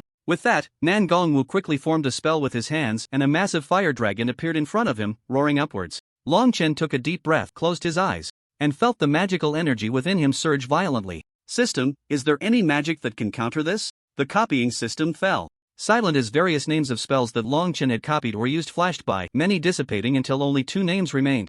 The first, Holy Light Shield. The second, Thunderclap Bomb. Long Chen's gaze suddenly sharpened. It was an intermediate magic that had once failed to replicate, unleashed as an attack by Nan Gongwu Jie. Long Chen took a deep breath, and when he opened his eyes again, a flash of madness and battle intent crossed them. Just an intermediate mage. Since he had the strength to fight, he would not choose defense. Although defense was the safest option, only by repelling the opponent head-on could he instill fear in them. Long Chen's expression was calm and unruffled, but the magic power within him surged violently, with strands of transparent magic dissipating and transforming into purple lightning magic, quickly condensing into floating purple lightning orbs around him. Boom! The continuous spherical lightning formed a vast expanse above Long Chen's head, but it also drained his last drop of magic power. Thunderclap, explosive orb. At the moment this final spell took shape, a low voice rang out. Kid, die. The expressions of Nan Gongyi and Long Kuen changed drastically at that moment. Long Kuen was shocked, while Nan Gongyi was in disbelief and grim. This is Nan Gongwu Jie's magic Thunderclap explosive orb?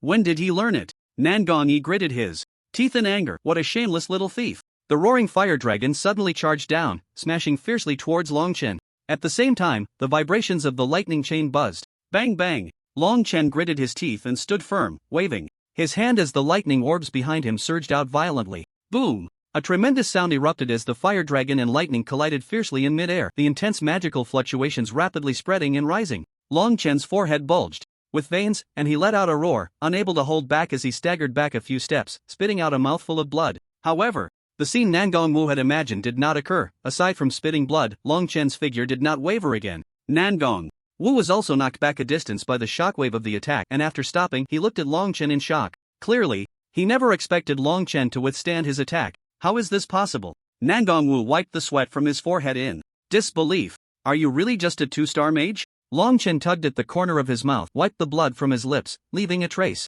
His opponent was indeed stronger than ever, an intermediate mage truly deserving of the title. This was the first time he had clashed with an intermediate mage using pure offensive means, and he estimated he had sustained significant internal injuries. Nan Gongyi was right, you cannot be left alive. Nangong Wu's expression changed repeatedly, finally settling into a grim tone. The more outrageous Long Chen's talent was, the greater the threat facing the city lord's mansion. At this moment, Nangong Wu was completely consumed by murderous intent. He stopped, quickly forming a spell with both hands, his magical power fluctuating violently. Clearly, this time he was not joking. He truly intended to use the most powerful magic to kill Long Chen.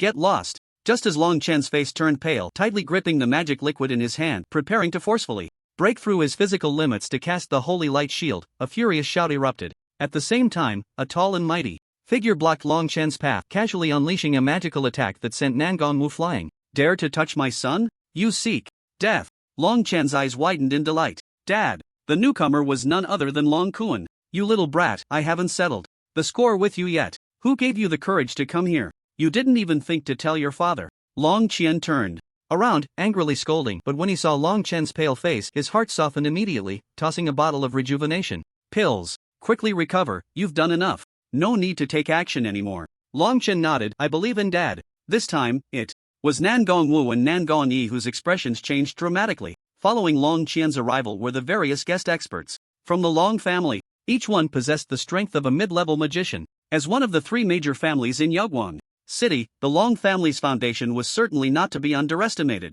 The 8-star magician who had been fighting against Xiaojiu had already been at a disadvantage, and upon seeing the situation turn unfavorable, he quickly retreated. This battlefield was no longer one he could step into. Soon after, Nan Gongyu also arrived with his people, and upon seeing the situation on the scene, his expression turned somewhat grim. Long family head, your Long family is being a bit too excessive, isn't it? Our city lord's mansion has already made a promise that this central street will eventually belong to you. Now you bring people here to cause trouble and even injure my city lord's mansion's people. What is the meaning of this? Heh, if our people hadn't come, wouldn't you still be unaware that your city lord's mansion has already begun to force the merchants on the central street to move? Long Koan sneered, wiping the blood from the corner of his mouth and spitting. After hearing this, Nan Gongyu's expression changed slightly as he glanced at the grim-faced Nan Gongyi, inwardly cursing that they were more likely to ruin things than to accomplish them. Long Qian's face darkened slightly. What's going on? Long Koan then recounted to Long Qian what he and Long Chen had overheard. After understanding, even with Long Qian's temperament, he couldn't help but darken his expression, coldly saying, your city lord's mansion is really something. I was wondering what you were planning. Turns out you want to completely turn this central street into a deserted road and take all the resources away. Truly impressive. The group of magicians from the Long family immediately looked displeased, their eyes fixed in hostility on the people from the city lord's mansion, clearly ready to strike at any moment. Nan Gongyu, having been exposed in front of everyone, also looked displeased. After a while, he sneered, darkly saying, heh, this entire central street has always been managed by my city lord's mansion. You Long family think you can just take it away? You're thinking too highly of yourselves. This completely tore away the veil of pretense. Long Qian was so angry he laughed. Your city lord's mansion's audacity truly opens my eyes. Since you plan to be shameless, I won't hold back either. This central street, from now on, belongs to my Long family. From this moment on, no one from the city lord's mansion is allowed to enter, or don't blame me for being impolite. Long Qian's eyes were filled with a chilling coldness, his gaze brimming with ice and threat. Nan Gongyu and Nan Gongyi were so furious their eyes turned red, staring fiercely at Long Qian. But due to Long Qian's half-step advanced magician strength, they did not dare to act rashly. If a fight broke out, they would certainly gain nothing. Heh, since your Long family is so overbearing, what else can my city lord's mansion say? If you like this central street, then take it. But if you mismanage it in the future and it becomes abandoned, don't blame it on my city lord's mansion. Nan Gongyu coldly glanced at Long Qian and the others, ultimately saying nothing more, waving his sleeve and turning to leave. Long Koan looked around at the desolate central street with a grim face, angrily cursing, these bastards. Long Qian sighed with a cold face. Alright, let's send someone to verify how many merchants are still left on the central street. Following that, the Long family quickly dispatched people to take over the operations of the entire central street. Fortunately, they discovered in time that many merchants were reluctant to leave the advantageous location of the central street and chose to take the risk to stay. Once they truly began to operate, the Long family realized just how formidable the benefits from the central street could be. The Long family suddenly found themselves in a comfortable position. The once difficult task of supporting a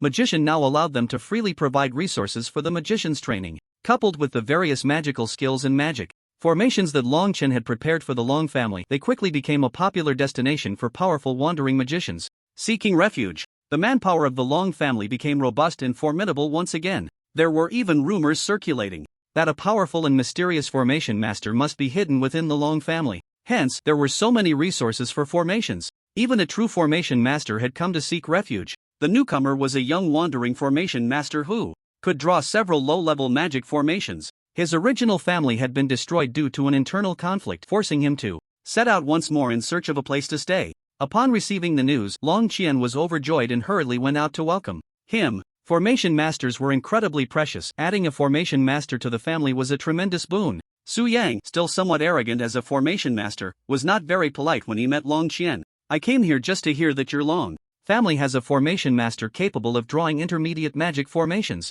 I wish to learn from him. May I ask if he is available today? Long Qian was taken aback for a moment, frowning in difficulty. A hint of vigilance flashed in Su Yang's eyes. What kind of expression is that? Could it be that this is just a lie spread by your family? Su Yang felt a twinge of disappointment.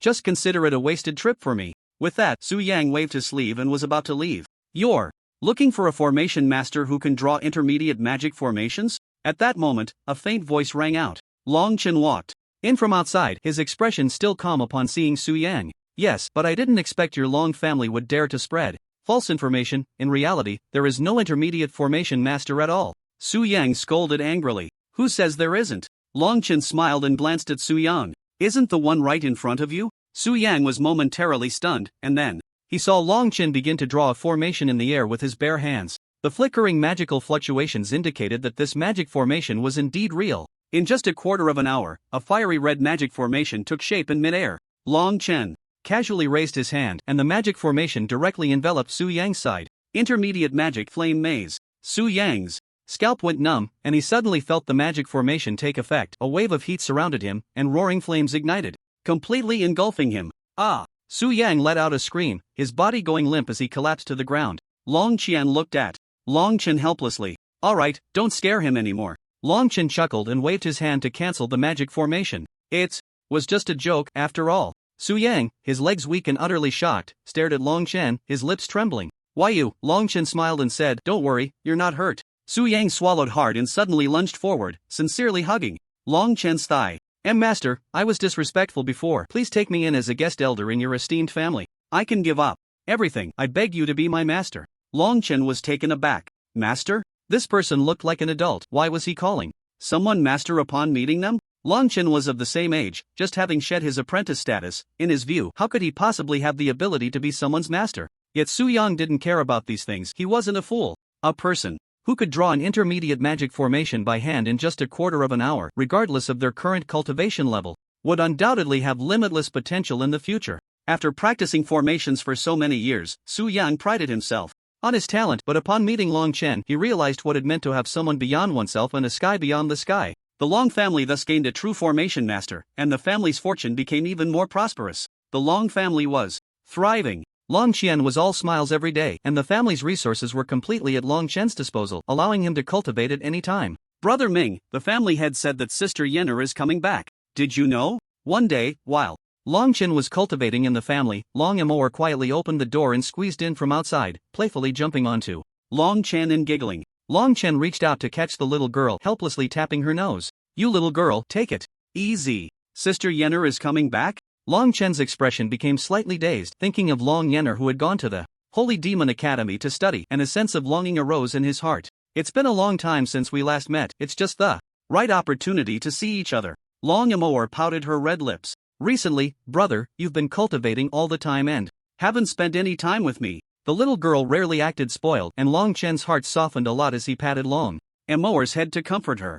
Alright, brother will take you shopping today and buy you some pretty little dresses, okay? Long Amour immediately brightened up, her clear and bright eyes sparkling. Really? Of course it's true. In the central street, a young boy was walking hand in hand with a beautiful girl along the bustling street. Both were wearing ordinary robes, but it was evident that the craftsmanship was exquisite, indicating their extraordinary background. The two were Long Chen and Long Amour. Long Amour curiously looked around and tugged at Long Chen's hand. Brother, is this the central street? Long Amour's cultivation was only at the level of a 7-star magic apprentice, and she hadn't been able to follow during the battle that day, so she didn't know much about the central street. Yes, this is our Long family's place. Amour can buy whatever she wants. Long Chen rubbed Long Amour's head and gently coaxed her. Brother, what are you doing? I'm not 6 years old anymore. Why do you keep patting my head? Long Amour pouted unhappily, softly complaining, though her pretty face was flushed with embarrassment. Long Chen immediately withdrew his hand, smiling wryly as he rubbed his nose. This little girl was truly hard to read now. If he had known he would have brought Xiao Jiao along, she would definitely have clung to Xiao Jiao and not let go, making things much easier. There's a shop selling magical accessories over there, let's go take a look. Upon seeing a certain store ahead, Long Amour's eyes lit up and she bounced over, waving at Long Chen. Brother, hurry up, over here. After Long Chen reluctantly caught up, Long Amour was already admiring a hairpin she loved. Boss, how much is this? Before Long Amour could finish her sentence, a sharp voice suddenly rang out nearby. This hairpin was the first one I set my eyes on, give it to me. A girl in a magic robe snatched the hairpin away, looking arrogantly at Long Amour. Get lost, this thing is mine now. You can't even use it if you're not a magician. Buying this is just for decoration, right? Long Amour, with her soft temperament, was momentarily stunned by the girl's bullying, then frowned slightly. If you like it, take it, I don't need it. I'll just look for another hairpin. She didn't even clarify that she was a magician. Long Chen walked in and, upon seeing this scene, his expression darkened as he approached.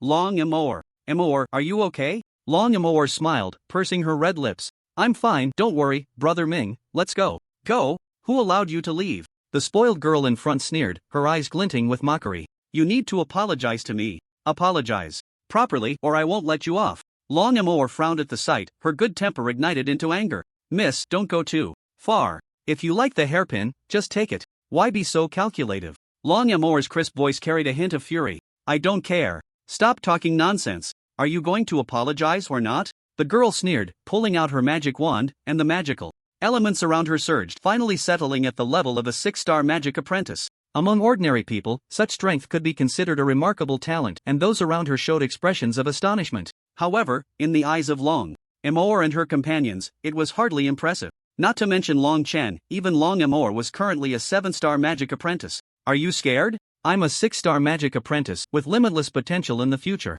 You ordinary people can't compare to me. Being able to apologize to me is your good fortune. A 6-star magic apprentice? Ha! I didn't know that any dog could be let out to bark. What are you to bully my sister here? At that moment, a cold voice suddenly rang out, and the magic brooch that the girl had just snatched floated back into Long Amour's hand. Following that, a figure in bright red stepped in from outside, a woman of stunning beauty, dressed in a magical robe with exquisitely embroidered patterns. Amour, when you encounter such people, there's no need to be so polite. The newcomer turned her gaze to Long Amour, her face wearing a familiar and warm smile. Sister Yenner? Long Amour was momentarily stunned, then joyfully shouted as she jumped over. Sister Yenner, you're back. Long Yenner smiled, her eyes curving as she ruffled Long Amour's hair. Little girl, still the same as before. Long Chen was also very surprised. Sister Yenner. Long Yenner shot a glance at Long Chen, giving a light huff. And you, young man, your father has told me about the things you've done. I haven't taught you a lesson yet. You've got quite the nerve, doing whatever you want. Long Chen shrank his neck, grinning as he scratched the back of his head. Don't, Sister Yenner, don't listen to Dad's nonsense. He must be slandering me. Still dare to talk nonsense. Seeing the three chatting as if no one else was around, completely ignoring her, the girl felt a surge of anger. You have some nerve. Aren't you afraid I'll deal with you? The three who were reminiscing were interrupted and frowned. Long Chen turned to glare at the girl. If I were you, I'd leave quickly and not seek trouble. The girl was enraged by Long Chen's words, gritting her teeth as she swung her magic wand fiercely. You're asking for death. A fireball appeared in midair, whistling as it shot towards Long Chen. Bang! Swiftly, another water ball rushed in from the side, colliding with the fireball. The two evaporated into mist. Long Amour released the aura of a 7-star magic apprentice, coldly staring at the girl. You are not allowed to use magic on my brother. You're a 7-star? The girl, sensing Long Amour's aura, was instantly dumbfounded, collapsing to the ground, her legs trembling as she looked at the person before her. Why you? Following that, Long Chen also released a powerful aura, completely extinguishing the girl's thoughts. Magic, magician. The realm of magicians was something she could never touch. Long Chen and Long Amour actually possessed such powerful strength. Thinking back to how she had foolishly tried to snatch things from them, the girl felt her legs go weak, nearly crying out of fear. Fortunately, Long Amour had no intention of holding it against her, simply shaking her head with a calm expression, turning back to smile as she pulled Long Yenner and Long Chen away. Brother, sister, let's go. The two of them smiled, indulgently, helplessly following Long Amour as she left. It wasn't until they saw the three of them leave the scene that the girl finally relaxed her muscles, plopping down onto the ground, goosebumps rising all over her body, tears welling in her eyes, caught between falling and holding back. After a while, she dared to stand up slowly and leave the scene. Meanwhile, Long Amour and the others were walking down the street. Long Yener huffed and said, I came back this time to take you to the Holy Magic Academy for studies. There, you'll have more opportunities. I've already discussed this with Dad, so think about it. Long Yener's words were shocking, causing both of them to momentarily lose their focus. The Holy Magic Academy. This school was the dream of countless magicians, gathering the top resources of the entire Holy Magic City, with teachers who were all incredibly powerful magicians, and it was said that there were even professors at the level of Grand Magus. Many magicians would do anything to get into the Holy Magic Academy. Longchen had once been the same. If he hadn't obtained the replication system, he might have been overjoyed at this moment. Unfortunately, if he could go back to that time, without the replication system, he wouldn't have reached where he was today. Longchen let out a bitter smile and shook his head. Long Amour happily grabbed Longchen's hand. Brother Ming, that's great. We can also go study at the Holy Magic Academy. However, she also looked a bit worried. But I wonder if my talent is enough for the Holy Magic Academy to notice me? Longchen smiled and ruffled Long Amour's hair. Don't worry, Amour. At such a young age, you already have the strength of a 7-star magic apprentice. This talent will definitely get you accepted by the Holy Magic Academy. Long Yener, however, keenly noticed that Longchen seemed to have his own judgments, slightly furrowing her delicate brows, a hint of faint doubt appearing on her beautiful face. After such a long time apart, her brother seemed to have changed a bit. Being able to cultivate was one thing, but his aura seemed completely different from before. If before, he could easily be overlooked in a crowd, now it was nearly impossible for that to happen. Anyone with eyes could spot Longchen in a crowd. The young boy stood tall, his eyes shining brightly, handsome in appearance, with a straight back and a strong, confident presence. Sister Yener, focus on walking. Longchen's smiling voice appeared beside her, and then Long Yener felt a soft, broad hand resting on her shoulder. Looking up, she saw a raised bump in the path ahead. Long Yener was startled, her muscles tensing up, and the spot on her shoulder felt as if it were burning. She quickly swatted Longchen's hand away. What are you doing? Don't go around touching me. I'm at least a 3-star magician. How could I possibly trip over something like this? Long Yener shot Longchen an annoyed glare, giving a light huff. Longchen helplessly rubbed his nose and quickly raised his hands in a gesture of surrender. The start date for the Holy Magic Academy was 5 days away, and even with the magic array, it would take 2 days to get there. Minger, are you really sure you don't want to go to the Holy Magic Academy with your sister? Longchen nodded, determination in his eyes. Yes, I've made my decision. I'm not going to the Holy Magic Academy, but I will go to Holy Magic City sooner or later. Longchen understood his own path because of the existence of the replication system. Entering the school would be the biggest limitation for him. Only through life and death experiences could he truly walk the path meant for him. Longchen took a deep breath and said, Alright, since you've made your decision, then Dad will trust you. My son's path is for my son to walk. Longchen patted Longchen's shoulder vigorously, his eyes shining with pride. Longchen nodded, his expression warm. Yes, thank you, Dad. Since childhood, Longchen never restricted Longchen's thoughts. Whatever happened, Longchen would communicate with Longchen at the first opportunity, and when the time was right, he would share certain things with him. Even when it was detected that Longchen could not cultivate and had no elemental perception, Longchen never abandoned him. This is what a father is. Brother Ming, Amour will miss you. As Long Amour was leaving, she couldn't help but return to tightly hug Longchen, her nose red from crying. Longchen patted Long Amour's soft body, gently comforting her. Don't worry. Brother will go to Saint Demon City to find you soon. Before I come to find you, Amour, remember to cultivate well, understood? Long Amour nodded with a choked voice. Long Yener helplessly pulled Long Amour away. Alright, it's not like we won't see each other again. Why are you crying? Hurry up and go. Before leaving, Long Yener took one last look at Longchen, her beautiful eyes flickering with complex emotions. Are you really not going with me to the Saint Demon Academy? With your strength and talent, even at the Saint Demon Academy, you would be considered among the better ones. If you go, your treatment won't be bad. Longchen shook his head. Sister Yener, I've thought it through. The Saint Demon Academy is not my best choice. I will cultivate in my own way and won't fall behind. Long Yener looked at Longchen a few times, and finally just pouted. I understand. After the three of them said their goodbyes, it would be a while before they could meet again. Although they didn't know when that next time would be, both sides believed that this encounter wouldn't be too late. They each made a firm resolution in their hearts to cultivate well, and when the next time came, they would never lose to each other. After Long Yener returned and learned about the family's situation, she felt very guilty and regretful. If she had been there, perhaps she could have contributed, instead of letting Longchen and Long Amour bear it alone. After sending the two girls off, Longchen also made a decision. He decided to enter the Monster Beast Mountain range again to cultivate and try to find the Wind Crystal Vein. Recently, Xiaojiu had been in a semi-dormant state for a long time, and its physical condition had declined. He had tried to feed Xiaojiao a lot of magical liquid, but the effect was minimal. In the backyard, Long Chen closed his eyes, the air around him vibrating with the impact of magical elemental fluctuations. Soon, magical power from other places continuously surged in, swirling and drilling into Long Chen's body. At this moment, the magical power within Long Chen was being compressed and filled, becoming increasingly abundant. Long Chen carefully sensed it. Now, wanting to continue to ascend, the magical power within him was no longer easy. It seemed there was vaguely a cork blocking the way. Although the abundant magical power was eager to surge upward, it couldn't break through. Because of this blockage, Long Chen took a deep breath and slowly exhaled, clenching his fist. Magician level 3. Half a month had passed since sending off the two girls, and after successfully advancing a star, Long Chen encountered a bottleneck, making it difficult to continue stacking his magical power. A breakthrough opportunity was needed. It's time to set off. Long Chen stood up, slowly exhaling, glancing at Xiaojiao, who was curled up in a corner, sleeping with its tail wrapped around itself, a serious look flashing in his eyes.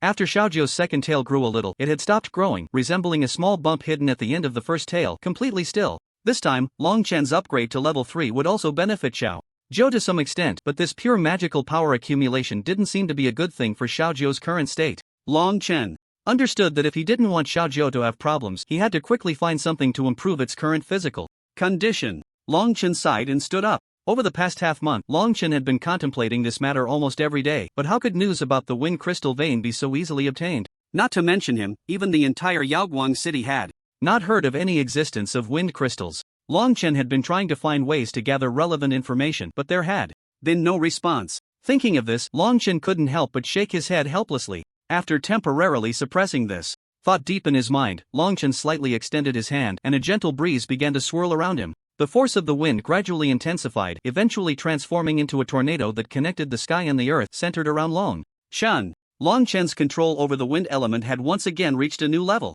Proficiency in the power of wind element rules has increased. Current proficiency 20%. Please continue to work hard, host. Long Chen slowly exhaled, and the wind elements surrounding him dissipated simultaneously. The tornado that rose around him cleverly shielded him from the wind element molecules, not allowing a single one to touch him. His contact with the wind element rules was due to copying the innate power of a wind-type magical beast, but what about other elements? Would they also respond in kind? Long Chen could genuinely feel the benefits brought by the proficiency in the rules, and he couldn't help but feel a bit restless. It seemed that a trip to the Beast Mountain was a must. One could only imagine how shocked those above the level of magic tutors would be if they heard Long Chen's thoughts. The power of elemental rules could only be barely touched by those above the level of magic tutors. Every magician at that level would almost certainly have their own preferred elemental magic, and being able to access the rules of one element would be a cause for great joy. Who would have thought of further comprehending the rules of other elements? It could be said that Long Chen, at present, was taking advantage of the convenience of the copying system to challenge the mainstream understanding of the world. He had no elemental bias whatsoever. Long Chen was certain that his future cultivation direction would inevitably be the same. Although comprehending all elemental magic was much more difficult than focusing on a single element, being restricted to one series of magic with the copying system would be a waste. Subsequently, Long Chen walked over to Xiaojiao, gently reaching out to stroke its back, a hint of impatience flashing in his eyes. Xiaojiao, wait a bit longer. As soon as I gather some news, I'll take you to search. Xiaojiao seemed to sense something, slightly opening its eyes, weakly whimpering a couple of times, its large tail gently wrapping around Long Chen's wrist, its beautiful, watery eyes glistening with a hint of moisture. Woo! Long Chen carefully fed Xiaojiao some wind element magic liquid. After drinking the magic liquid, Xiaojiao's spirit improved significantly, and it jumped onto Long Chen's shoulder, curling up there. Let's go, we're heading out. Long Chen patted Xiaojiao, took a deep breath, and pushed the door open to step outside. As the small door of the courtyard swung open, the magicians and servants who had been walking around the Long family all stopped in their tracks. Upon seeing Long Chen's figure pass by, they respectfully bowed their heads in greeting. Young Master Long Chen. I've met young Master Long Chen previously. The incident where Long Chen had defeated two peak magicians had spread like wildfire throughout the Long family. Moreover, most of the magicians were well aware that the reason so many new magicians and even formation masters had come to the Long family was entirely due to Long Chen's presence. Everyone had witnessed Long Chen's rapid cultivation speed, and it could be said that the person who needed to be treated with the utmost respect in the Long family, aside from Long Qian, was Long Chen. No one dared to underestimate him anymore. In response to their respect, Long Chen merely smiled and nodded slightly, passing by them and heading towards the training ground in the back mountain of the Long family. After a brief check on the training conditions of the other magic apprentices from the Long family and offering a few simple pointers, Long Chen planned to head back directly. Just then, a figure suddenly stumbled out from deep within the forest on the back mountain, moving in a disordered manner, covered in dirt and breathing heavily. Help me! Upon seeing the large training area surrounded by a magic array, the figure's eyes lit up, and he hurriedly quickened his pace towards it, his expression filled with desperation. Who are you? Where did you come from? The magic apprentices who were training were startled for a moment, their expressions changing instantly as strong magical fluctuations rose around them, aimed at the man. The man, exposed to the sunlight, revealed numerous bloodstains on his body, as if he had been slashed by sharp blades. His face bore signs of distress, but it was clear he was wearing a magic robe, which looked relatively intact, and his thick lips gave him a somewhat honest appearance. The man spoke hurriedly. There's a magical beast chasing me, save me, and I will reward you. Long Chen furrowed his brows tightly. The training area of the Long family on the back mountain was backed by a large mountain, extending outwards, and due to its clever geographical position, it was impossible to come out from the back mountain. Unless this person had crossed a sheer cliff, but a magician capable of doing that would likely be at least a magic tutor level, and the man before him was clearly not of that caliber. Long Chen stepped forward, coldly looking down at the man. There are no magical beasts chasing you here. First, clarify how you got here? The honest man shrank back in fear from Long Chen, and several green crystals that had been wrapped in his clothing fell to the ground. Before Long Chen could take a closer look, the little fox on his shoulder, Xiaojiu, swiftly darted down like a flash of light, opening its mouth to bite one of the crystals and swallowing it in a few quick bites. This is... Long Chen quickly reacted upon seeing Xiaojiu's response. The man was clearly taken aback, reaching out to try to snatch it back from Xiaojiu. Hey, you fox, why are you eating my stuff? A gust of wind struck the man's wrist, silently gathering the scattered wind crystals towards Xiaojiu, selecting the smallest piece to bring up and hold in his hand. Where did you get this? The man, stunned, looked at Long Chen and then at the fox, swallowing hard after a moment. Just then, Long Chen's threatening gaze bore down on him, and he, being merely a one-star magician, shrank his neck in fear. I'll tell you everything. 15 minutes later, at the back mountain of the Long family, amidst lush greenery, a cave extended out, pitch black inside, with only a faint glow visible. This is it. Huangjiu, the honest man, pointed at the cave, swallowing hard and looking at Long Chen with fear. I've said all I need to say. I got here by escaping from inside. Those few stones were pried off a cliff inside. I thought they might be valuable, so I knocked a few down to take with me. But who would have thought I'd be chased by a perverted magical beast? I barely managed to escape, and then those stones were eaten by your fox. Xiaojiu didn't even bother to glance at the man, its eyes shining, as it nudged Long Chen. Woo! After eating a few wind crystals, Xiaojiu's state was completely different. Compared to its previous lethargy, it was now wagging its tail, clearly full of energy. Long Chen comforted Xiaojiu. Don't worry, since there's news, I will definitely take you to find it. The yellow wine's eyes flickered, occasionally sneaking a glance at Long Chen, and this sly expression clearly undermined his honest appearance. So, young master, is that stone particularly valuable? Long Chen glanced at him and replied nonchalantly, Wind crystal stone, it might contain a vein. Upon hearing this, Huangjiu was momentarily stunned, seemingly not expecting Long Chen to be so straightforward, but his expression quickly turned a bit disdainful. So it's a wind crystal stone, I thought it was something else? Clearly, Huangjiu was aware of what a wind crystal stone was. The wind crystal stone is a peculiar mineral, quite rare, likely because no one actively seeks it out. This thing is almost useless to humans, although it is filled with wind elements. They are all extremely violent wind-type elements that cannot be absorbed at all. Even most wind-type magical beasts cannot utilize this stuff, which is why no one deliberately collects it. Those that flow into the market are hardly ever bought. After realizing that this thing wasn't worth much, Huangjiu's expression changed slightly. Young master, I see that your magical beast seems to like this thing. I at least found it for you. Shouldn't there be some reward? Huangjiu thought for a moment, unwilling to give up, and with a glint in his eye, he said, Magic circle? Magic robe? Magic staff? I wouldn't mind any of those. Don't worry, consider this my hush money. Once you take the items and leave, I'll pretend to forget about this matter and won't mention a word to anyone. Seeing his greedy demeanor, Long Chen couldn't help but laugh.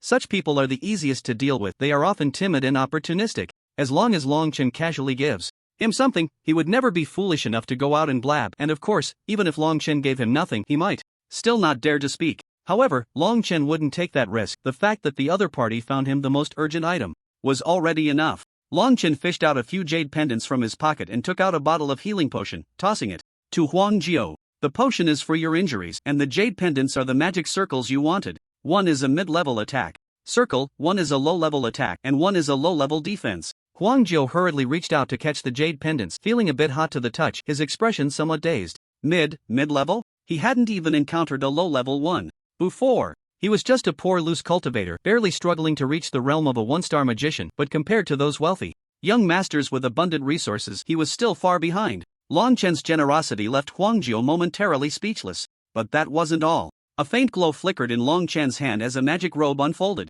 Beginner-level defensive magic robe, enhanced with a magic circle providing certain defensive capabilities. After saying this, Long Chen casually shook it and tossed the magic robe to the stunned Huangjiu. Magic staff attached with a beginner-level attack enhancement circle. Another wooden staff was thrown over. Huangjiu's breathing became increasingly rapid and his eyes even turned a bit red. This.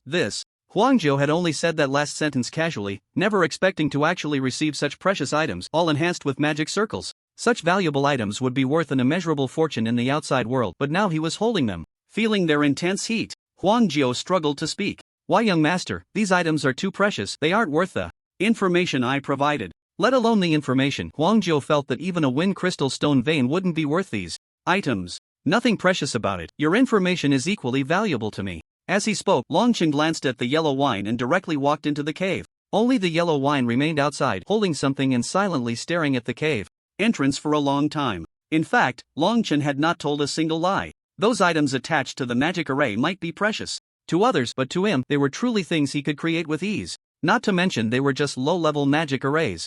On the contrary, the information about the wind crystal or vein that the yellow wine brought was incredibly valuable to him at this moment. He had even considered offering all his wealth in exchange for the information before. If the yellow wine had been a bit greedier and asked for more, Long Chen might have given it without hesitation. After entering the cave, Long Chen activated a light-type magic and a small light orb appeared in the palm of his hand. He and the fox cautiously explored the narrow cave. Not long after, the cave ahead gradually widened and the walls around them began to shimmer with many blue or green glimmers. This was a type of natural crystal formed in the depths of the cave, long untouched by humans, which was quite ornamental but had a very low magical content. Moss stretched across the cave walls, almost easy to miss if one didn't look closely. Along the way, apart from the occasional crawling creatures, Long Chen encountered almost no magical beasts with strong combat power. The cave was silent, and there were no traces of magical beasts as the yellow wine had mentioned. After walking for a full quarter of an hour, the cave ahead changed shape again, revealing various uneven walls before Long Chen. At the same time, Xiaojiu became slightly excited. Clearly, the wind crystal or vein was not far away. A whistling sound echoed, not from Xiaojiu but more like a howling wind passing through. However, when one focused intently to listen, it vanished. Long Chen stopped, staring at the rocks around him that bore rough marks for a moment, then suddenly moved the light orb over and placed a hand on one of the gaps. Instantly, Long Chen felt as if his entire arm had been swept into a sudden hurricane. In an instant, his arm went numb, and a powerful wind pressure rushed into his meridians, drilling into his body and finally eroding into his magical vortex. After feeling the impact within him, Long Chen's eyes suddenly narrowed and his expression became extremely serious. Following that, a familiar mechanical voice sounded. Detecting magical fluctuations, hurricane impact. Source, wind crystal or vein, wind magic. Rule content 5%, copying, copy failed. The magical skill is formed from natural or system parameters are insufficient. Unable to copy. Please provide parameters as soon as possible. Copy failed, again copy failed. Long Chen was shocked for a moment, but he quickly understood what the system meant. B. Parameter loading amount currently at 1%. Long Chen lowered his slightly numb arm and instructed Xiaojiu. This should definitely be the wind crystal or vein, but this wind crystal or vein is not easy to mine. He could tell that the violent wind content in this wind crystal or vein was evidently very high. This cave had likely been swept by tornadoes for many years, so even the wind crystal stones themselves contained hurricanes. Not to mention the core wind crystals. Unexpectedly, before Long Chen could finish his warning, he saw Xiaojiu skillfully pull out a piece of blue ore from the gap between two black rocks. It was indeed a wind crystal. This scene left Long Chen wide-eyed, his heart filled with shock. This violent wind, even he wouldn't dare to be so reckless, yet Xiaojiu was so bold. Xiaojiu, don't mess around. With a low curse, Long Chen gritted his teeth tightly against the piercing pain, scraping against the rock wall. The whirlwind burrowed into his body through his limbs, making him feel as if sharp knives were incessantly slicing into him. Long Chen quickly steadied his mind, redirecting the magic power within him to form a thin layer over his body, which made him feel much better. Now he understood how the wounds on the yellow wine came to be. This place was different from the rumored wind crystal or veins. The wind speed and hurricanes here were too intense. Even a magic apprentice would find it nearly impossible to stand here. Even low-ranked mages would struggle to enter this area. Cursing softly, Long Chen took a deep breath and adjusted the concentration of magic covering his body. After reaching Xiaojiu's side, Long Chen immediately extended his hand to cover Xiaojiu's body. Be careful, although you are a wind attribute beast, the wind here is not simple. Xiao Jiao let out a soft whimper, a faint green light glowing around its body, and the two of them, a human and a fox, cautiously quickened their pace to explore areas with more wind crystal content. Their purpose this time was very clear, the wind crystal itself. As they ran, Longchen gradually felt the wind speed around him increasing significantly, and the force was also noticeably stronger. The thin layer of magic covering him was almost insufficient. Suddenly, Xiao Jiao came to a halt, let out a cry, and with a few leaps, landed on top of a massive black stone. Longchen looked over in confusion and saw Xiao Jiao fiercely strike down with its sharp claws, grabbing at the surface of the stone. Black stone fragments fell away, and Xiao Jiao opened its delicate lips to probe down, struggling to pull out a piece of deep green stone that seemed to contain liquid wind crystal marrow. Longchen's eyes widened in shock. This is... Following that, in Longchen's astonished gaze, Xiao Jiao bit off a corner of the stone and swallowed it. In a few bites, and soon, a stream of liquid flowed out from that corner. Xiao Jiao did not waste any time, opening its mouth to catch the liquid, its pink tongue easily rolling it into its mouth. Woo! As Xiao Jiao continuously devoured the wind crystal marrow, the tail that had been hidden behind it suddenly stirred. Moreover, Xiao Jiao's size was constantly changing. It seemed to be surrounded by a whirlwind, its fur moving without wind, its body expanding like a balloon filled with air. Woo! The crisp sound from Xiao Jiao's throat seemed to deepen significantly, the cool whimper replaced by a series of howls. Whoosh! With a huge gust of wind, the second tail behind Xiao Jiao fully unfurled and its snow-white fur grew longer. What had once been a relatively large cave now felt somewhat cramped. However, Xiao Jiao's growth soon came to a halt, finally shimmering with light, settling at the size of a fierce tiger, its two large tails waving in the wind, a tornado-like mark appearing on its forehead, shimmering with emerald light. Xiao Jiao.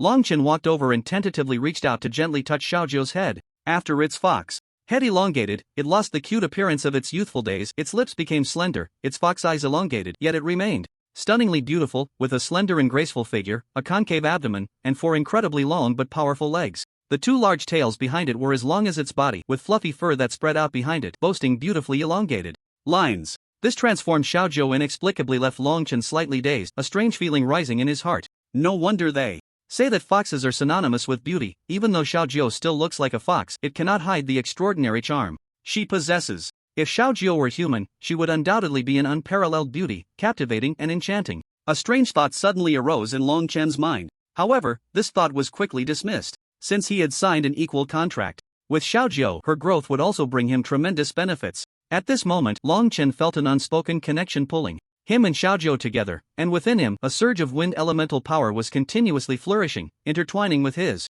own peculiar strength, rapidly ascending. Longchen felt a slight joy in his heart, sensing that the realm that had trapped him for so long was suddenly loosening. As long as he could harness this power to break through, he would reach the realm of a four-star magician. Longchen patted Xiao Jiao and said, "Let's go back." Xiao Jiao called out but did not lift her feet. Her moist eyes briefly landed on Longchen's face before she stepped over the stone. This time, she effortlessly clawed away a black stone, revealing a pool of clear, mist-like spring water beneath. Surrounding the spring water were small, fragmented greenish crystals, which were very similar to the large wind crystal stone from earlier wind crystal marrow. Xiao Jiao bit into a piece of wind crystal marrow and easily swallowed it, comfortably squinting her eyes. "What? You don't want to leave yet?" Longchen looked at Xiao Jiao helplessly. Xiao Jiao lazily climbed down and gestured towards the spring water with her paw. A strange thought suddenly flashed through Longchen's mind. "Are you suggesting I take a dip?" Xiao Jiao seemed to grin and nodded. Longchen swallowed hard, gazing at the vibrant, clear spring water, his eyes flickering with a mix of reverence and caution.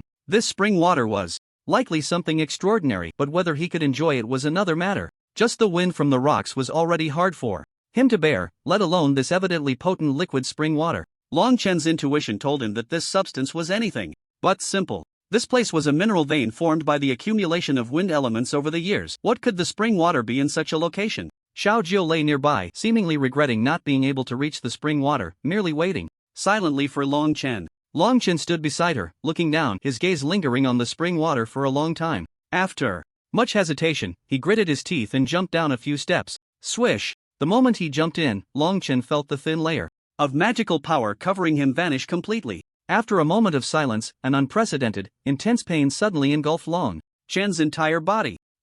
Longchen let out a scream, sweat pouring down his forehead. If the wind force from the surrounding rocks was already intense, then the moment this pool of water touched him, he realized that those were merely light showers. He wouldn't doubt that this was just a continuation of those forces. That wind energy must have originated from here. Longchen gasped for breath, his eyes bloodshot, unable to hide the bitterness on his face. Just then, the pool of spring water seemed to sense his presence, slowly swirling and rotating. Upon closer inspection, it was easy to see that the swirling trend of the spring water resembled a tornado. Under the sudden flow, Long Chen's body shook violently, and he looked up in shock, staring in astonishment at what was above. This isn't a cave. The intense pain coursing through Long Chen's body made his mind clearer. At this moment, Long Chen's face showed horror as he felt a tremendous suction force suddenly emanating from the bottom of the pool. Oh no! The suction created by the whirlpool turned the spring water into a swamp. In this situation, the more he struggled, the stronger the swamp's grip became. Without a second thought, Long Chen summoned all his magical power, desperate to escape this place. No matter how precious this thing was, it had nothing to do with him. In the face of life, everything else became insignificant. Treasures could be obtained another time, but life only comes once. There would be no second chance. Just as Long Chen prepared to pull away, the flow of the spring water below suddenly accelerated, and right before Long Chen's shocked eyes, it began to corrode his magical robe. Put! Beneath the trembling magical robe, more and more of his body came into contact with the dark green liquid. As his body was heavily contaminated by this dark green liquid, a wave of turmoil surged in Long Chen's mind. It felt as if a tornado was rolling through his brain, causing him to scream out in pain despite his endurance. He frantically clutched his head, feeling as if every inch of his skin was screaming and howling. Even within him, a gust of wind swept through, bringing a sharp pain that felt like it was piercing through his bones. Xiaojiu, looking down at Long Chen's extremely contorted expression, seemed puzzled and stood up, anxiously wagging its tail. Clearly, it hadn't anticipated the impact this place would have on Long Chen. Xiaojiu was not just any simple wind element beast, its body was almost entirely composed of wind bones. What are wind bones? It means possessing a body cultivated by the natural nurturing of wind elements, capable of withstanding any pressure from the wind elements. For it, absorbing wind elements was as easy as eating and drinking. But Long Chen was different. There were no sufficient gaps between his bones for the wind elements to pass through freely. His body was very rigid. While it was feasible to endure the wind elements, if they became too violent, it was completely unmanageable. This was the root cause of Long Chen's suffering. To eliminate this pain, he could only wait for the wind elements to transform his body into a naturally suitable wind bone. But even this level of pain was already unbearable for Long Chen. He breathed heavily, his gaze flickering violently, and suddenly, a flash of light crossed his mind. A magical formula suddenly appeared in Long Chen's mind. It was the condensation formula. What if he could take this opportunity to suppress all the wind elements rushing into his body, condensing them back into liquid to absorb slowly? Long Chen closed his eyes, silently reciting the formula in his heart, and his breathing gradually calmed down. Although the wind elements inside him continued to howl, the pain they brought had become something he was accustomed to. As long as he focused, his willpower would not be blown away. Long Chen continuously recited the condensation formula in his mind, suppressing the violent winds that had blown into the gaps of his bones, trying to lure them deeper into his body. Even though the excruciating pain still burned through him, it would no longer disturb his spirit and composure. I won't give up. Long Chen gritted his teeth, his eyes flashing with a cold, frenzied light. Since he had discovered this thing, he would refine it into his own power. Just as Long Chen was sweating profusely, he suddenly felt a cool breeze coming down from above. Looking up, he saw Xiaojiu anxiously wagging its tail, watching him. At this moment, Long Chen also realized that he and Xiaojiu had fundamentally different experiences entering this cave. Perhaps Xiaojiu never felt any pressure from the very beginning. Entering this spring was probably a way to gift himself something good. At least the benefits of this thing were definitely not small. Currently, Long Chen also felt it. Although he was enduring immense pain, the meridians in his body were becoming more resilient, and this pain was not continuous. Instead, it gradually eased with the passage of time. Long Chen closed his eyes, focusing on absorbing the wind-type magic power in the spring water, and his skin tightened slightly. He was filled with a sharp elemental fluctuation, the source of which was the wind elemental power within this spring. Long Chen soon noticed that the blockage inside him, which had been stuck for so long, seemed to have finally exhausted its last bit of strength, gently blown open by a gust of wind, and the magic power that had been suppressed within him suddenly erupted. Mage level 4. With the help of this spring water, Long Chen directly broke through to the level of Mage level 4. However, he did not stop there. The wind, carrying a chill, swirled upwards, rushing straight up, taking with it the magic power fluctuations that Long Chen had suppressed for so long, fiercely charging towards the threshold of level 5. Long Chen actually intended to use this fluctuation to directly break into level 5. Although this idea was terrifying, it was not entirely impossible to execute. At least the magic power contained in this spring water was definitely abundant. Boom! Boom! Several huge rumbling sounds echoed. The entire cave trembled. Long Chen's magic power erupted violently, compressing the surrounding mountains, which continued to shake. Bang! The rotation speed of the spring water suddenly accelerated, and a silent tornado violently swept up from the center. the originally dark green. Lake water had now turned into a crisp light green, clearly indicating that the internal magic power had been mostly absorbed. Long Chen gritted his teeth, enduring the intense pain, and poured all his magic power into breaking through to level 5. He was unwilling to miss such a great opportunity. Crack! A crisp sound rang out, the barrier of level 5 shattered. Long Chen's momentum surged again, and he broke through once more. Breaking through 2 stars in a row was a shocking news in the outside world. No one would have expected such a thing. Long Chen let out a long breath, feeling utterly exhausted as he slumped in the center of the spring water, his eyes slightly closed, his expression showing some fatigue. His magic robe was already tattered, and his clothes were in a similar state. Xiao Jiao jumped down anxiously, biting the corner of Long Chen's clothes and tossing him onto its back. Ow! Xiao Jiao called out, then quickly dashed towards the cave entrance. Compared to the speed of entering, Xiao Jiao was now much faster. The benefits brought by its growth were countless. Speed was a very important aspect of that. While running, Xiao Jiao could even create afterimages, hiding in the wind. In less than 5 minutes, Xiao Jiao had swiftly carried Long Chen out, and there was no one outside the cave at that moment. Xiao Jiao sniffed the air, quickly identifying the direction, and then took off again, heading towards the Long family's direction. What happened? Seeing Long Chen's tattered clothes, Long Cohen exclaimed in shock, hurriedly stuffing a rejuvenation pill into his mouth. For a moment he couldn't care less about Xiao Jiao's suddenly increased size. Long Qian also rushed over upon hearing the news. Long Chen was mainly affected by exhaustion, and after the final bit of magic power was depleted from the impact of breaking through to level 5, he fainted. After resting for a while, he felt another huge benefit brought by this experience, aside from the upgrade. During his rest, any wind element in the world that passed by him would be unconsciously absorbed by him as a supplement to his magical power. This was an extremely abnormal ability. To put it simply, it was a benefit brought by the wind bone. The wind bone itself was very powerful, although it wasn't as innate as Xiao Jiao's. The acquired wind bone, forged through such pain, also possessed formidable abilities, and the difference between the two wasn't that significant. Dad, uncle. Opening his eyes, Long Chen was startled to see Long Qian and Long Cohen looking at him with concern. He quickly waved his hand. I'm fine, why are you both here? Long Qian angrily gave Long Chen a hard slap and scolded. You little brat, all you do is cause trouble. Where have you been? What happened to all these injuries? Despite his words, the pain in Long Qian's eyes was evident. Long Chen chuckled and scratched the back of his head. By the way, Dad, Uncle, I found a great place that just happens to connect to our Long family's back mountain. What great place? Long Qian and Long Cohen exchanged puzzled glances. They were so familiar with the back mountain. Was there really a place they hadn't discovered? Soon, after resting for less than a quarter of an hour, Long Chen felt a significant recovery of his magical power and casually took out a magic robe to put on.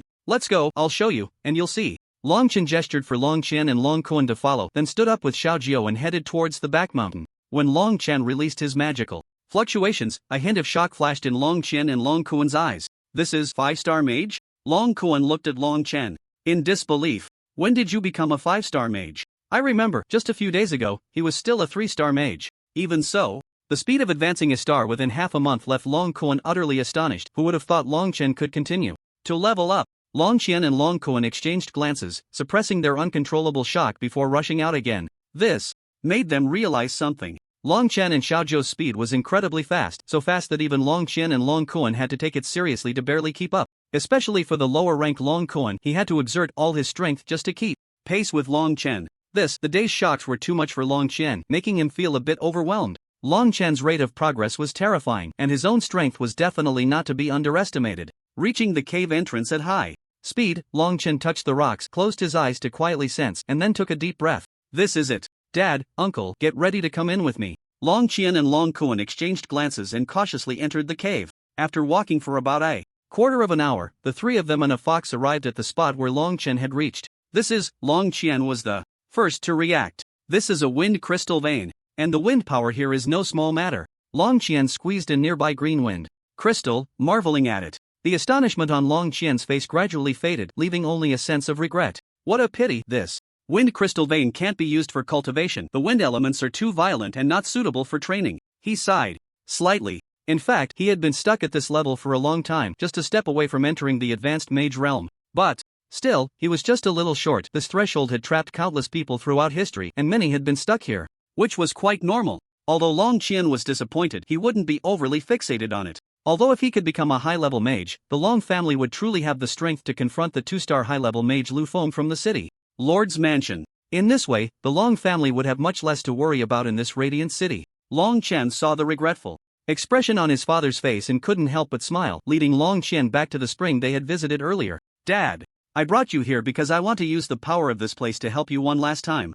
If it succeeds, the wind energy here will dissipate significantly, and ultimately, the family can transform it into a sacred ground for wind element cultivation, achieving two goals at once. Long Qian was somewhat surprised by this. Ming'er, what do you mean by that? Long Qian took a deep breath, pondered for a moment, then placed one hand on Long Qian's body while the other hand dipped into the spring. He then activated the condensation technique, redirecting the gaps within his body to filter out the violent wind elemental liquid and infuse it into Long Qian's body. How is it, Dad? Can you absorb it? Long Qian felt a slight warmth throughout his body, and as the pure energy flowed into him, he finally realized what was happening. What is this? Long Qian withdrew his hand and smiled at Long Qian. So, Dad, can you still absorb it now? Long Qian nodded with great joy. Yes, it's absolutely incredible. Ming'er, what is going on? How did you do this? Long Qian replied with a smile. Coincidentally, I have a wind affinity body, so this pure wind energy can be absorbed by others after passing through me. Long Qian looked at Long Qian in shock, speechless for a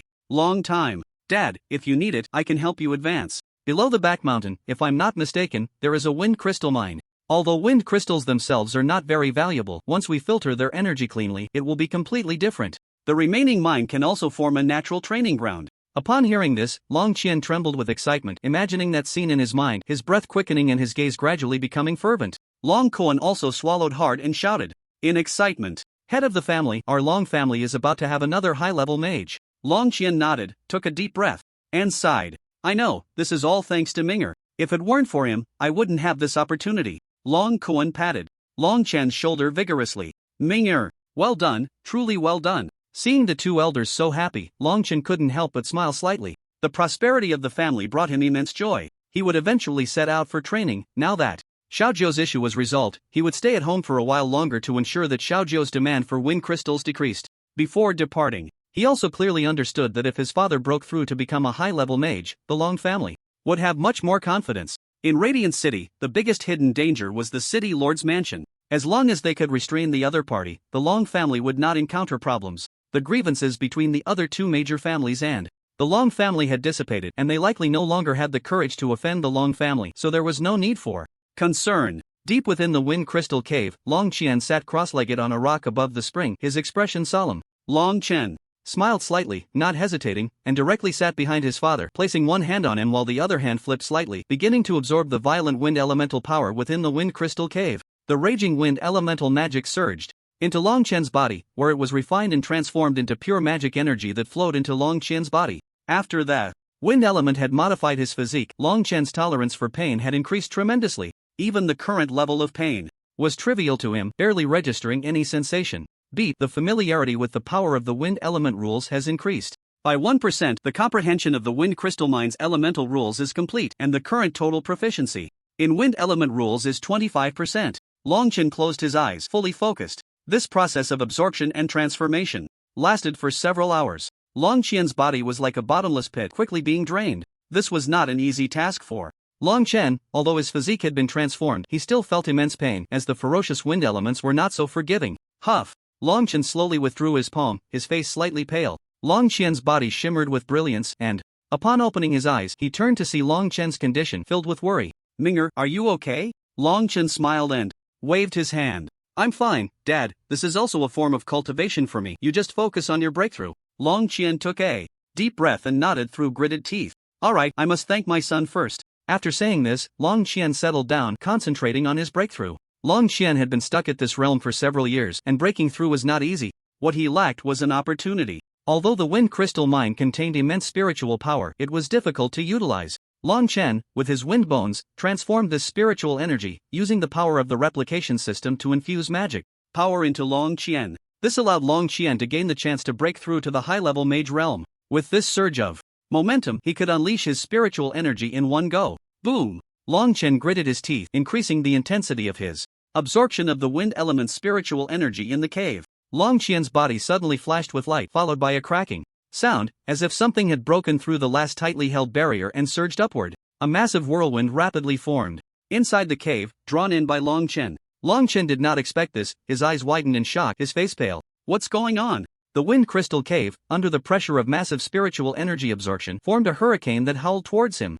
Elemental fluctuation detected, source, wind crystal mine, hurricane tornado. Long Chen felt a slight tingling on his scalp and then he sensed cold sweat pouring down his body. Just as he was preparing to summon his defensive measures, a loud roar suddenly erupted. He saw Long Qian, who had been breathing with his eyes closed, suddenly open his eyes, radiating brilliance. Minger, retreat! Long Qian shouted, then suddenly struck out, unleashing a massive counterwind that charged straight towards the tornado. Long Qian quickly retreated behind Long Qian, his breath a bit chaotic. Dad! Then, a shocking scene unfolded before him. The two attacks collided fiercely, shaking the entire cave as if an earthquake had struck. The intensity of the attack made Long Qian's breath quicken uncontrollably. What followed was not fear, but a tremendous excitement and thrill. The power of a high-level mage was so formidable, capable of unleashing earth-shattering skills with just a gesture. This attack could only be executed by someone above the high-level mage rank, as the magic power required was beyond what an ordinary mage could sustain. Dad, have you entered the high-level mage realm?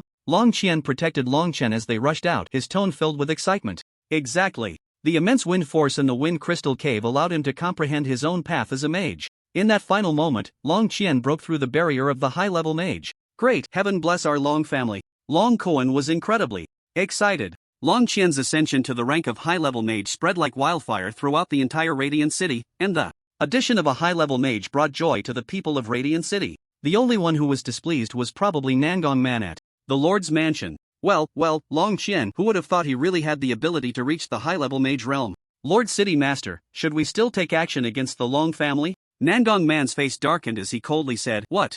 Action? Withdraw all our people. If they are discovered, they'll be killed by that bastard Long Qian. The servants quickly retreated.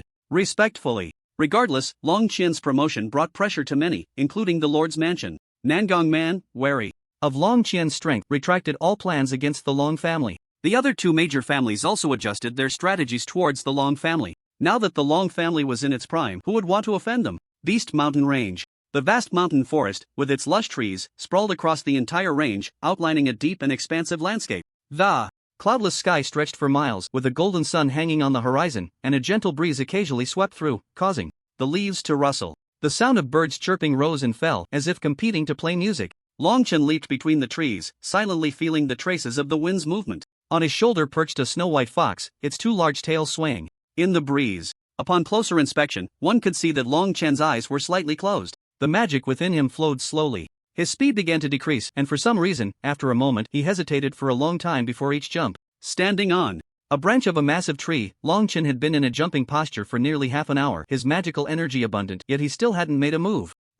Xiaojiao, the fox, flicked its tail in confusion. Long Chen's expression changed repeatedly, and after a moment, he finally stood up straight and casually took a step forward. Suddenly, a shadow appeared between the trees, and in the blink of an eye, Long Chen was already among a dozen trees. Ding! Host's proficiency in wind element increased by 1. Current proficiency at 26%. What is this? Wind flash? Long Chen's breath quickened, his eyes sparkling. Just now, while he was following the flow of the wind element, he felt a small shift in the direction of his internal magical energy, which deviated from its usual path and flowed down to his feet through the magical vortex. However, Long Chen hadn't noticed this before, as this special magical energy quickly dissipated the moment it flowed past. This surprised Long Chen. His magical energy usually flowed with the spell's guidance and rarely exhibited such a phenomenon of energy dissipation. Therefore, he had specifically paid attention to the flow of this element, carefully following the magical energy for a round. He found that his magical energy flowed without any errors, but there was always that dissipating magical energy when passing through his abdomen.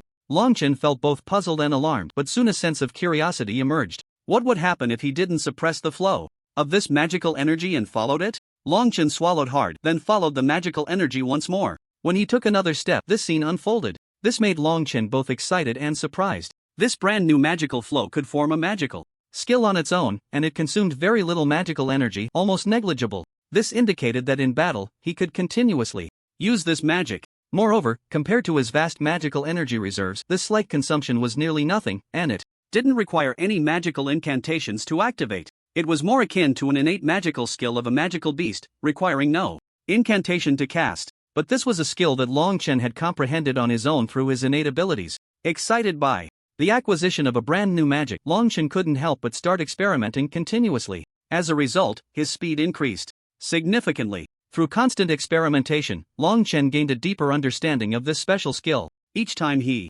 cast it, he could initiate a high-speed displacement. The speed of the displacement was incredibly fast, allowing him to control whether to leave behind a residual shadow in mid-air or not at all. He could displace up to 50 meters in a single use, taking less than half a second. It was almost equivalent to a life-saving skill at a critical moment. However, there were still some limitations after each use. Although the magic consumption was minimal, it did place certain demands on Long Chen's muscles. Despite his regular exercise and frequent running through the mountains and forests, which had significantly improved his physical fitness compared to ordinary mages, it was still not enough. After using it once, he needed at least 3 minutes of rest before he could use it again. For this special skill, Long Chen named it Wind Flash, although it was still released using the wind element. Calling it a flash was not an exaggeration at all. Thus, a peculiar scene emerged in the Beast Mountain range. A boy with a fox perched on his shoulder was leaping between the trees, occasionally flickering and quickly appearing dozens of trees away. Such a mysterious scene would surely astonish anyone who saw it. Trees, blue sky, and a human figure. Along the way, Long Chen encountered quite a few careless magical beasts. With his current level, dealing with the magical beasts on the outskirts of the Beast Mountain range was a piece of cake. With a casual wind blade, he killed a first-tier magical beast and then stopped on one of the tree canopies, frowning as he looked into the distance. Not a single person. Ever since Long Chen entered the high-level mage realm, Long Chen had left the Long family and set off again towards the Beast Mountain range for training. He believed that practical combat was the most beneficial for him. To continue leveling up, the only path was through practical experience. However, he hadn't encountered any powerful magical beasts along the way, let alone any human figures. Xiaojiao lazily turned over on Long Chen's shoulder, wrapping one tail around the other as it continued to sleep soundly. Long Chen shook his head helplessly. Clearly grown so big, yet it has turned back into such a small form, purely serving as my mount. The large Xiaojiao could already be used as a mount, but it generally wasn't keen on carrying Long Chen unless in special circumstances. It preferred to lie on Long Chen's shoulder. As the sun set, the woods were tranquil and beautiful in the night. The rich elemental essence made everything lush and abundant. Streams and trees, nature and wind. A sound of crackling from the campfire interspersed with several roasted fish and chicken. The enticing aroma of tender meat attracted the surrounding magical beasts, making them eager to try. Xiaojiao, with wide eyes, eagerly licked its lips, staring at the fragrant roasted chicken in front of it. Long Chen sprinkled a pinch of salt and helplessly pinched Xiaojiao's tail. What are you looking at? You've done nothing but sleep all the way. Here, go chase away the magical beasts. Xiaojiao, dissatisfied, licked its lips. Although quite reluctant, it still wagged its tail, grew larger, and jumped down to the ground, dashing out with a few leaps. Immediately, screams and cries for mercy rang out, as the magical beasts, pressured by Xiaojiao, scattered in all directions. Instantly, the sense of being watched around them diminished significantly. Xiaojiao returned in less than a quarter of an hour, and the surroundings were peaceful. It shrank back down, eagerly squatting beside the fire, its fox eyes fixed tightly on the chicken. Woo! Xiaojiao playfully wagged its tail at Long Chen, its voice soft and tender. Long Chen already knew that this little guy was highly intelligent, unlike an ordinary first-level magical beast, so he wasn't surprised. He could only helplessly pull off a chicken leg and hand it to Xiaojiao. Xiaojiao skillfully opened its mouth to catch it, its two front paws hugging the shiny, roasted chicken leg as it gnawed away, making smacking sounds. Soon, a few chickens and fish were shared between the human and the fox. After extinguishing the campfire, the two found a tree to sit under, closed their eyes, and comfortably slept through the night. The next day, as dawn broke, they quickly washed up and continued on their journey. Long Chen's purpose this time was to venture deeper into the magical beast forest, to find a suitable place for his training. After quickly covering some distance, Xiaojiao's ears suddenly perked up, lifting its chin to look in a certain direction, and let out a couple of soft whines. Is someone there? Long Chen, in tune with its thoughts, quickly understood what Xiaojiao meant. Let's go take a look. Long Chen jumped up, his figure flashing as he headed in that direction. Mylan was currently very troubled because their adventure team had encountered a deadly danger. He was the leader of an adventure group leading a team of adventurers. Inside were elemental mages and swordsmen of various types, and even a lone formation master. They roamed through various dangerous areas, searching for mysterious things to enhance their strength, while gaining experience. Their purpose this time was to investigate the cause of the disturbances deep within the magical beast mountains. Recently, the magical beasts in the mountains had been somewhat agitated, with the outer areas being less affected, but the disturbances in the depths were the most severe. Many magical beasts inside the mountains had become unusually irritable. Even those that were usually mild-tempered had started to wake up and become restless. Among them, the one that had the most profound impact on human life was a terrifying magical beast known as the Fangtooth Rat. The terror here wasn't about their individual combat abilities, but rather their ability to call for companions. Although no one had specifically counted Fangtooth Rat Nests were almost everywhere and their reproductive capacity was incredibly strong. Each one had a strength roughly around the first level magical beast 1 or 2 stars, but a single nest would contain at least dozens of them. Some estimated that if all the crazed fangtooth rats in the magical beast mountains were to mobilize, they could potentially wipe out a small country. Not to mention the relatively weak and unprepared city-states. Therefore, those in charge could no longer sit idly by and began to summon adventurers from various city-states to explore the cause. The task issuers released various levels of missions, and different mercenary groups could choose to take on different areas for investigation based on their strength. This time, they had taken on a mission to investigate the outer mountainous areas of the magical beast mountains, classified as a 3-star task. The highest was 1 star, and only mercenary groups composed of high-level mages were qualified to take it on. The strongest member of their team was Mylin himself. With the strength of an 8-star mage, his best magic was fire magic.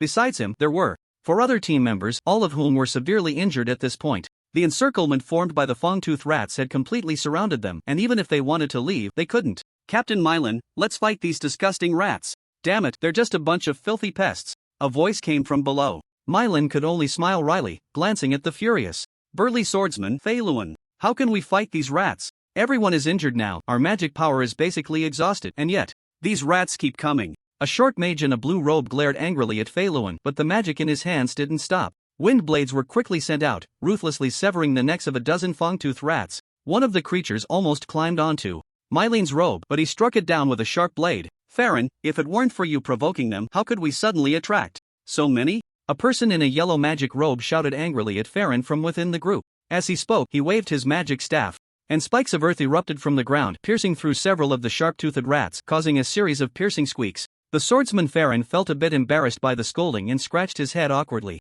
I just thought about catching a few to roast and taste. Who knew these things would be so temperamental? Who roasts rats to eat? Can't you catch fish instead? The short blue-robed magician's forehead bulged with anger. Alright, let's think about how to get out of this predicament first. Mylin scolded, rubbing his head in frustration. Hang in there, Daiki, do you still have any magic left? Can you fire a distress signal? If there are people nearby, I hope they can see us. As the leader of the mercenary group, Mylin's words silenced everyone else immediately. The formation magician Daiki nodded, took a deep breath, and moved to the center of the group, solemnly constructing a magic array. After a full 10 minutes, a small magic array slowly took shape in the center, flickering with light before dimming. Daiki's face turned pale. No, the magic is unstable, it failed. Constructing a magic array requires an absolutely stable environment, and under these conditions, it was extremely difficult. The probability of failure was also very high. The people in the group were not surprised. Mylin gritted his teeth and sent a fireball out, driving back a group of sharp-toothed rats. Cover Daiki, continue constructing. Okay. Everyone fell silent, gritting their teeth to provide cover. Daiki focused, continuing to sweat profusely as he constructed the magic array. It's done. After failing 3 times, the magic array finally successfully emitted a brilliant red light, piercing through the trees and reaching the sky. The red signal light could be clearly seen even from several kilometers away. As everyone looked at the distress signal, a glimmer of hope rose in their hearts. I hope someone really comes to rescue us. The long sword swung fiercely, the blade infused with powerful inner strength, directly severing a row of sharp-toothed rats, blood splattering everywhere. Boss, what do we do now? I can't hold on much longer. The blue-robed magician Solon let out a helpless bitter laugh. His hands were trembling from continuously casting spells. A magician who has exhausted their magic power is no different from a useless person in the group. Although magicians are a mainstream profession in the world, within their mercenary group, magicians do not have the same advantages over swordsmen. To some extent, Mylin's face showed a bitter expression as he self-reproached. Sigh, if I had known this task was so dangerous, I wouldn't have brought you all here. The yellow-robed magician Tao Yuntian sighed and comforted him. Boss, don't feel so guilty. We took on this task together. It's not just one person's responsibility. If we must say, we both need to bear our own responsibilities. Swordsman Farron knew in his heart that it was his momentary mistake that led everyone into this dangerous situation, and he couldn't help but fall silent, the heavy sword in his hand feeling even heavier and slower. A few sharp-toothed rats quickly seized the opportunity to charge forward, with one even leaping directly at his head. Back off! Puff! A fireball rushed up quickly, incinerating the sharp-toothed rat completely, the blazing heat of the flames jolting Farron awake considerably. After being scorched by the fierce flames, Farron shivered all over, and then quickly regained his composure, touching the back of his head with a mix of fear and gratitude as he looked at Mylin. Mylin said nothing, his eyes closing wearily for a moment. Don't give up, just hold on a little longer. He could sense that his companion's strength was waning, and everyone was in a state of depletion. Continuing to hold on might be of no use at all. A trace of despair rose in Mylene's heart. Excuse me, do you need help? At that moment, a voice filled with laughter came from above. Upon hearing the voice, everyone shivered, and Mylene Looked up in delight. Yes, we need help. Please assist us, and we will surely repay you handsomely afterward. The others relaxed a bit. At least they had someone to help them, which was much better than being alone and helpless. However, soon after they saw the figure of the speaker clearly, the expectation in their eyes gradually faded, replaced once again by despair. Because it was just a very young-looking boy who didn't seem to be a powerful magician at all and couldn't possibly help them. Long Chen, however, smiled faintly and jumped down from above. All right, I'll remember your words. With that gentle voice, a tall figure suddenly appeared not far in front of the group. Mylene and the others felt a jolt in their hearts, goosebumps rising on their skin. They hadn't even had time to retract their gaze, and in less than half a second, the boy had changed his position. What speed was this? Could it be space magic? Impossible. No matter how closely Long Chen looked, he still appeared to be just a boy who looked under 20. How could he possibly use space magic? Suelon, as a 7-star wind mage, vaguely sensed something amiss. But he couldn't believe it, as achieving such a feat with wind magic was extremely difficult. He had never seen anyone capable of such a thing. Mylene looked at Long Chen's back, took a deep breath, and to be honest, he didn't believe in this boy either, but this was their last hope. He hoped to lead his team to victory. This was also his final wish. At the very least, he didn't want to see his entire team wiped out here, and he wanted to be responsible for his adventuring party. Mylene said solemnly, "Friend, your righteous assistance fills me with gratitude, and I will not forget your kindness. If we can escape, I will do my utmost to repay you." Long Chen smiled slightly and replied calmly, "All right." Tao Yuntian, who had been listening to their conversation, couldn't help but feel a bit skeptical. "Captain, do you really believe in this boy? He doesn't seem to." The other three also looked at Long Chen with doubt. Clearly, Long Chen had not earned their trust. "You don't believe me?" Long Chen looked at them with a smile, his eyes holding a hint of amusement. Daichi and the others felt a bit awkward, exchanging glances but unable to speak. They were all 5-star mages, and even under the siege of these rats, they appeared to be in a dire situation. Now, a young boy who looked so small and didn't seem strong claimed he could help them. Wasn't that a bit hard to believe? It wasn't just them, anyone in their position would probably feel the same. Long Chen patted the little nine on his shoulder. "Grow a bit larger, it's time to work." Little Nine let out a yelp, then jumped down from Long Chen's shoulder, shook its head, and gradually expanded in size, transforming into something as large as a tiger in the astonished eyes of the 5. Long Chen casually grabbed a handful of leaves from nearby, applying a bit of force to infuse them with magic power, and then used the surrounding wind elemental magic to throw the leaves out. Whoosh! The sound of the wind rustled through the leaves, which then sliced through the air, leaving trails in their wake. Almost every leaf pierced through a sharp-toothed rat, cutting through the swarm of mice, mercilessly taking one life after another. The 5 people stared in shock, their eyes wide open, unable to utter a word. Even Mylene wore an expression of astonishment. To be honest, they had not believed in Long Chen, but they never expected his strength to be this formidable. Just a few leaves could kill these sharp-toothed rats. After all, no matter how weak they were still first-tier magical beasts. Those leaves seemed so fragile, so easily torn apart, yet they could be used as weapons. The sharp-toothed rats were the most cunning. If their speed wasn't fast enough, point-to-point attacks would never hit them. Long Chen struck effortlessly, killing them directly with pinpoint accuracy. It seemed he didn't expend a single bit of magical power. It was simply unbelievable. At this moment, the Beast Mountain range was silent, as if even the wind had quieted down. After just a few tosses of leaves, the sharp-toothed rats that had once seemed overwhelming in their eyes had completely vanished. Those trying to escape were crushed to death by the giant fox with a single paw, clean and without a trace. After finishing all this, Long Chen clapped his hands and casually tossed away the remaining leaves. "What are you still standing there for? Let's go." Long Chen's voice snapped the dazed group back to reality. When the 5 slowly regained their senses, their gazes towards Long Chen were filled with awe and admiration. If it weren't for the last shred of rationality, some might have rushed forward with tears in their eyes. "Friend, thank you so much. If it weren't for your help, we might not have survived today." Mylene smiled and hurriedly stepped forward, respectfully bowing to Long Chen. The other 4 looked at Long Chen with gratitude and respect. "What are you here for?" Long Chen glanced at the group, curious to ask. "We are an adventurer team here in the Beast Mountain Range to investigate a task." Mylene quickly introduced himself. "I am Mylene, a fire-type magician, 8 stars. As he spoke, Mylene pointed to the blue-robed Solon beside him. "This is Solon, a wind-type 7-star magician. Although he speaks harshly, he's a good person, a cold exterior with a warm heart." Before Solon could jump up in anger, Mylene pointed to the yellow-robed Tao Yuntian. "This is Tao Yuntian, a 7-star Earth-type magician, very skilled in Earth magic, an indispensable member of our adventurer team. And there's the 4-star formation Master Dai Chi and the 8-star swordsman Fei Luan. Both of them are quite strong. Daichi has a high talent for formations, while Fei Luan is just a muscle-bound fool who often causes trouble during missions, but he is also an essential part of our mercenary group. Fei Luan, furious and about to explode, suddenly remembered the source of this crisis, and his anger dissipated, awkwardly closing his mouth, looking like a discarded dog. Long Chen chuckled, feeling a hint of fondness for this team. From your names, you all seem to be from nearby cities, right? For instance, Mai Lin, Solon, and Fei Luan didn't sound like names from the nearby cities. However, the Beast Mountain range stretched for a long distance, and there were countless cities nearby. Of course, the only city at the foot of the Beast Mountain range was probably Mountain City. That's right, we are adventurers traveling from various cities, Mai Lin replied with a smile. Long Chen nodded and smiled. Hello, I am Long Chen, you can call me whatever you like. Later, during his conversation with them, Long Chen learned about the unusual movements within the Beast Mountain range, which surprised him a bit. After a moment of thought, Long Chen decided not to proceed any further for the time being and to follow these adventurers back to the city fortress where they had accepted their mission, hoping to gather more intelligence. Let's go, we need to hurry back to the Eternal City. If we delay any longer, it will be much more troublesome. Looking up at the magnificent city walls that seemed to connect heaven and earth, Long Chen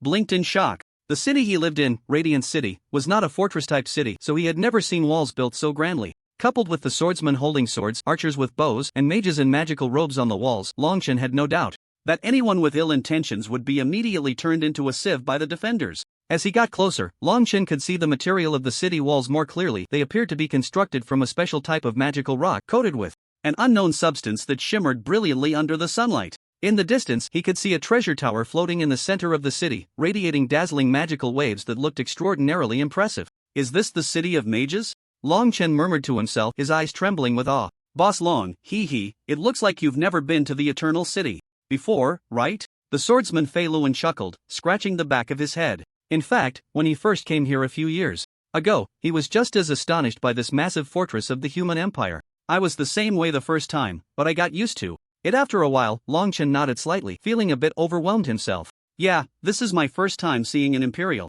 fortress. The city I used to live in was a remote small town, untouched by war, and there were hardly any natural disasters or man-made calamities. Even traveling mages wouldn't choose to settle in such barren areas. Long Chen only vaguely knew some of these related matters. For instance, besides the human empire, there were other races living in their own countries and territories, but they rarely interacted with each other. Vampires, elves, dragons, and so on. These mysterious races lived far away from the human empire and were all incredibly powerful by nature. If they ever decided to target the human empire, it would spell disaster for all human cities. Long Chen pressed his lips together, a vague image of a beautiful woman flashing in his mind, and it took him a while to slowly pull back his thoughts. Mother. Long Chen decided that after returning this time, he would ask his father about some things regarding his mother. Continuing to avoid it was not a good thing for him. With the help of the replication system, Long Chen's progress was now incredibly rapid, almost like a meteoric rise. Although he understood that he was still far from that silent enemy, at least he had a goal set before him.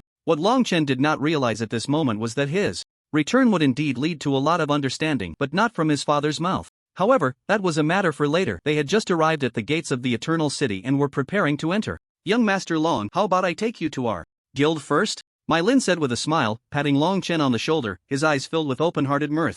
As a major fortress point of the human empire, the place was bustling with mages, and intermediate mages were as common as dirt. Long Chen silently marveled at this. Any one of them, if they were in Radiant City, would be enough to serve as an elder guest of a family, but here, they were just ordinary mages. Not even a single person would spare them a second glance. The place that Mai Lin mentioned, where the Adventurers' Mercenary Guild is located, is also quite large, a luxurious tower-like building. Besides the central floating magic tower, there are many similar tower structures of various styles, almost forming the distinctive architecture of the entire Eternal City. The sign above the entrance is surrounded by a magical aura, with the large characters of Adventurers Guild that occasionally flicker and change. This special magic made Long Chen unable to resist stopping to take a few glances.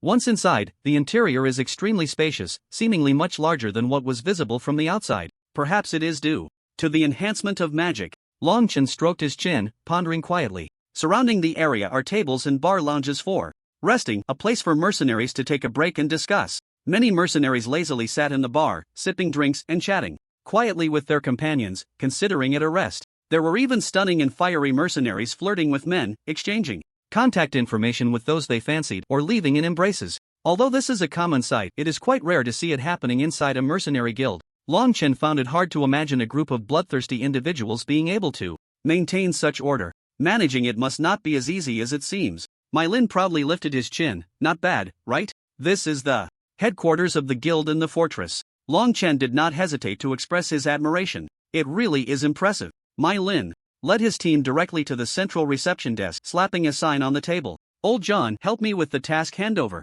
Sitting at the reception desk was a middle-aged man in a magic robe who looked up in surprise upon seeing My Lin. My Lin, how come you're back so soon? Any news? My Lin replied with frustration. This 3-star task has a generous reward, but it's not easy to complete. Our entire mercenary group almost got caught up in it, and we managed to gather a bit of information, but I don't know if it's useful. Old John skillfully helped him with the handover, chuckling. Well, a bit of information is better than nothing. Not many people have taken this task recently. As long as your information is sufficient, it should count. By the way, this is. Old John returned the sign to My Lin and, seeing Long Chen, couldn't help but ask curiously. My Lin immediately patted Long Chen's shoulder vigorously, laughing heartily. This is my savior, young Master Long. If it weren't for young Master Long's help this time, we probably wouldn't have been able to meet. Old John was slightly surprised upon hearing this, looking at Long Chen with a peculiar expression. Although My Lin and his companions were not particularly strong, they were a mercenary group with high overall strength.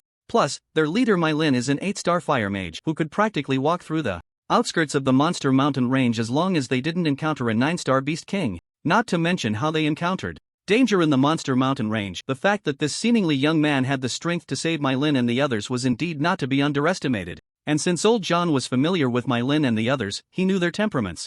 Well, how could he easily admire someone? Young Master, since you're here, would you be interested in getting a mercenary identity badge? Old John said with a smile. Mercenary identity badge? Long Chen tilted his head in confusion. What does that mean? My Lin took out his identity badge to explain. Young Master Long, this identity badge is this thing which symbolizes mercenary status. With this, you can start taking mercenary tasks and it can be used in any place with a mercenary guild. Swordsman. Fei Luan also laughed heartily, putting his arm around Long Chen's shoulder.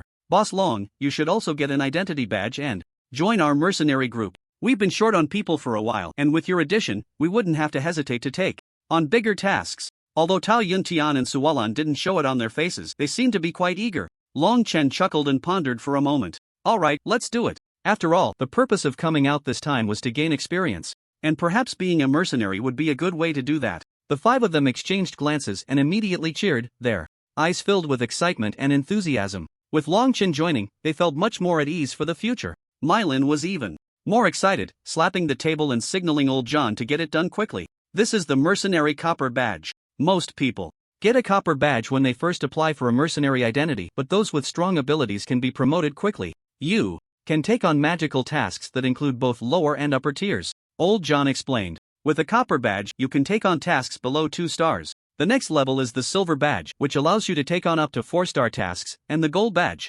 allows for 5-star tasks. Long Chen was a bit curious. What about above the gold badge? Above the gold badge, there are platinum and diamond badges, but those mercenary levels are too high for us to handle here. You'd have to go upstairs. Old John didn't hide it, speaking lazily. Long Chen pondered for a moment and reached for the copper badge. I see, thank you. No need to be polite. John quickly completed the joining procedures and then My Lin, with a beaming smile, took Long Chen out the door. Today we're celebrating, we have to have a good time. With that, My Lin and the others crowded around Long Chen, cheerfully heading out. They soon arrived at a restaurant belonging to the mercenaries, where the atmosphere was lively and felt quite nice. This place is great, Boss Long, what do you think? Fei Luan said excitedly, grinning. He was particularly sensitive to such things, and even the slightest hint could catch his attention, let alone such a vibrant place. Fei Luan was practically radiating eagerness to be there. It's alright, Long Chen smiled, indifferent to such things. To him, it was just a place to eat. Once inside, the smell of sweat and the sounds of laughter made Long Chen understand what this so-called liveliness meant.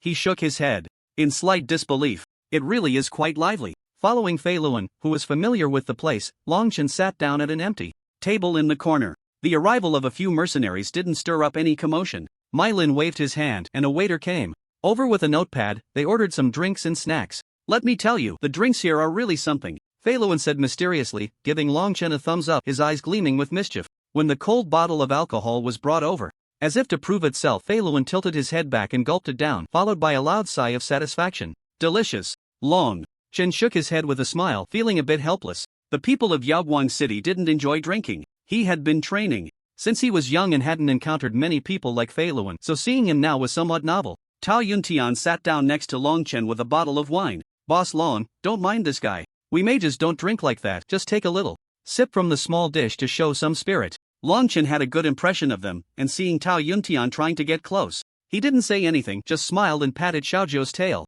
Seeing Long Chen's positive attitude, Tao Yuntian felt secretly pleased and became even more sincere and enthusiastic in his tone. The group chatted back and forth, and even the initially somewhat aloof mage Daichi relaxed considerably. Just as the relationships among the few were rapidly progressing, a sharp voice suddenly interrupted their conversation. Oh, isn't this the Maple Leaf Squad? With such a weak little team, you dare to take on a 3-star mission? How come you haven't died in the Beast Mountain range? You must be really lucky. Hearing the voice of the newcomer, Long Chen furrowed his brows slightly and turned his head. The newcomer was a tall swordsman with a rugged build, wearing a conspicuous shining mercenary gold medal around his neck. The people around him looked at him with a mix of caution and wariness. A gold medal mercenary indicates that the leader of this person's team is at least of mid-level swordsman strength, someone not to be easily offended. No one wanted to confront a gold medal mercenary, it would be like asking for trouble.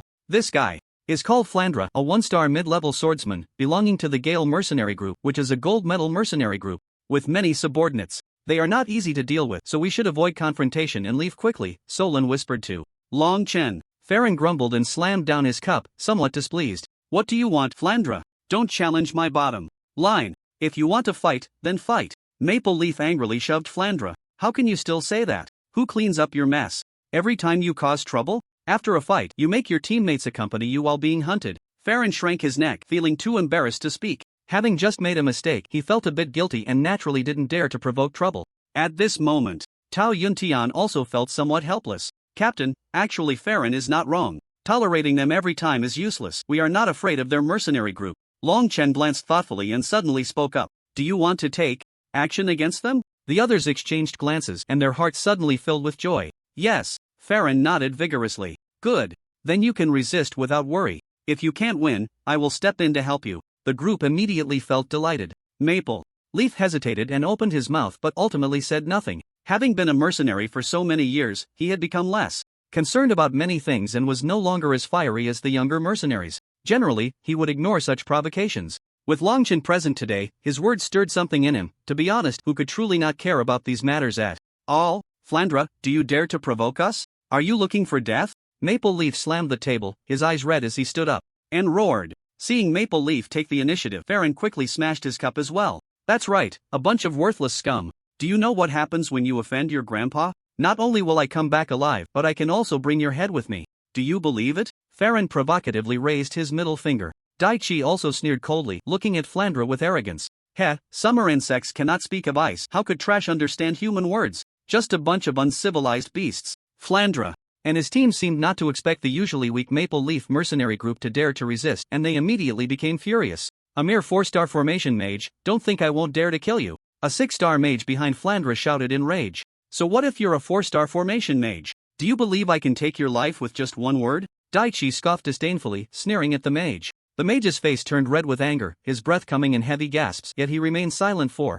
a long time. He knew that although he was 2 stars higher than Daichi, the value of a formation mage and a mage could not be generalized. As long as Daichi spoke, many would turn their spears toward him. Maple Leaf sneered, standing up and walking in front of Flandra, speaking fiercely. I warn you, Flander, don't come looking for trouble with us or I'll make you pay the price. Just because of you? Flander scoffed coldly, looking down at Mylin with evident disdain. Not because of him, but because of me. Is that okay? A voice filled with amusement rang out. Flander's brows twitched slightly, and he shifted his gaze to the young man beside him, who was petting a fox. With a stern tone, he said, Kid, are you trying to make a fool of me? I warn you, don't meddle in my affairs. This is between me and the Mylin mercenary group, and it has nothing to do with you. Flander had dealt with Mylin and his crew often enough to recognize all of Mylin's people, but Long Chen was a face he had never seen before. You said that yesterday, and it was somewhat appropriate, but unfortunately, I am now a member of the Mylin mercenary group, so naturally, it concerns me. Long Chen smiled and shook his hand, denying it. Flander's expression darkened. Kid, don't do anything foolish, I'll give you one chance. I've thought it through clearly. To deal with you, I can let you use one hand. Long Chen lazily rested his head on his hand. Flander's face turned ashen, and he growled in fury, clenching his fist, ready to strike. Get out if you want to fight privately. I won't allow trouble in my shop. A voice rang out, indifferent and lazy, even carrying a hint of weakness. However, this voice made Flander and Mylin's group feel a chill run down their spines, their eyes filled with fear. Flander tugged at the corner of his mouth, speaking ominously to Long Chen. Kid, do you have the guts to come out with me? Long Chen didn't look at him. Instead, he turned curiously to see who had spoken. It was an old man sitting in a corner of the tavern, lazily dressed in tattered clothes, not even glancing this way. Let's go, no need to waste time. Long Chen withdrew his gaze and walked directly toward the door. Flander's face twitched slightly, his expression somewhat sinister. This kid's nonchalant attitude had completely enraged him. It had been years since anyone dared to speak to him like that. Kid, I'm going to cut you off completely, crush your body, and bite through your neck and bones. Flander trembled with rage, gritting his teeth as he shouted. Isn't that a coincidence? Long Chen said with a half-smile, cracking his wrist. Just right, I was thinking about what reason to use to kill you. Not far outside, Long Chen casually found a spot to stand. Here will do. Flander's anger surged. Kid, you'll pay for your arrogance. Long Chen wasn't angry. Who pays the price will soon be known. Flander roared, his clothes ripping apart, his upper body exposed, muscles bulging. Bring me my sword. Flander growled, and immediately, a mage behind him threw a sword to Flander. Holding the giant sword, Flander's aura began to swell, the presence of a one-star intermediate swordsman fully erupting. Although swordsmen generally had a significant disadvantage against mages of the same rank in the early stages, Flander's realm was much stronger than Long Chen's at this moment, which made up for the gap. Long Chen rotated his wrist, ignoring the worried gazes around him. Mylin's muscles were tightly tensed. Although he knew Long Chen was very powerful, he could vaguely sense that Long Chen's realm wasn't very high. Facing Flander, a one-star intermediate swordsman, he might be at a disadvantage. Flander laughed coldly. Kid, I'll let you know the price of daring to oppose me. Long Chen shook his head, his expression mocking. Being big doesn't necessarily mean you're strong, and a loud roar doesn't mean you're powerful. Flander swung the giant sword down fiercely, his eyes filled with a savage desire to tear. Die! Flander's sword slammed heavily into the ground in front of him, producing a loud crash, followed by a cloud of dust that obscured everyone's view. Ha ha ha, kid. I bet there's not even a trace of mud left now. He arrogantly raised his greatsword and shouted, while Mylin and the others looked on in shock and anger, their eyes fixed tightly on the dust. Long Chen, has he really been beaten to the point where not even dust remains? Too slow. Just as everyone was lost in their thoughts, Long Chen's calm voice suddenly rang out, and a series of afterimages burst through the dust, each almost bearing Long Chen's face, looking down at Flander with disdain in their eyes. This is... Solon stared wide-eyed in shock, his mouth agape. He kept swallowing hard, murmuring to himself. This is wind magic. He could feel the dense power of wind magic in the air, but he couldn't understand how it was being executed. Only someone who had practiced the power of wind elements to the extreme could possibly use it. Mylin also swallowed hard. Solon, did you hear him recite a spell? Solon was momentarily stunned, and then several people noticed this crucial detail. A spell? Whether it was when he used leaves to kill the sharp-toothed rat or just now when he executed this set of afterimage steps, no one had heard Long Chen recite a magic spell. He didn't use any magic skills at all. Tao Yuntian reacted, suddenly horrified. These were all moves that Long Chen executed using his own magical power, just like a fire elementalist summoning a small flame, without needing to recite a spell. However, this kind of ability often lacked strong offensive power, and no magician would treat their opponents so disdainfully in battle. Mylin desperately swallowed hard, looking at Long Chen with a mix of shock and admiration. Long Chen's strength was even greater than they had imagined. Flander, in his hands, might as well be a slightly larger rat. Flander spun around in rage. What is this? What is this? He swung his great sword down fiercely, but only cut through an afterimage. I told you, you're too slow. Flander was completely enraged by the elusive Long Chen, his eyes turning bloodshot. Cunning magician, if you have the ability, come out and fight me face to face. What kind of duel is this, hiding and dodging? Long Chen paused in mid-air, astonished. What? I thought battles between magicians and swordsmen were always like this. Why should I fight you face to face? I'm not an idiot. Isn't it enough to win? Next time, you can remind the magician you're facing to fight you face to face during the battle. The people nearby couldn't help but chuckle at this. Only Flander in the arena showed no sign of joy. Seeking death, Flander thrust his long sword down hard, unleashing his entire aura, sending waves of energy rippling out that swallowed all the afterimages clean. Long Chen's figure emerged from above, looking at Flander with some surprise. Not bad. Got you. Flander wiped the blood from the corner of his mouth, revealing a sinister smile, then drew his heavy sword and swung it fiercely at Long Chen. Heavy sword. Slash. A magnificent and powerful attack surged forth rapidly, and with a thunderous boom, even the clouds in the sky trembled from the force, demonstrating the might of this attack. The power is strong. But what a pity. Long Chen's figure flickered and reappeared behind Flander, his gaze turning cold. You faced me, so the game is over. Flander's pupils constricted, shocked. How is that possible? Wind split pong. Long Chen leisurely unleashed his magical aura, softly uttering 3 words. You are a 5-star magician? Flander clearly sensed Long Chen's realm, and an even more powerful and unfathomable feeling surged within him. How could a mere 5-star magician possess such formidable strength?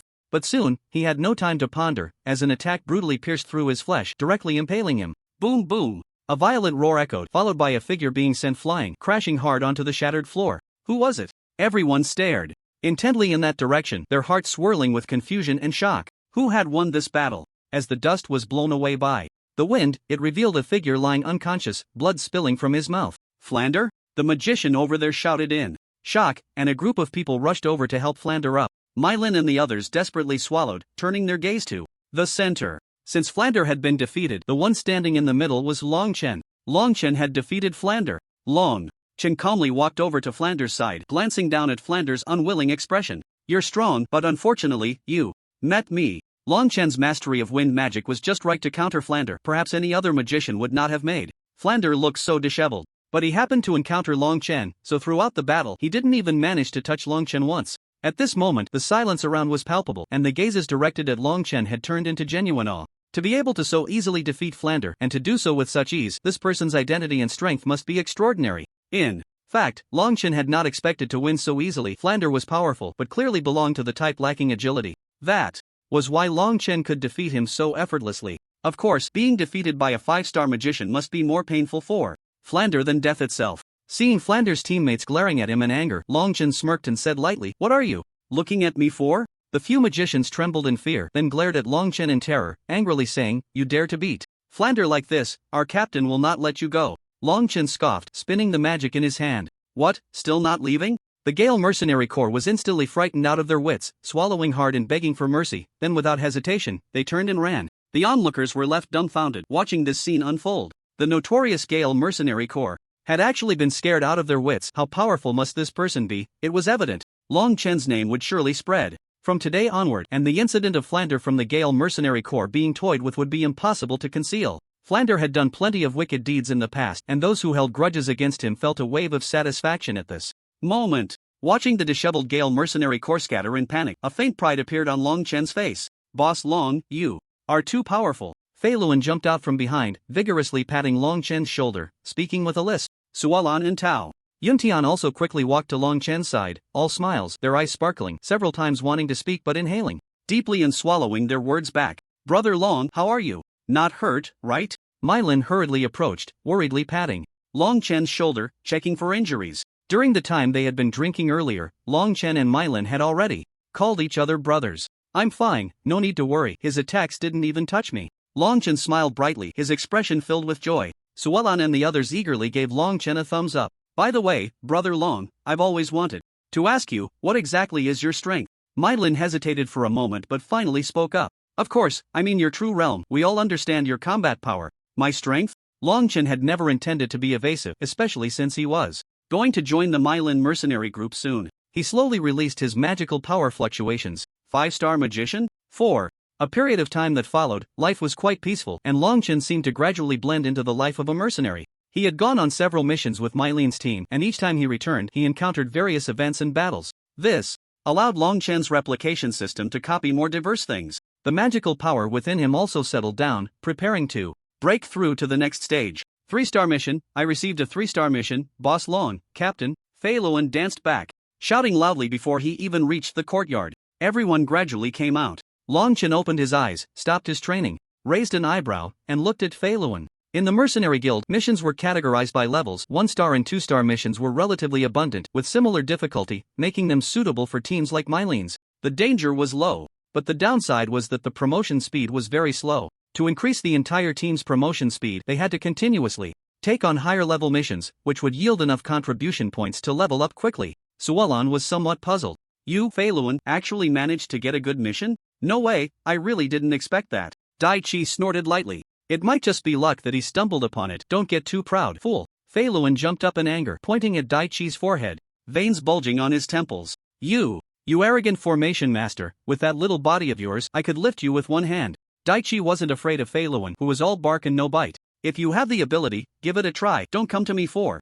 defensive formations in the future." Fei Luan immediately felt embarrassed, turned his head, and didn't dare to speak for a while. As the only formation master in their team, Dai Chi was responsible for preparing various formations. If he offended him, he would definitely suffer when they went out. Although formation masters generally had much lower combat power, almost every qualified team should have a formation master, otherwise, it would only add unnecessary trouble and greatly reduce their chances of survival. Long Chen checked the mission brief that Fei Luan brought back, raising an eyebrow with mild curiosity. It was a simple escort mission to escort a merchant caravan to a small birch town outside the Eternal Capital, very close to the Beast Mountain range. The reason he felt something was off was that Long Chen noticed the difficulty level of the mission itself. Logically speaking, the route from the Eternal Capital to that birch town had almost no external dangers, even a cautious merchant caravan wouldn't rate this mission as 3-star, a 2-star mission would be the limit. Yet, such a seemingly simple task with no apparent difficulty was listed as a 3-star mission. Long Chen stroked his chin. Let's wait until Captain Mylan returns to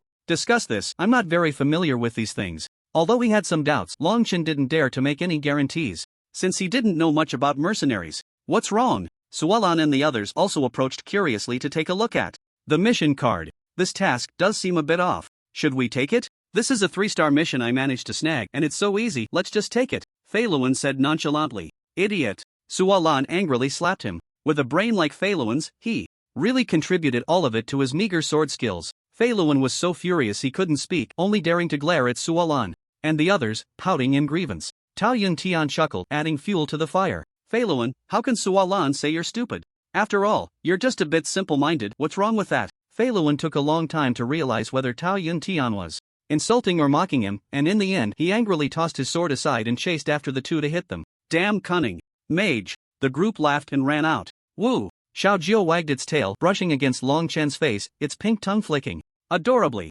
Long Chen skillfully grabbed a handful of wind crystal stones from his pocket and fed them to Xiaojiu, who gulped them down eagerly. Then it wagged its tail to sweep at Long Chen. Long Chen grimaced slightly, helplessly grabbing another handful. You've been eating more and more lately, the supplies I brought won't last you long. It seemed he would have to consider going home again to see how his father was doing and to get more wind crystal stones for Xiaojiu. Xiaojiu lazily jumped down from Long Chen's shoulder, landing lightly on the ground, its little ears twitching. Long Chen found it both amusing and infuriating. This little beast, Xiaojiu, was easy to care for, lounging on his shoulder all day without moving, occasionally helping out in battles with impressive combat power. It could even serve as a mount while traveling, moving at incredible speed. But all of this depended on this ancestor being in a good mood, like after eating plenty of wind crystal stones or being full from chicken. Sometimes, when Long Chen tried to talk to it, it would completely ignore him, showing a lot of attitude. Just looking at this little creature's spoiled demeanor, who would have thought it was the majestic 7th-tier great beast, the 9-tailed white fox? Long Chen sat in the courtyard, continuing his training as magical energy flowed through his body's meridians in circles.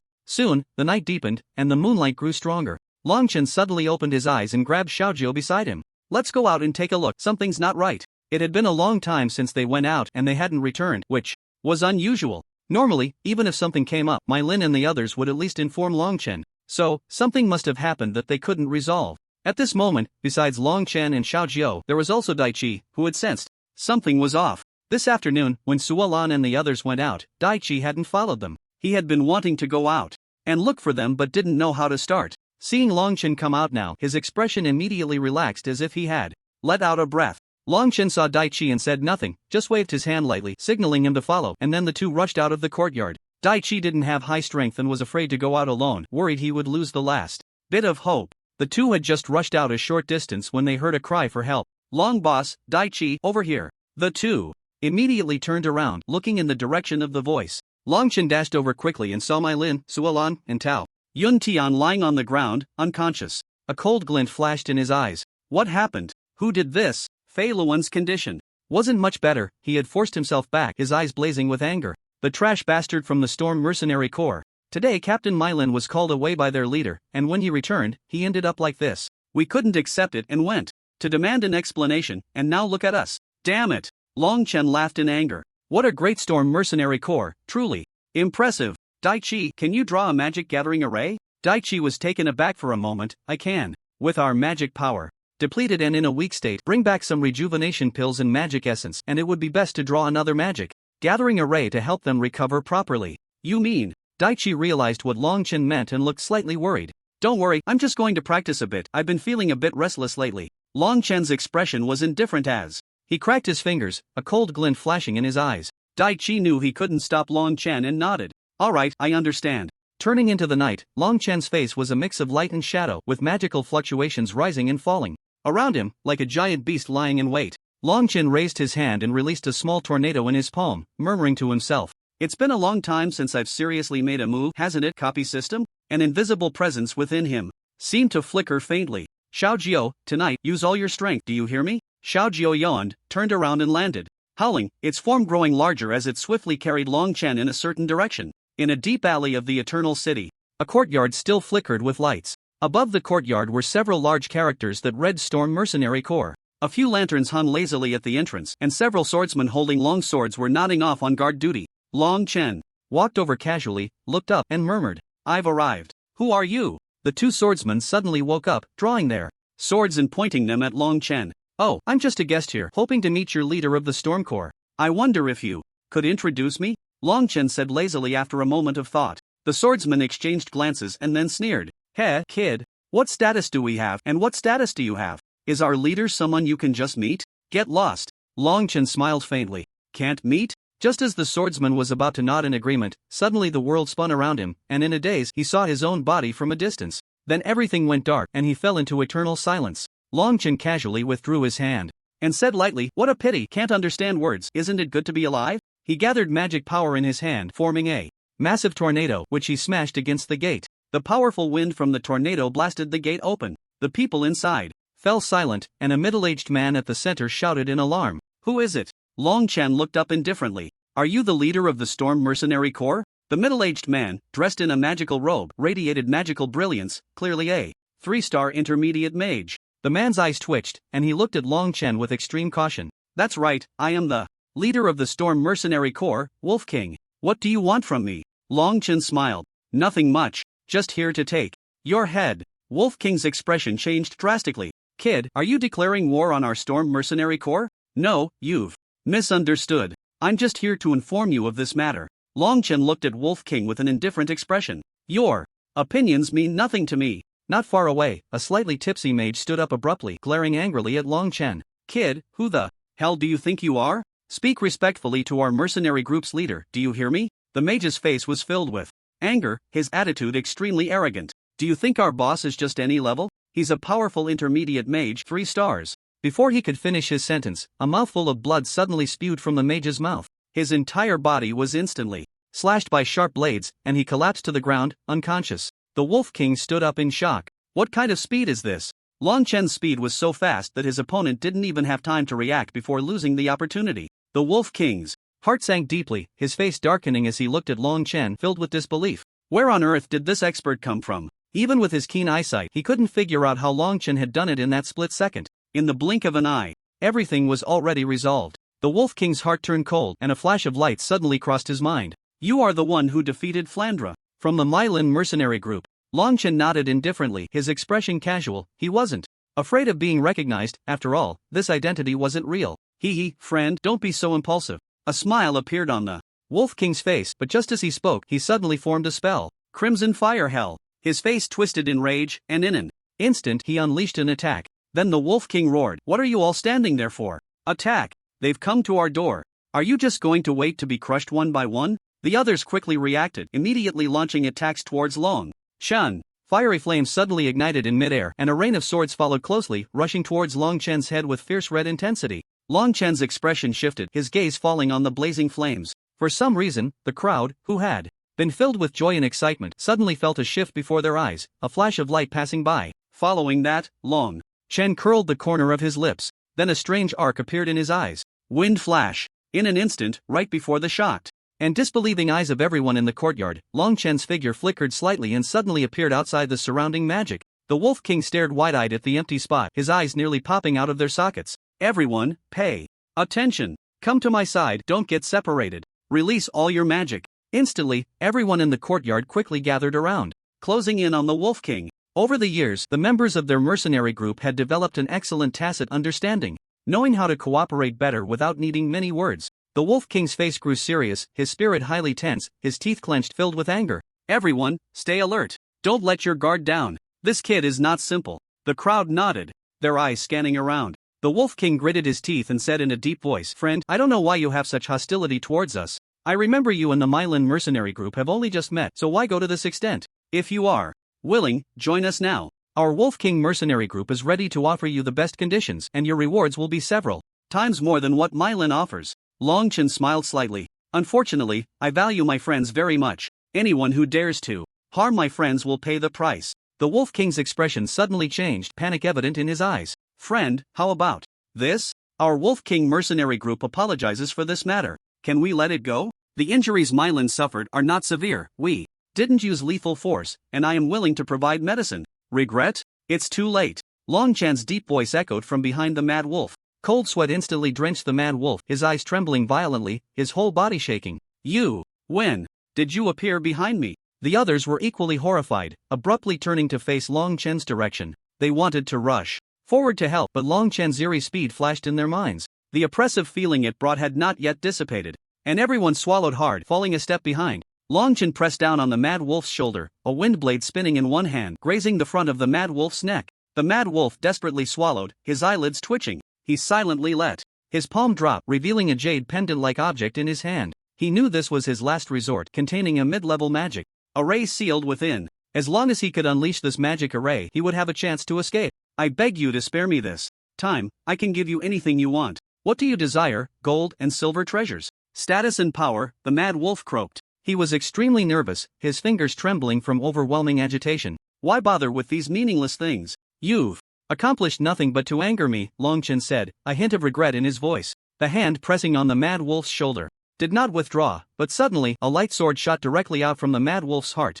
Put! A spray of blood burst forth, splattering violently onto the ground. The Mad Wolf's eyes widened in shock, filled with terror and disbelief. From the very beginning, Long Chen had never intended to let him go. Blood flowed from the Mad Wolf's mouth as he, with the last remnants of his consciousness, lowered his head slightly to look at the light sword that had pierced through him. He felt his vision slowly blurring, the last flicker of awareness in his mind dwindling. So this is how simple and easy death is. Long Chen casually tossed the limp body aside, a mocking glint in his eyes. He then indifferently stepped over the Mad Wolf's corpse, standing before the group of mages, the light sword in his hand slowly dissipating into a flurry of glowing particles in the air. All the mages swallowed hard, gazing at Long Chen in fear, their eyes filled with deep wariness. The power Long Chen displayed was truly terrifying, sending chills down their spines the moment they laid eyes on him. I can spare you, but I will only allow one person to live. Long Chen slowly curled his lips into a smile, a strange light flashing in his eyes. He conjured a ball of ice in one hand and a ball of fire in the other, placing them together.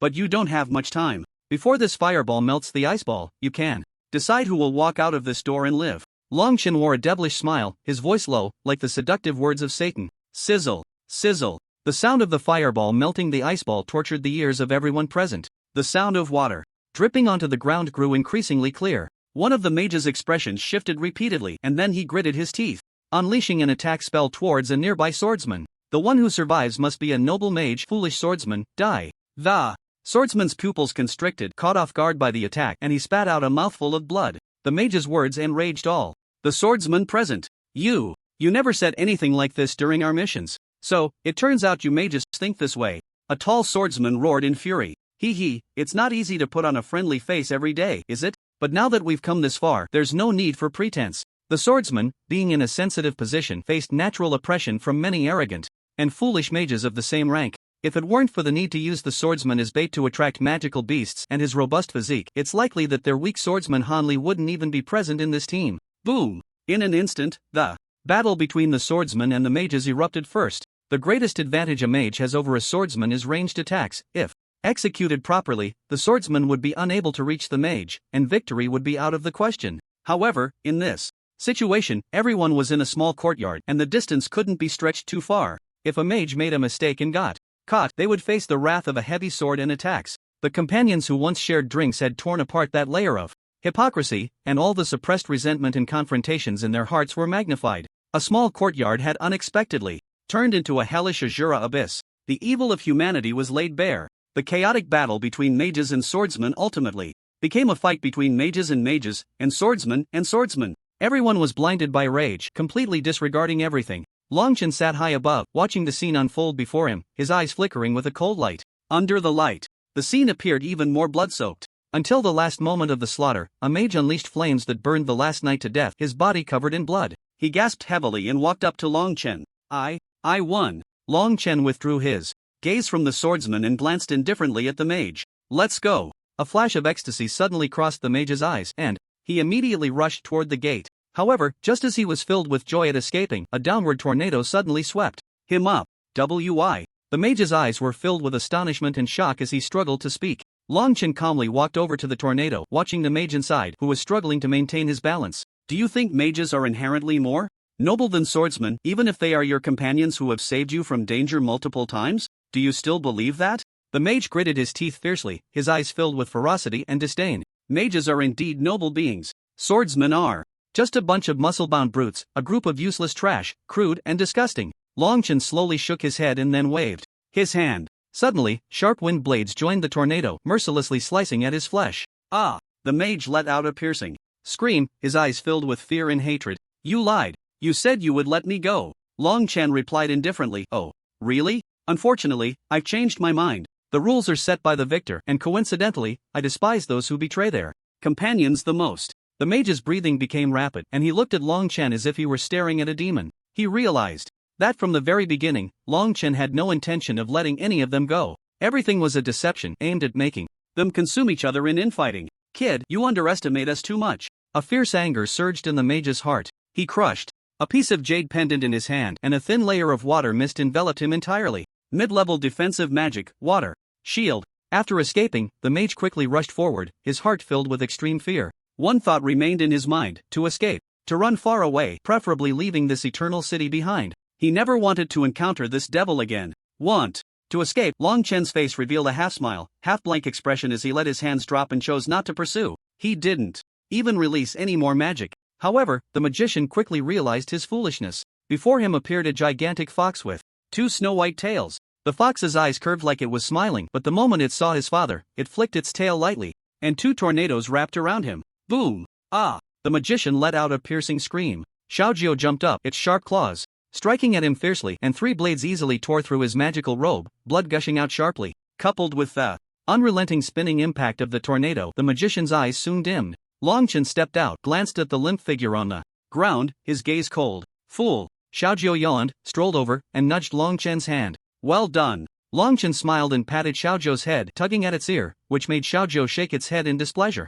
Alright, let's go back. Then, Long Chen climbed onto Xiaojiu's back and gave its head a pat. When they returned to the courtyard, Dai Chi was at the door, and his face lit up upon seeing Long Chen return. Boss Long, you're back? Long Chen nodded with a smile, glancing inside. How? Are the injuries of my Lin and the others? Anger flickered in Dai Chi's eyes. Damn Gale mercenary group, I've already drawn the magic circle, but the captain still hasn't recovered. It's taking too long. Suo Lan and Tao Yuntian have recovered, but they haven't woken up yet. Let's go, take me to see. Long Chen frowned, then stood up, signaling Dai Chi to lead the way to check the situation. Fei Luan, how many times have I told you? Can you lie still? As soon as they entered the courtyard, they saw a certain restless fellow struggling to get up from the ground, reaching for a nearby wine jug. Upon hearing Dai Chi's voice, Fei Luan shivered and quickly withdrew his hand. No, I didn't touch anything. Fei Luan was wrapped in bandages, clearly injured badly. But this guy was tough-skinned and was the first to regain consciousness. Nearby, a large magic gathering array was slowly flickering, with light drawing the surrounding magical energy into the array. In the center of the array lay 3 people, namely Mai, Lin and Suo Lan. Long Chen walked over and observed for a while, then suddenly exclaimed, "This magic array is poorly drawn." Ha! Dai Chi was momentarily taken aback, unable to react. What did Long Chen mean? Soon, Dai Chi understood what Long Chen was getting at. The next scene nearly left him completely dumbfounded. He saw Long Chen reach out and place his hand on the magic array, casually altering a few lines of the design, and instantly the entire magic array radiated brilliance. Compared to the glow Dai Chi had cast, it was on an entirely different level. Dai Chi's eyes widened in shock, utterly speechless. The magic array landed, and a massive magical storm suddenly surged toward them, carrying a fierce momentum. This low-level magic gathering array seemed to have taken a spring tonic, rushing over at an incredible speed. It quickly converged into a magical vortex, gathering toward the center. It was as if a small stream had suddenly transformed into a mighty river, completely on a different scale. Dai Chi swallowed hard, muttering in disbelief. Lord Long, you can also do formations? Just a little, Long Chen modestly replied. Dai Chi was stunned. This was no mere little. If this was just a little, then what did that make him? Moments later, Solin and Tao Yuntian were the first to awaken, feeling the intense magical fluctuations around them, and they were shocked. Dai Chi, is this the magic gathering array you drew? Daichi swallowed hard, taking a while to find his voice, and no, it's not. Then whose? Is it? Solon and Tao Yuntian were taken aback. Could there be another array master in their team besides Daichi? It's drawn by boss Longchen himself, Daichi said. Solon and Tao Yuntian were instantly dumbfounded. What? The news of the windstorm. Mercenary corps being slaughtered quickly spread throughout the Eternal Capital. Most mercenary groups were well aware of the situation. It was said that the courtyard was filled with blood and not a single mage or swordsman was left alive, all dead without a trace. The identity of the perpetrator was unknown, but since they had the strength to wipe out the Windstorm Mercenary Corps in one night, they were definitely not to be underestimated. The Windstorm Mercenary Corps had made many enemies, and most who knew about this incident were gloating, with hardly anyone caring about who the murderer was. Only a few members of the Myelin Mercenary Corps were likely aware. Captain, do you really think Boss Long has left? Will he come back in the future? Fei Luan swung his sword to slash at a magical beast, scratching his head, and asked curiously. Mylin replied calmly, perhaps fate will bring us together again, we still owe him a word of thanks that we haven't expressed. Upon hearing this, gratitude spread across the faces of the mercenary group. A few days ago, Longchen had single-handedly come to slaughter the Windstorm Mercenary Corps, and upon returning, he even drew a top-notch magic gathering array for their healing. Not long after, Longchen left behind a portion of the sealed array before departing. It was said that he had to return for more magical beast rations and was only out for training, hoping to meet again in the future. Although Lylin and the others felt regret, they also understood that Longchen's strength was not something a small mercenary group like theirs could retain. Daichi closed his eyes and murmured a few words, forming a magic array that enveloped the group securely. Alright, let's focus on improving our strength. Boss Long is so powerful. If we don't train hard, we won't be able to help at all when we meet next time. Tao Yuntian and the others were instantly shaken. Even Fei Luan let out a low growl, increasing the force of his sword swings. Bang! Blood flew up, and the group looked up at the scene not far away, filled with gratitude and determination. That's right, when they meet next time, they must be stronger to repay these kindnesses. At that moment, Longchen had not gone far. Sigh, I said I can't handle such scenes, let's meet again. Next time. Longchen awkwardly rubbed his nose, glancing back at the magnificent Eternal Capital, feeling a sense of melancholy. In fact, the wind crystal stones he carried were still enough to last for a while. However, after seeing Daichi's attitude, he realized he could no longer stay with the Myelin Mercenary Corps. After that incident, the Myelin Mercenary Corps would likely treat him as a life-saving hero, and Longchen was least adept at handling such situations. Anyway, I came out just for training. I won't be here for long anyway, just leaving a bit earlier. This way, I won't feel sad, which is quite good. Longchen silently comforted himself. Xiaojio lazily nudged Longchen. Here.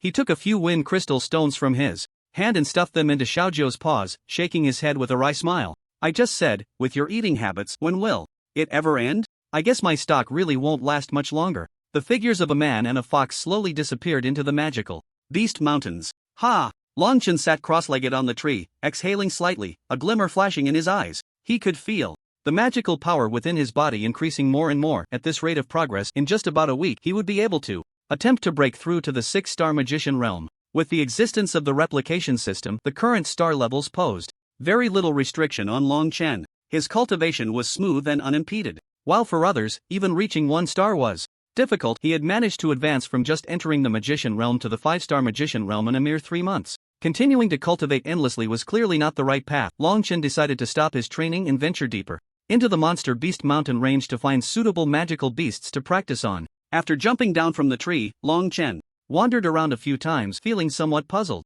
He had clearly entered quite deep. He was definitely far from the outskirts of the monster beast mountain range. Logically, 2nd-tier and 1st-tier magical beasts should be more abundant here. 1st-tier magical beasts no longer posed a challenge for Longchen. He was looking for 2nd-tier magical beasts. He didn't dare to go any deeper. He could handle the magical beasts at this position, but if he ventured further in and encountered a 3rd-tier magical beast, he would either die or be severely injured. Just then, a thunderous roar echoed, and an excited Longchen immediately quickened his pace, using the power of the wind element to swiftly leap over several trees, revealing a clearing ahead. Longchen's eyes brightened slightly. Hey, prey has arrived. Not far ahead in the clearing, 2 2nd-tier magical beasts were engaged in a fierce battle. 2nd-tier 1-star magical beast, Forest Giant Python. 2nd-tier 1-star magical beast, Thick-clawed Bear. From the current situation, the thick-clawed bear was at a disadvantage, being encircled by the massive python and subjected to strangulation. However, it was not to be underestimated. Due to its thick skin and broad claws, it was fiercely tearing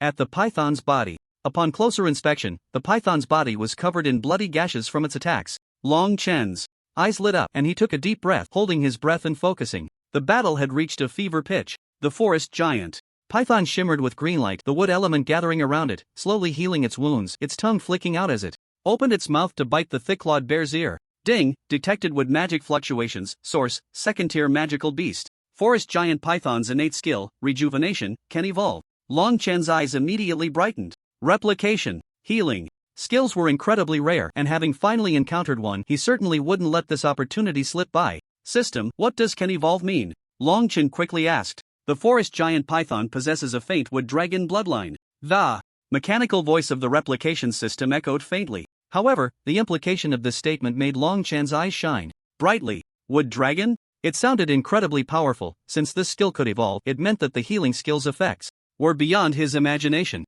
Roar! After recovering, the forest giant python clearly had more strength. A crisp sound of bones cracking rang out, and the thick-clawed bear let out a mournful roar, its massive body collapsing to the ground, rolling continuously. A heavy golden light flickered on the thick-clawed bear, then condensed onto its two powerful front claws. Its long bear claws suddenly appeared to be covered with a layer of sharp hardness. Without hesitation, the thick-clawed bear seized the forest giant python's body and tore at it. This time, the force was much greater, and the python's body was torn apart, leaving only a weak half connected to its upper body. Sizzle! The giant python let out a few mournful cries before crashing down, followed closely by a flickering green light that signaled healing, but this time the speed was far too slow. Ding! Detected gold-type magical energy fluctuations. Source: second-tier mutated gold-type magical beast Thick-claw bear, innate skill, metal. Transformation. The light in Long Chen's eyes flickered. The battle between these two magical beasts had reached a fever pitch, with both sides suffering heavy losses, making it extremely difficult for them to stand up at this moment. It could be said that they were both gravely injured. Hee, this is a bargain for me. A smile appeared at the corner of Long Chen's lips as he seized the opportunity to jump out quickly. Xiaojiao, one for each of us. Don't give them time to react. Ah, whoa! Xiaojiao joyfully jumped down, expanding in size, with each of them charging towards one beast, unhesitatingly delivering the final blow. By the time the giant python and thick-claw bear sensed the presence of one person and one beast, it was already too late. Clearly, they were two beings whose auras were as weak as ants to them, yet they delivered a fierce strike that ended their lives. Wind split palm.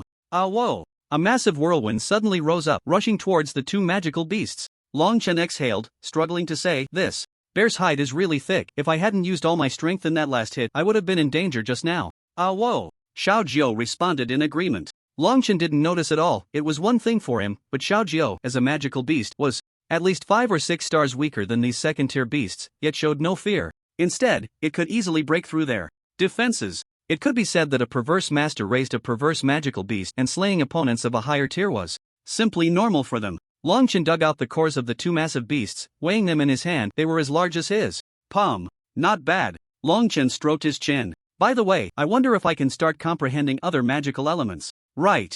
Now, I only have wind elements, which is a bit insufficient. For Long Chen, most of his magic was copied from others. To put it nicely, it was like drawing from a vast ocean, but to put it bluntly, it was chaotic and disorganized. Although he believed that his copying system was far from simple, just from the proficiency with the wind element rules, one could see that the system's realm was not merely about copying. Magical skills must originate from the elements themselves. If he could break through the skill casting and directly touch the rules themselves, then any magical skill would be at his fingertips. At that time, Long Chen believed that even if he left the help of the copying system, he could still replicate others' magical skills at a glance, because he had already simplified the Great Path and thoroughly comprehended the rules of the elements. System: detect absorption. Ding! Detected would element rule power at 0.000000000001%. Source: second-tier wood-type magical beast forest python core.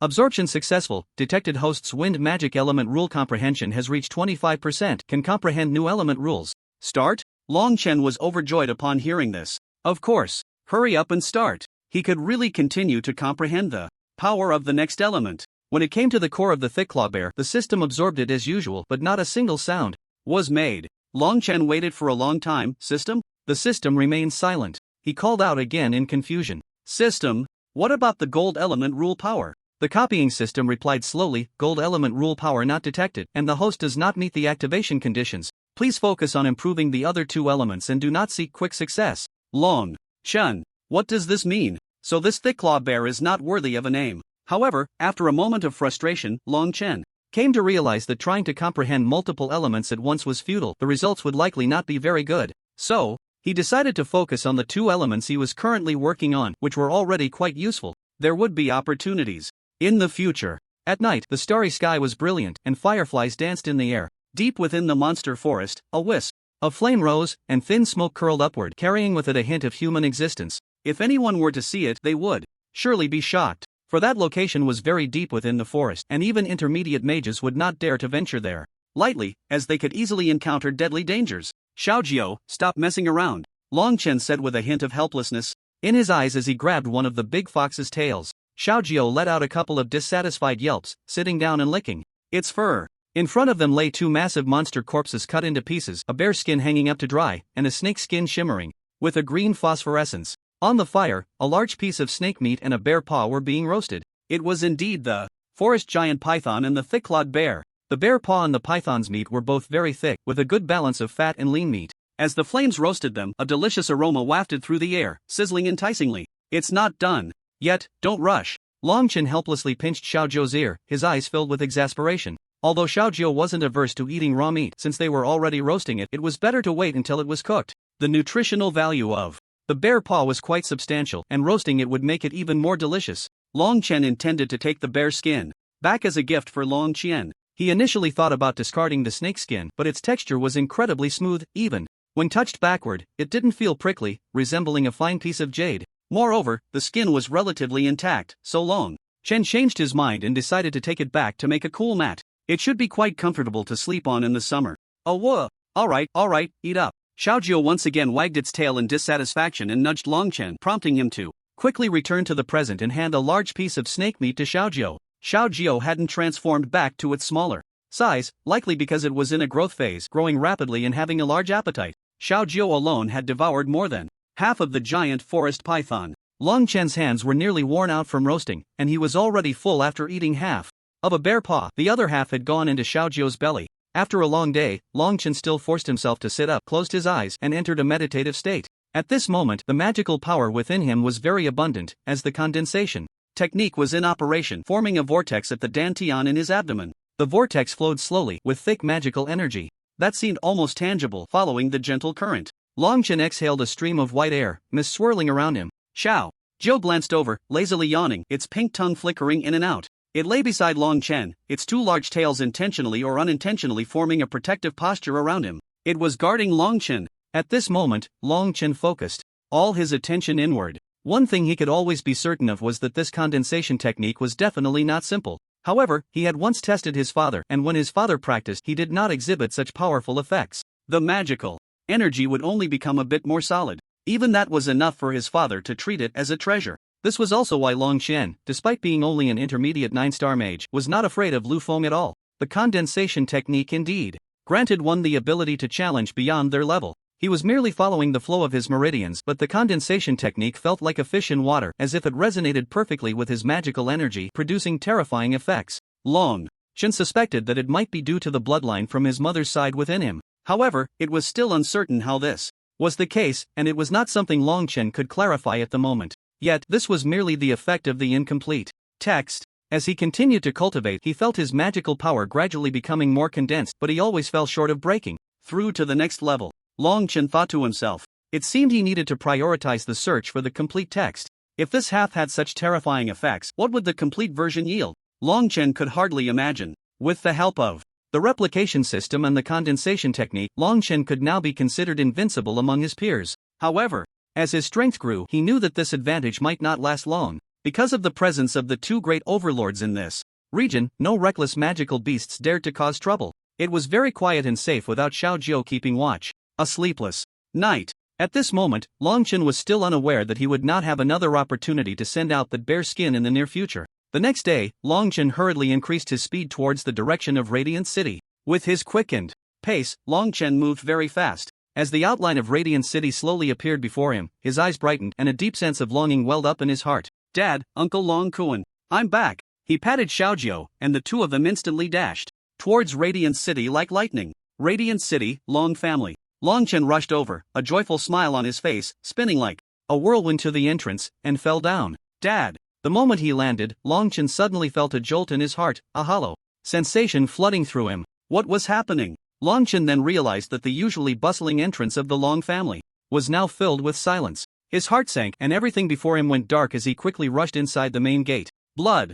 Blood everywhere. Long Chen's body instantly stiffened, his eyes filled with darkness. The ground was soaked in blood, the red mingling with dark hues. Shadows of people in magic robes lay sprawled on the ground, their eyes wide open, blood covering their bodies. He dryly opened his mouth, frantically trying to lift the bodies on the ground. Zhang Er, Hong Er, these were all distant relatives of the Long family, many of whom had played with Long Chen since childhood. Now, they lay there, bloodied and lifeless, unable to close their eyes. The Long family, which had been thriving when he left, was now completely annihilated, with no one to collect the bodies.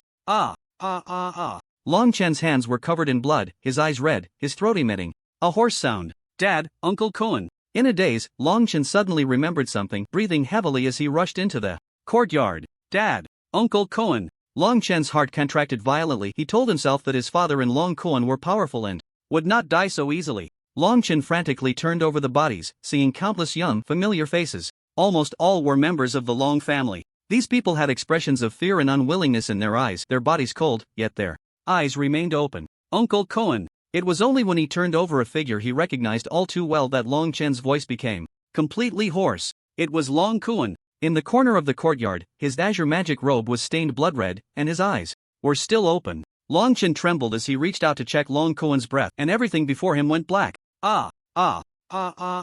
The sound of painful, piercing cries suddenly erupted, echoing through the heavens with a chilling intensity. Almost everyone who heard it could feel the sorrow within. Long Chen touched a hand full of blood and suddenly knelt on the ground, covering his face with both hands, his back trembling continuously. Immediately, what erupted was a tide of resentment, and a powerful, magical wave instantly shook the air. Wave after wave, like a mountain flood or a tsunami. The once bright and sunny boy now had blood all over his face, and there was not a glimmer of light left in his eyes. Beep beep, warning, host's magical value is abnormal. Abnormal value. Xiao Jiao stood far away at the door, all its fur standing on end. It looked at Long Chen's direction with immense fear. This magical wave. If the previous magical wave from Long Chen carried pure elemental power, then this magical wave was now tinged with a deep blood red. This blood red was like fresh blood, thick as if it had surged out from the depths of the underworld. Crazy, bloodthirsty, as if it wanted to drain the blood of anyone who came close. This extraordinary magical wave absolutely did not belong to a human.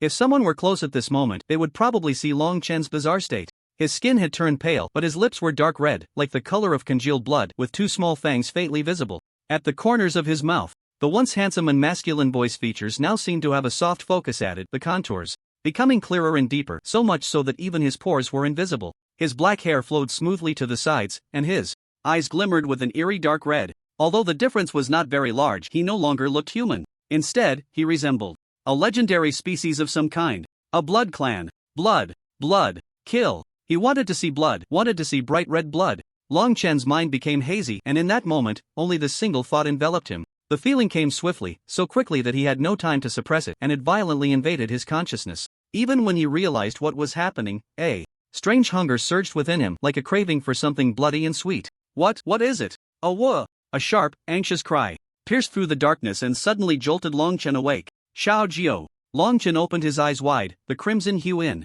his eyes instantly fading. The two fangs in his mouth retracted. Xiao Jiao stood on his shoulder, anxiously biting his cheek. Was this final nudge that brought him back to his senses? Long Chen gratefully patted Xiao Jiao. Thank you. At that moment, the voice of the replication system, which had been beeping in his ear, finally emotionally appeared in Long Chen's ears. Beep beep. Detected that the host carries the bloodline of the blood clan, forcibly transforming into a blood clan in an unawakened state will lead to the host's loss of consciousness, converting into a low-level blood clan. Please consider, host. Blood clan? Unawakened? What does that mean? Long Chen thought blankly. The replication system fell silent. After a moment of daze, he sluggishly tried to stand up. As he moved, the corpse that had been leaning against him slid to the side, revealing the dried bloodstains beneath. The master is not dead, do not report. Several rough characters appeared beneath Long Cohen's corpse, and upon closer inspection, they were written in blood. Long Chen's eyes finally couldn't help but turn red. Uncle Cohen, who did this? A tide of resentment surged in Long Chen's heart, his expression darkening. He did not notice that his current altered state had not completely disappeared. Although his red eyes and fangs had hidden away, his skin remained pale, the contours much more delicate and profound than before. His skin as flawless as a peel egg. The aura of the entire person was completely different. If the previous Long Chen was a sunny, confident, and proactive youth, now Long Chen looked like a dangerous creature lurking in the night. Although handsome, he exuded an aura of danger. Long Chen's heart was filled with overwhelming resentment. Who was It that had acted so viciously, exterminating the entire Long family? If he found out who it was, he would hunt them down to the ends of the earth and kill their entire clan. Uncle Koen, I will avenge you. Long Chen's heart ached deeply as he gently laid Long Koen down and reached out to close his eyes. Even in death, I will find the murderer who killed you all. He gritted his teeth, suppressing his sorrow, and gathered the bodies of the entire Long family together, helping each of them to close their eyes. Then, he dug a grave for each of them on the back mountain of the Long family. Neatly arranged tombstones replaced each person's resting place. This was the grave of the Long family. Revenge. At this moment, only this thought remained in Long Chen's heart. Boom! The door of the Lord's mansion was suddenly smashed open. Who is it? The guards of the Lord's mansion were immediately shocked, quickly drawing their heavy swords to block the intruder. But before they could react, several whirlwinds swept in, unceremoniously blowing them all into the air.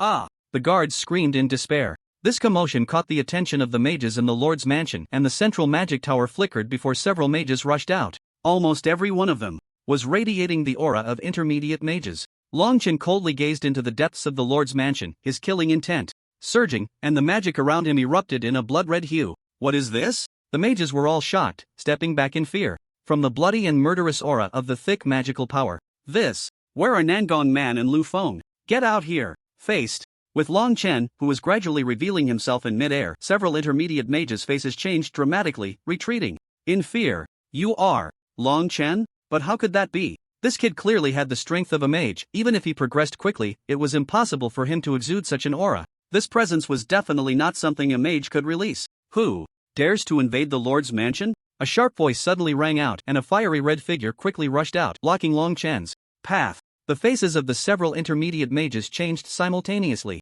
Miss Linger, fall back. This woman was none other than Nangong Ling. Nangong Ling frowned slightly, taking a careful look at Long Chen. Her face flushed slightly as she thought to herself how handsome this man was, but then she felt a bit puzzled. Who are you? Long Chen glanced at Nangong Ling with a cold expression. Step back, or don't blame me for being rude. Nangong Ling's face changed dramatically. Long Chen? How is that possible? After accepting this fact, when Nangong Ling looked at Long Chen's face again, her expression became quite remarkable. You've changed so much. Although he looked a bit paler and his features seemed to have matured somewhat, he still resembled Long Chen very much. Boom! Long Chen frowned impatiently, waving his hand, and Nangong Ling was suddenly swept away by a fierce whirlwind. Miss Linger. Several intermediate mages quickly rushed forward to catch Nangong Ling, and one of them, unable to hold back, turned and shouted angrily. What do you want? Let Nangong Man come out to speak. My Long family was exterminated, and aside from Lu Feng, I can't think of anyone else in Yaoguang City who could do it. What are you talking about? Before the several intermediate mages could react in shock, a thunderous voice suddenly rang out from below, and then two figures soared up. It was Nangong Man and Lu Feng. At this moment, Lu Feng looked at Long Chen with a hint of caution in his eyes. He didn't know why he couldn't see through this kid's cultivation. Clearly, he should be much stronger than him. All he could sense was that the aura surrounding him was extremely dangerous, likely capable of harming him, a power that made him feel a bit fearful and wary. Nangong Man stepped forward, watching Long Chen with caution. Young Master Long, I don't know what you're talking about. What am I talking about? Long Chen smirked, a cold smile that lingered in his eyes. My Long family was exterminated. And your city lord's mansion claims ignorance? My father is a one-star high-level mage, and in this radiant city, the only one stronger than him is that person beside you. Nangong Man's expression changed drastically upon hearing this. The Long family was exterminated? He truly had no idea about this. Stop toying with me. Long Chen's forehead bulged with veins, and in an instant he appeared right in front of Nangong Man, gritting his teeth as he grabbed Nangong Man's neck. Do you believe I can crush you as easily as squashing an ant? Both Nangong Man and Lu Feng's pupils constricted. So fast. Long Chen's speed was indeed astonishing. In that brief moment, not only Nangong Man but even Lu Feng had not noticed a thing. I really don't know, Nangong Man said with difficulty. Your father may be slightly weaker than Lu Feng, but if they really fought, Lu Feng wouldn't come out unscathed. The city lord's mansion can't do such things. Long Chen's breathing quickened, veins bulging on his forehead. It's not your city lord's mansion. He suddenly released Nangong Man's collar, his expression a mix of laughter and tears. If it's not you, then who? Who is it? His emotions became unstable again, a hint of blood red appearing in his eyes. Lu Feng's eyes sharpened, and suddenly he thrust out a high-level spell. Thunderstorm. Break. Boom. After a loud explosion, dust flew everywhere. Everyone stared intently at the direction of the dust, their expressions tense. Under a high-level spell, at such close range, even a mid-level full star would be severely injured. What had happened to Long Chen? Was he dead or alive? As the Dust slowly settled, a transparent white light emerged, and Lu Feng's heart sank as he saw Long Chen's half-smiling, half-mocking expression. It carried a chilling pressure. Everyone's eyes widened in shock. Not dead. Not only was he not dead, but it seemed he hadn't been harmed at all. What kind of monstrous power was this? Lu Feng quickly retreated, but it was too late. He didn't even have time to think about what to do as Long Chen's figure slowly dissipated from the spot. A phantom. Where was the real person? Lu Feng searched frantically, and soon the intense pain from his body made him understand. Wind, split, palm. Long Chen's pale face appeared beside his cheek, carrying a chilling intent.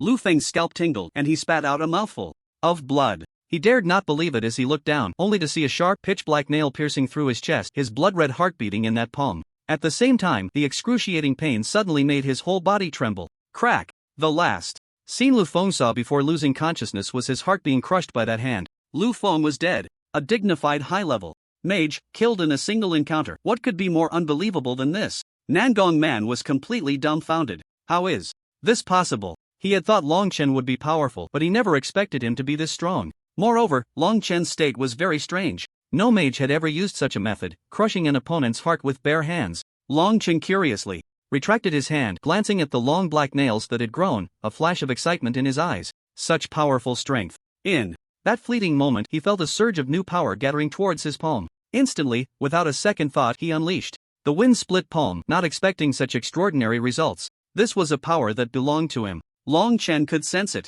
It was a power that resided within his own bloodline. Beep beep, warning, host in an unawakened state, forcibly using power will lead to mental collapse and transformation into a low-level blood clan. A flash of clarity passed through Long Chen's mind, causing his fingernails to slowly retract. He took a deep breath and let out a bitter laugh.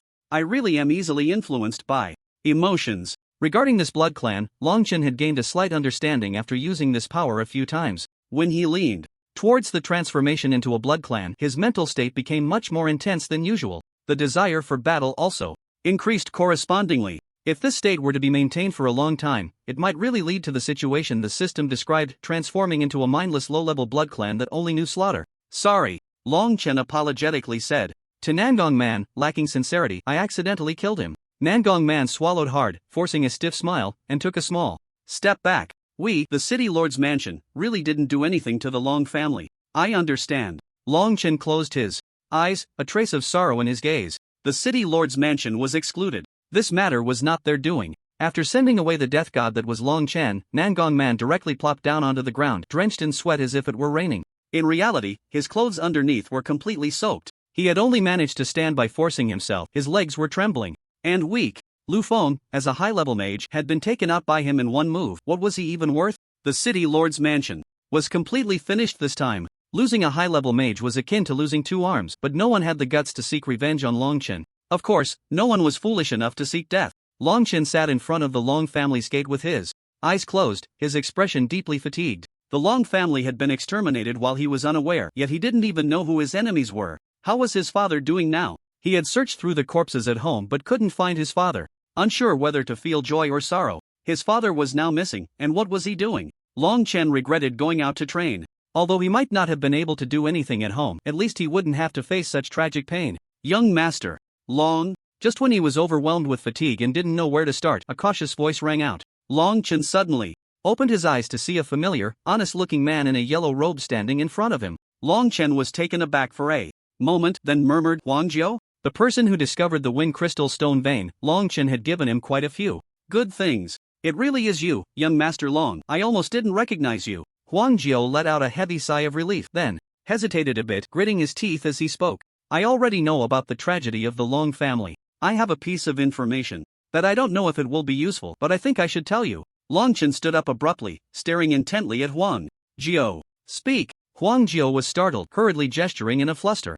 Actually, it was an accident that I saw it. A group of winged people flew away from the Long family, and it seemed like they were carrying someone. I was far away at the time and almost got discovered. It seemed to be the head of the Long family, but I didn't dare to confirm. Wings? Long Chen's expression changed drastically. What did you say? Huang Jiao let out a bitter laugh. You might not believe me, but what I say is the truth. I can't see their faces clearly, but they all have those huge, pitch-black wings behind them, much larger than bat wings. A flash of lightning struck in Long Chen's mind. The Blood Clan. Records state that the Blood Clan has pale skin, enormous bat wings on their backs, and two sharp fangs for sucking blood. The mention of such enormous bat wings made Long Chen think only of the Blood Clan. But how did the Blood Clan come to Yaoguang City, a city within the human empire? Long Chen's eyes flickered with disbelief and incredulity. Yet, he had already begun to believe in this possibility, because there was only this one possibility. The Long family was silently slaughtered, and even the Lord's mansion didn't notice before it erupted. His father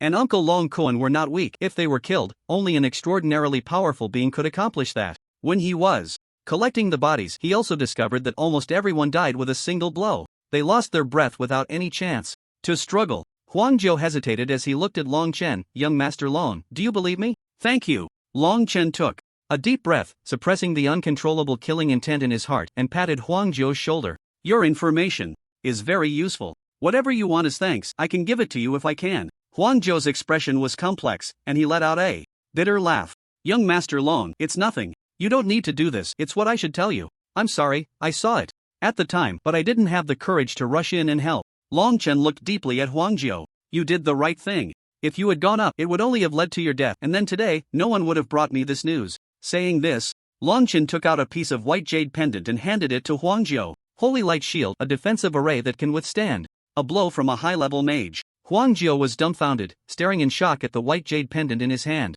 What? Long Chen took a deep breath. In this Yaoguang city, if someone is your enemy, just report my name, and no one will dare to bully you. While Huang Jiu was still in shock, Long Chen had already vanished without a trace. Soon, Huang Jiu understood the meaning of Long Chen's words. The next day, news spread like wildfire that the Long family had been exterminated and that Long Chen had single-handedly stormed the Lord's mansion and killed the high-level mage Lu Feng. The name Long Chen instantly became a well-known presence throughout Yaoguang City. Some even turned pale with fear at the mention of his name. It was more effective than anything else. The Mu family. Mu Tianyu's expression was one of shock. The Long family was actually exterminated. Who did it? Mu Xuebing's beautiful eyes flashed with worry. Is Long Chen alright? Mu Tianyu shook his head. He's fine. It is said that he went out to train and escaped this calamity. The Long family must have offended some mysterious existence to have met such a brutal end. Mu Tianyu was well aware of Long Qian's strength, which is why he felt shocked and incredulous. Master, big news. A panting servant rushed in from outside, his face filled with shock. Speak. Mu Tianyu frowned. Long Chen is back, and he even attacked the Lord's mansion. Just him alone? Yes, just by himself. Mu Tianyu couldn't help but curse inwardly. Foolish. Coming at this time, wasn't that courting death? Not to mention whether it was the Lord's mansion that acted first. Even if it was, this was not the right approach. The Lord's mansion had many mages, and with Lu Feng stationed there, it was as solid as a fortress. Going there was just asking for death. While Mu Tianyu was thinking this, the servant continued to gasp for breath and said, He killed Lu Feng and left. Ha, I said it was too impulsive. After all, Lu Feng could. Before the sentence was finished, Mu Tianyu gasped, his mouth opening in shock. What? Who did he kill? Lu Feng. Mu Tianyu stood up, stunned, nearly losing control of the magical fluctuations around him. Lu Feng, he's a high-level magician, right? The servant swallowed hard and continued, that's right, and according to the exact information I received, Long Chen defeated Lu Feng with a single move. Mu Tianyu swallowed hard again. How powerful is Long Chen to achieve this? Mu Tianyu couldn't even dare to think. Long Chen's rate of growth was too astonishing. Had he really reached the point where he could easily kill high-level magicians? Mu Xuebing's expression was even more complex, her red lips pressed together. Long Chen, just how powerful are you now? Back then, they were fighting opponents on the same competition stage, but now, Mu Xuebing felt a sense of distance as if they were worlds apart. They were no longer on the same level. The Long family had already perished, and the only news she had now was that the attackers were from the Blood Clan. Although she didn't know how the Blood Clan had found them, the Long family was not the only one left in the clan. There was also herself, Long Yenner, and Long Amour. Long Chen planned to rush to the Holy Magic City with all his might. He had already lost too many relatives. He didn't want to lose this last family member. The situation with Long Qian was still unknown, but she could only keep getting stronger to find out about Long Qian's whereabouts. The Blood Clan took her father, and she could only hope they wouldn't kill Long Qian. Dad, I will come to save you. Sooner or later, just wait for me. Long Chen's eyes were filled with pain as he quickened his pace. He was still too weak. Even if he were there, Long Qian wouldn't be able to defeat the enemy, so how could he deal with it? As long as he remained weak, he would never be able to protect his family. Only by becoming stronger could he accomplish what he once could not. Only by being strong could he protect those he wanted to protect. System, I know I have you to help me. Long Chen closed his eyes, murmuring to himself. The copy system flickered slightly, and a mechanical voice crackled before quickly falling silent again. Long Chen smiled, saying nothing more, just speeding up. On his shoulder, Xiaojiu had a small spatial bag hanging around its neck, filled with a large portion of wind crystal stones they had collected before leaving. Once the nine-tailed white fox passed the cub stage, it no longer needed these stones, and Xiaojiu would gradually reduce its dependence on wind crystal stones. He had to become powerful quickly. No matter how much suffering he had to endure, he was willing to accept it. Holy Magic City. Holy Magic Academy. Long Yamoer leaned anxiously against Long Yener, her hands alternating in front of her. Sister, I don't know why, but I've been feeling very uneasy these days. Is something wrong? Long Yener furrowed her brows and took a deep breath. Don't worry, nothing will happen. In fact, Long Yener also felt a strong sense of unease spreading in her heart, but she was afraid Long Yamoer would worry, so she didn't speak it out loud. She was concerned about whether something had happened at home. It had been a few months since she left, and she had no idea how things were at home. For some reason, whenever she brought it up, she felt a wave of anxiety that made her uncomfortable all over. Long Yamoer had always had a very accurate intuition, but she hoped this time it was just her imagination. The two girls were still unaware that Long Chen was rushing towards them. From Yaoguang City to Holy Magic City, without using the teleportation array, relying on Long Chen's speed, he would definitely arrive within a day. It was much faster than the usual magical beast transport. Meanwhile, the Holy Magic City was preparing for a grand magical competition. This time, it was open to all talented students within the academy as well as wandering practitioners or family mages outside the academy. Generally, students from the Holy Magic Academy would occupy 90% of the participants, with only a small number of wandering practitioners joining the competition. The students of the Holy Magic Academy were already selected.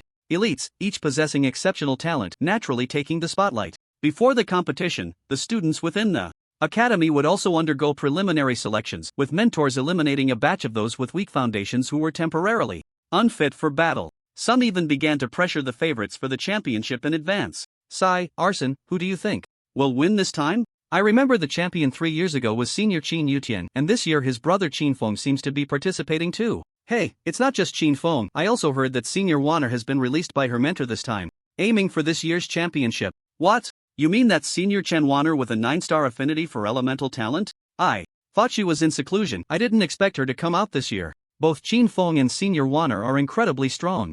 It's said they have the strength of advanced mages, completely overwhelming ordinary students. The crowd gasped in shock. Advanced mages, what a concept. With such strength, stepping out of the Holy Magic City, they would be top-tier combatants in any small city. However, in the Holy Magic City, it was merely a realm that students could reach. Not to mention, both Qin Feng and Chen Wanner were very young, with limitless potential for the future. The existence of these prodigies in the Holy Magic Academy was always the most dazzling presence in the triannual Holy Magic competition. Naturally, aside from the Holy Magic Academy, wandering practitioners of appropriate age in the Holy Magic City were also eager to participate. Mountain Wolf Martial Arts Hall. Young Master Fide, congratulations on becoming an advanced swordsman. This year's magical competition, you will surely win the championship. A voice filled with excitement rang out. A group of people bowed down in reverence. In the center stood a robust man, who wiped the sweat from his face, revealing a bloody smile. Boom! He casually tossed aside his heavy sword, his eyes filled with excitement and fervor. Ah, great, so great. This year, I'm Fide, will make you see, Qin Feng, just you wait. The same scene was being played out across various locations in the Holy Magic City. This time, the Holy Magic competition was expected to showcase even more formidable talents than 3 years ago. Each of these geniuses was a prodigy, yet there were still countless competitors and rivals in this Holy Magic competition. It was evident how intense this year's competition would be. Currently, this was not within the anticipated range of Long Chen, who was about to arrive. In fact, he didn't even know about the Holy Magic competition. Ha! Long Chen squinted and whistled. Little Jio's speed was even faster, and the nearby beasts that were eager to try retreated cautiously. Dressed in a pitch-black magic robe with snow-white skin, anyone who had once known Long Chen appearing here would surely fail to recognize him. Although his features hadn't changed, the overall impression was drastically different. The aura was one aspect, but more crucially, it was his expression and breath. Long Chen took a deep breath, stroking Little Jio's fur. Just hold on a little longer, we'll be there soon. He and Little Jio alternated in their journey, both moving at a very fast pace. At their speed, it wouldn't be long before they reached the Holy Magic City. "Awah!" Little Jio called out, wagging its big tail. It swiftly transformed into a gust of wind, leaving only a trace in the air. In the Beast Mountain range, the roars of powerful beasts echoed, while the weaker beasts remained locked in their caves, unwilling to come out. There was hardly anything left, and under the scorching sun, there was a restless atmosphere filled with brawls. It seemed like an omen, a sign of something bad to come. Of course, at this moment, Long Chen had no idea that he was about to get involved with it. As he hurried through the beast forest towards the holy magic city, Long Chen encountered trouble once again. A giant blood moon wolf roared at him, its fur bristling with fury. Second-tier 5-star blood moon wolf. Long Chen felt a bitter taste in his mouth, staring in shock at the blood moon wolf before him. This blood moon wolf was enormous, with a faint blood moon atop its head, strikingly red. Compared to all the ordinary wolf packs Long Chen had encountered before, this blood moon wolf was at least 5 times larger. The blood moon wolf is a relatively low-tier, 2-star magical beast known for its strong pack behavior. This particular one was encountered in the wilderness, and its size was far greater than the typical 2-star blood moon wolves. Wolf packs generally act in groups, so it was unusual to see one alone like this. Long Chen had no idea what the situation was, but he just didn't want to waste time fighting this creature. He wouldn't mind a desperate struggle, as it was hard to say who would survive. But Long Chen didn't want to waste time on the road. Xiao Jiao. He patted the sleeping Xiao Jiao. Wake up. Xiao Jiao groggily opened its eyes and was momentarily stunned by the sight of the drooling blood moon wolf in front of it. Ow oh! Long Chen tugged at its tail. You're about the same size. I see you may not be bigger than it, but you have a longer tail, so go on. Xiao Jiao, infuriated, bit Long Chen. But the moment it bit down, Long Chen pinched its mouth shut. In that instant, both the human and the fox were taken aback. Long Chen hesitated for a moment before coming back to his senses. He didn't know why he had acted that way, it was just a reflex. Xiao Jiao decided not to open its mouth again, merely licking its lips, its fox eyes narrowing. Long Chen possessed the innate abilities of the Blood Clan, making him powerful. If he were to harness the power of his Blood Clan abilities, he could easily overpower high-level mages. However, using the Blood Clan's powers came with significant risks, so Long Chen didn't plan to use them often, reserving them for critical moments. Ah! Roar! The blood moon wolf was enraged, letting out a roar, saliva dripping from its mouth. Xiao Jiao gracefully landed on the ground, its form expanding until it reached the size of an elephant. Even so, it was still a head shorter than the massive blood moon wolf. Long Chen was also quite tall, and standing next to Xiao Jiao, he barely reached its leg height. The blood moon wolf roared, its bear-like red eyes flashing with caution. Magical beasts are very perceptive and can sense the strength of their opponents. Although Xiao Jiao was at a lower level and even slightly smaller, the blood moon wolf felt a vague sense of wariness facing Xiao Jiao. Xiao Jiao lazily opened its mouth and yawned, a look of disdain in its eyes. Roar! Ah whoa! The two beastly roars sounded simultaneously, with Xiao Jiao emitting a threatening growl from deep within its throat. Immediately, the blood moon wolf before them went weak in the legs and collapsed to the ground. Woo! The blood moon wolf let out a low growl, its ears drooping, voluntarily lowering itself beneath Xiao Jiao, submissively indicating its surrender.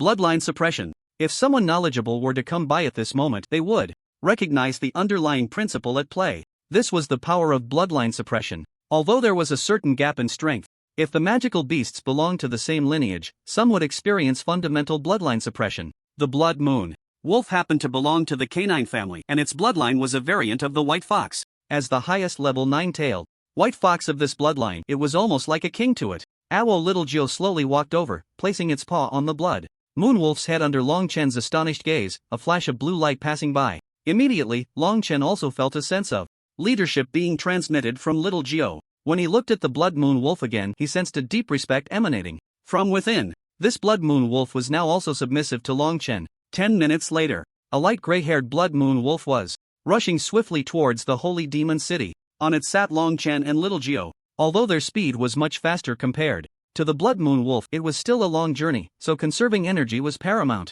The blood moon wolf's speed was not slow either, and it wouldn't take long to arrive. Just as they were about to enter the holy demon city, a disheveled figure suddenly appeared before them. The figure wore a tattered magic robe, with despair evident in her eyes, seemingly not expecting such a turn of events. Behind her was a pack of blood moon wolves, drooling and fiercely chasing her. When Jiang Feifei suddenly saw the enormous blood moon wolf in front of her, she almost thought she was mistaken. She widened her eyes, staring in shock at the blood moon wolf before her. What is this? The massive blood moon wolf was twice the size of the pursuers behind her. What else could it be? The blood moon wolf king? Was her fate to end here today? Despair flickered intensely in the girl's eyes. At that moment, she vaguely saw a figure sitting atop the blood moon wolf, but upon closer inspection, it seemed like an illusion. Jiang Feifei rubbed her eyes, blinking in disbelief. Is that a person? Gritting her teeth, she waved her hands desperately, calling for help. Help! Help! Save me, please! Long Chen was comfortably lying on the back of the blood moon wolf, when he suddenly,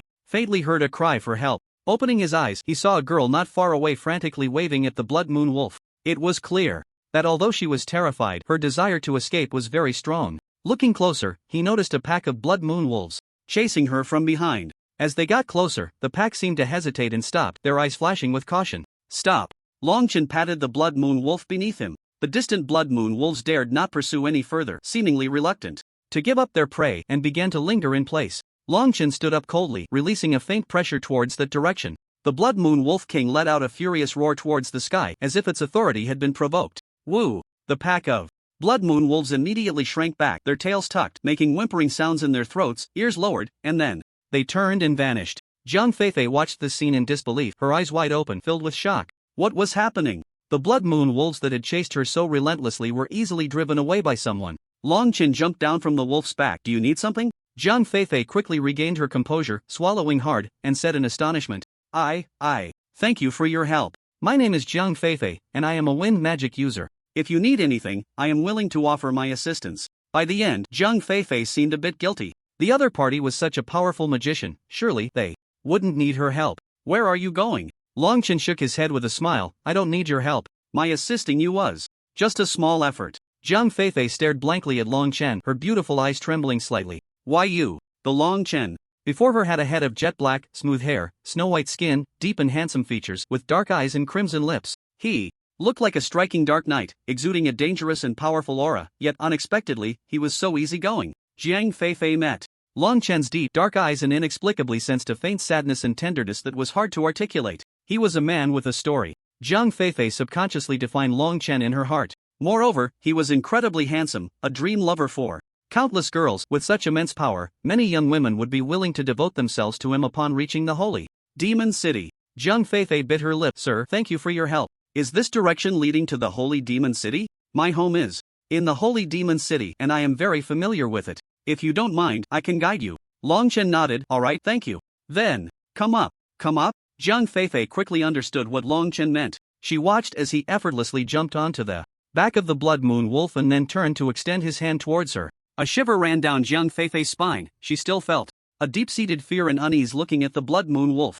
Don't be afraid, come on. Longchen gently waved his hand, and Jiang Feifei felt an incredibly gentle wind lift her up. She floated directly onto the wolf's back. The blood moon wolf howled to the sky and then continued on its journey. As Jiang Feifei sat on the wolf's back, she felt a bit flustered at first, but soon realized that Longchen was intentionally or unintentionally protecting her, which made her relax considerably. Then came a wave of shyness. She shyly closed her eyes, feeling the intense, scorching male aura behind her, and her heart suddenly began to race. Jiang Feifei was very beautiful, possessing a wild kind of beauty. Her skin was wheat-colored, her eyes deep-set, with long eyelashes, a pair of beautiful sapphire blue pupils, a lovely oval face, a delicate nose, and red lips. Upon closer inspection, she was also very pleasing to the eye. Her facial features were beautiful, and her figure was excellent, slim waist, long legs, curvy, and enchanting. Her proportions were perfect, and at that moment, her tattered magic robe added an unusual charm to her. Jiang Feifei bit her red lips, her pretty face flushed. She knew that men wouldn't extend a helping hand for no reason. She had seen too many shameless men, and she could clearly read the looks in their eyes.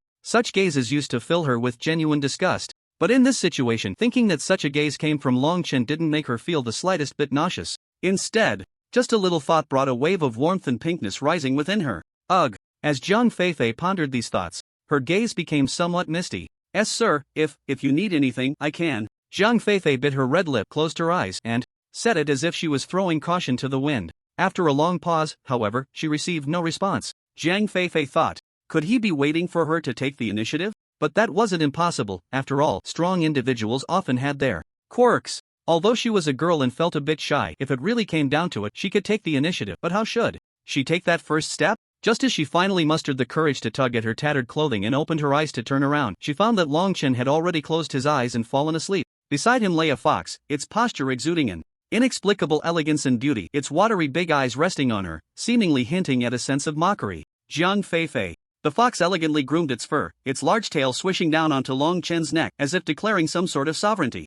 Jiang Feifei silently closed her eyes, a flash of incredulity crossing her mind. What was she thinking? How could a fox do that? She bizarrely thought that if this fox were to be replaced by a woman, this action would clearly signify a claim of sovereignty. The fox looked so beautiful, if it turned into a woman, it would surely be a great beauty, right? At the entrance of the holy demon city, after the enormous blood moon wolf set down the two and the fox, it respectfully lay down, waiting for Xiao Jiu's command, before turning and disappearing over the horizon. Who are you? The guards of the Holy Demon City dutifully stopped the two, raising their long swords with a stern expression. I am a resident of the Holy Demon City, and this is my friend, Jiang. Fei took out her token and handed it to the guard, her brows slightly furrowed. What's going on? When did the Holy Demon City restrict entry? Although there were checks in the past, they were never this strict. Outsiders, especially mages, were generally allowed to enter. Long Chen curiously surveyed the Holy Demon City. This city was one of the closest human imperial center cities to Radiant City. It was a vast city of mages. Unlike the fortress city of the Eternal Capital, the Holy Demon City was an inland city, home to one of the 5 great academies of the human empire, the Holy Demon Academy. It had nurtured generations of incredibly powerful mages. It was the dream school for all mages. It was also the school where Long Chen's sister, Long Yenner, and his younger sister, Long Amoer, studied. A faint longing flickered in his eyes. I wonder how Yenner and Amoer are doing. Long Chen shook his head, feeling a slight sense of relief. Fortunately, you are not in the family. I still have this last relative left. A complex mix of sadness and pain intertwined in Long Chen's heart, with images of blood and corpses flashing before him, interspersed with the beautiful smiles of the 2 girls. You can enter, but he cannot. After checking Jiang Feifei's token, the guard waved his hand impatiently. Hurry up and go in. The Holy Demon City will be closing soon. Jiang Feifei was immediately taken aback. What's going on? The Holy Demon City had never had a closure. As one of the 5 sacred cities, its lights never went out, and it had always welcomed incoming mages. Stop talking nonsense. Are you going in or not? The 2 guards grew somewhat impatient. Rather than impatience, it was more like a certain anxiety urging them on. They kept glancing outside the Holy Demon City, their faces filled with agitation. Even if she were foolish, Jiang Feifei could sense that something was off. The guard's attitude clearly indicated that there was a problem. It seems the situation has changed. There seems to be something outside the Holy Demon City. Wait a moment, I'll contact a friend to see if anyone can come to pick us up. Long Chen withdrew his gaze, smiled, and said, all right. In reality, even if the guards were blocking him, it would be very easy for him to enter, and he wouldn't even need to alert them. But given the current situation, there was no need to say that out loud. The guards urged them on. Make a decision quickly, don't waste time here. If something goes wrong, we won't be responsible. A sense of helplessness flashed in Jiang Feifei's eyes, and she had no choice but to pull Long Chen back a bit and take out a small signal magic array. Wait a moment. Saying this, Jiang Feifei crushed the small magic array, and a brilliant red light shot up into the sky.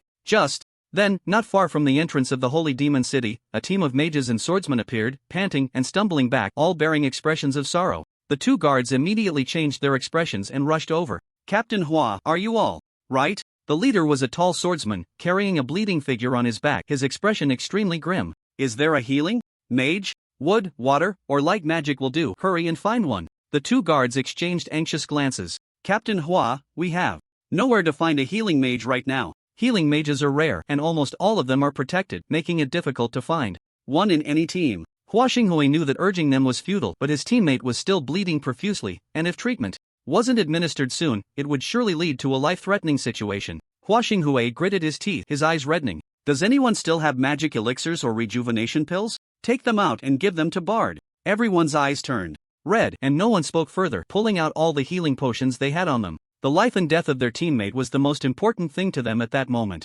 Hua Xinghui gritted his teeth, trembling as he laid the mage down. His body was already covered in blood, with a large hole in his chest. Although it wasn't a fatal wound, the continuous bleeding could cost him his life. Just as he was about to shove the rejuvenation pill into Bard's mouth, a faint voice suddenly rang out beside him. I advise you not to do that, unless you want him to die faster. Hua Xinghui was taken aback, his eyes widening in shock as he looked up at Long Chen. Who are you? The moment Hua Xinghui recognized Long Chen's appearance, his heart sank, and a hint of wariness flashed in his eyes. In the dim night, the pale man before him looked like some dangerous nocturnal creature, evoking an instinctive sense of fear and caution. The aura and presence of this man were extraordinary. Just from his appearance, he was not an ordinary person. Jiang Feifei gasped and hurried over to apologize. Sir, what are you doing? As she spoke, Jiang Feifei quickly pulled Long Chen back, apologizing. I'm really sorry, my friend was just joking. Captain Hua, please don't take it to heart. Then, in a low voice, Jiang Feifei advised Long Chen, Sir, this is Captain Hua Xinghui of the City Guard of Holy Magic City.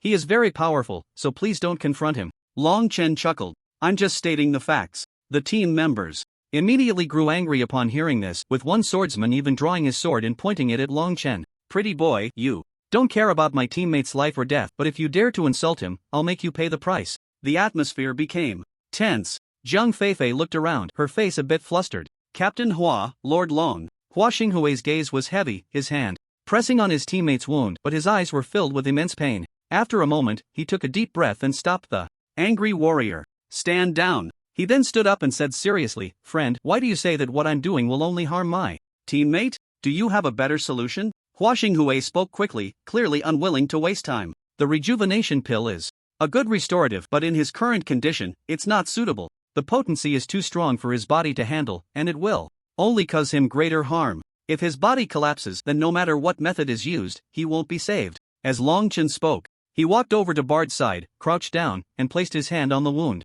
I can treat his injury, but I have conditions. A look of wild joy flashed in Hua Xinghui's eyes. You said, no matter what the conditions are, I will agree. As long as you save Bard. All right. Long Chen nodded, trying to show a smile, but halfway through, he found it impossible to smile at all. His heart was already desolate. A disguised smile could appear at any time, but he could no longer feel genuine happiness. He closed his eyes, stopped thinking, and pressed his lips together slightly. Revitalization of all things. The wood-based healing magic copied from the forest giant python. Revitalization of all things. This was the first time Long Chen used this magic since copying it, and the specific effects were still unclear. However, judging from the effects demonstrated by the giant python, it would not be bad. Immediately, amidst the astonished gazes of the crowd, a radiant green light emerged from beneath Long Chen's ear, and a green magic circle flickered with sparkling light. The healing power slowly transferred from his hand to Bard's wounds. On the ground, the blood that had been difficult to stop gradually ceased flowing, and the large wounds slowly began to heal bit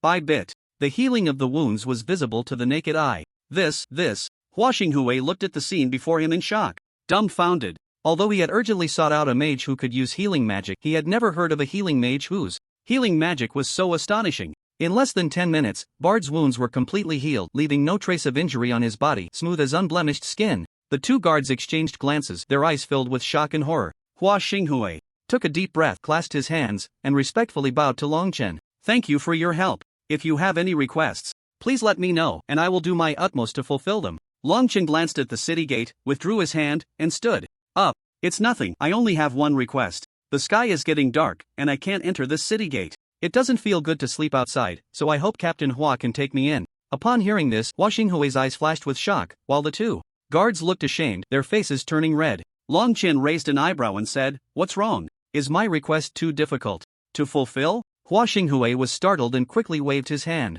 No. Of course, it's not a problem. In fact, a powerful healing mage like you is highly valued, and you can definitely go in.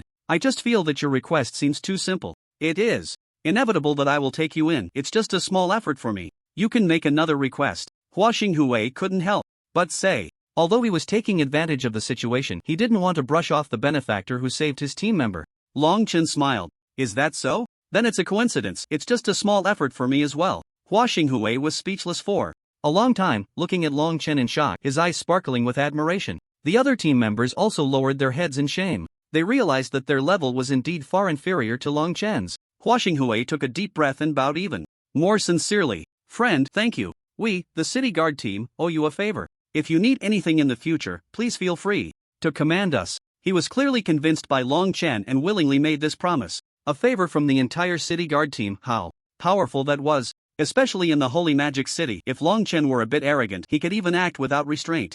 Zhang Feifei swallowed hard in shock, her beautiful eyes sparkling with amazement. It was the first time she had seen Hua Xinghui be so polite and respectful to someone, regardless of Long Chen's realm or strength. At this moment, another shooting star streaked across the sky from within the Holy Demon City, and a slender figure quickly landed in front of the city gates, clad in armor and holding a long sword. Miss Feifei. It was an incredibly beautiful female swordsman. Long Chen looked over. The woman had her hair neatly tied up at the back of her head, revealing a fair and rosy oval face, almond-shaped eyes, and red lips, exuding an indescribable charm amidst her heroic demeanor. Anna. Zhang Feifei's beautiful eyes lit up, and the girl named Anna quickened her pace, rushing over. Miss Feifei, are you alright? Zhang Feifei grasped Anna's hand. I'm fine, Anna, thank you for coming. Long Chen glanced at Anna, somewhat surprised. Is this your knight? Female knights were indeed rare. It was more accurate to say that few women chose the path of a swordsman. In terms of overall physical capability, women were naturally weaker than men, and even if they couldn't become mages, they often couldn't become knights either. At least, this was Long Chen's first encounter with a female knight. Zhang Feifei nodded and pulled Anna to introduce her to Long Chen. This is Anna, a female knight with strong abilities, a mid-level swordsman. Anna, this is Lord Long Chen, who saved me once on the road. Anna bowed her head gratefully. Thank you, Mr. Long. Long Chen waved his hand, indicating it was just a small favor. The group quickly entered the holy demon city before nightfall. Before going in, Long Chen glanced back at the pitch-black night, a thoughtful expression crossing his face. Although the reasons behind the holy demon city's actions were still unclear, Long Chen was certain that this disturbance was definitely related to the surrounding Beast Mountain range. The coverage of the Beast Mountain range was vast, stretching from the Eternal Capital all the way to the Radiant City, encompassing cities at the foot of the mountains. The Beast Mountain range itself extended for thousands of miles, forming a cluster of mountains not only within the human empire but also beyond. Therefore, strictly speaking, if one were to walk from the Beast Mountain range, traversing from the outskirts to the inner circle, they could reach the territories of other races.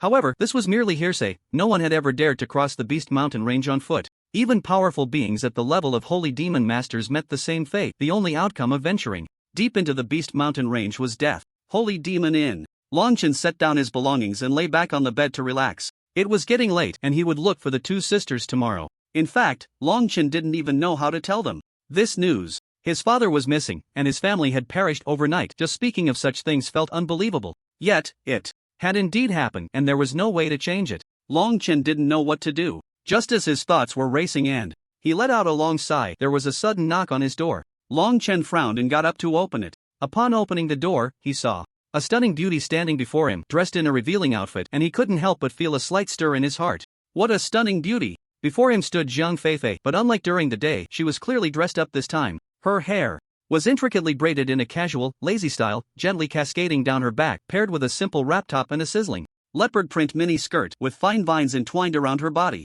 The pair of waves in front nearly burst free from the wrap top, lying there like two adorable rabbits. This figure truly opened Long Chen's eyes, and he couldn't help but click his tongue in amazement. With a devilish figure and smooth, delicate skin, her sun-kissed complexion made it hard for any man to resist such a hot beauty. As he praised her in his heart, admiration was visibly reflected in Long Chen's eyes. Zhang Feifei was carefully observing Long Chen's expression, feeling extremely nervous inside. The man before her wore a simple magic robe, his hair falling loosely, exuding a hint of laziness. His pitch-black eyes resembled ink spots, bright and deep, and his handsome face added a great deal of charm. Yet, this appearance did nothing to conceal the brilliant luster in his eyes, which, even when assessing her sensitive areas, did not come off as lewd. Instead, those eyes held pure admiration, devoid of any vulgar intent. Ahem, do you need something from me? Long Chen noticed Zhang Feifei was slow to act, and he coughed lightly, his expression tinged with helplessness. Ah, Zhang Feifei let out a soft exclamation, a blush slowly creeping up her cheek, radiating an incredibly shy allure. Her voice was crisp and melodious, soft and tender, carrying a tantalizing sense that sent shivers down one's spine. This sweet, tingling voice made Long Chen's body stiffen slightly, feeling a wave of heat wash over him. This left him feeling somewhat helpless. He rubbed his nose, feeling quite embarrassed. Indeed, he was still young and impulsive, too fiery. Perhaps he should take some time to relax another day. He turned a circle of mental incantations in his mind, barely managing to suppress that inexplicable urge. Suddenly, Zhang Feifei took a step forward, wrapping her arms around one of Long Chen's arms, pressing against him as she squeezed in, her pretty face showing a hint of shyness. This action made Long Chen feel a slight tingling sensation at the back of his head. The feeling of being squeezed was quite strange. Even Long Chen was experiencing this for the first time. Lord Long, I came to discuss something with you. I wonder if you have the time. Zhang Feifei's face was somewhat awkward, and after entering, she quickly let go, her red lips pursed, her beautiful ears flushed. Long Chen took a deep breath, forcing himself to calm down. Sure, what do you want to say? Go ahead. Zhang Feifei noticed Long Chen's clear gaze and that he hadn't asked her to do anything, which made her feel a bit relieved, yet also left her with an inexplicable sense of disappointment. This feeling of disappointment was oddly uncomfortable, as if a little cat was scratching at her heart. In a couple of days, do you know that the Holy Magic City will be holding a grand competition? Zhang Feifei gathered her thoughts and smiled as she spoke. Competition? Long Chen's brows slightly furrowed. That's right, it seems you're not very clear about it. This competition is hosted by the Holy Magic Academy, but anyone from the Holy Magic City can participate, which is why it has garnered so much attention. Long Chen felt a bit curious. Are you a student of the Holy Magic Academy? Zhang Feifei nodded calmly. Indeed, I am a student of the Holy Magic Academy. A thoughtful look flashed in Long Chen's eyes. Is that so? Zhang Feifei bit her red lips and said, yes, so I wanted to inform you that you can participate in this competition as a loose cultivator. The rewards for winning are quite generous, but there are certain age restrictions. You should qualify. As she spoke, Zhang Feifei seemed worried that Long Chen might be unwilling, quickly adding, it doesn't matter whether you participate or not, I'm not forcing you. You can decide for yourself. After saying this, Zhang Feifei turned red-faced and hurriedly ran away. As she ran, her arms were still crossed over her chest, clearly showing an extremely embarrassed demeanor. Long Chen shook his head helplessly, glancing at the direction she had run off to before sitting back down on the bed. Just as Long Chen was about to close his eyes to rest, a series of crashing sounds suddenly erupted. It was none other than the roars of magical beasts. Long Chen sat up abruptly, his eyes alert. What's going on? His hearing was exceptionally sharp, and he caught the sound the moment it occurred. Xiaojiu also moved its ears, lifting its head to scan the surroundings. Clearly, both the person and the beast sensed the unusual commotion. Long Chen glanced at Xiaojiu, picked it up, and patted its ears. Let's go out and take a look. Immediately, the inn's window opened silently and a shadow vanished into the air. Back in the room, Zhang Feifei shyly pulled the blanket over her head, her face as red as if it were about to emit steam. Damn it, do I really have no charm at all? Zhang Feifei tugged at the sexy outfit. She had specially prepared the exposed areas glowing pink from embarrassment. It's completely useless, the person who sold it to me was just talking nonsense. Zhang Feifei felt a bit dejected. She didn't understand why she had taken the initiative to seduce someone, especially since it hadn't worked. Thinking about what had happened in Long Chen's room earlier made her blush uncontrollably. She curled up under the blanket, quietly touching herself, her face blushing furiously. Is it because I'm not attractive? Don't those filthy men love this? Why hasn't Long Chen made a move? After mumbling for a while, she began to scold herself for being reckless, her face turning an even deeper shade of red. Zhang Feifei, are you crazy? Why would you do something like this? Xiaojiu, what can you see? Meanwhile, Long Chen floated slightly in the air, glancing at the scene outside the city gate, his expression becoming somewhat serious. Xiaojiu perked up its ears, its eyes darting around. Below the city gate, there seemed to be a dark shadow constantly prowling and banging on the door, its figure enormous, making quite a racket. The guards on the gate seemed to have been prepared for this, quickly drawing their bows to shoot at the giant beast below. Magicians, form up! Waxingui, whom Long Chen had met during the day, shouted, and the magicians behind him simultaneously unleashed an attack that struck the dark shadow hard. The shadow let out a low roar of pain, and from that groan, Long Chen discerned what it was. It was a bear. Given its size, it was highly likely to be a ground-burst demon bear. The ground-burst demon bear is a second-tier magical beast with the weakest strength around second-tier 7 or 8 stars, equivalent to a mid-tier 7 or 8-star human magician. Long Chen furrowed his brows, unable to understand why a ground-burst demon bear, living in the dense forest, would come to the outskirts of Sacred Magic City at this hour to bang on the door.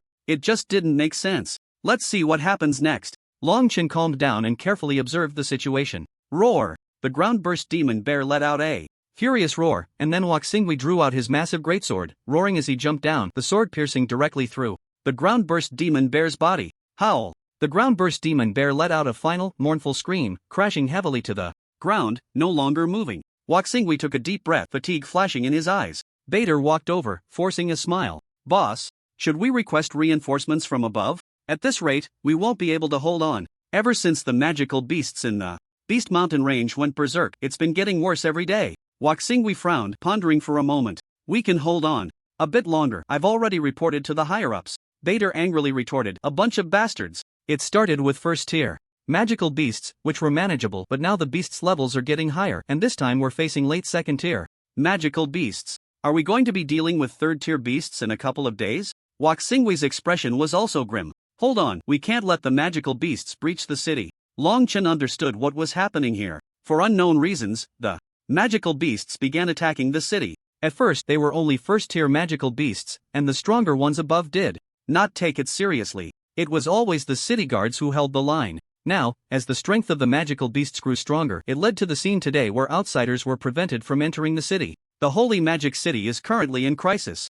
Long Chen took a deep breath and slowly descended. Hua Xinghui's strength was about at the late stage of a high-level swordsman, which should be enough to handle these magical beasts for now, of course, provided that the beast's strength does not continue to rise. I need to find out what's going on with this, Long Chen murmured, a deep light flickering in his eyes. If it were another city, it would be one thing, but the Holy Magic City is where his family resides. Yenner and Moer are still studying at the Holy Magic Academy, and if the city is breached, they will definitely be disturbed. Long Chen did not want them to bear this crisis. The situation is clearly not optimistic now. He must quickly gather intelligence. Where is the best place to gather information? Long Chen frowned and thought for a moment. Suddenly, a light flashed in his mind. The Mercenary Guild. As night fell, it did not affect the lively noise of one particular place. Long Chen landed in front of a familiar black tower, which was none other than the Mercenary Guild Tower of the Holy Magic City. This time, Long Chen did not go to the front desk, instead, he headed straight for the bar area. The bar is where these mercenaries chat during their leisure time, making it the most suitable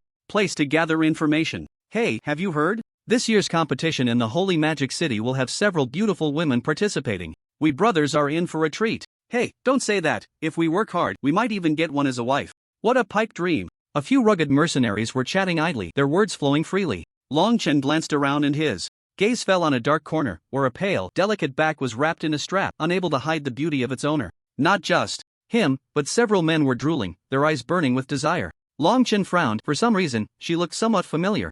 A lazy voice rang out, laced with frost. Have you seen enough? If you have, get lost. The mercenaries immediately jolted, quickly pretending to be nonchalant as they walked out with their arms around each other. What were we just talking about? Yeah, ha ha ha. Beside the woman was a huge heavy sword, and she held a wineglass, lazily revealing half of her profile. Long Chen focused and was shocked. Anna? This enchanting and charming woman was none other than the female knight he had seen during the day. Anna. Long Chen? Anna seemed a bit surprised as well, but quickly calmed down, casually crossing her legs. Don't mind those babbling mercenaries, they're just a bunch of guys who need a good beating. You, a delicate mage, coming to a place like this alone at night, isn't it a bit inappropriate? Long Chen found it quite amusing and didn't mind walking over to Anna. I didn't expect to see you here. Seeing that Long Chen wasn't leering like those sleazy mercenaries, Anna's voice softened a bit. Are you a mercenary too? What level are you? Level? Bronze, I guess. Long Chen rubbed his chin and pulled out a bronze badge. Anna propped her chin up, raising an eyebrow at Long Chen. Bronze? You don't seem like it. The tasks a bronze can take on aren't many. Haven't you considered leveling up? Leveling up? Anna's eyes showed a hint of surprise. Then she rolled her eyes and smiled mischievously. It seems you really don't know, but I have a way to help you. Are you willing to level up quickly? If your strength is sufficient, it's not impossible to directly advance to gold. Long Chen raised an eyebrow. Oh, what method? Anna covered her red lips and giggled. Come with me. With that, she picked up the heavy sword beside her and gracefully walked ahead. When the two arrived at a training platform, Anna stopped. Wait a moment, I'll be out shortly. Saying this, Anna's figure disappeared behind a wall. Moments later, a figure clad in armor and wielding a giant sword emerged, exuding beauty and heroism. It was Anna herself. Unlike the alluring Anna in a daring backless dress, this time Anna's eyes and brows no longer held a trace of weakness or charm. Instead, they were filled with confidence and valor. Seeing Long Chan's surprised expression, Anna let out a playful laugh. Intermediate 8-star swordsman, Anna, pleased to meet you. If you can defeat me, you'll be a certified mercenary of the gold rank. With that, her figure trembled slightly and an overwhelming sense of pressure spread out. Long Chen was slightly taken aback. No wonder the mercenaries outside were so afraid to provoke Anna. He retracted the hint of disdain in his heart and looked at Anna seriously. This was one of the rare occasions where Long Chen faced a swordsman of this level head-on. Anna's strength was definitely not simple. Setting aside the bug-like existence of the vampire bloodline, Long Chen currently had few powerful moves. Among the wind magic's various attack spells, Wind Split Palm's power would adjust according to the amount of magic power Long Chen outputted. Tornado, a move copied from Xiaojiu, was primarily for control. Wind Flash, a trajectory of wind elements he comprehended himself, allowed him to quickly change direction using the wind elements in the air, reaching up to 30 meters in half a second. As for lightning spells, he still had some strong attack spells, such as Thunder Blast, copied from Nangong Wuji, which belonged to intermediate magic. Light magic, Light Sword, was an intermediate magic with high single-target damage, but for Long Chen, its power was not as easily controlled as the wind system, hence the damage was insufficient. Holy Light Shield, a pseudo-advanced defensive magic, was currently the most powerful defensive array skill. Besides these, there were also some minor skills copied from various magical beasts, but due to their insufficient damage, Long Chen rarely used them. Naturally, Long Chen's greatest confidence did not lie in these fixed magical skills but in his endless vast magic power and the flexible and variable copying system that assisted him. With these, Long Chen naturally held an absolute advantage in battle. Seeing that Long Chen, under her oppressive aura, not only showed no signs of fear but also bore a fierce fighting spirit, with deep and bright black eyes and a straightened back, Anna couldn't help but smile with satisfaction. Leaning the heavy sword against the side, Anna giggled, her red lips moving slightly. I'm going to make my move now. Long Chen nodded slightly, gathering magic power in his hands, forming a powerful vortex. Feeling the solid magic power, Anna couldn't help but raise her dark brows slightly. This magic power seems. There was something a bit different about this magic power. However, Anna no longer considered this a very powerful magic fluctuation, but I'm not weak either. Get ready. Long Chen pondered for a moment, muttering a magic incantation, and then a light spike appeared out of thin air. Light spike. A fighting spirit flickered in Anna's eyes as she shouted, raising her heavy sword high, accompanied by a whistling wind. The light spike rushed towards Anna, and Long Chen said in a deep voice, "Be careful, Miss Anna." Anna's beautiful apricot eyes sparkled with a hint of amusement.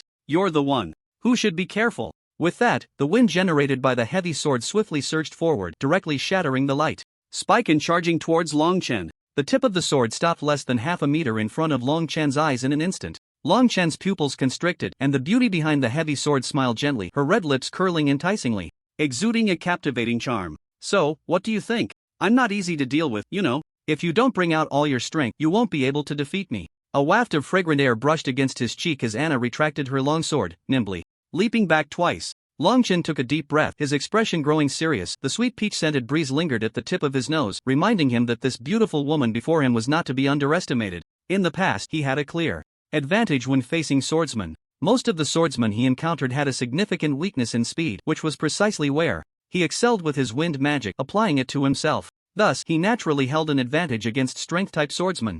However, Anna was clearly not one of them. She was incredibly agile. Long Chen's gaze sharpened. "This time, I need to get serious." Anna pursed her red lips, squinting at Long Chen with a calm demeanor, clearly in control of the situation. "Tornado!" Long Chen called out in a low voice, his eyes sharpening as his figure flickered slightly, and he exhaled softly. "Wind flash!" Anna's eyes widened in surprise, her expression shifting slightly. Such speed! She was confident in her dynamic vision, but in that instant, she couldn't catch a glimpse of Long Chen's figure or trace. Heavy sword. Anna steadied her stance, her heavy sword carving out a vortex as she charged fiercely toward him. The wind tornado dissipated just a second before reaching Anna. But this did not ease Anna's mind, as Long Chen's figure had yet to appear. "Come out!" Anna called out, gripping her heavy sword vertically and striking it down hard onto the ground. Boom! The entire ground shook violently. "Is that really necessary?" Long Chen chuckled lightly, appearing behind Anna and pressing a hand on her shoulder. Whoosh! Anna reflexively swung her heavy sword backward, letting out a soft cry. Boom! A light shield suddenly appeared in front of Long Chen, and he stepped back a few paces, helplessly saying, "Don't use such heavy hands." Anna lowered her heavy sword, her eyes shifting before settling into a smile. "You're strong, but I can sense that your realm isn't high?" Long Chen nodded, retracting the magical fluctuations around him. "That's right, my realm is at the 7-star mage level." Anna's pupils shrank in shock, and after a moment, she let out a bitter laugh. "A 7-star mage, and yet you possess such comprehensive strength despite being a whole realm lower. That's truly impressive." "You're strong too," Long Chen said, admiration evident in his eyes. He could tell that Anna hadn't used her full strength. Her power was undoubtedly genuine, without any embellishments, and having such strength was already formidable. Anna let her hair down, her beautiful eyes twinkling, a smile playing on her lips. "Come, help me take off my armor, and I'll treat you to a couple of drinks." Long Chen looked at her in astonishment, pointing at himself, momentarily stunned. "Me? Of course, who else is here?" Anna giggled, and in an instant, after the sparring session, she seemed to transform back into that enchanting and beautiful figure. In the vast training ground, the heavy sword lay aside, and the empty space still carried remnants of magical fluctuations. The beautiful female swordsman tossed her hair, asking him to help remove her armor. Long Chen swallowed hard, awkwardly, rubbing his nose as he stepped forward. All right. After all, he was still young, and being in such a situation made him feel a bit embarrassed. Anna's beautiful eyes fell on Long Chen's awkward smile, a hint of amusement in her gaze. She didn't dislike Long Chen, on the contrary, she had a good impression of him. Having spent years in a mercenary team, most of the men around her were the lecherous type, their gazes always filled with heavy desire, making her feel a bit nauseous. Although Long Chen felt uncomfortable, his eyes were very clear, and he did not give her that unpleasant lewd feeling. Long Chen walked over, his large hand resting on Anna's back, gazing at her fair neck, a few strands of her delicate hair falling over it. He took a deep breath and reached out to remove her armor. After taking off the armor, Long Chen felt a bit awkward and didn't dare to look at Anna. "Is it done?" Anna covered her red lips and chuckled softly, leaning closer to Long Chen and patting his chest, her beautiful eyes shimmering. "Little boy, wait for me to take a shower, and then we can spar away all this sweat." Feeling the touch of her soft, tender hand, Long Chen felt goosebumps rise all over his body and his throat moved slightly. Long Chen truly had no experience dealing with women like Anna. After being teased like this, his ears turned a bit red. When Anna came out of the shower, she had changed into a fitted short dress which revealed a large expanse of snow-white skin on her back, showcasing her perfect figure. Long Chen averted his gaze and took a sip of his drink. "I have something I want to ask you about." Anna walked over to Long Chen, wrapped her arm around his, and rested her chin on her hand with a playful smile. "Feel free to ask, as long as I know, I'll tell you everything." Ahem, Miss Anna, you're sitting too close." Long Chen felt a complex sensation. from her arm that sent goosebumps all over him, and he coughed lightly. You don't have to call me that, just call me Anna. The enchanting beauty beside him suddenly chuckled softly. This, or if you prefer my nickname, Nair is fine too. The beauty gently exhaled a fragrant breath, the scent of peaches wafting towards Long Chen's nose. In reality, Anna was starting to feel a bit regretful, fearing that Long Chen might think she was frivolous. Isn't this inappropriate? Long Chen's expression was a bit awkward and hesitant. Are you saying you don't want to take responsibility? Woo-woo. Anna blinked her beautiful eyes and began to sob softly. Long Chen was stunned. He widened his eyes and flusteredly said, "Hey, no, Miss Anna, nothing happened between us." You can't say that. Anna pouted her red lips, her cheeks flushed. What do you mean? Do you find me unattractive? Why do you avoid me like I'm some kind of plague? Long Chen was left speechless, momentarily at a loss for words. Anna chuckled lightly, releasing Long Chen and sitting a bit farther away, playfully saying in a feigned sorrowful tone, "Alright, since you find me undesirable, forget it. If you have any questions, just ask." Long Chen breathed a sigh of relief and quickly said, "Miss Anna, please, don't misunderstand, I didn't mean to find you undesirable. You are very beautiful and worthy of much affection. What I want to ask you about is related to the Holy Demon City." Anna's brows furrowed slightly and her expression became serious. Holy Demon City? That's right. To be honest, before I came here, I witnessed a scene like this at the entrance of Holy Demon City. Long Chen then briefly recounted the scene he had just seen. After hearing Long Chen's words, Anna's expression also darkened. Is the situation already this serious? Captain Hua has been holding on like this. It will lead to problems sooner or later. What do you mean? Anna said lightly. What you want to know about this matter, I can't tell you much, and even if you ask Captain Hua directly, he might not be able to explain it clearly to you. Recently, the beasts in the Warcraft Mountains have started to stir, and signs have been discovered in various places, but the most serious situation is actually around the Holy Magic City. It's just that the city guard has been suppressing it all along. From what we understand, among all the cities, only the Holy Magic City has suffered attacks from the beasts. Long Chen's brows furrowed tightly. Since things have gotten this serious, why is no one taking care of it? Keeping it suppressed like this is not a solution. It would be much better if the Magic Association of the Holy Magic City or the Holy Magic Academy took over to resolve it. Anna scoffed. Heh, who doesn't know? It's just that. While they know, the trash above the city guard is afraid to take responsibility and has been suppressing the report of this matter.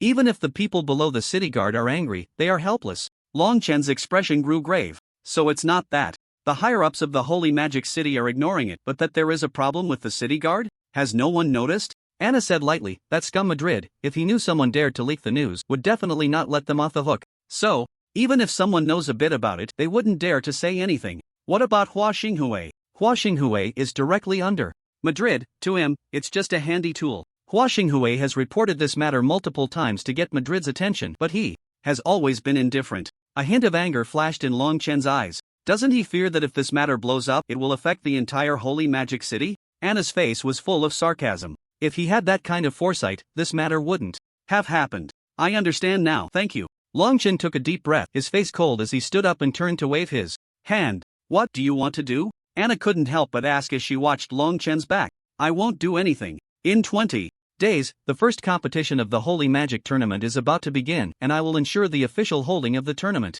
Wait, Anna suddenly called out, and Long Chen paused, frowning as he turned back to look at her. She pressed her red lips together and smiled, tossing the golden token in her hand to Long Chen. Catch, this is your token. Thanks. Long Chen waved his hand lightly, his expression resolute as he walked out, leaving Anna slightly bewildered, murmuring to herself, the Holy Magic Tournament? What does it have to do with this matter? What does Long Chen mean by suddenly saying this? Is he really planning to get involved? The subsequent developments became shrouded in mystery. Anna murmured, perhaps the stagnant Holy Magic City will welcome its own changes.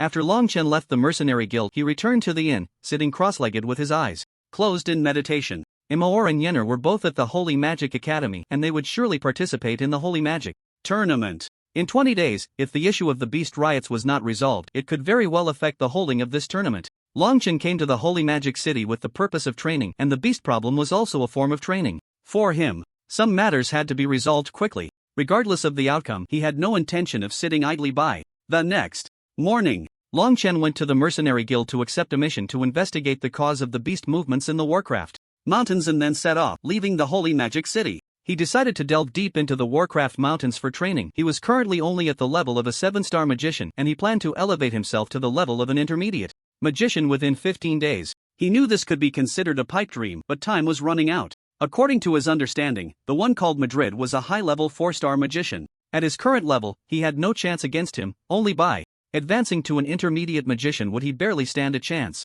Unless absolutely necessary, he did not plan to use the power of his bloodline. Being able to fight with his own strength was the most crucial thing. Yenner, after the holy magic competition is over, let's go home and take a look. Long Amor thought for a while and still sensed unease, her beautiful eyes trembling slightly, filled with anxiety. Long Yenner gently stroked Long Amor's hair and smiled softly. Alright, I know you're worried, but there's no use in rushing this matter. Our current goal is the holy magic competition. With your exceptional talent, Amor, you will definitely achieve good results in the competition. Long Amor felt a bit shy. It's you, Sister Yenner, who is amazing. I just reached the magician level and you are already a 6-star magician. That's really impressive. I wonder how brother Long Chen is doing now. Long Amor, being young, had grown up watching Long Chen. He had played with her, practiced with her, and helped her grow. Therefore, the bond between the siblings was particularly close. Even now, after being apart from her brother for so long without seeing him, she felt an emptiness in her heart, as if something was missing. And how could Long Yenner, as the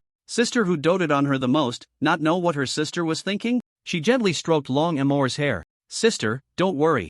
Long Ming has always been a very independent child. The reason he chose to go out and train is to grow quickly. We shouldn't hold him back. You keep mentioning brother Long Chen. Have you thought about showing him a different you when you meet again? A different me? What do you mean by that, sister? Long Amor was like that, sometimes not quite getting it, her mind not working very well. Upon hearing this, Long Yenner did not blame her for being slow. Instead, she reached out a finger and poked her forehead. You little fool, I really don't know what to say to you. What I meant is for you to study hard and improve your skills. When you meet Long Chen again, strive to be able to exchange a few moves with him. A word to awaken the dreamer.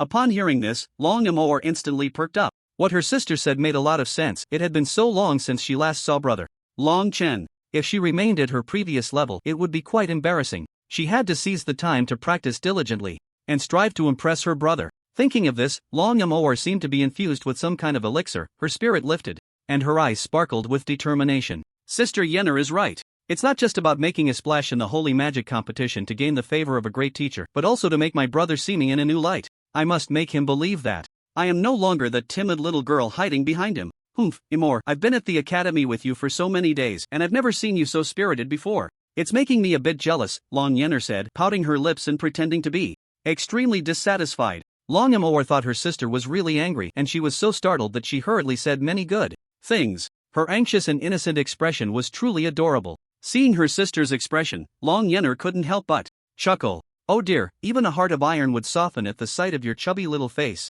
I'm not angry with you, I was just saying a few words. I knew sister loves me the most. You would never be angry with me. Long Amor quickly raised a smile, snuggling in Long Yenner's embrace. On the surface, the two sisters appeared to be chatting and laughing, showing no signs of sorrow. In reality, they had silently chosen to hide their feelings, refraining from mentioning the unsettling premonition that lingered in their hearts, wanting only to bury it deep within. Meanwhile, after leaving the holy demon city, Long Chen arrived at the nearby Beast Mountain range in less than half a day. He gazed at the endless mountains before him, his resolve growing stronger. Even if the road ahead was fraught with difficulties and unknown dangers, he would walk forward without hesitation, determined to elevate himself to an intermediate magician within these short 15 days. He had reached a dead end, there was no turning back. If others knew of my plans, they would probably laugh out loud and mock my foolish dreams. But one must have dreams, only then can one continue to move forward. Moreover, I have confidence in my own strength, I will definitely succeed, Long Chen silently vowed in his heart.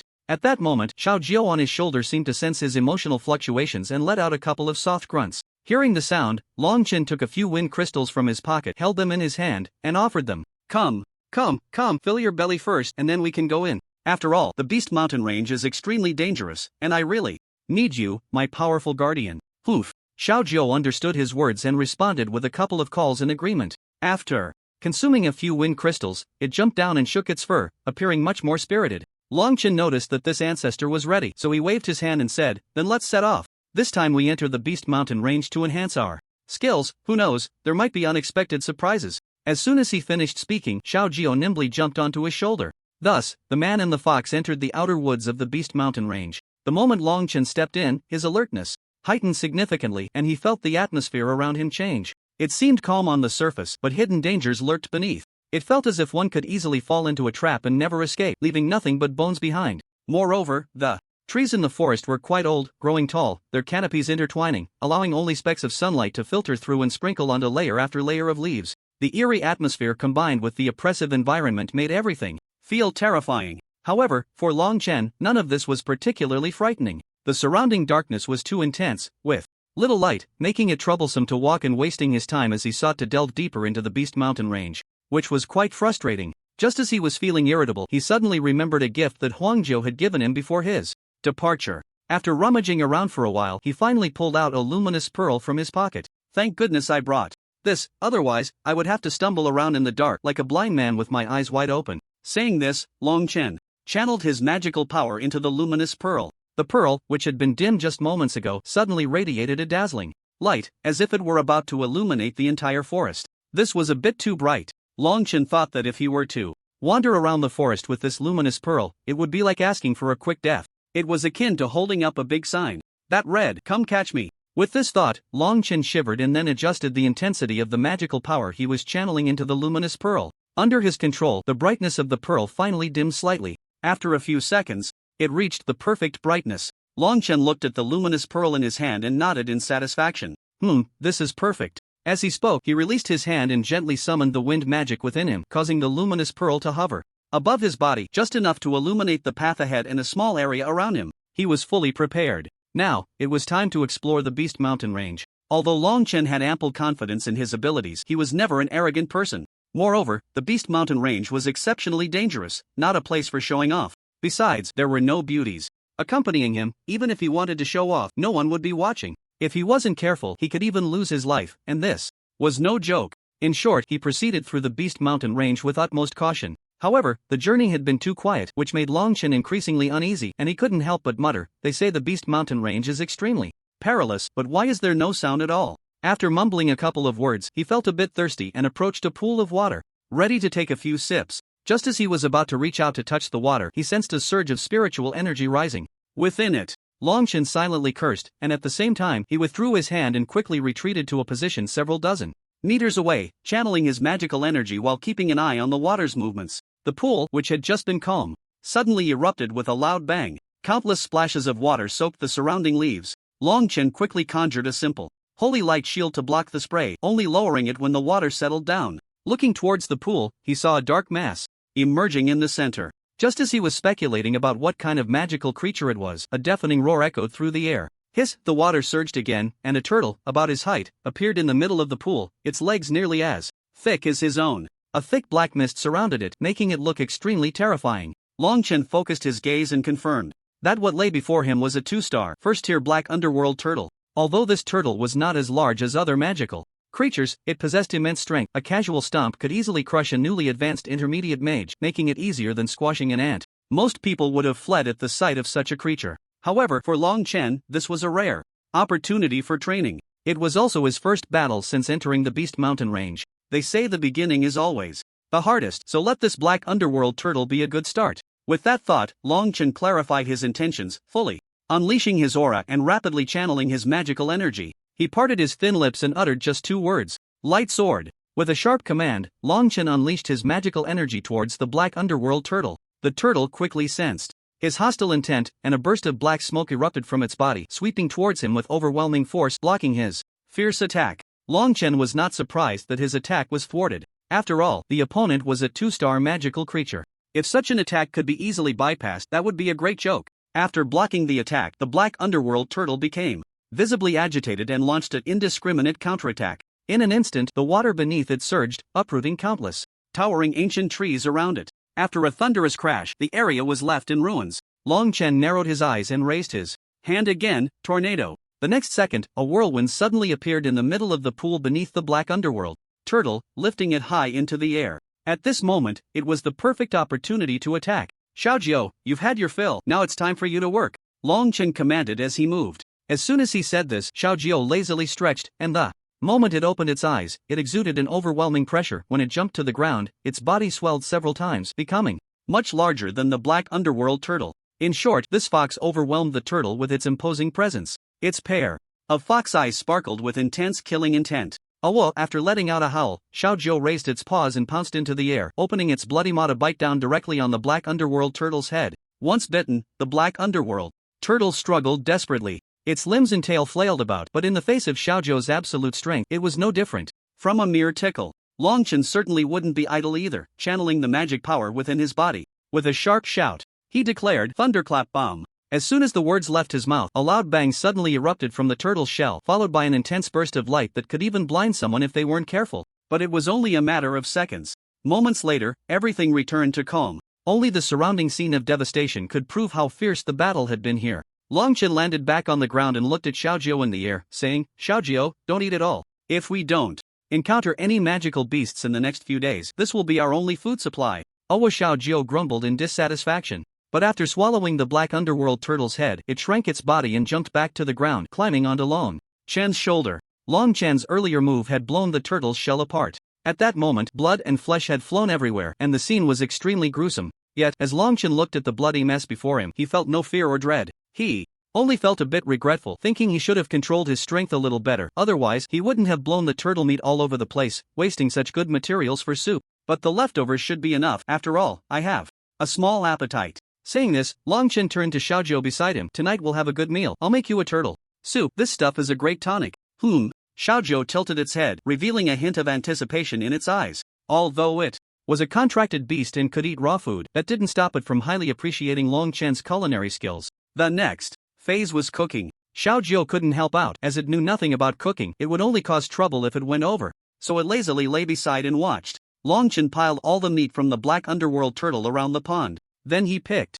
up some dry twigs nearby, easily built a fire, and used the half-exploded turtle shell as a large pot to make soup. Under his skilled hands, wisps of cooking smoke soon rose. Even without any seasoning, the turtle soup emitted an enticing aroma which made Xiaozhou's appetite stir. It stood up and walked over to Long Chen, poking him with its paw. Long Chen didn't even need to turn around to know that this ancestor had caught a whiff of the turtle soup's fragrance and was eager to taste it. However, making soup takes time. It needs to simmer to absorb the flavors. "You stay over there, I'll call you when it's ready." Xiaozhou grumbled a few times, seemingly blaming Long Chen for the slow cooking speed. But Long Chen merely shot it a disdainful glance, making it very clear, if you want turtle soup, you have to wait. Xiaozhou felt quite helpless. But since it was at someone else's mercy, it had no choice but to yield, drooping its head and returning to lie down on the grass nearby. Long Chen looked at its droopy, defeated appearance and found it quite amusing. He reached out with the chopsticks made from twigs and poked at the meat rolling in the soup.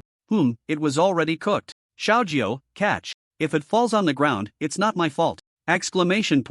Xiaozhou, who had just lain down for a short while, instantly perked up and sprang to its feet. Then he leaped into the air and effortlessly caught the meat thrown by Long Chen. After chewing a few times casually, he devoured it hungrily. Seeing this, Long Chen couldn't help but burst into laughter. "Xiaozhou, eating like that, what flavor can you even taste? You should learn from me and chew slowly." As he spoke, he skewered a piece of already cooked, tender meat with a twig and began to savor it with delight.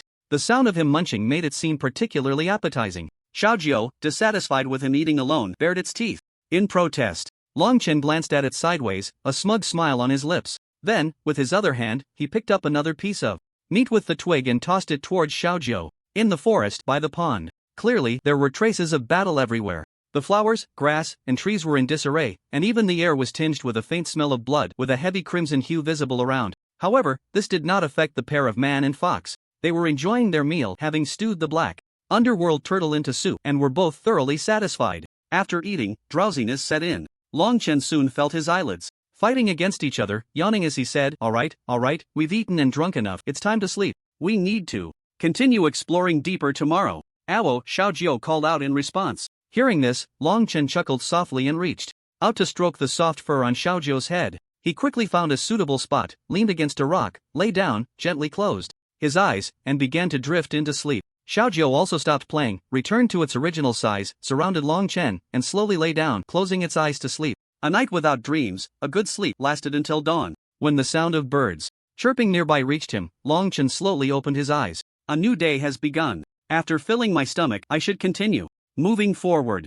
Awu. Upon hearing his voice, Xiaozhou also woke up, calling out in response. It then shook its fur and returned to a suitable size before leaping up to perch on Long Chen's shoulder. Time was tight and the task heavy. Long Chen didn't want to waste any time. He needed to grow quickly and become a mid-level mage. So, after casually feeding Xiaozhou a few wind crystal stones, he wrapped the turtle meat he had cooked yesterday in leaves and began to eat while setting off on his journey. Not far Into his walk he encountered a magical beast again. However, the beast was of low level, a first-tier 5-star long-beaked bird. Although it looked large and intimidating, its actual strength was far from formidable. In the past, if Long Chen had encountered such a magical beast, he might have avoided it out of annoyance at the trouble it would cause, without a hint of murderous intent. But today was different. He would not miss any opportunity to quickly enhance his strength. Thunderclap bomb. With a light call from Long Chen, flashes of light exploded around the long-beaked bird. After a thunderous roar, only the corpse of the long-beaked bird remained on the ground. Long Chen strode over, just about to ask Xiaojiu to deal with the corpse when the system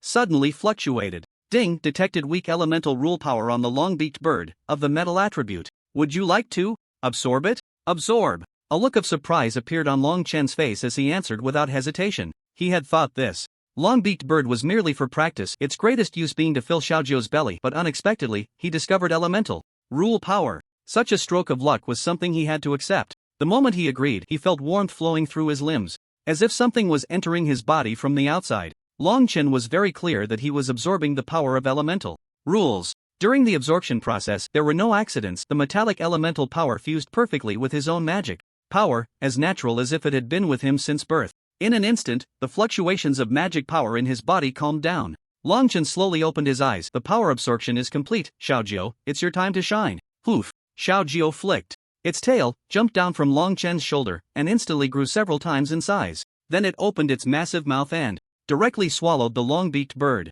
Finally, it let out 2 satisfied burps. Soon after, it returned to a suitable size, lightly hopped back onto Long Chen's shoulder, and comfortably lay there. Long Chen patted the fur on its head. You're living quite comfortably, eating and sleeping like this. Upon hearing this, Xiaojiu patted its paw on Long Chen's face, its eyes gleaming with pride. Although it said nothing, it was clearly boasting. I just eat and sleep, what's it to you? Alright, you're the boss. I won't interfere with your lifestyle. Just don't come blaming me for feeding you too much when you end up as fat as a pig. Poof! Xiaojiu snorted and stopped paying attention to Long Chen. Long Chen also ceased his joking, clasped his hands behind his back, and continued forward into the depths of the Beast Mountain range. After half a day's journey, he arrived at the edge of a steep cliff. From here, he could only see thick fog on the opposite side, but he had no idea where the other shore actually was. The situation on this side was not optimistic either. The boundary line of the cliff extended far into the distance, but within the visible range, there was no sign of a riverbank connecting to the other side. In short, if Long Chen wanted to reach the opposite shore and continue deeper into the Beast Mountain range, he would have to cross this unknown chasm before him. The situation was dire, and Long Chen furrowed his brows. He took a couple of steps forward and looked down from the cliff. Indeed, it was bottomless, with swirling fog below filled with intense magical fluctuations. It could be asserted that crossing this chasm was definitely not a simple task. TSK, this seems a bit tricky. Saying this, Long Chen glanced at Xiaojiu on his shoulder and asked, do you think you can leap across this chasm? Upon hearing this, Xiaojiu opened its eyes and surveyed the situation ahead. After careful consideration, it shook its head. As a contracted beast, Long Chen was certainly the one who understood its strength best. It was a fantasy to think that the two of them could cross this chasm together. However, at the same time, this also meant that if they could successfully reach the other side, the strength of both man and fox would undergo a qualitative leap. And that was exactly what Long Chen yearned for. Whether driven by circumstances or by nature, he had never been a person who feared difficulties. He possessed the courage to forge ahead and a determination that ordinary people could not match. All of this would become his most solid foundation for climbing higher. As long as he had this spirit, nothing was to be feared. Thinking of this, a playful smile appeared at the corner of Long Chen's mouth, and as he looked down into the chasm, his eyes sparkled with eagerness. Hee, I want to see what secrets are hidden in there. Saying this, Long Chen summoned the wind power within his body, and a powerful wind split palm struck the thick fog in the chasm with great force. In an instant, the fog was split in half. However, this was only a fleeting moment. The fog quickly reassembled, making it impossible to see what was concealed at the bottom of the chasm. Yet, Long Chen did not feel disheartened. Instead, he felt a little excited. Since the wind split palm can cleave through the mist rather than being unable to budge it even a little, it proves that the technique is useful. That is already enough. With this in mind, Long Chen first utilized the power of the wind system to soar into the air, hovering in midair. Then he rapidly mobilized the magic power within his body, consecutively striking down several wind-split palms. As several gusts of wind descended, the mist gradually spread out to the sides. Seeing this method effective, Long Chen launched a more ferocious attack. The mist was cleaved apart time and again, only to close up repeatedly. Finally, through his relentless efforts, a terrifying scene beneath the ravine was revealed. It turned out to be paved with corpses. It could simply be described as a mountain of corpses and a river of blood. The sheer number was so overwhelming that it was impossible to distinguish whether they were human or beast corpses. The bones soaked in thick blood plasma made the scene look chillingly horrifying. Long Chen gritted his teeth. No wonder there's such a strong wave of magic power down here. It turns out there are so many corpses. While lamenting in his heart, Long Chen was also speculating about the current situation. Corpses, whether human or beast, carry a heavy yin energy, making them prone to giving rise to some particularly fierce magical creatures. Such creatures would undoubtedly be bloodthirsty, and if they were to appear in the world one day, it would surely unleash a dark, aimless slaughter. With this thought, Long Chen couldn't help but wonder where he found the courage to entertain the idea of flattening the ravine. However, he quickly abandoned that thought. After all, he was not a radiant saint, nor did he have dreams of saving all beings. He only wanted to protect those he should protect and do what he should do. Unconsciously drifting off, Long Chen quickly pulled his thoughts back on track. He looked again at the bottom of the ravine, which had once more been shrouded in mist, returning to its previous appearance of turbulent undercurrents. No matter what, let's first see if I can cross here using the holy light shield. As soon as he finished speaking, Long Chen gently raised his right hand, drawing a few strokes in the void, and then a shining array appeared beneath his feet. He was just about to draw a second array and step towards the opposite side when he suddenly sensed the magical fluctuations from below the ravine, surging up towards him. Without hesitation, Long Chen retreated and jumped back to the shore. The choice he made proved to be correct. Just as he stepped back to the edge of the cliff, a wave of scarlet magic burst through the mist, shooting up into the sky and then scattering in midair. When the scarlet magic dissipated, everything had not ended, it was merely the beginning. Countless bloodthirsty butterflies appeared out of thin air, flocking together like a prairie fire, bringing with them a powerful and unstoppable wave of magic, charging straight towards Long Chen's direction.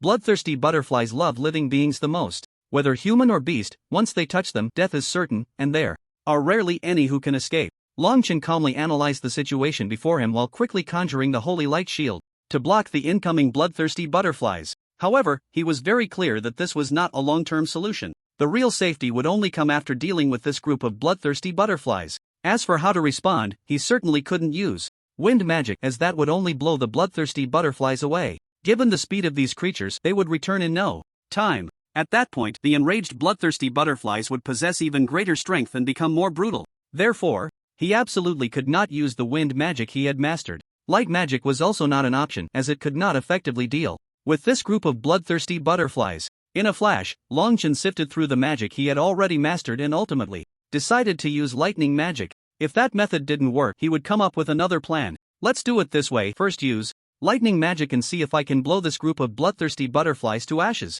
As he spoke, he quickly urged the lightning power within his body, launching a dazzling attack towards the bloodthirsty butterflies ahead, creating a spectacular scene. After the lightning struck, the swarm scattered for a moment but soon regrouped. Aside from a few insignificant bloodthirsty butterflies that were hit and fell, the remaining forces still looked fierce, giving off an impression that they could devour a person in an instant. This is bad, lightning magic isn't effective. Long Chen frowned, and suddenly a thought flashed through his mind. It seemed he had forgotten something. When he had tamed the long-beaked bird earlier, he had inadvertently gained the power of the gold element, but for various reasons, he had yet to use it. Now seemed like a good opportunity. Long Chen thought.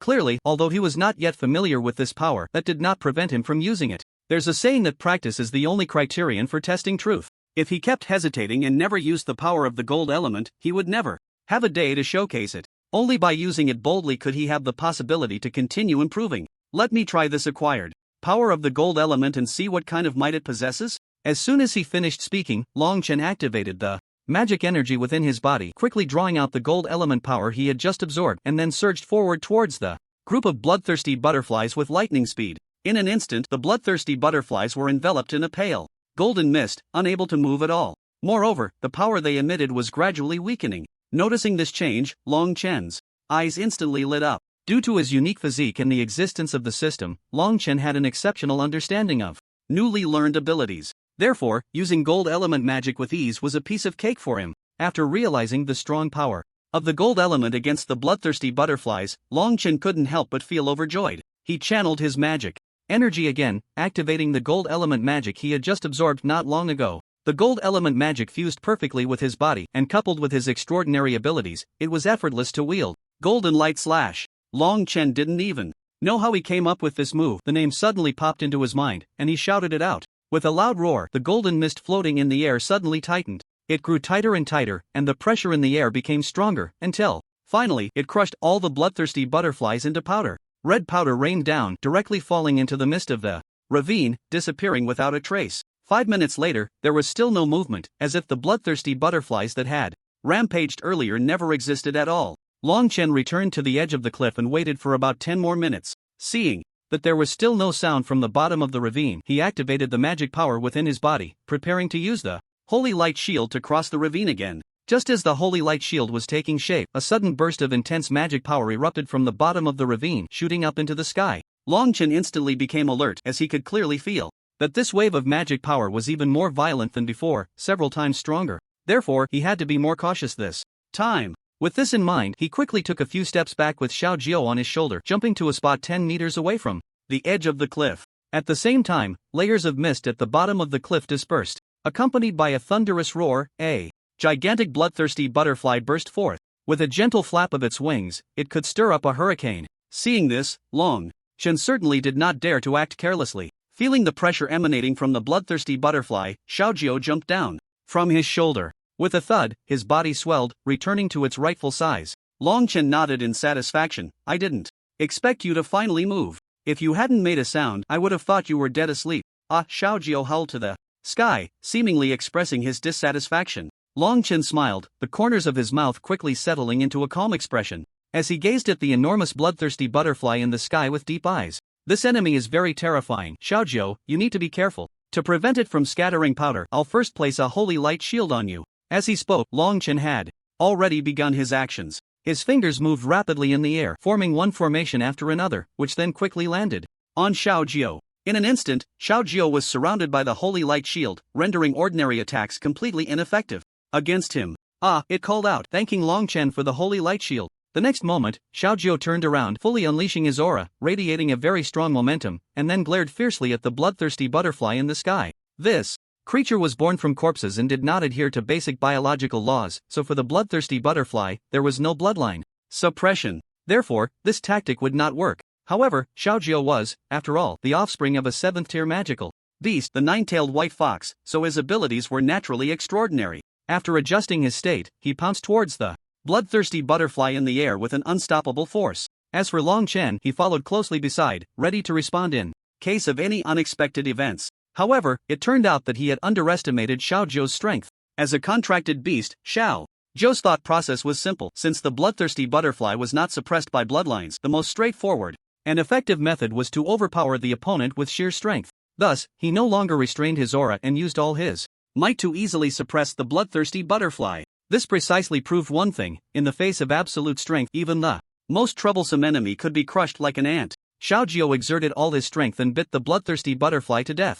Just as he was about to swallow the massive creature, Long Chen called out to him and stopped him. Xiao Jiao, don't eat this just yet. Since it was born from corpses, it represents a high level of danger. Let me handle it with other magic. As he spoke, Long Chen didn't give Xiao Jiao a chance to argue. He quickly channeled his magical power, and his right hand condensed a massive ball of crimson flame. This flame in his hand was extraordinary, capable of incinerating magical beasts to ashes, making it perfect for dealing with the already deceased bloodthirsty butterfly. It would leave no residue to fall into the ravine and cause further trouble. It could completely eliminate this magical creature while also refining his own skills and cultivation. It was simply a win-win situation. How wonderful! Before he could finish his thought, the crimson flame in Long Chen's hand was already thrown out. It gradually formed a circle, enclosing the massive bloodthirsty butterfly in the center. The next moment, a scene of fierce flames engulfing the creature unfolded. Just like that, the corpse of the bloodthirsty butterfly gradually shrank in the firelight until it finally disappeared. To be cautious, Long Chen even used wind magic to dissipate the black smoke emitted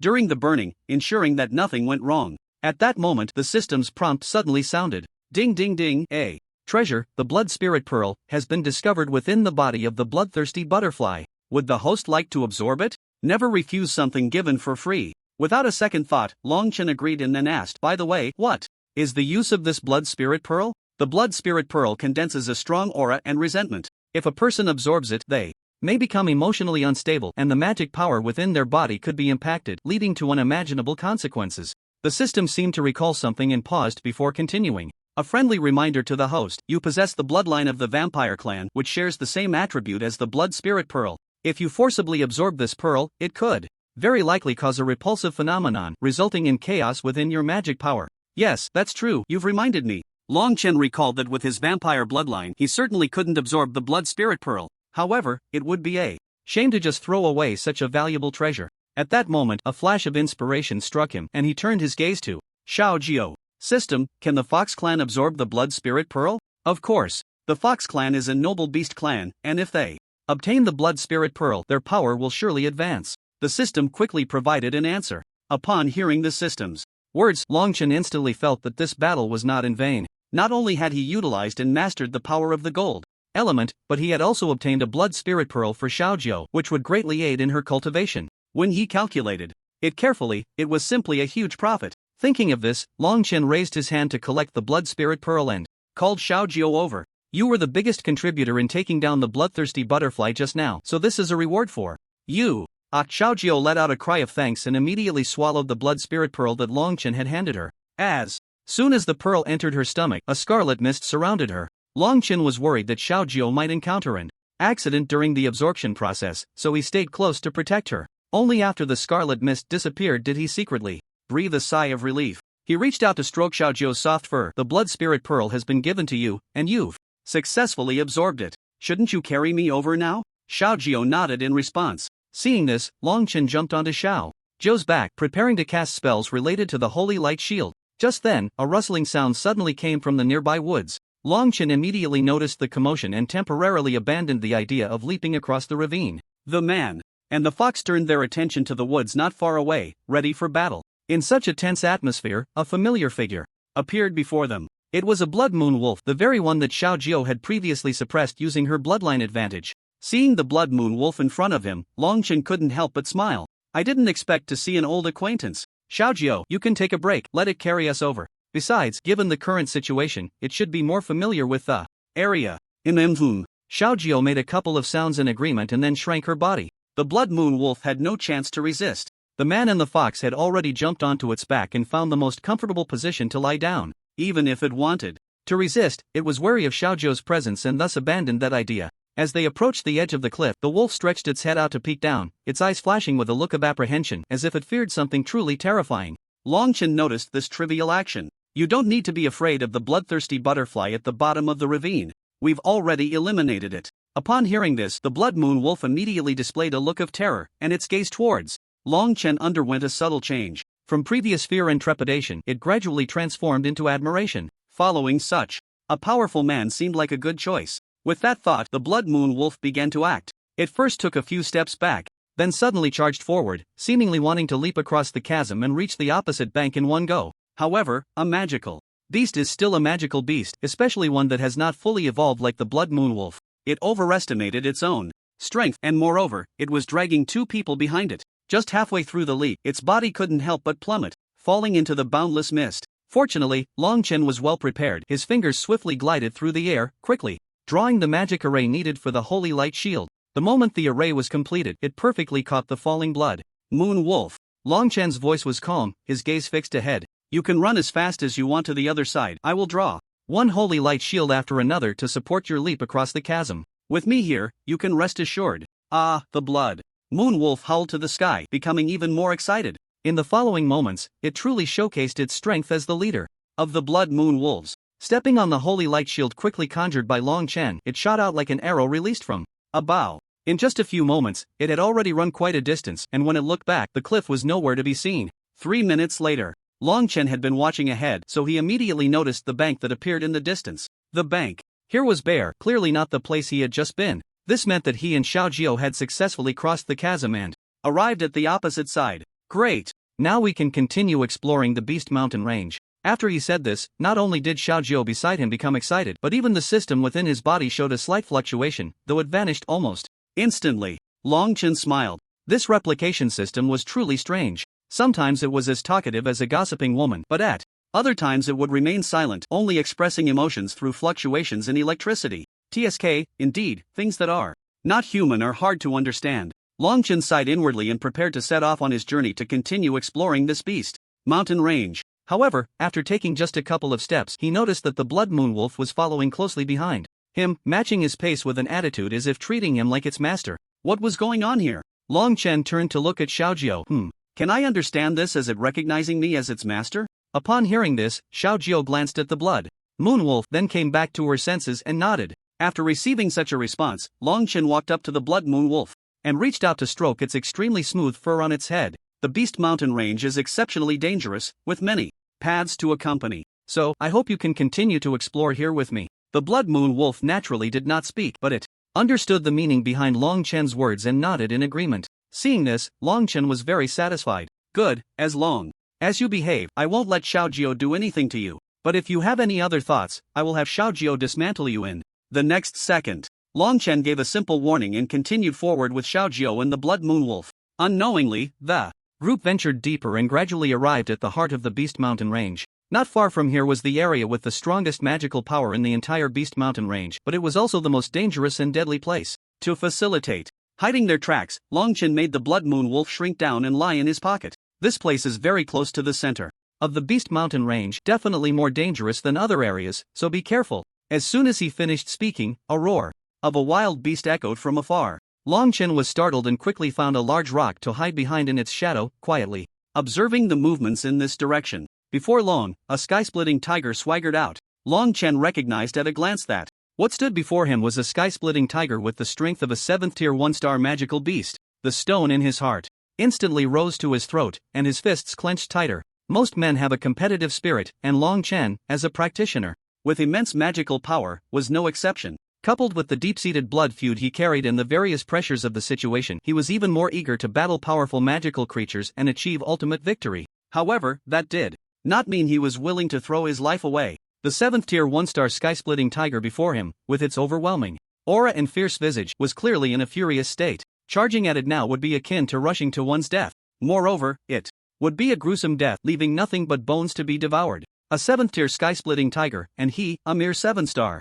magician, was not even enough to serve as a snack for it. Thinking of this, Long Chen shivered in fear. He could also distinctly sense that Xiao Jiao, who had previously been indifferent, was now in a state of extreme terror, even burying her head in his embrace, without regard for her image. In short, the one man and one fox hiding behind the stone were so frightened that their courage was nearly shattered.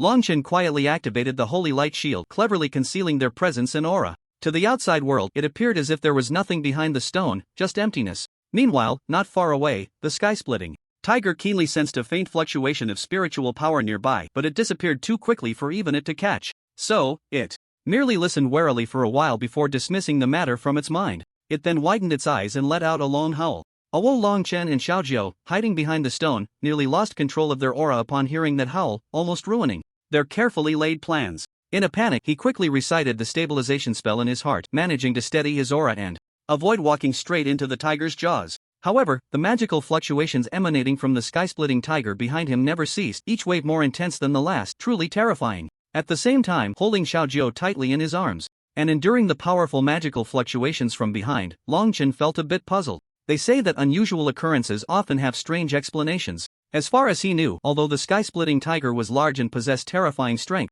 it was not typically known for being aggressive, except for a few rare individuals. Moreover, from his earlier glance, this one was a female tiger, which meant it was even more docile and would not easily lose its temper. What on earth had happened to make this sky-splitting tiger so enraged? Just as Long Chen was deep in thought, trying to make sense of it all, the magical fluctuations behind him finally ceased. After a while, he cautiously peeked out. Seeing that the sky-splitting tiger had long since vanished without a trace, he finally breathed a sigh of relief and released the holy light shield that had enveloped him. Oh wow! That sky-splitting tiger ancestor has finally left. Xiao Jiao jumped to the ground, wagging her tail a few times to stretch her muscles. She made a couple of sounds, indicating her agreement with Long Chen's words. The man and the fox approached the spot where the sky-splitting tiger had just stood, carefully inspecting the area, but found nothing amiss. The whole situation was becoming increasingly bizarre. Long Chen remained steadfast in his belief and was quite certain. The earlier sky-splitting tiger must have encountered something, which was why it had been so irritable and volatile, practically a walking powder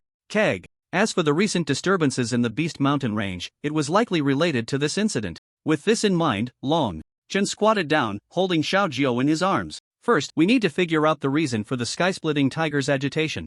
That way, we can provide an explanation for the guild leader's task. As for everything else, we should focus on training. When Xiao Jiao heard this, she tilted her head and thought for a while before nodding in agreement. They quickly reached a consensus. Long Chen then took Xiao Jiao and carefully followed the faint trace left by the as it departed. Soon, they arrived at the entrance of a cave.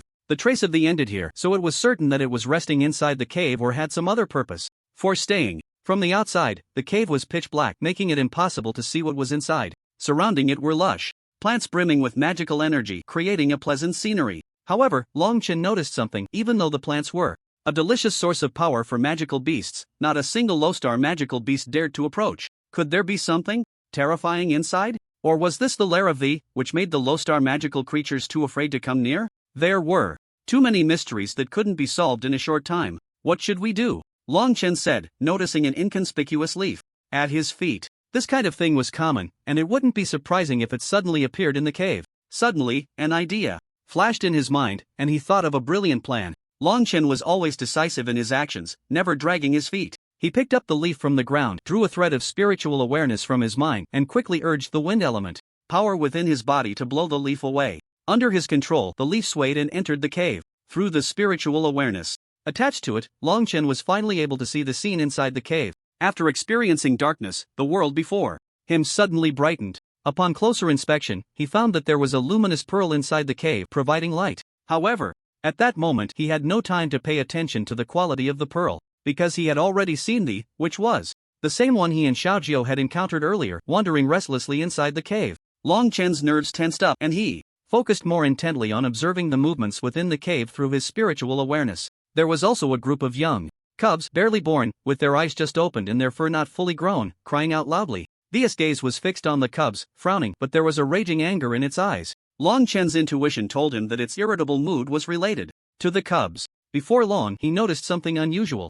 Although he was watching its cubs, it seemed to focus more on an empty spot, revealing a loving expression, as if searching for something. Just as he was trying to manipulate the leaf to get closer, he suddenly lifted its head, warily looking around. It was clear that it sensed someone was watching it. Long Chen chose to give up at that moment, retracting his spiritual awareness and returning to his body. But in his mind, he kept pondering the scene he had just witnessed in the cave. An idea gradually took shape. Xiaojiao, how many cubs does thee have in the litter? Upon hearing this, Xiaojiao was momentarily stunned but quickly reacted, then used her paw to write a crooked 9 in the dirt. Long Chen nodded, indicating that he understood. Thee has 9 cubs in a litter, but I only saw 8 in the nest inside the cave. In an instant, Long Chen understood why thee had been so irritable earlier. Its child had mysteriously gone missing, and as a mother, it must be anxious. However, Long Chen felt that the disturbance in the magical beast mountains was still somewhat suspicious. With so many surrounding cities, why is it that only the holy demon city is caught in such turmoil, facing wave after wave of attacks? There must be something amiss. The simple word coincidence cannot explain this at all. Moreover, magical beasts are not human, their thoughts are much simpler than those of humans, and they would never attack the holy demon city without reason. With this in mind, Long Chen had already decided to follow the sky-splitting tiger in the coming days, tracking its movements, to see if he could find anything suspicious. Just as he was about to meticulously plan, he heard a gurgling sound from his stomach. How embarrassing. Clearly, Xiaojiao also heard the sound of his hunger and mercilessly laughed, rolling on the ground, mocking him without restraint. Long Chen reached out and scratched its ear. Xiaojiao, let's find a place to fill our stomachs first, then we can come back and continue observing. After saying this, he set up a formation that could silently track the sky-splitting tiger, then left the area with Xiaojiao. Whoosh! They soon arrived at a nearby lake. After using his magic to catch a few fish, he made a fire to roast them. After eating and drinking his fill, Long Chen did not rush to leave. Instead, he sat quietly in place, circulating the condensation method within his body, allowing the magic power throughout him and the elemental energy he had absorbed over the past few days to merge well. After sitting in silence for about 10 minutes, he slowly opened his eyes, feeling clear-headed. After absorbing various elemental powers, the condensation method has improved quite a bit. After this exclamation, Long Chen took Xiaojiao and swiftly returned to a hidden stone behind the cave where the sky-splitting tiger had been. Fortunately, he was lucky. Not long after he returned, the sky-splitting tiger emerged from the cave, first looking around with great vigilance before stepping away from the area. Long Chen glanced at Xiaojiao in his arms and followed without hesitation. However, unexpectedly, the sky-splitting tiger did not go far but instead arrived at a nearby cliff. It let out a long howl and then made no further movements. Just as Long Chen was puzzled, he keenly sensed a powerful wave of magical energy coming from the surroundings. The overwhelming intensity of it even surpassed the magical fluctuations he had encountered with the bloodthirsty butterfly. No, it should be said that the two were not even on the same level. This wave of magical energy was even more terrifying, carrying an unstoppable feeling. Long Chen felt an urge to flee. He admitted he was cowardly because he couldn't risk his life for fun. However, before he could leave, a large group of magical beasts gathered not far away. flying in the sky, running on the ground, swimming in the water, everything was present. What the hell is going on? Long Chen found himself with no way to escape and could only use the holy light shield, combining it with the wood elemental power within his body to disguise himself. Thanks to the existence of the condensation method, he combined these two powers well, deceiving the surging magical beasts. In the open space not far away, magical beasts from all directions gathered there but did not engage in fierce fighting. Instead, they all lowered their heads respectfully in one direction, and the sky-splitting tiger was lying in that direction. It let out several howls towards the sky, seemingly issuing commands to these magical beasts. After a while, the gathered magical beasts simultaneously screeched in response, and in the next second, they turned and ran off in the same direction. Long Chen looked in the direction the magical beasts were leaving, and it was indeed towards the holy demon city. Now, there was no need to think about any random matters. It was almost certain the recent magical beast riots that the holy demon city had faced were intricately connected to the sky-splitting tiger before him. Long Chen furrowed his brows and began to ponder, recalling the information he had glimpsed in the cave. It seemed that the sky-splitting tiger had lost its cubs and suspected they were somewhere in the holy demon city. Well, by now, the reasons behind the matter had been investigated thoroughly and he could report back on the task received from the guild. Next, he only needed to focus on enhancing his magical power, striving to reach the level of an intermediate mage before leaving this place. It shouldn't be a matter of striving, it was a necessity to become an intermediate mage. He had no way back now. As he was lost in thought, Long Chen clenched his teeth tightly, suppressing the impulse to rush back to the holy demon city and resist the oncoming magical beasts alongside the guards there. After all, time was tight, and the task was heavy. The burden on him was too great for impulsiveness. Adhering to the principle of out of sight, out of mind, Long Chen decided to leave the vicinity of the cave and wander elsewhere, hoping to find low-star magical beasts to fight and quickly enhance his magical power. With that thought, he planned to step away. However, in the next moment, he felt an intense surge of magical power approaching, filled with a strong sense of anger. Long Chen's heart skipped a beat, and he quickly urged the magical power within his body. Wind flash. His clothes billowed as he was swept away by a gust of wind. As he left, he couldn't help but glance back. It turned out that the sky-splitting tiger had discovered his hiding place, which was why it had pounced on him. At that moment, the enormous and fierce sky-splitting tiger was glaring at him with wide eyes. Long Chen swallowed hard, accelerating the flow of his magical power, relying on his absolute speed to escape from there. After a moment, he confirmed he was completely safe before willing to stop the magical power and land in a nearby grove. Phew, what just happened was truly perilous. Luckily, I reacted quickly, or I would have lost my life. Long Chen gasped, still shaken. Even Xiao Jiao, having survived the ordeal, refrained from mocking his embarrassment. The man and the fox rested for quite a while before finally returning to normal. Long Chen quickly adjusted his mental state and began to operate the concentration technique, stabilizing the magical fluctuations caused by his earlier panic. Once he felt he was almost back to normal, he continued deeper into the magical beast mountain range with Xiao Jiao. However, this time, while on the road, he was more cautious to prevent a repeat of the earlier situation, constantly paying attention to the fluctuations of spiritual energy around him. Before long, he encountered a strange grove. Long Chen stood still, looking at the bizarre grove before him, genuinely unsure of what to say. The grove was filled with oddly shaped trees, each one different. There were even saplings shorter than him, as well as towering ancient trees reaching for the sky, which looked quite picturesque. Yet they all shared a common characteristic: they were bare, lacking lush branches and leaves. What on earth happened to this grove to end up in such a miserable state? Long Chen furrowed his brow, passing through, believing that this place might have once suffered an attack from magical beasts, which was why it had become what it was now. Just as he was about to exit the grove, a vine as thick as an arm suddenly sprang out from somewhere, wrapping around him without a word, and pulling him away forcefully. Just in time, I can finally try out the new wood-based attack magic I've comprehended. As Long Chen was operating the concentration technique, he noticed a change in the wood element power within his body, which had given birth to a new skill, Wood Blade. The Wood Blade, as the name suggested, transformed the wood element power into a small knife shaped like a leaf, attacking the target. Not only was it extremely fast, but it was also very sharp, capable of slicing through bones and splitting mountains. In the blink of an eye, Long Chen snapped back to his senses and shouted, "Wood Blade!" He immediately transformed the wood element power within his body into a light green dagger and cut at the vines that were wrapped around his legs. The vines sensed the threat and quickly loosened their grip on him, but they did not withdraw. Instead, they continued to swirl around him. Long Chen found this very strange and, after a long silence, asked, "So you want me to follow you?" As soon as the words left his mouth, the lingering vine suddenly froze, then began to shake rapidly. It felt as if a living person was nodding in agreement. Faced with such an odd situation, Long Chen decided to follow and see where it led. Guided by the vines, he arrived at the very center of the forest. Long Chen was shocked by the sight before him. In the Beastmaster Mountain range, every forest had a corresponding power center. It continuously supplied magical energy to the entire forest, which absorbed the spiritual energy of heaven and earth in return. However, the power center of this forest was in a deplorable state. It had been destroyed beyond recognition, a complete mess. Longchen knew that very few people visited the Beastmaster Mountain range, so it must have been damaged during a battle between magical beasts. Let me guess. Vines, what you meant earlier was that you want me to save this forest, right? Hiss, the vine shook rapidly again, making some noise. Long Chen gradually confirmed his thoughts, thinking that since he was already here, he might as well help to the end. After all, he only needed to inject magical energy into the power center and the forest would regain its vitality. Since he had encountered it, it was just a small effort to help this time. With that in mind, Long Chen no longer hesitated, quickly urged the magical energy within his body and effectively combined it with the wood element power.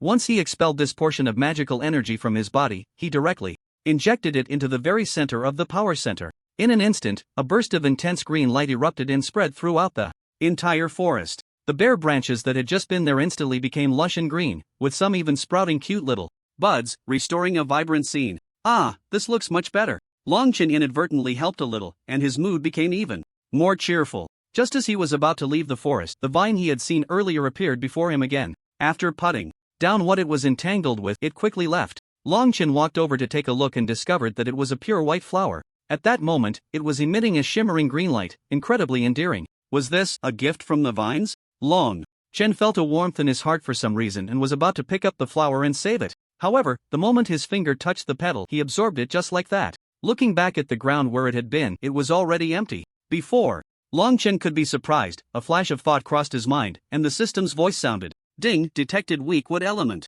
power, and there is an unlearned new skill, all things have spirits. Would the host like to absorb it? Absorb. Initially, Long Chen had only acted out of kindness, and since it wasn't a troublesome matter, he had saved the entire forest at the request of the vine. He never expected that such a casual act of help would lead to receiving a gift. But now, not only had he received an unexpected gift, but he had also enhanced his elemental power, which was simply a stroke of luck. Long Chen quickly found a relatively flat patch of grass to sit down and accelerated the magical energy within his body. At the same time, he began to operate the concentration technique to better absorb the elemental power. In an instant, when Long Chen opened his eyes again, he had completed the absorption of the newly accepted elemental power, feeling much more comfortable all over. I just don't know what this new skill really is. Long Chen had indeed learned a new skill, but it was passively received. He had never seen anyone else or any other magical beast use it, leaving him completely in the dark about it. After some thought, he decided not to use this skill for now. He wanted to conserve his strength. If he encountered a high-level magical beast or one that could put up a fight, it would be a major battle. Having come to this conclusion, Long Chen continued on his way with Xiaojiu. Not long after they set off, they encountered a grove that looked exactly like the one before, only this time it was lush and full of leaves. Long Chen immediately sensed that something was off. Two groves could have similarities, but it was absolutely impossible for them to be completely identical. If they were truly identical, then something strange was definitely afoot. With this thought, Long Chen became alert. Who dares to play tricks in front of me? He unceremoniously summoned the magic within him and directed it towards the nearby grove. Thunderclap bomb. A thunderous explosion echoed through the grove, but the trees did not catch fire or fall. The illusion of the forest wavered slightly before returning to its previous identical appearance. Now Long Chen was even more certain that something was secretly at work. Whether it was a person or a magical creature remained unknown. Long Chen had no time to ponder such things. Recalling that his previous attack had been effective against the illusion, he decided to increase his power and launched a different attack once more. Each strike was fiercer than the last, each one more powerful. Wind split palm, tornado, light sword, wooden blade. Relying on the endless magic flowing within him, Long Chen used his skills without hesitation. Under his relentless and fierce attacks, the illusion of the grove finally began to change. The colors faded more and more until it completely vanished. Only then did Long Chen see that what lay ahead was actually an open space. The ground was bare, not even a blade of grass in sight. In the very center of the clearing stood a magical beast, about half a person tall. Looking at him with round, greedy eyes filled with a desire akin to hunger for food. TSK, I thought it was something else. Turns out it's just a dream eater. Long Chen had excellent eyesight and immediately recognized it as a first-tier, 4-star dream eater, which was manageable for him and Xiaojiu to handle together. With this in mind, he patted the sleeping fox on his shoulder. Little ancestor, it's time to work. If you don't wake up now, there won't be any meat for you to eat. A whoosh Xiaojiu let out.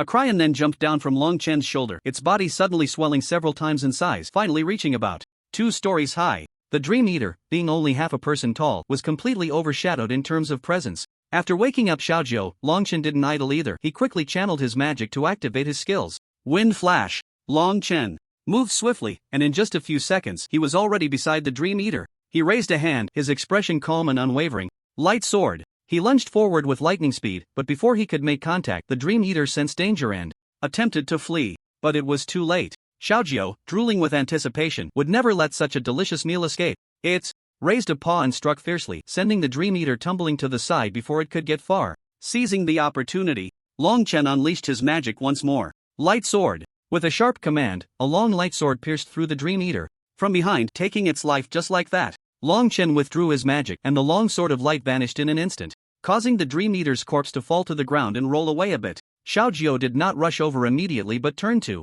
look back in the direction behind them. Seeing this, Long Chen patted its fur with satisfaction. Well done. Once I finish my inspection and confirm everything is fine, you can have your meal. As soon as he finished speaking, he awakened the system and initiated a detection of the magical creature. A few seconds later, a prompt sound rang out. Ding dong, new skill detected. Great Luo illusion. Would the host like to copy it? Copy. Long Chen answered without hesitation. After all, in his view, the ability to create illusions in front of others was a very important and powerful skill. Although its attack power was not strong, it could be quite lethal at times. If used properly, it could even yield unexpected effects. In an instant, at Long Chen's command, he felt a trace of spiritual energy entering from his dantian, quickly merging with his own magic and successfully hiding within his body. The absence of any rejection response was a good sign. Long Chen happily patted Xiaojiu on the head after subduing the Dream Eater. Alright, I'm done here. You can dig in now. Remember to leave me a leg, I'm still hungry. Xiao. Zhou grunted and then opened its large mouth, starting to gnaw on the Dream Eater, reducing it to just one leg in a matter of seconds. This little guy had quite an appetite. Long Chen silently scoffed at this and went to gather some branches from the nearby woods, successfully building a fire pit. He tied the hind leg of the Dream Eater and placed it on the fire to roast. Before long, the aroma of the roasted meat wafted through the air, stirring up appetites. I wonder if the meat of the Dream Eater is tasty. With that, Long Chen opened his mouth with a hint of anticipation and began to savor it. The meat was quite good, and with his skilled grilling technique, even without a hint of seasoning, the thigh meat was roasted to perfection and was very delicious. Xiaojiu lay nearby, its tongue flicking out as it caught the scent. Long Chen noticed and couldn't help but smile smugly. You can't blame me, you were the one who ate your share first. Mine can't be given to you, or else I'd go hungry. Ugh. Xiaojiu grunted twice, bared its teeth at Long Chen, and then simply turned its head away, lying down to rest with its eyes closed. Long Chen chuckled at its antics. By the time he finished the entire leg, he couldn't help but laugh at Xiaojiu's earlier expression. He patted Xiaojiu beside him and said gently, "Don't sulk, my little ancestor. Even though you didn't get to eat my roasted meat, how about this?" With that, he took out a wind crystal from the cloth bag at his waist and held it out in front of it. Xiaojiu's nose twitched, and it slowly opened its eyes. It glanced at the wind crystal, bared its teeth, and then devoured all the wind crystals in Long Chen's hand, leaving none behind. Long Chen clapped his hands to shake off the dust. You've eaten your share, so I'll take that as you forgiving me. Ancestor, can we set off now? As soon as he said this, Xiaojiu stood up, shaking its abundant fur all over. In the next moment, the magical beast that had been 2 stories high transformed into a well-behaved little fox, the kind that could be cradled in one's arms. Xiaojiu leaped high and directly jumped onto Long Chen's shoulder, finding a comfortable angle before lying down to take a cozy nap. Long Chen looked at its adorable appearance and couldn't help but smile again. What a carefree little creature. With that, he continued on his journey with the little fox on his shoulder. On the journey ahead, the man and the fox encountered several magical beasts again, but since their ranks were not high, they were all defeated by their combined efforts. Long Chen was responsible for checking the magical beasts for any skills that could be absorbed or copied, while Xiaojiu handled the corpses, completely dismantling them for consumption. The man and the fox worked well together, acting swiftly and never causing any trouble. On the night 3 days later, Xiaojiu revealed its true form, preparing to sleep. Long Chen was about to lean against it when he felt that Xiaojiu seemed somewhat different from before. It felt as if it had grown quite a bit. Xiaojiu, have you been eating too much meat lately, and gotten a bit chubby? The moment Xiaojiu heard the word chubby, it immediately opened its eyes, looked at Long Chen without hesitation, and howled to the sky. Oh, alright, how could my Xiaojiu get chubby? Perhaps it has devoured many magical beasts recently, and is on the verge of evolution. Upon hearing this, Xiaojiu's mood finally calmed down. It glanced at Long Chen and continued to lie down to sleep. Long Chen didn't tease it anymore. Instead, he found a suitable spot and lay down on the thick fur, feeling incredibly soft and comfortable beneath him. He gazed up at the night sky, unable to suppress his endless thoughts. Since entering the magical Beast Mountain range, his strength had improved significantly, but he remained stuck at the 9-star magician level, unable to break through the final barrier to successfully advance to an intermediate magician. This was a major issue. He needed to speed up the process rather than being satisfied with his current gains. However, advancing to an intermediate magician, even if he was anxious, was futile. What he needed was a suitable opportunity. Only then could he break through the limitations and successfully advance. As for when and where this opportunity would arise, that was uncertain. The only way to encounter it was to wait. Sigh, I might as well sleep, maybe I'll wake up tomorrow morning and find it. After saying this, Longchen slowly closed his eyes. At that moment, he was unaware that he had unwittingly made a prophecy about the events of the next day. When Longchen woke up the next morning, he slowly opened his eyes to find it was a clear and beautiful day. The sounds of birds chirping and cicadas buzzing filled the air. Everything was so harmonious and peaceful. However, he didn't have much time to enjoy the scenery around him. After hastily filling his stomach and confirming he hadn't left anything behind, he set off with Xiaojiu. Not long after, Longchen felt a strong fluctuation of spiritual energy. His heart tightened and he cautiously retreated, hiding behind a large, leafy tree. From his vantage point, he observed the movements not far away. Soon, a strange-faced monkey passed by him, followed by a winged dragon. The strange-faced monkey glanced in his direction, grinning mischievously, and threw a fruit over. Longchen couldn't be sure if the fruit had any traps, so in a moment of panic he activated the holy light shield to block it and jumped to the ground. This, however, meant he had exposed his location to the winged dragon. Damn it, I'd been set up by that wild monkey. He cursed inwardly, and when he looked up at the sky, it was clear that the winged dragon had already noticed the commotion. It abandoned its pursuit of the strange-faced monkey and shifted its target to him. Wind flash. Longchen knew he couldn't escape, so he used a delaying tactic, jumping away at high speed while carefully observing the winged dragon that was chasing him. This was a second-tier, 3-star magical beast. With its enormous wings, it could shake trees within a 10-mile radius. Its sharp teeth and fierce demeanor made it clear that once caught, there would be no bones left. Longchen assessed the strength comparison in his mind. The situation was probably 50-50. If it really came to a fight, with him and Xiaojiu joining forces, they might not be at a disadvantage against this wyvern. In short, they could hold their ground. However, it was crucial to grasp the right timing and approach. They must not act recklessly. Otherwise, they would suffer a crushing defeat, and there was even a chance they could lose their lives. After serious consideration, Longchen made up his mind to engage in a direct confrontation with the wyvern behind him. The first thing to address was the inherent disadvantage of not being able to fly. The ancestor behind him had wings, and even if it were a first-tier magical beast, it would be difficult to deal with, let alone a second-tier adult magical beast. Longchen hurriedly instructed the system, can you copy the wyvern's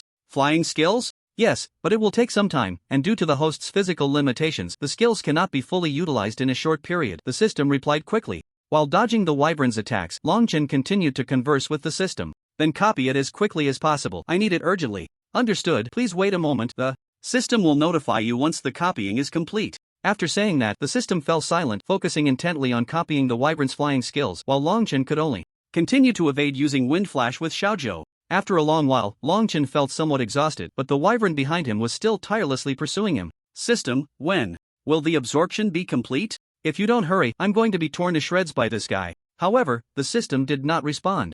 Longchen was as anxious as an ant on a hot pan. Losing his last bit of patience while dodging, he stopped and prepared to confront the wyvern head-on, ready to fight to the death. Just then, a voice suddenly echoed in his mind. Ding! Dong, congratulations, host, you have successfully copied a new skill, flight. Would you like to use it now? Use it. Quickly give me a pair of wings. Longchen was overjoyed and activated wind flash again, jumping to a position several dozen meters away. At the same time, he felt a slight itch on his shoulder, as if something was growing outward. When the wyvern attacked again, he instinctively controlled the wings that had sprouted from his back to evade its fierce assault. Well, would you look at that? These newly grown wings are quite useful. Longchen turned back and gave the wyvern the middle finger. Don't think you're the only one who can fly, now I have wings too. We're on equal footing now, you're done for. Moreover, he had Xiaojiu as a powerful ally. Finally having a pair of wings, Longchen moved more freely, and while dodging the wyvern's attacks, he inadvertently caught a glimpse of his current appearance in a nearby lake. Flowing black hair, a handsome face, and an aura of coldness radiating from him. Everything was fine, except for one disharmonious aspect.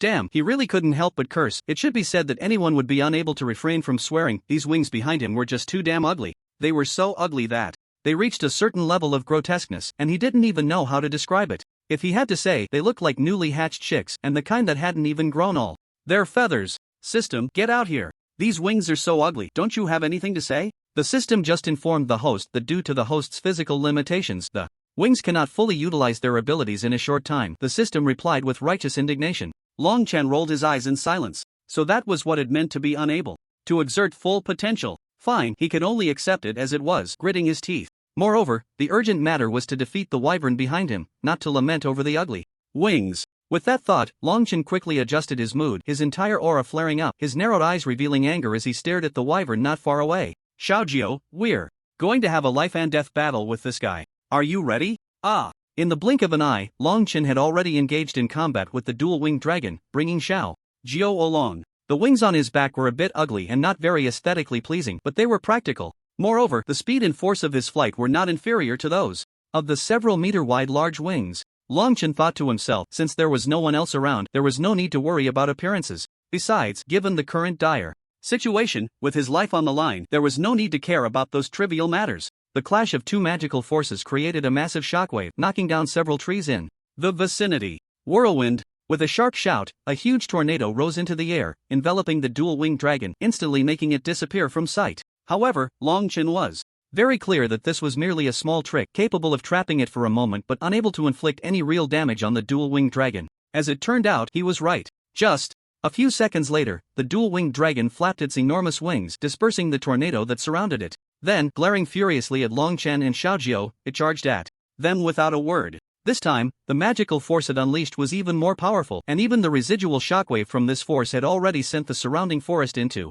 disarray. Relying on the wings behind him, Long Chen made a quick movement to evade the dual-winged dragon's attack. Xiaojiu, being a magical beast, was naturally much more agile than a human, and in a series of twists and turns, it had already jumped to a far-off location. Tisk, just having this much isn't enough, Long Chen muttered to himself, then shifted his gaze to the dual-winged dragon's wings. This was the natural advantage the dual-winged dragon had in their battle. If those wings were gone, its combat power would be reduced by more than half, making it no different from a first-tier magical beast. As the saying goes, strike the snake at its 7 inches, capture the king first when catching thieves. With this thought, Long Chen made up his mind and no longer hesitated. He turned to Xiaojiu and gave it a knowing glance, then looked at the dual-winged dragon not far away and pointed at the wings on his back. After fighting side by side for so long, Long Chen and Xiaojiu had developed a tacit understanding that was far from trivial. Some things could be understood instantly, without needing to be said. Xiaojiu immediately understood, realizing that Long Chen was trying to attract the dual-winged dragon's attention so that he could take the opportunity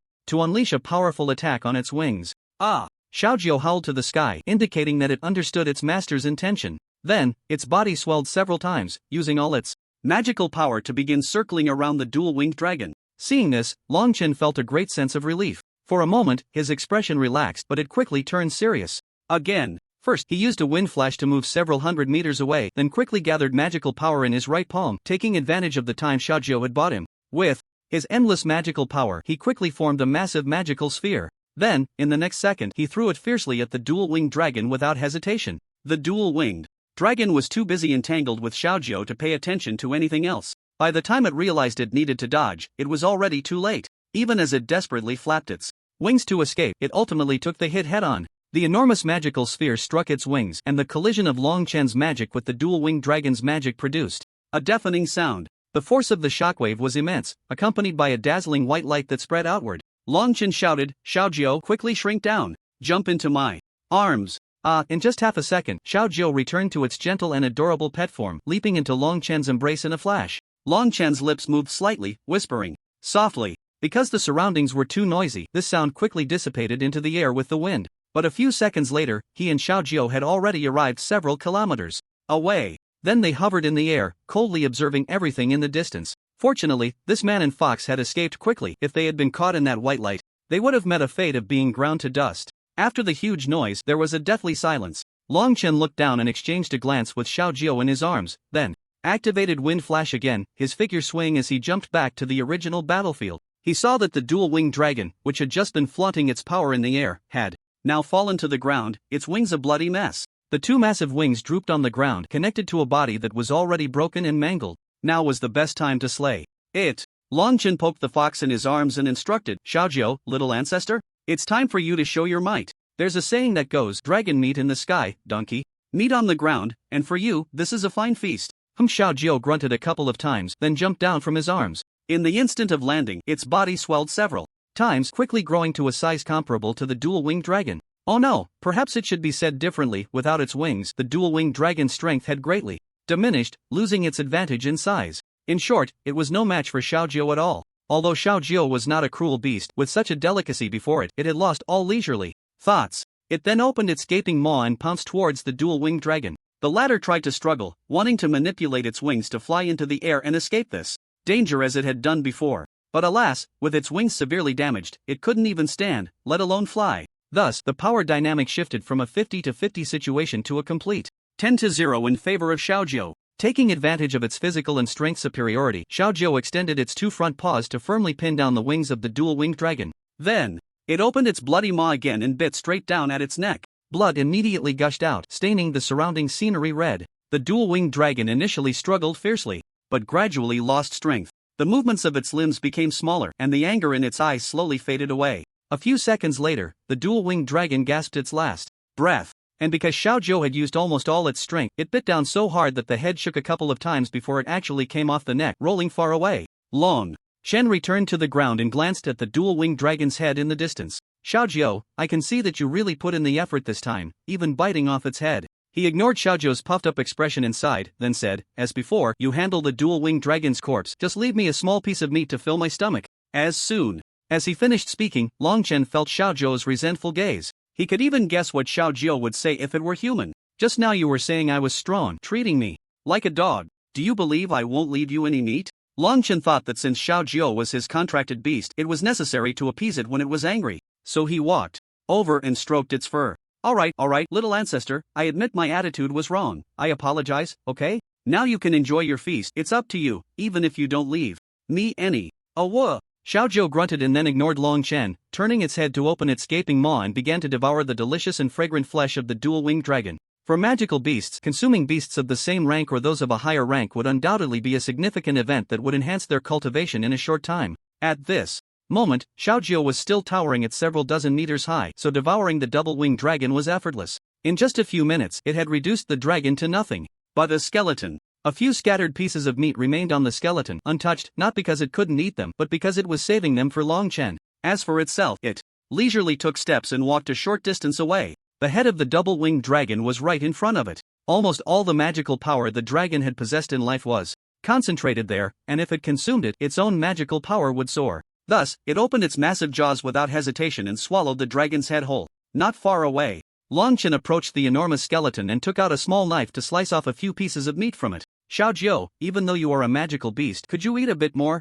Elegantly? That huge dragon head just gulped down like that. Before he could finish, he keenly sensed the magical fluctuations emanating from Xiaojiu. Looking towards the center of the magical energy, he saw it was coming from Xiaojiu's tail. There, an immense amount of magical power suddenly coalesced, and after a flickering flash of white light, a new tail began to visibly grow from Xiaojiu's rear. Long Chen's eyes widened in surprise. Xiaojiu, you're already a three-tailed beast. Try to unleash all your magical power and see how it feels. Let me know what your current strength is. Oh whoa! Xiaojiu let out a loud cry in response. The next second, it no longer restrained its magical power and displayed all the strength it currently possessed. In an instant, Long Chen felt a powerful surge of magical energy rushing towards him with incredible force. If he hadn't dodged in time, he would have likely been blown away into the clouds. After a while, Long Chen landed back on the ground and walked over to Xiaojiu, reaching out to touch the newly grown tail. Hey, I didn't expect the new tail to be so soft. Poof. Xiaojiu yanked its tail back, then shot a glance at Long Chen. It then walked straight to a nearby lake, admiring its current appearance in the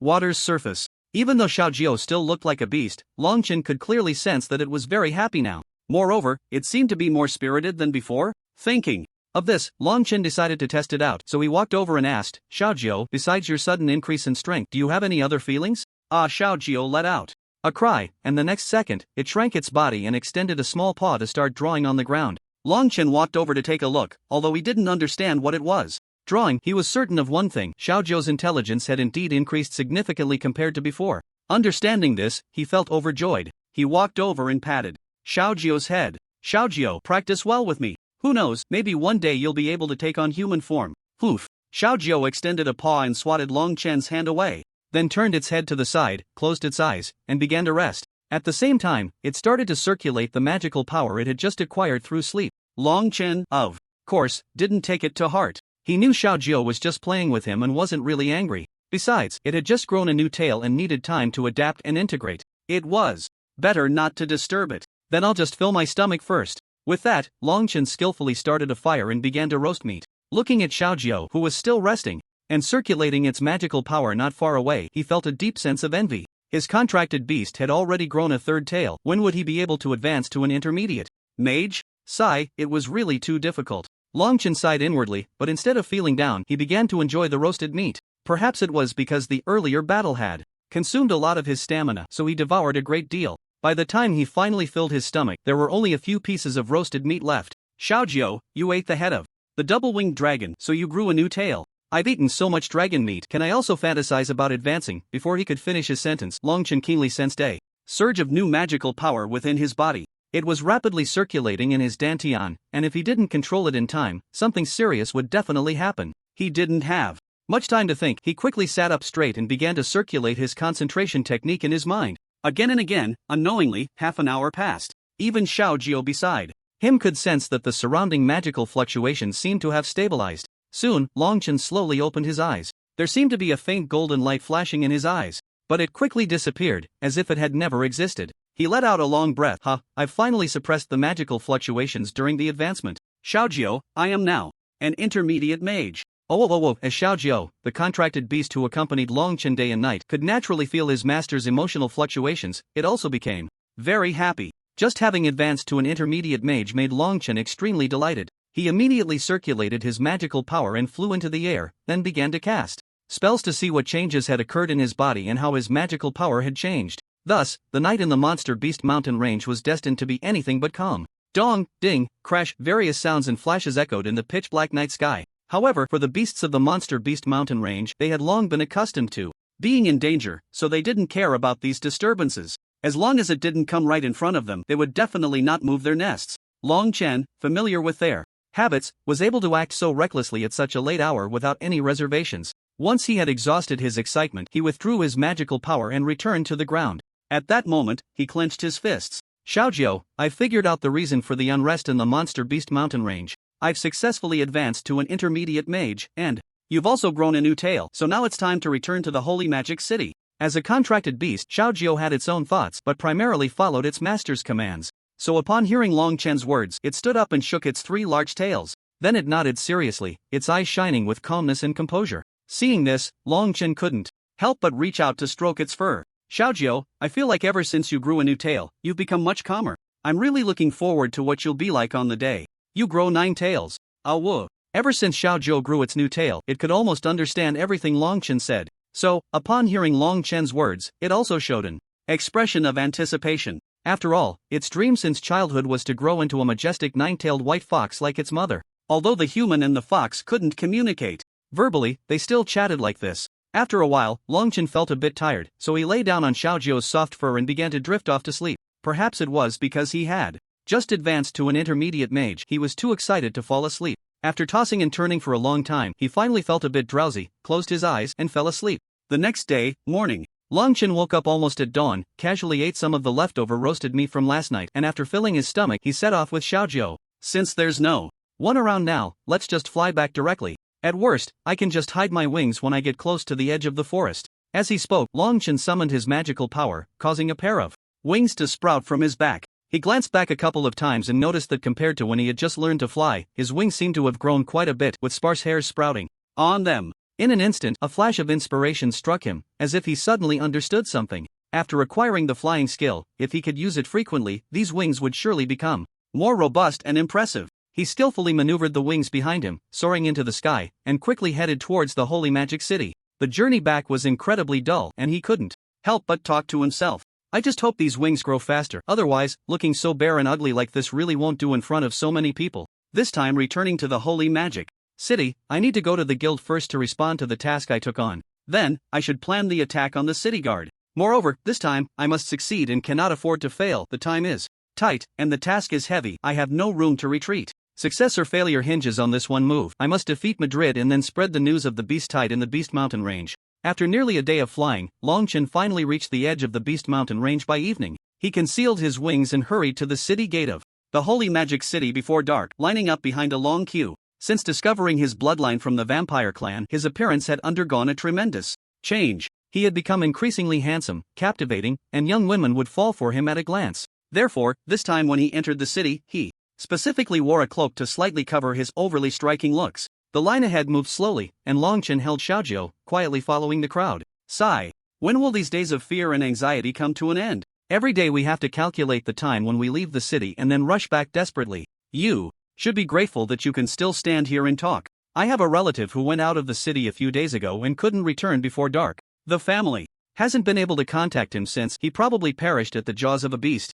So what? We ordinary people can't speak recklessly, otherwise, we wouldn't even know how we died. Long Chen followed closely behind the whispering people, naturally hearing every word of their conversation. The corners of his mouth curled up slightly, revealing a hint of a cold smile. As the time for the city gate to close approached, not only were the common people anxious, but even the city guards responsible for the inspection were extremely busy. Seeing this, Long Chen stretched his neck to look ahead and felt that he might not make it through the city gate before it closed. Therefore, he had to use his privileges. With that thought, he stepped out of the line and quickly approached a few city guards who were in charge of the inspection. The citizens of the Holy Magic City waiting in line were very dissatisfied upon seeing this. What is that person doing? Why?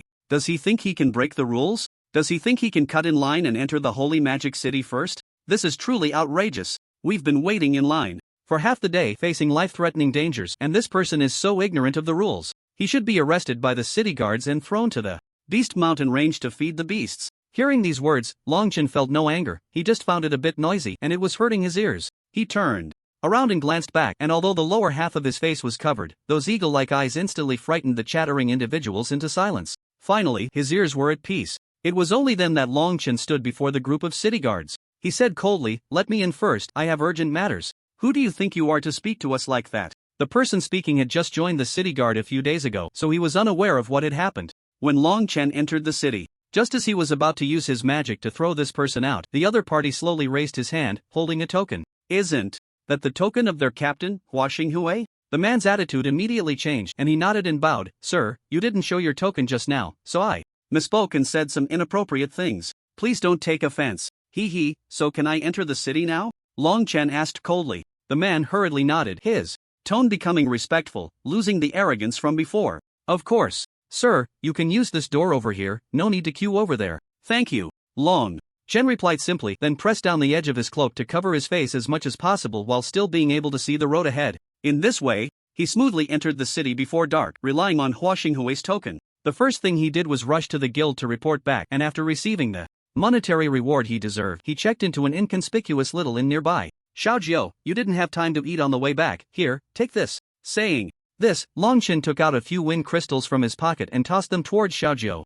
Xiaojiu jumped up, opened his mouth wide, and caught the thrown wind crystals. Then he wagged his tail a few times and comfortably lay down. Not long after Xiaojiu lay down to rest, Long Chen, who had been on the road all day, also felt very tired. He ate a little to fill his stomach and then went to sleep. Perhaps because he was too exhausted from the journey, he fell into a deep sleep shortly after his head hit the pillow. When he opened his eyes again, it was already the next morning. He sat up cleanly from the bed, putting on his clothes, while starting to think. If he wanted to spread the news about the unrest in the Beast Mountain range, he would need to get the message to the city lords, mansion and the higher-ups of the Holy Magic Academy. They must know this news and start taking remedial actions, while it hasn't turned into a major disaster. Yet, there is still time. However, he was new here and not familiar with the situation in Holy Magic City, nor did he know where the city lord's mansion and the higher-ups of the Holy Magic Academy were located. Moreover, those kinds of people were not someone he could easily approach. To catch the thief, first catch the king. The root of all problems lies with the highest leader of the city guard, Madrid. As long as I take this guy out, the news will definitely reach the city lord's mansion and the academy's higher-ups. Long Chen quickly determined his course of action and finished getting dressed. Just as he stepped out of the inn, preparing to head towards the camp where the city guard was gathered, he suddenly heard a loud noise nearby. The sound came from the direction of the city gate, where flashes of blinding light were occasionally seen. Something must have happened. In fact, according to Long Chen's personality, he was someone who liked to meddle in other people's business. But now, with Long Amor and Long Yenner in this holy magic city, they were the only two relatives he had left in this world, and he couldn't ignore their lives or deaths. Therefore, Long Chen immediately changed direction and hurried towards the city gate. The noise from the city gate grew louder, and the fluctuations of magic became more intense. Wind flash. At this critical moment, Long Chen couldn't care about anything else and directly used his magic to reach the city gate as quickly as possible. He then found the gate tightly closed, with a group of city guards struggling to fight on the city wall. He saw someone collapse from exhaustion, and the remaining guards quickly filled his position. Damn it, why are these beasts rioting at this time? It's so unexpected. We barely managed to close the city gates, but now holding them off is really exhausting. Sigh, even if we have grievances, we can only hold on desperately. I'm afraid this situation won't last long. If reinforcements don't come from above, what will we do if one day we can't hold on any longer? We can't speak despairingly, can we? Are you going to watch as tens of thousands of citizens in the city are sent to their deaths? Long Chen stood below, clenching his fists upon hearing these words. A raging fury surged in his eyes, and the aura around him became terrifying, causing no one within a 10-meter radius to dare approach. However, he didn't care about that and whispered, "Tornado." As soon as he spoke, a small tornado appeared out of nowhere on the ground, gradually growing larger and taller, lifting him up to the top of the city tower. Suddenly, a strong wave of magical energy surged from behind, causing the city guard to feel alarmed. They thought a beast had taken advantage of their unpreparedness to infiltrate the city, and now it had even attacked the city tower. A few of them turned around and saw a man in a black robe standing not far away, cradling a fox that was pretending to be asleep. "Who are you?" "It's me." As soon as the words fell, Long Chen removed the hood covering his face, revealing his true appearance. His long hair, as dark as ink, was simply tied back and hidden beneath his clothing. His face was sharply defined, as if a character from a comic had stepped into reality. He exuded a cold aura, along with the unique dignity of a strong person. The most striking features on his face were his obsidian-like eyes, indifferent, calm, and filled with complex emotions that ordinary people couldn't comprehend. Once everyone finally saw his true face, realizing he was not a villain but an acquaintance, they relaxed a bit. Someone stepped forward.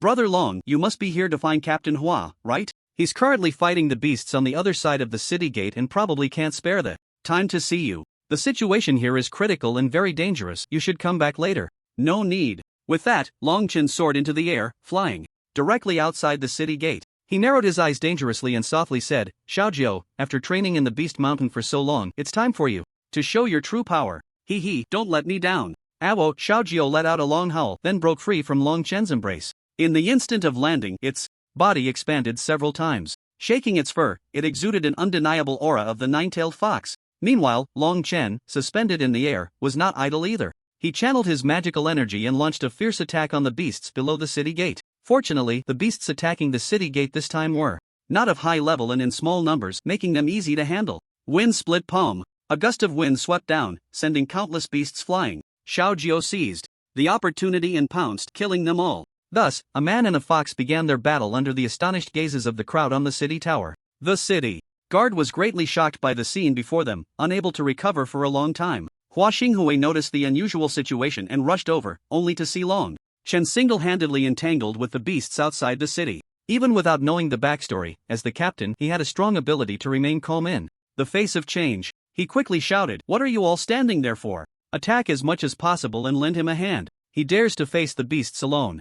Are you all afraid?" With just a few words, the emotions of the city guard were stirred up. Everyone, scolded back to their senses, launched an even fiercer attack than before. Long Chen felt the attacks from the city tower starting again while he was fighting alongside Xiaojiu. Watching Xiaojiu, who was wrestling with the magical beasts, he frowned. "Xiaojiu, pay attention to the attacks from the city tower, don't get hurt." "Oh whoa." After hearing his warning, Xiaojiu howled to the sky. In the ensuing battle, it easily intercepted the attacks from the city tower with its intelligence far surpassing that of other magical beasts, biting off one beast's head after another. On the city tower, Hua Xinghui commanded his subordinates to launch a fierce assault. In front of the city gate, Long Chen calmly dealt with the magical beasts alongside Xiaojiu. Although the two sides had not communicated, their cooperation was seamless, producing an effect greater than the sum of its parts, unleashing tremendous power. It was unclear how much time had passed, but by the time the sun was directly overhead, the battle finally came to an end. Long Chen softly called out, "Xiaojiu, come back."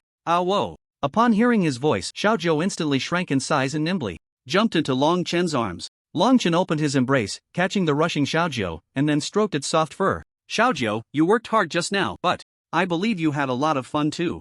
"Oof." Xiaojiu understood Long Chen's words and let out a few grunts to express its feelings. After all, they were under the watchful eyes of many, and in such a critical moment, there was no time to dawdle. The tenderness on Long Chen's face vanished in an instant. Since he was facing away from the city tower, the city guards didn't notice this fleeting moment. He turned around, wearing a cold expression, and when he landed on the city tower, Holding Xiaojiao, there was no significant emotional fluctuation. The city guards wanted to approach him, but due to the obvious aura of "keep your distance," they felt intimidated and no one dared to come closer. Hua Xinghui stepped forward. "Brother Long, thank you so much for your help just now. Without you, we might not have survived this attack." Hearing this, Longchen paused, turned his head, and locked eyes with Hua Xinghui. His gaze was calm and unruffled, yet seemed to contain turbulent waves. After a long moment, he spoke indifferently, asking in a deep voice, "Captain Hua, have you never thought about how long this kind of life will continue? When will it end?" The usually decisive Hua Xinghui was momentarily at a loss for words, unsure how to respond.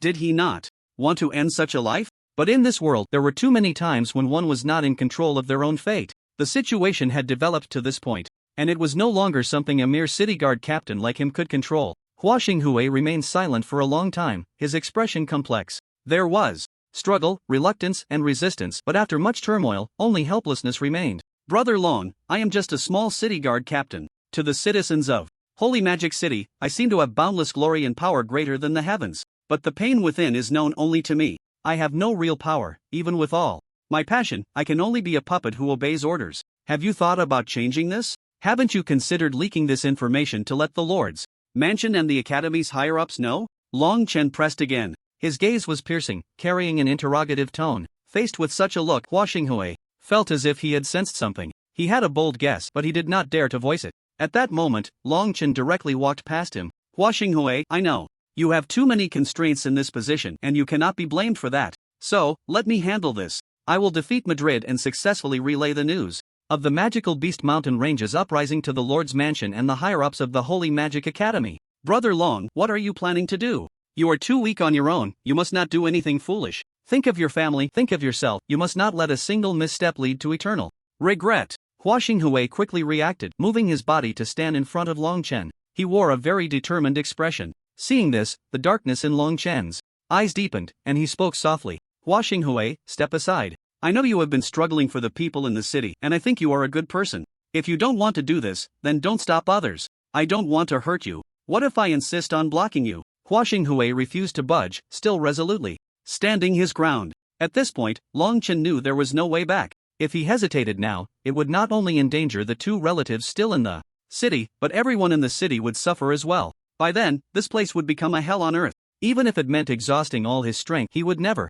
allow such a scenario to occur. With this thought, a cold glint flashed in Long Chen's eyes. "Since you insist on this, then don't blame me for being merciless. You can't stop me." As soon as he finished speaking, he used the power of the whirlwind to soar into the air, then threw Xiaojiao aside. "Xiaojiao, you go wait over there. I can handle him alone." "Ah!" Xiaojiao let out a cry and then jumped onto a platform to watch everything unfold. On the other side, after setting Xiaojiao aside, Long Chen immediately gathered his magical power and ruthlessly attacked Hua Xinghui, who was not far in front of him. The members of the city guard regarded Hua Xinghui as their leader, and they had just witnessed Long Chen's strength while dealing with the magical beasts. They were eager to help their leader. But before they could rush over, Hua Xinghui stopped them. "You are not allowed to come over. This is a personal battle between me and Brother Long. No one is allowed to interfere. Boss, you can't possibly win against him. You'll die at his hands," the members of the city guard shouted in unison, their urgency adding fuel to the fire, like ants on a hot pan. However, even so, Hua Xinghui had no intention of asking them to help. "So what? If I die at Brother Long's hands, then it's worth it. Hua Xinghui, you didn't have to come to this point." Long Chen's eyes showed a compassionate expression. "You shouldn't be blocking me. I am the captain of the city guard, responsible for maintaining the safety of all the citizens of Holy Magic City. I absolutely cannot allow you to act recklessly here. Therefore, I will not back down." With that, Hua Xinghui gathered his strength and prepared to fight Long Chen. Hua Xinghui was, after all, a high-level 5-star swordsman, his strength far surpassing that of ordinary city guard members. Long Chen appeared to be an intermediate magician, but with his continuous supply of magical power, killing opponents of a higher level was a common occurrence for him. As the two fought, dust and sand flew around, and smoke billowed. The onlookers could only feel the fluctuations of magical power and see the scattered sand and stones. They couldn't even make out the figures of the two combatants. Long Chen didn't want to waste time. Each of his attacks was more ferocious and deadly than the last. Wind split palm. With a sharp shout, Long Chen unleashed a powerful gust of wind with his palm, but as he got closer to Hua Xinghui, he heard a message conveyed through magical power. The voice was calm, filled with deep emotion. "Brother Long, do you remember the last time I saw you? You were just a 5-star magician, and now, in just a few short days, you have already grown into an intermediate magician. Your rate of progress is the fastest I have ever seen. Just now, watching you deal with the magical beasts outside the city, I thought perhaps you really are the one to break the deadlock. You. The shift came too quickly, and Longchen was shocked, finally understanding Hua Xinghui's true intentions. But the wind-split palm had already been unleashed, and there was no way to retract it midway. He could only try to withdraw his magic power as much as possible to lessen the consequences. However, unexpectedly, Hua Xinghui charged straight at him the next second, colliding with him, and with his last ounce of strength said, "Brother Long, if it's you, I believe you can do it. Please don't let me down." With a loud bang, Hua Xinghui's body fell like a meteor. Fortunately, a few members of the city guard acted quickly and rushed back to catch him. At that moment, Hua Xinghui was covered in blood, his face smeared with streaks of it. His eyes were tightly shut, and a large hole in his chest was continuously oozing blood. Seeing this, the city guard members, who had fought alongside him, could no longer hold back. A few hot-blooded ones were ready to fight Long Chen to the death. Long Chen let out a cold laugh. "With just you few, you're not even enough to fill my teeth. I advise you to see the situation clearly and not to block me any further, or your fate will be worse than your captain's. Our captain was killed by you. Don't think you'll get away with it." Someone glared in anger, his eyes bloodshot. These people had already fallen into madness, and Long Chen didn't waste any more time on them. With a light wave of his hand, he sent them flying several hundred meters away. Then, he walked straight to Hua Xinghui's body. The nearby city guard members saw this and roared, rushing forward, "You devil, don't touch Captain Hua's body. Xiaojiu, tell him not to disturb me." At Long Chen's command, Xiaojiu appeared out of nowhere. The moment it landed, its body swelled several times. With three majestic tails gently swaying, the magic power it emitted knocked several people down. He sighed softly, "Captain Hua, don't worry, I won't let you down. All things return to spring." As soon as he said this, a green, glowing light appeared in Long Chen's palm. The light was extremely gentle, seemingly full of vitality, carrying a reassuring power. He placed his palm near Hua Xinghui's wound, gently channeling his magic power, and the green light gradually detached from his palm, entering the wound.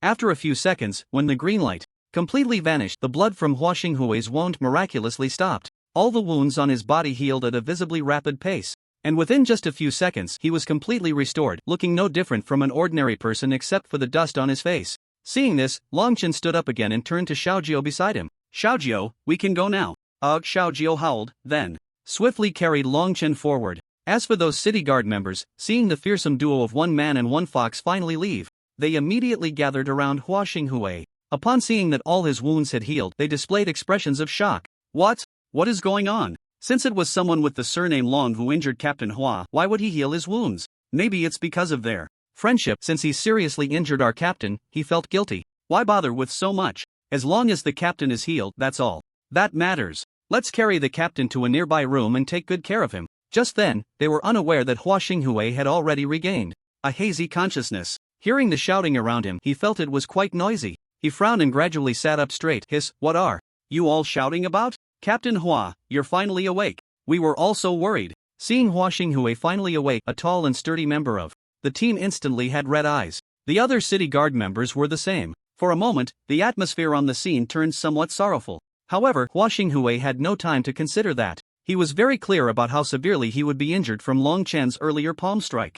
But now that he was alive and well, it was definitely Dragon Brother who had come to his rescue. After glancing around, he noticed that Dragon Chen was nowhere to be seen. "Where is Dragon Brother?" "Captain, it was him who seriously injured you earlier and then healed you. I just saw him heading towards the city guard camp." At this point, the team paused for a moment and then one of them scoffed. "Captain, why do you ask about him as soon as you wake up? If it weren't for him, you wouldn't have been so badly hurt, and he pretended to be kind while healing you." "Shut up." Hua Xinghui's brows furrowed into a frown, and he shot an impatient glare before standing up straight and coldly commanding, "Gather all the members of the city guard immediately. Leave some behind to guard the city gate, and the rest will follow me back to the camp now." "Captain, are you going to?" One person's question was cut short by Hua Xinghui's undeniable glare. Hua Xinghui had fought alongside the members of the city guard every day, so their strong bond of camaraderie was unshakable. At his command, the other team members hesitated for only a moment before choosing to obey. Thus, under Hua Xinghui's leadership, 2/3 of the city guard members followed him, fully armed, towards the camp.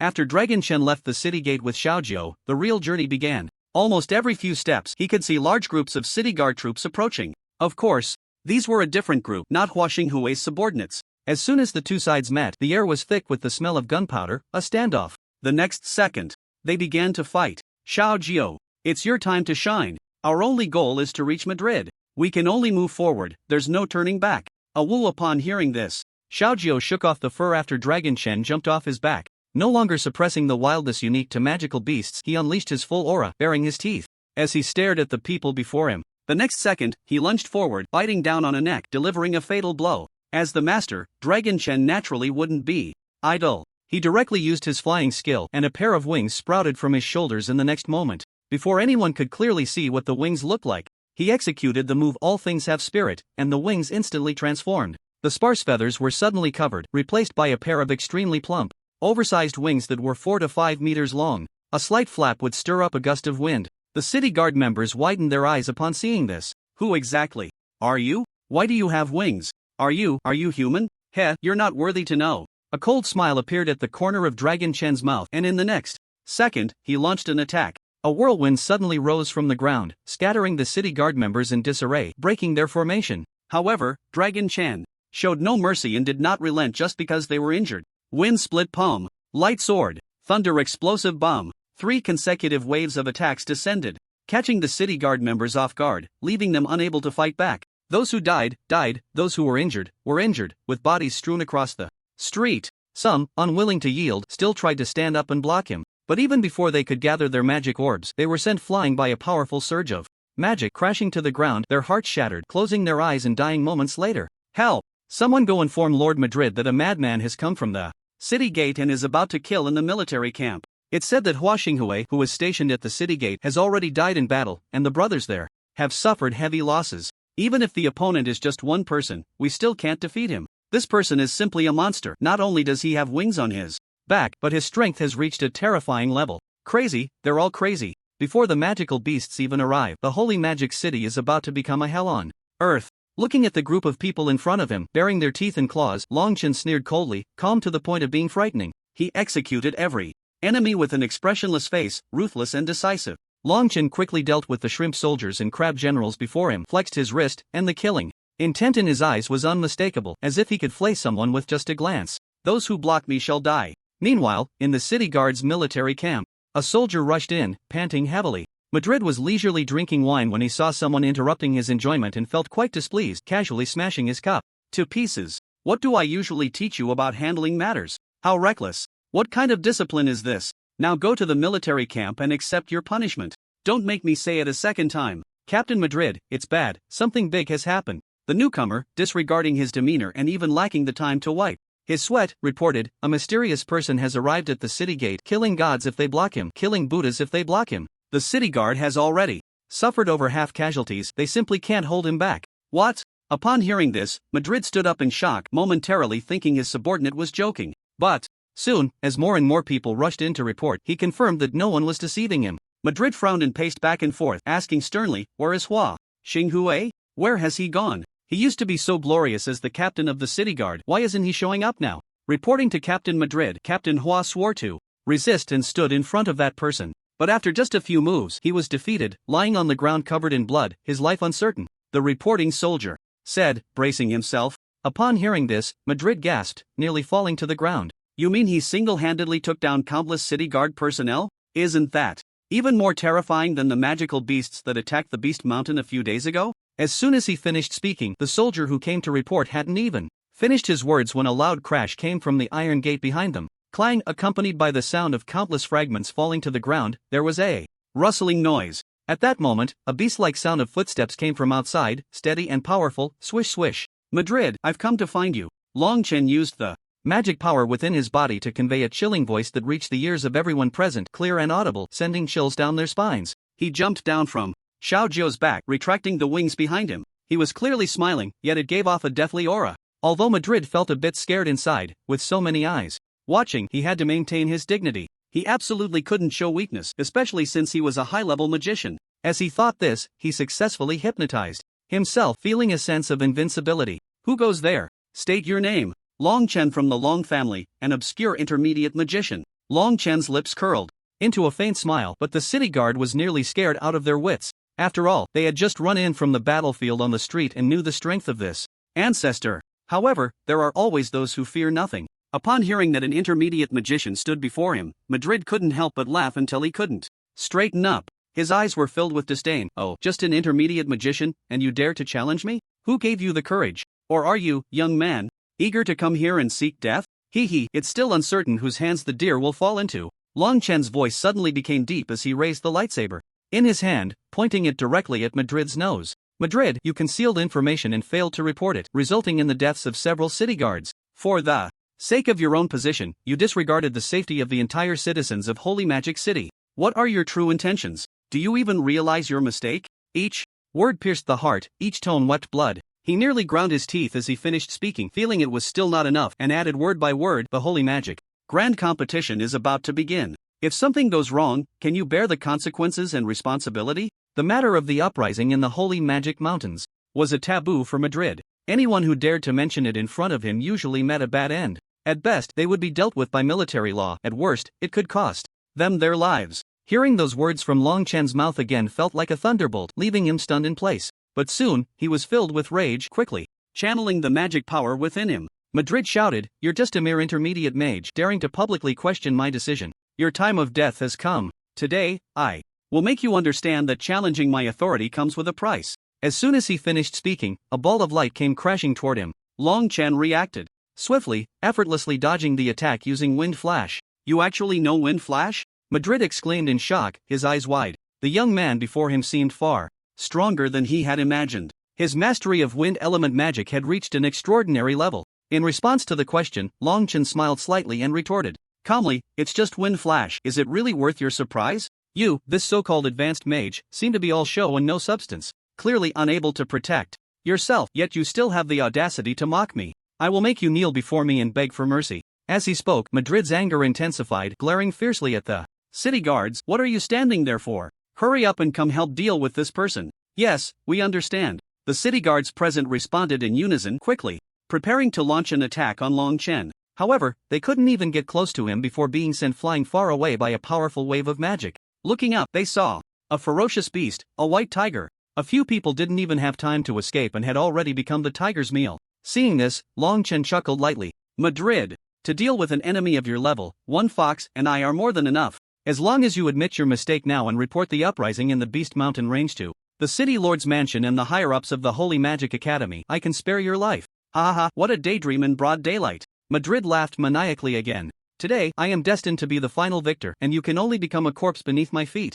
Heh, Madrid, I still want to ask who gave you the courage to say such things in front of me." Long Chen flipped his wrist, gathering magic power before swiftly throwing out Wind Split Palm, sneering, "What I enjoy the most is challenging those above my level. Since you look down on intermediate mages, today I will let you experience the power of an intermediate mage." With that, he stopped wasting words and focused on battling Madrid. To be fair, Madrid's strength was not weak. After all, he was an advanced mage, and his power was evident. But he had a fatal weakness. He was too arrogant. They say that pride leads to defeat, and this saying is not without reason. Facing a strong opponent like Long Chen, Madrid still remained unconcerned, and even mocked him for being an intermediate mage, which predetermined his failure from the very beginning. As time passed, the battle between the two sides entered a state of stalemate. At this moment, Madrid began to regret his earlier words. The young man named Long Chen, although only at the level of an intermediate mage, was surprisingly powerful, perhaps even stronger than him. He feared death, but even more so, he feared not being able to enjoy wealth and glory after death.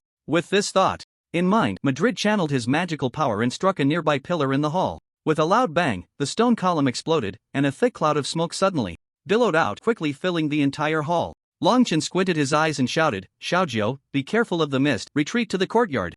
With a long howl, Xiaojiu turned and left without hesitation, jumping into the courtyard at the same time as him. At that moment, Madrid also rushed into the courtyard and cast a spell towards the sky, sending out a signal. "All city guards, respond. Launch a fierce attack on this man named Long Chen." However, there was no response to his command. This only made Madrid, who was already at a disadvantage, even more anxious. He sent out another signal but still received no reply. Where have these useless fools gone when I need them? Madrid, it's not too late for you to beg for mercy now. I might consider leaving you with a whole corpse. Long Chen, growing impatient with the situation, warned him. Just then, a synchronized sound of footsteps and a strong wave of spiritual energy suddenly came from outside the camp. Clearly, a large group of people had arrived. Upon hearing the footsteps, Madrid was overjoyed. Long Chen, my troops have arrived. No matter how powerful you are, you can't escape death now. Captain Ma, who said I am your troops? Hua Xinghui's voice was as cold as ice, striking Madrid like a hammer on the head. The latter was instantly dumbfounded.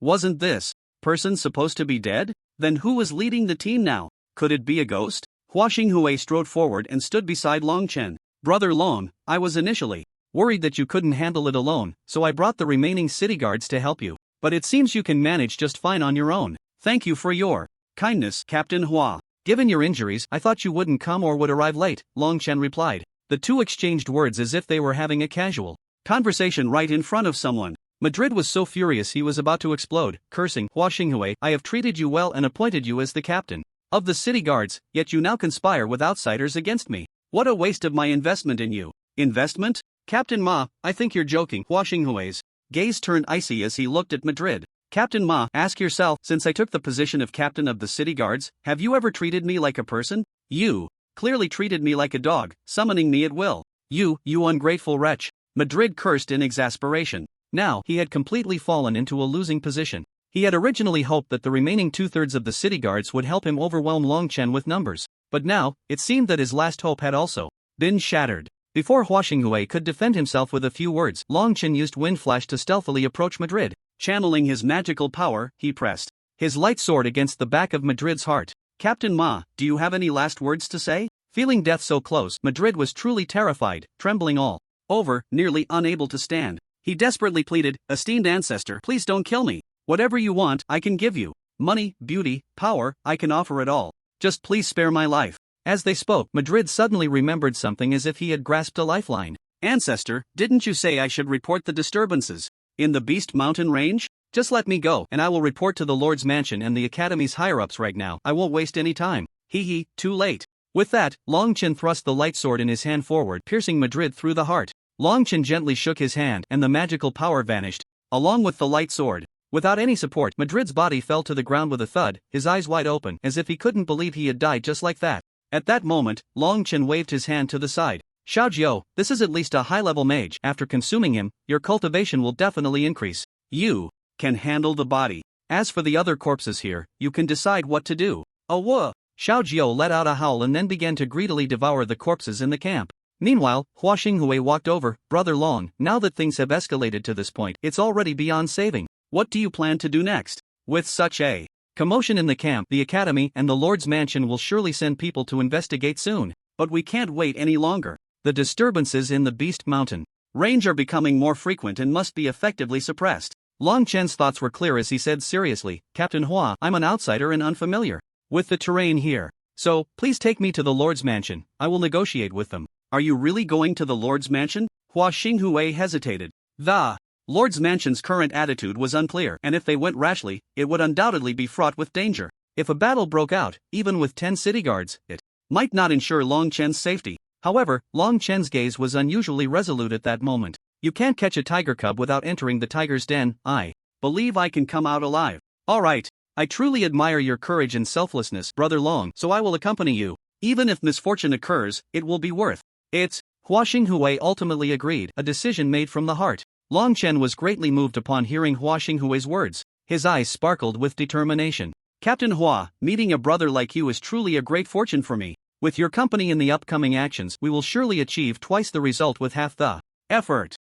Brother Long is really overpraising me. Protecting the safety of the citizens of Holy Magic City is my duty. Without your repeated assistance, the entire Holy Magic City might have fallen into an extremely dangerous situation due to Madrid's selfishness. Hua Xinghui looked at Long Chen with eyes full of gratitude. However, within that evident gratitude, there was also a hint of admiration, gradually intensifying. Long Chen wasn't a fool. He could naturally sense Hua Xinghui's respectful gaze, and had a rough idea of what was going on. He wanted to ask something but, considering there were more important matters, he held back his words. Instead, he shifted the conversation to what needed to be done next. Captain Hua, time is tight and the task is heavy. You should hurry and take me to the Lord's Mansion. I want to seize the initiative and be the one in control, rather than a passive subject being interrogated by those in the Lord's Mansion. Alright, then let's set off now. After saying that, Hua Xinghui prepared to call his subordinates to fetch the horses, but just as he started to speak, he was directly stopped by Long Chen. Long Chen leaped onto Xiaojiu's back and then extended his hand to Hua Xinghui.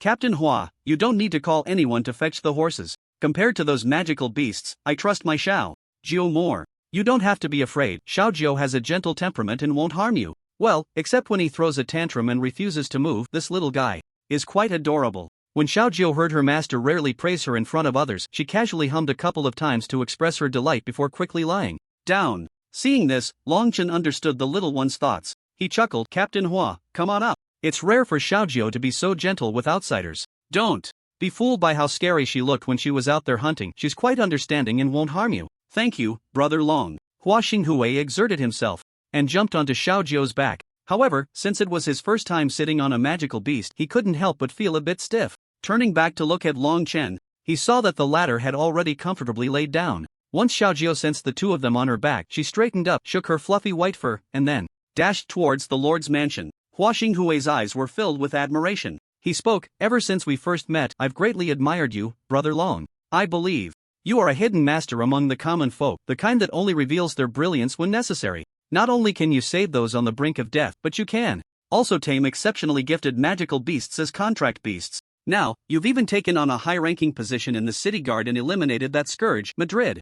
Captain Hua, I'm not as noble as you say. In fact, I'm quite a selfish person, Longchen replied without opening his eyes, his tone casual. As for why I killed Madrid and insisted on relaying the news of the magical beast mountain riot to the Lord's mansion and the higher-ups of the Holy Magic Academy, everything is to protect those I care about. In this city, I have the most important people. Thinking of Long Yenner and Long Amor, who had come to study at the Holy Magic Academy, Long Chen's hand, which was resting behind his head, slowly clenched into a fist. Now that the entire Long family had been slaughtered, these two sisters had narrowly escaped because they were here for their studies. They were his only remaining relatives in this world and he had to protect them at all costs. Of course, he was also willing to spread the news for his own sake. He hoped the Holy Magic Tournament wouldn't be affected, allowing him to shine there and have the opportunity to study under a renowned master, thus further enhancing his skills. Unknowingly, Long Chen's thoughts drifted far away. Xiaojio's speed was swift, and during this process they arrived at the entrance of the Lord's mansion. This was one of the most important locations in the entire Holy Magic City, so the defenses were naturally tight, surrounded by protective knots and formations. If someone dared to force their way in, they would likely be blown to ashes before even getting inside. Longchen snapped back to reality, jumped down from Xiaojio's back and squinted at the barrier in front of him. To be fair, given his current strength, entering here was not impossible. But he was here to talk, not to fight, so he needed to be particularly careful about his approach. Being reckless was not advisable. Responding with calmness and rationality was the best strategy. Brother Long, this lord's mansion is heavily guarded. We should find someone to inform them. Before Hua Xinghui could finish his sentence, a group of people rushed out from the city gate. In just a few seconds, they surrounded Xiaojio tightly. Seeing this, Hua Xinghui became anxious and was about to explain something when Long Chen directly reached out to stop him. Long Chen stepped forward, displaying an unflappable demeanor, as if the dozens of mages and swordsmen before him couldn't do anything to him. He then calmly said, I have business with your lord, let him come out to speak with me. Who do you think you are? How dare you speak to us like that? The leader was quite displeased. He was irritated by the calm aura emanating from the man before him, as if he had everything under control.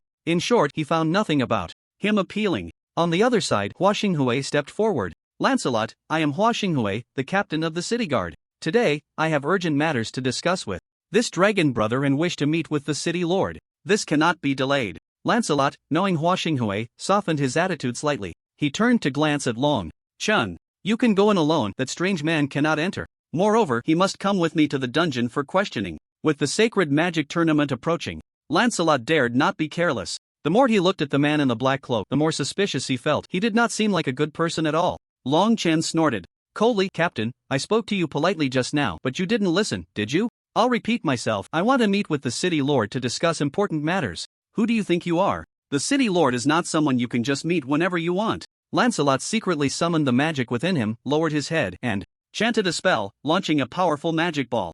Daring to speak to me like that, your good days in Sacred Magic City are over. Everyone, attack together. This person's movements are suspicious, there must be something wrong. As soon as he finished speaking, those around him activated their magic, separating Hua Xinghui and surrounding the man in the black cloak. Long Chen's lips curled into a cold smile. Hua Xinghui, isolated outside, felt anxious. He thought for a moment, after all, it was Long Chen who saved his life and many of his brothers. Without this person, he and many in the city guard would have long been the prey of magical beasts. Out of gratitude, he should support him without hesitation. Dragon brother, don't worry. I'm coming to help you. These people are trying to win with fewer against more. It's truly unethical. The more Hua Xinghui spoke, the angrier he became, drawing his giant sword, ready to rush in to help. But before he could charge forward, he was tightly surrounded by the guards of the city lord's mansion. Familiar faces advised him not to risk his life for such a dangerous person. He was filled with rage. Dragon brother is Not a dangerous person, he is a hero to the citizens of Sacred Magic City.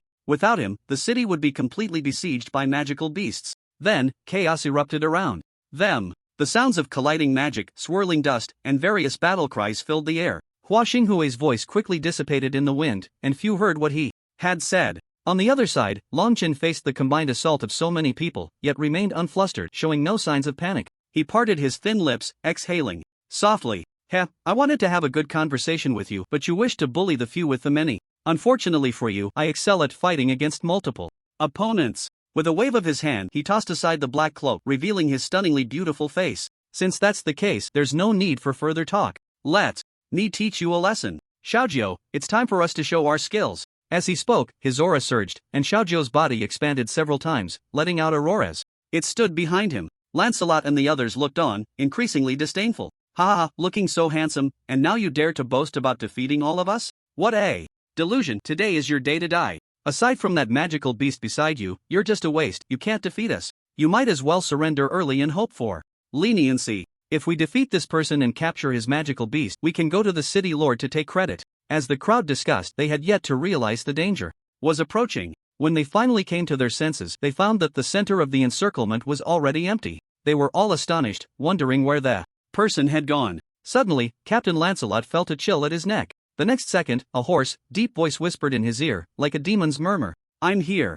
Lancelot's heart sank, and he instinctively wanted to dodge this fatal attack, but it was too late. Long Chen rapidly channeled the magic within him and said in a deep voice, Wind split palm. A powerful gust of wind surged with immense magical energy, and Lancelot attempted to wield his greatsword to cleave it apart, but he was too close. He had no room to maneuver. In the end, to save his life, he had to roll awkwardly to the ground. Even so, he was severely injured. Captain! The other guards rushed forward, wanting to check on his injuries. Long Chen had no time to play the brotherly act with them. He fixed his gaze on the group and said, Is there anyone else who wants to challenge me? Please come at once. I'm in a hurry and don't have time for one-on-one fights. How dare you injure our captain? I'll fight you. The other guards included both swordsmen and mages, with levels ranging from low to high. Just as they prepared to launch an attack together, they suddenly found themselves unable to use any of their magical power. At the same time, a commanding voice cut through the air. Do not continue to attack. Yes, the guards were all skilled fighters. While individually they might not be impressive, if they banded together in a riot, it would be a disaster.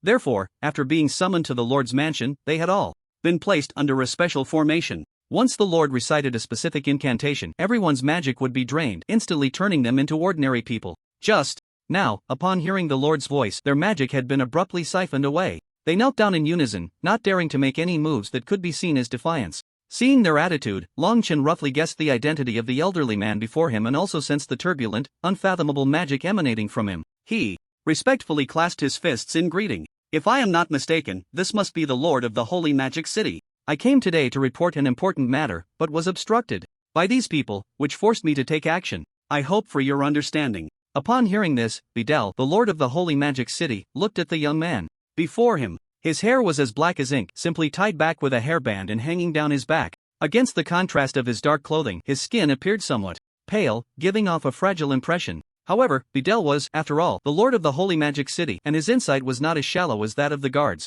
He could clearly sense that the young man before him was surrounded by an unusual aura. Various types of magic intertwined, making it hard to grasp. In a flash, Videl squinted his eyes with a smile and said, Lancelot was defeated by you because he is not as strong as you. I naturally won't hold it against you. As for the important matter you mentioned, what is it? Lord, are you sure you want to discuss it here? Long Chen's implication was clear. Given the crowd and the mixed eyes around, it would be better to find a secluded place to talk. Videl, for some reason, felt an inexplicable fondness for this young man he was meeting for the first time. He nodded and then turned to walk into the Lord's mansion. Come with me. Thank you, Lord, for trusting me. Long Chen turned to look behind him. Xiaojiu, come in with me. Captain Hua, since you brought me here, and you have more say in this matter, you should come in as well. I understand. Hua Xinghui was also very clear. He was the captain of the city guard. And during this time, he had been busy defending against magical beasts on the city walls, while also being a witness to Long Chen killing Madrid. In short, he was an indispensable presence. As Videl walked, he suddenly stopped, turned back, and glanced at them. Suddenly, the fierce beast fox that had just been menacing shrank in size and jumped directly into the arms of the young man behind. Finding a comfortable position, it lay down like that. He squinted his eyes again. This was a standard nine-tailed white fox, and once it grew up, its strength would surely be extraordinary. The seemingly frail young man behind him could tame this nine-tailed white fox as a contract beast, so his strength must be unfathomable. At the very least, it was much stronger than it appeared. Thus, Long Chen held the little nine-tailed fox in front of everyone and followed Hua Xinghui into the Lord's mansion. After the three left, Lancelot and the other guards of the Lord's mansion began to discuss among themselves. Although they did not dare to speak loudly, the murmurs could not be stopped. This man's strength is unfathomable, like a pool of dead water with no bottom in sight. Hey, do you guys know who that skinny man is? Why did the Lord invite him in? Who he is doesn't matter. What matters is that we messed up with our attitude just now. This man will definitely hold a grudge. If he says a few words in front of the Lord, we might be finished.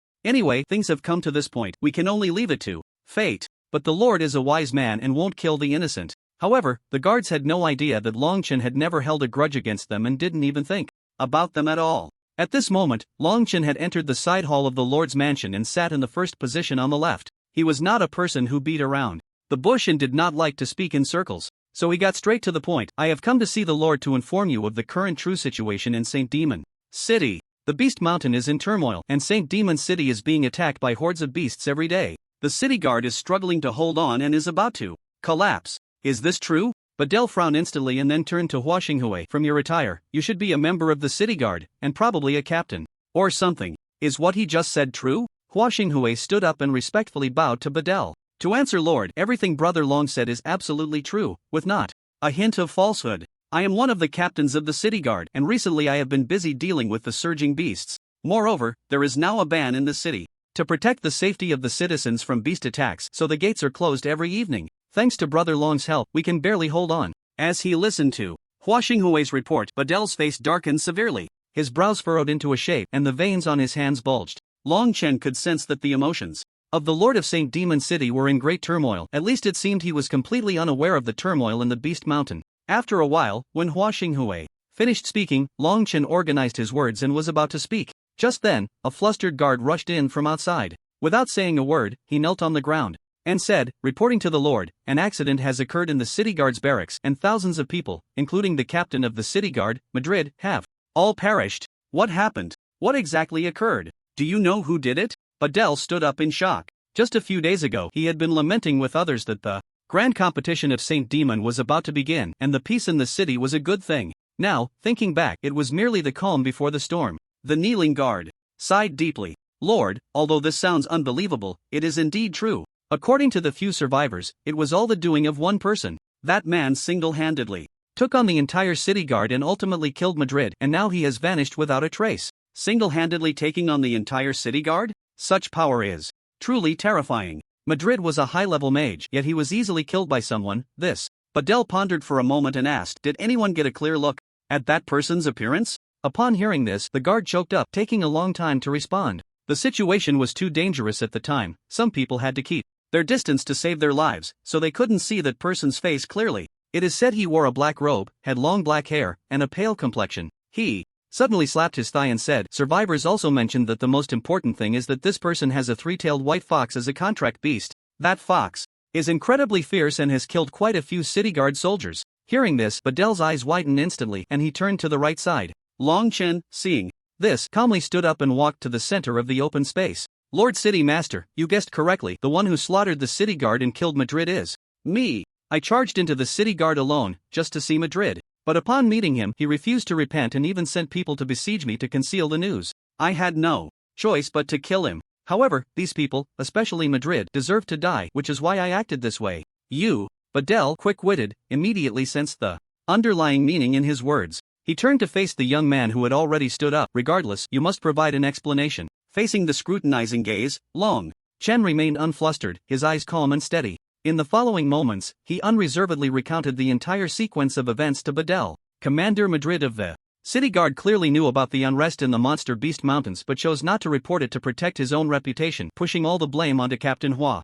Xinghui. As a result, the city guard suffered casualties every day, yet they could only endure. When I entered the Holy Magic City, I happened to encounter someone from the city guard who was seriously injured. After offering my help, I formed a bond with Captain Hua. Since I still have family in the Holy Magic City, for their safety, I had to relay this information to the City Lord's mansion and then wait for you to respond. Perhaps my methods were extreme, but it was a last resort, and I am willing to bear all the consequences alone. After saying this, Long Chen straightened his body and ceased further words. He knew he had gone too far this time, but for the safety of Long Yener and Long Amor, as well as the citizens of the city, he would never regret it. The side hall of the city lord's mansion fell into a tense atmosphere, with only the sound of breathing breaking the silence. Badel stared intently at Long Chen, and after a long while, he asked a question. Did you really take on the city guard all by yourself? To be precise, there was also a fox. Saying this, Long Chen smiled and pointed to the little nine who was lying at his feet. Hua Xinghui took a few steps forward and said, "What Brother Long said is true. Watching my brothers die one by one, I was on the verge of collapse. I intended to lead the team to help Brother Long, but when I arrived at the camp, I found he had already killed Madrid and everyone in the camp." Upon hearing this, Badel fell into deep thought again. The young man before him was terrifyingly powerful, having single-handedly taken on the city guard and slaughtered Madrid, a high-level mage. If he could be cultivated, he would surely become a great asset. Long Chen smiled faintly and nodded, then reached out to hold little Nine in his arms. Lord City Master, I had no intention of killing Madrid, but his actions were truly excessive. Deceiving both above and below is a grave sin, and he even attempted to kill me to conceal the news of the unrest in the Monster Beast Mountains. I had no choice but to take his life. At this point, his expression was resolute as he confidently stated, "Moreover, I believe that the wise Lord Mayor can see the situation clearly and will not punish me." Upon hearing this, Badel smiled. "This warrior, you are quite confident. Are you really not afraid that I will order your execution? In the Holy Magic City, strength is revered. I single-handedly charged into the city guard and killed Madrid. These are enough to prove my strength. Furthermore, Madrid was at fault first, and the crime does not lie with me." In just a few words, Long Chen had already analyzed everything clearly. After hearing his words, Badel felt a surge of admiration and nodded appreciatively. He stroked his beard and said in a deep voice, "What you say is indeed correct. The Holy Magic City values the strong, not the utterly useless weak. How about this? This matter is of great importance, and I cannot make a unilateral decision. I must summon several other elders from the Lord Mayor's office to discuss how to handle you together. Then I shall respectfully comply." Long Chen nodded. It was precisely his calm and distant attitude that made Badel even more satisfied, feeling that this young man's unflappable demeanor was definitely someone who could achieve great things. If he could take him as a disciple, it would ensure a successor. However, what he thought in his heart was one thing, but there were more important matters to attend to at the moment. So Badel had to set aside the idea of taking Long Chen as his disciple. He then ordered, "You quickly go and inform the other elders to gather in the main hall of the Lord Mayor's office, saying that it is urgent and there are important matters to discuss." "Yes, I understand." The soldier who had just come to report immediately became the messenger. After standing up, he respectfully bowed again and then turned to leave, heading to the various elders' residences to convey the message. In the Lord Mayor's office, Badel brought Long Chen to the main hall. Upon arrival, he immediately ordered the best tea to be served, as certain thoughts began to stir. Badel pondered for a moment and tentatively asked, "This warrior, I see your strength is extraordinary. May I ask how old you are this year? I mean, no offense, I am just a bit curious."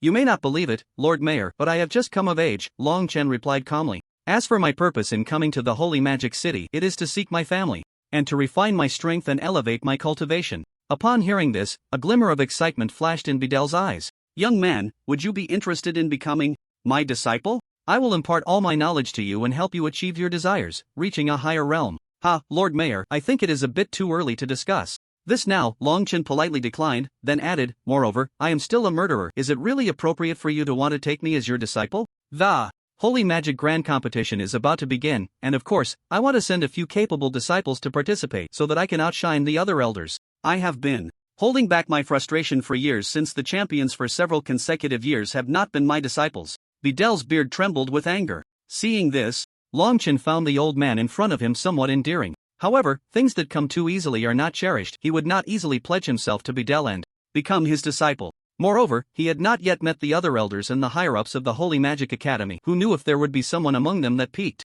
his interest? If he was to choose a master, he should choose the best. In a flash, Long Chen had already calculated everything in his heart. "Lord Mayor, now is not the right time. Let's discuss this matter later." "Alright, given the current situation, if you participate in the Holy Magic Grand Competition, you should be able to achieve a good ranking. There's even a possibility of challenging for the final championship." As he spoke, Badel himself became excited. However, his excitement hadn't lasted long when a series of footsteps echoed from outside the main hall. At the same time, intense magical fluctuations began to ripple through the previously calm air. Various elements mixed together, surging forward. Badel stood up abruptly. "The other elders have arrived. Thank you for the reminder, Lord City Master." Long Chen also stood up and followed Badel as they walked out together. The two of them made their way to the center of the courtyard. There, they saw the elders of the holy demon city approaching them. The moment they got closer, they noticed a young man standing behind City Master Badel, exuding a profound aura that suggested he was not an ordinary person. The seventh elder stepped forward and asked with a smile, "City Master Badel, may I ask who this young man behind you is? Let's talk inside, you'll find out his identity shortly." With that, Badel turned around with a smile and led Longchen back to the main hall not far away. As he left, the other elders felt puzzled and couldn't help but murmur among themselves, "Hey, what's the city master up to today? It feels so mysterious, as if he's hiding something from us. The more I think about it, the more strange it seems. But after all, he is the city master, with more authority than the rest of us, so we should just listen to him. My disciple is currently working hard, hoping to make a name for himself in this holy demon grand competition. As his master, I've poured all my efforts into him, naturally accompanying him every day to study and practice. I've heard that there are quite a few loose cultivators coming to participate in this holy demon grand competition. I'm just waiting to pick out some good talents to take under my wing." As they spoke, the group followed Badel into the main hall of the city master's residence. Just as they entered, they found the young man they had seen outside now seated at Badel's left side, which only deepened their confusion. Thus, Long Chen walked to the center of the hall under the curious gazes of everyone. After surveying the room, he respectfully clasped his hands in greeting. "To all the elders of the holy demon city, my name is Long Chen, a loose cultivator. It is an honor to meet you all today." Seeing Long Chen so respectful and polite, the elders couldn't help but smile. However, they were still unaware of the seriousness of the situation. Although a few had heard about the massacre of the city guard, they couldn't connect it to this seemingly frail young man. In the main hall of the city master's residence, Long Chen stood alone in the center, facing the scrutiny of the 9 powerful elders alongside Xiao Zhou. Even though he was alone, thin, and solitary, his presence was not diminished in the slightest. His eyes resembled a deep pool, concealing thoughts that no one could guess. Long Chen said calmly, "The commander of the city guard, Madrid, deceived above and below, concealing the uprising in the Beast Mountain range and shifting all the blame onto his subordinate, Hua Xinghui. To protect his own reputation, he disregarded the safety of the entire populace of Holy Demon City. It wasn't until I single-handedly stormed into the city guard's camp and killed Madrid that this matter came to light." As soon as these words were spoken, they caused an uproar in the hall. The 9 elders widened their eyes, nearly dropping their jaws in shock. Their gazes toward Long Chen were filled with disbelief. This young man stormed the city guard alone? Was he really not joking? In an instant, the room buzzed with discussion. The elders were discussing, their eyes fixed intently on Long Chen, showing no signs of avoidance. "This sounds too outrageous. This young man does seem to possess remarkable strength, but he's not enough to take on the entire city guard alone. The young people nowadays really have big mouths, just a bit of strength and they think they're invincible, not realizing they're just frogs in a well, merely average in our holy magic city. That's not fair to say. I think this young man is indeed extraordinary, not simple at all." Among the voices of discussion, there were sarcasm, speculation, and doubt. In short, every emotion was present. However, Longchen paid no mind to these words, letting them go in one ear and out the other, smiling it off as if it were nothing. "Oh, no, it can't just be brushed off like that." He needed to prove his identity. With that thought, Longchen spread his hands. "If any of the elders have doubts about my strength, you can speak directly to me. There's no need for this posturing. Of course, there are other ways to prove my strength." Halfway through his words, he suddenly raised the corners of his mouth and said, "In Holy Magic City, we uphold the principle of respecting the strong. If that's the case, how about we have a straightforward match?" Just a few words pushed the atmosphere on site to another climax. The 10 people, including Badel, looked at Longchen with a newfound shock in their eyes. Where did this young man find the courage to dare challenge the 9 elders of Holy Magic City? Just picking any one of them would be enough to beat him into submission. The 3rd elder directly asked, "Young man, what is your current realm?" "Intermediate mage." Longchen felt no issue with this, his tone calm. Upon hearing his answer, the atmosphere on site suddenly shifted. In everyone's eyes, there was a hint of disdain. "While it's good for young people to have dreams, if you're aiming for us elders as your goals, that's one thing. But as an intermediate mage, what gives you the right to challenge us, several magisters? You don't even need me to take action. Any one of my disciples could make you kneel and beg for mercy. The rogue cultivators nowadays are truly getting worse. How can they utter such arrogant words?" Sigh, the rogue cultivators from a few years ago were still quite humble. Who would have thought they've turned into this kind of lot now? Facing these taunts, Long Chen's lips suddenly curled up, taking on a strange smile. He moved his lips slightly, murmuring softly. The next second, he simply vanished before the eyes of several elders. Everyone present was taken aback, all standing up from their seats, looking around in confusion. Wasn't that kid just standing here? How did he disappear in the blink of an eye? Could it be he knows an invisibility spell? Regardless, to be able to unleash magic unnoticed right under the noses of us elders and the city lord, he's definitely not an ordinary person. but I have a gut feeling he hasn't left this place. Sitting aside, Hua Xinghui was also puzzled. How did this person just vanish into thin air? Just as everyone was. In a panic, only Xiaojiu lazily stretched, closed her eyes, and leisurely lay down on the ground, appearing completely unconcerned. Time passed second by second, and the atmosphere grew anxious. Just when everyone thought Long Chen had left, the next second, a low, hoarse voice suddenly echoed out of nowhere. Elder, I wonder if you are now willing to battle me? The fifth elder felt as if the voice of a hellish demon rang in his ears, startling him so much that he took a sharp breath and stepped back. A few paces. Turning around, he found the person who had disappeared for so long was actually standing right behind him. After hearing Long Chen's voice, the other elders also traced back to see what was happening, their eyes widening in surprise. Thus, Long Chen walked back to Xiaojiu's side under the watchful gaze of everyone. He glanced around and spoke softly. Now, do the elders believe in my strength? The 9 elders, along with the city lord Badel, fell silent this time. When they looked at the young man before them, their expressions were no longer filled with disdain. Instead, there was a newfound respect and curiosity. The startled fifth elder quickly steadied himself and said, "You were able to use magic right under our noses and vanished without a trace, proving that you indeed possess the strength to fight us. I wonder who you wish to challenge." "Anyone will do, I don't have a preference," Long Chen replied with a smile, choosing not to elaborate further. Seeing this, the fifth elder stepped forward first. "Let me take you on. I am very interested in your strength, young man, but I wonder what element you practice." "I dabble in various elements, including wind, fire, thunder, and lightning, but I only know a little about each." Long Chen still said little, not trying to act like a master, but simply feeling it. Unnecessary to waste words. The other elders, upon hearing this, began to murmur among themselves. This young man could single-handedly take on the city guard, proving his extraordinary strength. To say he only knew a little would be something even a ghost wouldn't believe. However, the elders refrained from voicing these thoughts. As the city lord, Badel naturally stepped in to take charge of the situation, leading everyone to the training ground within the city lord's mansion. Hua Xinghui followed closely beside Long Chen, hesitating for a moment before deciding to speak up. "Brother Long, I know your strength is remarkable, but compared to these elders from the Holy Magic City, you are still far behind. When you fight later, don't force it. If you feel you can't match the fifth elder, just surrender quickly. He is a good man and should let you off the hook." "Thank you for your concern, Captain Hua. I know you have my best interests at heart. Just watch me from here on," Long Chen replied, fully aware that Hua Xinghui genuinely cared for him and did not look down on him. Thus, he spoke sincerely. Seeing this, Hua Xinghui understood that as an outsider, he shouldn't say too much. "Alright, Brother Long, I wish you all the best and hope you can showcase your true strength in front of these elders. Let them know you are not someone to be underestimated." "Thank you for your blessings, Captain Hua. I will." With that, Long Chen nodded with a smile. The two walked together, engaging in casual conversation.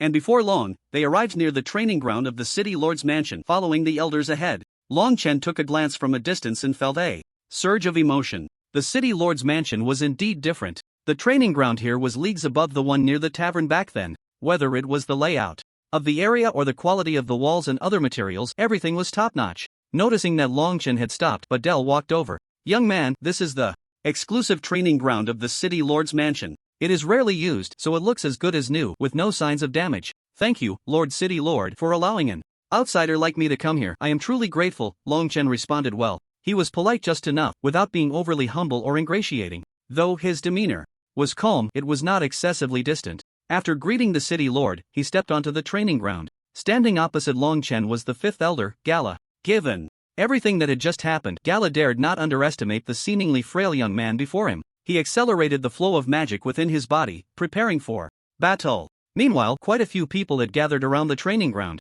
They were all guards of the city lord's mansion, often idle with nothing to do. Upon hearing that something exciting was happening, they eagerly gathered to watch. "Wow, who is this young man standing opposite Elder Wu? How dare he challenge Elder Wu? If I'm not mistaken, this young man is only at the level of an intermediate mage, yet he dares to challenge Elder Wu, who is already a mage tutor. Isn't he just asking for death? How about this? I'll host a bet. Let's guess how long this young man can hold on. I don't think it's necessary. He probably won't last more than 3 moves. Is there anyone around who can use healing magic? It wouldn't be good if someone dies right here in the Lord's mansion. Are you blind or just foolish? Can't you see the several elders over there? And the Lord is just watching from the sidelines. We just need to quietly enjoy the show and not interfere." Looking at the calm Long Chen in front of him, Gala pointed to the small Geo lying not far away. "Young man, after all, my level is much higher than yours. You should bring your contract beast to fight alongside you. Otherwise, people will say I'm bullying the weak." "No need," Long Chen replied calmly. "Since it's a duel, it should be one-on-one between us. There's no need for a contract beast to get involved." Before Gala could say anything, the onlookers erupted in chatter. Each one looked at Long Chen with strange expressions, as if they were watching a fool, almost ready to slap a "Are you out of your mind?" sticker on his face. Who is this person? How can he be so arrogant? I heard he just single-handedly stormed the city guard and killed Madrid. His strength is particularly formidable, but compared to Elder Wu, who is already a mage tutor, he still falls far short. I'm really speechless. More people means more strength, and besides, that contract beast looks quite powerful. Although it can't help him defeat Elder Wu, at least it won't be such a humiliating loss. Shoo, it's starting. Upon hearing this, everyone swallowed their remaining words and focused intently on the stage. After politely nodding to each other, Long Chen and Gala quickly engaged in battle. In an instant, a strong wave of magical energy surged around the training ground. Several collisions sent huge shockwaves, knocking over those with lower levels among the spectators. "Young man, your strength is not bad." Gala's eyes sparkled with excitement as he said confidently. In response to the compliment, Long Chen did not show too much joy, only smiling slightly. "Thank you for the praise, Elder Wu. Your status alone, willing to spar with an intermediate mage like me, is already the greatest respect for me. I didn't expect you to be not only strong but also very humble, which is quite rare. In my opinion, if you continue to cultivate, you will surely achieve great things in the future." As they spoke, Gala casually asked, "Young man, I wonder if you would be interested in becoming my disciple and continue to cultivate your level with me?" Elder Wu, discussing such matters during a duel is inappropriate. Moreover, aren't you afraid of being distracted for a moment, allowing me to take advantage and defeat you in front of everyone? After Long Chen finished speaking, he narrowed his eyes, and in an instant he vanished without a trace using wind flash. Gala watched in shock as a living person disappeared before his eyes again, the previous scene replaying, and his heart tightened. He entered a state of high alert, vigilantly observing the movements around him. Just then, a wave of magical energy surged from above. Sensing this wave, Gala instinctively took a step back, not wanting to be attacked from above. "Young man, I think your wind flash has reached a masterful level. But I need to make one thing clear to you, using the same trick again will fail, and I won't be hurt by you."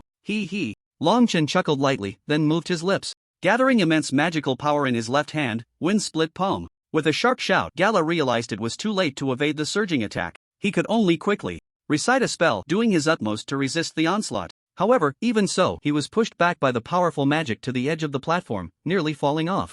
Gala finally steadied himself but felt a metallic sweetness in his throat. The next moment, to everyone's astonishment, he spat out blood. The surrounding guards erupted in a frenzy, their gazes towards Long Chen filled with shock. Not only them, but even the other elders of the Holy Magic City stood up in surprise. This young man can actually injure Gala. His strength is far beyond what we imagined. But don't forget, he is only at the level of an intermediate mage. To think he could injure Gala, a magic tutor, is simply unbelievable. If given time, he will undoubtedly become an immeasurable existence. I wonder if he would be willing to participate in the Holy Magic competition. He could be the final champion. This opportunity must not be missed. I want to take him as my disciple and devote everything to nurture him. Then I must compete with you. I am also very interested in this young man and want to take him as my closed-door disciple, providing him with the best resources. Watching these elders argue heatedly, almost ready to come to blows, the guards and students were filled with envy, some even turning green with jealousy. What did this represent? As long as one received the approval of so many elders, becoming a disciple of any elder would allow them to thrive in the Holy Magic City. With this recognition, it was destined that their lives could soar to great heights. Why did they come here? Of course, it was to become a disciple of one of the elders, but not everyone could achieve that. Each of these elders had stringent conditions for accepting students. Anyone they chose needed to possess extraordinary talent or unique qualities to stand out among the crowd. However, such individuals were typically 1 in 100, making it nearly impossible for them to be noticed. Thus, they were all envious, almost driven mad with jealousy. I really envy him. How wonderful it would be if we could gain the approval of so many elders. Forget about one, I would be satisfied with just one acknowledgement. Many students fantasized about how great it would be if they were Long Chen, as then the resources would be theirs. This time they came here hoping to stand out among the crowd and become a chosen disciple. Among these elders, if just one took notice of them, they could begin a transformation in their lives. Yet, they all understood that fantasy is fantasy, and reality is reality. A prodigy like Long Chen was already a rare existence, a top genius that could be counted on one hand anywhere. This was an innate talent that could not be envied. Seeing so many elders clamoring to claim him, Long Chen suddenly found himself in a dilemma. He had come here wanting to follow one of them, merely to attach the title of an apprentice to his name, allowing him to stay here legitimately. He didn't want those people to catch up to him so quickly and find him. Having an identity would naturally be the best way to hide here. But the question was, whom to choose? This became the most troublesome decision for Long Chen. Not choosing would offend them, but choosing would also offend others, leaving him in a bind. Gala snorted coldly and said loudly, since you all want to snatch him away, then let's decide by strength. Whoever is the strongest can have this good seed. As soon as these words were spoken, nearly all the elders stopped their hands. I agree. I agree too. This is the best method we have, they all nodded in agreement. Seeing this, the city lord also consented to the approach, as it was currently the best feasible solution they could think of. Keep it brief. The city lord said only one sentence, and it was clear that several elders were looking at Long Chen with a determined gaze, not wanting to escalate things over a mere apprentice and disturb the peace. If word got out that they had quarreled over an apprentice, the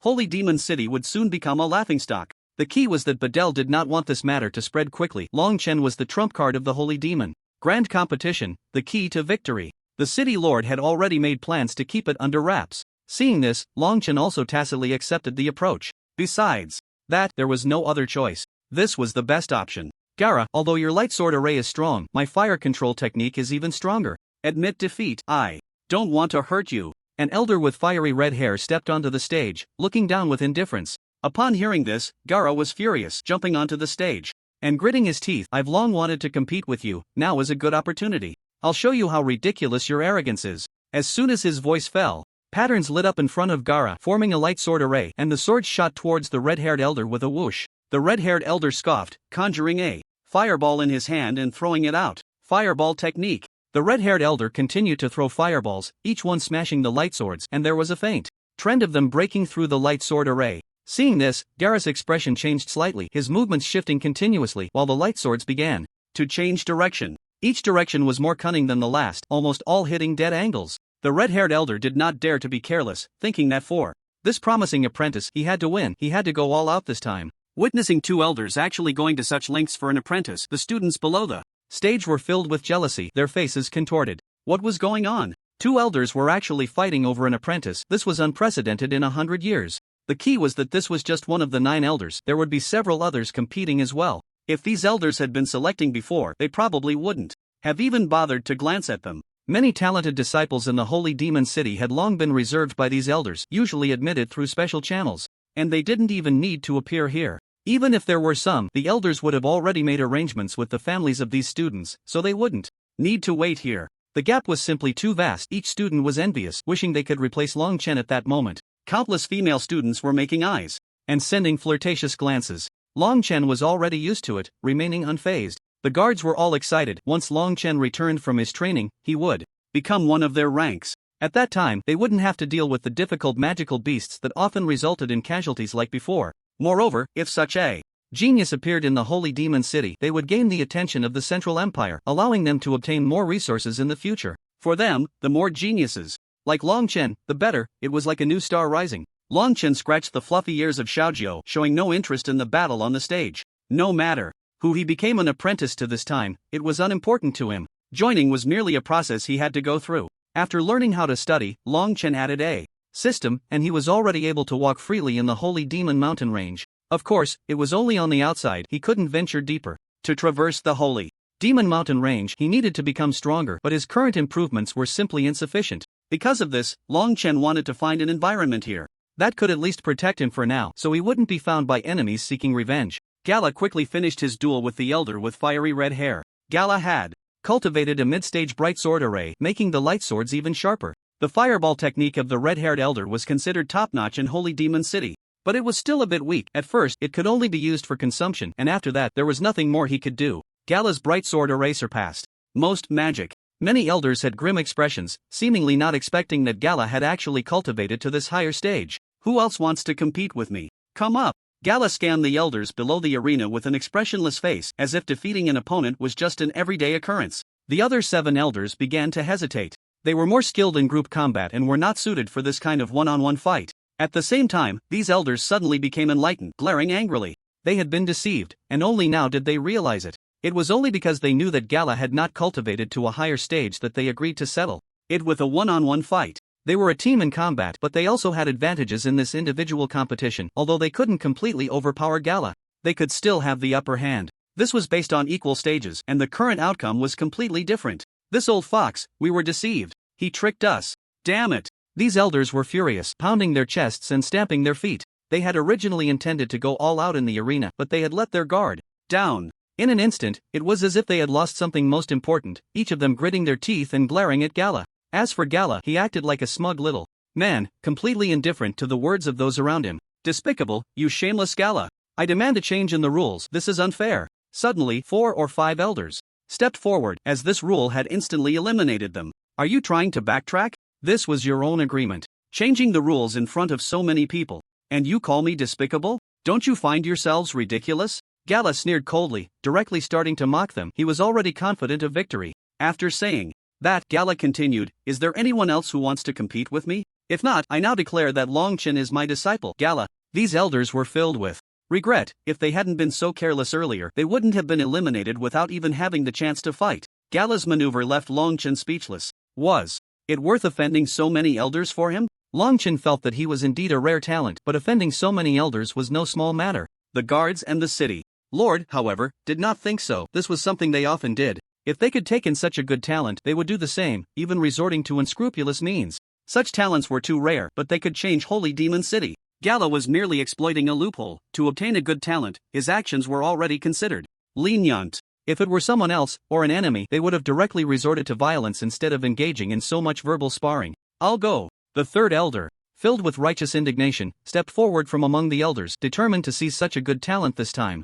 As long as he has such a good seedling like Long Chen, this seedling can bring him face wherever he goes in the future, and people will say that he is a master who produces outstanding disciples, which brings many benefits. The Central Empire will definitely entrust him with important responsibilities. Hoda, I think it's better not to. Your dark magic is only at the mid-level. Fighting me, losing is just a matter of time. Gala said confidently and calmly. The third elder stepped onto the arena and coldly said, even if I lose, I will teach you a lesson. You old bastard, despicable scoundrel. A cloud of black mist appeared around the third elder, enveloping him completely while expanding and contracting towards the entire arena. Gala looked down on him, merely waving his hand. A golden sword of light tore a huge gap in the black mist. However, the sword of light did not stop there, piercing through the third elder's forehead. Ah! The third elder let out a miserable scream, clutching his head and kneeling on the ground, in great pain. The black mist also dissipated, and the third elder's dark domain vanished without a trace. The third elder lost very quickly and very miserably.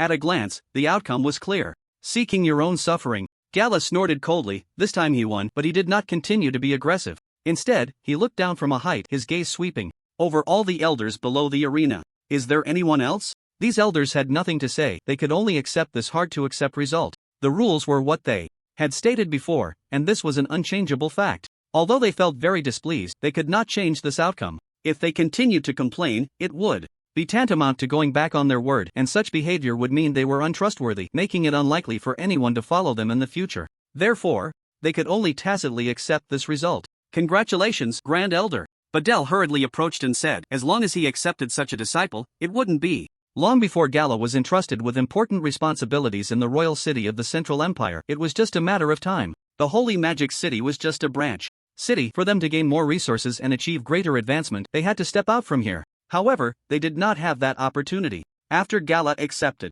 this disciple, it was equivalent to gaining such an opportunity. Congratulations, Longchen becoming my disciple is also a good thing for the Holy Magic City. Gala chuckled, already feeling elated. However, this scene made the other elders feel a pang of frustration. It should have been them dealing with the city lord. Greetings, master. Longchen also stepped forward. He knew this process was a necessary step. Go report to the academy. Someone will take you there. This is my token. Go. Gala took out a ring. Longchen's heart leaped with joy. This was actually a mid-level storage ring, which had at least 10 times the capacity of a beginner's storage ring. When he came over before, he had always been troubled by the size of his storage ring, and now this problem was finally solved. Such storage rings were hard to obtain over there, and required a lot of resources to exchange for, but that place was originally barren, so where would the resources come from? Even if one were lucky enough to obtain one, it would require fighting and killing. Longchen had previously spent a month battling in the depths of the Holy Magic Forest just to get a beginner's ring, and then he was hunted by enemies, which was incredibly frustrating. Now that this problem was finally resolved, Longchen's worries also vanished. Thank you, master. Seeing Longchen accept the storage ring, many students' eyes became fiery. Such storage rings were not something anyone could get just by wanting them. They required making certain contributions first. Many people would never obtain such a precious storage ring even if they died in their lifetime.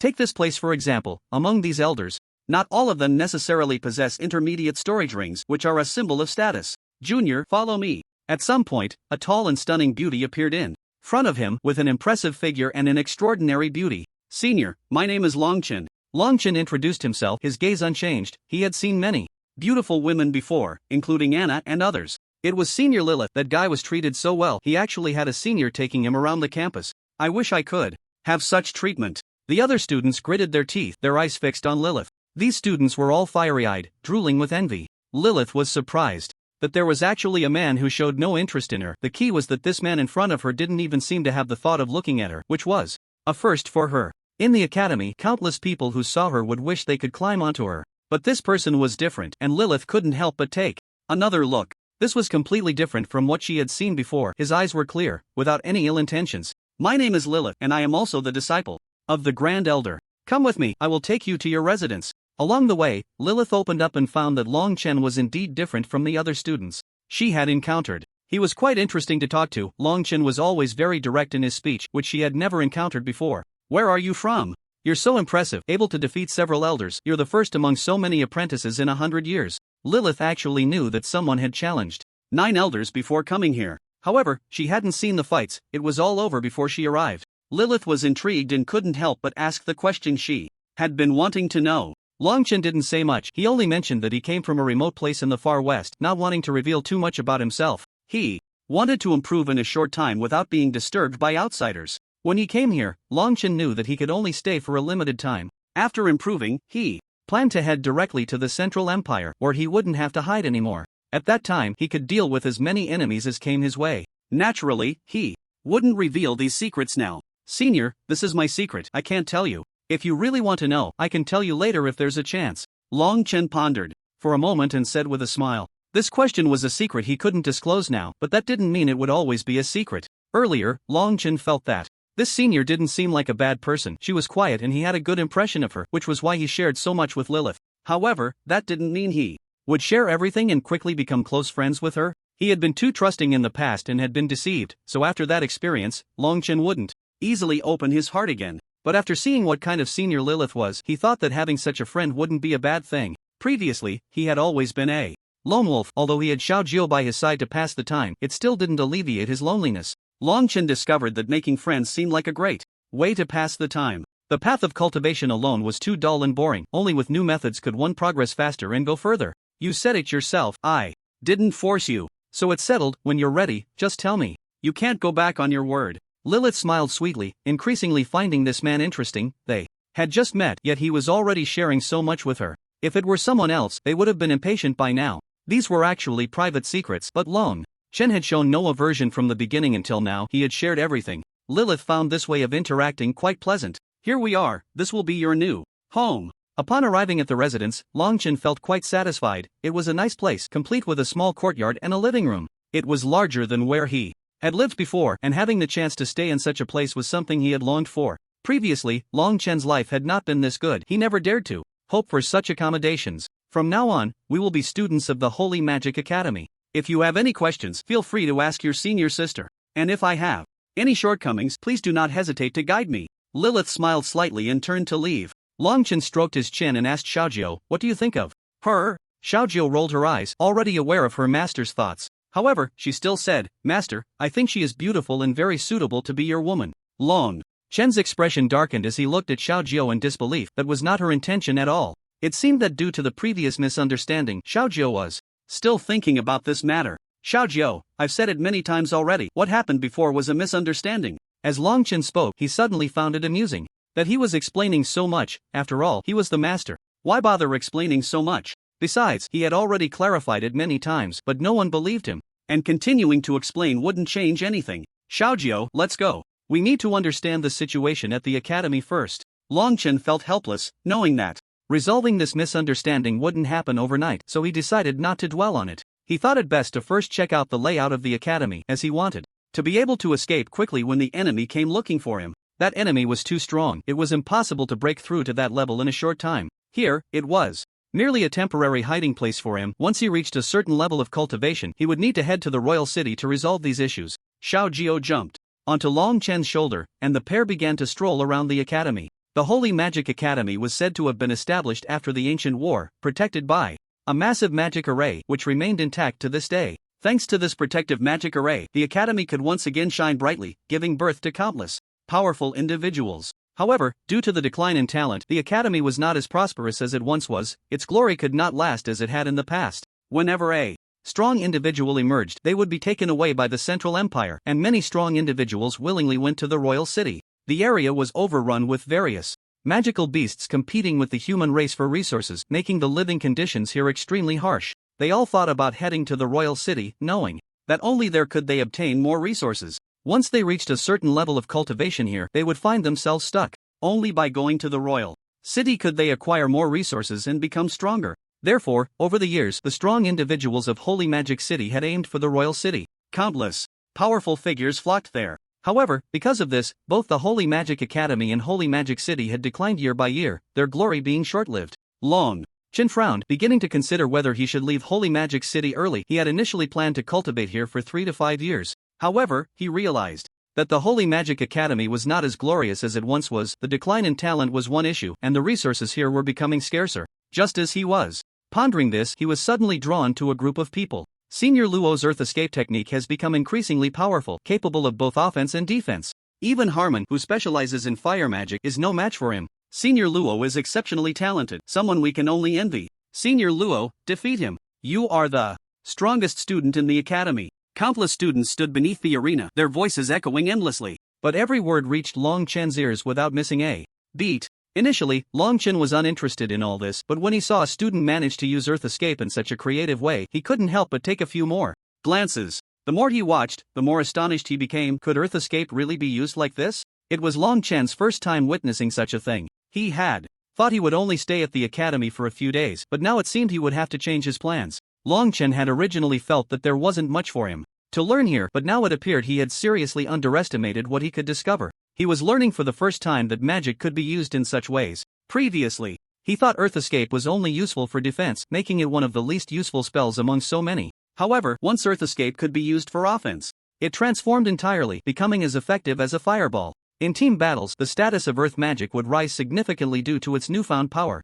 It was as if a new continent had appeared in Long Chen's eyes. He immediately began brainstorming. Could he also use his fireball spell for defense, perhaps by creating a firewall? Of course, this was just a concept. Actually achieving it wouldn't be so easy. But having imagination was crucial. Many great magicians created powerful spells after having such wild ideas. Previously, many magicians were completely devoid of imagination, unable to create these spells. However, once some magicians began to imagine, they boldly started to modify spells, leading to an explosion of various magic across the continent. Of course, many of these were fleeting and of little use. However, many were indeed useful and could now be seen everywhere, like Earth Escape and the wind magic he had seen earlier. Many were considered subpar, but these subpar modifications eventually became powerful spells renowned across the continent. It turned out that some obscure magicians gained fame due to these changes. At this moment, Long Chen felt like a businessman sensing a new opportunity, seeing a new way to create. Once Earth Escape became an offensive spell, it transformed into Earth Spikes, which seemed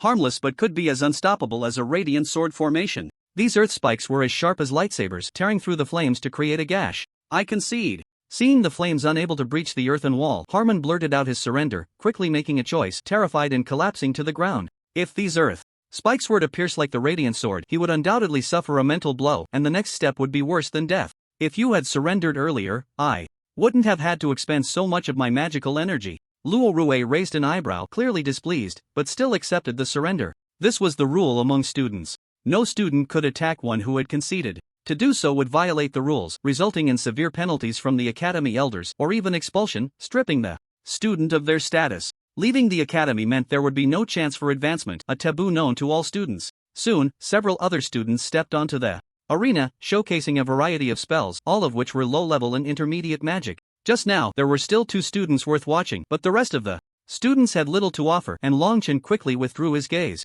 Most of these students were low-level, merely lingering in the realm of basic magic. They hadn't even memorized some of the spells clearly. To Long Chen, their fights looked like children squabbling, exactly like that. Only that Luo Rue and Harmon were somewhat watchable. Before arriving at this holy magic city, the fighting styles Long Chen had seen were similar to the brawls of these few students in the arena. For a moment, Long Chen felt quite bored. The students here were strong, but none were his match. Disappointed, he had hoped to find a worthy opponent here, but it seemed impossible now. Long Chen found a spot and prepared to plant some herbs. Once he entered the academy, he had plenty of free time to do many things. Naturally, Long Chen didn't want to engage in the basic theoretical teachings. He had already memorized those before coming to the Holy Magic City. At this moment, his intelligence was not on par with these children, and he could basically skip over these basics. Next, there would surely be a long period of idleness, so Long Chen thought to find this administrator to plant some herbs. He also wanted to exchange contribution points for some resources. For now, this was the only way he could pass the time.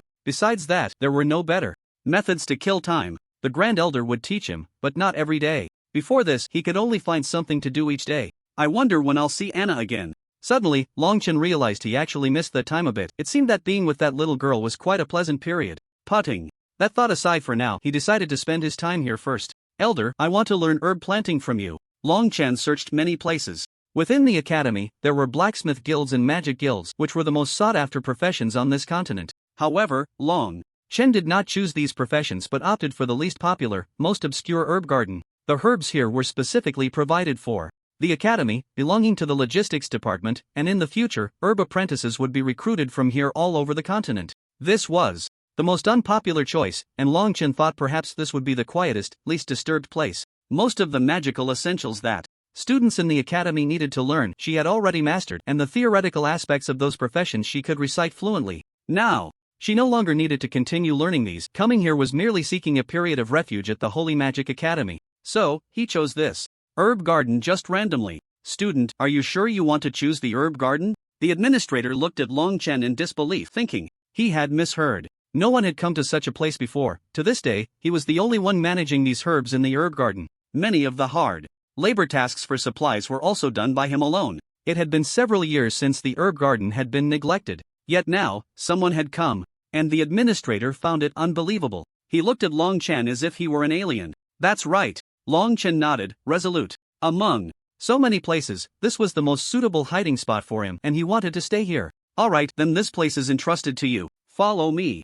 I have some rules and some books to teach you, the administrator said as he walked. Long Chen followed closely behind, also surveying the herb garden. Here, apart from cultivation, only these herbs could pique his interest. After glancing around a few times, Long Chen realized that he had never seen the herbs here before, except for one type of fire dragon grass. However, fire dragon grass was common in Guangwei City, a low-level herb that he had seen many times and held little value. What caught Long Chen's attention were some high-level herbs. Any of these would be highly sought after in any city outside. Indeed, coming to this place was the right choice. Long Chen was excited. As long as he continued to contribute here, he would surely gain better advancements later. Who knows, he might even obtain some more precious magical books. Upon entering a secret chamber, the old administrator took out a book and handed it to him, saying to follow the instructions in it for watering and caring for the herbs. Over the next few days, Long Chen took the book, acknowledged it, and began to flip through the pages. With the system upgrade, he could now read 10 lines at a glance and remember everything. The faster he read, the better it was for him. If you don't understand anything, you can come find me. If anyone causes trouble, you can also call for me. Your task is to protect these herbs. There must be no mistakes. Do you understand? The old man continued to remind him. Long Chen replied that he understood and then focused his thoughts on the magical book. Such magical books were not easy to come by. Before entering the Holy Magic City, he had only seen incomplete versions or some fabricated ones. Upon hearing that only the Holy Magic Academy had complete versions, Long Chen rushed over immediately. It seemed the rumors outside were true, and he began to look forward to his life at the Holy Magic Academy. After the old man left, Long Chen diligently started absorbing the knowledge from the magical book. He spent the entire afternoon and managed to memorize it thoroughly. In the afternoon, the old administrator came back again. How is it? Have you memorized it well? The old man asked. In truth, he didn't have high expectations. Another reason many students were reluctant to come was that caring for the plants required rote memorization of this magical theory, which was difficult for many students. So, when he asked, the old man was also observing Long Chen's expression to see if he felt troubled. However, after a closer look, the old man noticed that Long Chen didn't seem troubled at all. On the contrary, he appeared somewhat relaxed. Yes, relaxed. The old man was still uneasy, which was why he came to confirm. Seeing this, he was astonished. Could it be that he had struck gold this time? Previously, every student who came after reading this book expressed that they couldn't do it, and some even admitted outright that they were incapable. Over time, no one was willing to come anymore. Long Chen was the first to read through the book without changing his expression. Elder, I've finished reading it and have a basic understanding. If you want to test me, you can start any time. Long Chen knew that to truly become a student, merely reading the book wasn't enough. There must be some minimum standards to meet. The herb garden here was not just any garden. It wasn't about planting flowers and plants. These were herbs, precious herbs that could provide the Holy Magic Academy with materials for alchemy. Naturally, caring for them was not simple. Long Chen had known this even before entering. In fact, he had known about the preciousness of the herbs before arriving at the Holy Magic City. Not just anyone could manage them. The administrator was taken aback, not expecting Long Chen to want to be tested. This was the first time he encountered such a student. Previously, anyone who came here would look for a few days. No, even after a month, they would choose to give up. But Long Chen hadn't given up and even wanted to take the test. Tell me about the growth characteristics of the magic dragon grass on page 305. The administrator quickly said, wanting to test Long Chen this time to confirm if he had really stumbled upon a treasure. He hoped to have a student who could help him manage the herb garden, allowing him to retire sooner. More importantly, he would have a successor, an apprentice. Previously, he had been the least favored person in the academy, receiving the fewest resources because no one came here. Even the dean looked down on him, but now seeing such a promising talent wanting to become an apprentice here, he was instantly excited. Good. Long Chen quickly recited everything without missing a word. The magic dragon grass, which grows on the border of the Central Empire, fluctuates in size and is one of the most incomprehensible herbs among many. The administrator breathed rapidly, filled with excitement, as Long Chen had actually answered correctly. In fact, he only wanted to ask a question to test him,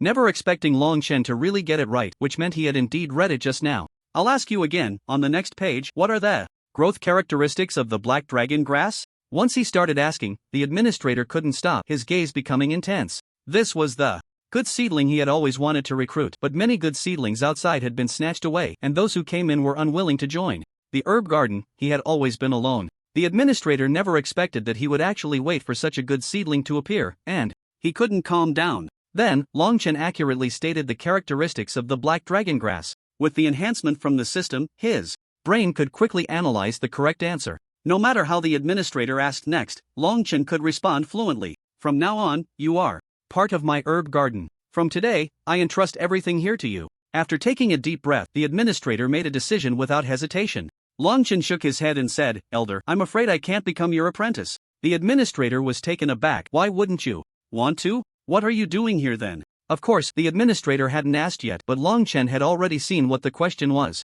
Long Chen explained that he had already become the apprentice of the Grand Elder. This old fox, the administrator cursed inwardly, but he didn't speak ill of him out loud. With a hint of regret, he said, I see, then you can be a temporary apprentice here. A temporary apprentice is different from a formal apprentice. A temporary apprentice can leave once they complete their studies. A formal apprentice needs the consent of a mentor and elder from the Holy Magic Academy to leave. For the next few days, Long Chen stayed in the herb garden and didn't attend classes to learn those magical theories. He didn't know anyone in the Holy Magic Academy and wanted to go out, but even if he did, there was no one to talk to. He had met Lilith before, but he had left too quickly to even get a contact number, so finding someone was like looking for a needle in a haystack. Feeling a bit troubled, Long Chen continued to manage the herb garden. In the following days, Long Chen studied the various herbs here. If only I could directly receive some herb rewards from here. Long Chen looked at the lush green herb fields, feeling a surge of excitement. The storage ring given by the Grand Elder was precious, but compared to these herbs, the storage ring was nothing.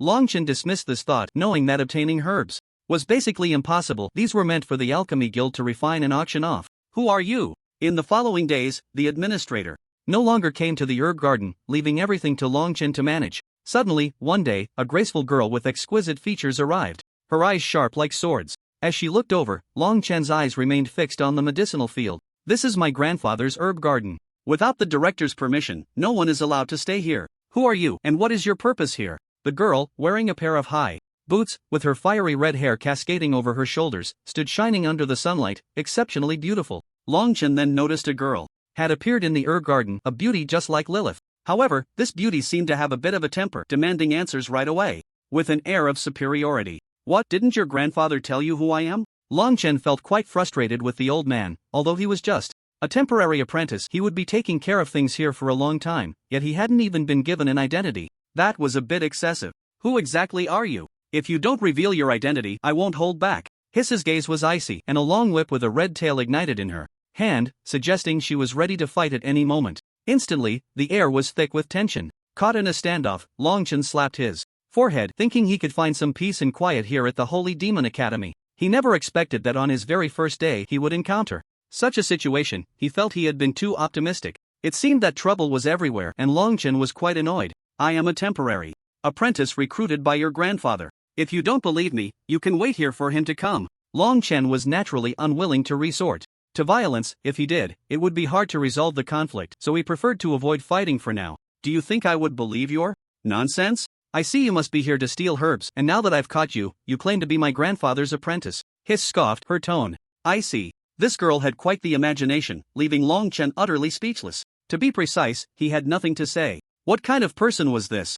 Refusing to listen to explanations and insisting on her own conclusions? This was pure sophistry, and Longchen knew that continuing to explain would be futile. Looks like I've hit the nail on the head. You have nothing to say now, huh? Daring to steal my grandfather's herbs? Let's see how I deal with you. Hiss raised the red whip in her hand and brought it down fiercely. Longchen's expression changed. This was a magical item, and if it hit him, while it wouldn't kill him, he would be bedridden for half a month. Back in Radiant City, after being struck once, he had developed a psychological shadow regarding such magical items and absolutely did not want a second encounter. However, Longchen did not retaliate. He had principles. He would never strike a woman unless she came with murderous intent. You should clarify things first. Longchen tried to calm his emotions and spoke to the girl. He still wanted to resolve things peacefully. After all, this girl was the granddaughter of the Herb Garden's administrator. Although he was just an administrator, he was also a respected honorary elder in the academy, and if he struck now, the misunderstanding would truly be irreparable. Ha! Do you think I would believe your nonsense? Hiss sneered, and this time the angle of her whip was particularly tricky, transforming into a fiery snake aimed at my waist. I could no longer tolerate it. While I wouldn't hit a woman, it didn't mean I would keep putting up with this kind of unreasonable behavior.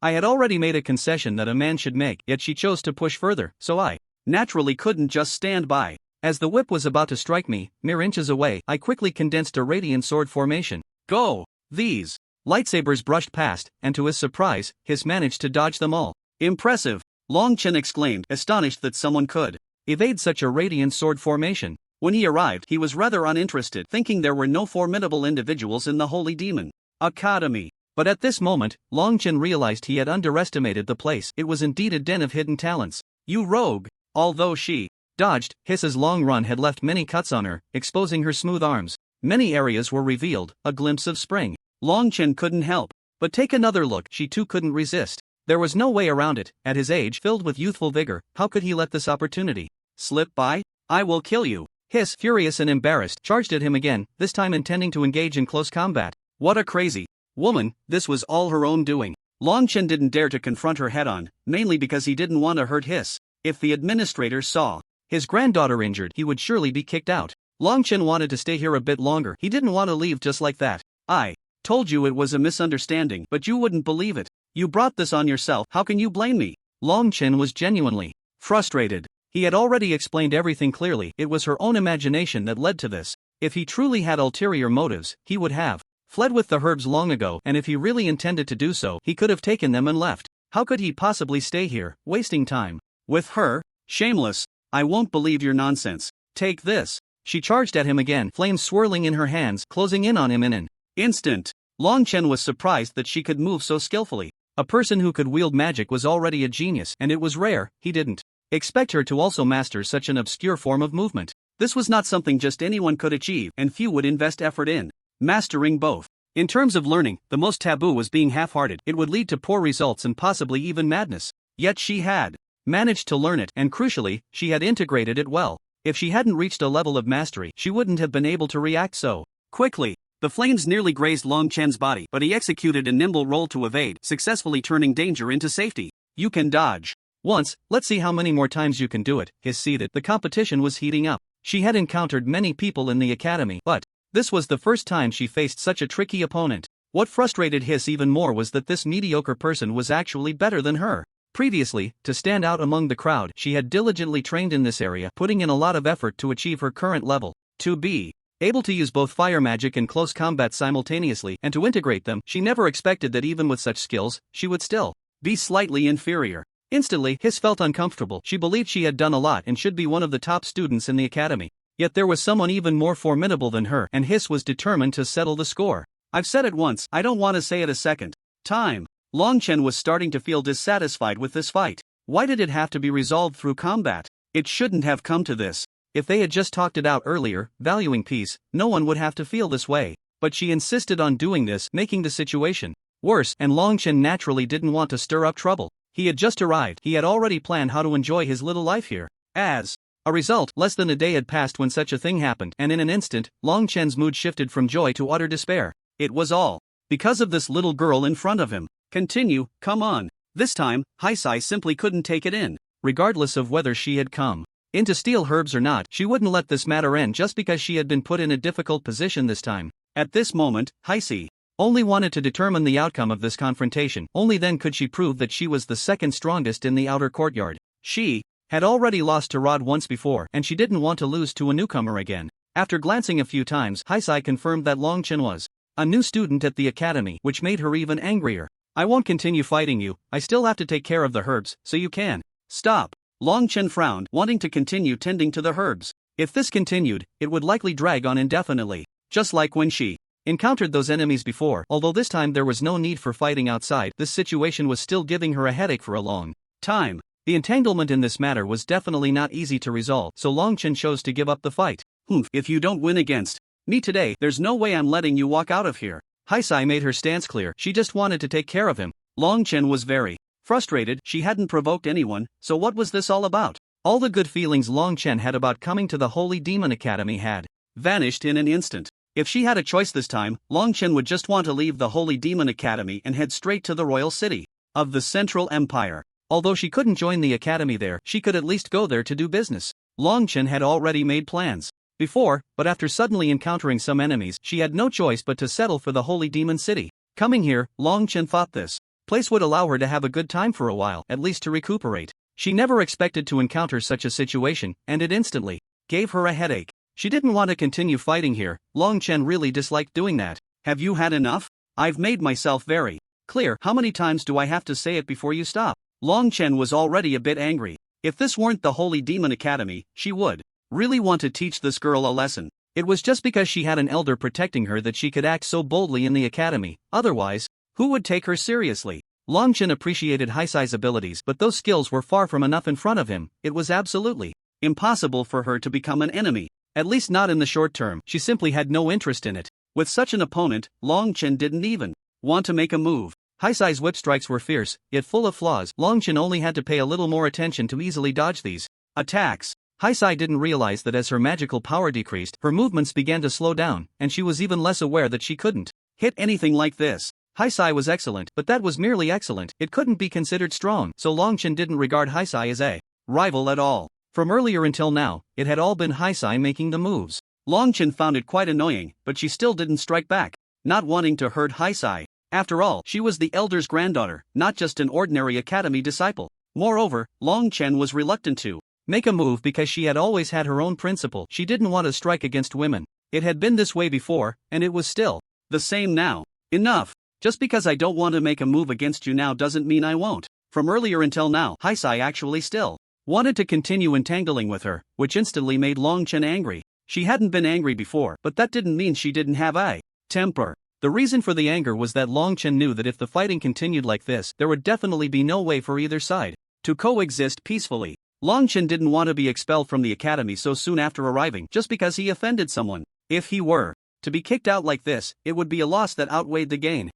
If you want me to stop, it's not impossible, as long as you kneel before me and admit that you are a thief. Haisai was also a bit scared and very tense. At the moment Long Chen lost his temper, she felt that the person standing in front of her was not Long Chen, but a furious prehistoric beast. This beast was just waiting for the right moment to pounce. When Long Chen said he was ready to be rude, Haisai felt danger enveloping her entire body. It was the first time in many years that she felt this way. Instantly, Haisai dared not continue fighting, although she still wanted to. Instead, she chose to resolve it in another way. Are you joking? I told you I'm not a thief. If you don't believe me, you can ask your grandfather, he can vouch for me. If you insist on calling me a thief, then fine. But I won't hold back next. In Long Chen's view, Haisai was just being unreasonable. He had encountered women who liked to make a fuss before, but he never expected to see such a woman in an academy focused on etiquette. Although she was very beautiful, her temper was not good at all. She was like a female Tyrannosaurus. This was the first time Long Chen felt so annoyed, and it was also the first time he thought this woman was so deserving of a beating. If he weren't thinking that he could only stay at this Holy Demon Academy, he really wouldn't be able to control his already furious mind. Just now, he had almost lost the last shred of his reason, and it was only after realizing he had no other choice that he managed to rein himself in. Why should I believe what you say? My grandfather has never taken in temporary apprentices, and no one can do that. Even if someone could pass the test, I don't think that person would be you. Haisai spoke aggressively, and Long Chen's expression darkened. He knew that if he wanted to get out of here, it seemed impossible without resorting to violence. Girl, I don't want to lay a hand on you, but you're forcing me to. The light sword formation Long Chen had just used was merely meant to make Haisai understand that he didn't want to continue fighting. Unexpectedly, Haisai didn't grasp this meaning and wanted to keep going. Long Chen was instantly furious. This time he could no longer tolerate it. If you want to fight, then come on. I'm afraid of you? After so many years in the academy, I've never been afraid of anyone, Haisai said arrogantly, continuing her taunt. It was clear that she genuinely wanted to keep fighting, and this was the first time Long Chen had encountered such a person. Previously, anyone who knew she was strong would make concessions. At the very least, they wouldn't continue to make a fuss like this. After taking a deep breath, Long Chen made a decision to teach this woman a lesson. Of course, he really didn't want to strike, but at this moment he knew he had no choice but to end this fight in such a way. Alright, bring it on. Long Chen condensed the light sword formation, but this time, it was different. He was not condensing a low-level light sword formation, but a mid-level one. As the patterns lit up, enormous light swords appeared in the diagram, emitting a tremendous roar. Instantly, 3 or 4 beams of light shot up into the sky from the entire medicinal garden. Only after the light swords received a significant boost could they cause a phenomenon in the world. This was magic resonating with the heavens and earth. Haisai was dumbfounded. How could it be possible for a new student who had just entered the academy to possess such a mid-level light sword? This is a lightsaber that many mentors do not possess, while many are still lingering among the low-level lightsabers. No wonder Hiss was dumbfounded. Such a student simply did not exist, let alone someone as young as Long Chen. What she knew was merely low-level. Following that, Hiss began to panic. She absolutely could not win against such an opponent. However, she had already made harsh remarks earlier, and now she regretted saying such thoughtless words. But knowing regret was of no use now. At the moment when those beams of light shot into the sky, many people in the entire academy turned their gazes toward the direction of the herb garden. Someone actually has a mid-level lightsaber. Who is it? I don't remember anyone besides the Grand Elder being able to use a mid-level lightsaber. Countless students and some mentors were astonished. This was the second person in the entire academy capable of wielding a mid-level lightsaber. They all understood how difficult it was to learn a mid-level lightsaber. Even if the Grand Elder taught hand in hand, it would take a long time to master. They never expected that there would actually be a second person who could do it. Who could it be? Instantly, they became curious, each guessing wildly. However, after thinking it over, they still had no idea who it was. What they found strange was that there shouldn't be a second person capable of using a mid-level lightsaber here. Why was there someone using it now? At the same time, the herb garden administrator also noticed the lightsaber in the herb garden's location. Not good. The herb garden administrator did not know who was using it, but she knew that once a lightsaber was used, it would definitely cause harm. That place was her herb garden, and there was such a good seedling as Long Chen there. She felt that someone might be trying to target this good seedling. Could it be that someone was seeking revenge? The herb garden administrator hurriedly rushed over, quickening her pace to save the person at the first opportunity. But she did not know that this time was completely different from what she imagined. It was Long Chen using it, and this time the one who truly needed saving was his granddaughter Hiss. Hiss's face was pale, and she could no longer speak, trembling all over. This was fear coming from the depths of her soul. This mid-level lightsaber was equivalent to a mid-level magical beast standing in front of her. Just standing there already brought her immense pressure. The lightsaber had not yet fallen, and Hiss was already starting to tremble, filled only with deep fear. But when she wanted to plead for mercy, Hiss could not utter a word. Long Chen's sword of light slashed down decisively toward the front. Hiss was so frightened that she lost her wits, collapsing to the ground, staring in terror at the lightsaber coming down. At that moment, Hiss felt she had nowhere to hide, as if she had been locked on. If struck, the result would undoubtedly be death. No! Hiss finally shouted, but it was too late, as the lightsaber had already come down. It slashed straight down toward the front, and Hiss felt hopeless, knowing she could not escape. However, the sword passed by her side without hitting her. Long Chen had never intended to kill Hiss, he merely wanted to scare her. His aim was to prevent Hiss from continuing to cause trouble here in the future. This time, he only wanted to intimidate her. Xia Meng was stunned, at a loss, completely unsure of what to do next. This is a warning, Long Chen said coldly, his tone equally frigid. By saying this, he merely wanted her to understand that there truly would not be a next time. This could be considered a misunderstanding. But if such a thing happened again, she would be an enemy. Xia Meng's eyes turned red, trembling and unable to speak, no longer daring to be arrogant, as large tears rolled out of her eyes. Hiss Finally, at this moment, the administrator rushed back and breathed a sigh of relief when he saw that Hiss was unharmed. Only when he saw that Longchen was also fine did he feel completely at ease. Are you all okay? The administrator was still worried, suspecting that someone from outside the academy had malicious intentions and had barged in to cause trouble. These were his prized possessions, one being his beloved granddaughter and the other the most promising talent.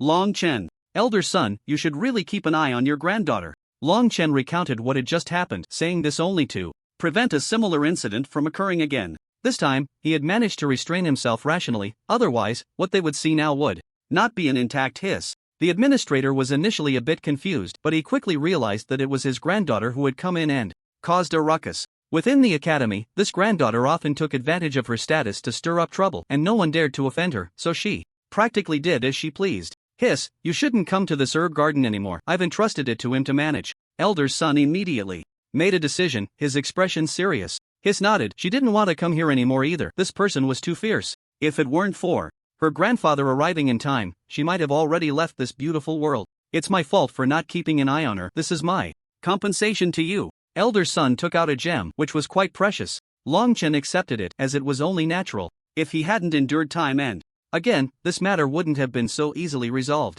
Longchen accepting it also indicated that he didn't mind this incident, considering it a peaceful resolution. Grandpa, when did you bring him here? Why didn't you tell me earlier? Hiss complained, saying that if she had known there was such a fierce person here, she wouldn't have come to the herb garden to seek trouble. I wanted to tell you, but who told you to like running around outside? Now look, she taught you a lesson. I hope you remember this next time. Elder's son was neither angry nor biased towards his granddaughter.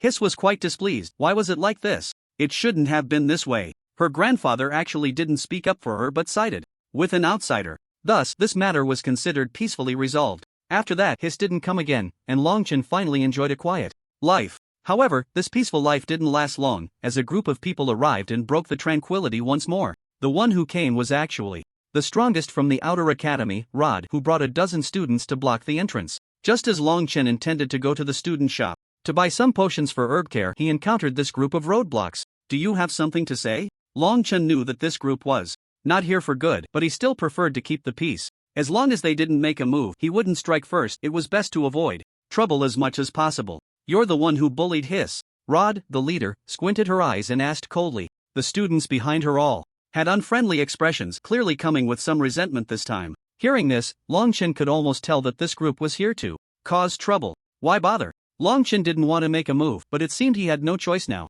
I don't want to fight you, you should leave. Longchen waved his hand. He still needed to buy potions and later study some magic books, having no time to waste here. Heh, you bullied Hiss and still want to leave? You wish. Today, if you don't give me an explanation, let's see how I can make you pick up your teeth from the ground. Rod sneered, and then she began to channel magical energy, a magic circle gradually forming. The students behind him were also preparing, waiting for the moment to strike. Having reached this point, Longchen understood the situation he was in. So it has come to this, let's do it. Longchen wanted to end this quickly, knowing that he could not avoid taking action this time. Rod threw a powerful punch, and at the same time, a strong defensive barrier clung to his arm. If hit, it would either kill or severely injure. Longchen's expression darkened. He was naturally reluctant to fight. In the past, he would avoid such situations whenever possible. Once a fight broke out, it would lead to endless troubles. It could have been resolved earlier, but now that it had happened, it was likely to continue this way. I don't want to fight you, but you are forcing my hand. I have no choice. After taking a deep breath, Longchen felt helpless, but he knew he had to act. He quickly conjured a light sword array, and the light swords flew out like raindrops. Rod's expression changed slightly. He hadn't expected that Hiss was telling the truth. There really was someone who could use the light sword array. When Hiss had mentioned that someone could use the light sword array, Rod had not believed it at all. But now, he was convinced that Hiss was right. Well, I didn't expect you to have mastered the light sword array to such an extent. Go on, I want to see if you can really wield a mid-level light sword. Rod became excited. Initially, he had doubted that a fellow student could use the light sword array, but now he was incredulous and had no choice but to believe it was real. Once he confirmed it, Rod became thrilled. This time he had to defeat the person in front of him to prove himself. He had never encountered an opponent who could wield a mid-level light sword before. This was his first time. Although he knew it would be difficult to win, Rod still wanted to give it a try. As long as there was hope, he would continue to try. He also wanted to win Hiss's heart. He had been pursuing her relentlessly before, but she had always stood out from the crowd and ignored him completely. Rod had been thinking of ways to win her over, but nothing had worked. At this moment, he felt this was a once-in-a-lifetime opportunity. If he could Defeat this person, he might gain Hiss's favor, and perhaps this chance would allow him to win her heart. With these two mindsets, Rod approached Long Chen, wanting to challenge him. To convince the onlookers of the authenticity of this event, Rod even gathered a dozen other students to watch the battle. Unfortunately, he had miscalculated this time, as he did not realize how powerful the mid-level sword array truly was. It was far beyond what a student still learning the basics could contend with. Even if Long Chen didn't use the mid-level sword array, he could still easily overpower him. From the moment he struck until now, Rod felt he had no advantage at all, and he began to lose his composure. You are strong, but I refuse to believe that I will lose this time. In the end, it will definitely be you who loses. Rod roared, charging forward like a wild beast once more. This time, he had to win no matter what. This was something he had to do, only then could he continue pursuing Hiss. During his previous attempts, Hiss had always ignored him. The reason for his determination was that Hiss liked strong individuals. If he succeeded, Hiss would surely see him in a new light. Although he was already second in the outer court, there was still the first place and the strong ones in the inner court. Therefore, Rod knew this was his best chance to prove himself. If he seized this opportunity, he could win the heart he desired. If he missed this opportunity, he might lose it forever. Senior Luo, teach him a harsh lesson. You are the strongest. Let this kid know why the flowers are so red. The other students were all cheering him on, but more than that, they were reveling in the misfortune. They all wanted to see how Luo De would teach Long Chen a lesson, looking forward to a good show. However, Long Chen was not going to let them have their way. If it were someone else, perhaps Luo De could really pull it off this time. Unfortunately, he was facing Long Chen, and trying to deal with him was nothing but a pipe dream. You shouldn't have come to find me. This was your biggest mistake. Long Chen copied Luo De's Earth Escape technique and then modified it with the system, upgrading it to an intermediate level. It was also worth mentioning that this Earth Escape could change into various shapes at will. When Long Chen wanted it to turn into armor, it instantly transformed into armor. Luo De was taken aback. Wasn't this his Earth Escape? What was going on? Why was his Earth Escape turning into this opponent's Earth Escape? Before coming here, Luo Ming had heard about the light sword array, but how could this be Earth Escape? What was happening? In an instant, Luo De was dumbfounded, unable to react. Isn't it strange that I can use Earth Escape? Hee, if I said I copied your magic, would you believe me? Long Chen chuckled, knowing that Luo De would definitely not believe it. He was just saying it for the sake of saying. Luo De's expression darkened. What was going on? It seemed that the Earth Escape in Long Chen's hands was of a higher level. More importantly, Long Chen seemed very skilled at it. This was supposed to be his trump card, but now it had become Long Chen's. Suddenly, Luo De's plans were shattered, and all his calculations fell through. How can you use Earth Escape? This is impossible. How can this be? Even Luo De, who found it hard to accept this outcome, began to babble. This was a huge blow to him. He had originally wanted to seize this opportunity to win over Shisi. After learning that Shisi had been bullied, Luo De rushed over immediately. He had already planned how to teach Long Chen a lesson. But upon seeing Long Chen use Earth Escape, Luo De was thrown into disarray, even panicking. The other students were also stunned, completely bewildered. Why was it Long Chen using Earth Escape instead of Luo De? They couldn't quite process it. In their view, it should have been Luo De using Earth Escape to teach Long Chen a lesson. They never expected that such a good situation would turn out like this. Damn it, how could this happen? Damn. Luo De was furious but utterly helpless. Long Chen smirked. If he wanted to compete, he was still too green. With this method, Long Chen didn't know how many people he had already dealt with. He had taken down even stronger opponents, let alone this little guy. Bang! Luo De was directly knocked away by the Earth Escape. He didn't even have time to use his own Earth Escape. Caught off guard, Luo De spat out blood. Feeling terrible. How could this happen? I don't believe this is real. This can't be real. Luo De found it hard to accept, getting up from the ground again to launch another attack. This was his only chance to win over Shisi. Once again, he charged in, but the result was the same. He was once again sent flying by Long Chen's Earth Escape. Because Long Chen executed it more skillfully, he reacted faster, always managing to strike Luo De first. By the time Luo De brought out his own Earth Escape, he was already seriously injured and in great pain. How could this happen? Just a little more, and I could have done it. Luo De struggled painfully, feeling extremely frustrated. He didn't know how long he had waited for this opportunity.